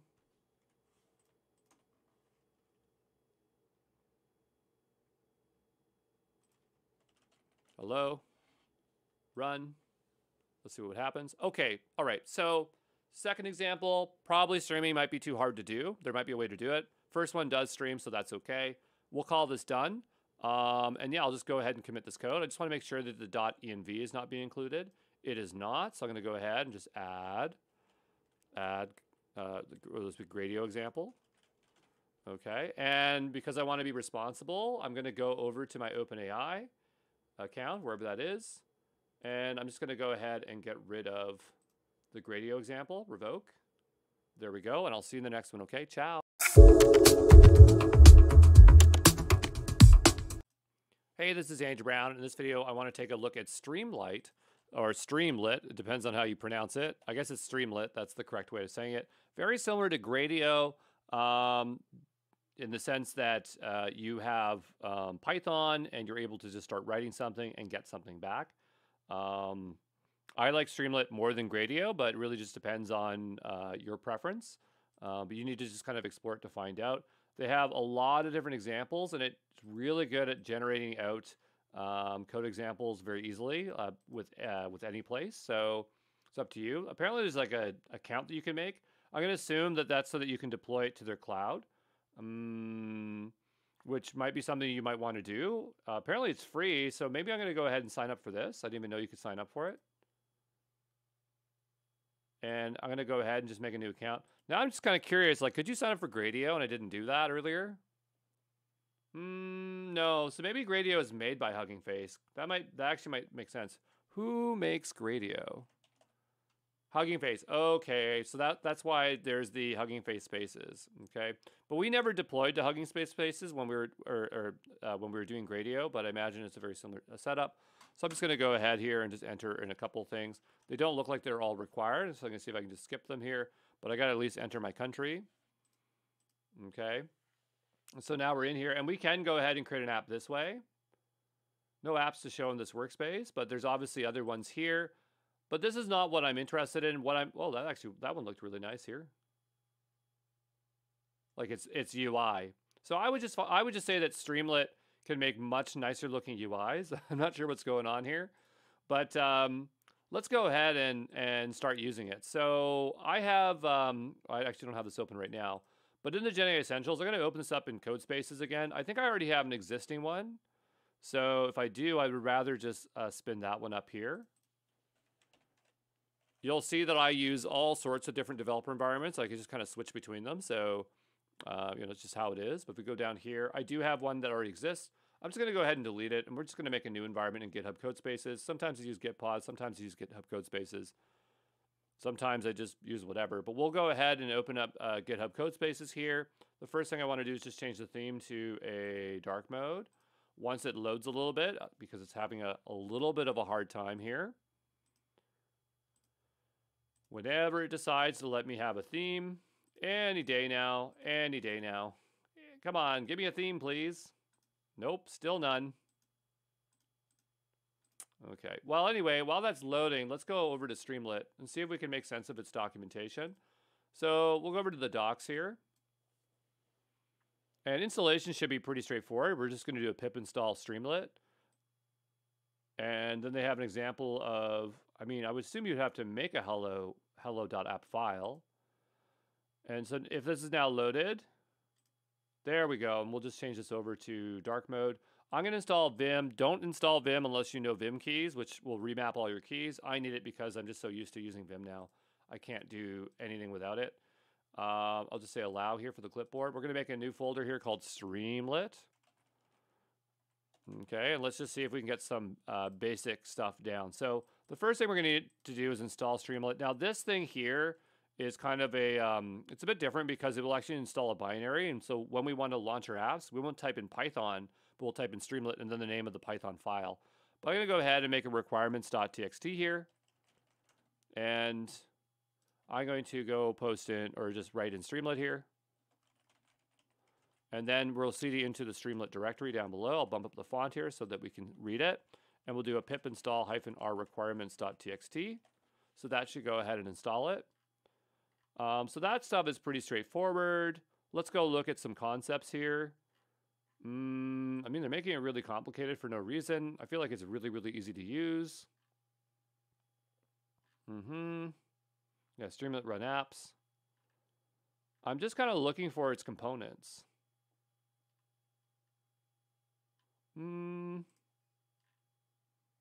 Okay, that's great. I think the thing is, like, most of the times when I use Streamlit, I just use something like ChatGPT or Claude to generate out my interface. But what I'm trying to find is the actual components that we can utilize. And so here we have maybe something that we can start with.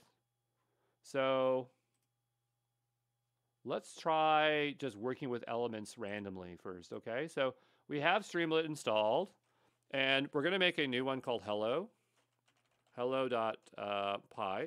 And the first thing we'll have to do is import Streamlit, I imagine. So Streamlit. Just like Gradio, I bet you could probably rename it. So we go over here.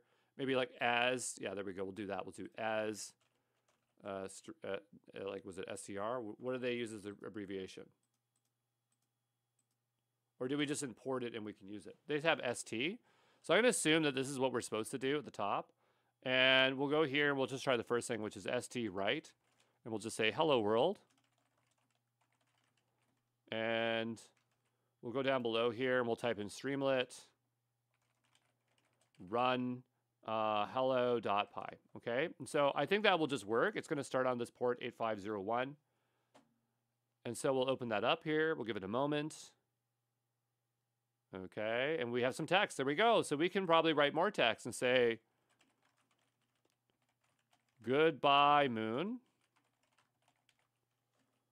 Okay, I've done a save. I'm hoping that it just changes. There. So that was one nice thing that Streamlit's doing that we weren't getting Gradio. Maybe Gradio had a flag for development, but Streamlit, I just refreshed and I got it. So we have 2 there. Let's go back over and see what else we can do text-wise. So write generators or streams the app in a text writer effect. Oh, that looks kind of fun. So let's try that out.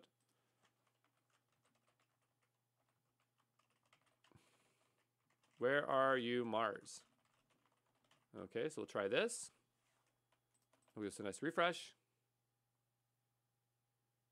Expects a generator or stream-like object as input. Okay, so we can't just we can't just dump it in there like that. I think yeah, it's expecting a very specific type of object, so that's interesting. Anytime Streamlit sees either a variable or literal value on its own line, it automatically writes that into your app. Okay, so all right, let's just give that a try then really quickly here. So I'm going to go back. So this is obviously not going to work. We need a streaming object for this to work. But let's go here and we'll try st write hello, and we'll do double name. Again, I'm just guessing here. Hello, Andrew. And let's see if that works. Yeah, that's the old error. I'm just going to stop this because it aired out before, so I just want to see if that works through that. Does that work? Oh, cool. No, that didn't work. Let's go back over to this.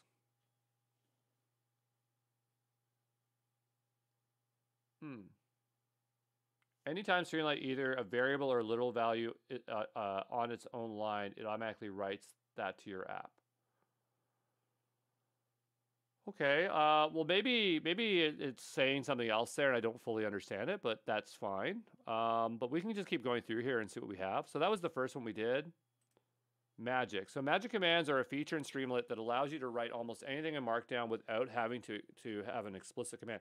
Oh, okay, it's markup. I thought it was like some weird injection here. Okay, so basically what we're seeing here is if we do this, right? If we did a multi-line, I believe this is how we do multi-line in Python.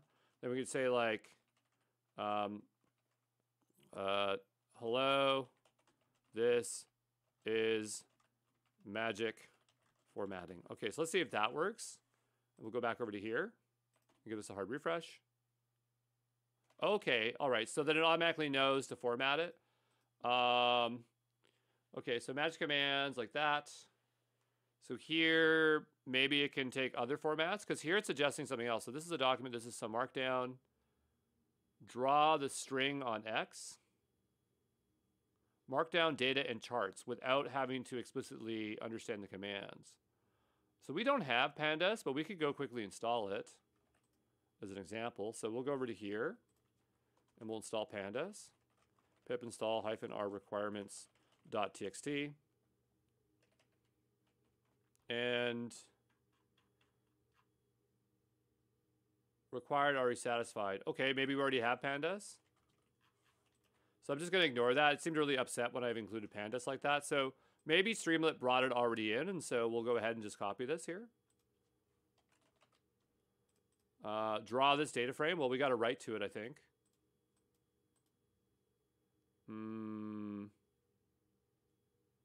Oh, is this just going to work plainly in here? No, that can't be right. You'd have to do Streamlit, right? Yeah, see, I didn't think it was just going to work like that. So let's do this. We'll do st right. I'm not sure why their examples are incomplete like that. This is what I don't like about the Python community. Their documentation is always incomplete. But here it's rendering that out. So clearly it can take a few different types of types here. Draw the string X on the value Y. Okay, yeah, I'm not exactly sure about that. We have matplotlib as well, so we'll grab this one as well. And we'll try this. st right. Okay. Give this a hard refresh. I'm going to assume it's already included. Oh, there it is. Okay, great. So yeah, we're starting to get some charting. That's pretty cool. Let's go back over to the docs here and continue on. So we have write and we have text elements. We saw a little bit of that, but we have like headings and bodies and text. So if we explicitly want to have Markdown, we do .markdown. So that might make a little bit more sense for what we're doing. So clearly that did that, but we would probably do markdown here like this, right? That wouldn't change anything. It would explicitly know that we're expecting markdown and not something else. I'm going to close some of these other tabs so I stop opening them up, and we just kind of stay a bit focused here. So that's interesting. We have a title. I think that would show up at the top here. So we can go to the top and just say ST title.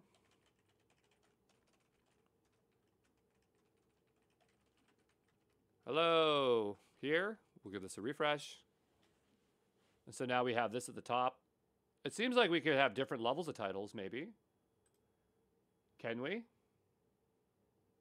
Kind of. I mean, it looks like we could also put little other nice little things in here as well. Looks like it even supports these. I might want to bring those in for fun.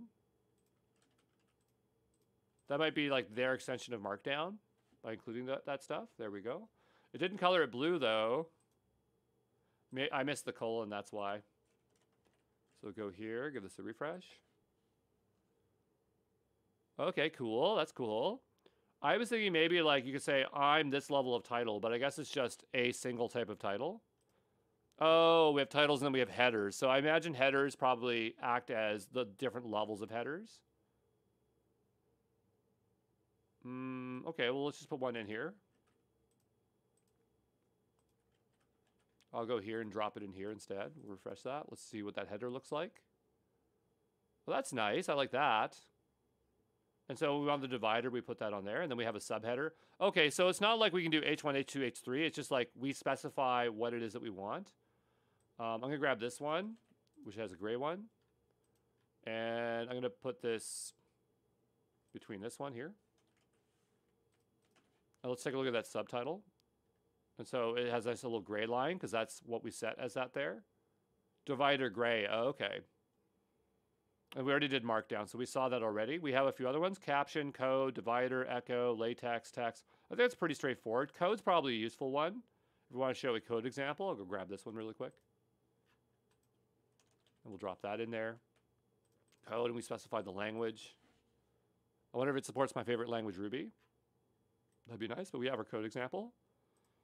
So that's fine. We could also even do HTML, which seems pretty cool. So we see our text elements. We have data elements. So clearly it can render data frames. Now, we saw write implicitly do that. But if we wanted to render a data frame in particular, we could do that. Obviously, we have tables like there. What's metrics? So we have an example here. Let's see it. That's really cool. I guess it's like a metric in the sense that it's like a dashboard, right? Like they're showing temperature, but I guess you could like have a series of metrics. So if you wanted to build, I guess, a custom dashboard, you could do that. Okay. JSON, I assume it just formats the JSON. Okay, that's nice. We have chart elements, input elements. So everything's very, very straightforward. Clearly, extremely robust system. I could see myself like doing like a full course on this, but right now we just want to start utilizing this in some practical way. So I'm going to go ahead and we're going to make a new file. We're going to call it chat.py. And so what I want to do is I'm going to use Claude because it'll probably do a better job of this. And I'm going to tell it to use, I'm going to say, I want to use Streamlit to make an app where one column has an image and the other column is a chat interface. We want to use OpenAI, such as ChatGPT 4.0 Mini,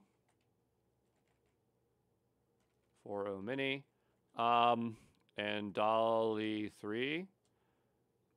And so the response from the assistant should generate an image in the image column. Okay, so hopefully that wasn't the worst written thing, but let's see if we can get that. We already have something similar for our Gradio example. So I found that Streamlit generates a lot better than most others. And so I have a strong feeling that this is going to work first time. Let's hope that it does. I have maybe too much faith in Streamlit. But Streamlit is really, really well optimized for these things. And it also is just like more robust than Gradio. Gradio is nice too. It's just whatever you want to use, I guess. So we'll go ahead and copy this bigger example here. And we'll go ahead and paste it in. But you can see, like, if you wanted to build some kind of very, very nice system that, you know, you just have to spend more time learning the UI and probably manually configuring it. I would probably manually configure it, but right now we're just trying to get this in as quick and easy as we can. I already have an env.examples over here, so I'm going to go ahead and bring that over here. We're going to do .env examples. And .env. Yeah, I decided to use OpenAI. We could have used anything, but it's just really easy to use OpenAPI, so I'm just going to do that today. OpenAI. And I do need python.dev, so I'll bring that over here, and we'll bring that in. I'm going to stop this. I'm going to do a Python or pip install -r requirements.txt. We might need more requirements depending on what we need to do here, but that should be good enough for now. I do have the OpenAPI or OpenAI here, so you have to figure your way there. If you don't know how to get there, I show you how to do that in the Gradio lab. So maybe do that one first if these are out of order. This is going to be Streamlit as our example here. In this, we have to set more than just that. I created a new project for radio, so I'm going to go ahead here and just make a new project called Streamlit. I'm not sure how many projects I can have, but I'll just make another one. And I'll just create the key now. We'll just call this Streamlit. And this will be set to the Streamlit project. We'll create that. I'm going to copy that key. We're going to go back over to .env. I'm going to paste it in here for now. I need this as the key to get loaded. We'll go over here. I'll wrap that in parentheses. I want to make sure I bring in my .getignore file. I don't want to commit the .env here. So I'll just do .env. So that's not a problem. I do need to set the other two, the project ID and the org ID. So let me just grab these two here. And I'm going to go back over to the .env. We'll go down. I'm going to go back over to the API over here. I need to go to the actual project, so we'll manage the projects. And in here, we should have, this loads here for a moment. And the reason I'm using OpenAI is because they do have a free tier, at least right now. I'm not sure about like Claude. They might not have a free tier. So that's why I'm not using it right now, even though Claude is really, really good. But I'm going to go over here to organizations. I'm going to grab this organization ID. I'm going to go back over to here. We'll drop in the org ID. And now we are fully configured for this. That doesn't mean this is going to work, but let's go take a look, because there are other things here. I'm not sure if it will require it, but I don't think so. The only thing we'd have to add into our requirements.txt here is OpenAI. So I'm going to go do that right now. And we'll go ahead and we'll just say Python app, or pip install -r requirements.txt. And we're going to go ahead and install that. Okay, so that's now installed. Let's just run it. Let's see if it works. And then we'll go look at the code.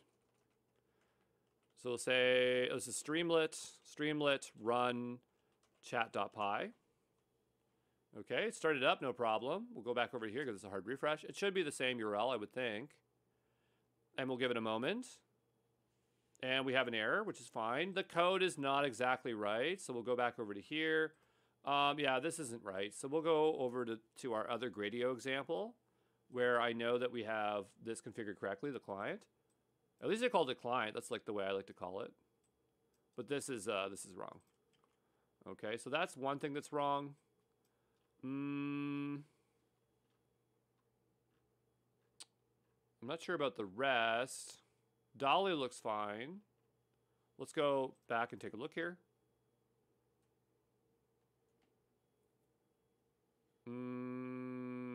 Oh, we didn't import org. Or sorry, we have to actually load our .env file. So we'll grab these 3 lines here. I'll paste that in there. We'll give this a nice refresh here. Okay. We still have a bit of a problem. The OpenAPI key is being set, but it didn't load the .env, so we have to stop it and start it because that only gets loaded once. It's not going to dynamically load that. No, I mean, it is set, so it should stop complaining about that. Let's make sure that's in the correct directory. We are in Streamlit here. I'm going to just stop this for a moment. Let me double check this. OpenAI key. OpenAI key. It definitely is set here. Oh, the name is wrong. Okay, so that's my mistake here. This one's spelled wrong. Maybe the other one's spelled wrong too. in the old one here. This one here. There we go. And so we'll try this again here. We'll give this a refresh. Do we get an interface now? There we go. So just say like, can you describe a scenic view of Japan? Let's see if that works. If it works first time, that'd be really great. Okay, it didn't stream it, which is totally fine. I don't see any image generated, but that doesn't necessarily mean it doesn't work.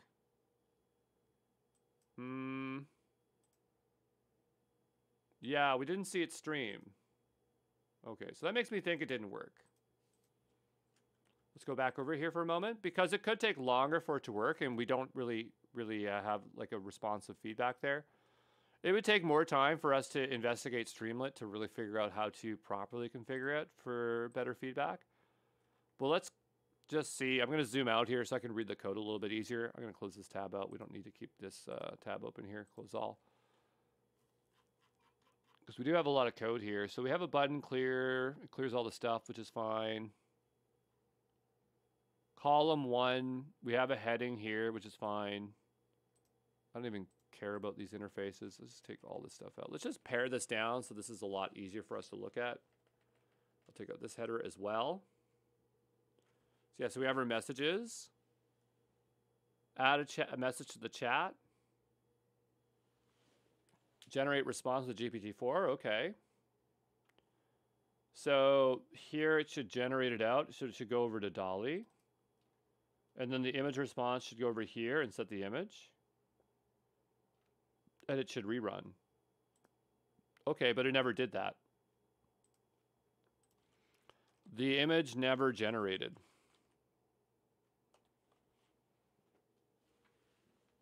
Okay, so here it's going to update our code with some debugging.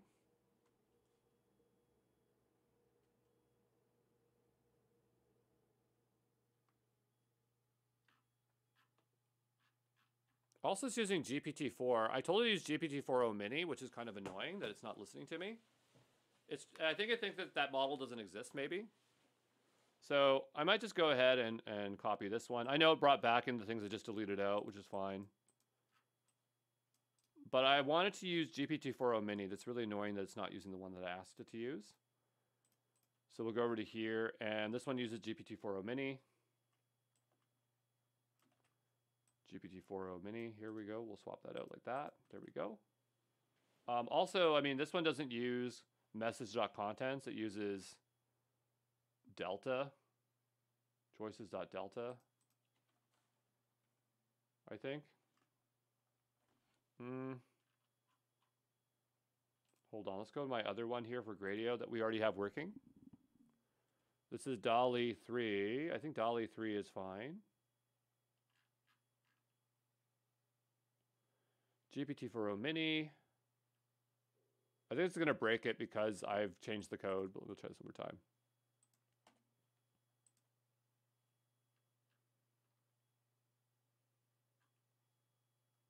Oh, it already has an error. Secrets.toml. What is it talking about secrets? I'm not sure why it's asking about secrets. Let's stop this again. Let's try this again.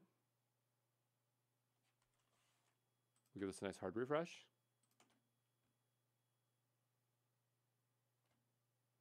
Valid paths of secrets.toml or secrets directory. No secrets found. Okay, so it's kind of expecting secrets to be in here. I'm not sure why. Again, I'm not that familiar with all the settings for this, but we'll say secrets.toml for Streamlit. So an optional file you can use in your working directory when secrets.toml is defined both globally in your directory. Combine secrets and gives precedence. Oh, that's kind of nice. Oh, I see. So you can set the open API key and other values that way. That's really nice. And then you can reference them that way. I mean, that's great, but we already referenced it in another way. So I guess I'm not really worried about that. The only thing is, like, I'm not sure where this is, the secrets. Here. Oh, it's... Yeah. It's being stupid. So we'll go ahead here. We'll copy this. This will fix it, this one line here. But this is still going to break because the way we have it configured. Probably the better way would be to use the secrets, but I'm not going to do that. Oh my goodness, did we not get rid of the stupid secrets thing? Secrets. No, get out of here, secrets. We don't want to use that. We used a more generic way that's better. Okay. Okay. Yeah, this stuff's gone. Okay, that's the problem here. And we got to stop and restart this.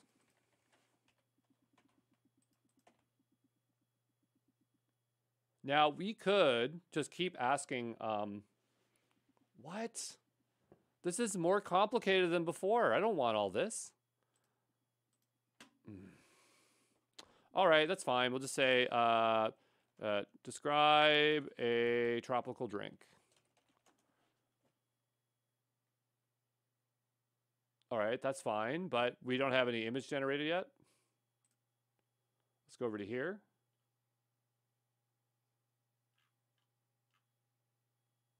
We don't see any errors per se, but it's not generating it out. Okay, so, now here's a question. If I use this, print hello. I want to see if like this will print anything if we do that. So I'm going to stop this, start this again here.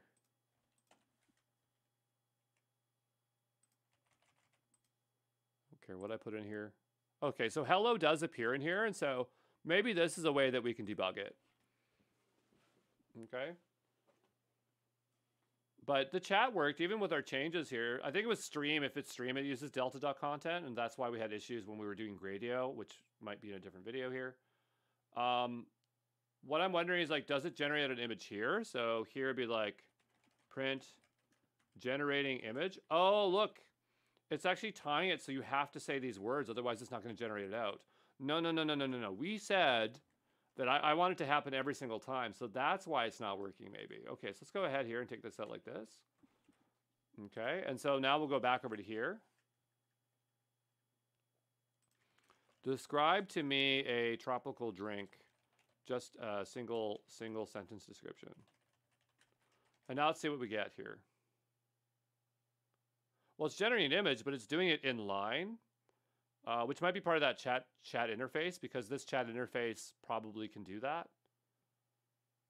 Okay, but it did send it over to the other spot. So, okay, that's perfect then. That's fine. That was a very different kind of experience. I wasn't expecting to see that kind of interface over there, but we'd have to read more about that component to understand. But yeah, like, where is the code? Yeah, here's chat message. So the way it works here is like we have chat message user, chat. So yeah, so we have the chat input here. Then we have chat message for the user, chat message for the assistant. It prints it out. Anyway, I would just say that Gradio is easier to understand its components, but Streamlit is a lot more robust. And if you were to invest the time into it, you can basically make a lot more complex apps than Gradio. But I don't want to go too deep here, as I feel that it can get really confusing really quickly. So we'll just wrap this up, as we've produced something very similar to what we wanted in that there. We did sign up to Streamlit. I don't really care to push to it. It doesn't really matter to me. I guess we could push to it. We signed up for it, so maybe we should do that. And I'll just sign in here. I'm not exactly sure how we push. Create an app. Okay, so it's a repo. I'm not going to do that. So you'd have a GitHub repo, you'd sync it, and then it would go there. Okay, that makes sense. So I'll just sync these changes here. Okay, and I'm just going to do a bit of cleanup. So I want to go back over to here into this, and I just want to go and delete that key. Okay, I have a couple junk projects in here, so I'm going to manage these ones here. And I'm just going to delete these as well. Gradio, yep, we'll archive that. And we'll archive Streamlit. There we go. And I will see you in the next one, okay? Ciao. Hey, this is Andy Brown. Let's take a look at Lovable. So Lovable is an AI-powered assistant, and what I like about it is that it's really good at building things end-to-end for you. So whereas something like, let's say, Cursor, GitHub Copilot is designed to help you as you code, this thing is more intended to be like end-to-end, build your entire application for you. So we can go in here and build something that we want. So maybe we might want something like, build me a clone of Linktree for developers. And we don't have to specify what it uses, but generally it will use Tailwind CSS and TypeScript and ShadCN, as most of these are being optimized here. We could also attach an image if we had an example, but it's as simple as writing this amount of information and clone app of this, and we'll go ahead and enter. And from here, it's just going to go ahead and start building it for us. And what I really like is that it will do its own corrections. Now, it can hook up to Supabase. I actually haven't done much with Supabase in the last while here, but maybe we could try to see if we could hook that up if we can get an interface here. And right now, I'm on the free tier. There is a paid tier. It's probably like $20 a month, but we're going to get away with something very minimal here. Maybe we can try to hook it up to Supabase and do something with that, as they say that they can do something here. But as you see, it's dumping out code. And what I really like is that it shows you what it's considering in terms of its version 1. And so you could, I suppose, tell it to version things. And it should give us a live preview here. I'll just pause here and wait till it's fully generated. It shouldn't take too long. Actually, literally waited 10 seconds, and here we have our own link tree now. So this is now implemented, and something we might want to do is publish this, or sorry, like sync this to our GitHub. So I'm going to go here, and I'm going to sync it to my OmenCon account, and so I'll make a new repo called Code Connect Tree. And so now we have it here, and I could open the code base in VS Code. If I want to explore the entire code base, we can go over to GitHub. I can just hit period to open up github.dev, so we can kind of explore the quality of code. One thing I don't like that Lovable does, and I think most of these other editors do it as well, is that they will dump in every possible library. So I go here and we go to Components UI. It's bringing every single ShadCN component in. If you don't know what ShadCN is, we'll just take a quick look here. But ShadCN are these styled components that you can just drop into your code. They're based off of a thing I think called Shadix underneath. We'll go to code here. Yeah, they are based off of Shadix. It's not saying that here, but these are all the components it's using. So the idea is that it will compose stuff utilizing that. But if we go back here, it's dropping all of them in here regardless if we're using them all. But anyway, we come back over to here, and so we have our interface. The next question is like, okay, how would I hook this up to Supabase, which I've actually never done before? So we do have a button here, and so it says connect to add authentication, store data, and call third-party APIs. So I'm kind of interested in seeing what we could do with that. Let's go ahead and connect Supabase. And I don't even think I have a Supabase account as of recent, but I'll go ahead and click on continue with GitHub. I'm going to authorize this here. If you don't know Supabase, it is a opinionated serverless backend. So we'll just give this a moment here. We'll just accept whatever it's saying here. All right, so we'll go ahead and scroll down. We'll create our organization. And we'll just say Exam Pro Co. Educational, we could say. I'll stick with the free tier for now. We'll create the organization. So I know that we can hook this up. The question is, can it also write the code for that? As I believe that it can. So I'm going to go ahead and authorize Lovable here. So that means Lovable will actually be able to set up the backend here. Okay, so now Supabase is connected, and so the next question is like, can we hook up the backend? So, you know, can you hook up this? Can you code the backend for this app to Supabase, please? You probably don't have to say please, but doesn't hurt. And so I'm just curious if it can do it because, again, this is a beta feature, but I'm just curious as to how far it can go along here. Click on the Supabase menu in the top right corner. Connect your project to Supabase. Once connected, I can help you. Okay, so yeah, it is connected.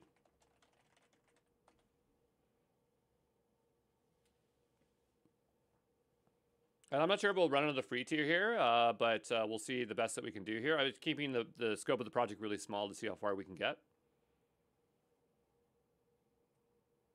And so it looks like what it's doing, and we probably can click here and see what it's doing, but I believe it's updating the existing files to integrate Supabase. Okay, so I've implemented the Supabase backend integration with GitHub Authentication, Profile Management, and Link Storage. You'll need to create the database tables in Supabase dashboard and configure the GitHub OAuth for authentication to work. Okay, so I guess the question is, how do I do that? So let's make our way over to Supabase. Supabase here. And I'm going to go ahead to the dashboard. And so we probably have well, I thought we would have had a new project here. So it didn't create the project. Let's go over and sync this code back over to GitHub. It might have actually already done that. So we'll go back over to here. I'm going to go over here and give this a refresh. So I'm not sure if it pushed the new changes. Let's go take a look here. We do have 3 commits here. Connect component projects and features. That actually just did happen right now. So we'll click into this. And so we have Supabase added. It added a supabase.ts file. So we would have to update the project URL. We would have, I suppose, a key here. We have UI button, the toast. Looks like it ripped out a bunch of stuff here. Then we have more stuff here. Okay, so this is, what's this file here? This is actually querying Supabase. Let's take a look here. It depends on what the database is backed as. Await Supabase from profile select EQ single. So we have this kind of query builder here. Okay, so that's really clear. And then we have sign in with OAuth. That's fine. So nothing super complicated. What's the name of the table that it's expecting? It's expecting the table to be called what? Profiles. Okay, so let's go ahead and see if we can make that ourselves. Again, I don't have much experience here, but we'll create a new project under Exam Pro. This project will be called, I'm going to call it Code Connect Tree. By the way, everything you create here is public initially, so just understand if you're creating something here that it is public facing initially. We have Code Connect Tree, that's the name of this here. We have a database password, so for now I'm just going to make the password capital T, testing 1, 2, 3, 4, 5, 6, exclamation mark.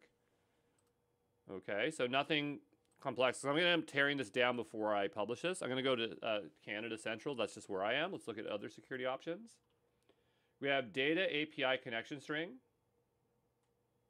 I don't know. Use connection string only. Use Postgres without authentication. Connect to via auto-generated HTTP API for Postgres. It really depends on what the code wants. So we go back over to here, and we'll take a look. So it wants the anon key. I don't know what that is. Let's go back over here and just make sure we know what it is before we do that.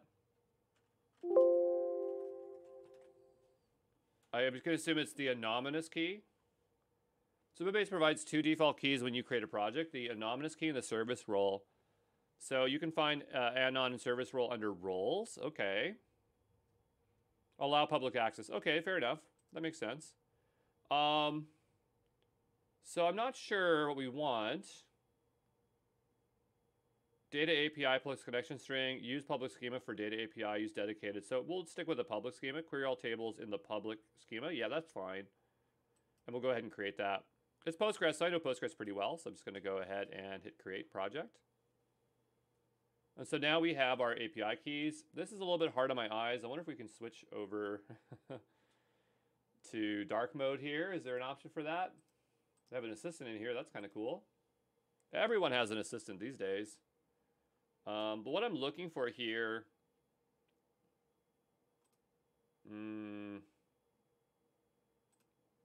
that's a little bit better. Their font's a little bit small. They must be young folk because the font's so small here. So we have the anonymous public key. This is a key safe to use in a browser if you have enabled row-level security for your tables configuration policy. Okay, now we obviously can't commit this to our code because that would be public. So this is where we would probably download. I wasn't ready to grab the keys here yet. but we want to download our code base and start using it, because I'm not gonna be able to plug that stuff in here. I'd have to download this code base. So I'm gonna go over to here, and I'm gonna assume this all uses just GitHub. Oops, I opened up GitHub Codespaces by accident, but I'm gonna go ahead and grab this here. I'm gonna go to my local developer environment. I mean, I suppose we could use Gitpod. Yeah, let's use Gitpod here today. That's totally fine. Again, you can use whatever you want. This is just an easier way for me to do it. I'm not sure if Gitpod, this version classic, is going to go away at some point, but if it is, we will have additional videos on how to utilize Gitpod locally. But anyway, I'm just going to open this up here. Okay. There's also some additional code that Lovable throws in here, which I don't personally like, but they need it to in order to generate stuff. So if I go into like the index HTML, they'll have like GPT Engineer, which is their module in here. So like in production, you'd probably want to rip that out after you're done using Lovable. But this is starting up, I suppose, the server. I didn't create a .gitpod YAML, but it seems to already know here what to run. If you're doing this locally, then you'd probably have to write npm run dev. That's probably what it's doing right here, because I didn't give it any commands, right? But I'll just go ahead and type npm run dev. We'll just bump it up a bit here so we can see what we're doing. npm run dev. Before you even do that, you'd have to do npm install, okay? And then npm run dev. Okay, so it started on port localhost 8080, so I'm going to open up local port 8080 here. If I go to this tab here and click the link, then I can preview the website here. And it shouldn't exactly work because we haven't configured our file there for Supabase. So in here, we need to configure these two values. And it would probably make sense if we imported these as environment variables. So I'll go over here. How would I import environment variables for these two? Okay, I don't really want it to update the code, but it probably will. Actually, that's fine. If it does, we can just pull that.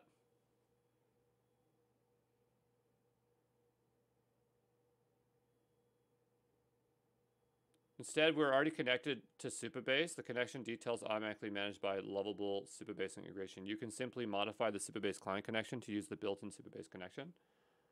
Okay, well, I guess my thought is like, are those things safe to use? Oh, did it actually just pull in mine, or did it just make up something? Now I'm really curious. Because we have VWFJ. No. So again, I'm not sure if it's safe to do that, but these are public facing. Like they didn't hide them, so maybe it's okay. Let's go back up here.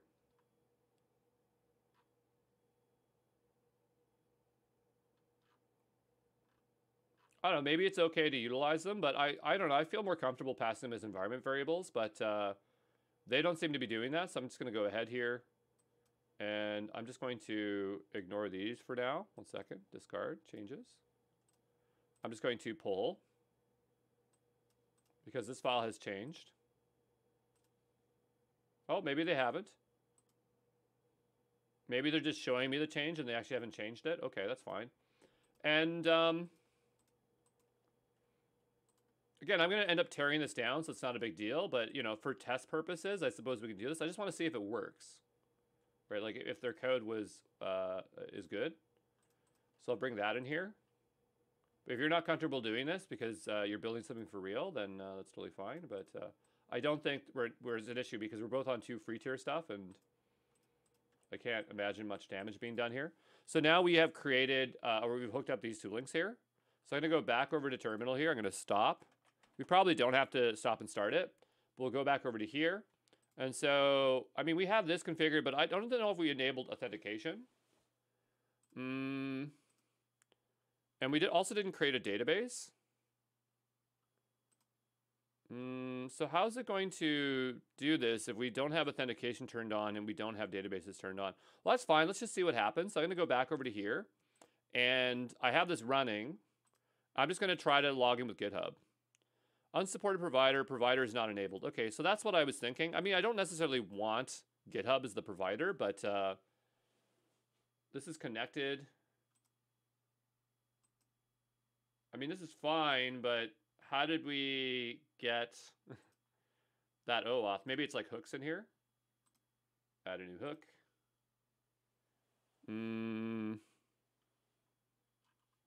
Maybe it's under integrations, because that one looks pretty plain. And also I said it was for developers, so it kind of makes sense why they were trying to do that. So we'll go ahead and say Supabase GitHub login. To enable GitHub auth for your project, you need to set up GitHub OAuth application, add the application credentials to your Supabase dashboard. So create and configure GitHub OAuth app in GitHub, add GitHub OAuth keys to your Supabase project, add the login code to the Supabase JS client app. Okay, so I want to know where this gets added. Add your GitHub to the Supabase project. Where? So we go back over to here, and I would have thought that it would have been under here, but maybe it's not. Maybe go to project settings here. And we have configurations, maybe API. Like where would I add that? It's not very clear, is it? To your Supabase project. Okay, we'll go back here for a second. Wait, hold on. No, I don't see anything there. Well, here we have the full steps, right? So go to here, go to authentication, go to providers. Okay. So go back over to Supabase here, authentication, providers. Oh, okay. Actually, they have quite a bit. That's really good. And so in here somewhere there is GitHub. And so we'd want to enable that by filling that information. But first we have to go ahead and create a project. Find your callback URL. Okay, so this is the step that requires a callback URL, which looks like this. The only thing is that this project here, well, I guess this is project specific, so that's not much of a problem. Okay, authentication providers, find your callback value here. Let's go back over to here. And does it say where? Okay, it's right here. Okay, so we have that, that's fine. And so it wants us to copy that. Then we need to go to the OAuth page on GitHub. So you would have to have a GitHub account. You have see Swimmer is a really old app I made a long time ago. And this one's going to be called Code Connect Tree. This doesn't have a proper URL because it's not a real application yet, but we could... Is this going to work if we don't actually have a proper one? I'm not sure how that would work. So for now, I'm just going to use, because Gitpod is public, so I'm going to try to use Gitpod for now. I'm not sure if that will work. I'm going to just open that up. And so I'm going to go here, simple link tree app. And then we need that callback URL, which I still have open here. Okay. And then we go to here, allow OAuth apps to authorize via device flow. I don't know what device flow is, but it does say, oh, keep it unchecked. Okay, so we'll go ahead and register the application. And so now we have a client ID and client secret. I'm going to copy that. I mean, clearly that must be what we need to copy. And we'll go back over to here. And so I'll put the client ID here. I'll generate a new client secret. I will have to authenticate with my GitHub mobile. It depends if you have two-factor on. I do have two-factor on.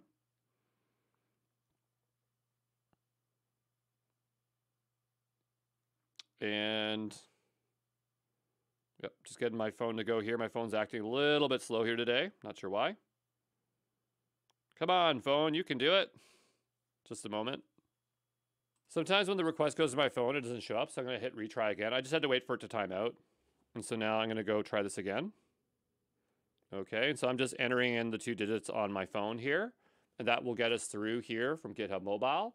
And so I've just generated a secret. Of course, do not share these secrets with anybody else. I'm going to get rid of my secret here eventually, so it's not a big deal. I'm going to go ahead and hit save. I really should be paying attention closely to the instructions here, as there is more to fill in.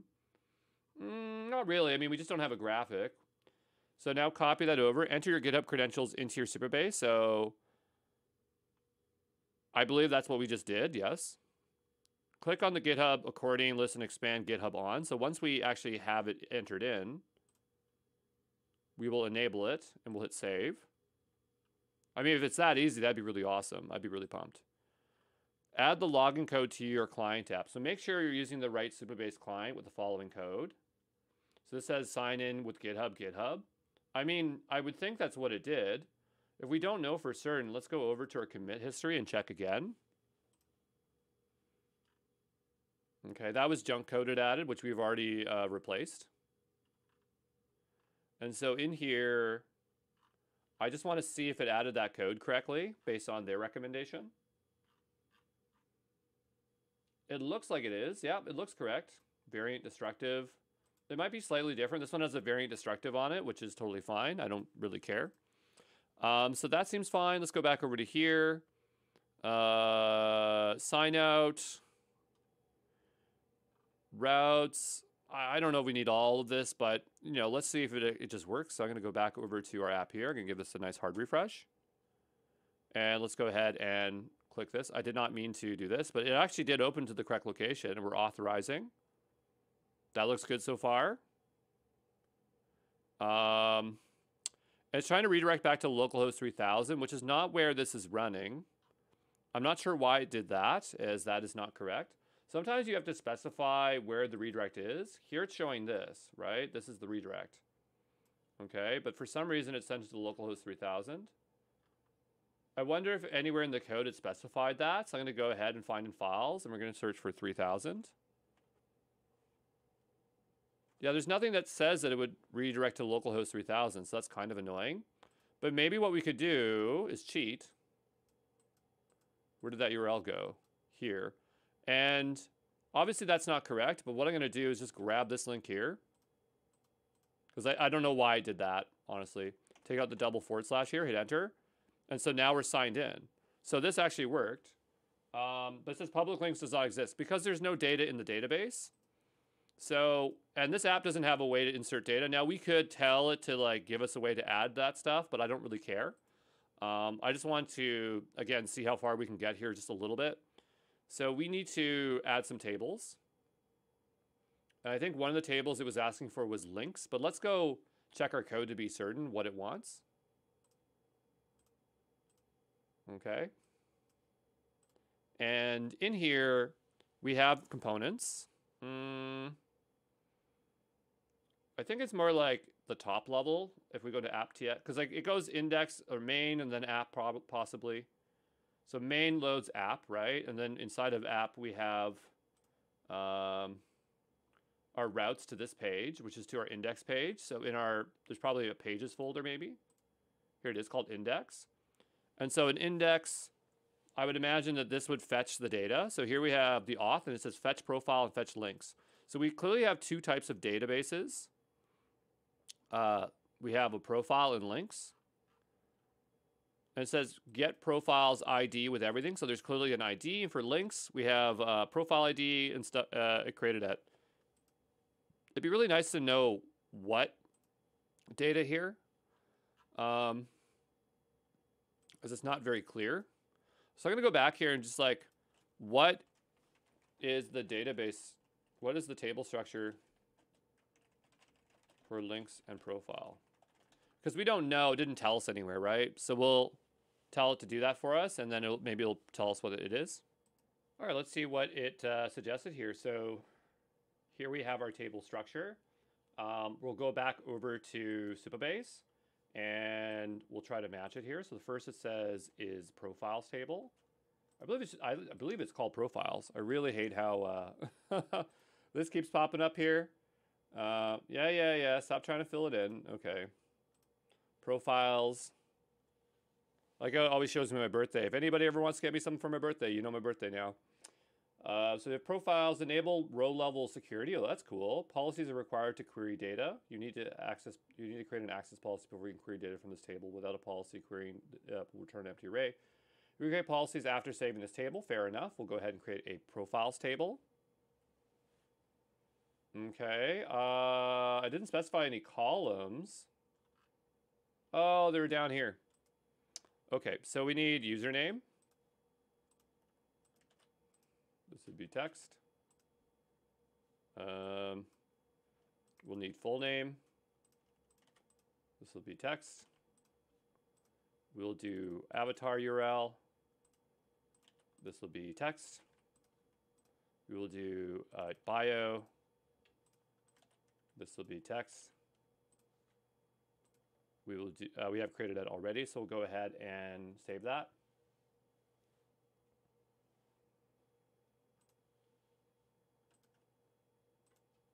And we'll do links. We'll scroll down now that we learned that it's down there below. I mean, I'm kind of zoomed in, so it kind of explains why we can't see it. So here we have profile ID. This one we want to link to the other ones. I'm assuming that that's the way. I didn't know. I just assumed that's how we'd link it. And so we'll link that one over to the... Oh, that one wants to go to the UUID. I mean, yeah, I don't care. I'm just going to... It didn't make UUID, so I'm just going to stick with that. I mean, this one, we might be able to change the UUID, but I don't think it matters. So in this case, it's not going to hurt anything because I don't think we're querying based on UUID. So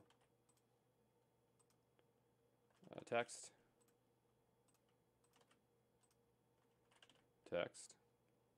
just a second. Description, text, tags. It's assessing an array. Text. Okay, but how would I do an array? I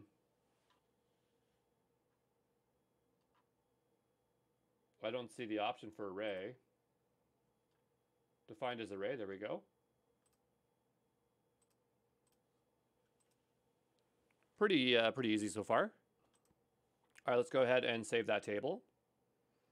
And probably as the other one, it's going to suggest we need policies in order to utilize these tables. Let's go over to here and we'll create a policy.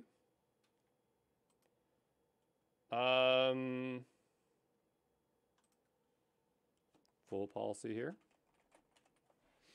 We have links permissive, select all from using and on. So basically saying that they can... Please provide an SQL expression using the using statement. Oh, come on. I don't want to have to do anything. Select read access for all users. What if I do that?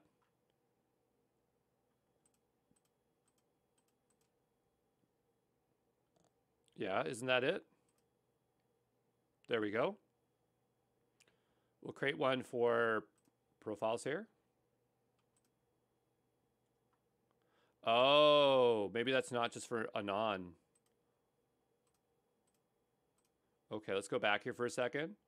I mean, it's not a big deal. Again, we're just testing things, but right now this one I think was set to... Like we set anon here, then it would just be this.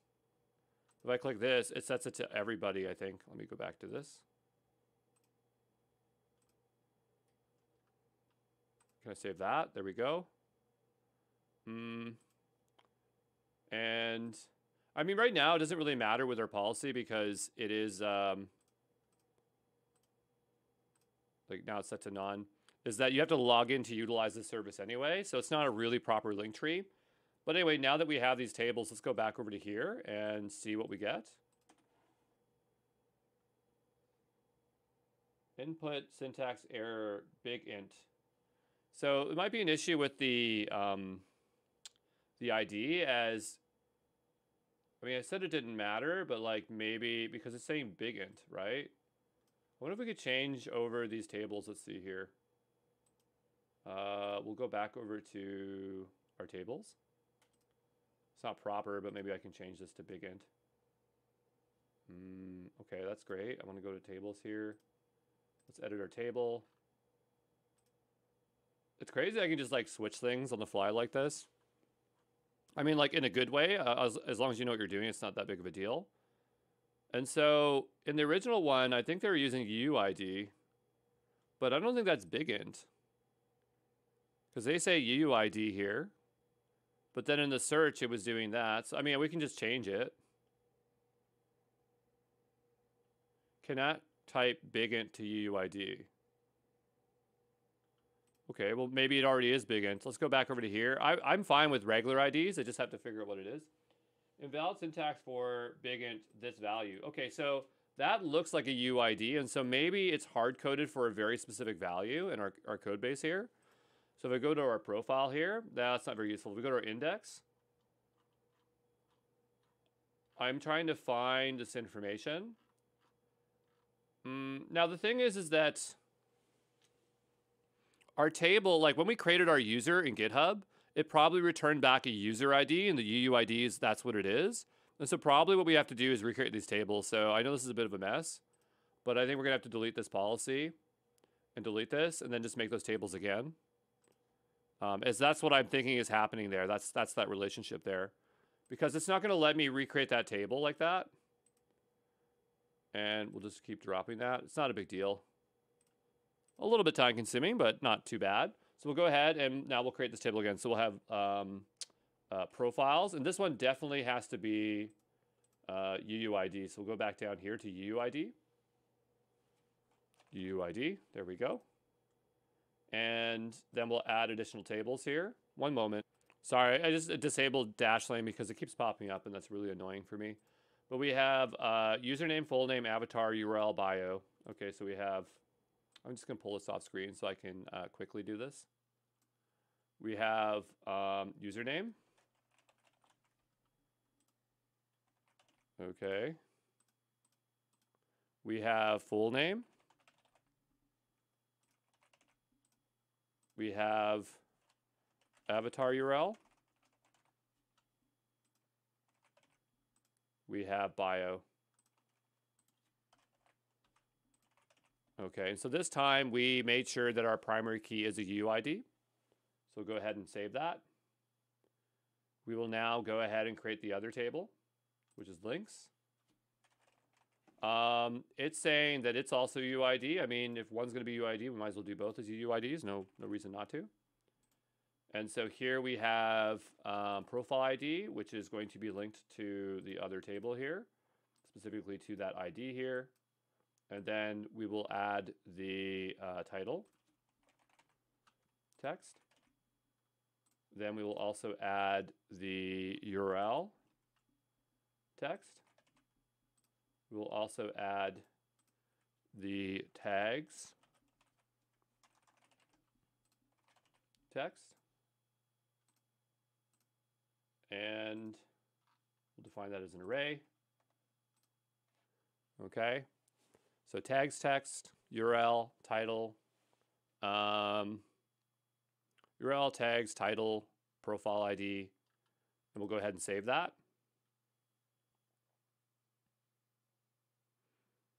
Okay, so that is now saved. Table links have been updated, but there were some errors. I'm not sure if that's good or bad. I'm noticing that this has fewer columns. The last one had 7. I'm not sure why this one only has 6. But we'll go back over to here. I mean, it looks like it created them, so I'm not sure what it's talking about. And by updated, we just created it. I mean, they're still there. So I'm just going to ignore that error for now. And I'll create a new policy. I'm going to say select all from all, and then just only set it to anon. And we'll save that policy. And because we'll insert data, but we'll probably do it through the interface here. And so that way, it's not like the app has to do it. This thing has to get out of the frickin' way. Okay, we'll save that policy here. Okay, I'm, again, not sure what's wrong with the table. It seems like it's fine to me. And we'll go back here, give it a refresh. So this is JSON object requested, multiple or no rows returned. And that's fair because there isn't any data there right now. And so we need to create a profile, but right now I don't know what the profile URL is. Because when it's set up, it's not like it inserted a user on the start. So somewhere in here, when it logs in, it's going to fetch that data. And so there's a user ID in the session. And so I need to get that information. So I'm going to go here and just console log out the session.user ID. And that way we will be able to figure out what the UUID is for this particular user to insert into the database. Okay, so we'll go back here and we'll give this a nice refresh here. And so we go back over to here. We should have logs somewhere here.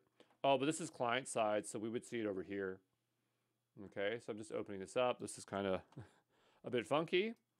And so in here, we should get, I'm going to refresh this. We should get it here. So this is the UID we need to insert for our profile. Okay, so I'm going to copy that. I'm going to go back over to Supabase. We're going to go over to our databases. We want to insert data. Maybe table editor. No, SQL editor. This is probably what we want. So I was just hoping that we could insert data. I'll just go back to table editor. I don't want to create a new table. Oh, let's just click into the tables here. Here we go. This thing's got to get out of here. It's really annoying me. We'll go ahead and we'll insert a new row. We're going to give this ID here in particular. We'll leave this so it defaults it. We're going to say Andrew Brown.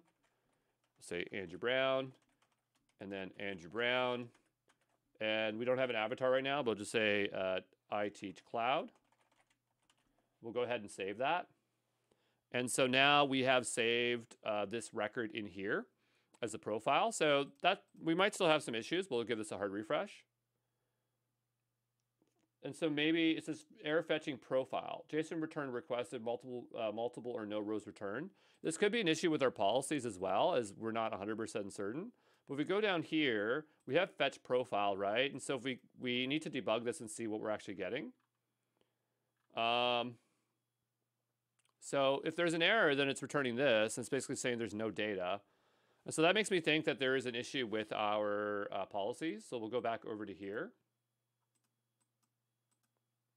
But just in case, because it says error fetching profile, right? So we'll go back over to Supabase. And I want to go back to policies here. Under database. Because I didn't really learn how these worked. I just kind of like skipped through it. Enable read access for all users. So we'll edit the policy.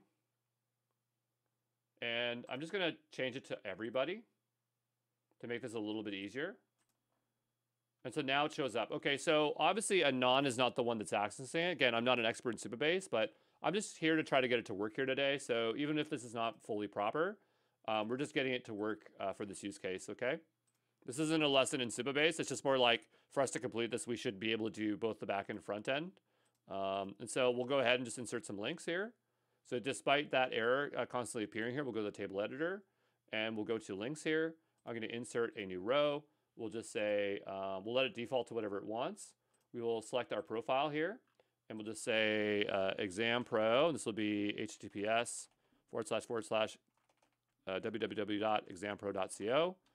And I mean, this is a list of tags. So this might be cloud, AWS, GenAI as an example. We'll save this. Not a valid array. Well, you didn't specify what the array is supposed to look like. What if I do it like this? Is this better? Maybe this one's not super friendly for this. We'll save that. There we go. So that worked. We'll go back over to here. We'll give this a hard refresh. And so now we have this and it links. And so we've built basically Linktree in the most basic form. Again, could do a little bit better than this, but for 30, 40 minutes, this is pretty darn good. So let's just go ahead and tear everything down now as I'm completely done. So I want to get rid of this project. So I'm going to go over to here to the left-hand side. Again, I'm on the free tier, so I'm not really worried about any spend, but in case I have any keys that should not be available, I want to get rid of those. So go ahead and type in the project name here and delete the project. Good. And the app, I don't need the app anymore in GitHub, so I might go ahead and get rid of that. So I'll go back to developer settings here. I'm just going to delete this app. Can I delete it? Advanced, delete, delete. Okay, so now that app is deleted. And I mean, I can commit these changes. It doesn't really matter, but example. But you know, if you wanted to run this yourself, you could. Okay, I don't care. Just commit it. There we go. Sync and deploy. But this is actually a public repo, I believe. So if I go over to, maybe it's not. Let's go see.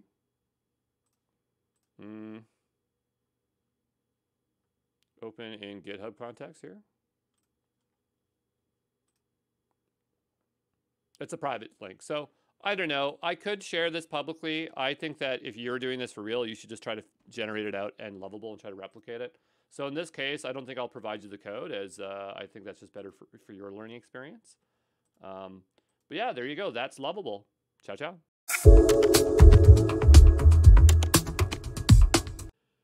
Hey, this is Andrew Brown. In this video, we're going to take a look at Fast HTML, which is used for building modern applications in pure Python. I believe that it handles both the front end and the back end, whereas something like Fast API is only back end. I don't think the projects are related, but this could be something considered similar to, something that is like Gradio or Streamlit, but a bit more polished.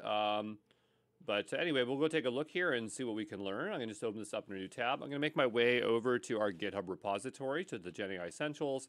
I'm going to open up a new environment here in GitHub Codespaces. Looks like I have one from before. I'm just going to go ahead and delete that, as we will start from scratch. Sometimes I use Gitpod, sometimes I use Codespaces, sometimes I use local developer environments. I'm all over the place here because I want you to be comfortable anywhere you're working. So you should learn a little bit of everywhere. Okay, so we're going to start this environment up. As that's loading, let's go take a look at Fast HTML. So Fast HTML is a new way to create modern interactive web apps. It scales to 6 lines of Python. It scales up to complex product applications with auth, DB, caching, styling, and more. So this sounds more like a full-on framework, whereas the other ones are a little bit more lighter. But it also sounds like you can start with the minimal amount of code to get going. So let's go over to our components. And what I'm just trying to do is figure out the documentation. Maybe docs would be probably better. Okay. And so it looks like we're going to do a Python Fast HTML. And here's a minimal app that we can get started with. So let's go ahead and give that a go. I want to have a theme that is a bit easier on the eyes. So I'm going to go with a dark theme here. I do not think I chose a dark theme, so I will try one more time here to change my theme. It's a little bit unresponsive, but I think it's just thinking maybe. There we go. There we are, so that's a little bit better. We'll bump up the font here. I'm going to make a new folder over here called, we'll say allow here, but we'll call it Fast HTML. And I know a lot of folks like Fast HTML, but again, I just don't have tons of experience with it, but we're going to get to it here. I mean, for me, all frameworks are basically the same. So, I don't find one better than the other at this point. It's all the same to me, but, us exploring these is good because then you can choose what best works for you. Anyway, so here we have a minimal example, and so I'm going to go ahead and copy this. And we'll go back over to here and make a new file. This one's going to be called main.py. I'm going to go ahead and paste in main.py, and let's take a look at what we have so far. All right, and yeah, we'll install the Python extension. Why not? So we have Fast HTML common that we're importing. Here it's initializing the Fast app. We have app and RT. I'm not sure what RT is for as of yet, but here we have get, and inside of that we have a hello world, and you can see it has like this div, so it's going to render a div called hello world. We have hx get for change, so I'm assuming maybe that is not sure what that is, but the point is that will this work? What I'm confused about is like, where does the serve come from? Maybe when we do this mass import, that's where it's coming from. That's probably what the case is.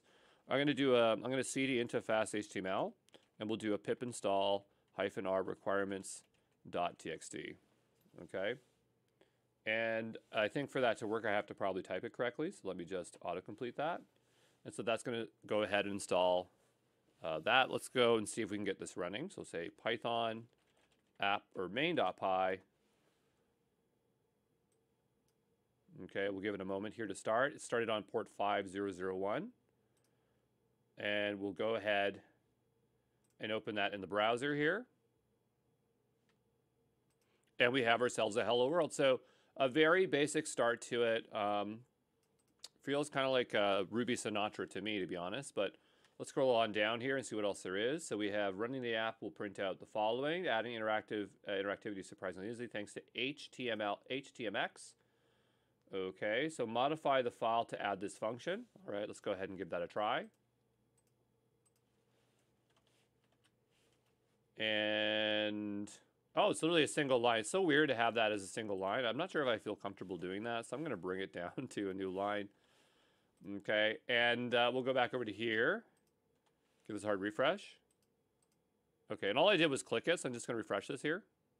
I click it, and so it looks like if I click, that creates an action, so that's kind of interesting. Now you have a clickable element, and the page changes when the text is clicked. Okay.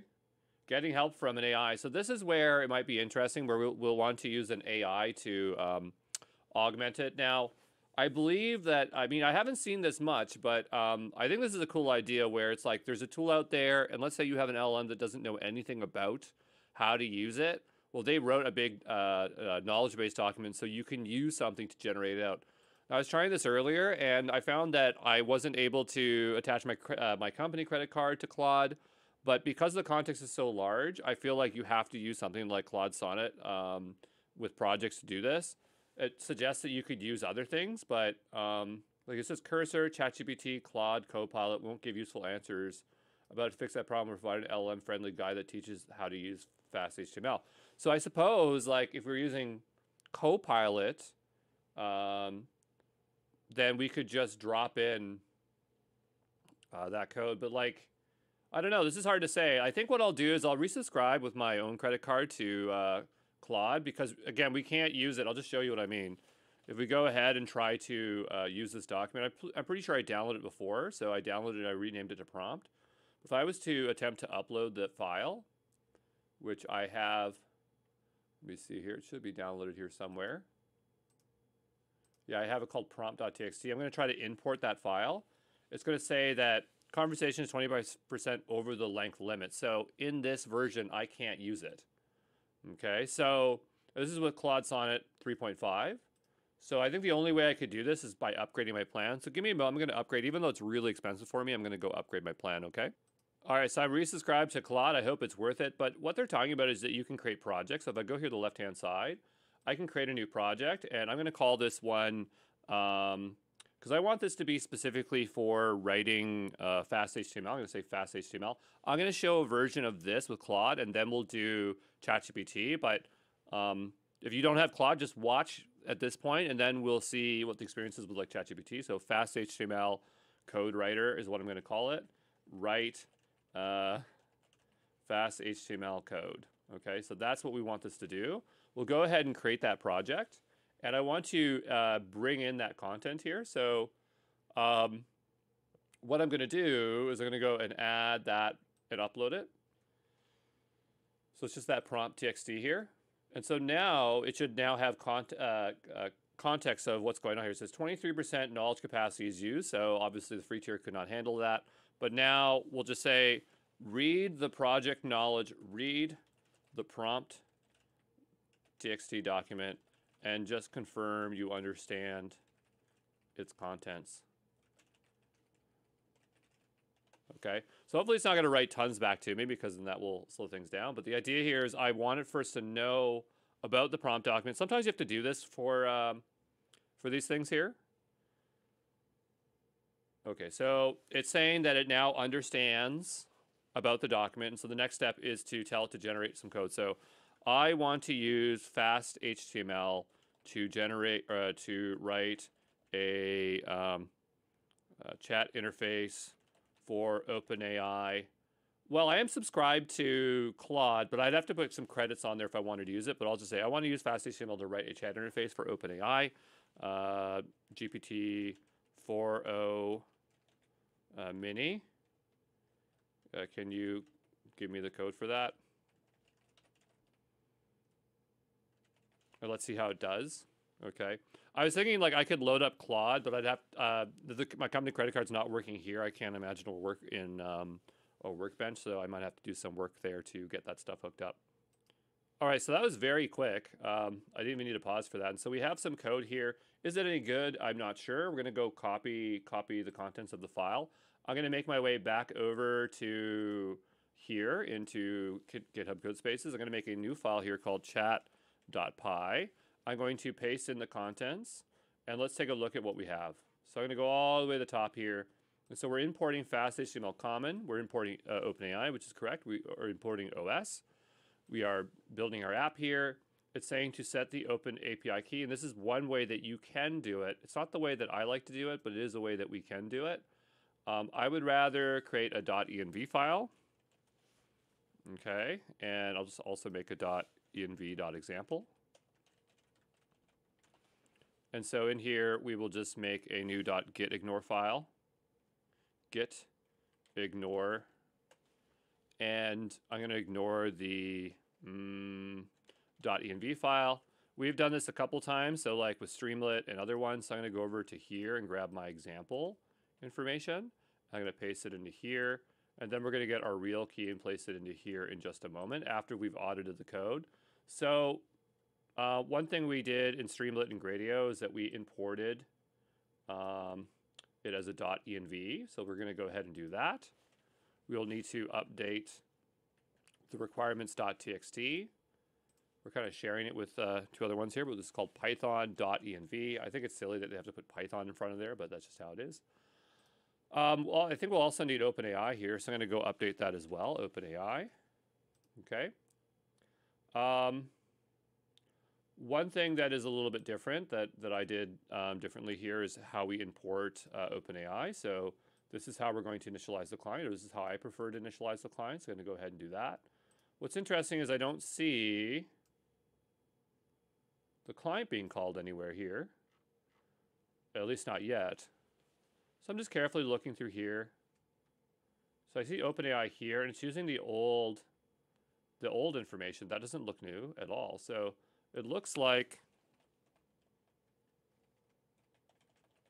the OpenAI API you are using is old, because that's not what it looks like now. Let's see if it can figure out what's wrong here. Definitely is incorrect. Okay, and then we'll go down and let's go take a look here. Okay, it's not using GPT-4o mini. Let's tell it that. Maybe it doesn't know about it.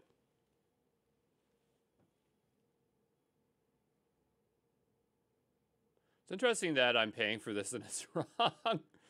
I don't know. It's a bit frustrating, but it's saying GPT-4o. That's still not right, but that's okay. So I'm going to go ahead and just copy this part of the contents. I don't feel like replacing the top part here, so I just don't want to have problems with that. So we'll go back over to our file here. I'm going to go and grab this, and it's not producing the latest code. It's a bit frustrating. So we'll go ahead and paste it in here as such. But that's okay because we have our own over here on the left-hand side. So we'll go, or right-hand side, so we'll copy this part. And I know I want to bring this in here. I'm not sure why it has chat histories now, but it seemed to have made some revisions here. Also, the styles have greatly reduced. I'm, again, not sure why that changed, but whatever. So we'll go down here, and the API looks a little bit better. But we want to use 4o mini, which is over here. So I'm going to go ahead and copy that. I'm not sure if it's going to need a max tokens. The other one has max tokens, so I'm just going to save myself some trouble and bring that over. Okay, again, not sure if we really need it. Like if it's, maybe there's like a default, I'm not sure. And I really, really hate for space indentation, but we're going to just live with it in this video here. Here, obviously, they have like a try around it, and this one doesn't. So, I mean, it should be no surprise that OpenAI can write better, or sorry, ChatGPT can write better OpenAI code, as that would be expected. But the question is, will this work, right? So here we have the div message, user message, div assistant, and then it has CLS. I'm not sure what CLS stands for, but obviously this does something. We could just look these up here. Oh, these are all HTMX. Okay. Attribute allows you to specify that some content in a response should be swapped into the DOM somewhere else, out of band. Okay. So that'd be really interesting to see if this works. But to me, like, the code just doesn't look very good, so I'm not confident about the code that's here. But that's okay. We're going to make our way over to OpenAI. And we're going to go over here to the login.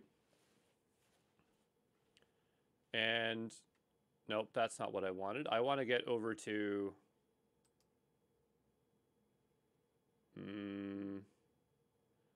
the API login. And so from here, I need to generate out a new token.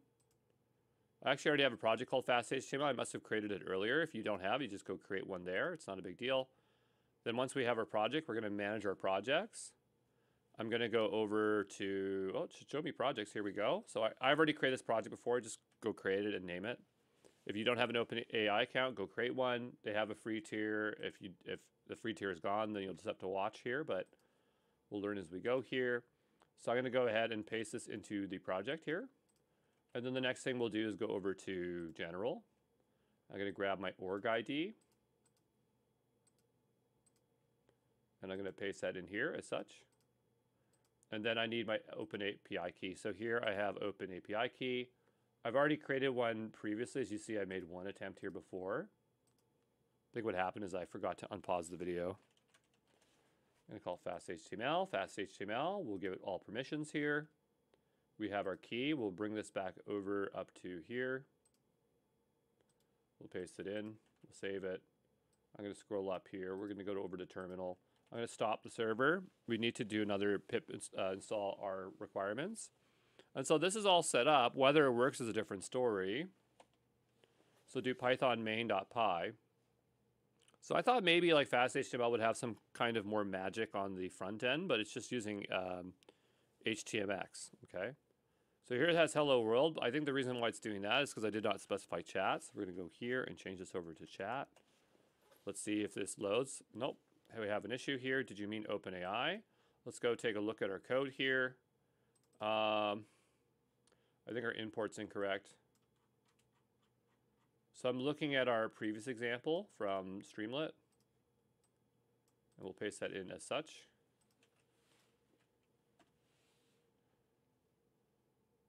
Now we don't have any errors. It's opening on port 5001.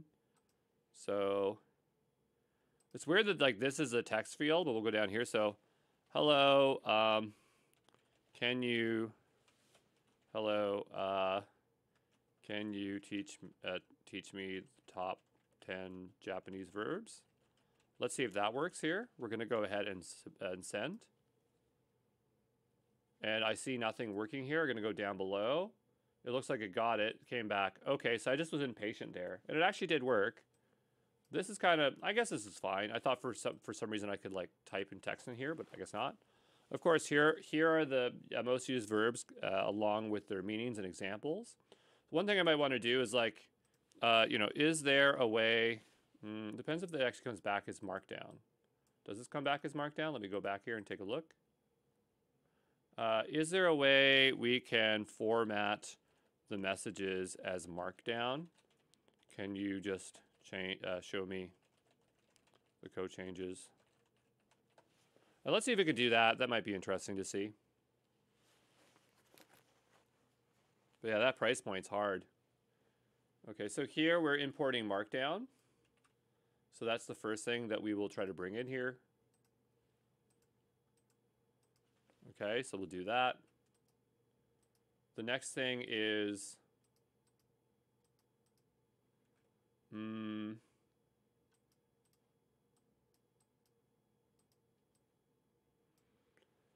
okay, that's fine. So we'll scroll down here. So we have format the message. So I'm going to go ahead and copy this in.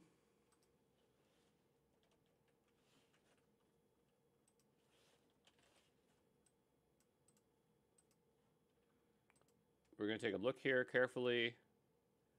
So what I'm looking for is any changes. It didn't really highlight the changes as I was asking it to do. I'm just carefully looking here, like beforehand or even that stuff has changed. There's clearly more styling, so I'm going to go ahead and grab that.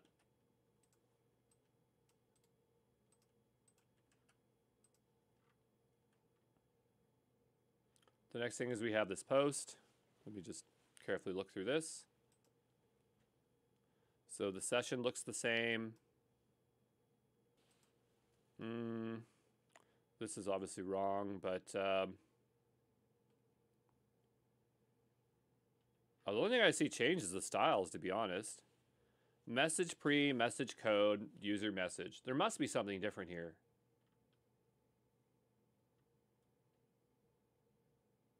format message. Okay, so this is a bit different. So we'll go ahead and copy this. We'll go back over to here. I see, okay. I'm gonna make our way back over to our user interface. We'll give this a refresh.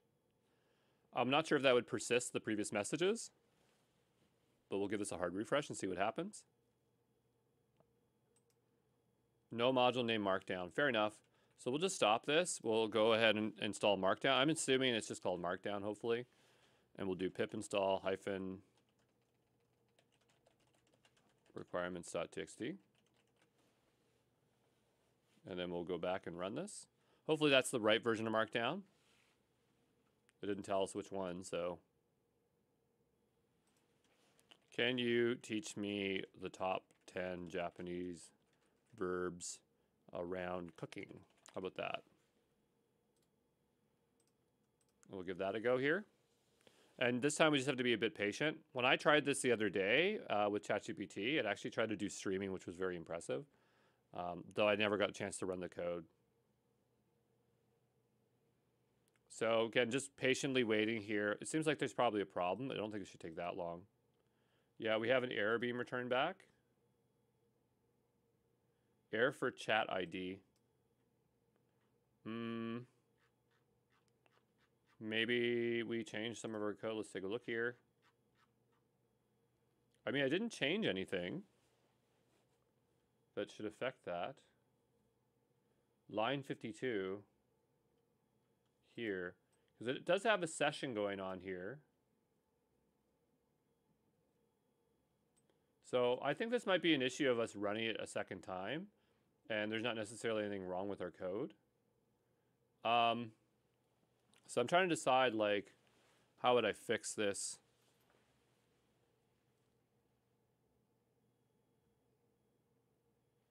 Well, maybe it can, Claude can just fix it for us. Like, I was thinking, like, I gotta clear up my cookies. I really don't want to do that, because the session's probably stored cookie side. Let's see if it gives me an answer here before initializing it.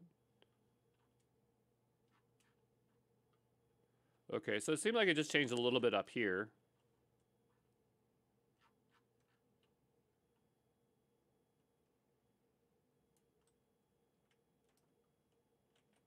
Okay. And we'll go back over to here.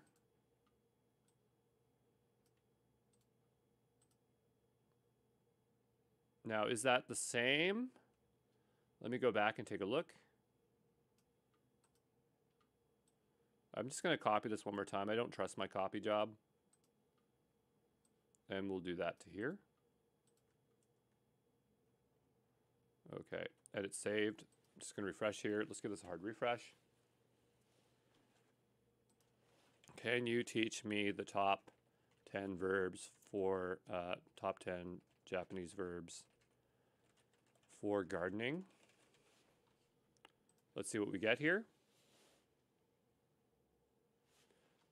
Oh, there we go. It came back and it's formatted. So we have ueru, mizu uyaru, sodateru. That kind of looks like to sit, but I think it's sawaru.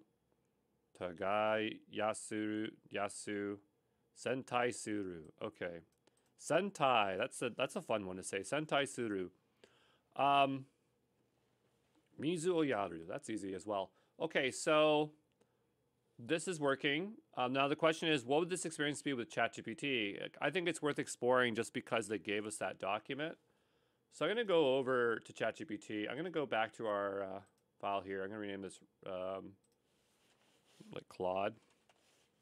We're still going to use ChatGPT just to make our lives really easy here. Or like, sorry, OpenAI, but this will be ChatGPT example. And so I have a paid version of ChatGPT. And there's O1, which has more advanced reasoning, but I can't attach files. So I don't think I can. So I have O1. Search is unavailable. Okay, so I'm going to see if I can attach that file. But when I go to my uploads, I can't upload it because you can only upload like images here. If I go to 4.0, I wonder if it can take a document. It can. Okay, so GPT 4.0 can take it. I mean, 0.1 would be a lot better because that's reasoning, but if I want to get that document in here, this might be the best way to do it. When I did this before, I wasn't actually able read the prompt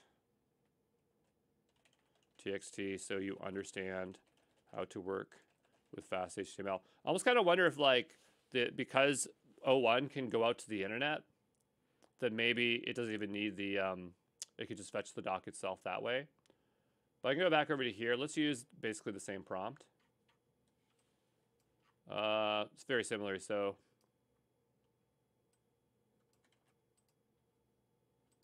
we'll go back over to ChatGPT here. I would prefer to use 0.1, but whatever. We'll see what happens here.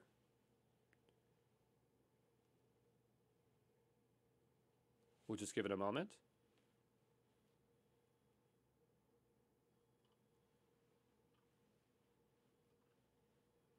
It's definitely different. It's using WebSockets, which is actually really cool. This is what I said before, where when I used it, it was telling me WebSockets. So I like that.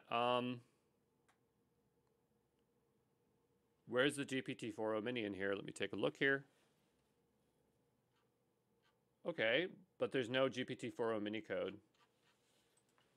Where's the GPT 4.0? Where's the OpenAI code to actually work with the model? And again, I think 0.1 would do a lot better, but because we can't upload a file, we could dump the contents of the file in 0.1. I've done that before, but I really don't like doing that.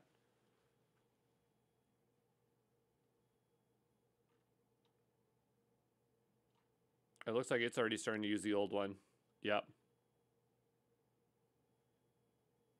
So I'm not really impressed by that. Let me see if I can I switch to my other model?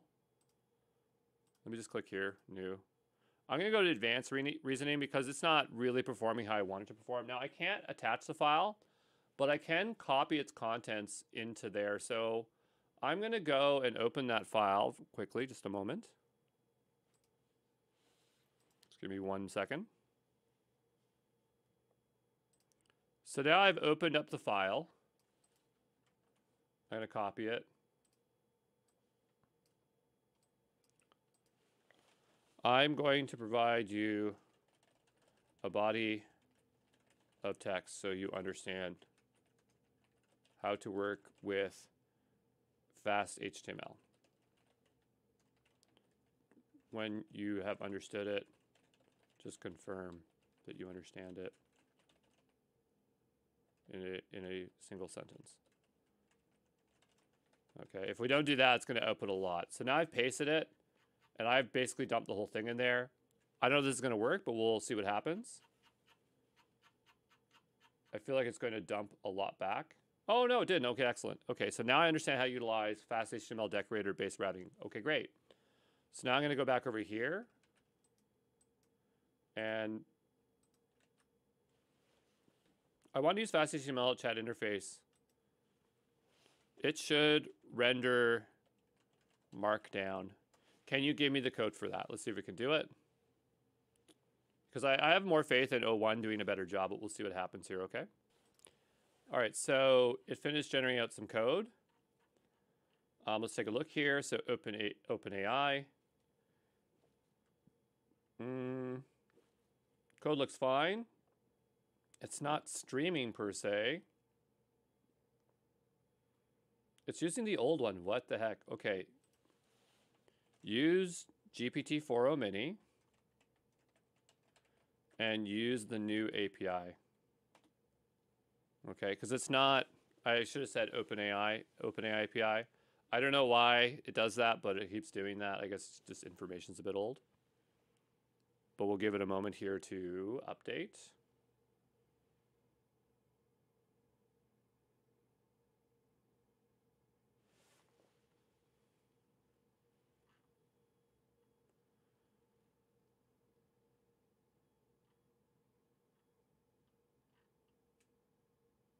What is it doing?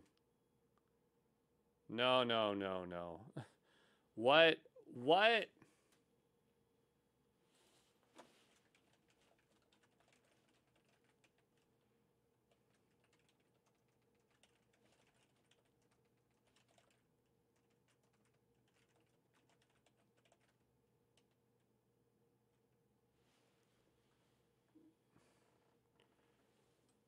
So yeah, it's not doing a good job here, but we'll try this again.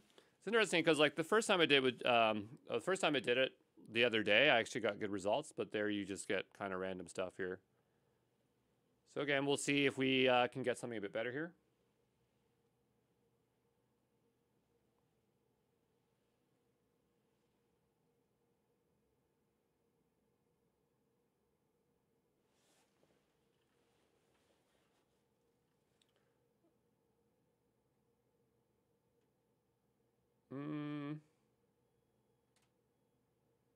Watching this as it codes.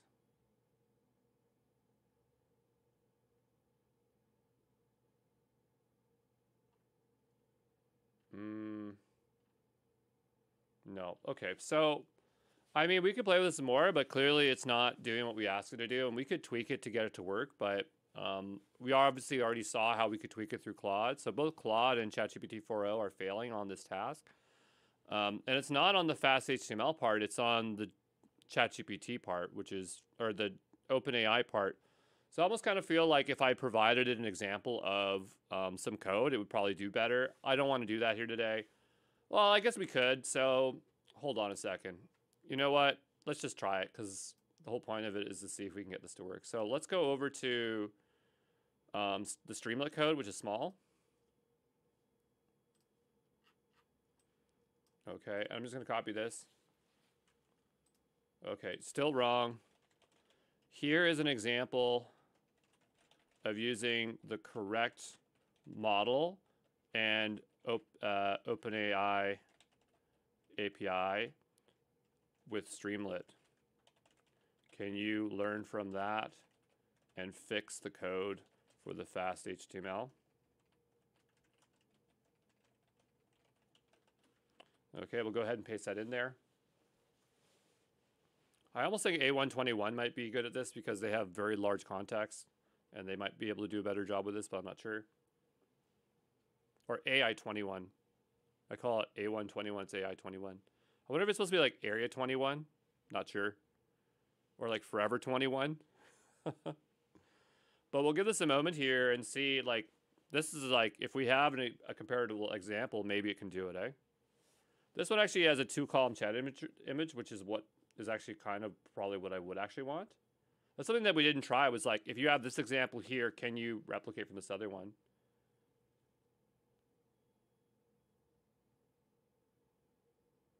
Okay, not sure why it's doing it that way, but that's fine, I suppose.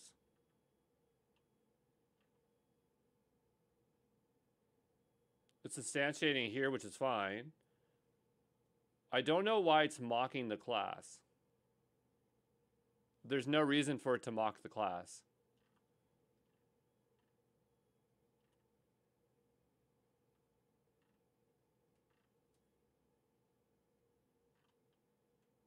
I don't know why it's writing so much documentation. It's really annoying. But anyway, it's interesting that it's coming closer to the solution with an existing example, so I just didn't think about doing that before. All right, so let's go ahead and grab this here. And there's a lot going on here, but maybe we can make it work. So we'll go back over to fast HTML here. And I'm going to paste this into here. The only thing that doesn't make sense here is the OpenAI definition up here.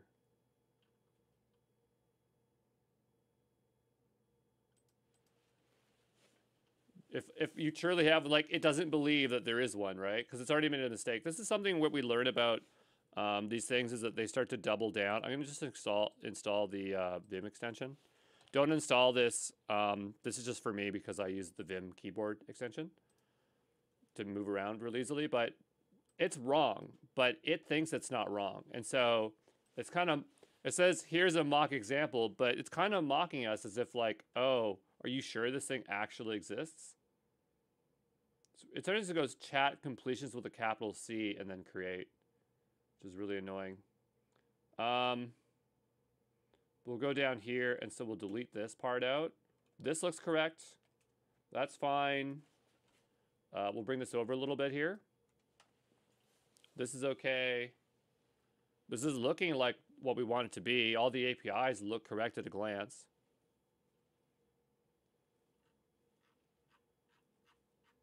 Okay, let's see if it works. Python app, or sorry, Python chat, ChatGPT.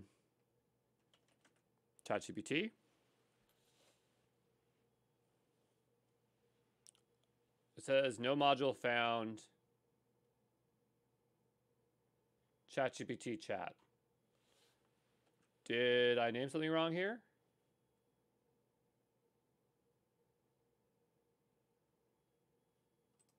Hold on here. Chat, GPT chat. Oh, maybe that's something to do with the fact that I named it ChatGPT, but that's fine. We're just going to ignore that. Maybe that doesn't matter. I'm going to go to port 5000. It should still be over here.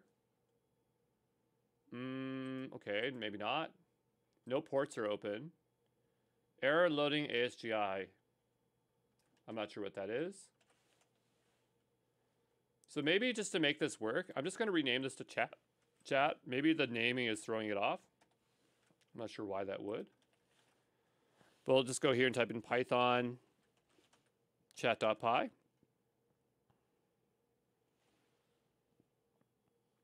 Okay, so that clearly isn't the problem. We'll go rename this back to ChatGPT.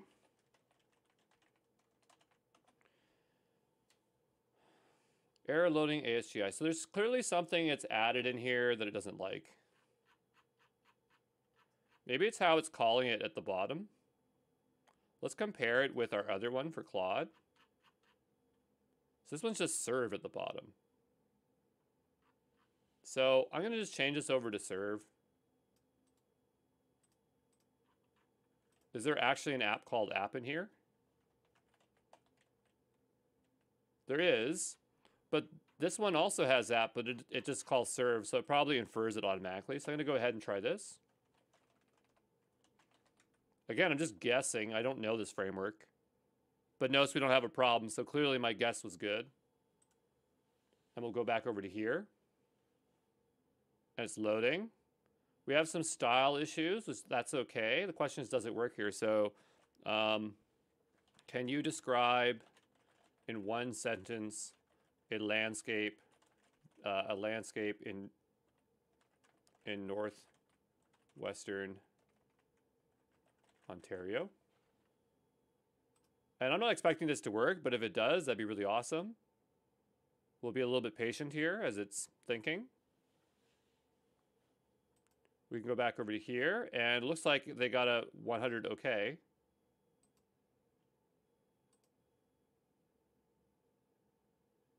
And we never got a response back. Oh no, there it is, 200.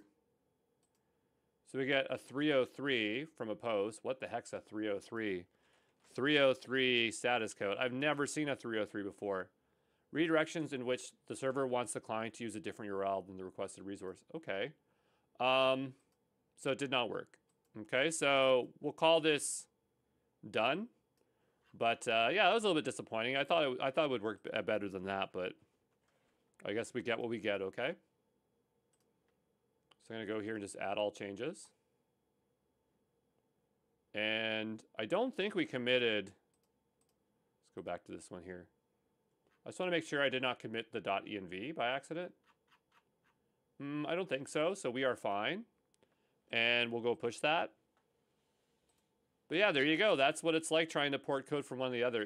It seems like there'd probably be a way you can make a model, like train a model to specifically do porting from one code base to another, but I feel like it would have to be an expert in both and have good examples. We'll go over to here. We'll get rid of our fast HTML API. I'm going to go to Manage Projects. I'm going to go ahead and delete this project. I'm, of course, going to keep my Claude subscription around, since I'm sure we'll be utilizing it in other videos here. Okay, I'm just going to archive that. And yeah, that's fast HTML as best as we can do. And I keep forgetting to do this, but I'm going to do it in this video just so that you know how to do this yourself. But if we go back to this repository here, I'm just going to make sure I destroy the GitHub code spaces. I keep forgetting to do that. So go ahead and we'll hit delete. And I'll see you in the next one, okay? Ciao.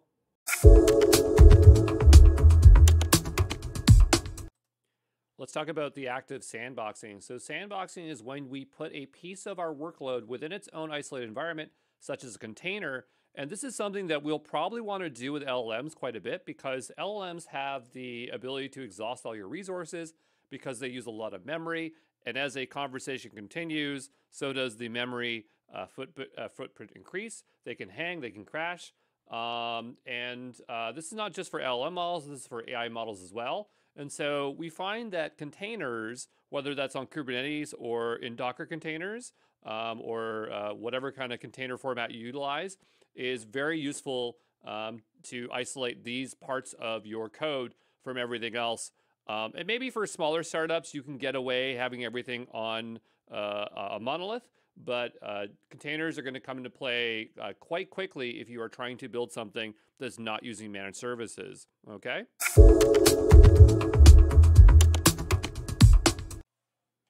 All right, let's take a look here at OPEA, which stands for Open Platform for Enterprise, and it's a collection of open source Linux Foundation projects that provide blueprints to deploy AI workloads using containers. And so you can find these projects here on github.com at /OPA-project. And the projects we're talking about here is GenAI Examples, GenAI Comps, GenAI Eval, GenAI Work Studios, and there are more, but the top two that I want to focus on is GenAI Examples and GenAI Comps, because those are the most mature ones and the ones that I find are the most useful. And as the other ones mature, I think they'll be worth looking at. But I want to just say with OPA, the projects are unopinionated templates that allow you to deploy in various formats, whether that is with Docker, Docker Compose, Kubernetes, or onto various different hardwares like Intel, AMD, and NVIDIA. But let's just talk about GenAI Examples and then GenAI Comps. So GenAI Examples are a collection of mega services for specific AI workloads. And the idea is that they have a bunch here. And so based on the name, you kind of get an idea of what these workloads could be. So if you're trying to build something that does code generation, you could use the CodeGen GenAI example. Or if you're doing translation, you could do that. Or if you're doing video Q&A, you kind of get an idea of what you could utilize these for. And so the idea is that they already have these complex workloads set up. So if you were trying to build out a chatbot with RAG, you could utilize this. I'm going to get my pen tool out here if I can find the pen. Here it is. Okay, and so the idea here is that you are deploying this, right? And these all contain containers. So if you are serving a model, you'd use TGI service, right? But then you might have something that sits in front of the TGI service before you send things to that service. You might want to do re-ranking, retrieval, embedding. These are all separate containers, some of them running LLM. So if you're doing embeddings, this would run an LLM here, and obviously the TGI service down here would run one. Okay, you might need a vector store, so that'd be another thing with provision. You need a front end, a way from the front end to the back end to talk to each other, which would be its gateway. So there's a lot of moving parts here, but the idea is that it's a vanilla template, so you can go in there and you can tweak it to your needs, and it comes in multiple different configurations based on what your use case is. And all these components here are generally made up of GenAI comps, which are the microservices, which we'll talk about next here. I do see the spelling mistake. I do apologize for that. So GenAI comps are microservices that you can use as the building blocks for your own AI workloads. A microservice will be configured to work in various ways with various technologies. And so here is a bunch of microservices they have. So for example, on the left-hand side, I've highlighted LLMs. And so this is something that you put in front of the TGI service or VLM or whatever is serving the model. But here you'd go in, you'd say, okay, I'm doing text generation, so I want to go into that folder, and I want to serve it via TGI. And then when you go into there, you just see a Docker container. But the idea is that you can see that they have it for all these different variants, and all of these microservices are like this. And for the examples, it's very similar where they have these steps, but it's broken based down on where you want to deploy it and what hardware you want to use. So hopefully you see the value in that, but we will go do a hands-on lab so we know for certain, okay? Hey everyone, this is Andrew Brown. In this video, I want to take a look at utilizing OPEA. So I'm logged into my AWS account, and I figured what we can do is we can go ahead and deploy something on an EC2 instance. Now, we could do this locally, but I don't know. I just think that generally, if you're going to be using OPA, you're going to be putting it into production, and so I want to put it somewhere where we can go ahead and deploy it. We probably also do this in Gitpod, but again, we'll just go ahead and do that here. So in the GenAI Essentials course, I don't have the code yet, but I'm going to go ahead and just copy this link because I have built this for another workshop, and we can bring it over and just execute it over here. And so this one is called, I think, GenAI, the GenAI Training Day Workshops. And in here, in my intermediate workshop, I have one specifically for OPEA. And what we're looking for in here is the OPA SH file, as this will get us mostly set up. I also have in here a CloudFormation template, which will launch it as well. But, you know, I think what we can do is we can just go ahead and set this up manually. So I'm going to go ahead and just grab this here, and I'm going to go over to here, and we'll make a new directory here called OPA. And I'm going to make a new folder here called Basic. And I'm going to go ahead and just create this opa.sh file here. Okay, and what we'll do is we'll walk through this step by step and get this all set up, okay? So what I'm going to want for this is, I think like an Ubuntu instance. So I'm going to go over to, well, I'm just thinking about this for a second, because in this, we can run any kind of model we want, and I want to run this with Llama 3.21 billion instruct, and for that we need about 4 gigabytes of RAM, and we know that because when we were talking to Rolla early in the course, she was talking about, or later in the course maybe, she was saying that 1 billion parameters come out to 4 gigabytes, depending on if you're using 32 float precision, which is what this model could have, and so 4 gigabytes of RAM is most likely what we'll need to utilize. I want to deploy this to a Xeon processor, I think. So I'm going to go take a look here and say EC2 Xeon processors. And the reason I say that is that if we go look up OPA, right, and we go into GitHub here, and we make our way over to the repositories, and we go into the GenAI examples, and from here we go into chat Q&A, which is what we're going to deploy here today. It's going to have different configurations of how we can deploy this. And so we're going to do Docker Compose here today. But notice it's saying, like, where do you want to deploy it? Do you want to deploy it on GPUs, onto AMD, ROCm, or Intel? I'm going to go with Intel here. And then we have CPUs and Gaudi. I'm going to go to CPUs. We have AI PC, which, by the way, I have. We could deploy it to that. And we'll go to Xeon. And so I generally want to deploy it to a Xeon processor. Now, Xeon processors are enterprise-level processors, but if you ever wondered what it would cost to buy one yourself, if I was to look up AI PC Dell, because I actually just bought a new computer, or my company just bought me a new computer, and I was trying to convince Baco to let me get a Dell AI PC, and he just said, no, you don't need one. But I just thought it'd be interesting to show that because it actually comes with a Xeon processor. I think it's like Dell AI Precision. See if I can find it here. And so if we go over to here, let me see if I can find it. And we go to workloads. So desktops, precision fixed workstations. And Dells are really good computers to buy. They are a bit expensive, but if you buy their extended warranties, they're really, really awesome. And so we have different ones here, but I specifically want to go to the AI PCs. We'll go to all workstations here for a second. Here we go. And so if we scroll on down, if we go to the workstations for AI, so, you know, if you ever wondered, like, could you buy yourself a Xeon processor? You absolutely could. If we go down over to here and we have like these tower workstations, there's all sorts of kind, but if we went to the tower, like 78, 75, You notice it says $4,784. It's probably mostly because of the GPU. But if we go into one and we say customize and buy, this one's using AMD, so it's not necessarily what I would like. So I'm going to go back here, as we want one that specifically has Intel. And so maybe it is it might be this tower or this tower.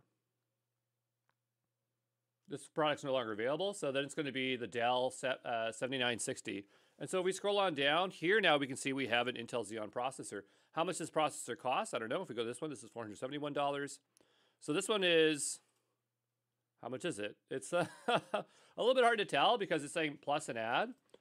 But if we go here, that's 6,000.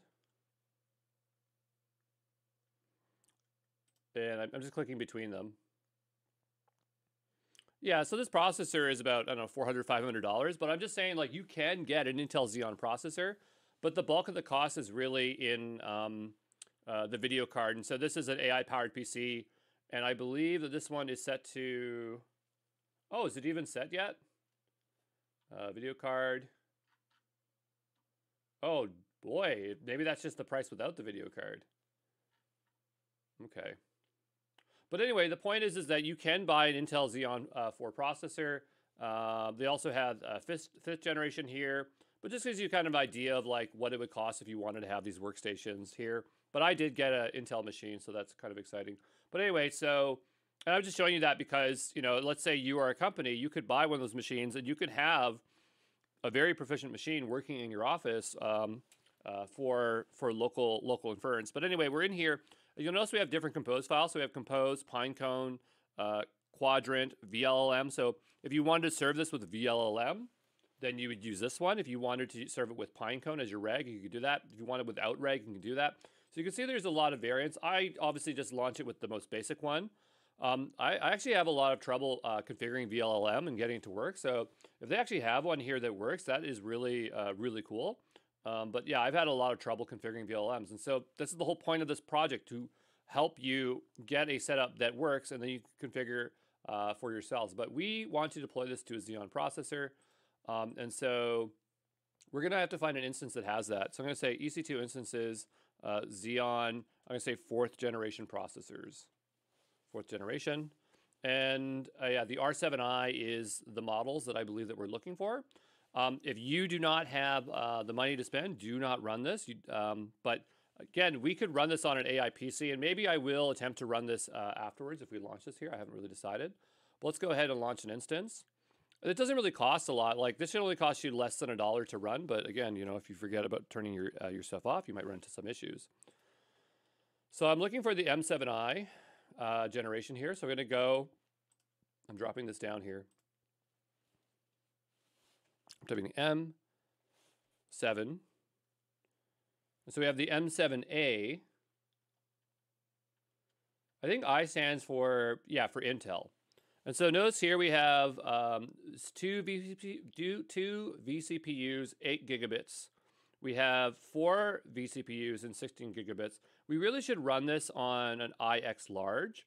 And notice the cost here, like if you're running it per hour, I mean, it looks pretty low, but I'm going to try an iLarge. I haven't done an iLarge before. I imagine that we can do an iLarge, but it is a little bit small. I'm going to proceed without key pairs. I'm going to launch this in my default VPC. We do need to allow traffic from the internet, so I'm going to just checkbox both of these. I probably only need HTTP, but if we want to interact with it, we're going to have to do that. I'm going to drop this down here. And I have an IAM role that I've already created from prior. So we're going to go here, and I have one called EC2 SSM role. If you're wondering what's in that role, I'm just going to quickly show it. There's nothing super exciting here. But if we go over to our roles, all I've added to that role, if I was to make a new role and to do this from scratch, I'd say EC2. I'd go next. And then I would just type in SSM here. And it's basically this role. Sometimes it's this one. Yeah. So this policy will soon be deprecated, so use this one instead. And so this is the only policy I'm attaching to this role, and that's what I'm launching this EC2 instance with. This is so that we can use Sessions Manager so we can easily access the EC2 instance. But anyway, so we have that set. I'm going to go all the way down to the ground, and this all looks really good. Well, the only thing I'm going to change here is I want to go to Ubuntu. Amazon Linux is fine, but I just want to make this super easy, and Ubuntu 24 LTS is going to make our lives so much easier. We'll go ahead and launch this instance. And again, this is costing pennies, or like $1 or $2, but if you can't afford the dollar, don't run it here and just watch me. And I might do a video doing this locally, but the process is basically the same, right? The only difference is that you would utilize the Docker Compose file from whatever folder you want, right? So, but anyway, we're going to go ahead and get this running here. I'm going to wait for it to initialize, and then we're going to jump into this machine. All right, our instance is running. Let's go ahead and connect. So we'll go here and click connect, and we'll use Sessions Manager to connect to this instance. So we'll just give that there a moment. And what we're going to do is log into the EC user account. Actually, sorry, this is an Ubuntu machine. So we're going to be doing sudo su-ubuntu. So now we can go ahead and install this. I actually have a full automation script in CloudFormation, but I think it helps to run through this manually. I don't know if we need the AWS CLI in here. I know that it's set here, but I don't think we're going to end up using it, so I'm not sure why we install it here. Let me just do a quick search here. Oh, right, if we were to store the parameter over here, but I don't plan on doing that here today, so I'm just going to take this out. Okay. And I know it says it's a bash script, but we're not going to treat it as a bash script. And the first thing we're going to do is go ahead and clone the GenAI examples repo. So I'm going to go ahead and paste that in here. And sometimes you get some stuff in the front here, which you don't want, so I'm just going to go ahead and clear that out. And so now we are cloning down the GenAI examples repository. We're going to cd into the GenAI examples chat Q&A, and specifically for that Docker Compose. And here we can see we have some options below. We're going to go ahead and install Docker. Now, this is just using the instructions that are right off the website for Ubuntu. So there's nothing fancy that's going on in here. You could literally go to the Ubuntu or not the Ubuntu website, but the Docker website and follow the exact same instructions, but it is really easy just to run it here. And so once that's done installing, we're going to want to make Docker pseudoless.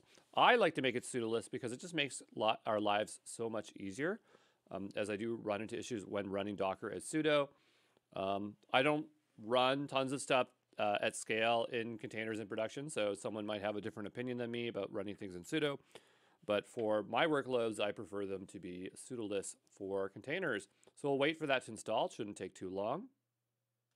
There we go. Let's go over to here, and the next thing we're going to do is run these 3 lines, and that's going to make Docker pseudoless.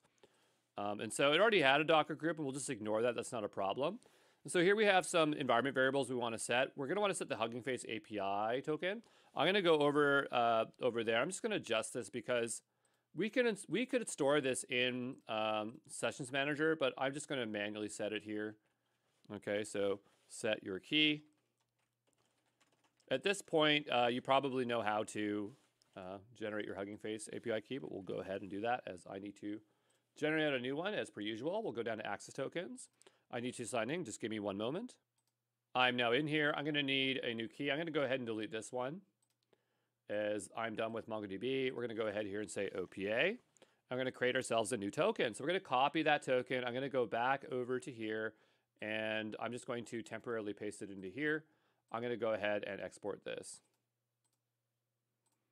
Okay, and I'm going to go ahead and hit paste and enter.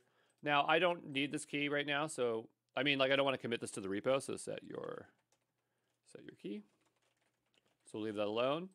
Here we can set the host IP. This honestly just has to be something routable to the internet, so you could do 000.0 if you wanted to, or 127.000.1, I believe. But we'll go ahead and just paste this here. And so this is going to set the host IP.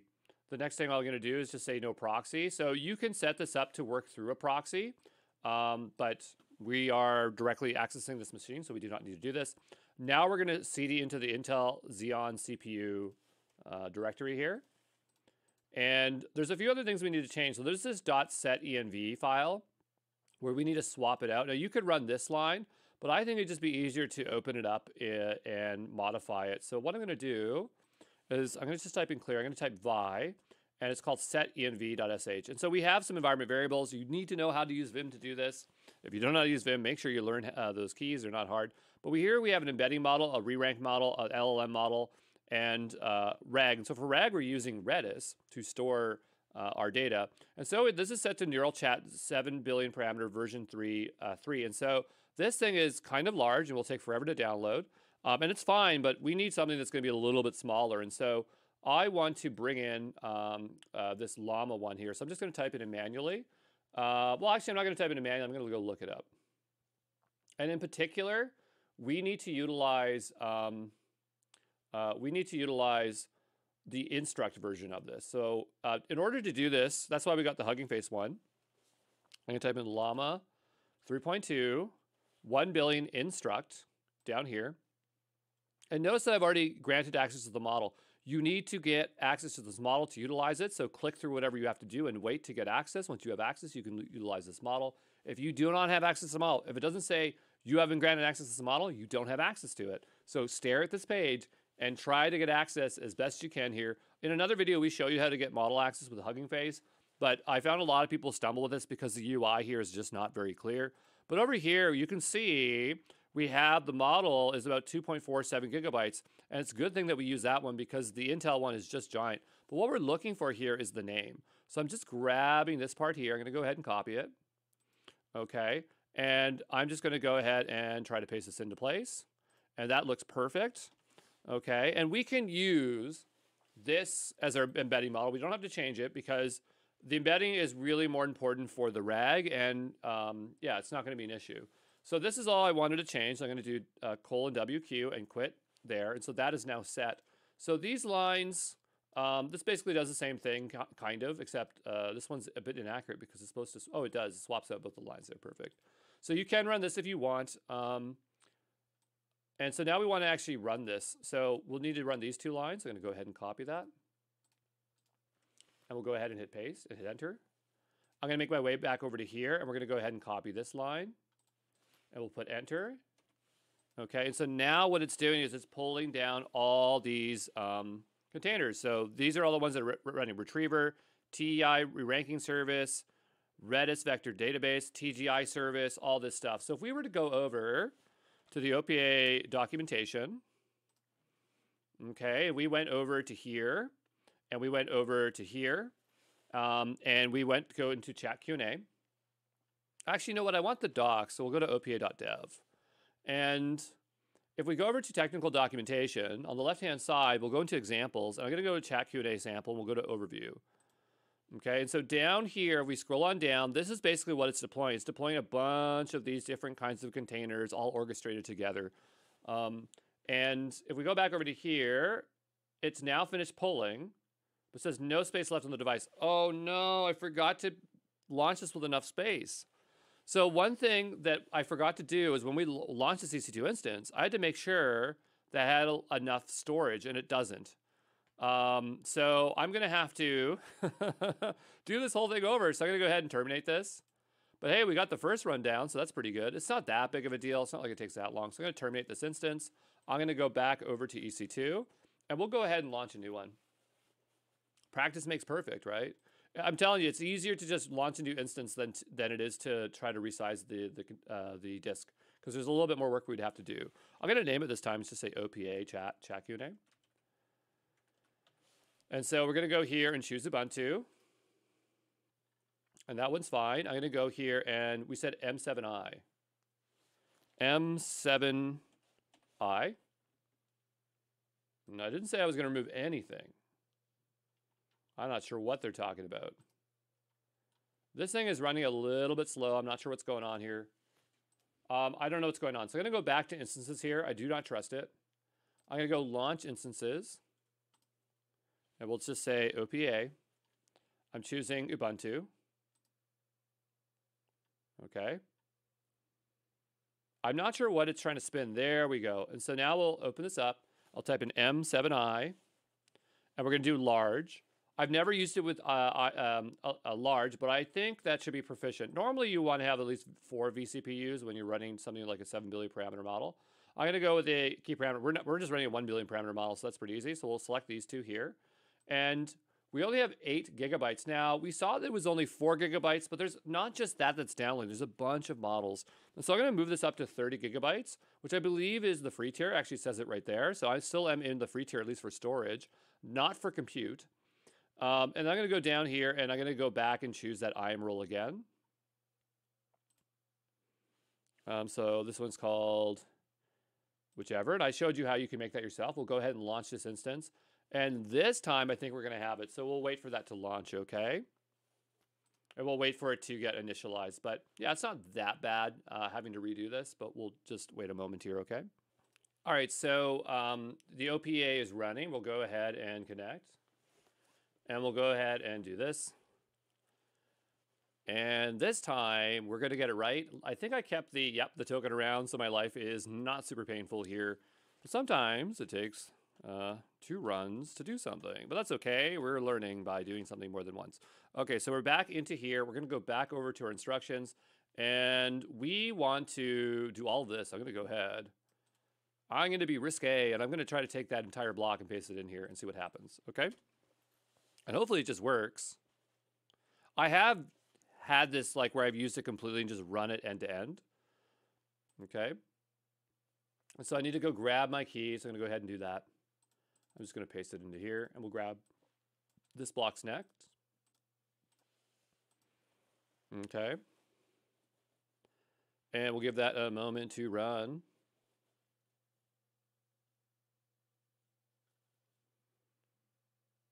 I'll just pause here when it's done. There we go. So I'm going to go ahead and paste this part in next, and we'll go ahead and hit enter. That's just getting us into the Intel Xeon processor area and setting that Hugging Face value. We can run this. We can run this. I just want to make sure that it absolutely works properly. So I'm going to go ahead and copy this. I'm going to go ahead and paste this in here. And what I'm going to do, like we really, really want to check this. I'm going to go ahead and type in set cat env. And it is correctly set. So I have confidence that that is correct here. We're going to go ahead and copy these 2 lines. Okay, we'll hit paste. And so now our environment variables are set. We don't really need to have them in the set.env. We could have just had them out like this. I'm not sure. I mean, that's how they do it. But I might have coded that a little bit differently. We'll go ahead and do docker compose -f compose.yaml upd. And so that is now pulling the containers, which is what it was doing last time. And so the thing with this layout, we'll go back over to the architectural diagram.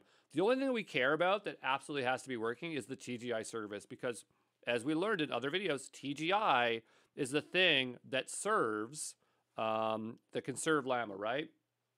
And so, or like our models in general. And so we want to see to make sure that's working. And so even when all these containers are done and it says, hey, we're ready, it's not actually ready until it's the TGI service downloads the container, and it might even convert the model weights and then serve it. And then when it's connected, then we know absolutely that it's working. But you can see it's pulling very quickly because we chose a smaller model. And what's interesting is that I don't even think the documentation says that it can work with that one. It absolutely can. But you know, I don't think they're always updating this, or it's hard to keep up to date with the latest models, but I was able to get it working no problem. So yeah, there's a lot of documentation here, but do not worry. I have taken the time. Yeah, there's the mega service to work with it, okay? So yeah, it's still pulling. We'll just wait a bit. All right, so they all just pulled, and they're getting going here. And so, yeah, it looks like they're all started, but we're going to have to go and take a look here. So I'm going to do docker ps, and that's going to list out our containers. I do believe that I have some nice little command that I have to make it a little bit easier that's in the other repository. I'm going to go ahead and go grab that really quickly for us here from the GenAI training days workshop. And so if we go over to here into, I think it was OPA, I have a line here. You can see I have all the instructions here. This line here, and this line makes our lives a lot easier because if we go ahead and run this, okay, we can now see exactly what's running. Yeah, but it just formats it so things are a little bit more efficient here. And so as long as the TGI service is running, it most likely is working. But the reason we did this is we're just trying to get to this here. You can obviously get it here if you like carefully follow it, but this is the process. Or the container ID, I should say. And so we want the container ID so we can check its logs. So I'm going to go ahead and copy this. And I'm going to say docker logs, and then we're going to paste in that log. And so now it's going to tell us where things are at. And right now it's saying download file, save TensorFlow. So right now, this is not ready. It has not yet served the model. And so we're waiting for it to get into a connected state. So if I keep hitting up here, it looks like it's not doing anything, but it clearly is. It's download the safe tensors. And so I'm just moving this until it works. So I'm going to wait a couple of minutes. But the other thing is here is that the token file not found in Hugging Face model supports TGI, but sets it to default 4096. So I'm just making sure there's no issues here. Cannot determine GPU compatibility. Torch not compiled with CUDA enabled. That's totally fine because we just want to run this on CPUs. But yeah, we'll just wait a little bit here because it's still working, and there's no failures as far as I can tell. So we will just wait a few minutes, okay? All right, so it's been a few minutes. Let's go ahead and take a look and see if our model is actually running. And so notice there's a lot more stuff happening here. And so it's still not ready. It's warming up the model. And just remember that we did choose a very small instance size. This is large, but usually I'd use a 2x or a 4x. So my expectation is that it is going to be a little bit slower. But I think that we can pull it off. I know if we chose like a 2x large, this would have already been running here. But that's what you find out as you work with different compute here. You figure out what size you need to work with here. But I'm going to go ahead. And, oh, can I even hit up anymore? It's not letting me hit up.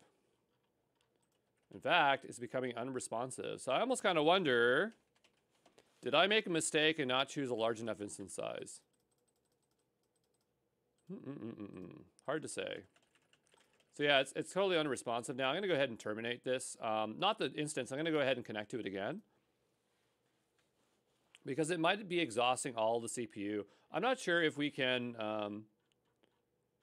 see the CPU here at all.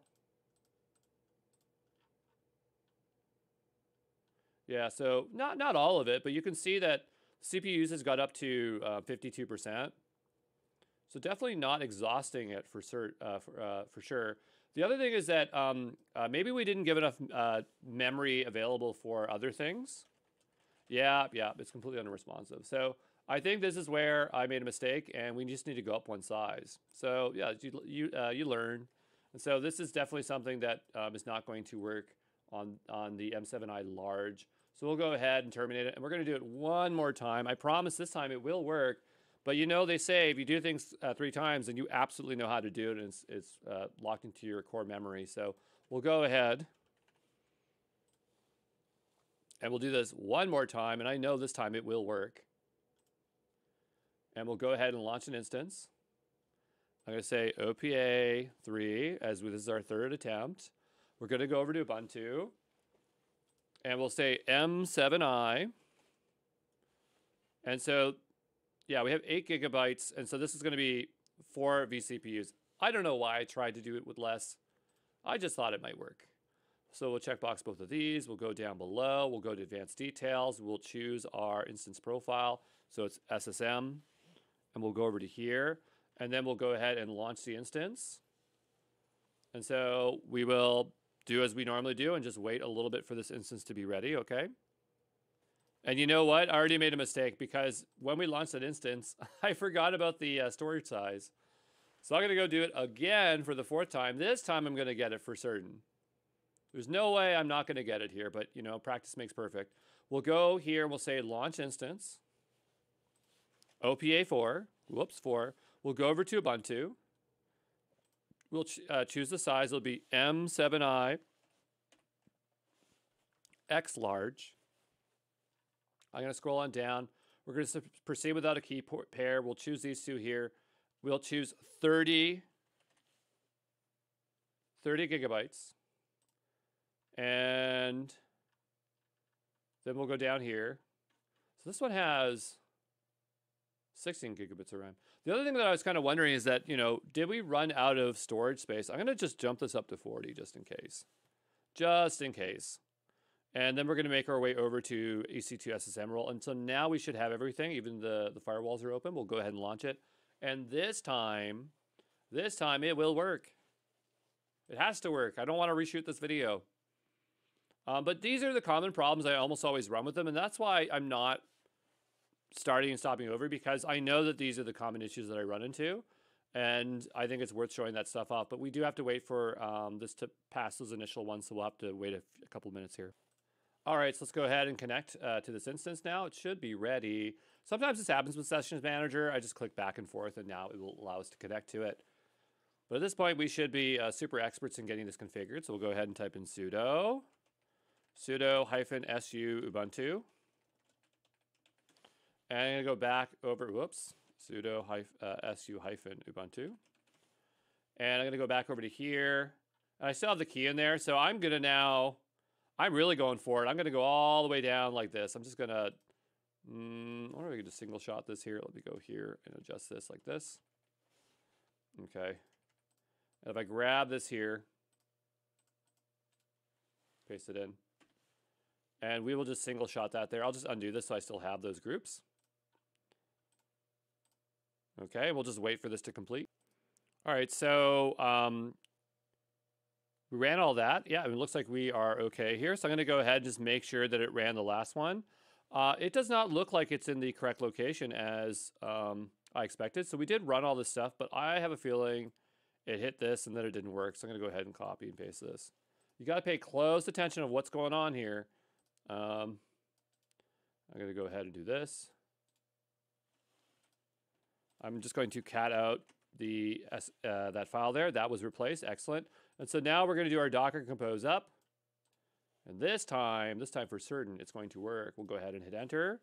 And we are going to pull those images. Okay, so we'll wait for them to pull, and then we'll do the same thing we did before, which is looking at the actual TGI service and make sure that it's launched.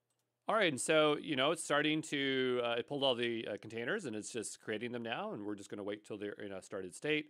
And so there we go. We can do our Docker PS, but of course we want our nicer line here. So grab that one here. We'll paste that on in. And so I'm looking for TGI service, right?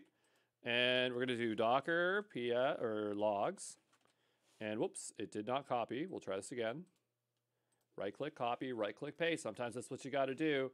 But then I get all this weird output. That's just fine. We'll go ahead and do that. And so we're now downloading it. We'll just have to wait a few minutes. But I think this time we're not going to have an issue because, we'll have enough memory, enough CPU, enough storage, okay? All right, so let's go take a look and see if the model is in a running state. I've been waiting a little bit, and now it says it's connected, so we are now in good shape. Notice it says invalid hostname defaulting to 0000, so that hostname we set didn't like it, but that's okay, because 000 is going to work for us as well. There's a few different ways that we can interact with this model, but the way that we really want to interact with it is from the web interface. So this thing is being served on a public IP address. Hopefully you have a public IP address. If you don't, you're going to have to run it again. And I'm going to go over to here and hit enter. And so I should, in theory, get an interface, and I do. And so we have the chat Q&A. Now I'm told that this can handle reg with some particular documents, but I'm going to go say hello. And let's see what it does. We'll say, hello, how can I assist you today? And so it's running totally fine. I would love to try out the reg. I always just kind of avoid it. I don't know why. But in here, it should explain to me how the reg works. So just give me a moment. I'll read through it very quickly. So I remember there was an example file. I can't seem to find it. It's probably somewhere else. But maybe we just look at the architecture. We might be able to figure it out. So let's take a look here. So we have our vector data store. That's fine. And it does information extraction. So here it's saying OCR PDF data extraction web crawlers. Okay, so the diagram illustrates the flow of information from the chatbot system, starting from the user input, going through the retrieval, analyze, and generate components. Okay. So what I'm trying to understand is that part where it is extracting out the information. Okay, because we do have an upload interface here. Maybe what we can do is explore the code and see if we can figure it out. So what I'm going to do is I'm going to go over to OPA GitHub, and I'm going to go here into the repositories. I'm going to go into GenAI examples. I'm going to hit period on my keyboard so I can open this up in github.dev, and I want to carefully look at some of the code to see if we can make sense of it. Okay, so we'll give this a moment to open up. We'll go to chat Q&A. We'll go into Docker Compose. We'll go into Intel, CPU, Xeon, and then into the standard Compose file, which is what we're utilizing. And so we have some services. So we have the Redis database. Then we have here the data prep Redis service, okay, which is dependent on the Redis vector database and the TEI embedding service. We have the retriever, okay. And so what I'm trying to figure out from this is what is the thing that's doing the conversion, right?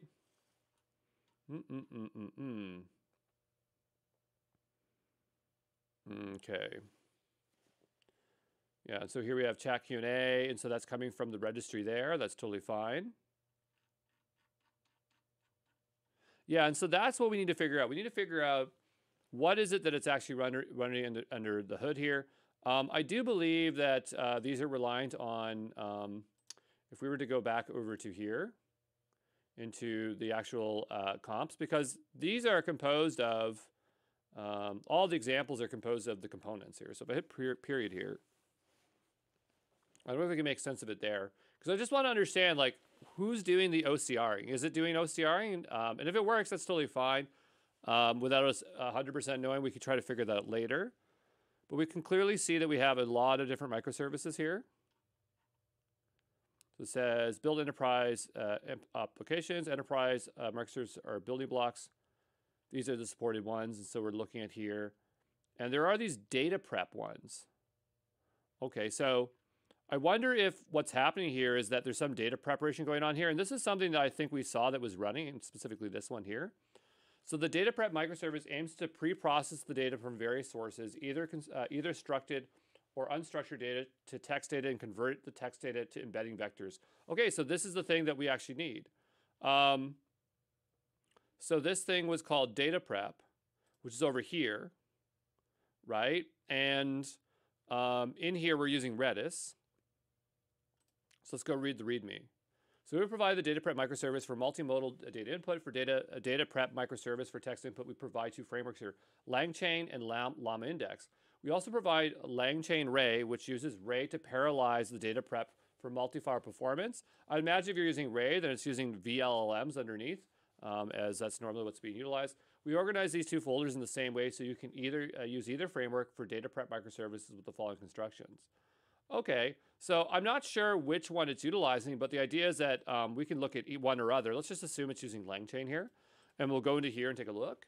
So we have a Docker file here, and it's setting some stuff up. It's entering with prepare doc Redis, and so we go into prepare doc Redis. Now we're starting to see some code. Okay, and so we can see LangChain here, and what I'm looking for is, like, what is happening with preparation. So here we have comps, data prep, source utilities, and so we have a document uploader and a bunch of other components. Let me go up here. So we have comps, data prep, source utils. Comps, data preps, source, utils. So here's some of the utilities that we're utilizing. I'm just trying to get at, like, what can it process? Converting doc file to docx, so at least it can work with docx files. It can work with PowerPoints. Okay, so it supports a wide variety of documents. But does it have PDF? That's what I don't know. Load PDF. So it looks like that it supports a wide range of things. So let's find out if we can actually get this to work. I have not played around with the RAG enough to know if it will work. So I'm just trying to think of something I can download. So I'm going to say Japanese language learning PDF. And we'll go to Easy Japanese, which I actually heard of this one before. I downloaded it before, and I have yet to play around with it for my own language learning. But the question is, like, does it have text that we can extract out of here? We absolutely do. Oh, we certainly have a lot of interesting stuff in here. Okay, great. So what I'm going to do is go ahead and download this. And it is 3 megabytes. That's not that big of a deal. So I'm going to go over to my desktop. We'll go ahead and download that really quickly there. So now I have it downloaded. I'm just going to open it up and just give it a quick renaming. I'm just renaming it to Easy Japanese so I can easily find it. And so now I have it downloaded. I'm going to go back over to here. to here. Where is it? Here, here, here. Where are you? There it is. And we're going to go ahead and upload this file. So I'll go ahead and upload and choose the file. And I'm just going here and I'm looking for Easy Japanese PDF. And so now I've uploaded that file. It's uploading.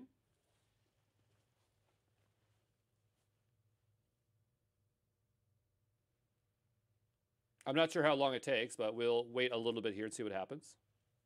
And now just remember, the type of file we're using is not a simple file. It has, it's a obviously mixed language. So I'm not sure if we should have only been using purely English here, but we'd have to do a little bit more research to figure this out. Please upload your file or paste a remote link, and chat will respond based on the contents here.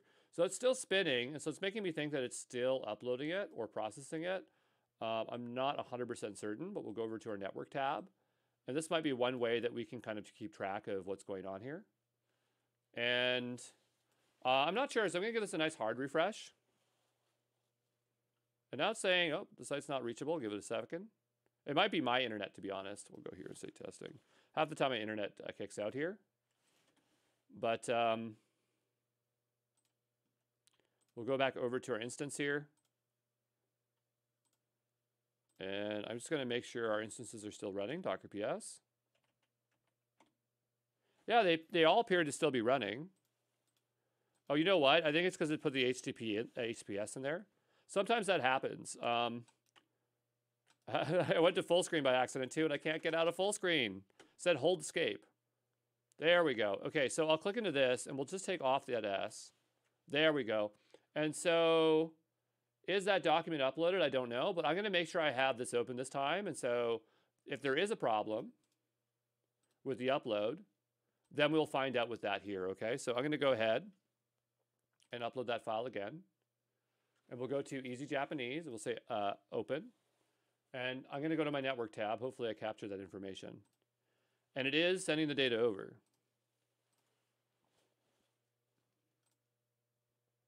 Okay, so when we get a response back from that, we'll know it's okay. So I'm going to pause the video and wait a little bit, but maybe the file's too large. I'm not sure if there's any file limitations here, but we'll do our best here and we'll just wait, okay? All right, so I've waited a little bit here, and if we take a look, it's still uploading. So clearly there's something wrong with the file that I'm uploading. I don't think it's the code here, but it might be a little bit too difficult to debug. I'm going to see if I can find a simpler PDF. So we'll just say docx learning Japanese. Let's see if we can find a simple one here. I just want a really, really, really simple one. So maybe what I'll do is I'll make my own Word doc file. We'll go here. And I'm just going to go over to ChatGPT. I'm going to say, generate out me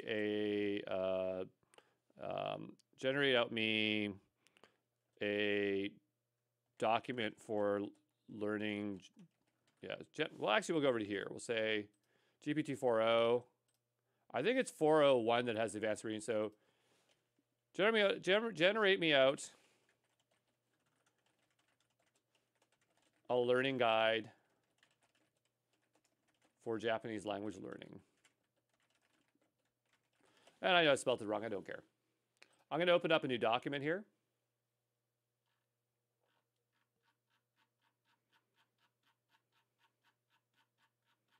And it goes and goes and goes and goes and goes. Okay, I'm going to go ahead and copy this. I have a Word doc here. I'm going to go ahead and paste it in here. And I'm going to go ahead and we'll say save as. I'm going to save this to my desktop as per usual.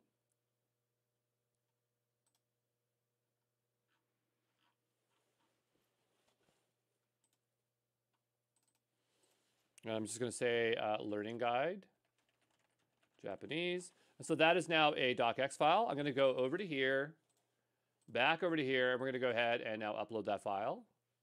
So just give me a moment to choose that file. You can't see it, but I'm just choosing it off screen here. If I can find the file I just made. Sometimes when you put things on your desktop, they're not actually on your desktop. It's very frustrating. What did I call this file?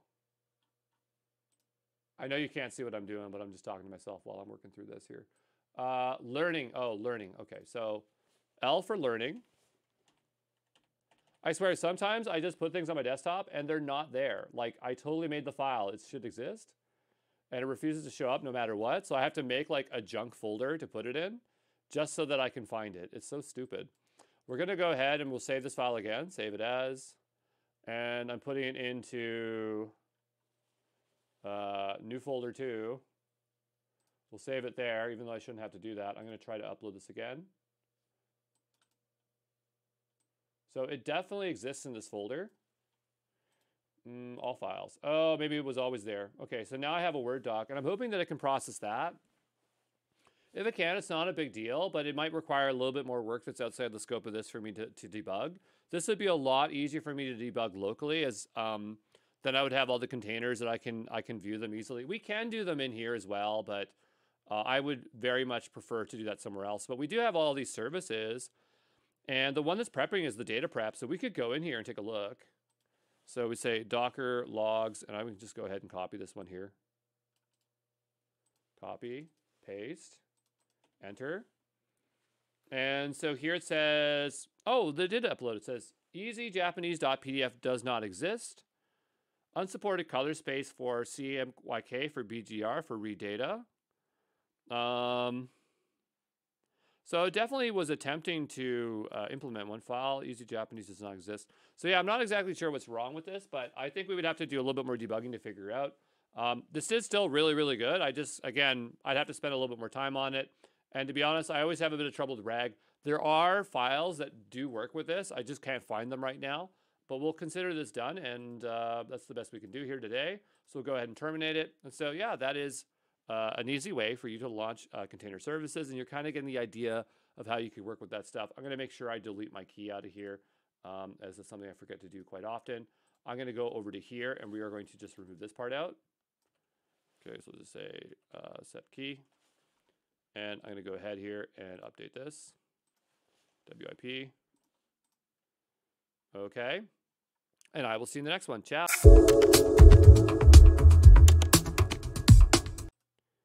Let's talk about Kserve, which is more of a generalized tool for deploying machine learning models on Kubernetes via Knative. Knative is a serverless way of working with Kubernetes. We won't get too much into that, but we will talk about Kserve and that it can be utilized to deploy ML models and also large language models. So here's an example of some configuration code that we would utilize to deploy Kserve as a service within Kubernetes. And here we're specifying the runtime. We're saying Kserve PyTorch server, but I know this is actually using the Hugging Face transformer to utilize it, specifically using the PyTorch server. And so Kserve can serve the following kinds of models. So it can serve TensorRT, TensorFlow, PyTorch, sklearn, XGBoost, Onyx. And there's a lot of models that are Onyx compatible. So you can see it can do a lot of stuff. If you can see there, I'm just going to get my pen tool out if I can find it here. But notice that we have the layers. So here we have Knative, which is a serverless layer. Then Kubernetes, which will utilize the underlying resources. So this is not something that I would demo just because it's a lot of work to show. But I want you to generally know that there is this generic model in Kubernetes to serve models, and it can serve LLMs as well, okay?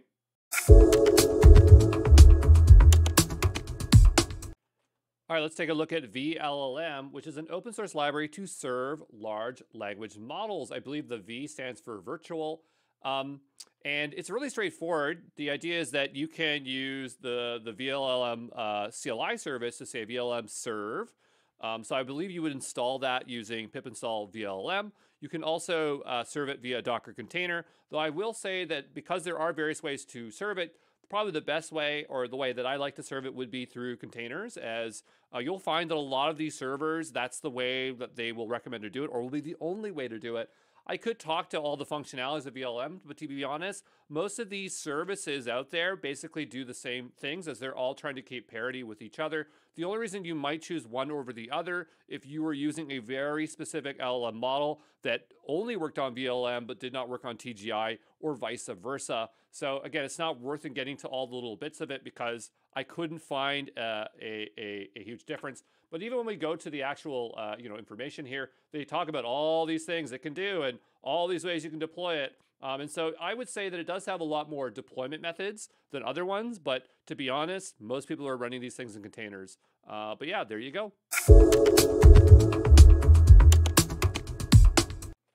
All right, let's talk about RayServe. So Ray is a collection of libraries for AI workloads, and RayServe can be used to serve AI models with VLMs such as LLMs. I know at one point there was something called Ray LLMs, but since VLMs has done so well, Ray retired that open source project, and now they recommend to use VLMs. And so you can find Ray under Ray projects, and so they'll also have RayServe there as well. And so you can see that Ray is actually a collection of libraries, and we're just focusing specifically on RayServe right now. If you ever heard of Apache Spark, Ray is often positioned against as a replacement for Apache Spark. We're not talking about all the other parts that you can do of Ray, just RayServe here, as we are only concerned about serving LLMs. The reason you would use RayServe with VLMs is that if you think about VLMs, it is only designed to scale to a single server. So if you wanted it to be distributed, to take your LLM and utilize multiple compute or servers, then you would use Ray to help distribute the workload across multiple machines. The way you would do that is you'd have to obviously write Python code. It's not as simple as launching a single container. You will have to write code in order to do this. But, it does make things a lot more powerful. So there you go.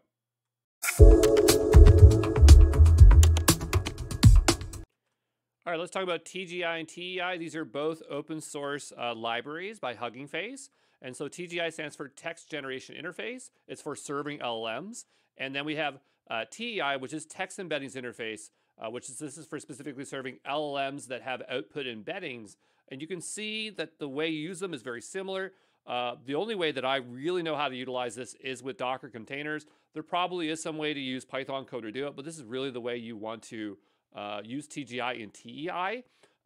Why do they have two separate ones when they could have, they're both LLMs, so why isn't TGI serving both embeddings and things like that? I don't know. Maybe there's something to do with the code, but a lot of times when you look at these servers, they are implementing some kind of level of the architecture underneath to adapt to a bunch of different LLM models. And so obviously the way text embedding LLMs is going to be a little bit different than ones that are outputting generation. And so that kind of makes sense to me as to why there would be a separation of these models.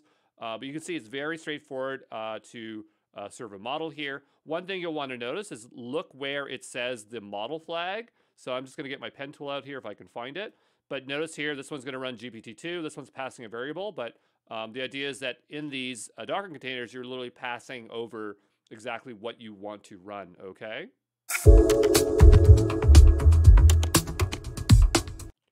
Let's talk about TensorRT-LLM. Before we talk about that, let's talk about TensorRT, which is an ecosystem of APIs for high-performance deep learning inference. It's specifically for optimizing models for target hardware and specifically NVIDIA GPUs.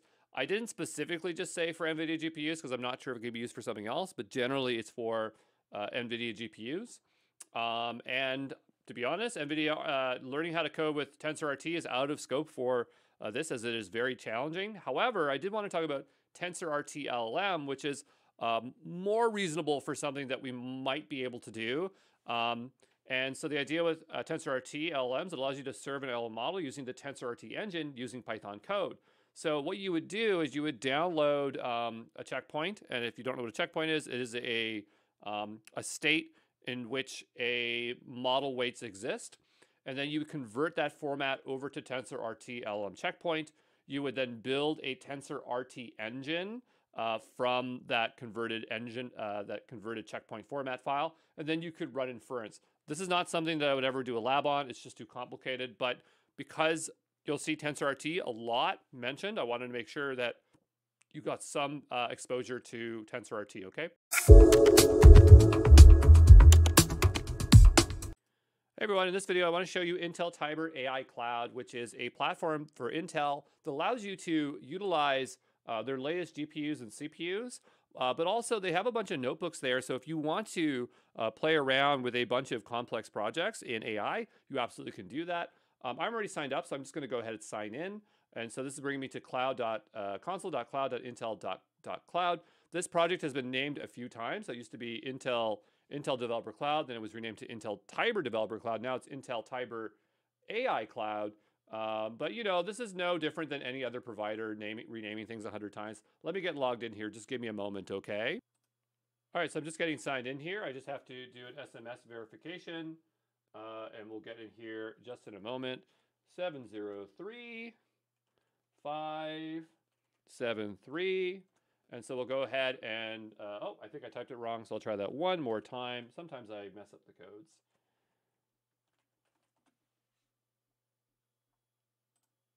And now I'm in. Okay, great. And so this thing has been getting better and better every time I come in here, so I've been pretty excited about it. US Region 1 compute is sold out right now, so you can see it's very popular. You can run Kubernetes clusters on here. I have yet to do so. You can launch compute from here. And the only reason that you'd want to launch compute from here as opposed to something like AWS is that they will have a compute that you just simply can't get at any other places. So if you want to utilize, I'm not sure if it shows up here. I might not have access to it, as you might have to request access. But there could be things like Gaudi 3. I don't see it here, but I think I'd have to actually request to get access to Gaudi. So it says Gaudi 3 AI processors are now available in the cloud, but your account has to be approved for it. So Gaudi 3 is their latest AI accelerator. But yeah, you can see that they have a bunch of processes there. Whereas on AWS, they only have Gaudi 1, right? So if you want Gaudi 2 or Gaudi 3, Gaudi 2, I think you get on IBM, but Gaudi 3, you can only get it here currently. But what I really want to show you is the learning notebooks, as this is a way to start working with a bunch of stuff right away. So if you want to learn how to fine-tune Llama with Hugging Face here and have a complete project set up, you can launch it up here, and it should launch up here. Why it's not working right now? Probably because I right-clicked it. I was trying to open a separate tab, and so that kind of messed it up. And so I just need to relog into my account. So just give me a moment here. I'll relog back in here. Just a second. My autofill's messing it up here. There we go. Okay, so I'm just sending another code and verifying it. Okay, so I have another number here, 899951, and verify the code. Okay.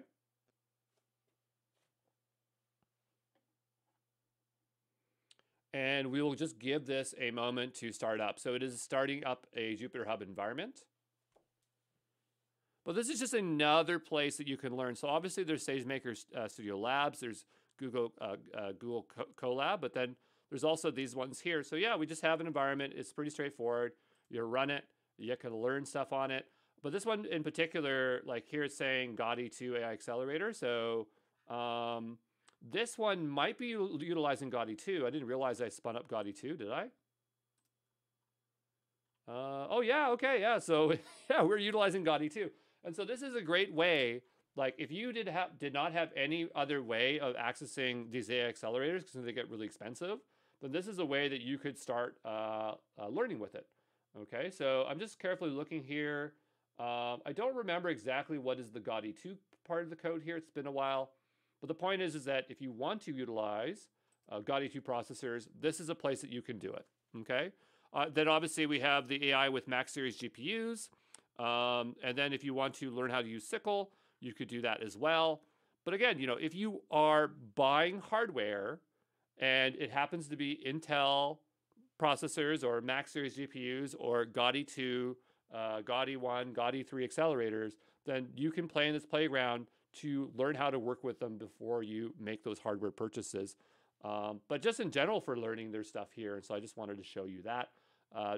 That's about it. And so I'll see you in the next one, okay? Ciao. All right, I want to take a look at RunPod. I've never used this before, and it's a place where you can develop, train, and scale AI models. I think it's unfair not to take a look at all possible options. And I've heard about this one, but I've just never bothered signing up. So I'm going to go ahead and sign up here today.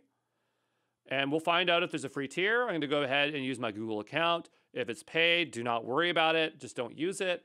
Or use it if you have the money and you like the experience. I don't know.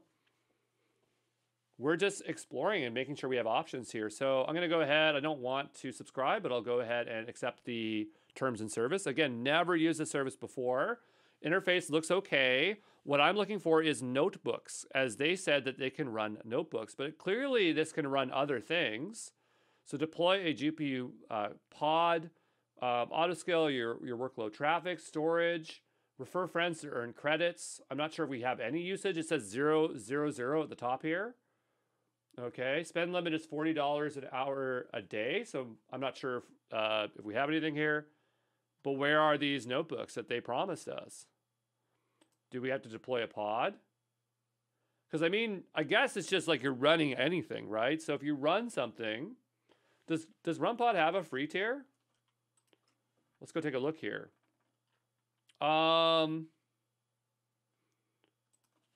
Does RunPod have a free tier? I'm not sure if they do.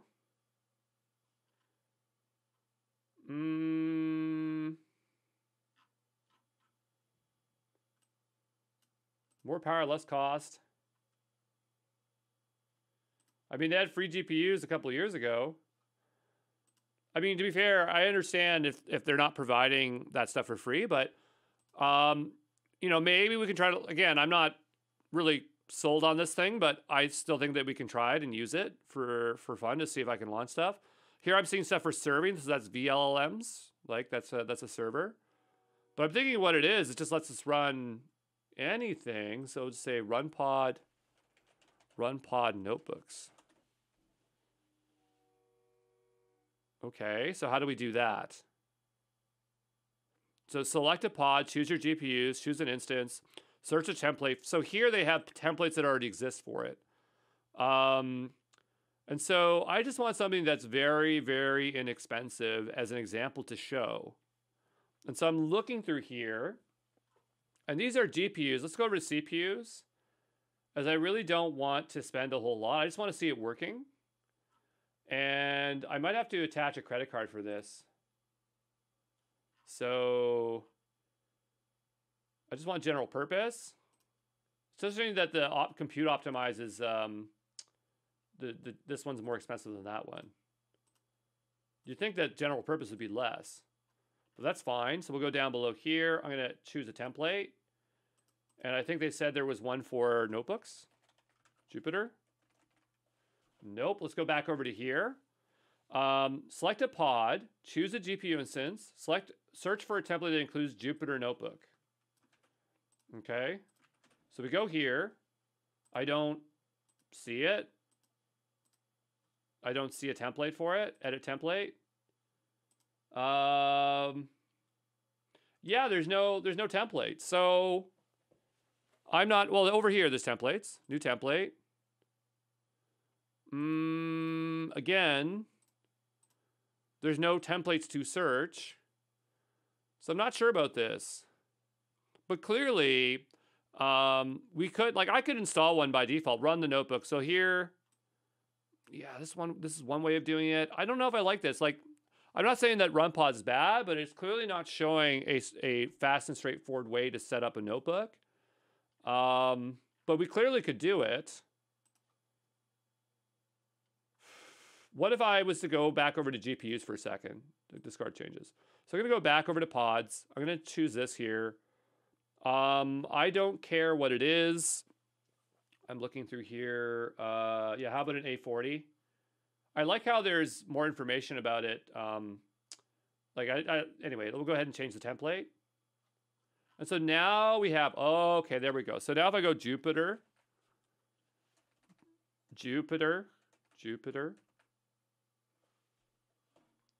That PyTorch. Is that what this one is? This is RunPod PyTorch.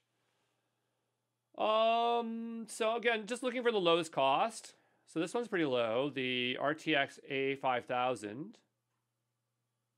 I can't remember if RunPod's the one where they're borrowing from other people's. RunPod. I think RunPod is like, it might be, I clicked on Lightning AI. They have an ad for it. Is it other people's globally distributed GPUs for the cloud? So I think that this is the one where you are utilizing other people's GPUs. Okay, that's what I think it is. But But anyway, I don't care. I just want the lowest cost one. So we'll go over to here. I just want to see if the templates are still available. Yes, it is. And I haven't paid for anything yet, so I'm not sure how this is going to work. But we're going to choose on demand. And we'll say deploy on demand. And it's going to say insufficient funds. So I have to load up a little bit of money here. And so I'm going to go ahead and do that. So just give me a moment to load up some money here, okay? It'll just take me a moment.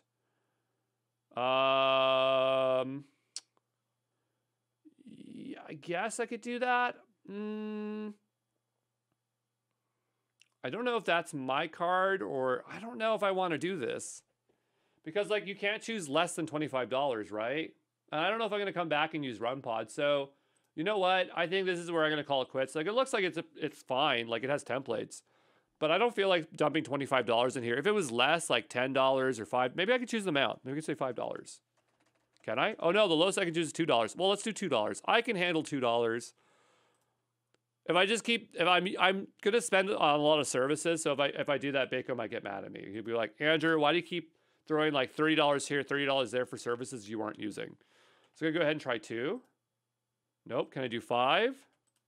Nope. Can I do 10? So I can do 10. That's the lowest I can do. So I can do that. That's totally fine. So I'll go ahead and say purchase. 9518. I don't know if that's my credit card or someone else's. Just give me a second. And I tried to buy it, wouldn't let me buy it. It's tricky with my company credit card, so I don't know. I guess I can't really test it. Well, you know what? Just give me a second. I'll just use my other card. And that doesn't work. So that was my best attempt here with RunPod here today. Now, it's not their fault. They're just using Linktree here. But I imagine what would happen is that we would launch up that Jupyter Notebook and we could have that experience. And so that's just another place where you can buy GPUs. And now that I'm remembering it, RunPod is just like, if you're looking for something that is most cost effective, then you can use these GPUs, which are distributed. But, you know, again, maybe at some point I will go and figure this out. But, you know, this is not working here today. So I'm going to have to move on from RunPod. And at least we took a look around and we know that we can at least go with a $10 one.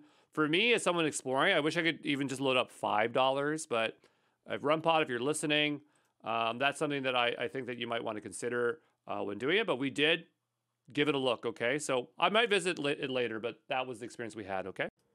All right, I got an email that came through that it said my payment went through. So despite it saying it failed, maybe it actually did work. And I'm going to go ahead and log into RunPod. And notice we actually have $10 now. So we clearly have some spend that we can utilize. So let's go ahead and deploy a pod. And we notice with GPUs, that's the only place where we see that template right now for the Jupyter Notebook. I'm sure I could get it working in the CPU one, but I don't want to do that here today. It's interesting we have Secure Cloud and Community Cloud. I'm not sure what the difference is. Maybe there's a cost difference. I would imagine that there would be, because if it's community, you have more options and it's more cost effective. But I'm going to go to Secure Cloud here today, as that was the default here. It looks like we can also choose a lot of locations for where our stuff is running. Again, looking for the most inexpensive thing that we can run. And so it'd be nice if it's sorted based on cost. Maybe we can do that. I'm not seeing that here today. So yeah, I would just say I don't like the fact that I have to kind of like figure out the cheapest cost is. I kind of wish this was a table, but you know, we got what we got, so I'm not gonna super complain here. But you know, we have the RTX 2000 Ada, so I wouldn't mind trying that out. That's pretty cost effective. That's something that goes right in the laptop. It says low in the bottom, low availability. I don't need much here. We have high availability for the RTX A4500. Let's go ahead and use that. I just want this to work here today, and we'll go ahead and change the template. Okay, and so it said that there is one here for Jupyter, specifically. So I'm looking for Jupyter. I don't see it, so I'm just going to type it in here, Jupyter. So we have Jupyter PyTorch. So this seems like this would be a template that would have Jupyter and that we could start utilizing it. I only need 1 GPUs here today. 1 week savings plan, that's cool, but I don't need something for a week. But I could see like if you needed something for a period of time, that could be interesting. And let's go ahead and deploy on demand and see what we get.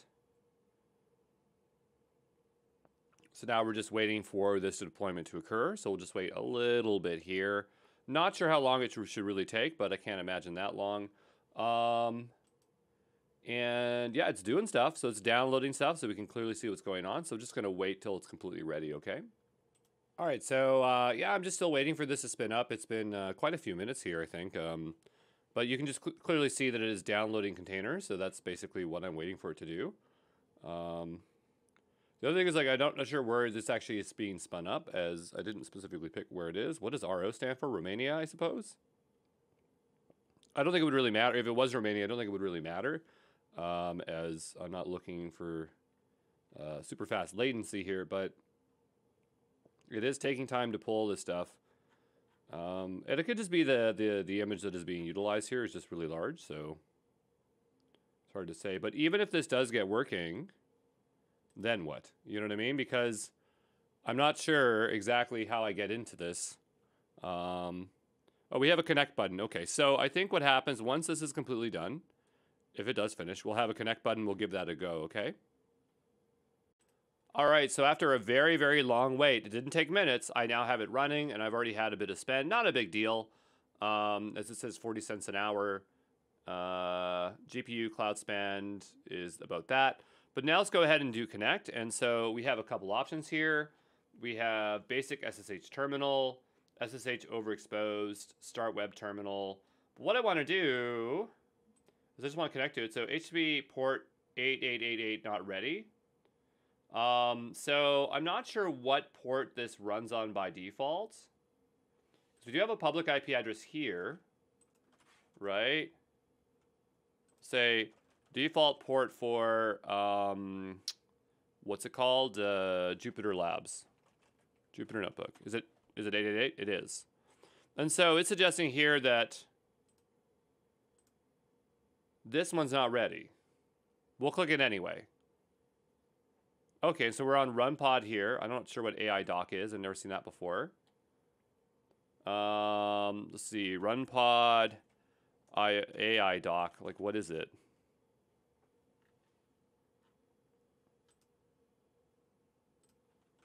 Login. Like, what would it be? Just give me a second, okay? All right, so here we have a username, but it doesn't specify what the password is. And so I don't know what it is. Because we know that this is the username. Or parts of it is. Yeah, it is. So this is the username. Right? But how would I know what the password is, right? I wouldn't. And there's no indicator as to how you get the password.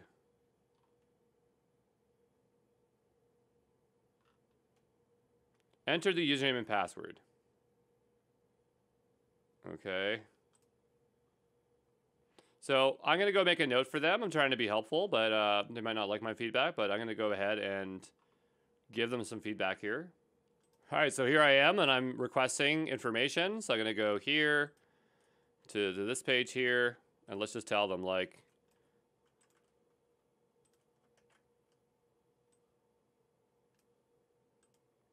and we'll go back over to here.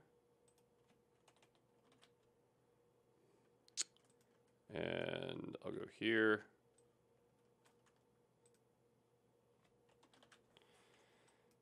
So to say, you know, I have launched a pod with GPUs with the PyTorch Jupyter,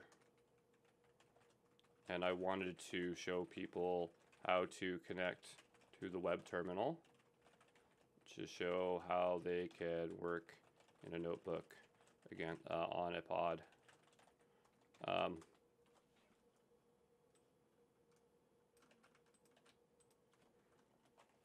When I click web terminal,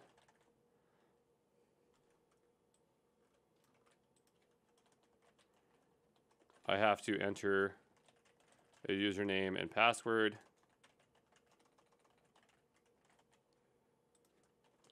It's clear what the username is, should be. I have no idea what the password is supposed to be. There is a lack of documentation explaining what to use. Okay, there we go. So that's all I can do. It's not, again, it's not very clear, right? Like maybe we could use the SSH part of the SSH key to do it. But there's nothing here. It just says password, right? So that's not helpful whatsoever. But anyway, we gave it our best try here. But so far, you know, I probably wouldn't use this. I don't particularly like it. And considering how long it took for it to start up, that's not you know, like if you have a workflow, you have to generally know how long it takes to start up. It feels like there might be additional spend, but if you're doing something over a week or 2 weeks, maybe that's less of an issue. But yeah, definitely something that I wouldn't try again. And I think it stopped. Yep, it is exited. And we'll call this one done, okay? Ciao. All right, let's take a look at Grok. So Grok is a place where it serves up open source models. So it's providing inference via an API and also an interface. So I believe if we go down below here, we can actually start trying out Grok. What's really cool is it also has a voice feature. We're using Whisper Large 3, so we could talk to it here. I want to see if I can capture, yeah, we are capturing system sounds. Let's see what happens if we do this. So I'm going to go ahead and just sign up with my Google here, and so I should be connected now. And I'm going to say allow when using the site. Can you teach me how to speak Japanese? And then I'll hit pause here. And so right away, we're getting stuff back here. And you can just see how fast it is. So they're just trying to emphasize how fast their inference is, the amount of tokens that are being used and things like that. So that is really cool. But if we wanted to start building with it, we can go over to the playground. And I believe that we can get a free API. So I literally just pressed Google or my Google account to get connected. And so maybe I want to go ahead here and create a new API key. So we'll give it a moment here. I do need to verify with Cloudflare. We'll just say my API key. And we'll go ahead and create that. And so now we have an API key that we can utilize. I'm just going to store it over here for the moment as I'm not just ready to use it just yet. But let's say we wanted to start working with it. We can go over here and we do have a playground, but I want to programmatically work, and we can see that there are a bunch of different models that we can utilize. We have Whisper Large version 3, Llama 3.1, 8 billion, Gemma 9 billion parameters. So let's say we want to use Gemma here. We could view some code and get some code, and maybe we can start working with this. So we do have an API key over here that we're going to hold on to. But I'm going to copy this, and I'm going to make my way over to GitHub. And I'm actually going to launch this into GitHub Codespaces here today. So we'll go ahead and we will launch Codespaces. All right, and so we'll just give it a moment here to connect. Always takes a little bit of time, so we'll just wait a little bit, okay? All right, so our environment is up. I need to change this over to dark theme. Otherwise, it's going to be a little bit hard for me here today. So we'll switch over to here. I'm going to make a new folder. We'll say allow. A new folder called Grok. And I just want to bring in that code example that we saw. So if we go back over to here, here we have our code example. I like how we have other implementations. I'm going to just stick with Python. And this will just be gemma.py. I'm going to go ahead and paste this on in here. We're going to probably need Grok as a requirement. So I'm going to go ahead and just type in requirements.txt. And we're going to just type in Grok. And it looks like it is compatible with the OpenAI API, which we often see quite a few places. So I'm going to do a pip install -r requirements.txt. TXT here. I'll bump up the font a little bit. I realize it's a bit small. We might as well get in our Python or python.env here, as we should not externally load variables, and we'll just put in a git ignore. And in our git ignore, we will ignore a .env file. And now I will add a .env file, a new file here, and this will be .env. And this will have our API, or we'll say Grok API key. There might be a very specific environment variable that would automatically get loaded. I'm just going to manually load it if I have to. I mean, it's not showing it here, so there must be a very specific one. So we'll just say Grok API key envar. It probably has a very, very specific name. Oh, it's Grok API key. Oh, did I get it right? Even without knowing? I did. Excellent. Okay, so great. So that is there now.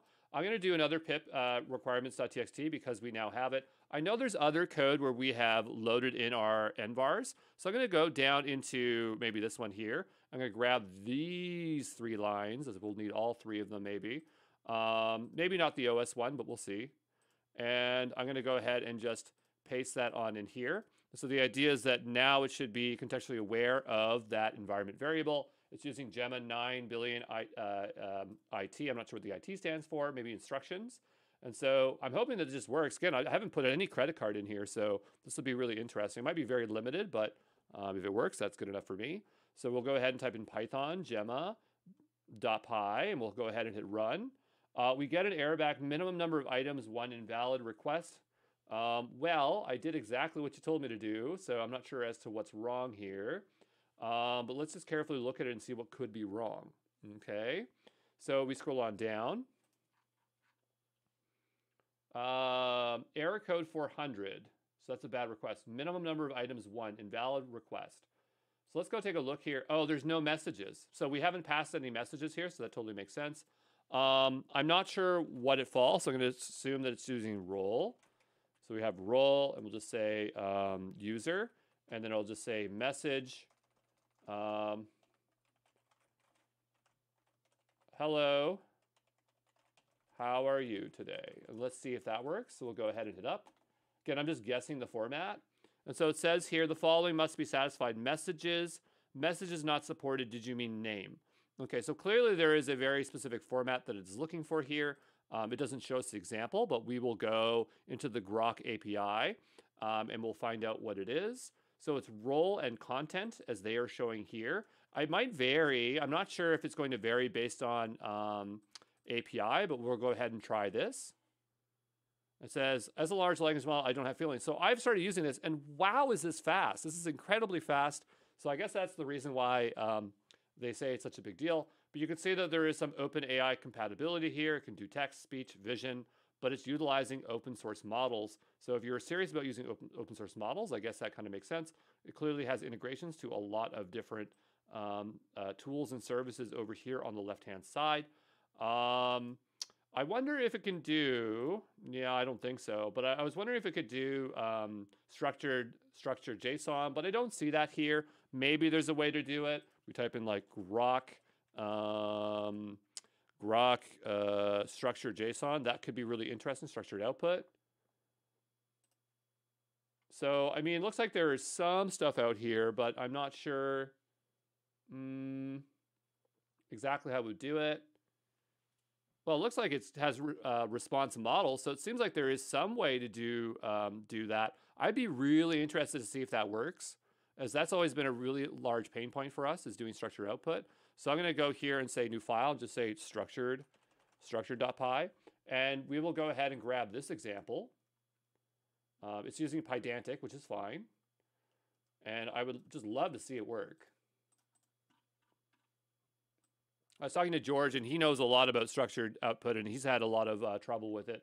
So if he's having trouble with it, then clearly it's not a me problem. It's a you know what I'm saying. It's just a hard thing to do. But we'll go over to here and we'll grab this information. I think we already have OS imported, but I'll go ahead and just take this out. I'm not sure what this instructor is. Maybe that's the thing that's doing it from Grok instructor. I'm not sure we even just got that last link, so we'll say Grok structured output. Oh, it is from instructor. Okay. Instructor, the most popular library for simple structured outputs. Oh, did we just find a cool library for structured outputs? Okay, if this works, I'll be pumped, okay? We are totally taking a detour. This could be its own video, but we are dropping it in here because I'm so darn excited. So we have instructor here. I'm just going to split the screen here, and we're going to look at our structured output. So we have Grok. I know what Pydantic is, so we'll put that in there. It's a way of representing structures of Python. Typing, I think, is part of Pydantic, so I don't need, we need to import those separately. Let's go ahead and see if we can do the requirements. I don't know if the library is literally called instructor, but we're going to try anyway. And let's go ahead and see if we can run this. So we'll do a Python structure py.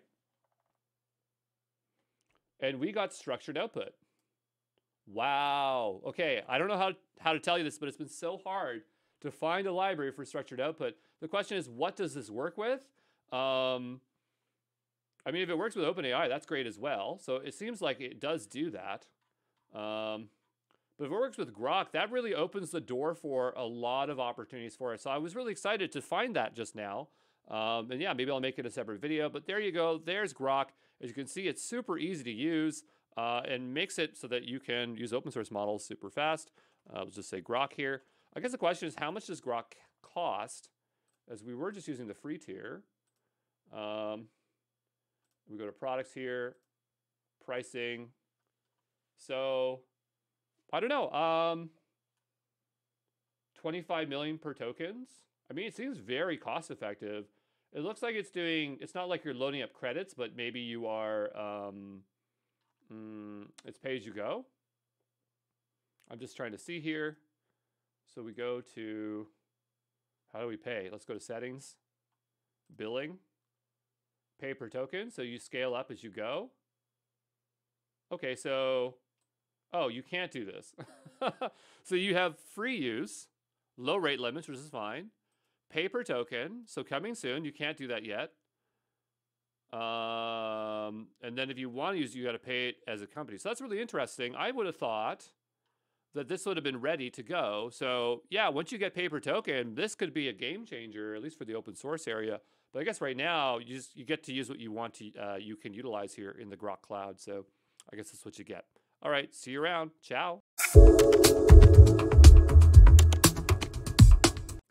All right, let's take a look at Replicate, which, by the way, has the coolest name ever. I imagine it must be inspired by Blade Runner. But Replicate is a place where if you want to run projects, like serve them up, similar to maybe, say, Hugging Face Spaces, you can absolutely do that. So if we go here, we can explore a bunch of different models and just use them, right? So if you wanted to use Flux, then you could go here and you could pay to have to utilize it directly here via here. It also looks like they have an API, so a lot of these things are set up, and so you can install the Replicate API and use these directly. So they both have an API playground, like a playground, and also an API, and then obviously you can implement it in a various amount of formats. And they do have some free tier usage, so I believe. So let's go ahead and sign up, and I will just sign in with GitHub. And we'll get going here with here. So obviously I have an account from before, but let's go take a look at what we can utilize for free, because there are some things that we can use for free and some things that are paid. I really don't care about this right now. And let's go over and explore and see what we can use for free. Because there must be something we can use for free. And I imagine it's probably like featured models, because that way they are showing them off. So let's take a look here. Affordable and fast images. Let's go over and take a look at this. So here you can see 0.022. And so here I have to add payment to utilize this one. So I'm trying to find one that I can use for free. If I can't, I can add a credit card. It's not that big of a deal. But let's go to Playground. Are these the ones that are free? A new way to generate images and replicate the Playground encourages rapid fire experimentation. No. So I still would have to set up billing. I know I've used things for free here. So I'm just trying to find where we can do stuff for free. If we can, it's not a big deal. I can hook up the credit card. I just would love to show anything for free. Let's go over to here.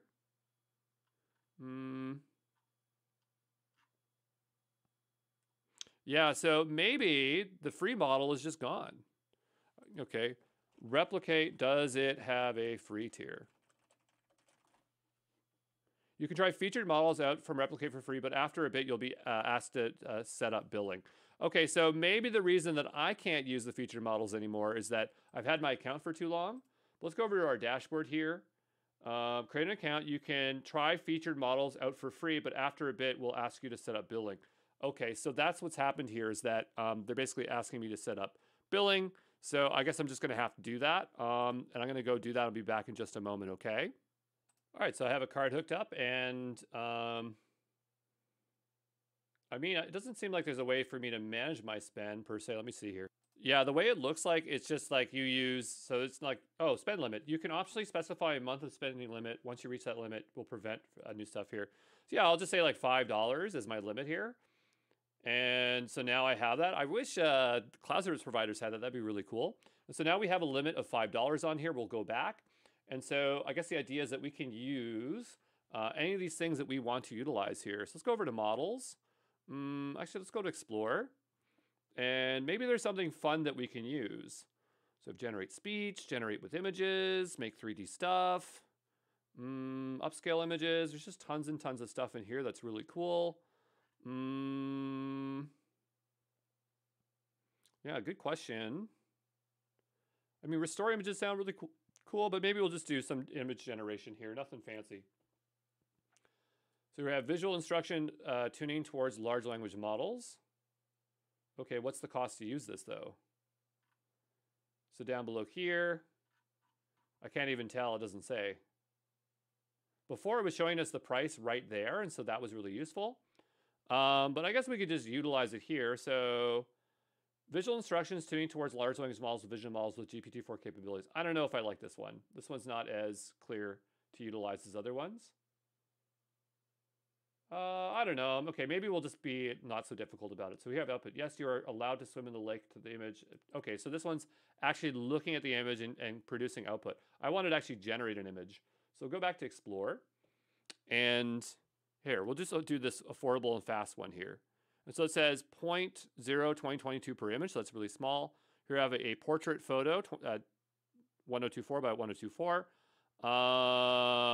We'll just say a portrait photo of a raccoon or a black bear. Okay. And then we'll run that. And we will wait a moment for this to generate out. And there we go. So we have a portrait of a black bear. And wow, that is a really good output there. I actually like that quite a bit. I'm going to drag that on over here. But yeah, as you can see, that was very, very quick. Let's go over and check out our billing. Okay. And so far we can see the 0.02 cents. So that is really cool. Let's see if we can work with this programmatically and see how easy it is to do that. I imagine that this will be as easy as working with, whatever. So I'm going to go over to our GenAI Essentials. And let's see if we can quickly add some code here. I think I saved the code last time I was here, right? Because I was working with Grok. Yes, so I did save it. And I might still have an environment up. So I'm going to go ahead and open this in the browser. I'm sure you've seen me launch GitHub Codespaces multiple times. If you do not know how, I got a course on it. So I got a course on everything. So we're going to just open this up here. And on the left-hand side, I want to make a new folder here, which will be called replicate. Okay. And in here, we will just make a new file, and this will just be gen.py. And let's go over to here, and let's go get the API here. And so I want the Python example.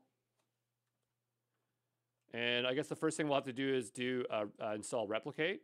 So I'll make a new requirements.txt, and this will be replicate.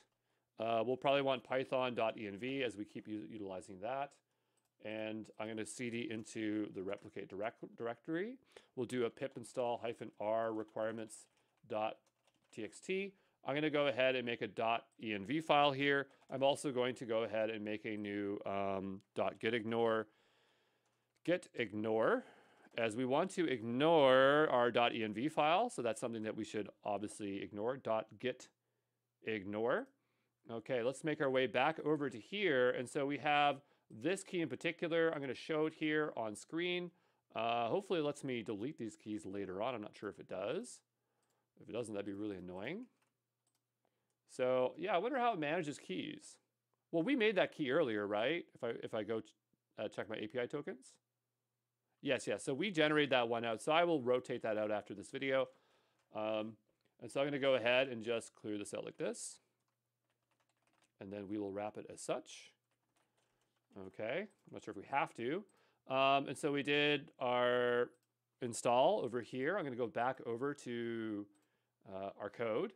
And so it's suggesting that this is all we need to work with it. Okay, so it looks pretty straightforward. The only thing that we're missing is loading in the environment variables. So I'll go down to our Streamlit example, which has these two lines, and I'll go grab those. We'll go back over to our gen.py, and I'll just paste those two lines in there. And let's go ahead and see if this works. So we'll do Python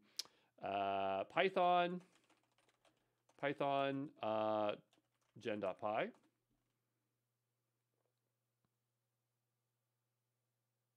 And so it works, and now we have our output. There we go. Now we didn't change any of the default parameters, so it clearly went based on that. So we say a portrait, a photo of a dachshund.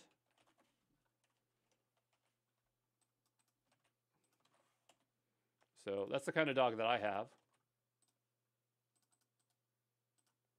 A short-haired dachshund, and we're going to try this one more time.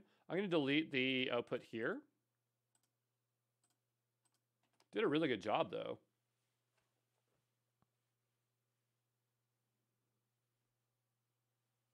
So we'll wait a moment for this to generate. And so we'll go over to here. Kind of looks like my dog. My dog's a bit fatter, so I'll just say a short-haired, fat dachshund. And now let's see if it gets even closer.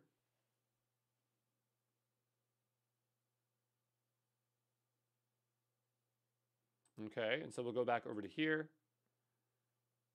Yeah, so that's kind of looking like my dog, actually. So my dog, again, my dog's a bit fatter than that. But, that's a kind of an example of that generation out there. So very, very similar. And so, yeah, we have our example. It works great. We'll go ahead and say replicate. But, yeah, you can just see how replicate could just make it really easy if you had very specific services that you wanted to utilize. It's just dead simple. I'm going to go ahead and get rid of my API token key. And we'll go ahead and just delete that. Or disable it, I suppose. And yeah, there you go. That's replicate. Hey everybody, it's Andrew Brown. We're going to be taking a look at Cloudflare, as they do have an AI offering. I believe they have a vector database and also a means to deploy open source AI models. And so I would love to take a look at that and figure out if we can figure it out together, as Cloudflare is super fast. And I hear that they have really good pricing. We might go compare that here, but I'm going to get my head out of the way. I'm going to log in. You would have to create a Cloudflare account first and also hook up your credit card. I do not believe that I'm in the free tier, or I would not imagine that these are the free tier, but we'll take a look here and see what we have. So under their AI category on the left-hand side, we have Worker AIs, Vectorize, and AI Gateway. You can see they have a bunch of other services as well, so they're definitely growing as a company. Maybe one day they'll be like a cloud service provider, just like AWS, but right now I would call them a cloud, a cloud platform with a lot of cool stuff here. But let's take a look at the first here. So it says, welcome to Workers AI. So offers a catalog of AI inference models that you can access from a worker or via a REST API. So workers sounds like compute to me. Let's go find out what that is. Just one second. Here we go. So Cloudflare Workers provides a serverless execution environment that allows you to create new applications. So it literally sounds like kind of like Azure Functions, but it just sounds like compute. It's just serverless compute. So here we have some stuff below, and it looks like we can build and deploy a Llama 3 worker. Llama 3.2, 1 billion would be really nice to deploy. And then we can use the REST API, so it's very clear. We also have some examples down below, which is really cool. Speech to text would be really sweet. I wonder if that would use Open Whisper, as I really do like Open Whisper. So I'm opening this up in another tab here. I'm not sure if we can open it this way. And this one is using OpenAI Whisper. So that could be a very specific use case that I would like to use. However, I'm not sure how easy it would be to provide the code samples. Actually, there is one right here, which is being served up from, using an example from Azure. Okay, so we could do that. Maybe we'll just stick with text for now, as it might be hard to build something with microphone capture. But let's go back up to here. And I think what I'm interested in is Llama 3.2. So I'm just curious, because we have models down here below. Let's go expand it. And let's go into text generation. And, I mean, Gem is good as well. But just because I've been using Llama 3.2 as a baseline, I think we'll stick with it. So let's go with the 1 billion parameter one here. And we can see it here. So launch the LLM in a playground. Try out the model with the Workers AI LLM playground. Let's check out that first. Okay, so it's just a playground. That's cool. So hello, how are you doing? I didn't know they had a playground. That's really cool. Hold on here, but we'll go here and just say, hello, I need help studying Japanese. It's not going to be very good at this, but we'll give it a go. There we go, and the assistant replies, and so it has a little bit of a different interface, but we do have some options here. We don't have tons, but if we go over here, we do have the code if we wanted to utilize this. So you can deploy the following code, deploy a workers AI worker using the current playground's message settings. Okay, so we do have code, but the question is, how could we go about deploying this? Good question. So let's go back here for a second, because up here, I bet if we press this, it would automatically start a deployment. Not necessarily. Oh, we do have a deploy down here below. But I'm just wondering, like, if I want to do a custom deploy, how would I do it? So obviously I could press this button. Let's go ahead and try that. And that's going to perform a deployment. It says it's actually telling us where it's going to deploy, which is up here. Okay, and that was really fast. I cannot imagine that it's ready for inference that quickly. But it is really interesting how quick it was. I mean, obviously, I would like to deploy the project locally for sure. Install Wrangler. I don't even know what Wrangler is. Let's go take a look here. Wrangler is what? Maybe it's just the name of it's their command line tool for building Cloudflare workers. Okay, so maybe this is the way we would actually build a worker. So npx Wrangler init my worker. So we'll set up a new worker. And we have some configuration. And we have development deployment. So it seems like this is how we would do it. And probably we would specify that code block, and that's maybe how it would know to do it. We'll come back to that in a moment. As right now, we just want to deploy this Llama 3.2 template. I'll go back here as I've lost the page, but that's okay. And the back works. So we'll continue over to the project. And so here it's under the workers and pages. And so if we go back into here, over here on the right hand side, we have my account details. Again, I'm not sure. I think I'm on paid tier, so just be aware of that. So down below here, we can see our version track history. So a minute ago and then last minute ago, I'm not sure what the difference is, but maybe they're just showing commits over time. I can't click onto anything there as of yet. So these are not accessible, which is totally fine. Maybe because I never really hooked this up to a real GitHub repo, because this is the build history, and so I imagine it has to be linked maybe to a GitHub repo. I'm not sure, but we can deploy different versions if we need to. Then up here we have our deployment. And so I guess my question is, like, it's deployed. I'm not sure what the code looks like. That's totally fine. But let's go over here and edit the code. Okay, and so I can imagine that this is literally the code that's been deployed. And if this is like workers, then this is our single line file that we say that we have. Okay. Oh, this is starting to make sense. Okay. So basically, what this feels like, it feels like kind of like Azure Functions or AWS Lambdas. And it probably already has these libraries preloaded. We have Env AI run. And so we're literally just calling them, and then we can just start working with it. And so the idea is that it already has an endpoint that's accessible over here that we can utilize. And here it looks like they already actually have some input. So we say prompt, tell me a joke, response. Here's one, etc., and it's outputting that there. I didn't tell it to open up this here. I didn't know you can embed it like that, but that's really cool. But I guess my question is, like, if I wanted to use this myself, how would I go about doing that? Okay, so I'm just again going through this and taking a look here. So probably what I could do is produce my own curl. I mean, this looks kind of like the workload, similarly what would I want. But how would we go about triggering this? Also looks like, ooh, okay, so that's the developer stuff that we had before. So build, preview, deploy your workers from Wrangler command line interface. Okay, so I think what this is doing, it's initializing a new project based on this already existing project. So maybe that's something we might want to do to bring it down to the ground, and then we can push it to our own repo. So I'm just deciding, I'm going to open up VS Code. Let's give this a go. And I have obviously a random project open here on the left-hand side.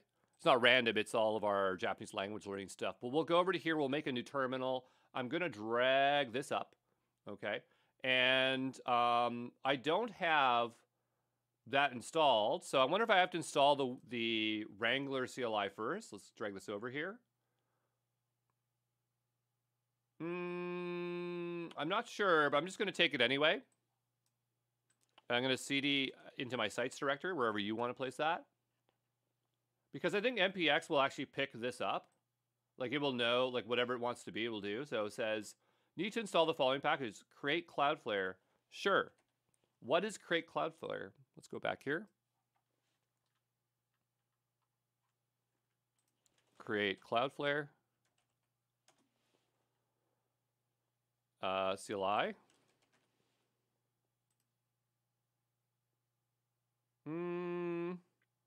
Okay, so it says here, Cloudflare provides a CLI command for creating workers and pages project. npm create Cloudflare powered by the create Cloudflare package. So yeah, I'm just not sure if that is the same package or if it's a slightly different package. This might be a specialized one. Wrangler version 2 is only receiving critical security updates. We recommend migrating to Wrangler 3. So there might be some overlap. I mean, this is not uncommon. Like AWS will have CLIs that do the same thing. But over here, what do we have? We have, in which directory would you like to create the app? Oh, okay. I mean, I didn't choose any of these things. It looks like it is working through it. I mean, all that stuff is fine. I guess because it's an existing project, probably it's just defaulting to what already is there. And so it's just working through that right now. So we'll give it a moment for this to complete, and we'll be back in just a moment, okay? All right, so it's installed it. Now it's actually using npx Wrangler. So clearly this is a precursor to then set up maybe Wrangler. So probably what it did is it installed Wrangler. And now it's doing quite a bit of work. So we're going to let it continue on. Really love this this experience. It's really, really nice. And so it's opened up on port 879, et cetera, whatever it said. So I guess we are just giving access to Wrangler to my account, and that's absolutely what we're doing. And so we have granted access. I'm going to make my way back over to VS Code, over to here. Okay, and so it should know that we have logged in now.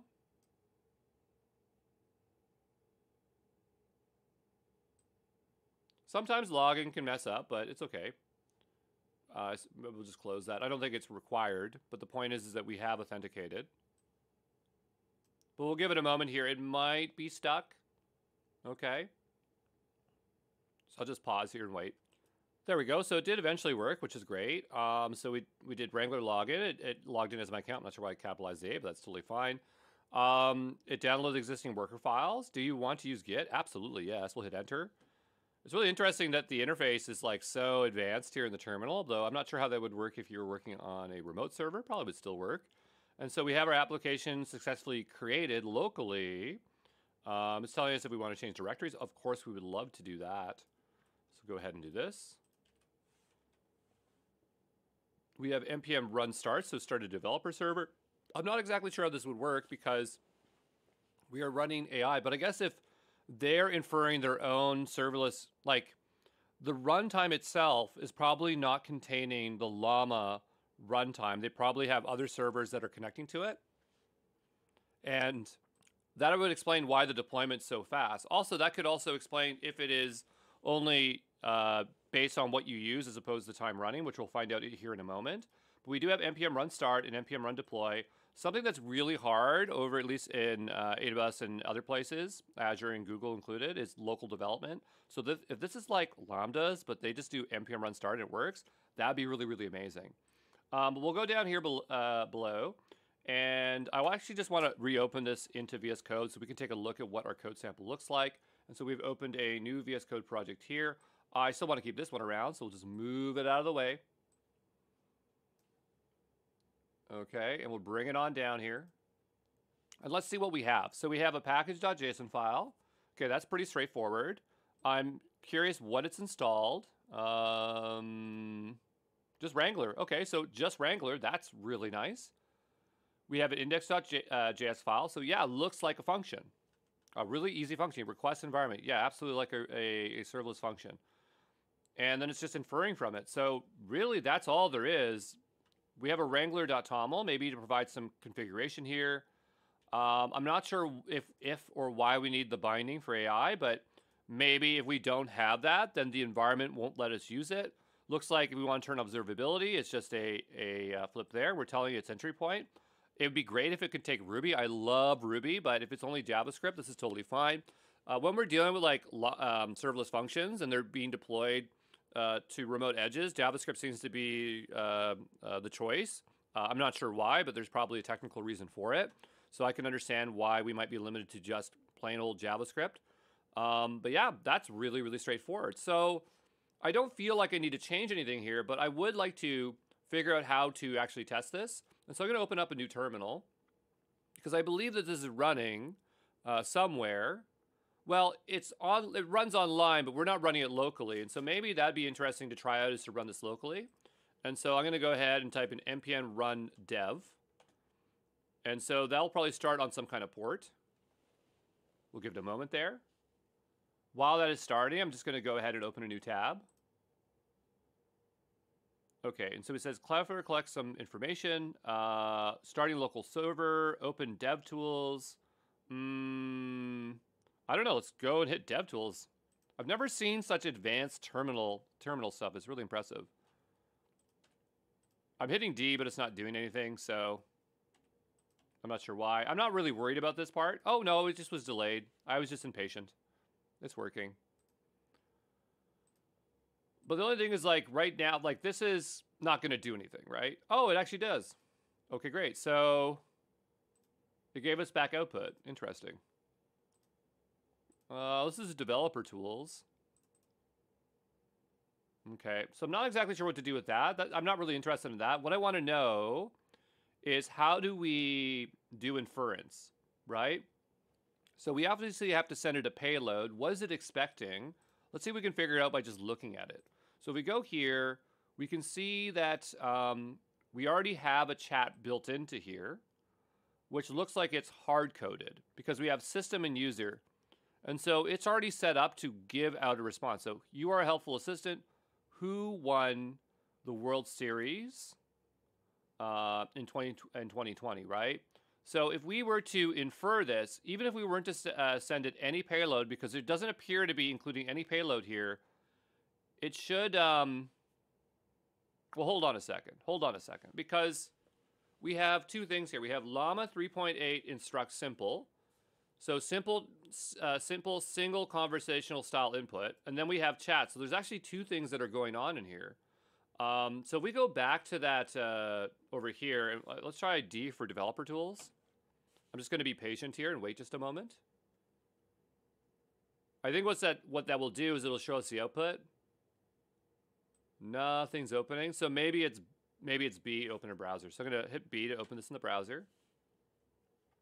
Yeah, so it's B. D is not doing anything for me. That's totally fine. So we'll give it a moment here. And I think this is just built into the browser. And so here we have inputs tell me a joke, and here's the response. Input systems, you are a helpful assistant. You won the series. Okay, so basically they just have two different examples is what we're seeing here, right? And so we might just want to narrow this down and say, okay, I just want to have one, right? So we'll do this. And I don't need two. So he has tasks. I don't want two tasks. I just want the single input. So I'll go here. And we have the response. We have input chat response. Do we need the chat? I mean, we can output if we want. But honestly, I would just rather return the response. So I wonder if I could just do this. Response. Like that. And take that out. I'm going to save that. Notice that the server is updating.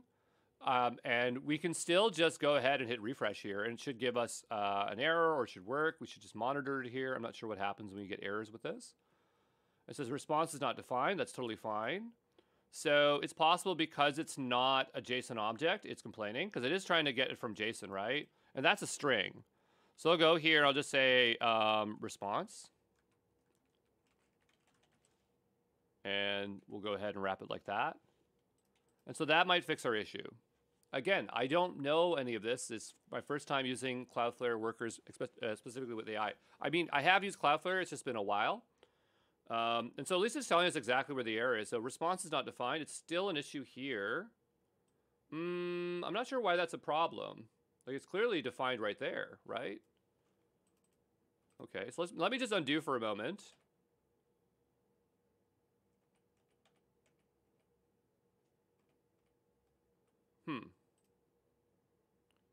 Okay, so yeah, I want to take this one out of here. And we have inputs, chat, response. Let's just take out one for now and see what happens. Because this one should work, right? I want to just pare this down to the minimal stuff that we need here. And now it's saying response is not defined. But it is. So I don't really trust what it's saying here. So I'm going to stop the server, start it back again. Because clearly, well, you know what? It doesn't have lead in front of it. That's the problem. I think it's because the previous one was defined and that, and then we overwrote it. And that's why it's not working correctly. So I'm going to go back over here. And I just have more confidence now that this might work. Now, I don't know if it needs to be wrapped in a JSON object. So that might be another problem. But that error is going to go away this time. If we just get back a string, that would be nice. But we'll see what happens here. And we do. So it just wraps it in response. And so that would be a very simple way to get a response back. But this right now is not super useful as we don't really have any inputs. So what I might do here is I'm just going to say console log. And I just want to console log out the request. I'm curious if it'll actually show up down here. I really don't know if it would. And I also want to console log out the env. And I'm going to give this a query string. Okay, so we're going to go here. Hello equals world. I'm not sure if it can handle query strings. We'll give it a try. And we do get output, so that's good. So if I scroll up here, what I'm looking for is where my hello world is. So we have URL. This is the request. I would assume it'd be in the request. So we go here and we carefully look here. We got host, user agent. I mean, maybe it doesn't take gets. Maybe it only takes posts.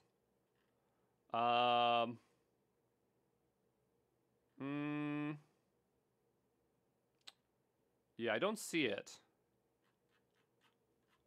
But I'm sure that's not hard to figure out. We just need to figure out how to pass something along there. So let's go back over to workers. So workers, how to pass parameters.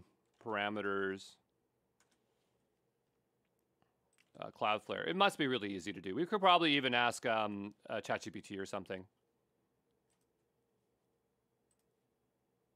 All right, let's see if we can save ourselves some time. We're going to go over to ChatGPT here. And I'm going to go ask here. I'm going to just say, can you, like I am using Cloudflare workers. How do I pass parameters in a workload or in a request to it? Because like one thing is like, how do I know it's post and get? Maybe it works with either post or get. Because clearly it's using a get, but maybe it will work with a post. I'm not sure if you can use query string parameters. Honestly, I'd probably want to do, oh, you can. It says you can do it. Okay. But how do we extract it out? So here, if you're passing parameters via query string, you can parse them using the native URL class in the worker. Okay.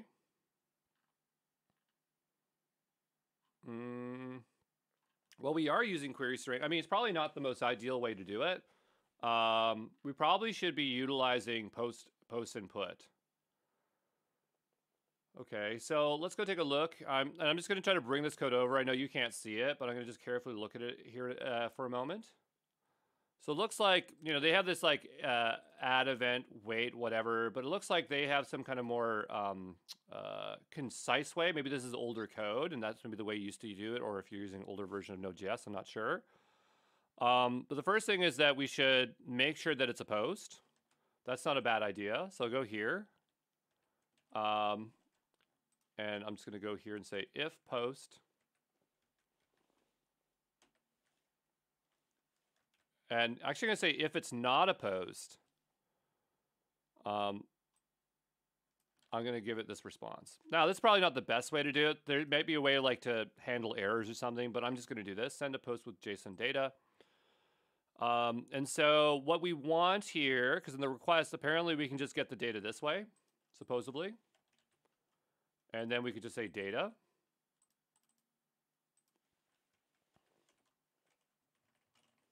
Okay. And so that's fine. We're not using tasks anymore, so that's gone. And we have We could also like expand our data out this way. So if there were specific parameters like this, we could do this. So all we would have here is user input, I think. And I would then put this here.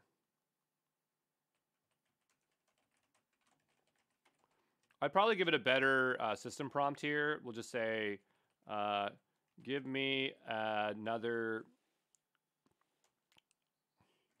explain what this, I'm trying to think of like something it can do in a conversation. So, because we don't know what the first, I mean, we do, but I'm saying we don't have an interface to know what it is, like what we're saying to it. And this is a chat conversation. I almost should have done like chat completion here, but we'll just say, well, I'll just say, help me learn, you know, Japanese language. Help me with Japanese language learning. I'm not sure if I spelled language right. I always spell that wrong. Language learning.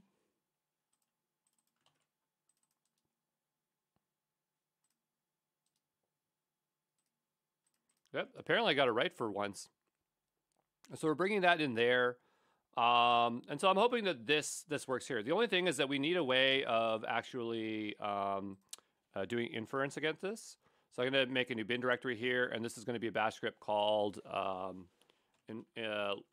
like infer or test or chat. How about just chat? Okay.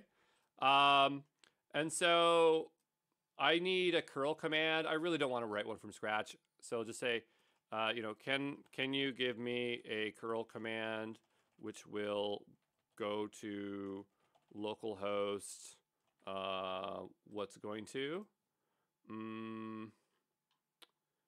878, I think it is. Is that what it is? What port do we need? Oh, now I've lost, I got too many windows open. I'm just trying to find it here. Here we are. And we're trying to go to port 8787. Okay. 8787 with a payload of post for user input. Okay. Let's see if it understands that. Yeah, that's basically what I want. Can you make it a bash script? I just can't remember the shebang. There's a particular shebang that I like, but we'll take either or as long as it works. Oh, that's way too much code, but we'll take some of it. So I'll grab in the shebang. That's not the shebang that I like, but it probably will work. And it actually lets us provide user input, which is actually kind of sweet. I kind of like that. You know what? I am going to take this whole script because it kind of does what I want. It's a little bit verbose. Maybe we can pare it down here in just a moment. But like we have, it gives an example of user input, which is perfect. And it has error handling. We can swap this out very easily, which is something we might want to do in just a moment. It prints out the payload, or it creates the JSON payload, I suppose. It's passing it here. Yeah, I think it's fine. Okay, so I'll go back over to terminal here, and I'll go to this tab.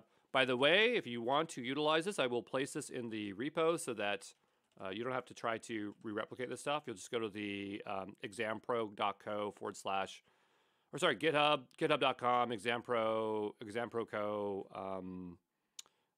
GenAI Essentials, and it'll be in there, okay? So I've just made that executable so that we can run it, and so this should try to do local inference.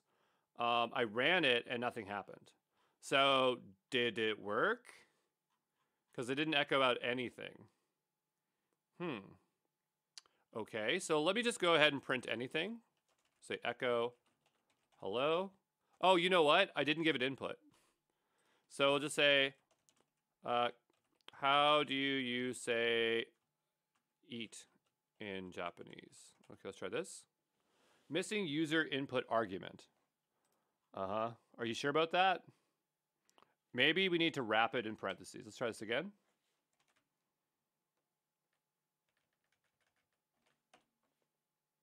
If it just works, that'd be great. I'd be very happy with that. is running slowly. So I imagine that maybe it's trying to do some inference. Oh, look, it actually does have it. It's reloading the local server. So how do you say eat in Japanese, which is good. I'm waiting for a response from it, but we're not getting any response. It's just hanging. So it makes me think that it's stuck, right? It's trying to do the curl and get that response. Oh, no, there we go. So it was probably just generating. It was just taking time. That makes sense. So in Japanese, there are several ways to do it. So we've figured out how to implement it this way. Let's say we want to deploy that change. So I imagine we just do npm run deploy, because I saw that earlier. And while that's deploying, I'm just going to exit this out, and we'll go back over to here. And so we'll let that deploy occur. I'm not sure how fast it deploys. I'll just pause here, and we'll wait for this to go a bit faster, okay? All right, so after a few minutes, it's deployed, and it's at this address. So I think that if we wanted to test this worker out, I think we would just copy this address here. And I would go back over to our chat.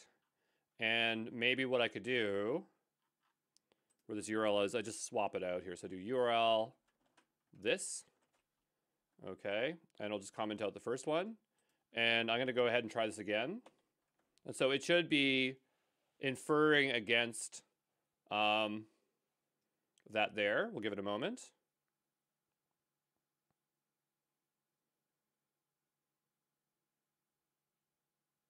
So now remember that this is happening on the server. So those other things we had before here, we wouldn't see it here.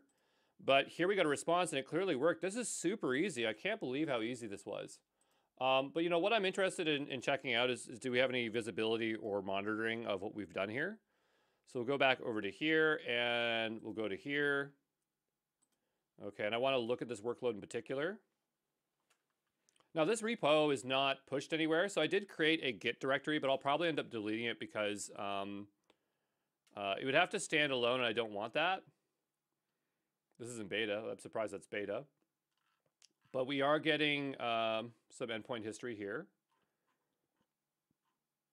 I'm not sure how useful this is right now. I mean, this is fine, but like, where's my logging is what I would actually be interested in. So like, obviously we've done some, we have some console logs and where we can do that. Oh, cool. There's direct integrations here. That's nice.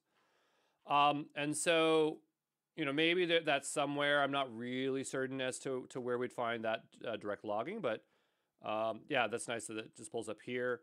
But yeah, I mean, that works. So I think that we would call this done. There are a few other offerings here under the AI. So we have Vectorize, which is probably a vector database. And then we also have AI Gateway. But I'm going to just tear this down as I'm going to consider this done. I actually did create a .git directory, but I'll probably end up deleting it because I want to drop that into that project there. We have daily usage limit. Oh, so we were actually running on the free limit so far. That's pretty sweet. So I did not know that. I thought that maybe we were on the paid because my credit card was hooked up. But apparently we are on free tier usage. From this page, it's not very clear what we're doing. So we'll go over to here. I mean, that's if you wanted to select models and deploy them very quickly. So basically that's just templates to deploy. So that's very straightforward. But what I'm going to do is I'm going to go here into this project and I want to tear it down since I'm done with it. I don't believe it costs us anything, but it is kind of open up to the internet. And I'm not exactly sure on how to protect it. Maybe that's where you'd put it in front of that other gateway. If we have to spin up another one, we'll do that here shortly. We'll go ahead and delete it. And so now this worker's deleted. We don't have to worry about spend. I want to get this project into our GitHub repo. So we have GitHub, ExamPro Co, ExamPro Co, GenAI Essentials. Okay. And I'm just going to open this up. And in VS Code, I'm going to go back over to the project that I had open, which is over here. And what I want to do is I just want to remove rf the .git directory as we are not, we're not going to use it that way. But I need to just open this up in a folder here. I'll just have to open this Find in File Explorer here. And I'm just going to bring that code over. So we'll go back over to, I really got to close some of these other tabs. I have way too many tabs open. It's really confusing me here today. And maybe this one here. There we go. And so, yeah, this is the one I want. And so I'm going to go here, make a new folder. We'll call it Cloudflare. and I want to bring in all this code. So this one is just AI workers. So I'll make a new folder here called AI workers. I don't know if this contains any kind of sensitive information. So if we go to Wrangler here, as long as it's not setting my permissions or something like that, I don't think it is. Like, I think that since they have a .gitignore, that it's pretty safe, because I would assume that they would not let anything bad in here.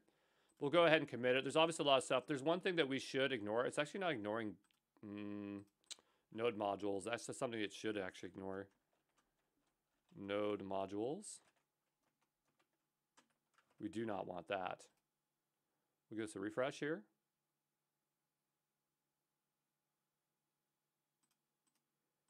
No, no, no. I don't want node modules. Refresh, refresh.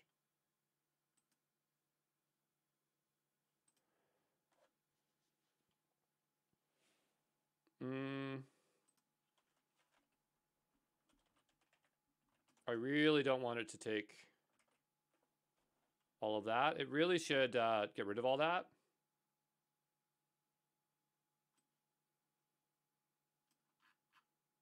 Did I spell node modules wrong? I don't think I did. It's kind of annoying. Maybe it's not committed the change for the gitignore. So maybe if I just add the gitignore like this.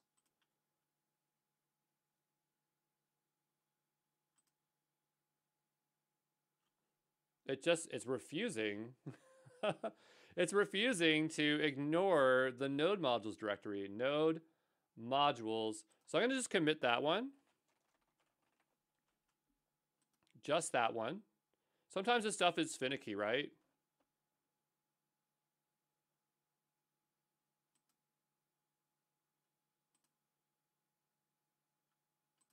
Well, I mean, I did.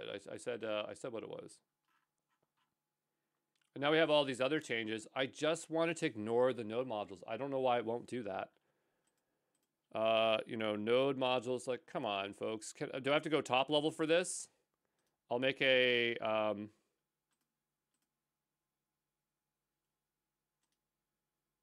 new folder, .gitignore here, .gitignore. I shouldn't really have to do this, but we'll go ahead and we'll copy the contents of this here. Oops.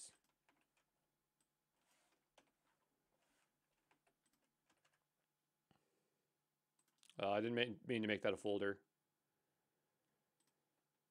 Okay, we'll try this one more time. .gitignore. Okay, you know what I'm going to do? Because this is being really stupid. I don't like what this is doing. So I'm going to go ahead and just discard all changes. Delete. Discard. Just get out of here. Just get out of here. Go, get out of here. I'm so mad. Let me go back and we're going to reload this. I hope all that stuff's gone. I really don't want to have to deal with it. Please don't still be there.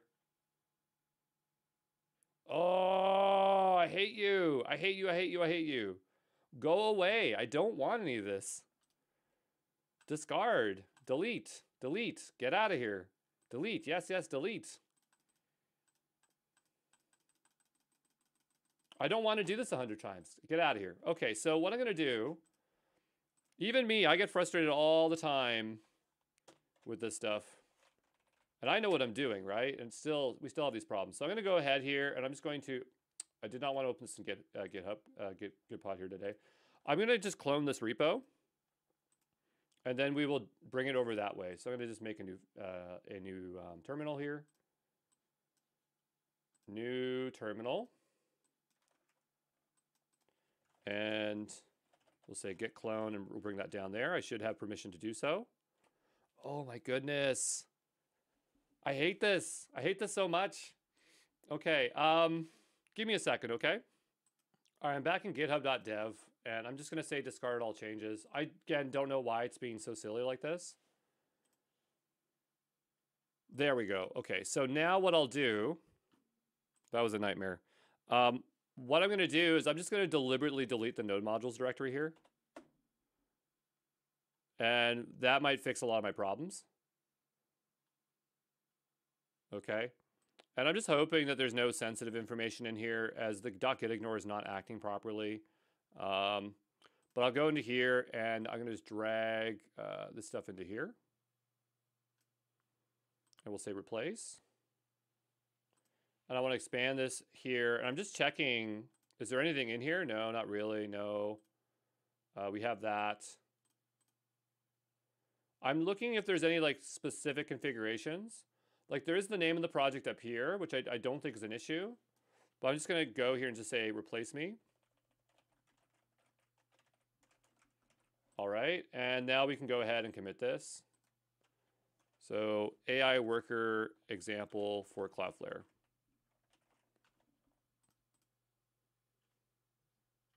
There we go. We'll call that done, and I'll see you in the next one. Okay, ciao.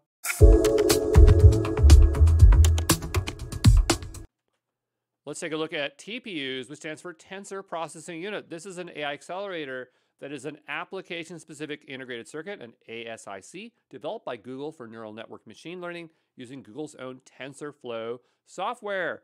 It's hard not to talk about TPUs when we're also talking about TensorFlow, which we cover somewhere else in this course. TPUs are designed for high volume of low precision computation, and they've been making this since 2016. So at least from this time, at least almost 10 years, but we're getting close to there. And so here's an example of a TPU version 3 and a TPU v5p. So if you really like the TensorFlow framework, Google Cloud is going to be a great place for you to hang out because they have TPUs you can spin up there. But yeah, there you go. Let's talk about iGPUs, which stands for Integrated Graphics Processing Units. This is when a CPU contains capabilities of performing the tasks similar to a dedicated GPU. So an example might be something like the Intel Lunar Lake chip, which contains multiple systems, including iGPU. So here is a picture of the actual chip itself. Sometimes I like to say CPU for chip, but a chip can contain many systems. Obviously, it is a computing processing unit with other processing units within it. So if we look a bit closer, we can see the die cast, the actual pathways that are on the chip. And all these things actually map to very specific things, kind of like your brain, where one section is specifically for GPU. You'll also see IPUs and MPUs, which are all specific to AI stuff. So you can see that more modern chips, when we talk about AI PCs, these are the chips that we're talking about, have all this stuff built in to allow you to run AI models on your laptops, on your mobile devices. There is another term called DGPU, which stands for Dedicated Graphics Processing Unit. That's just your normal GPU, your normal graphics card. But sometimes you see that when you need to distinguish between iGPUs and DGPUs. How well do iGPUs perform? They actually perform extremely well, surprisingly. Obviously, a dedicated GPU is going to be better, but you can definitely get like a modern machine, and it performs just like the last or second last generation of graphics cards, and so it becomes extremely affordable and very good. So yeah, if you can get a machine that has an iGPU in it, you absolutely want to. But anything you buy these days generally should have them. But this is not limited to Intel. Obviously, AMD, Apple's Metal chips have them as well. So there you go.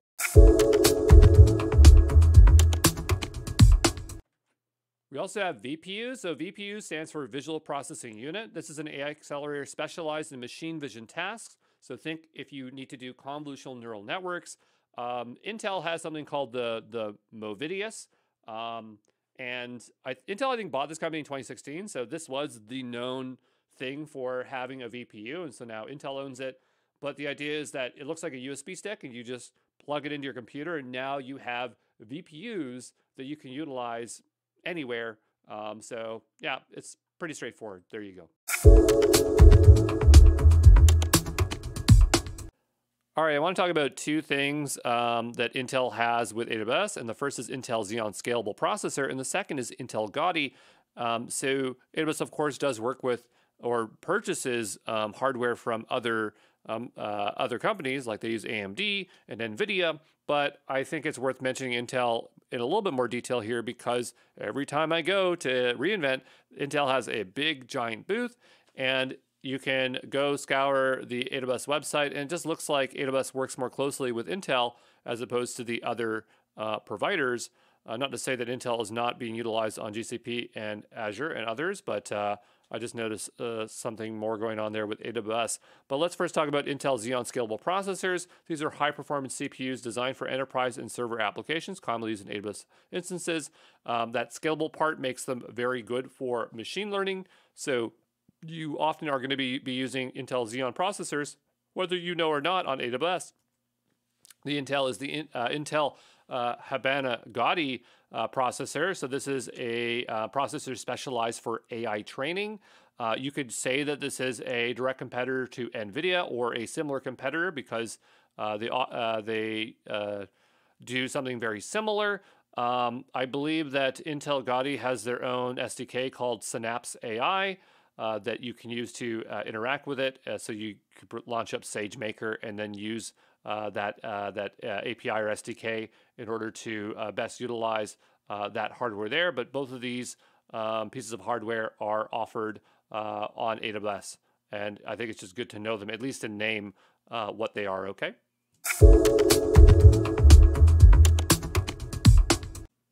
Hey, this is Andrew Brown, and let's talk about GPUs. I'm sure most people know what GPUs are here, but I'm going to talk about it anyway because I want to talk about CUDAs. So a GPU stands for General Processing Unit, and it's a processor that is specialized to quickly render high-resolution images and videos concurrently. If you've ever played video games, you know you need a good GPU because it's all about those images. However, GPUs can perform parallel operations on multiple sets of data, so they can also be used for non-graphical tasks. And this makes it really good for machine learning and scientific computation. So if you're trying to convince your significant other that you need a better graphics card, you can just tell them it's for work. I need it for machine learning and scientific computation. It's not your fault that you can also play video games with it. And so we have like a graphic there on the right-hand side. I think I got that from NVIDIA. And so they're kind of trying to demonstrate the difference between the parallelization with GPU versus serial tasks with CPU. But let's go and just read a little bit more. So CPUs can have an average of 4 to 16 processor cores. GPUs can have thousands of processor cores. How that works, I have no idea, but I just know that that's how it works. So we have 4 to 8 GPUs can provide as many as 40,000 cores. So that is a lot. GPUs are best suited for repetitive and highly parallel computing tasks, such as rendering graphics, cryptocurrency mining, and people are even still doing that, and deep learning and machine learning. So, you know, there you go. That's GPUs.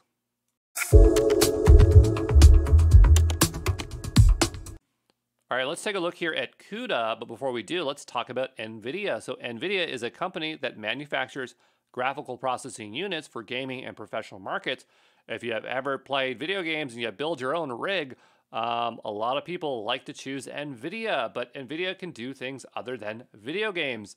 And this is due to their framework called CUDA, which stands for Compute Unified Device Architecture. So it's a parallel computing platform and API. I said framework, but I guess it's an API by NVIDIA that allows developers to use CUDA-enabled GPUs for general-purpose computing GPUs.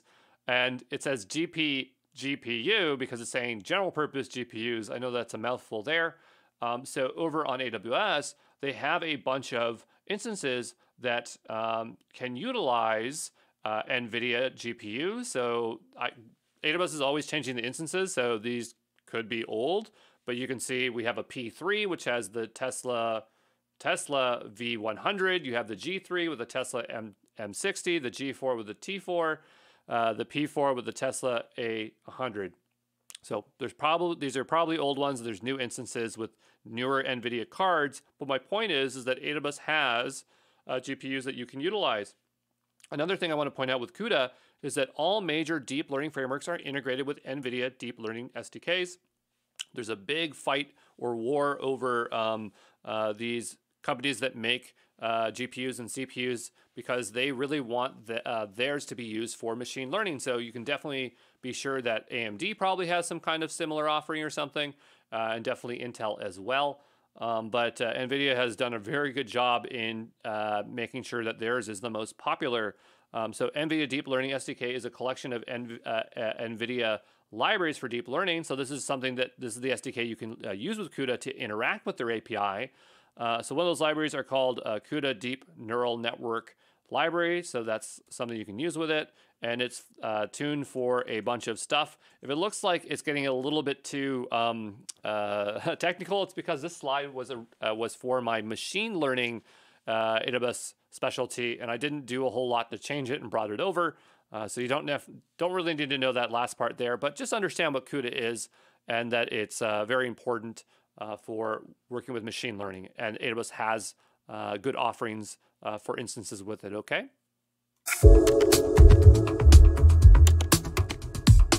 Hey, this is Andrew Brown from Exam Pro, and we are looking at TensorFlow. So TensorFlow is a low-level deep learning machine learning framework created by the Google Brain team. And TensorFlow is written in Python, C++, CUDA, and there are APIs to allow you to use various other languages. And so TensorFlow is all based around this idea of a tensor. So a tensor is a multi-dimensional array, and so they call it ts.tensor in their stuff, and it's similar to a NumPy ND array of objects. And so tf.tensors can reside in accelerator memory like a GPU. So they're basically a new type of data structure that's just very specialized for machine learning.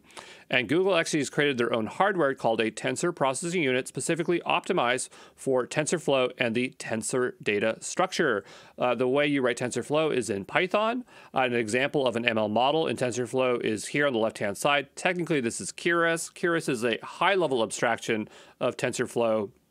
And so it can get a bit confusing initially, the difference between Keras and TensorFlow, but they're essentially the same thing because Keras is packaged with TensorFlow.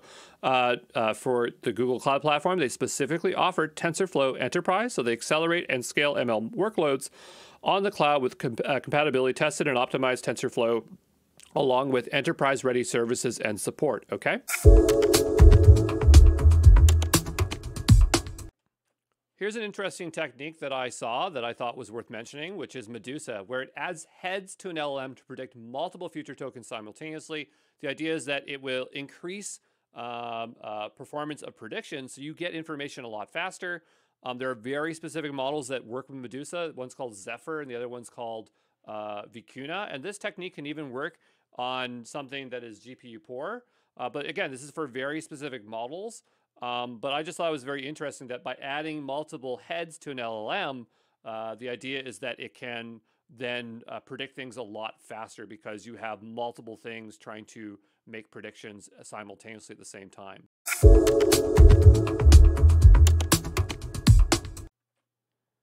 All right, let's take a look here at flash attention, which is a memory-efficient, faster variant of the traditional attention mechanism, optimized for GPUs to handle longer sequences with reduced computation and memory overhead. The only thing I want you to remember is that it is a better version of the traditional attention mechanism. There's this really cool diagram. If you want to read more about it, you can go to the repo here. It comes in multiple variants. So we have 1, 2, and 3. And 3 is not necessarily better than 2. It's just based on what you're doing. So if you're utilizing Hopper GPUs, which is a type of GPU produced by NVIDIA, like the H100, then you'd want to take advantage of Flash Attention 3. Flash Attention achieves efficiency by computing attention scores in small chunks, fusing operations like softmax and matrix multiplications to minimize memory use and speed up computation. So they're doing a bunch of big brain stuff there to make things more efficient, but just remember that flash attention is more efficient, and you will see that term come up again and again, especially when you are fine-tuning. Let's take a look at LitGPT. This is a CLI tool to pre-train, fine-tune, and deploy LLMs at scale. And so you can find it here in its GitHub repo. Here are all the CLI commands that it can utilize. As you can see that it can fine-tune. Now that fine-tune command there, if you do not specify LoRa, that's what it's going to do by default, as that was something that confused me initially, but I figured out what was going on there. It can do scratch implementations. It has no abstractions. It uses flash attention. It utilizes Lightning Fabric. It's fully sharded data parallel, and it allows you to do perfed. So we can do LoRa, QLoRa, adapter, and adapter version 2. It has 20 plus LLM recipes. LitGPT has in the works a Python API, so you can, in the future, easily train it within a Jupyter Notebook. That was something that I wanted to know how to do, but I had to use the CLI, which is totally fine as well. Here's an example of training. So imagine that we want to do fine-tune LoRa. Now, if we took off the underscore LoRa, it would still do LoRa, but I like to be explicit there. But imagine we want to fine-tune Llama 3.12, 1 billion parameter. We can provide it a data set as JSON. We can say how many epochs we want to run with it, its output directory, the precision we want to utilize. And then when the model's done training, it will output into that specific directory that we told it to, and we can use LitGPT to serve the model and do inference. So I'm not sure if we included LitGPT in our serving section, but obviously it can serve models as well. There's a lot of servers out there. But for this specific example, where we fine-tuned and deployed Llama 3 billion, I used Lightning AI, and actually I think we have a video on this where I show how to do this. But we used the one NVIDIA L4 Tensor Core with 16 vCPUs with 64 gigabytes of RAM with 24 gigabytes of virtual RAM with a data set of 6,471 examples. And we were able to train this within 12 minutes because I want you to have an idea how long it takes to actually fine-tune a model. And you can see here that you can do it for free within 12 minutes, okay? So fine-tuning, at least with LoRa, is totally within the realm of reality. If you are full fine-tuning a model, that gets a lot more expensive and it's going to be a lot harder to do. If we were to deploy this into EC2, this would be equivalent of a G6 0.4x large, okay? And this would cost us about $2 American. So that would be your closest equivalent there, okay?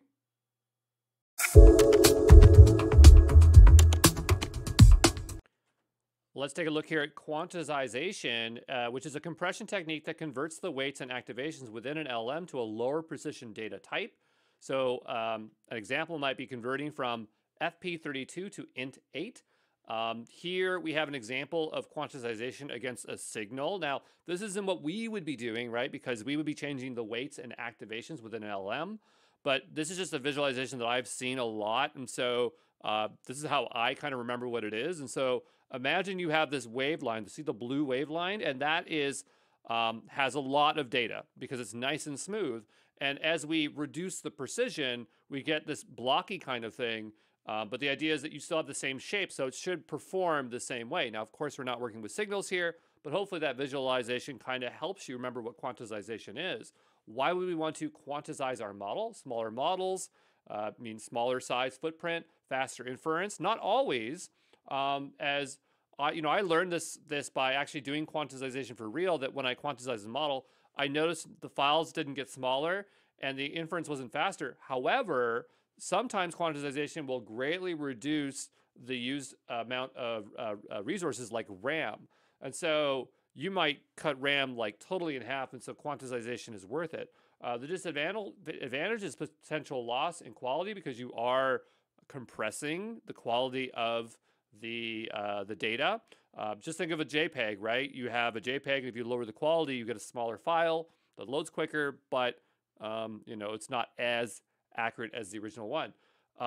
Examples of quantization would be QLoRa and also GGUF files, but often when I say quantization, it looks like a big mathematical formula that is converted that I personally couldn't do. Only someone that is a data scientist can do it. And quantization techniques greatly vary, okay? So, scene one does not look like the other. It is not something for us mere mortals. It's something for maybe that Rolla can do. If I had time, I'd have a follow-up video because she knows quantization very well. But yeah, that's quantization. Let's take a look at knowledge distillation. And the reason I want to talk about this is because you'll come across models that are called distilled models. And that implies that they've gone through this knowledge distillation process. So this is when you transfer knowledge from a large model to a smaller model so that the smaller model performs the same task faster and a lower resource cost. Knowledge distillation's goal is generally to produce a small language model because you're making a faster, smaller, efficient model. It is a complicated process, and so the greatest implication that I can give to you for knowledge distillation is that you have predictions that are made from the larger model, and you have ground truth data. And so between these two things, which we call soft targets and hard targets, we use that information as we train the smaller model to do something that looks similar to the teacher model. One example of performance-wise is the Nemotron. So the Nemotron is a model that has been turned into Minitron, which is the knowledge distilled version of it, from whatever, the 15 billion parameter one to an 8 billion parameter one to then a 4 billion parameter one, greatly shrinking the size of that model. But the idea is that it's supposed to perform as good as the Nemotron. And so Minitron is something you might want to take a look at, but it uses knowledge distillation and pruning. So pruning can also be part of the process, along with knowledge distillation, to make those smaller models. Okay.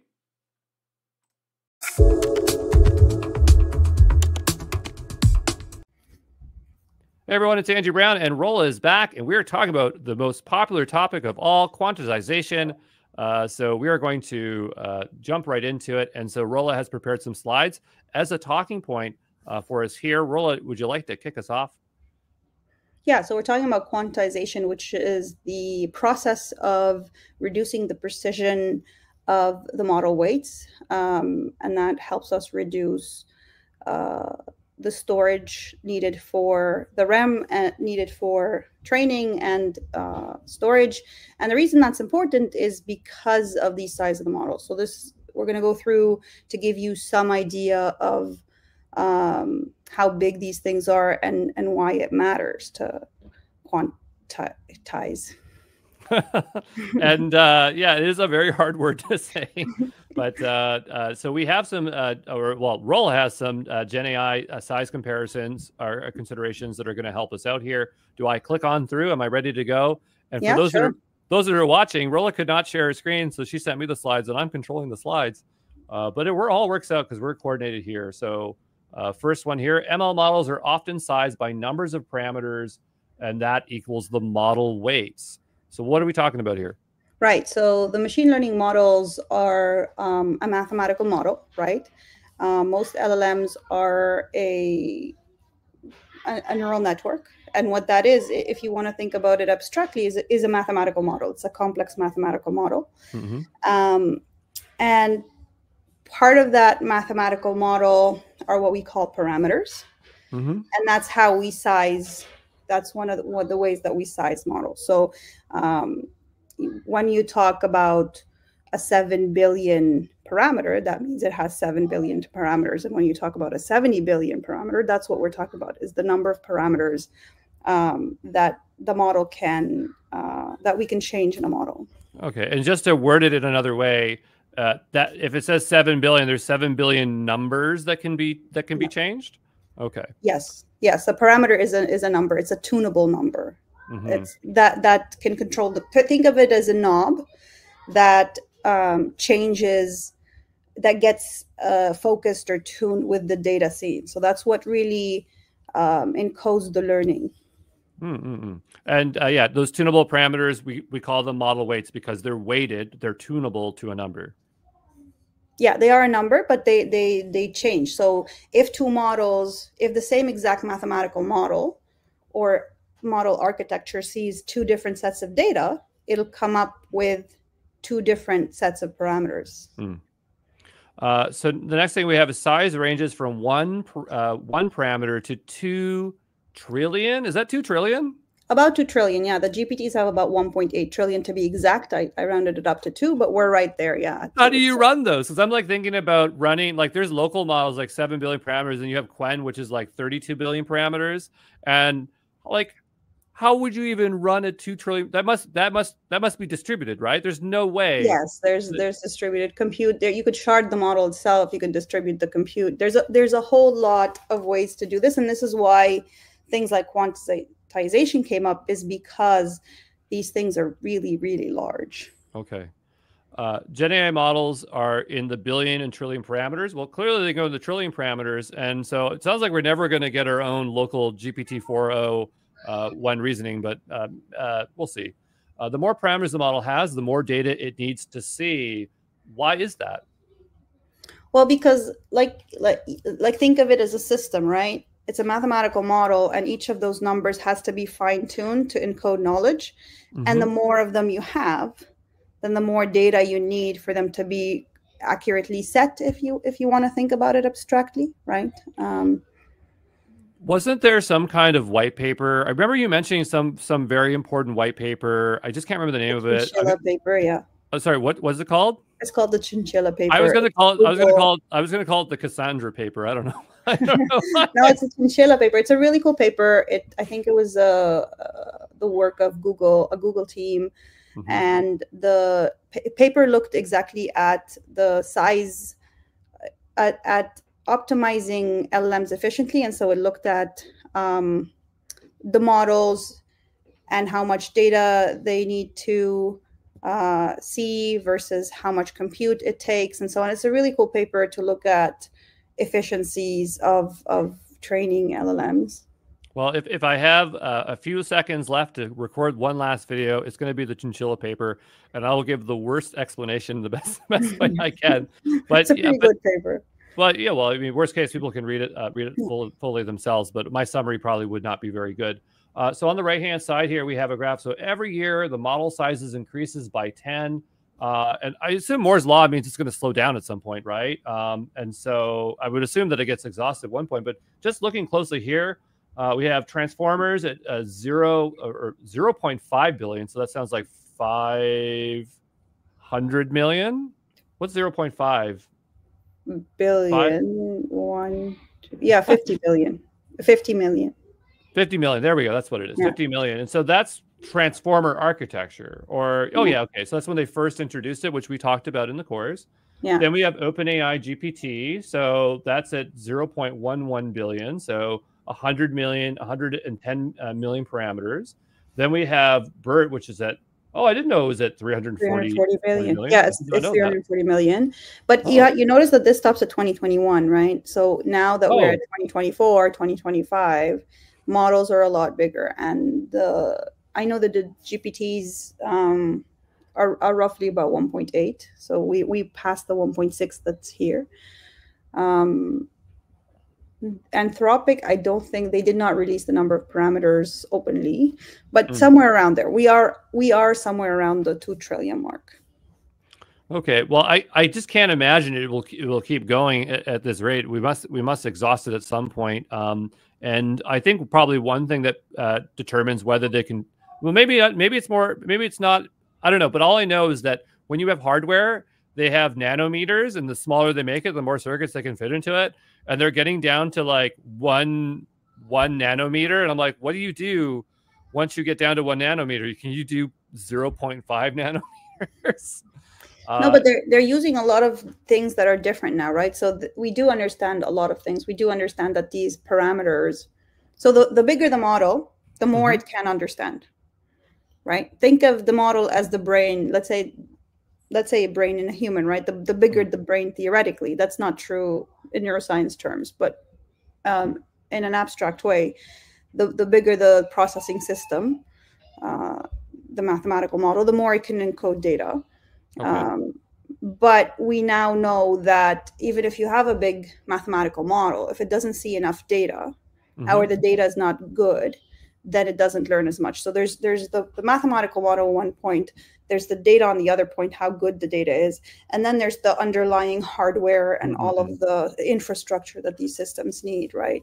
Okay, so there's a lot more. There possibly is a lot more to be done to max out the data side and the creative ways of understanding how to make these models perform well. And quantization is one way, right, that we're talking about from a storage perspective. So because these models are really, really large, they've really pushed the limit of hardware. And so there's a lot that is being done on the level of hardware. So we do have purpose-built chips for these things. And we're thinking about, well, how do we distribute the models? How do we distribute the processing? How do we shard the models? So there's a lot happening there. But there's also a lot happening at the level of software and the models themselves. So how do we, for example, quantize, which we're going to talk about, or how do we efficiently tune, or how do we, so all of these things, the fact that the size is absolutely huge has really pushed the limit of what we traditionally know, and that's where all of these new optimizations come in. Well, let's try to better understand sizing. And so here we're starting to get into sizing ballpark. We have one parameter at 32-bit floats equals 4 bytes. And I think we said earlier that a parameter is a representation of a number, and I imagine you could represent that number in many different ways. So here we have one parameter at 32 bits. And then so usually models in general, so even predictive ML, the most common way to encode a number is 32-bit float on a computer. Oh, okay. Yeah, and so that takes 4 bytes. So every parameter or every number you want to save on your computer in this format is going to cost you 4 bytes.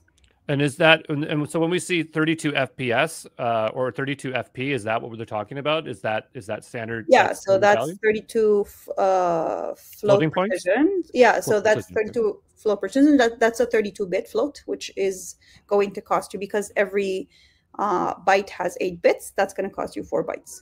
And so, yeah, if you have 1 billion parameters, that's 4 gigabytes of RAM for just parameters. Oh, okay. So we can extrapolate generally what the memory requirements are based on the parameters. I mean, I assume there must be more than just that, right? But this will get you into a rough ballpark. Yeah, exactly. So there's a lot more than that, but just in base parameters. Like, let's say you've got this model, you have to load it into memory, and it has 1 billion parameters. Well, if you encode each number as a 32-bit, which is 4 bytes, then you're going to need 4 gigabytes of RAM just to load that thing. And 1 billion parameter, just for folks that want to try to ground to something out there, the one that I use a lot in this course is the Llama 3.2 1 billion parameter model, because that seems to run on everything. And that makes sense. If it's around 4 to 5 gigabytes, most machines will have that available. Compute aside is a different story, but memory wise, it seems like people would have that available. But here it says, but you need 20 times more space to space for optimizers, gradients, activations to train. And so I kind of learned this when I was utilizing OpenVINO, which is for optimization, that it makes models smaller, not necessarily through quantization, but optimizing for the target hardware. But I learned that when I trained it, they're like, oh, you need to have more. I didn't know why I needed to have more, but I knew I needed that at the training phase because it's more work, I guess. Or no, because you're trying to tune all of these numbers to the right to the right number it needs to be for the learning to occur. And so there's metadata that comes with that. So what the model does is, in a training process, is it starts random. So let's say you've got 1 billion parameters, 1 billion knobs to tune. You start randomly. You initiate them all at random, and then you make a guess, or you make a prediction. Then you calculate how far off you are. This is in supervised learning. You calculate how far off you are from the actual real answer, and then you tune the knobs to get closer. And then you keep iteratively doing that until you tune all of your numbers. And so there's a lot of metadata that comes in calculating all of these things. So calculating how far you off, and calculating your gradient, and how much you have to shift back or forward. And that's estimated about 20 times the model size. So is it because there's a lot of operations that are being performed around just adjusting the model weights, but also do you have to hold in memory multiple iterations of model weights? Like if you're going through multiple epochs or multiple iterations, does it have to hold that, or does it write it to disk? You could hold, you definitely need to hold the current iteration so that you calculate the gradient so that you can move on. You could choose to keep them all for historic purposes, or for you to understand how the training went, but you don't necessarily need to. Okay. Yeah. So that makes sense. And so 1 billion parameter model. So we have a 1 billion parameter model, and we are training it, and we're talking about full fine tuning. So we're adjusting all the parameters. For those that are listening, there are different levels. There's different kinds of fine tuning. One being like what's it called? Performance efficient, parameter efficient model training. Parameter efficient model. Okay, good. For a minute there, I thought like if you're stumbling on it, it's good, because then everybody else again, it's good. So there's so many of these too, right? Yeah. There's too many initialisms, but we have 1 billion parameter model, and so that would take 80 gigabytes of RAM, limited of, okay, so that's times 20, and then we have an NVIDIA A1 GPU. I believe is A1 better? Is the A100 better or the H100 better? I can't remember. I think the H100 is better. I think that's the newer one. So an A100 is, I don't think it's the latest one. No, it's not the latest it's definitely not the latest one. No, but I mean, like, but I'm just saying, like, I think that it's older, and so this one is more cost effective. But even still, that's a lot of RAM. No, but it's like a few generations ago, that was the state of the art, and you couldn't, you know, like you said, most people are using, let's say, the 7 billion llama model. That's 7 times 80 gigs, and so it's just to show that this would have exceeded what state of the art was a few months ago, right? Or a few. Yeah, well, and since then, I think there's been the A100, the H100. There's another one, and then there's another one. It's unbelievable how fast they're moving with this stuff, but yeah, that's just 1 billion parameters. So binary byte encoding example. So if you can walk us through binary encoding and how is it applicable for quantization? Yeah, so quantization is the idea of reducing the precision, and the way you do that. So instead of using a 32-bit, which is 4 bytes for each number or each parameter, a lot of providers try to use 16 bits, which is 2 bytes, and you can encode different ranges in that binary range, right, on the computer. And this is an example. So we've got 8 bits here, right, which is a single byte. Yep. And if you click, you can see if binary is 0 or 1, right? So if all of those are zeros, then that encodes a 0 to decimal. So we're talking about decimal, binary to decimal change. But then if all of those are ones, then you can encode 255. Right? So if you choose to encode an unsigned integer in those 8 bits, then you can encode a 0 to 255. And unsigned means counts up. There's no negative number. There's no negative, exactly. Okay. Right? Now, if you decide you want a signed number, then you can choose that first bit encodes the sign. Right? And so now if they're all zeros, it's a 0, but if the first one is a 1, then that's encodes the plus, and then you get plus 127. Oh, sorry, so now you can encode less in integers, but you could encode a sign. Okay, so the first one allows you to change the direction of the number, right? Right. And so I wanted to share my screen, but I can't. So I want to send you this link. I don't know if you can share it. Oh, I certainly can.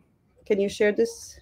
Can you open this? This is a nice blog that talks about these things. And can you share it? Oh yeah, I'm just pulling it up in the chat here. Sorry. Okay. Okay. Yep. Okay, so if you go down a little bit, what you could do is, if you got, just a little bit up with the picture, where the picture is, we're just going to go over the picture. And so if you can zoom that out, you can decide if you've got 32 bits, for example, you can decide how many of those pieces encode a sign, how many of those include an exponent or a fraction, right? So if you put it in a power form, an exponent form, then your range is a lot bigger. And so now it becomes up to you as a person setting up these systems to decide how that goes on hardware, right? That's the encoding system. That's how these things are different. So if we go back to the slides. Sure. Okay, and if we go one more slide. So what quantization does is, like we said, it's the process of reducing the precision of a digital signal from a higher precision to a lower precision. What we've noticed is that when you've got, let's say, 70 billion parameters, you don't need to have the precision, a really, really, really high precision. You don't need it to the nth power, right? Like, look at pi in the float in the table for the floating point 32. Look at how how long pi is. You might not need that, Okay. especially when you have 80 billion parameters. You can get away with potentially a floating precision of 16, which is a lot shorter. But what that does is instead of costing you 4 bytes, it's now costing you 2 bytes. So you've practically half the RAM and the storage on that system. Right? So it reduces the required memory to store and train. And that works well for a lot of models. Now, it depends where that, if you want something that's really, really high precision, you might not be able to do this. But for a lot of applications, this is a really good way to save on memory and storage. And you can see that there's a difference in the range that the numbers encode. Sorry. So an FP16 is different from a BF16 because they've changed that division, that encoding of the, now you've got 16 bits, right? 2 bytes is 16 bits. They've changed how many are the exponent and how many are the actual fraction. And so in an FP16, you can encode integers from minus 65,504 to plus 65,504. But in the BF16, you can encode decimals that range a lot more. One thing I learned from you about quantization, which was a big eye-opener for me, and I'm sure that it does have an increase in performance in some cases, but when I was learning quantization, I was running and I wasn't seeing any performance gains, like in terms of inference. Like, it wasn't going faster. I'm like, oh, it's not going any faster. What's the point of this? And you're like, well, yeah, but how much memory did you save? And I was like, oh, and I was saving like a lot of memory overhead. And then I was thinking, okay, so quantization could improve performance, but it can also be the underlying resources that you utilize. And so now you have more memory or compute for other things, or you can just utilize them on machines that have less of those resources, which I thought was really interesting. There was also a project that I saw called bitnet.cpp, where it's quantization to the extreme. And so it's a Microsoft project where a parameter is represented literally by a 0 or a 1. Wow. It's called 1-bit LLMs. That's called a switch, right? Like that's just switching. That's transistors at their base. But I'm like, what could you do with that? So they had models that were like 15 billion parameter ones that they shrunk to, I don't know. But the point is that I tried to get it running and it almost worked, but then I had some error and I didn't have time to debug it. But I just wanted to tell you, like, have you ever seen the 1-bit LLMs, like that extreme level of quantization? And what would that be used for? Like, no, I'm not sure. That sounds like research, right? That sounds like going back to like switches, right? Like complex switch networks where it's kind of like, yeah, no, I've not seen them. I don't know how useful they are, to be honest with you. Okay. A lot of what LLMs do and machine learning does is because of an activation function, which kind of does a lot of abstraction. So I assume they're not as powerful because of the lack of activation. Well, I'm trying to remember what the original machine was called. It was called like a perceptron, or have you heard of this? Oh, so you know this machine? Oh yeah. And well, yeah, of course you do. But I imagine that's maybe what it was like. Maybe those were switches back then. I don't know, or physical cables wired, and they had a 0 or 1. But yeah, so I mean, I think that answers quite a lot of stuff for quantization. Now, in terms of implementing it, I find quantization really hard to do. And every time I see it, it looks like a bunch of math and a bunch of very complex stuff. So I'm assuming that's just the nature of it, is that whatever, like, quantization is, you have to know what you're doing to convert these formats and do some rigmarole to get what you want. So the most important thing is that when you see these different encodings, to understand what they are and what they link for, and you need to understand that the encoding comes with the model. So if the model is looking for a particular type of encoding, it's not for you to, if you change the encoding, if you change an FP16 to a BF16, for example, all of the numbers will be off. And so I don't know that the software allow you. I think softwares are smart enough to tell you that there's a problem. So you don't just change the numbers. It's whatever the factory the factory setting. It's like they say it was trained with this, so this is what you use. This is what you use. I assume that you can change the encodings. You can't it probably doesn't make more sense to make it more precise. Mm-hmm. You could probably take a model that is more precise and make it less precise. I assume there's a lot of systems and softwares to allow you to do that, but you need to understand if it comes with a particular encoding, what that is, and the fact that that's kind of part of the data, the system. For those that are listening here, is that when we start working with models at a lower level, you have these architecture engines that are able to run multiple models, and you'll have to specify the precision. And so you can put another number in there. It doesn't mean you should. And I mean, I bet some people know what they're doing and can change numbers, and maybe they get a result that they want. But it sounds like you generally want to use the numbers that was recommended based on training or for inference. For it. But yeah, that's what I always do. I just look it up and they say, use this. And I go, okay. And I don't question it, but I don't know how they came to that. But Rola's saying here, it's like, oh, they intentionally made it that way. And you have to follow the numbers that were put out there. So just look it up. That's how I understand is what you're saying there. Is there anything else that we want to touch on quantization or would you say we got it covered? Yeah, no, we've got it covered. It's just a trick, and we're going to do this in the courses. We're going to look at a lot of the tricks that came up to optimize these things because of their huge size. This is a RAM and memory trick. Cool. And I appreciate your time, and I'm sure we'll see you throughout the course. And we'll see everyone here in the course. I don't know, rambling here. I don't know how to end it. Well, we'll see everyone some other time. And ciao, ciao.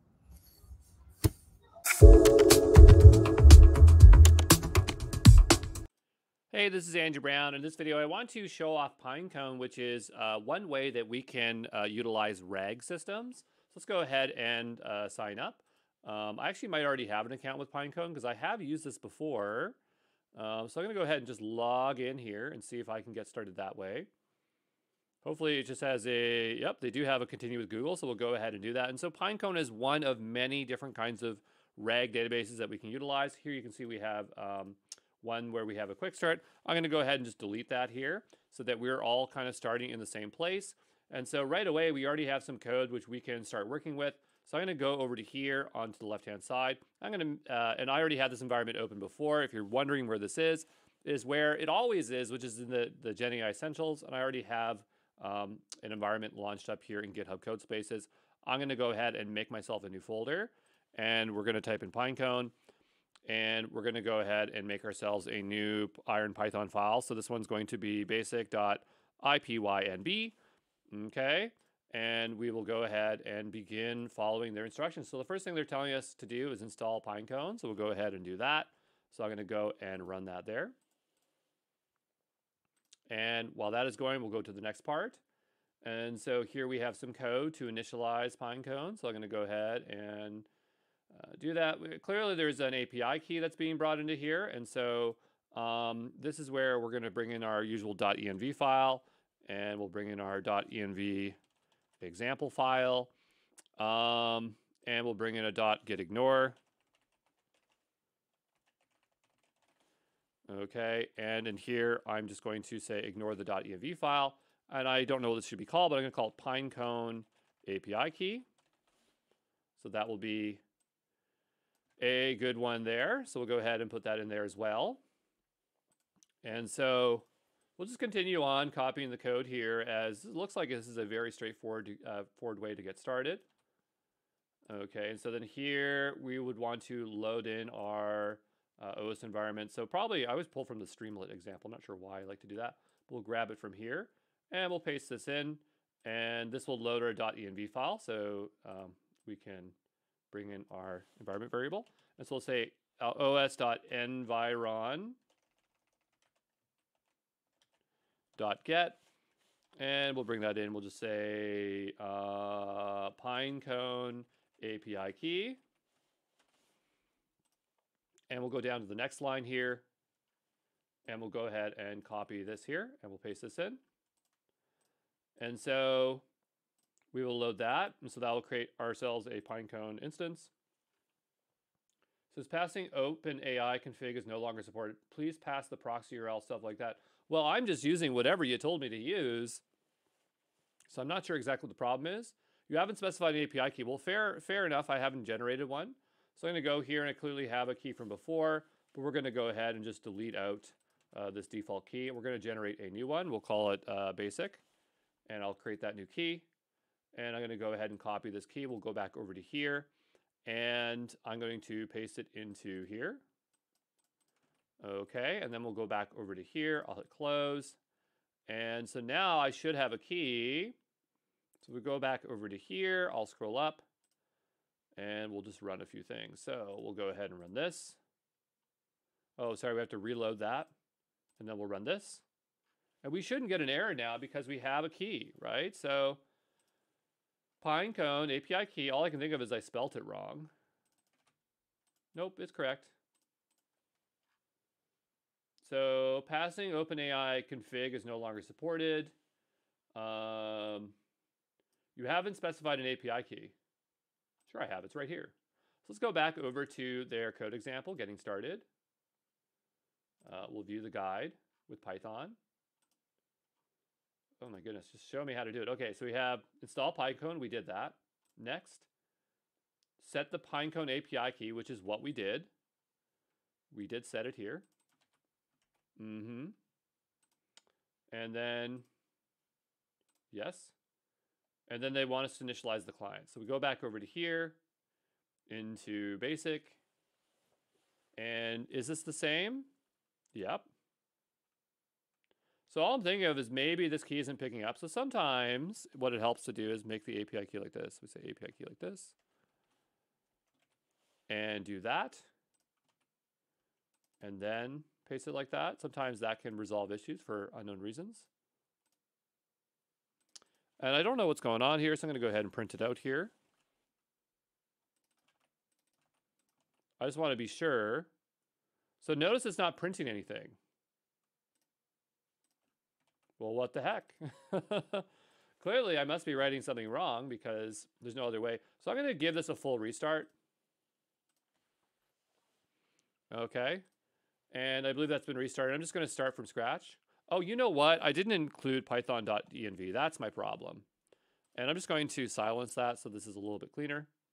And so that's why this isn't working. And so I'm just going to take this out here. I don't want the key to be printed. And so we'll run this again. And so we're starting to have less of an issue as we go here. I took out the line that I actually wanted. This is the line that I wanted to go away. And now we're able to do that. And now we can initialize our index. And so we'll give that a moment here. Here it's telling us like what we would like to set as our dimensions and cosine. I'm not really worried about that right now. But if we go over to here to database, this is what we did. This is generally kind of what we set up here. Now it's interesting down below, this one is setting up specifically on AWS on US East 1. And actually that's where it's setting as well. So it is setting up here. We didn't link our AWS account in any way. It's just that you're getting to choose where you'd like to provision it. So I'm going to go back over here to databases. Let's go over to indexes. And I mean, I believe that we created it, right? So this will create the serverless index named QuickStart that performs the nearest neighbor search using the cosine distance metric for number 2. Okay, that makes sense. So shouldn't I be able to see this now in the interface? So maybe there's a bit of a delay. I mean, the next thing we probably would want to do is load a data set.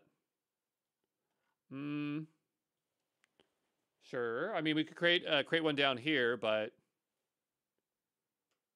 that's not exactly what I'm looking for here. So again, just trying to figure this out here. We'll go back to the quick start. And so I have done this before, but I'm not sure why it's a bit finicky. Okay, so we have created ourselves an index.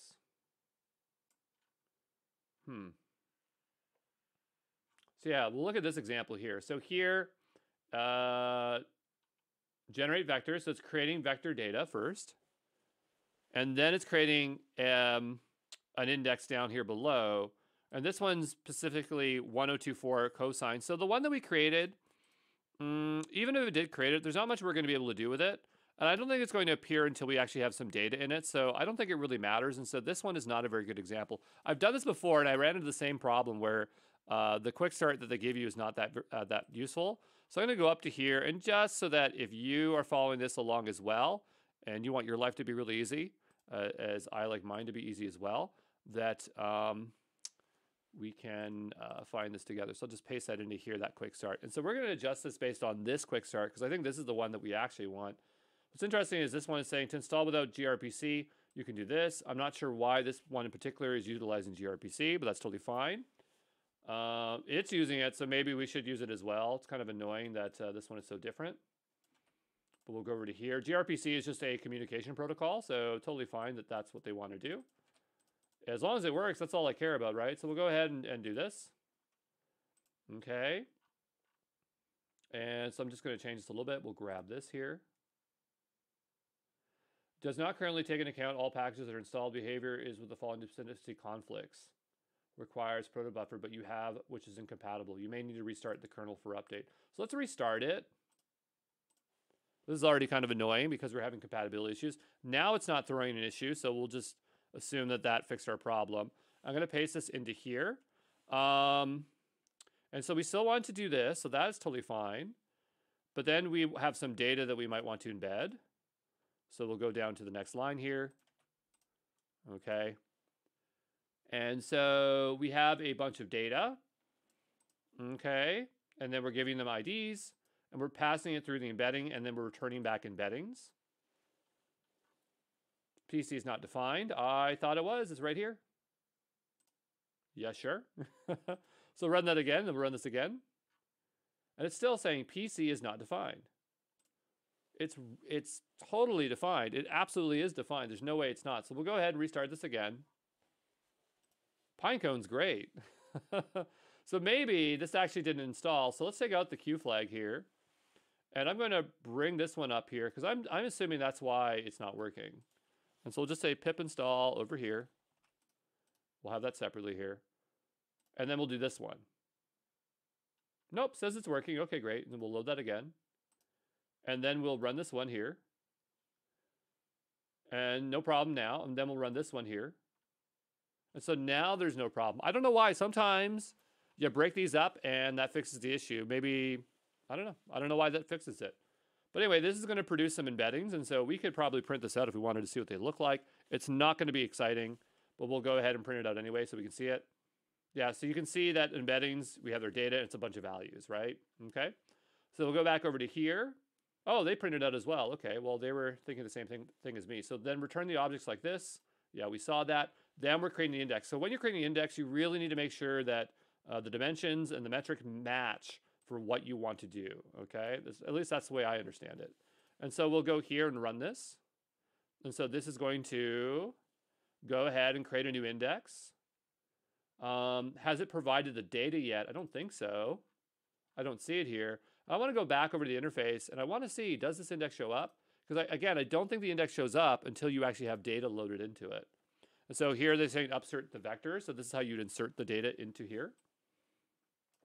So go ahead and copy that, and we'll paste this in down here. So you have upsert count 6.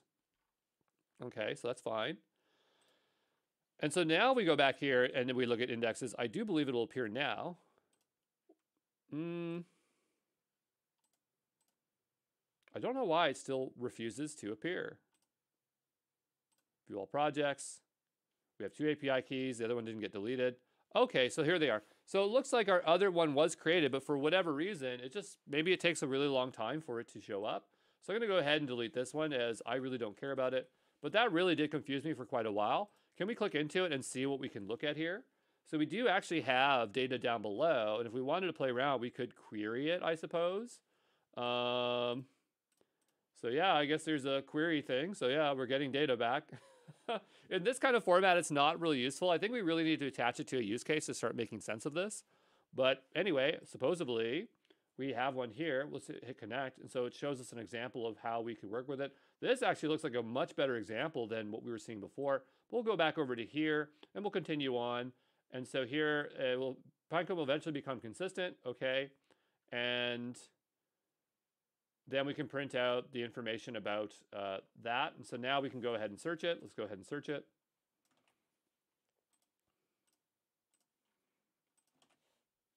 Okay, we'll go ahead and hit run. And so now we've performed a search. Is this useful? I don't know.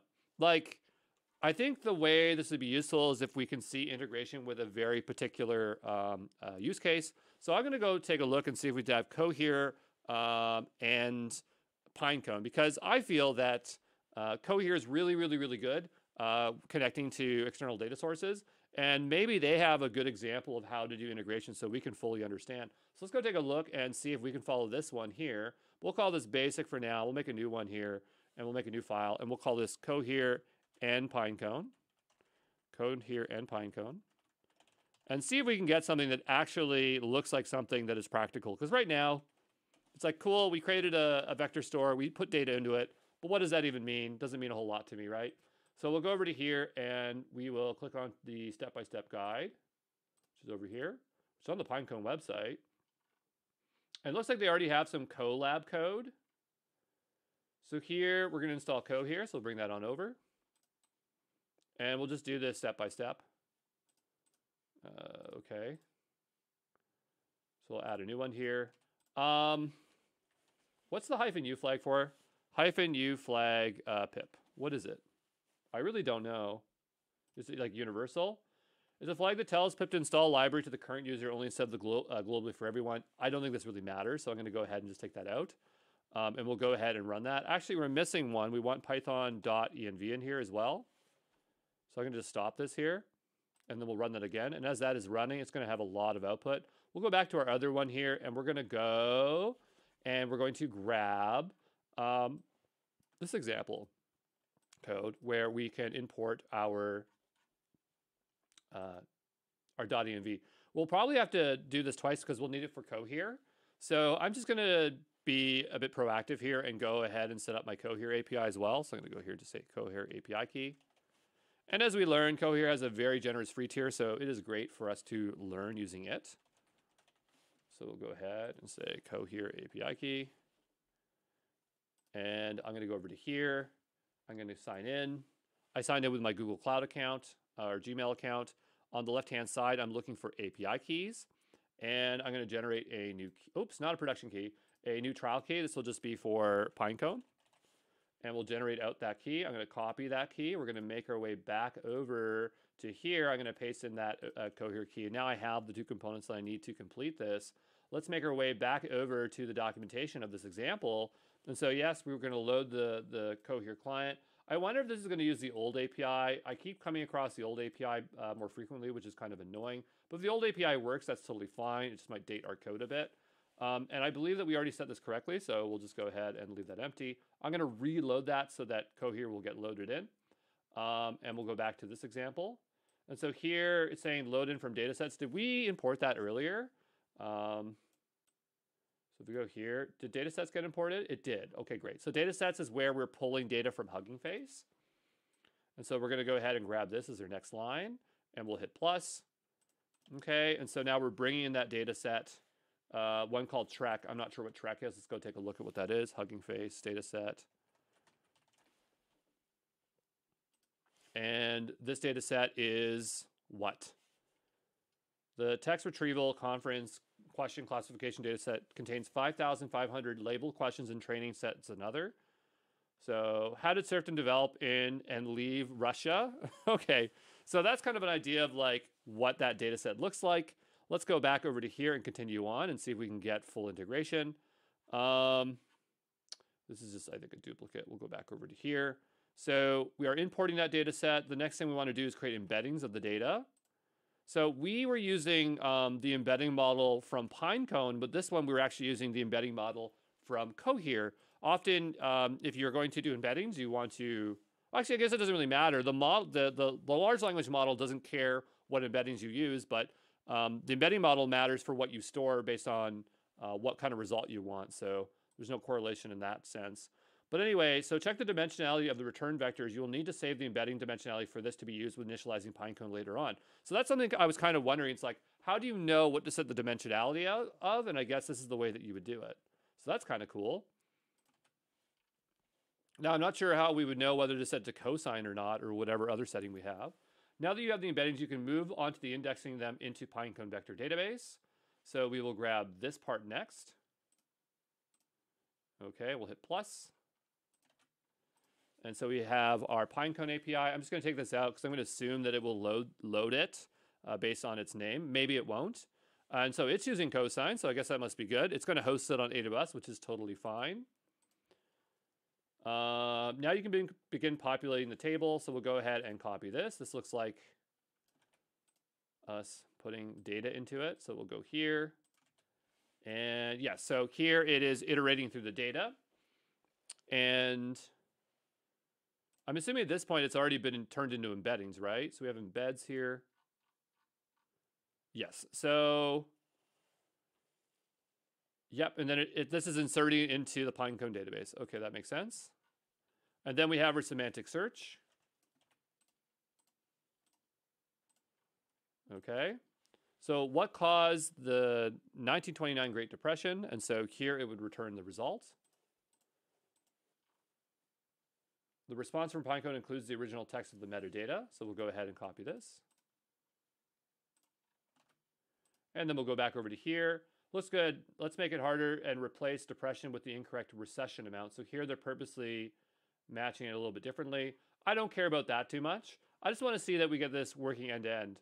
Now this is still not integrated with an LLM, but the idea is that that data you return back, you just put in the context window. So you know when you'd give it a prompt, you'd put it in the prompt and that'd be in context learning. But let's make sure that we can get this to work. So we ran this line already. I'm going to run this one again. Let's go run co here and hopefully it loads it. Then we'll load in our data set. Then we will wait a moment here. We'll give it a moment. All right, so this is taking a long time because it's trying to load the first 1,000 rows, and this is just tiring me out. So I'm going to hit stop here. Just stop. This is ridiculous. And I'm going to just reduce this to maybe 100 first ones, and maybe that'll make our lives a lot easier.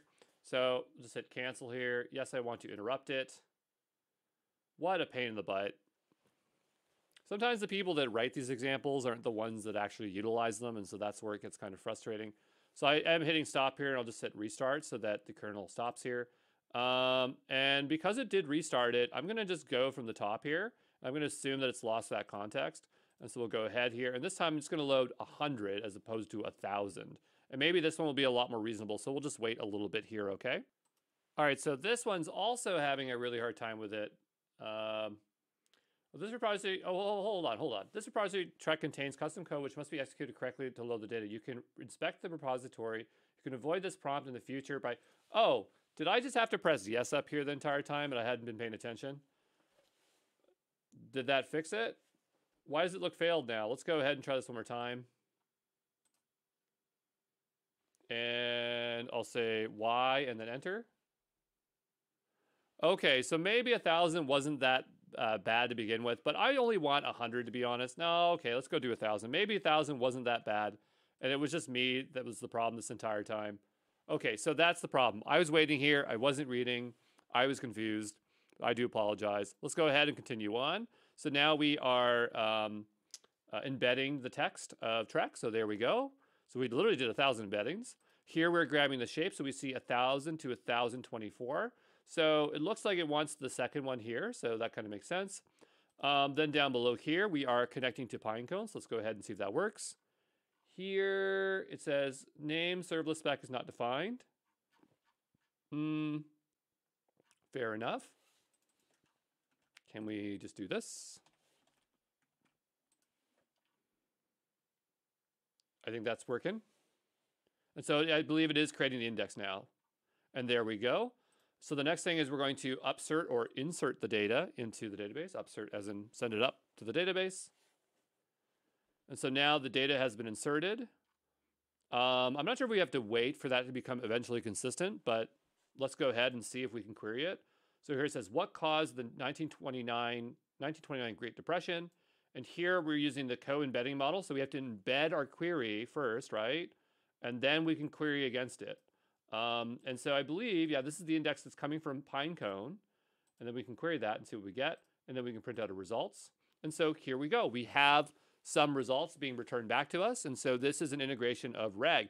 This is not a complete integration because obviously you'd want to take this data back to the LLM, right? And put it in context window. But I think that's pretty straightforward. So I don't plan to show it here.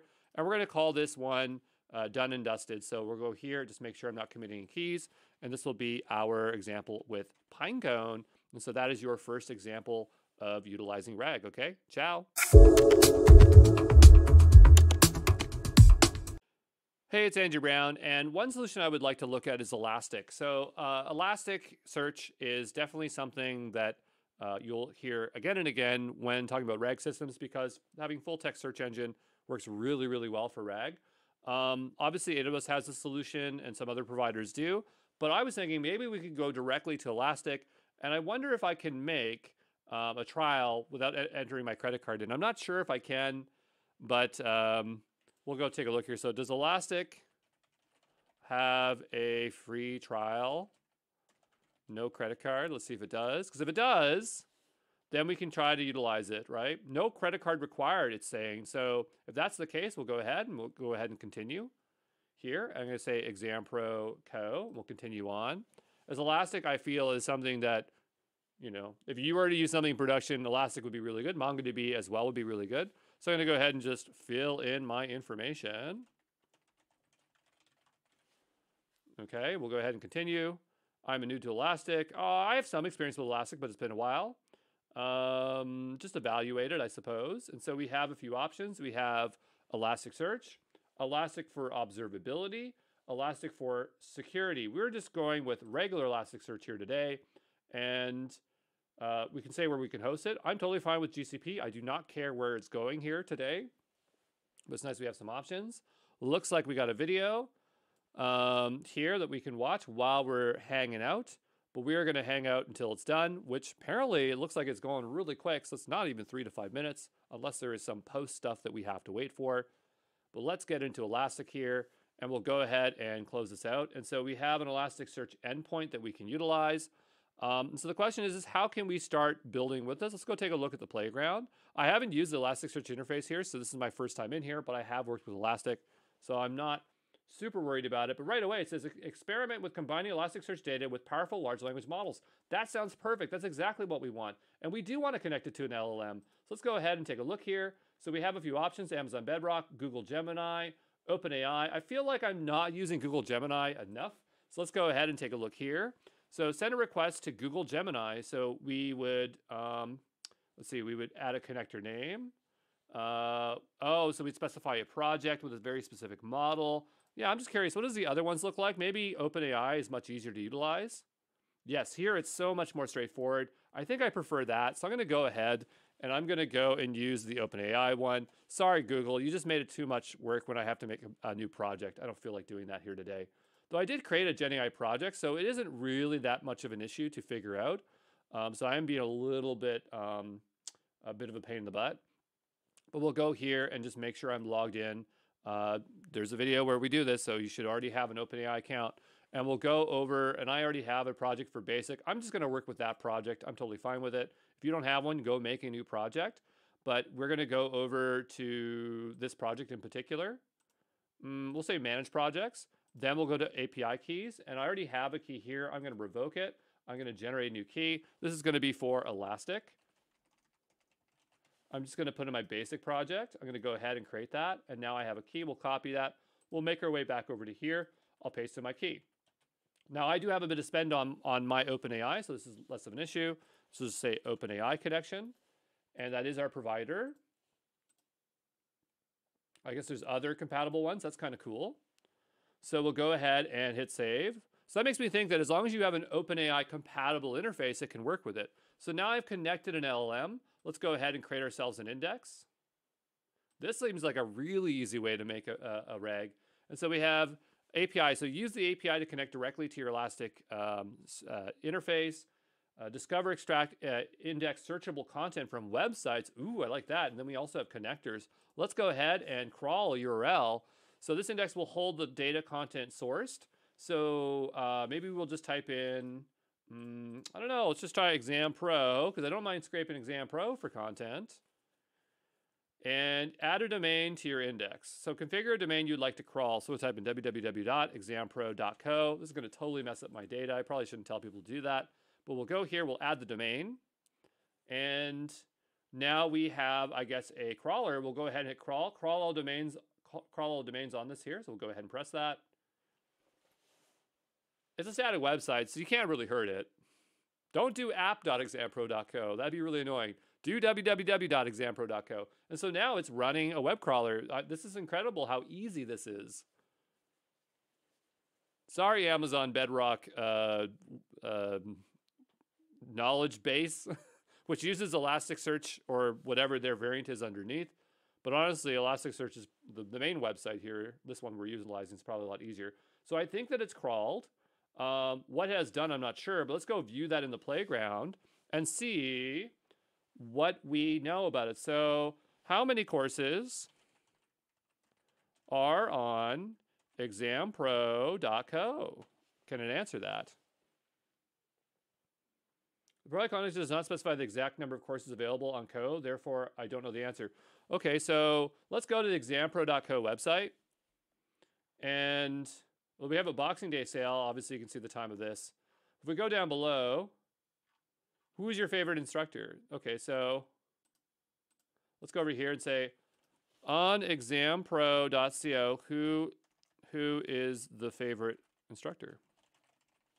Can it do that?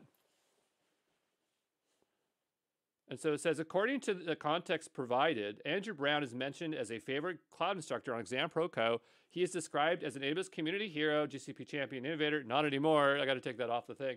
And previously CTO of multiple startups. So if we go over here, we can view the code for the implementation. And right off the bat, it's giving us the OpenAI and Elasticsearch implementation.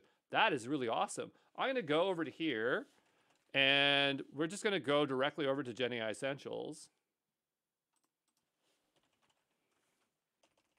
ExamPro code, GenAI Essentials.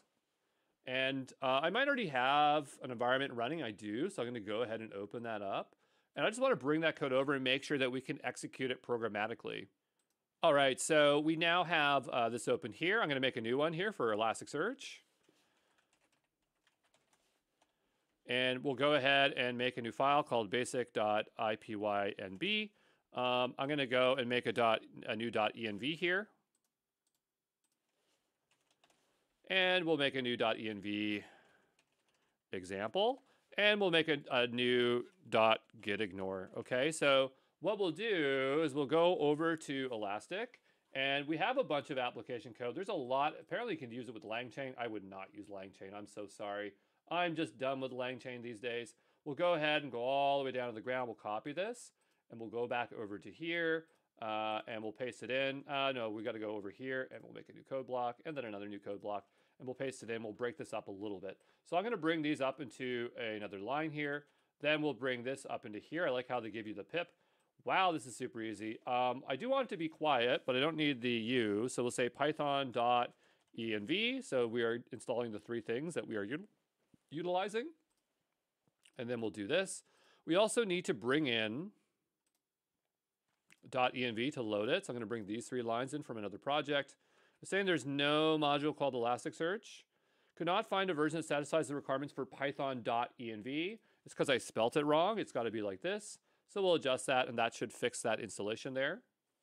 We don't need to double import OS, so we'll just take that out here, and we'll run this one. And we don't have an env file yet, so that will be something we'll need to work on. Here we have an endpoint, and then we have ES-API and this stuff. So I'm going to split the screen here so I can see what I'm doing. And we'll write in OpenAI, open API, OpenAI API key. So that'd be one. We have ES API key, which is another one. We have ES endpoint, which will be this one. We don't really need to load it this way, but I would prefer to do it that way. So I'm going to just take this out of here like that, and we'll paste it into, whoops, actually before we do that, I want to make sure that I copy these. And we put them into here. Let's make sure in our .getignore we are ignoring the .env, as I do not feel like committing anything sensitive here today. But we'll go back over to here, and we are going to grab the Elasticsearch endpoint as such here, and then we'll need those keys there. So here we'll say os.environ.get, and this is going to be ES endpoint. And yes, you can do it this way too, but I'm going to just stick with the .get syntax. I just trust it more. Even though they both work. I don't know. I think one time I did it and it didn't work. And so now I just always have to do it that way. And so I'm just searching here to see what other kind of stuff that we have here. This one's setting to GPT 3.5 Turbo, which is kind of weird because our real code example didn't do that. We should break this up a little bit and make this a little bit nicer. So we'll just make a few code blocks down here below. And I'm just going to keep dragging stuff on down here. So that'll be one part. And then we have this function here, which is clearly out of date. No one's using GPT Turbo 3.5 these days. Nobody. There's no reason to. Then we have this function. So this isn't really written for, what do you call it, to be in a Jupyter notebook, clearly. But that's totally fine. We'll adjust it, and then we'll just see how this code works. So we'll go down below. Here we go. So this is starting to look pretty good. I don't like how everything is for space. Let's go and just change this. I know it doesn't matter, but it's really bothering me. And so we don't need to specify the key like this here. This will just get picked up. I'm not sure about Elasticsearch, so I'm going to leave it as is. Here we can see we have some basic search results. I'm just going to simplify this, make our code a little bit smaller. So here it says Search Exam Pro on the body content. That kind of makes sense there. Again, just fixing all the crazy indentation here. We just have crazy, crazy indentation.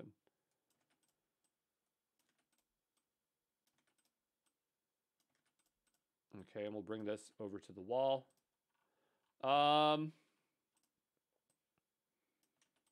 And we'll go here. So instructions, you're an assistant for a question answering task. Answer questions truthfully and factually using only the context presented. If you don't know the answer, just say you don't know the answer. Use markdown format, etc., etc. There is some formatting issues here that still doesn't like. Inconsistent use of tabs and spaces, so that's its problem here. So I'll just bring this back a level. And maybe bring this in a level. Hold on here. Does that fix it? No. Does that fix it? No. I don't know. We'll just keep working with it here. So again, I'm just trying to carefully look at this code to refit it into a Jupyter notebook, as it's a little bit tricky. Because we have these three functions, right? Get the Elasticsearch results, create the AI OpenAI prompt, and then do the completion. So what I'm going to do, I'm just going to close off a little bit of this. We're not ready to run it yet because we don't have everything loaded in.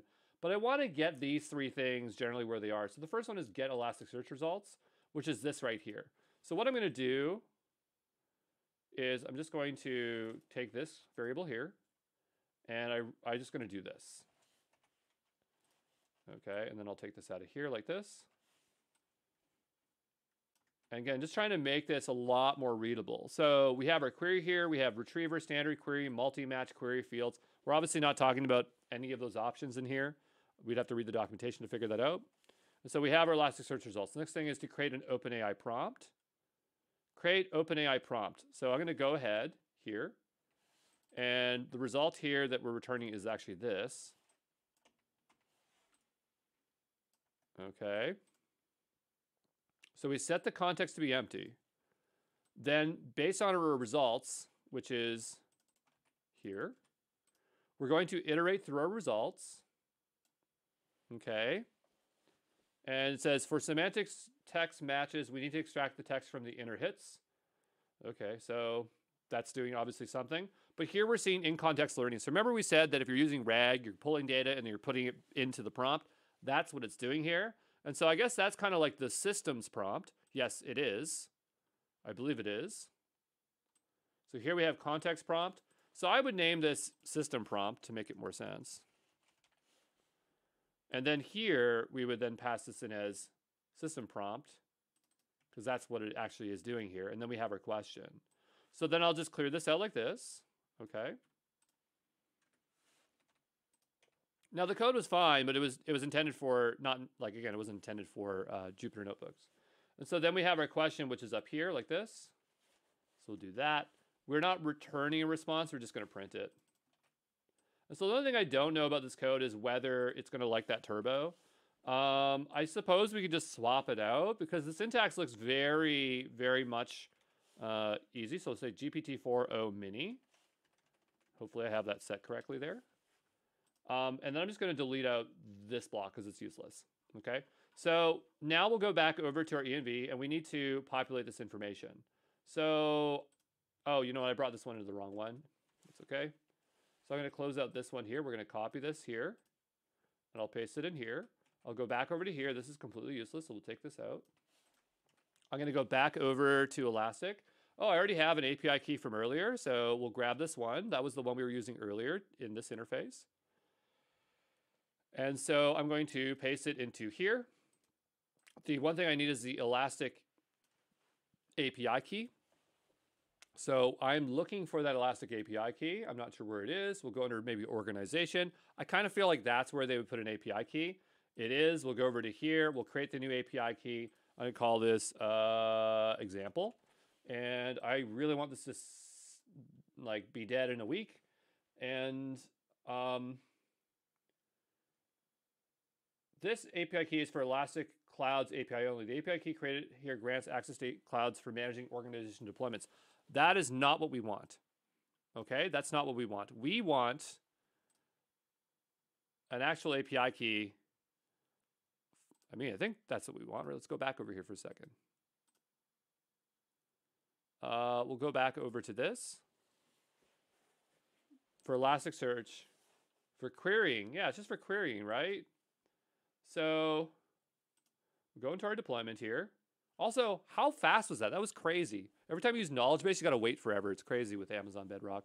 And so I'm looking for the API key. Do you think it's this thing here? Maybe it's this thing. Okay, it doesn't really say, but I'm going to take a wild guess, and I'm going to assume that is the key. And so we have these three values set, so hopefully that is good. We'll go back over to here. We already ran this. I'm going to run it again. I don't care. I'll run it 10 times if I want to. And then we will run this. We'll load our .envs. And so now we will run this. And then we will run this. And we have a problem. Query is not defined. Yes, fair enough. It doesn't know what query is. So in this context, what is query? Is query the question? Because that seems like what it would be, right? So let's go back over to our example. And if we go down here, we have question here. But if we go up to here, there is no query. So where's this coming from? So it looks like their code's incomplete because it seems to me that if we had a query, that's where it would be. But it says multi-match query. I would think that that would be the same question. So, 1 second. Sorry, I'm back. I wanted to go tell someone at Elastic that their code example was out of date. Again, platform really good so far, but that one example is out of date because obviously the query is not being set. So what I'm going to do is I'm going to pull this up here.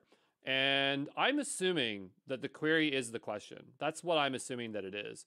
So I'll go up here and I'm just going to change this over to query. And then I'm also going to go down here to here and paste it in here as well. The other thing is that we asked a very specific question. Oh yeah, on Exam Pro, who's your favorite instructor? So I'm going to go ahead and grab this here. And we'll go back over to here. And I'm going to scroll on up. And you find this a lot with these products, is that their stuff's always out of date. So we're going to go ahead and do this. And so again, I'm just taking a guess of what this is supposed to be. It seems like we still have a problem. Unable to authenticate the provider credentials and anonymous access is not allowed. So clearly the key that we're utilizing here is not correct. So we need to figure out where that open API key is. So I'm going to go over to here. And so I'm just trying to think, like, where is the key that we need to utilize? So we are in the playground right now. Just scrolling up. Let's go to DevTools, maybe. Nope, that's not it. You think of the playground, it would show it somewhere here. Nope. Overview. Cloud ID. Should have active API keys. There's 0 that are activated. We'll go ahead and hit new. And, oh yeah, so it's creating an API key. So we'll just say example. And I want this to expire in 1 day. Can I go down here? There we go. We'll set it for 1 day. I'll give it 2 days just in case. Security privileges. Metadata. I don't know if I need any of those. We'll create the API key. And so now, you only see this once, so save it somewhere else. Don't store it. Don't store your API keys. We don't store your API keys, fair enough. Okay, so which is the API key? I'm not sure. So I'm going to go ahead and copy this. This thing is a little bit confusing. I'm going to be honest with you here, but that's okay. I can work with this. And so I'm going to go back over to here, and I'm going to go into my .env, and I'm just going to drag this on over. And so I'm assuming that this is the API key. Now, I don't know why we get all this other stuff here. That's fine. Don't understand it. But we'll go ahead and we will paste this into here. I'm going to go and save this. We'll go back over to here. And so now we supposedly should have our key. I'm going to just restart this just because we've made so many changes at this point. I'm going to restart this completely. I'm going to work our way down. Okay, we're going to reload all this stuff. So now it should be loaded in. And assuming the names are correct, I believe all the names are correct. And we should now be able to do a query. Okay, so it says ES client is not defined. This code they gave me is so not complete. But we have Elasticsearch here. So let's go back over to here. And we'll go back to the playground. And we still have our previous example. I like that the previous example is still here. So here's ES client up here. Oh yeah, we did define that. Well, where the heck is it? I remember defining that. Right here. Oh, right here. Did we not run that line? ES client, yes. Unless it doesn't work.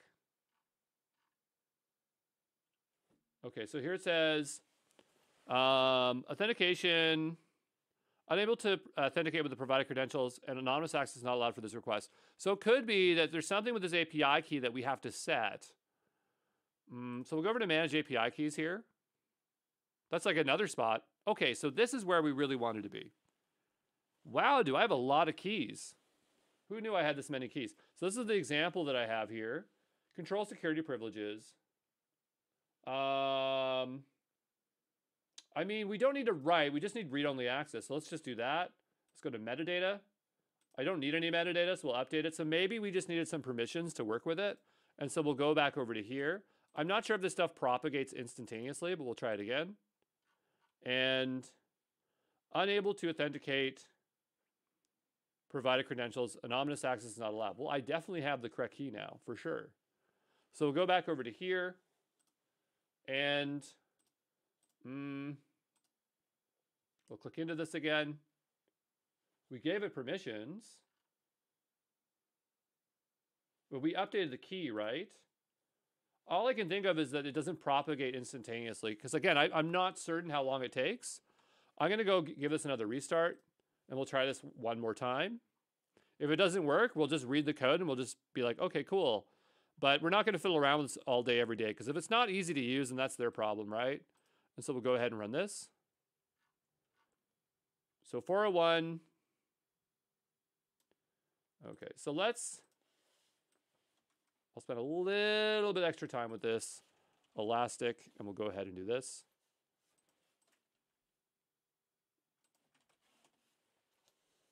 And see if we can figure it out. I'll be back in a moment if I find a solution, okay?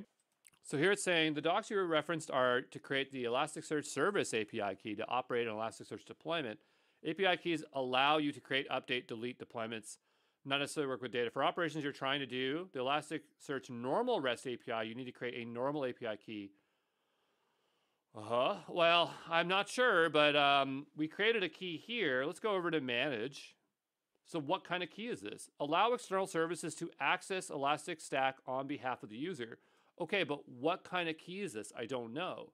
But when we go into here, it says name, all, privileges, read.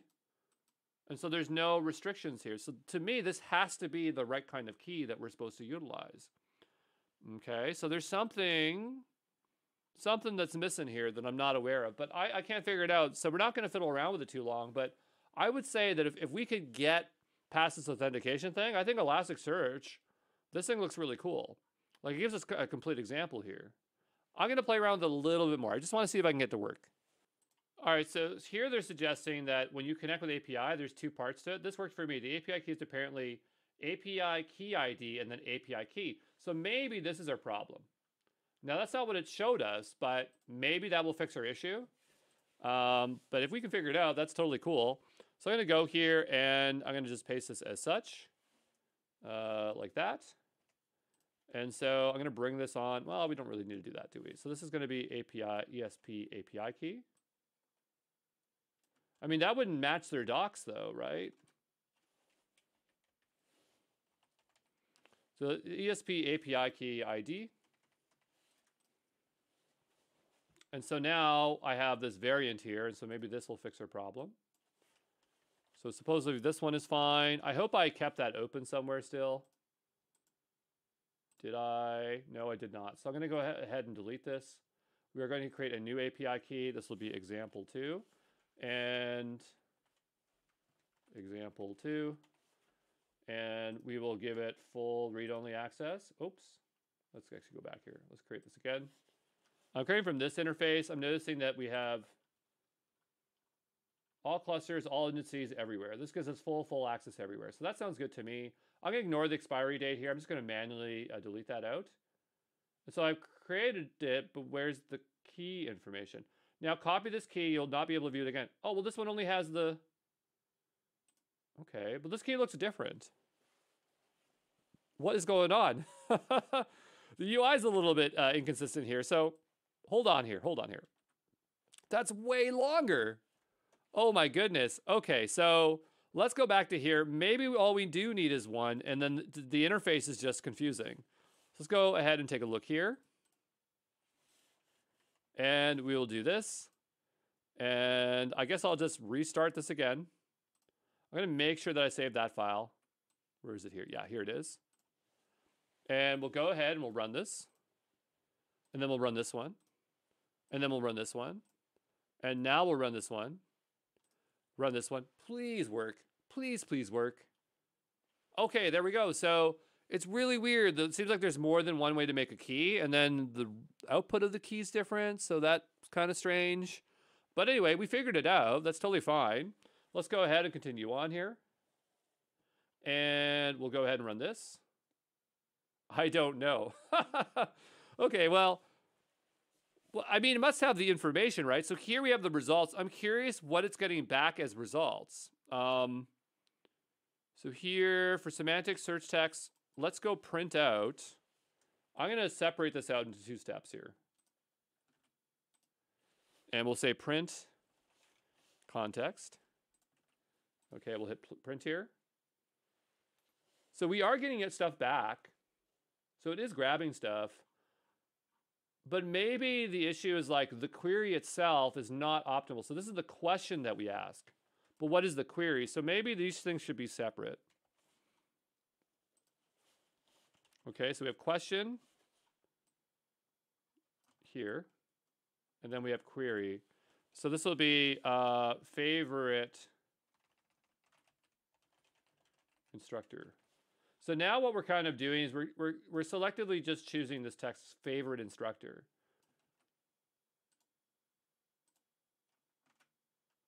Did I spell that right? I think I did. And so I'll go down here, and I'm going to update this now to question. One thing I'm kind of curious is if we go over to the playground, notice that it says on exampro.co, who is our favorite instructor? AI searching for who is the favorite instructor on exampro.co. Also, the question is, what spelling does it use? I'm Canadian, so this is the Canadian spelling. But the question is that do we use the Canadian or the American spelling here? We're using the American spelling on the website, so that could confuse it as well. And it's returning back 3 documents here. But can we see the query input? So I want to type in query here, query. Because this interface doesn't necessarily show it, but I'm assuming that this is, because it clearly has reworded it a little bit. But I can't see what the underlying one is. So I'm going to go back over to here, to this one. And I mean, we'll use it with the incorrect spelling first. Now I'm going to take it out. I'm going to make it the American spelling. Favorite. How do you spell it American style? Favorite. I can't I can't spell it the American way. I can't perceive it without that value. That's really hard for me. Let's go back to exampro.co. Favorite. Okay. Again, I'm dyslexic, so this stuff is very challenging for me. And so we'll take out this one here and then this one here. That doesn't look right to me. Favorite. Okay, there we go. Yeah, again, truthfully, very dyslexic. We'll go ahead and paste it in here. We'll go ahead and paste it in here. And so now we have that. I'm going to go ahead. I don't probably know how many times I've restarted this. We'll restart it again. And so maybe this time we'll get the result that we wanted.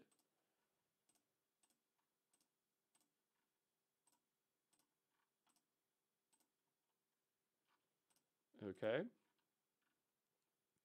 And so now we're starting to get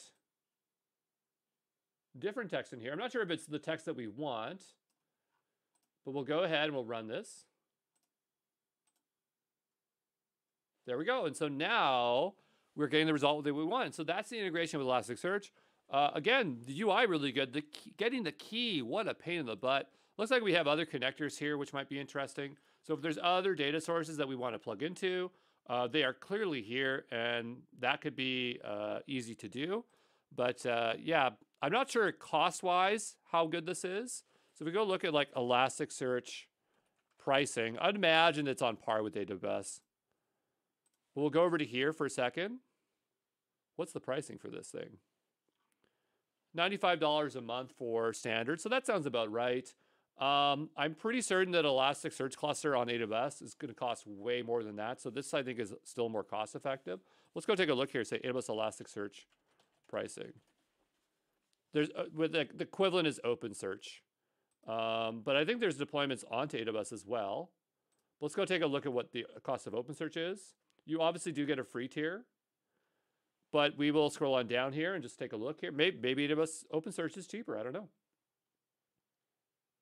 We'll give this just a moment here. And so with the smallest, we have this per hour times 720, $25 a month. I don't think that's right, because I know that when you run knowledge base, it costs more, and I don't think you can control what size it is. So we'll say like AWS, Amazon knowledge base pricing, because that's what we're really comparing it against. We're not comparing it against running our own OpenSearch service, which maybe, like, if we want to do that indirectly, maybe we could do that. But this is what I really want to know, is what the cost of this is. So this is Amazon Bedrock, and I'm looking specifically for the knowledge base pricing. Knowledge base.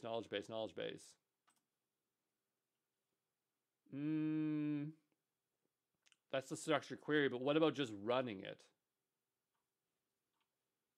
Unless they changed it, but I'm pretty certain just by running it, it costs quite a bit of money. $2 per 1,000 queries. Did they change their pricing model?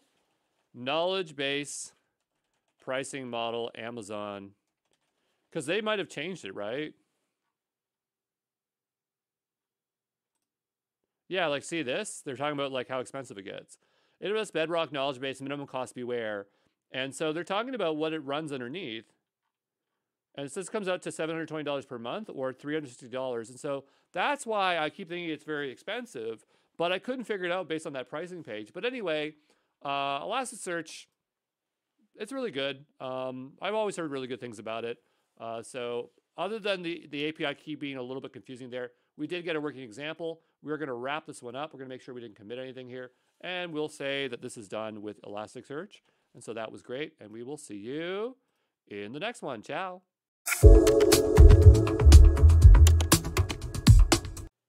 Hey, this is Andrew Brown. In this video, we're going to take a look at utilizing MongoDB as our place where we can store our data. Let's go ahead and sign in or make an account for free. I already have an account. And MongoDB is really good. I'm not in here every single day, but I do know my way around MongoDB. I know there's a good example out here to work with Cohere. Link Google account. By linking your account, we can switch to your authentication method.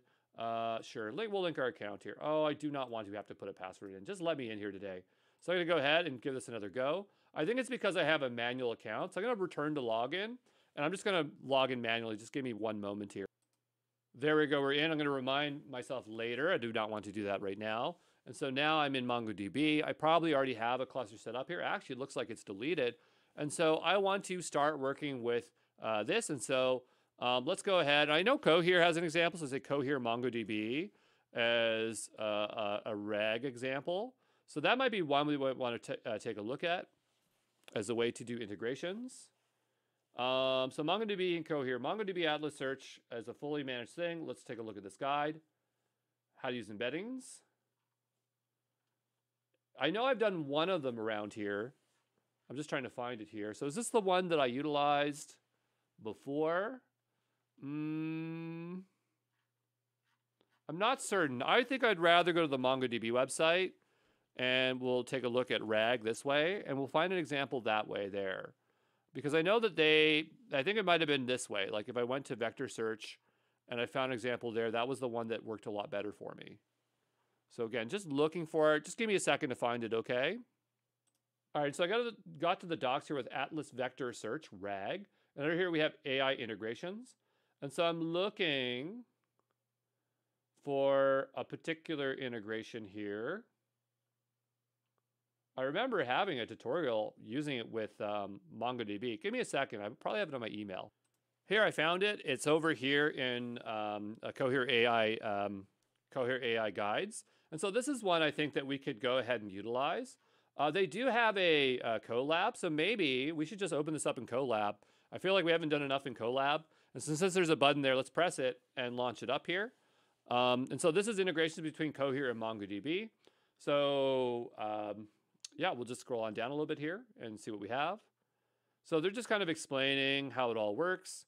But I want to go through the steps and get this installed. So here we're installing data sets. So that's obviously Hugging Face. TQDM, we see that a lot. Is that just for progress?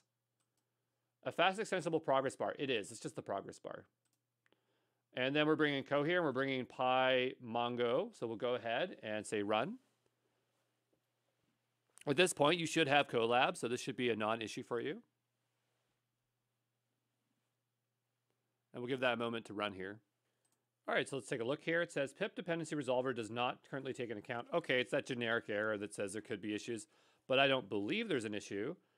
Yeah, so I don't think there's an issue here. Then here we need to put in our Cohere API key. So I'm going to go over to Cohere, and we'll go ahead and get an API key.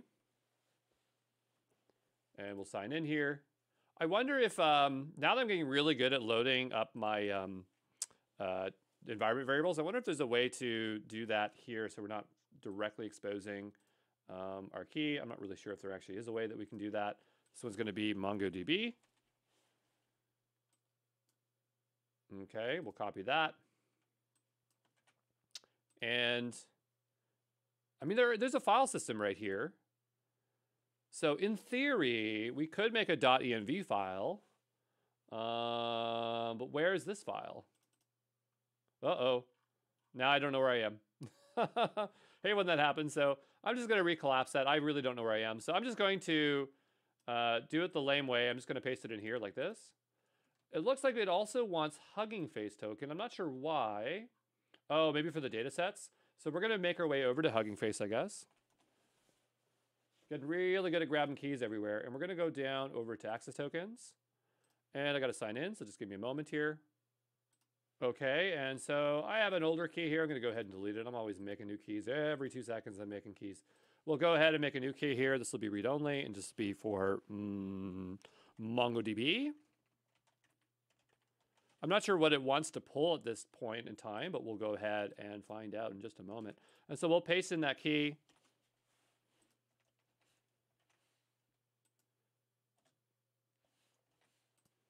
And we'll go ahead and we will run this. Okay, and so we're getting the Cohere API key. I do not like setting it here like this, but I don't see how else we're going to set it in this environment. I mean, we're not sharing this with anybody, so it should be a non-issue. But I don't really like leaving my keys around here. Of course, you can just delete your keys afterwards. So the data set contains detailed information about multiple technology companies in the information technology sector. Okay, that sounds fine. The market analysis reports provides in-depth information about each company's performance. So here we have the data set. We're loading the data set here. And then we are putting it into a data frame, I suppose. Yeah, we are down below here. If you know Pandas, I know Pandas an okay amount. I'm not really good with Pandas per se. And we will load this into here. Then we have data preparation, so combined attributes. So here, this seems like we're prepping the data to be in some kind of format. Add a new column called combined attributes. Okay, so now we're adding the combined attributes. And I think that's kind of a common technique when you're searching stuff in a database. You might make a new row specifically with all the combined information so it can do full text search across it. I'm assuming that's why it's doing that. And so now we're displaying the full combined attributes. Here we have the embedding generation. So we did embeddings before when we used Pinecone. So here it's the same process. We're going to iterate through it and create the embeddings. And it looks like we're storing that into the data set, the embeddings. So here it is. I love the progress bar. This is a really well-written lab here. So we'll give it a moment there to run. And I'm not sure why it's complaining. I've never seen this little warning here before. But it does seem stopped. Oh, we did get an error. Which is limited to 40 API calls per minute. So you can continue to use your trial or wait. So we will just need to wait a few minutes, okay? So we'll be back here in just a minute, okay? All right, so I've waited a minute, and I'm going to go ahead and try to run this again, as I just believe that the data set's very large, so there we might run into an issue. So hopefully we can get through that. And we hit 64%. Where we're limited to 40 API calls. So I feel like if the data set was a little bit smaller, we could get through this. So there's probably some way that we could adjust this. Let me see here. How could we reduce this data set? I do believe that like Google Gemini is somewhere here. If we go here, do we have like AI coding assistant built into this platform somewhere? We do. I wonder if it will, no, it can only explain code. So again, I'm not really good with Pandas, so I'm just trying to think about how we can fix this. Let's go up. So we have our combined data set. And I'm not sure how many data frames are in our data set. Let's go up here. Data set take 100. So it's taking 100 from the data set. And so I'm thinking what we can do is maybe what we can do is just cut it in half like this. Let's do that. Okay, and so I'm kind of cheating. Whoops, I didn't mean to do that. Cancel. I tried to save. It's just a habit of mine. And so what we're doing instead is we're loading half that data set now. Okay, and so we'll go ahead and do this. And we'll run this. And we'll run this. And I'm going to just wait a minute. I'll be back in just a moment, okay? All right, we'll go ahead here and try to run this again. And so now we're using a much smaller data set. So I'm hoping, oh, we almost got it. Okay, so we're gonna shrink it a bit more. Now, of course, we could try to figure out a rate limit this and be like, okay, you know, work a lot slower. Don't make as many calls, but I'm trying to do it in one go. So I'm gonna turn this down to, let's say 40. Okay. Whoops, I keep hitting that save button. We'll say maybe 35. We don't need the full data set, but I'm hoping that this will get us where we need to go. And so I'm going to go ahead and hit run here. And I'm going to run this one again. And I'm going to run this one again. And I'm going to run this one again. And so I'm going to wait another minute. And this time we're going to get it. All right. So I waited a generous 2 minutes. Every time I'm waiting, I'm just watching this video, which is the exit video to Legends of the Galactic Heroes. I don't know. I always like to watch that one. But we'll go ahead and we will run this thing one more time. And we did it. We cheated. We cheated around the API. We could have ran the full set. I just don't care. So over here, we have MongoDB vector setup database. So first, create a MongoDB Atlas account. Okay, we have that. Select the Atlas UI. Create a database called Asset Managed Use Case. So let's go ahead and follow it along here. So we'll go over to here, and we need to, I mean, like, where's the Atlas UI? I can't really tell here, but we can go ahead and create ourselves a cluster. And so we do want a free one. We absolutely want that. But how do I know? Let's go back to those docs. Select the Atlas UI as the procedure to deploy your first cluster. Okay, but what kind of cluster is this going to deploy? That's what I can't tell. So let's go back here for a second. I mean, there's Atlas Search. You don't have a database to integrate with a search into your application. Once your database is up and running, you can create a vector search. So it makes me think that first we have to have a cluster, right? And then we add Atlas Search, right? So we'll go ahead and build a database here still anyway. I'll just reset here. I don't care what this is. But this looks like it's still going to the same place. It's just going to building a new cluster. Yeah, it is. Okay, great. So we're going to go to our free tier. And the name is going to be this. We're going to name it this. Cluster names can only contain ASCII letters, numbers. Okay, so that makes me think that what we're doing here is different. Let's read this again. First, register an MongoDB Atlas account. Follow the instructions. Let's go over here. Follow the instructions. Deploy a free tier. Atlas UI. Log into Atlas. Go over to organizations. Create a cluster. M0 clusters are free forever and suitable for learning MongoDB. Well, okay, I believe that's what we chose. It's not called that. This is Mongo 10 and we have Mongo 0.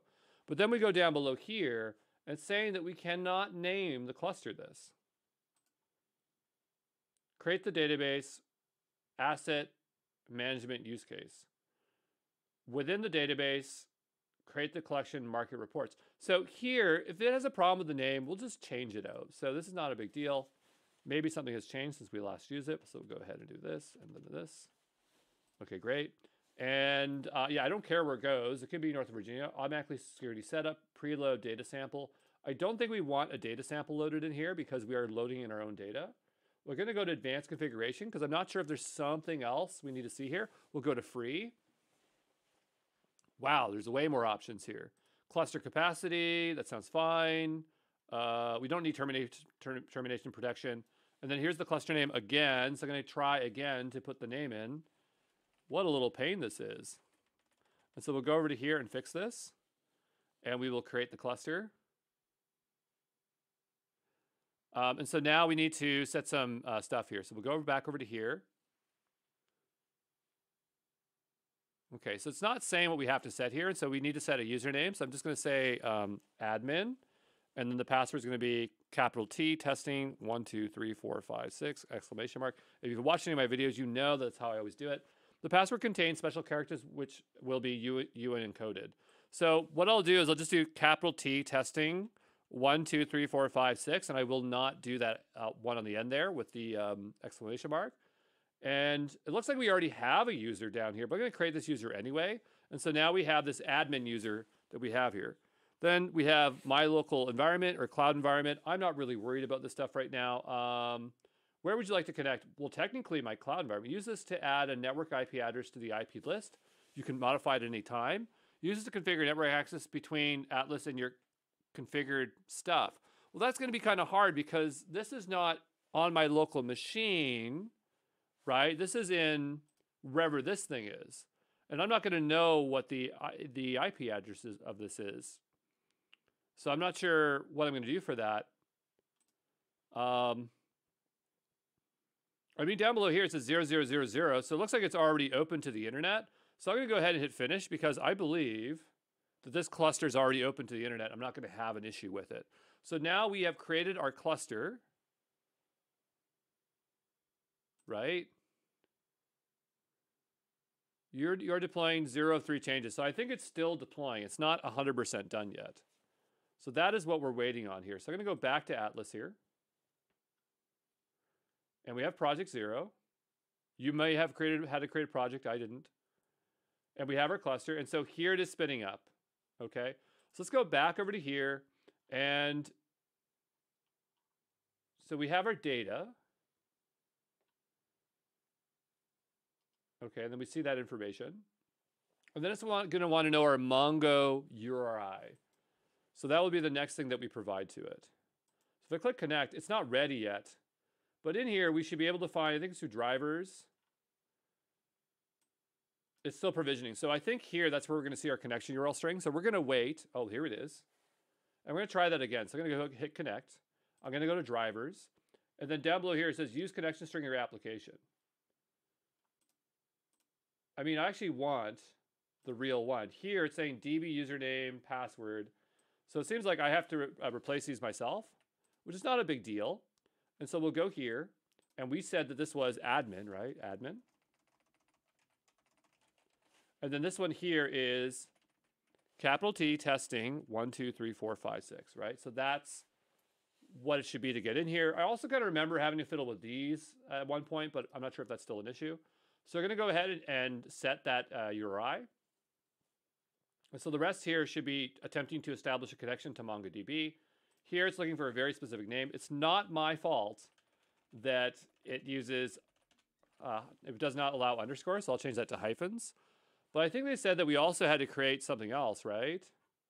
So if we go over to here, there's something else we have to create for the MongoDB. Within the database, create a collection called market reports. So that is something else that we have to create. So we'll go back over to our cluster. Let's click into this. And I'm looking for where I create that there. So we have our cluster, right? And I need to make my collection. But the only way I can think of doing that is I'd have to connect to it, literally. Unless we're supposed to go here to Atlas search and then create it from here.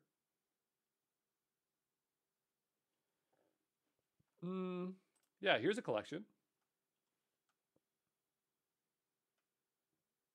Can I add it here?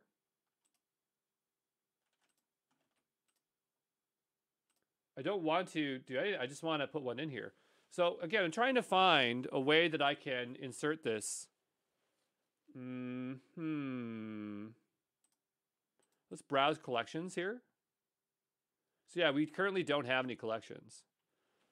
Create the collection. I guess this is what we're doing right now. Then create the vector search index. So I'm just going to ignore this, and maybe through this, we actually are doing it through these steps. So yeah, here we're going to establish a connection. Let's go ahead and try that. Yeah, here it says get database and get connection. So it established a connection. Now, did it get the collection? Because I didn't make one. Here, it will delete any data if it already exists. I mean, if it just works, it'll insert it. So we'll go ahead here and just say insert into the collection. It says it inserted it. So maybe it created the collection indirectly. Let's go give this a hard refresh. Let's see. There it is. Okay, great. So we didn't have to do anything there. It just created it ourselves. Obviously, we had to make a name change there, but that's what I thought. So we'll go down below. And here now it's talking about the MongoDB query language and vector search. Okay, so we can go ahead here and press this.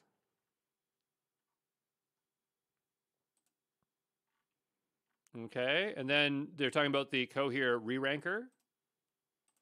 So the idea here is that you're querying, we haven't ran anything yet, we're just defining functions right now. But the idea is that we are querying something, it's going to return it back, and then cohere is going to re-rank it for relevance, and then that's going to help it produce more relevant results. So go ahead and run this next. So what companies are have negative reports or negative sentiment that might deter from investment long term? And so there we have some stuff. Handling user queries. Okay, named re-ranked documents is not defined. Did we not run it right here? And then we run it here.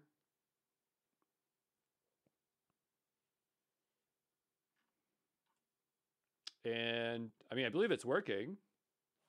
Here it is using cohere down here with the chat. Okay, so it came back here. And so this one here, it's bringing in the documents. So here we have format documents for chat and then bring in the re-ranked documents. So we've already pulled the data and then we're providing the documents to cohere because that's how their API works, at least with this version. And then we can see the final results and then we can cite the papers. And so then we have using MongoDB as a data store for conversation history. That's, of course, another thing that we can do with MongoDB. I'm more interested in the RAG side of it. But hopefully it's clear what's happening is that we are querying MongoDB for that data. We're then passing it into the Cohere re-ranker, and then we are seeing the results. Now, is this a good example? I don't know. If I understood the data better, or if it was a smaller example, I probably would be able to make better sense of it. But you can see it's pretty similar to the last one when we worked with Elasticsearch. But here we're just using documents to put it, and then it's going to embed it into the context window however it wants to. But it's not that different from the other one. So there you go. We got it working. That's all I really wanted to show you. And we'll call this one done. I'm going to get rid of that cluster just because sometimes I forget to do that. And by getting rid of it now, I just won't have to deal with it later. So I'm going to go over here and figure out how to delete this cluster. We'll terminate this here. There we go. And we'll just say terminate, terminate. And we'll say bye-bye cluster. And we are all done here. I'll see you in the next one, okay? Ciao.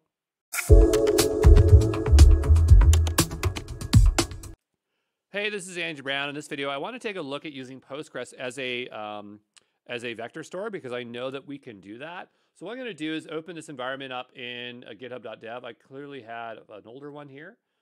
At GitHub code spaces, I said GitHub dev, which was an accident. And we'll open this up.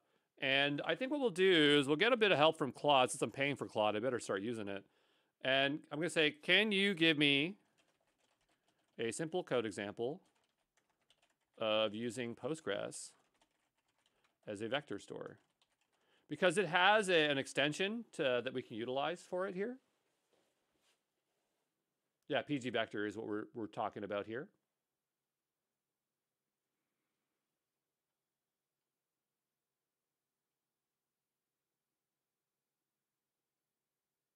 It sure doesn't look simple, but I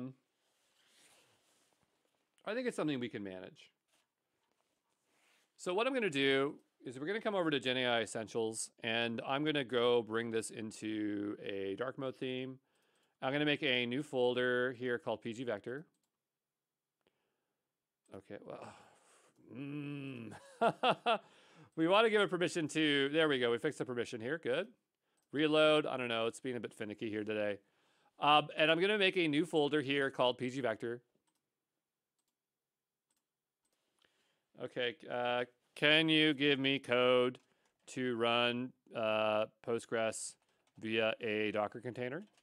I have sample code lying around, especially from previous boot camps, but I'm going to go ahead and just ask it to do it for us. We'll say PG Vector.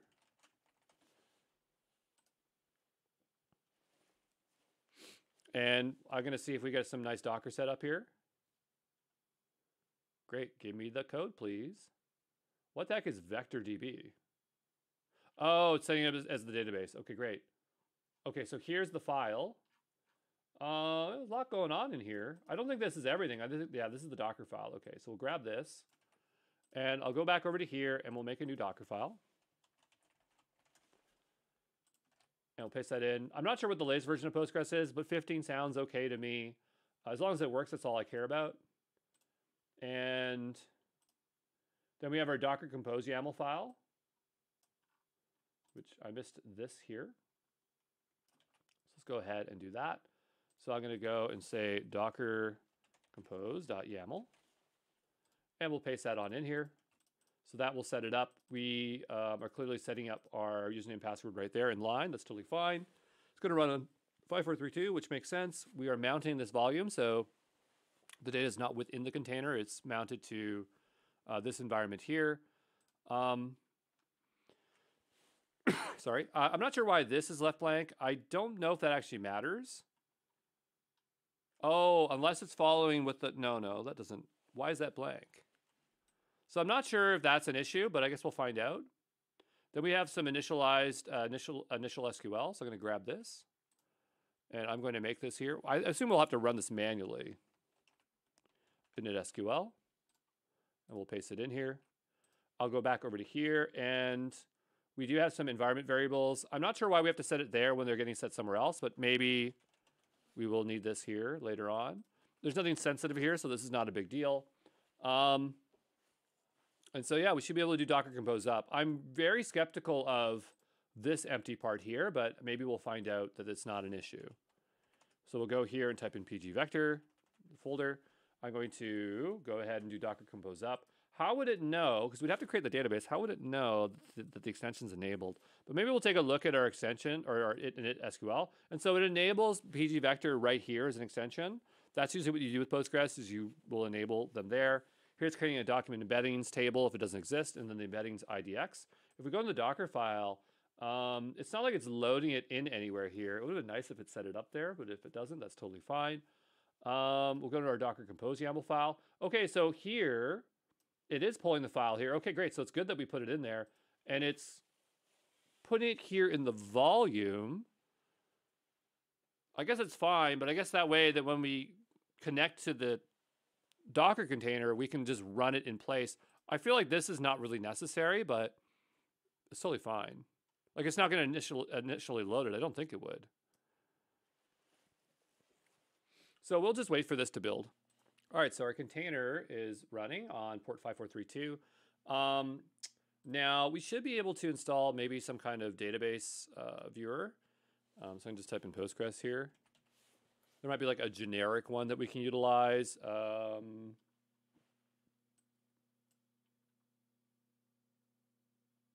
Is not meant for creating and dropping tables. Is a visual aid for crafting your queries.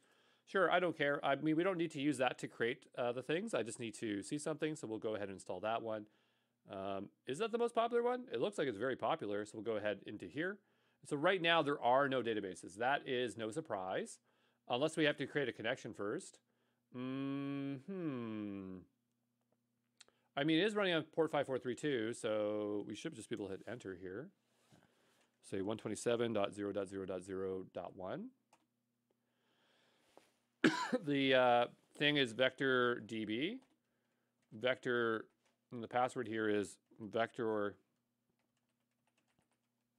DB 5432. I do not want to save that. No, thank you. And it should be on port 5432. It's using a standard connection. The database name is vector DB, and I definitely put in the wrong password. Okay, so the connection failed. So we'll go back a couple steps here. And this is supposed to be vector pass. I can't say I really like this interface. It's not the one I usually use. And so here we can see the vector database, and we'll hit enter. And so now we have an established connecting to this vector database. I'm curious, do we have documents? So it looks like init.sql got picked up. Init SQL, is that a thing for Postgres?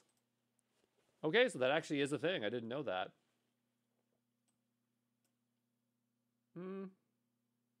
How did it know to pick it up?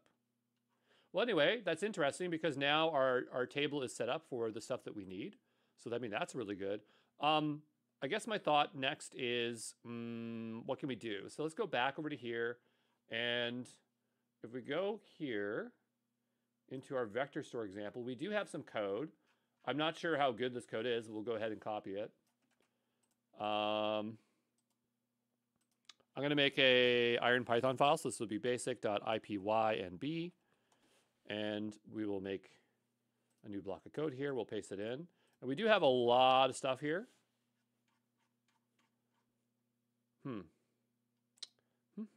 Okay. So I'm going to go here and I'm going to bring this up to the top. Come on, drag up. Or maybe drag this one down below. That might be a little bit easier. And let's just choose the kernel so that we get some highlighting here, because it's a little bit annoying when we don't have highlighting. And so we have a class. We can add documents and do similarity search. And then down below we have our example code. So I'm going to cut this out of here. Python 3.12, that's totally fine. And I'm going to go ahead and paste this in. I imagine we wouldn't have scicop installed, so I'm going to go ahead here and drag. Sometimes these are drag the ones below it. Drag this one below. And so I think we'll have to probably do pip install scicop. Also, I can't imagine we'd have NumPy in here. So let's go ahead and do that. And hopefully those two will install. I don't know if there's like a scicop PG or psycho. Oh, it's psycho. I've been calling it scicop for so many years, but it's psycho PG to There might be a version 3, I'm not sure, but I'm going to just use whatever works here. So we'll go ahead and run this. So that works, and then we're going to initialize our class. So let's see what's happening here. You pass the connection string to it. Okay, it sets up the database. We don't need to set up the database, so we're going to go back over to here. Can you update the class, because we don't need it to set up the database. Let's just see if it can refactor our code there. Because really all it needs to do is add documents and things like that. So it seems like it's as simple as just deleting out those functions. But we'll go ahead and copy this. Now, Claude's pretty good at producing good code, so I'm pretty confident that this will work. We will not know until we work with this here. Okay. And so we'll paste it in here like this. And so this needs a connection string URL. We'll go down to our implementation down below. This is getting our string, which looks correct here. We have some sample documents that we can insert. So yeah, let's see if this works. Okay. If it just works, that'd be awesome. And it doesn't. So password authentication failed for username. That's because this isn't the username. So this is a vector DB, and then it's vector pass. And so we'll try that again. And cannot adapt dictionary. What line does it have a problem with this? Parts append.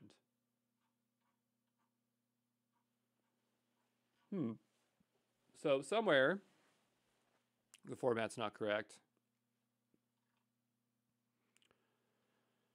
So I'm just carefully looking through this to see where the issue could be. Maybe it's the sample document that it doesn't like, because that's the only dictionary that I'm seeing here right now that could be an issue. Yeah, add documents. So store add documents. And here it's saying, so we'll go over here and we'll just give it back some of the information here. And then maybe it can correct it. But clearly it's some way it's formatting. So we need to convert the dictionary metadata JSON format before inserting into Postgres. Fair enough.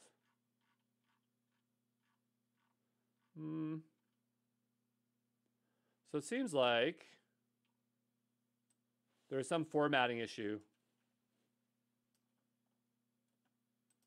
Okay, so we'll bring this here. We'll go back over to here. And not this one. Yeah, so somewhere here, it's doing some kind of formatting. So clearly it wasn't being formatted correctly. We'll try this again. And JSON is not defined. Well, fair enough. We'll just go import that here. Import JSON. And I don't think we have to run the class again, but we'll run it again. And then we'll run this. JSON's not defined. That's why we imported it, right?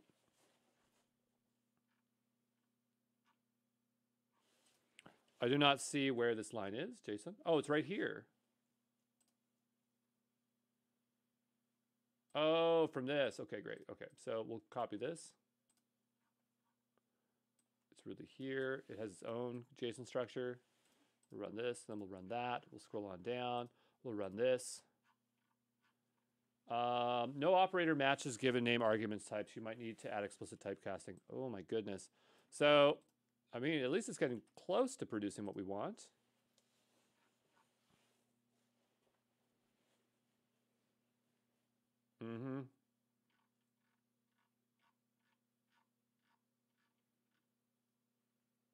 Yeah, so again, it's done something here.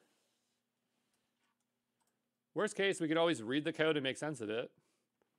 It's not that big of a deal, but I'd rather get it working first and then read the code, which is kind of backwards, but that's totally fine. So we'll go, that's our example code here. We'll go ahead and grab this.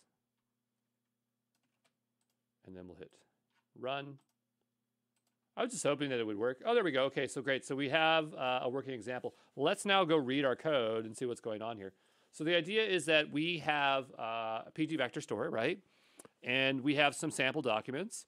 And so in here we have some text. Here, I'm not sure. I guess what it's saying is that it's just randomly creating the embedding. So this is not the real embedding. But if we were to store this in the database, we'd actually need an embedding library.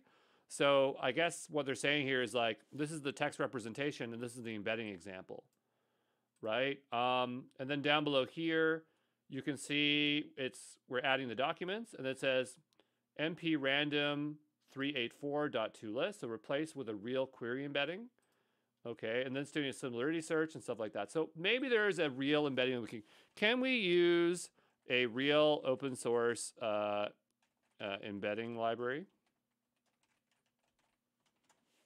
Because it's not really doing real embeddings. So here's talking about all mini L6 V2. Let's go take a look at that before we go use it. Oh, it's by sentence transformers. Okay, so that's what I was thinking, that maybe something like sentence transformers would be a use case that we could utilize. So we'll go ahead over here. I'm going to scroll up and we will place in sentence transformers. Whoops, that's not what we want. We'll go back over to here to our code and we'll grab sentence transformers. And then we will paste it in here as such. Then we'll go back over to here. And so now I'm just carefully looking at what it's changed. So here it's passing the model name. I guess the code looks more or less the same. So grab this. Looks like it added a lot more documentation. I'm not sure why. But here we see model. So sentence transformer is being loaded, and then we're doing model encode using that particular model. So it's doing that. Great. And so then in here, I imagine that we might see some of that here as well. So we'll go down below. Oh, it actually updated the vector store. So that's good. Like the connection string was not correct before. And we'll go down here. We're getting different kinds of data to insert, which is totally fine. So we'll go ahead and paste this in here. And so now we have a bunch of text. We have associated metadata with each text. And so we're saying add the text. And so it did create a new function up here. And so in here, it's going to encode each one and then return back the documents and then insert the documents for us. So they've definitely refactored this in another way. So instead of add documents, they renamed it to add text. I don't know why they renamed it. And then we have our similarity search. So let's go ahead and run this. And then we'll run that. Oh, right. We'll go all the way to the top. So we'll go to the top. And actually, we need to install sentence transformers. So let's go back over to sentence transformers and grab this here. And then we'll run this. Great that we actually got to use sentence transformers for embeddings. So, because we talked about it before, Espert, earlier in that part of the video, but I wasn't sure if we'd actually get to utilize it in this kind of manner. So we'll wait for this to finish installing. There we go. And then we'll go ahead and run this. It's like highlighting as if it's not utilizing it, but hopefully it does. We'll go ahead and run this. And then we'll run this. And there we go. And so we've done a similarity search. We've used Postgres as a vector store. Postgres is okay early on. In terms of production, you probably don't want to use Postgres, but again, it depends on the scope of your project, so it's up to you to figure that out. That is our Postgres example with PG Vector Store. There we go. And I will see you in the next one, okay? Ciao. Hey, this is Andrew Brown. I want to take a look at SERP API, as this is something that will be commonly used to search out to the internet, and you will see SERP. There's another competing one. So there's like SERP versus SERP API versus, is it Talvi? Talvi, yeah, that's the other one. So I honestly rarely ever use these APIs directly, but I'm sure we can figure it out. So let's go jump into it. Do we have to sign up to utilize this? Let's go over to pricing. I mean, there's a free tier, so let's go ahead and sign up. And I'm going to just connect with my GitHub account here. Actually, I'm going to connect with Google because it'll be easier. GitHub's going to make it a lot more work for me here today. And let's see if we can go utilize their API. So we successfully signed in with Google.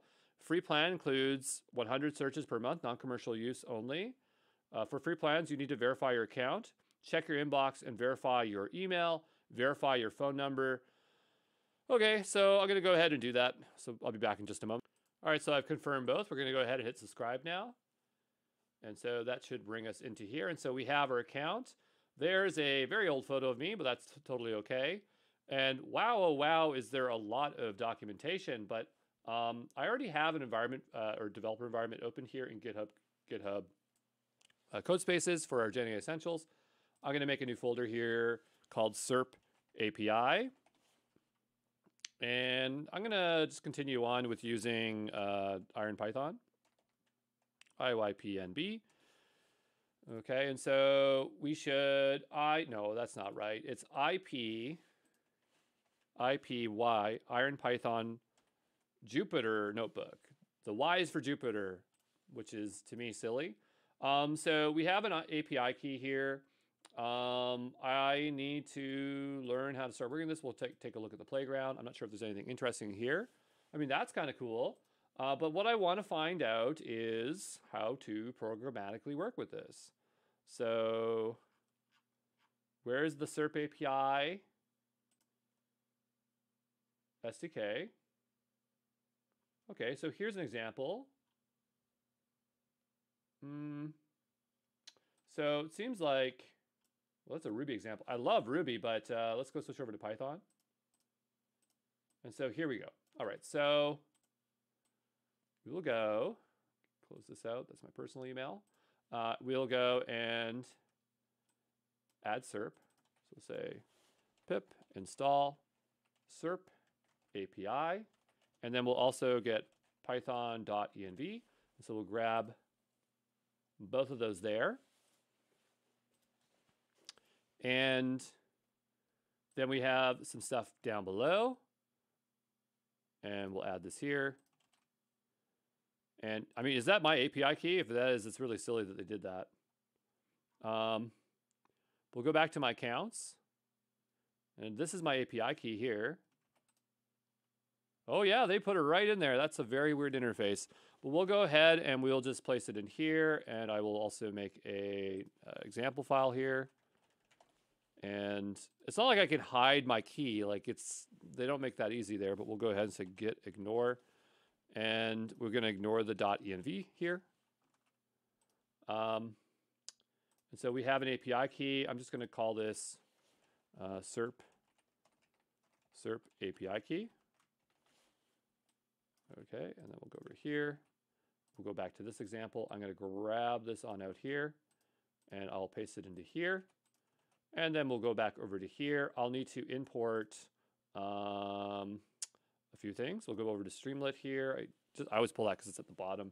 We'll grab these 3 lines here. We'll go back over to this example. We'll go down a line, and we'll load in our .env file here. I'm not sure why this is an issue.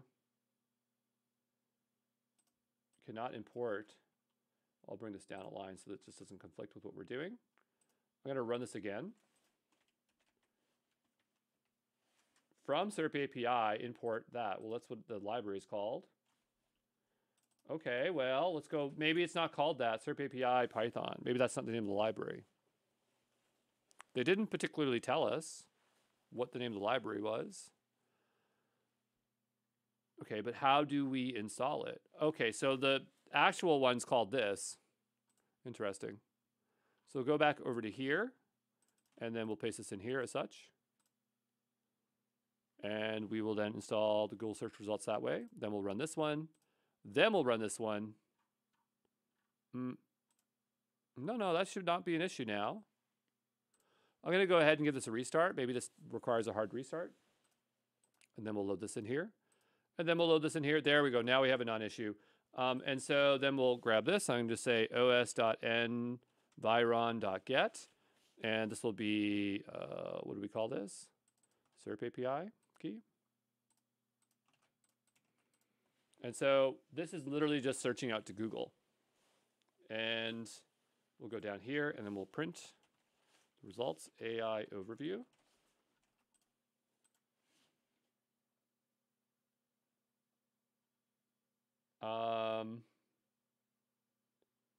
Okay, well, whatever the results were, let's go ahead and just print them.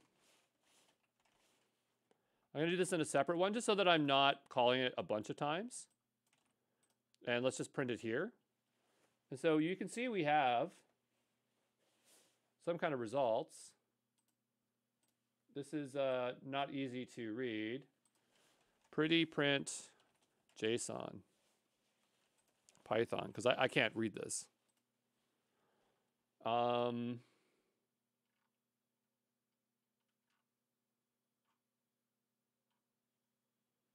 suppose we could just dump the file too.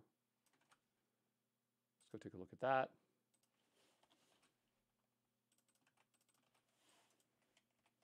Does that work? Yeah. Import JSON. Here we go. And then we'll go down to here and then we'll run this. And so now we're starting to see our results.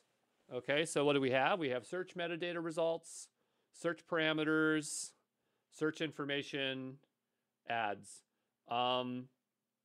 This is not very useful to me, so I'm not exactly sure what we're expected to do with this, but let's go back here and see if there are better examples. So yeah, we have Google Search API over here, search query, that's fine. So here they're showing the example of, oh, what's being returned back. Okay, great. So here we have a bunch of stuff. And so I guess it's like, what are we looking for? So if we go here, we have local results, related questions, organic search, organic results. So maybe we're interested in organic results, if that even shows up. And so we'll go back over to here.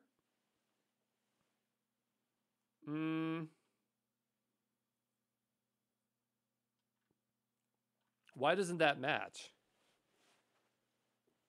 Search information. Oh, it's right here. Organic results states results for exact spelling. No, that's still not very useful. Let's go take a look at what they thought we were going to get back. Well, this one's a little bit more different, right? This one's searching coffee. And this one's specifically looking at the organic results in here. But if we go back over to here, we just have search.getDictionary. So I'm going to go ahead and grab this code here. And let's see if we can get a better result. Okay, and so I want to grab this. And here we're specifically specifying the engine to be Google Search, which maybe that will get us better results. I'm not sure. Those lines are still the same. And I'm going to go down here and just print this out like this. So we'll go ahead and run that. It's going out and searching. And then we'll come back here, run this. And so now we are getting the organic results back. Okay, so now that is a lot more useful in terms of information. I'm kind of curious, like, how would it go and get stuff from a very specific website? Because when we were doing Elasticsearch, it was using SERP API, I believe. And I'm not sure how it was crawling specific contents of a website. But you can see there's a lot of stuff in here. I mean, this must be old. There's no way you can get Twitter information now, but clearly at one point you could. But yeah, it seems like this allows for a lot of different stuff. Inline images, buying guide. But I guess if there's like a website, maybe they have like a cache version of the website that you follow through. Well, you do have links, right? So I guess what you would do is that you would just use something like, if it was Ruby, use something like Nokogiri, but you use XML or HTML parser, and then you would just follow the link and then parse those pages. But this is giving you a way to explore those pages from there. So, I mean, that's something. What I would probably want to do is look up a grammar rule. So let's say I was trying to learn what no-ha was. So I'm going to try to switch my keyboard over here. So there is a no-ha, and I probably would actually search bun pro. And so that would probably be my results. I go bun pro like this. I'm trying to make like a real example that I would use. Bun pro. And then I would go back over to here, and I would replace this in my query like this. And then I would run this. I want to see the organic search results. And so now I'm starting to get it. And here we can see we have a link. And the first position is correct. Like that's what I want. And so I might add another one here. And so in this, I want the actual link. Okay. And I'm not sure what we'd use for Python. So I'm going to go over to Claude. Just because, again, I'm paying for it. You probably see me using OpenAI more than Claude. But using Python, I have a link of a website. And I need to scrape the text, but also clean out all the HTML. I know there's like a cleaning library in Python. I can't remember what it's called. But, oh yeah, we can use Beautiful Soup to do it. That's right. Beautiful Soup is like the Nokogiri of Python.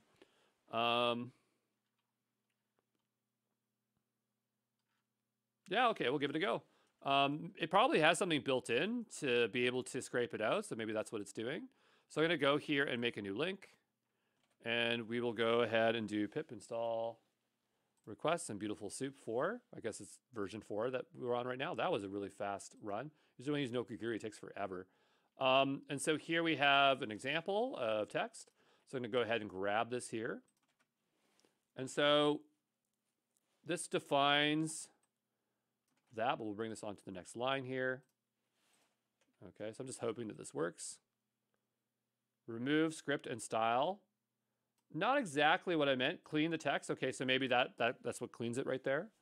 But what I want is the link from the first result. So we have organic search, and so maybe we do 0 and then link. So here I'm thinking what we do is we paste this in as such. And then we do square braces here, and then we do 0. And then we'll see if we can scrape the content from here. Oh, we got the content back.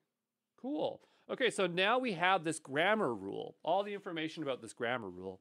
And so now what I can do is I can bring in an LLM, right? And then I could tell it like, hey, help me learn this grammar rule, or even maybe what I can do is say, extract out from this the grammar examples. Because if we were to follow this link here, like we go back and say, Noha Boon Pro.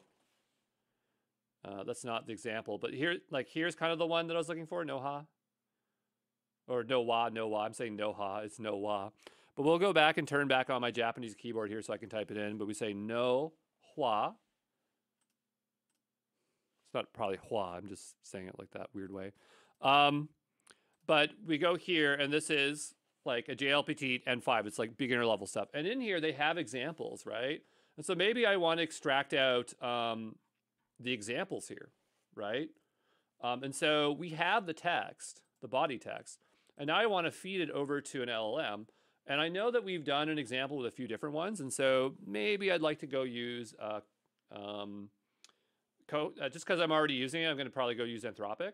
And so in Anthropic, we do have a basic example here. And so I'm going to go ahead and do this. I don't need Python dev, so I'm just going to grab Anthropic here. And I'm going to go on the next line. And I would probably have to reload .env here, but I'm going to go ahead here and paste this in. And what I want to do is I want to say, please extract out the example Japanese sentences and provide them in a bullet list. Okay, so that's what I wanted to do from this text. And I need to do interpolation, so I'm going to do curlies here, and this will be clean text. I think that was called up here, yeah. And then I think I have to put an F in front of this for it to be interpreted correctly. And so this should be what we need. I do need a key in here, so I'm going to go back up to the Anthropic example, and I copy this and go down to here, and I'm going to go here onto the next line. Obviously, if we want to do this, we need this one as well. I'm going to go back over to Anthropic API. I think I loaded up some money on this, yeah, because what we found out was that Anthropic, even though it says it has a free tier, I could not find it. It is gone. So we're going to go over to my API keys here. I'm going to create a new API key. This will just be for SERP. I'm going to add this key. And so now I have this key. I'm going to go back over to here. I'm going to paste it into here as such. And so now I have myself a key. You're not going to be able to do this unless you have a paid version of Anthropic. If you don't, and you use OpenAI, free one. If you don't, go use Cohere. I have code around here. You can adapt it. We have them over here. We have a Cohere example. We have an OpenAI example. I'm going to reload the .env file here. I don't think I ran this. I'm going to go run this. Oh, no, we're in the wrong thing. Okay. So I'm over here. So I ran that. I need to reload my .env file, which is up here. And then we can go all the way down to the ground. And so hopefully this just works. I'm going to just separate this out just so I'm not making multiple calls to the API. But I'm going to go ahead and run this here. And we'll give it a moment here. We probably could have used Haiku for this. Haiku would be good for extraction. Here are the example texts that are listed here. And so if we look at this, what was that? Atarashi noha nowa. I'm not sure what that character is. But we'll go back over here and take a look and see if it did a good job. So this was here. Atarashi no kare no kurumada. So that was the first one. Does that match? It does. Okay, so basically it achieved exactly what I wanted to do. And so that's how you would integrate SERP as a full example. So this one is completely done. I'm going to make sure that I clear out my key because I don't want any of you folks stealing my data. My free, or not free, but my credits there. And anyway, we're going to go ahead here and grab this. And I'm going to go ahead and show SERP API example. And so now we have an example of how to work with SERP. So there you go. And actually, before I go, I'm going to see if I can get rid of my SERP key. I'm going to delete my SERP key. There we go. It's deleted. And, oh no, that's copied. I thought I deleted it. And I'm going to regenerate the key. So I'm going to do that off screen, but we're going to call this done. I'll see you in the next one, okay? Ciao.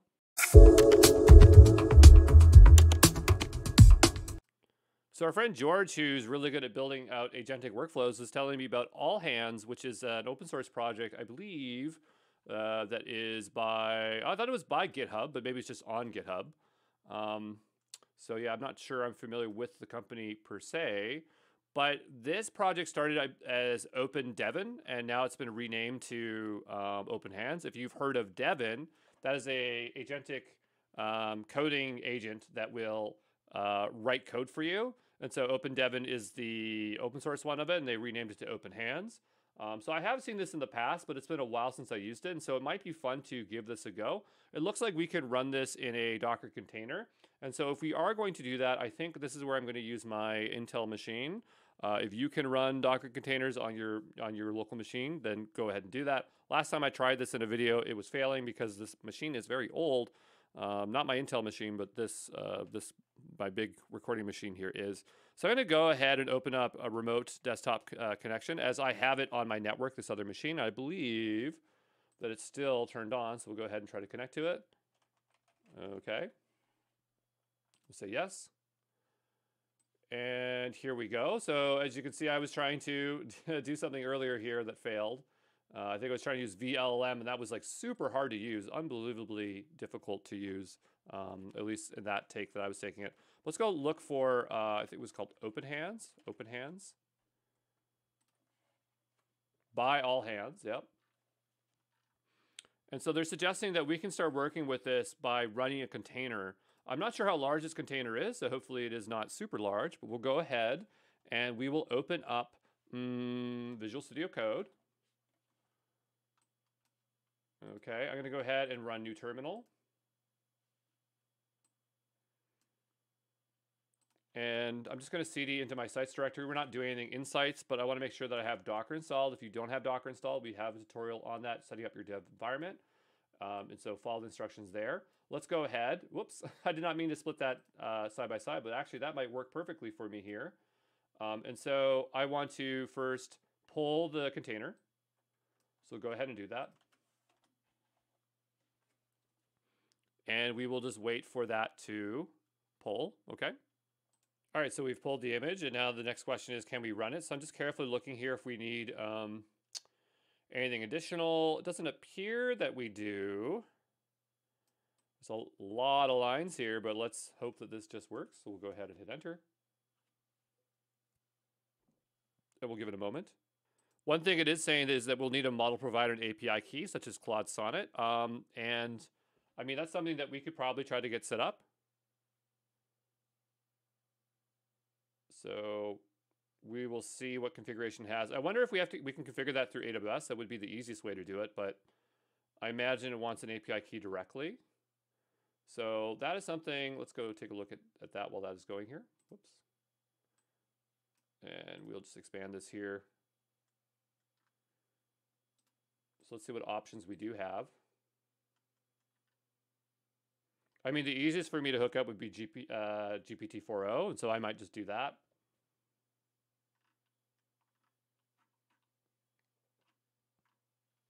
But yeah, we'll have to wait for it to get running here first. Seems like it's pulling another image, so maybe there's something else that needed. It says it's now running on port 3000, so we'll go take a look. We'll give it a moment here to get started. And we are in here. So now we have some options. I'm going to go with OpenAI. Again, you can choose whatever you want. Looks like we can put in Azure, but that's going to be the same thing as OpenAI. I'm going to choose GPT-4o. And now I'll go get an API key. So that, again, is just easy for me to get. So we'll go to OpenAI. And I'm just doing this off screen here. Okay. We'll say, well, let's drop down research. There we go. I'm not sure why they have all that animation there for their stuff. And I'm going to go here. I'm going to create a new project. This one's going to be called Open Hands. And then we will go into Manage Projects. And then from here, we'll go to API keys. I'm going to create a new API key. This will be Open Hands. I'm going to select the project here as Open Hands. I'm going to create the key. I'm going to copy the key. I'm going to go back over here. I'm going to paste in the key. So now we have the key. I'm going to go ahead and hit save. We use tools to understand how applications, how our application is used. Sure, that's totally fine. I don't need to save the password. That is fine there. So now we're in here and saying, what do you want to build? And so understand that we are using OpenAI, but we could plug in whatever we want. We could also import stuff. I wonder if we could use an open source model. It says Llama 3.1. So that would be kind of interesting if we could plug in a local open source model.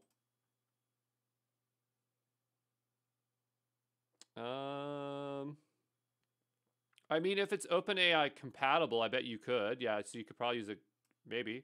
There's also Open Router.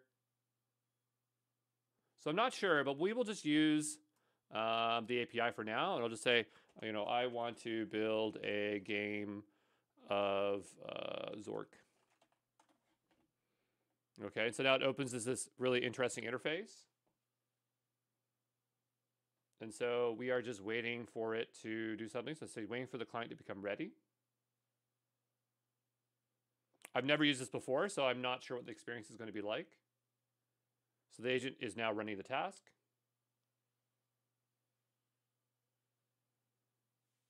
Okay. Design the game, choose a programming language, set up the developer environment, develop the game. If you need help for the specific parts of the process, such as setting up the development environment, coding a particular feature, feel free to ask. Okay, so we'll download the files. I guess we'll just make a new folder here. And we'll call this new game. And we'll select this folder. We'll say view files, save changes. And so I imagine that the idea is that we need to open up that workspace here. So I'm just carefully looking. I'm not sure what these buttons do. Okay. What if I click this? I'm not sure what that button does. I'm just trying to open them up here, right? So we'll say open in VS Code. Yes. And what if I go file, open folder, I think it was documents.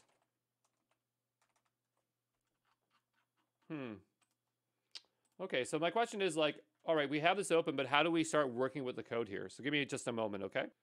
All right, so I mean, here they're just suggesting to do something really simple, but they're not really explaining as to how we can go ahead and do that. So I'm gonna go ahead, I'm just gonna write this line here, which is please write me a bash script. I'm expecting there to be files. Oh, here we go. So here's a file. I'm not sure why this one was so much more complicated, but now we have our hello.sh file. So can you run the hello.sh? Let's see if we can do that. Look at that. So the idea is that it has the ability to write code. It also has the ability to execute code, which I think is really interesting. Looks like we could also have a Jupyter notebook. So I'd say, can you make a simple Jupyter notebook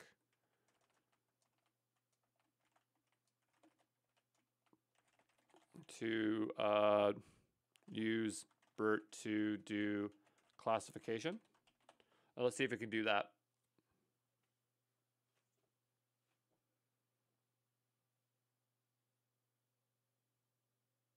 We'll just give it a moment there. Okay, and so it's telling us some things it can do. So continue.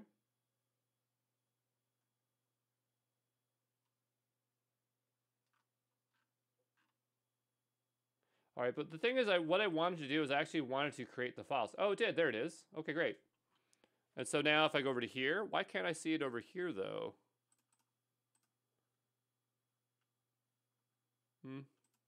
Well, at least we have the file here, so that's fine. If we go over to here, we can see it over here as well. So I can say yes. And now I'm somewhere completely else. Let's try this again. Open VS Code. There we go. And so it has written one for us. Can you execute the notebook? Make sure it's working. Not exactly what I meant to write, but the question is, would it be able to execute it? So supposedly it is running the command. Oh, okay, over here.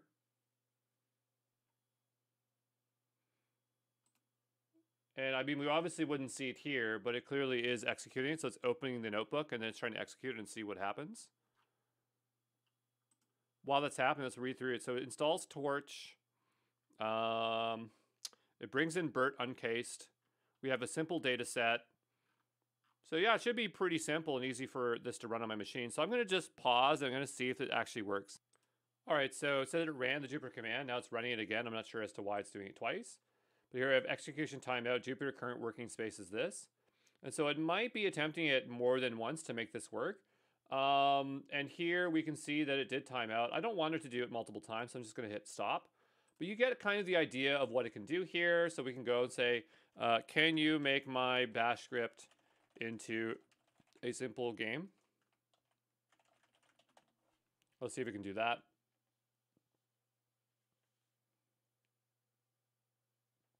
Great. And so it says the script can generate a random number between 1 and 10. So let's see if it does that.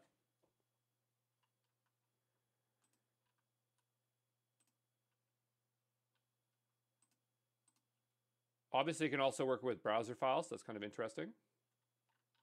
But we'll give it some time here to generate. All right, so it comes back here and it says, transform your bash script. We can create a text-based adventure game. I'll create it in the bash script. I'm not sure why it's saying the Jupyter notebook, as we were not suggesting for it to do that. The hello script has been transformed into the simple number guessing game. You can use the script with the following commands. So if we go back over to here, it does not look like it's been transformed. Okay, and so, you know, this thing isn't exactly perfect. Oh, maybe we have to hit continue to do this. This will start the game. So yeah, I'm not exactly sure how to get this to work, but it is cool that it's available. Maybe if we use a different model, like Claude Sonnet 3.5, it would perform a lot better. I'm not certain. It's kind of a pain for me to switch out my keys right now, so it's not something I'm going to do. We do have some other advanced options, and so it looks like we can switch out the agent. So right now we have a Kodak agent, but there are other ones here. I don't know much about these other agents, but it is interesting that we can do this. And so that's all I really wanted to show you, that, you know, there are open source projects and, you know, you have to play around with this to see what the results are, but you can see all the code, right? And if you wanted to modify your own and make your own, that would be really cool, okay?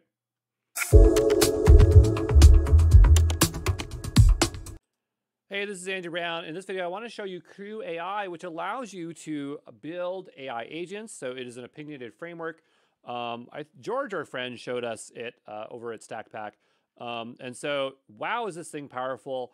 But when I tried it last time, the library wasn't pulling. And so I'm hoping that this time around, we're going to have a bit better luck. So I'm going to go over to my GitHub GenAI Essentials. And if I already have a GitHub code space running, I'm going to go ahead and utilize that. As you see with a lot of these open source, serverless things, we don't need a lot of compute. So things have been pretty easy so far. But I'm going to go ahead and I think again, this environment's already running from last time. You've seen me launch these environments hundreds of times, so I don't think I need to show you that. And these are old keys, so I'm not really worried about it. But I'm going to make a new folder here called Crew AI. And we're going to go ahead and start working with this if we can get it to install properly. So I'm going to go over to here to Crew AI, and they should have a lot of cool examples that we can utilize. So I'm going to go here into examples. Not exactly what I wanted. I know they have a ton of examples. How to? Nope. Tools? Nope. Where did I see this before? Let's go back over to here. And we'll go to examples. They have a completely different repo for it. And so here we have our examples. I'm going to press period on my keyboard to open up github.dev. You have to be logged into GitHub in order to open up github.dev. This has no compute attached to it, so there's not much we can do in here, but I'm hoping we can copy some of the code over and utilize it. There was one for like a game, and I thought that was really cool, the video game one, Game Builder Crew. And so here we have a bunch of files, and I'm going to go ahead, and I just want to download this one here. So I'm going to go ahead and download it. And I'm just downloading it to my desktop in a folder. So just give me a moment here. It went to Quest UI. I'm not sure what Quest UI was, but I'm going to download it into there.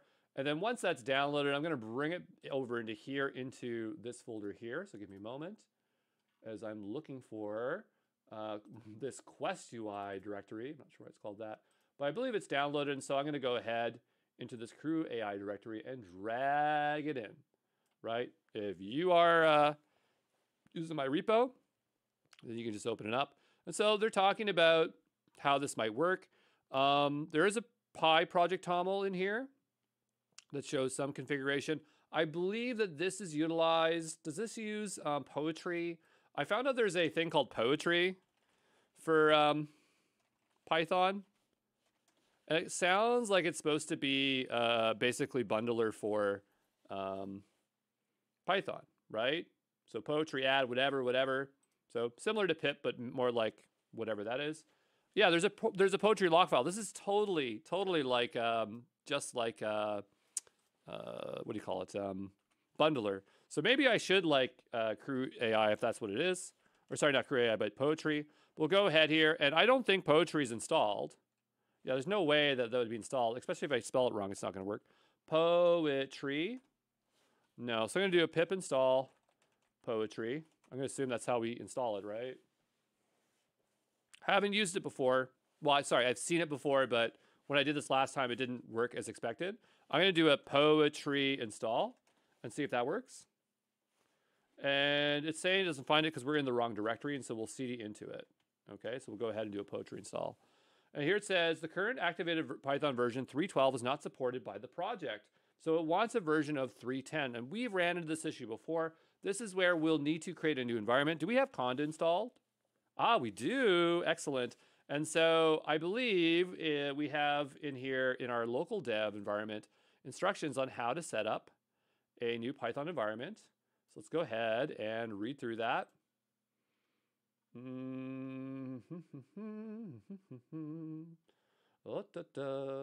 Create a new environment. Here we go. So let's go ahead. We'll do conda create -- name. This one's going to be called Crew AI, I guess. Crew AI.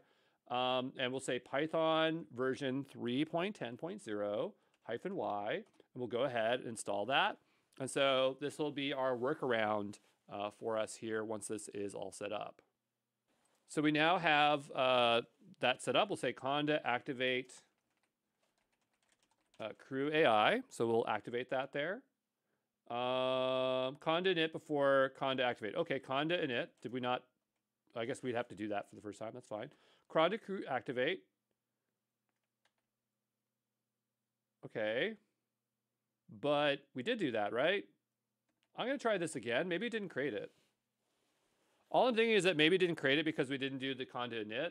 That's something that I didn't expect that we'd have to do because I just honestly thought we wouldn't have to do that. But if we didn't have to do that, we'll do that again. And it's still complaining about this. So let's try conda init all. Maybe that's what it wants. There we go. And now we'll try this. I'm going to close the shell out. I'm going to make a new shell here and then close this one out. I'll try this again. So now we're seeing it. So it is definitely initialized. And so maybe that was just a little bit of the problem there. We'll go into Game Builder. And I'll say conda activate crew AI. There we go. Stopping starting sometimes just fixes things for us. And so now we'll do a pip install poetry. I'm just going based on my bundler information from Ruby, so hopefully that works. And so that is going through there. Now we'll do poetry install. And we'll go ahead and install that. So it says the Pi project toml has changed significantly since poetry lock was generated. Run to fix the lock file. Okay, let's do that. Poetry lock. I'm not sure. Did it install the dependencies? Hyphen no update. I mean, I want to use whatever's in the lock file, right? But I'm not that familiar with this tool, so I'm surprised it's running that. It's just giving me red text. I'm like, is that a bad thing? I don't know. So we'll wait for this to do whatever it needs to do, and then we'll see what happens. All right, so it looks like, yeah, that resolved. And so maybe this time I have Crew AI installed correctly. So what I'm going to do here is let's take a look at, well, we do have a .env example that we have to configure. So I'm going to assume that we're going to have to make that. So I'm going to go ahead and do .exe, env. I'm going to make sure that file is ignored. It is. And luckily, I use OpenAI constantly. So this is going to be easy for us. OpenAI. Really hate where this is. It's like so slow loading too. I have a basic project in here that I just keep using. And so I'm going to go into that. If you don't have it, create your project. We're going to go to API keys. I have a key from earlier. I'm going to revoke that key. I'm going to create a new key. I'm going to call this Crew AI. And we'll go ahead and we will select basic and we'll create that. And now we have a key. We're going to copy that. We're going to make our way back over to here. And I'll paste that in here. So now we have this OpenAI key here, right? So that's good. So what I'm thinking about is, so that's configured. That's good. But let's go take a look at our source code so we understand. So we have a main.py, right? And this is going to load in the game crew builder, which is another file over here. Okay. And we'll talk about this file in a second. But here we are loading in the game design configuration YAML file from over here. Okay. And if you can tell, it's kind of, it basically is a prompt. It's telling you how this game works, all the core game mechanics that the agent has to follow, right? And we actually have 3 different game examples here. Okay. So coming back over to our main.py, we can see that the input of this game here is snake. So it's going to run the snake game. And then it's saying, get the crew, kick it off, and provide the inputs, and here are the results. And then we have down below here an example. So train the crew for a given number of interactions. So it's going through here, and this is specifically for Pac-Man. Okay, so we have run and we have train, which are 2 different things. We're going to go over here to the actual game builder crew, and it's importing agent, crew, process, task. So I assume that these are components of Crew AI that we have to work with. And what I think is really interesting is that it defines a senior engineer agent, a quality assurance engineer agent, a chief QA engineer agent, and then we have our code tasks that we want them to perform, a review task, an evaluate task, and then the crew itself. If we go over to task.yaml, this doesn't explicitly get loaded anywhere, so I think it's implicitly being loaded. And we're describing specific tasks that it's supposed to do. So you will create a game using Python. These are the instructions, right? Your final answer must be the full Python code. Then we have a review task. So you will create a game using Python. These are your instructions. Using the code you got, check for errors. So this is the one that's reviewing it. Then we have an evaluation task. You're helping create a game using Python. You'll look over the code, ensure that it is complete and does the job that it's supposed to do. So that kind of correlates, I believe, with our 3 agents, right? And their goals that they need to achieve. So that's really, really interesting. So let's go ahead and figure out how to run this. So if we go to the README, does it tell us? Was there a README in here?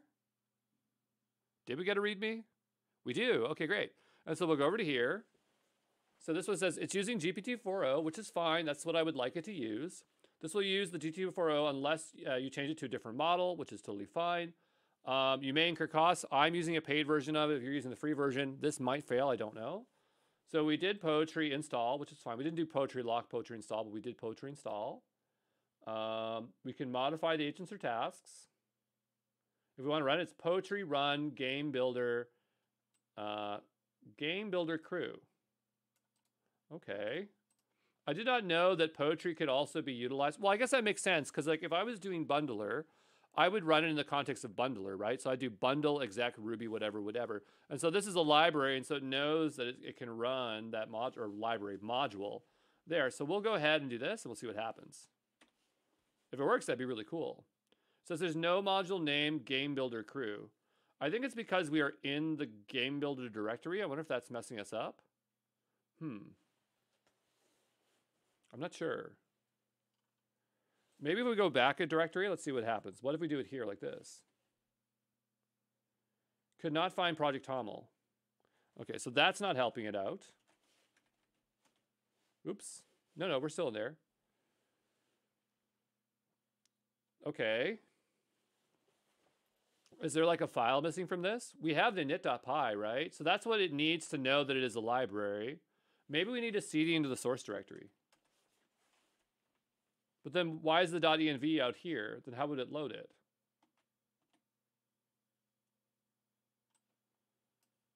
Okay. So Game Builder Crew is the entry point defined in the Project Toml, but it's not installed as a script. So I'm going to cd back a directory here. Okay, so now it's not saying that it doesn't exist. Oh, it says no module name called Game Builder Crew. So let's carefully read this then. So Game Builder Crew is an entry point defined in the Pi Project Toml. Yes. Well, first of all, what's a Pi Toml? Pi Project Toml. Pi Project Toml.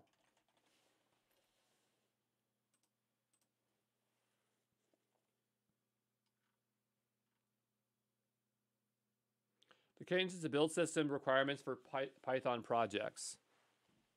Okay. Let me go back over to here. For those that know what they're doing, they're probably like, Andrew, this is so easy. Why are you getting so confused? Let me just read this a little bit here. Just give me a second, okay? Okay, here it's suggesting that I need to do poetry install. I mean, we already did it, but let's do it again, I guess. Oh, maybe because we resolved the lock file that it actually never installed anything. Okay, that's probably what happened. I see. So now we're actually installing things for real. And this looks a lot like Ruby. This is totally a Ruby experience. All right, so that's now installed. Let's go take a look and see if we can get this running. And it's going out to, I assume, ChatGPT. What do we have so far? So the objective of the game. So, okay, so we have the agent. You'll create the task. So we have the task. Okay, that makes sense. We'll go down below. I assume what it's doing is it's just working, so we'll just wait. There we go. So came back with the code. So now we're getting code back. Final answer. Okay, so now it's produced a final answer for us. And so now it's going through the software quality control engineer. This is really interesting because this is not out yet, but in the bootcamp, we code something and we're not necessarily using an agent, but we are using, we're writing this by hand. And I like how this process is very similar. So that's really interesting. So now we have the software quality control engineer, and it looks like it's producing its own code. Okay. And then we have the third agent running. Okay.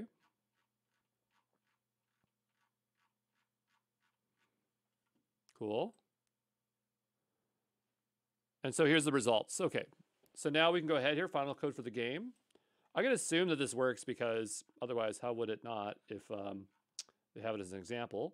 We'll go ahead and copy that, and I'm going to make the new game here. Let's be snake.py. I'm going to go ahead and paste it in.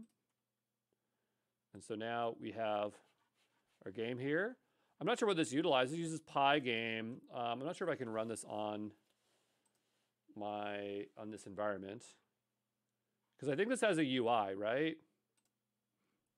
So I'm not sure if I could actually run it here. I'll try, but I don't think it will work here. So we'll do Python snake.py. So I'll do pip install Pygame. Pip install Pygame. My typing's getting a little bit off. My office is really cold because it's winter right now. But we'll go ahead and try this. I really don't expect this to work here. Yeah, because this would only work on a local machine. So what I'll do is I'll download this file.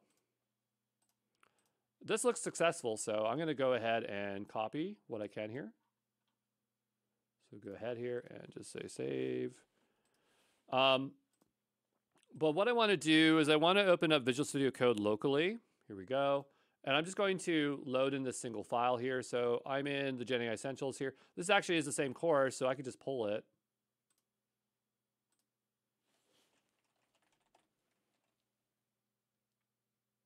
Okay, so we're just pulling the latest code. And now I'm in my local developer environment, obviously. And then I'm going to cd into Crew AI and into the game crew builder. And I'm going to do pip install Pygame, because I think that's the only thing we need to run this.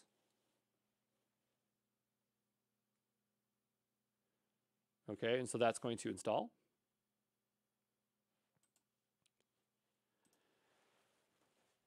And now what I'm going to do is go ahead and run this. So we'll say Python snake.py.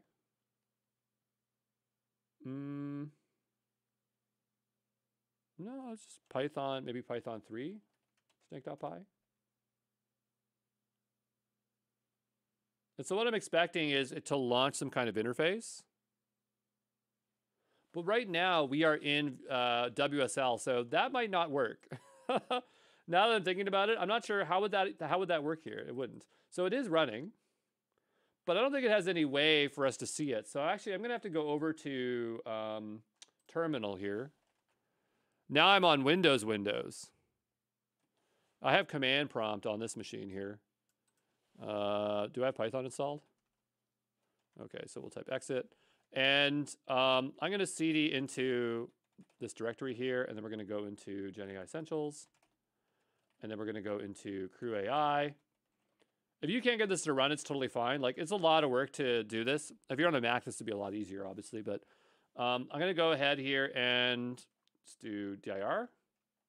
And so I'm going to do Python, or we'll do pip install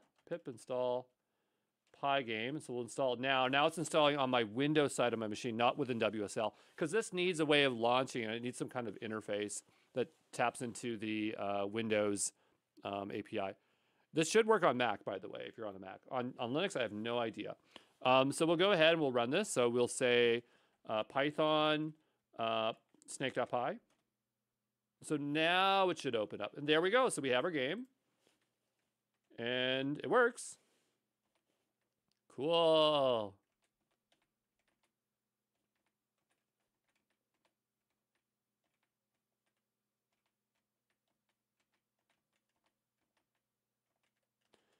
All right, I'm sure you don't want to watch me play this all day, but let's go back to the source code in the browser here. And so we saw that there were two different ones here. We had in the instructions, not in the instructions, but in our code example, we have one that's trained and then there's one that's run. So notice that this one says train. And so this allows it to go through multiple iterations. And I can't remember the term for it. What's it called? It's reinforcement learning. This is reinforcement learning.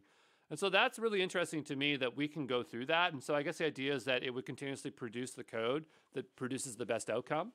And so, I mean, we're not going to run that here today because I don't want to use up a bunch of my compute or my API credits because I'm not sure how much it would utilize.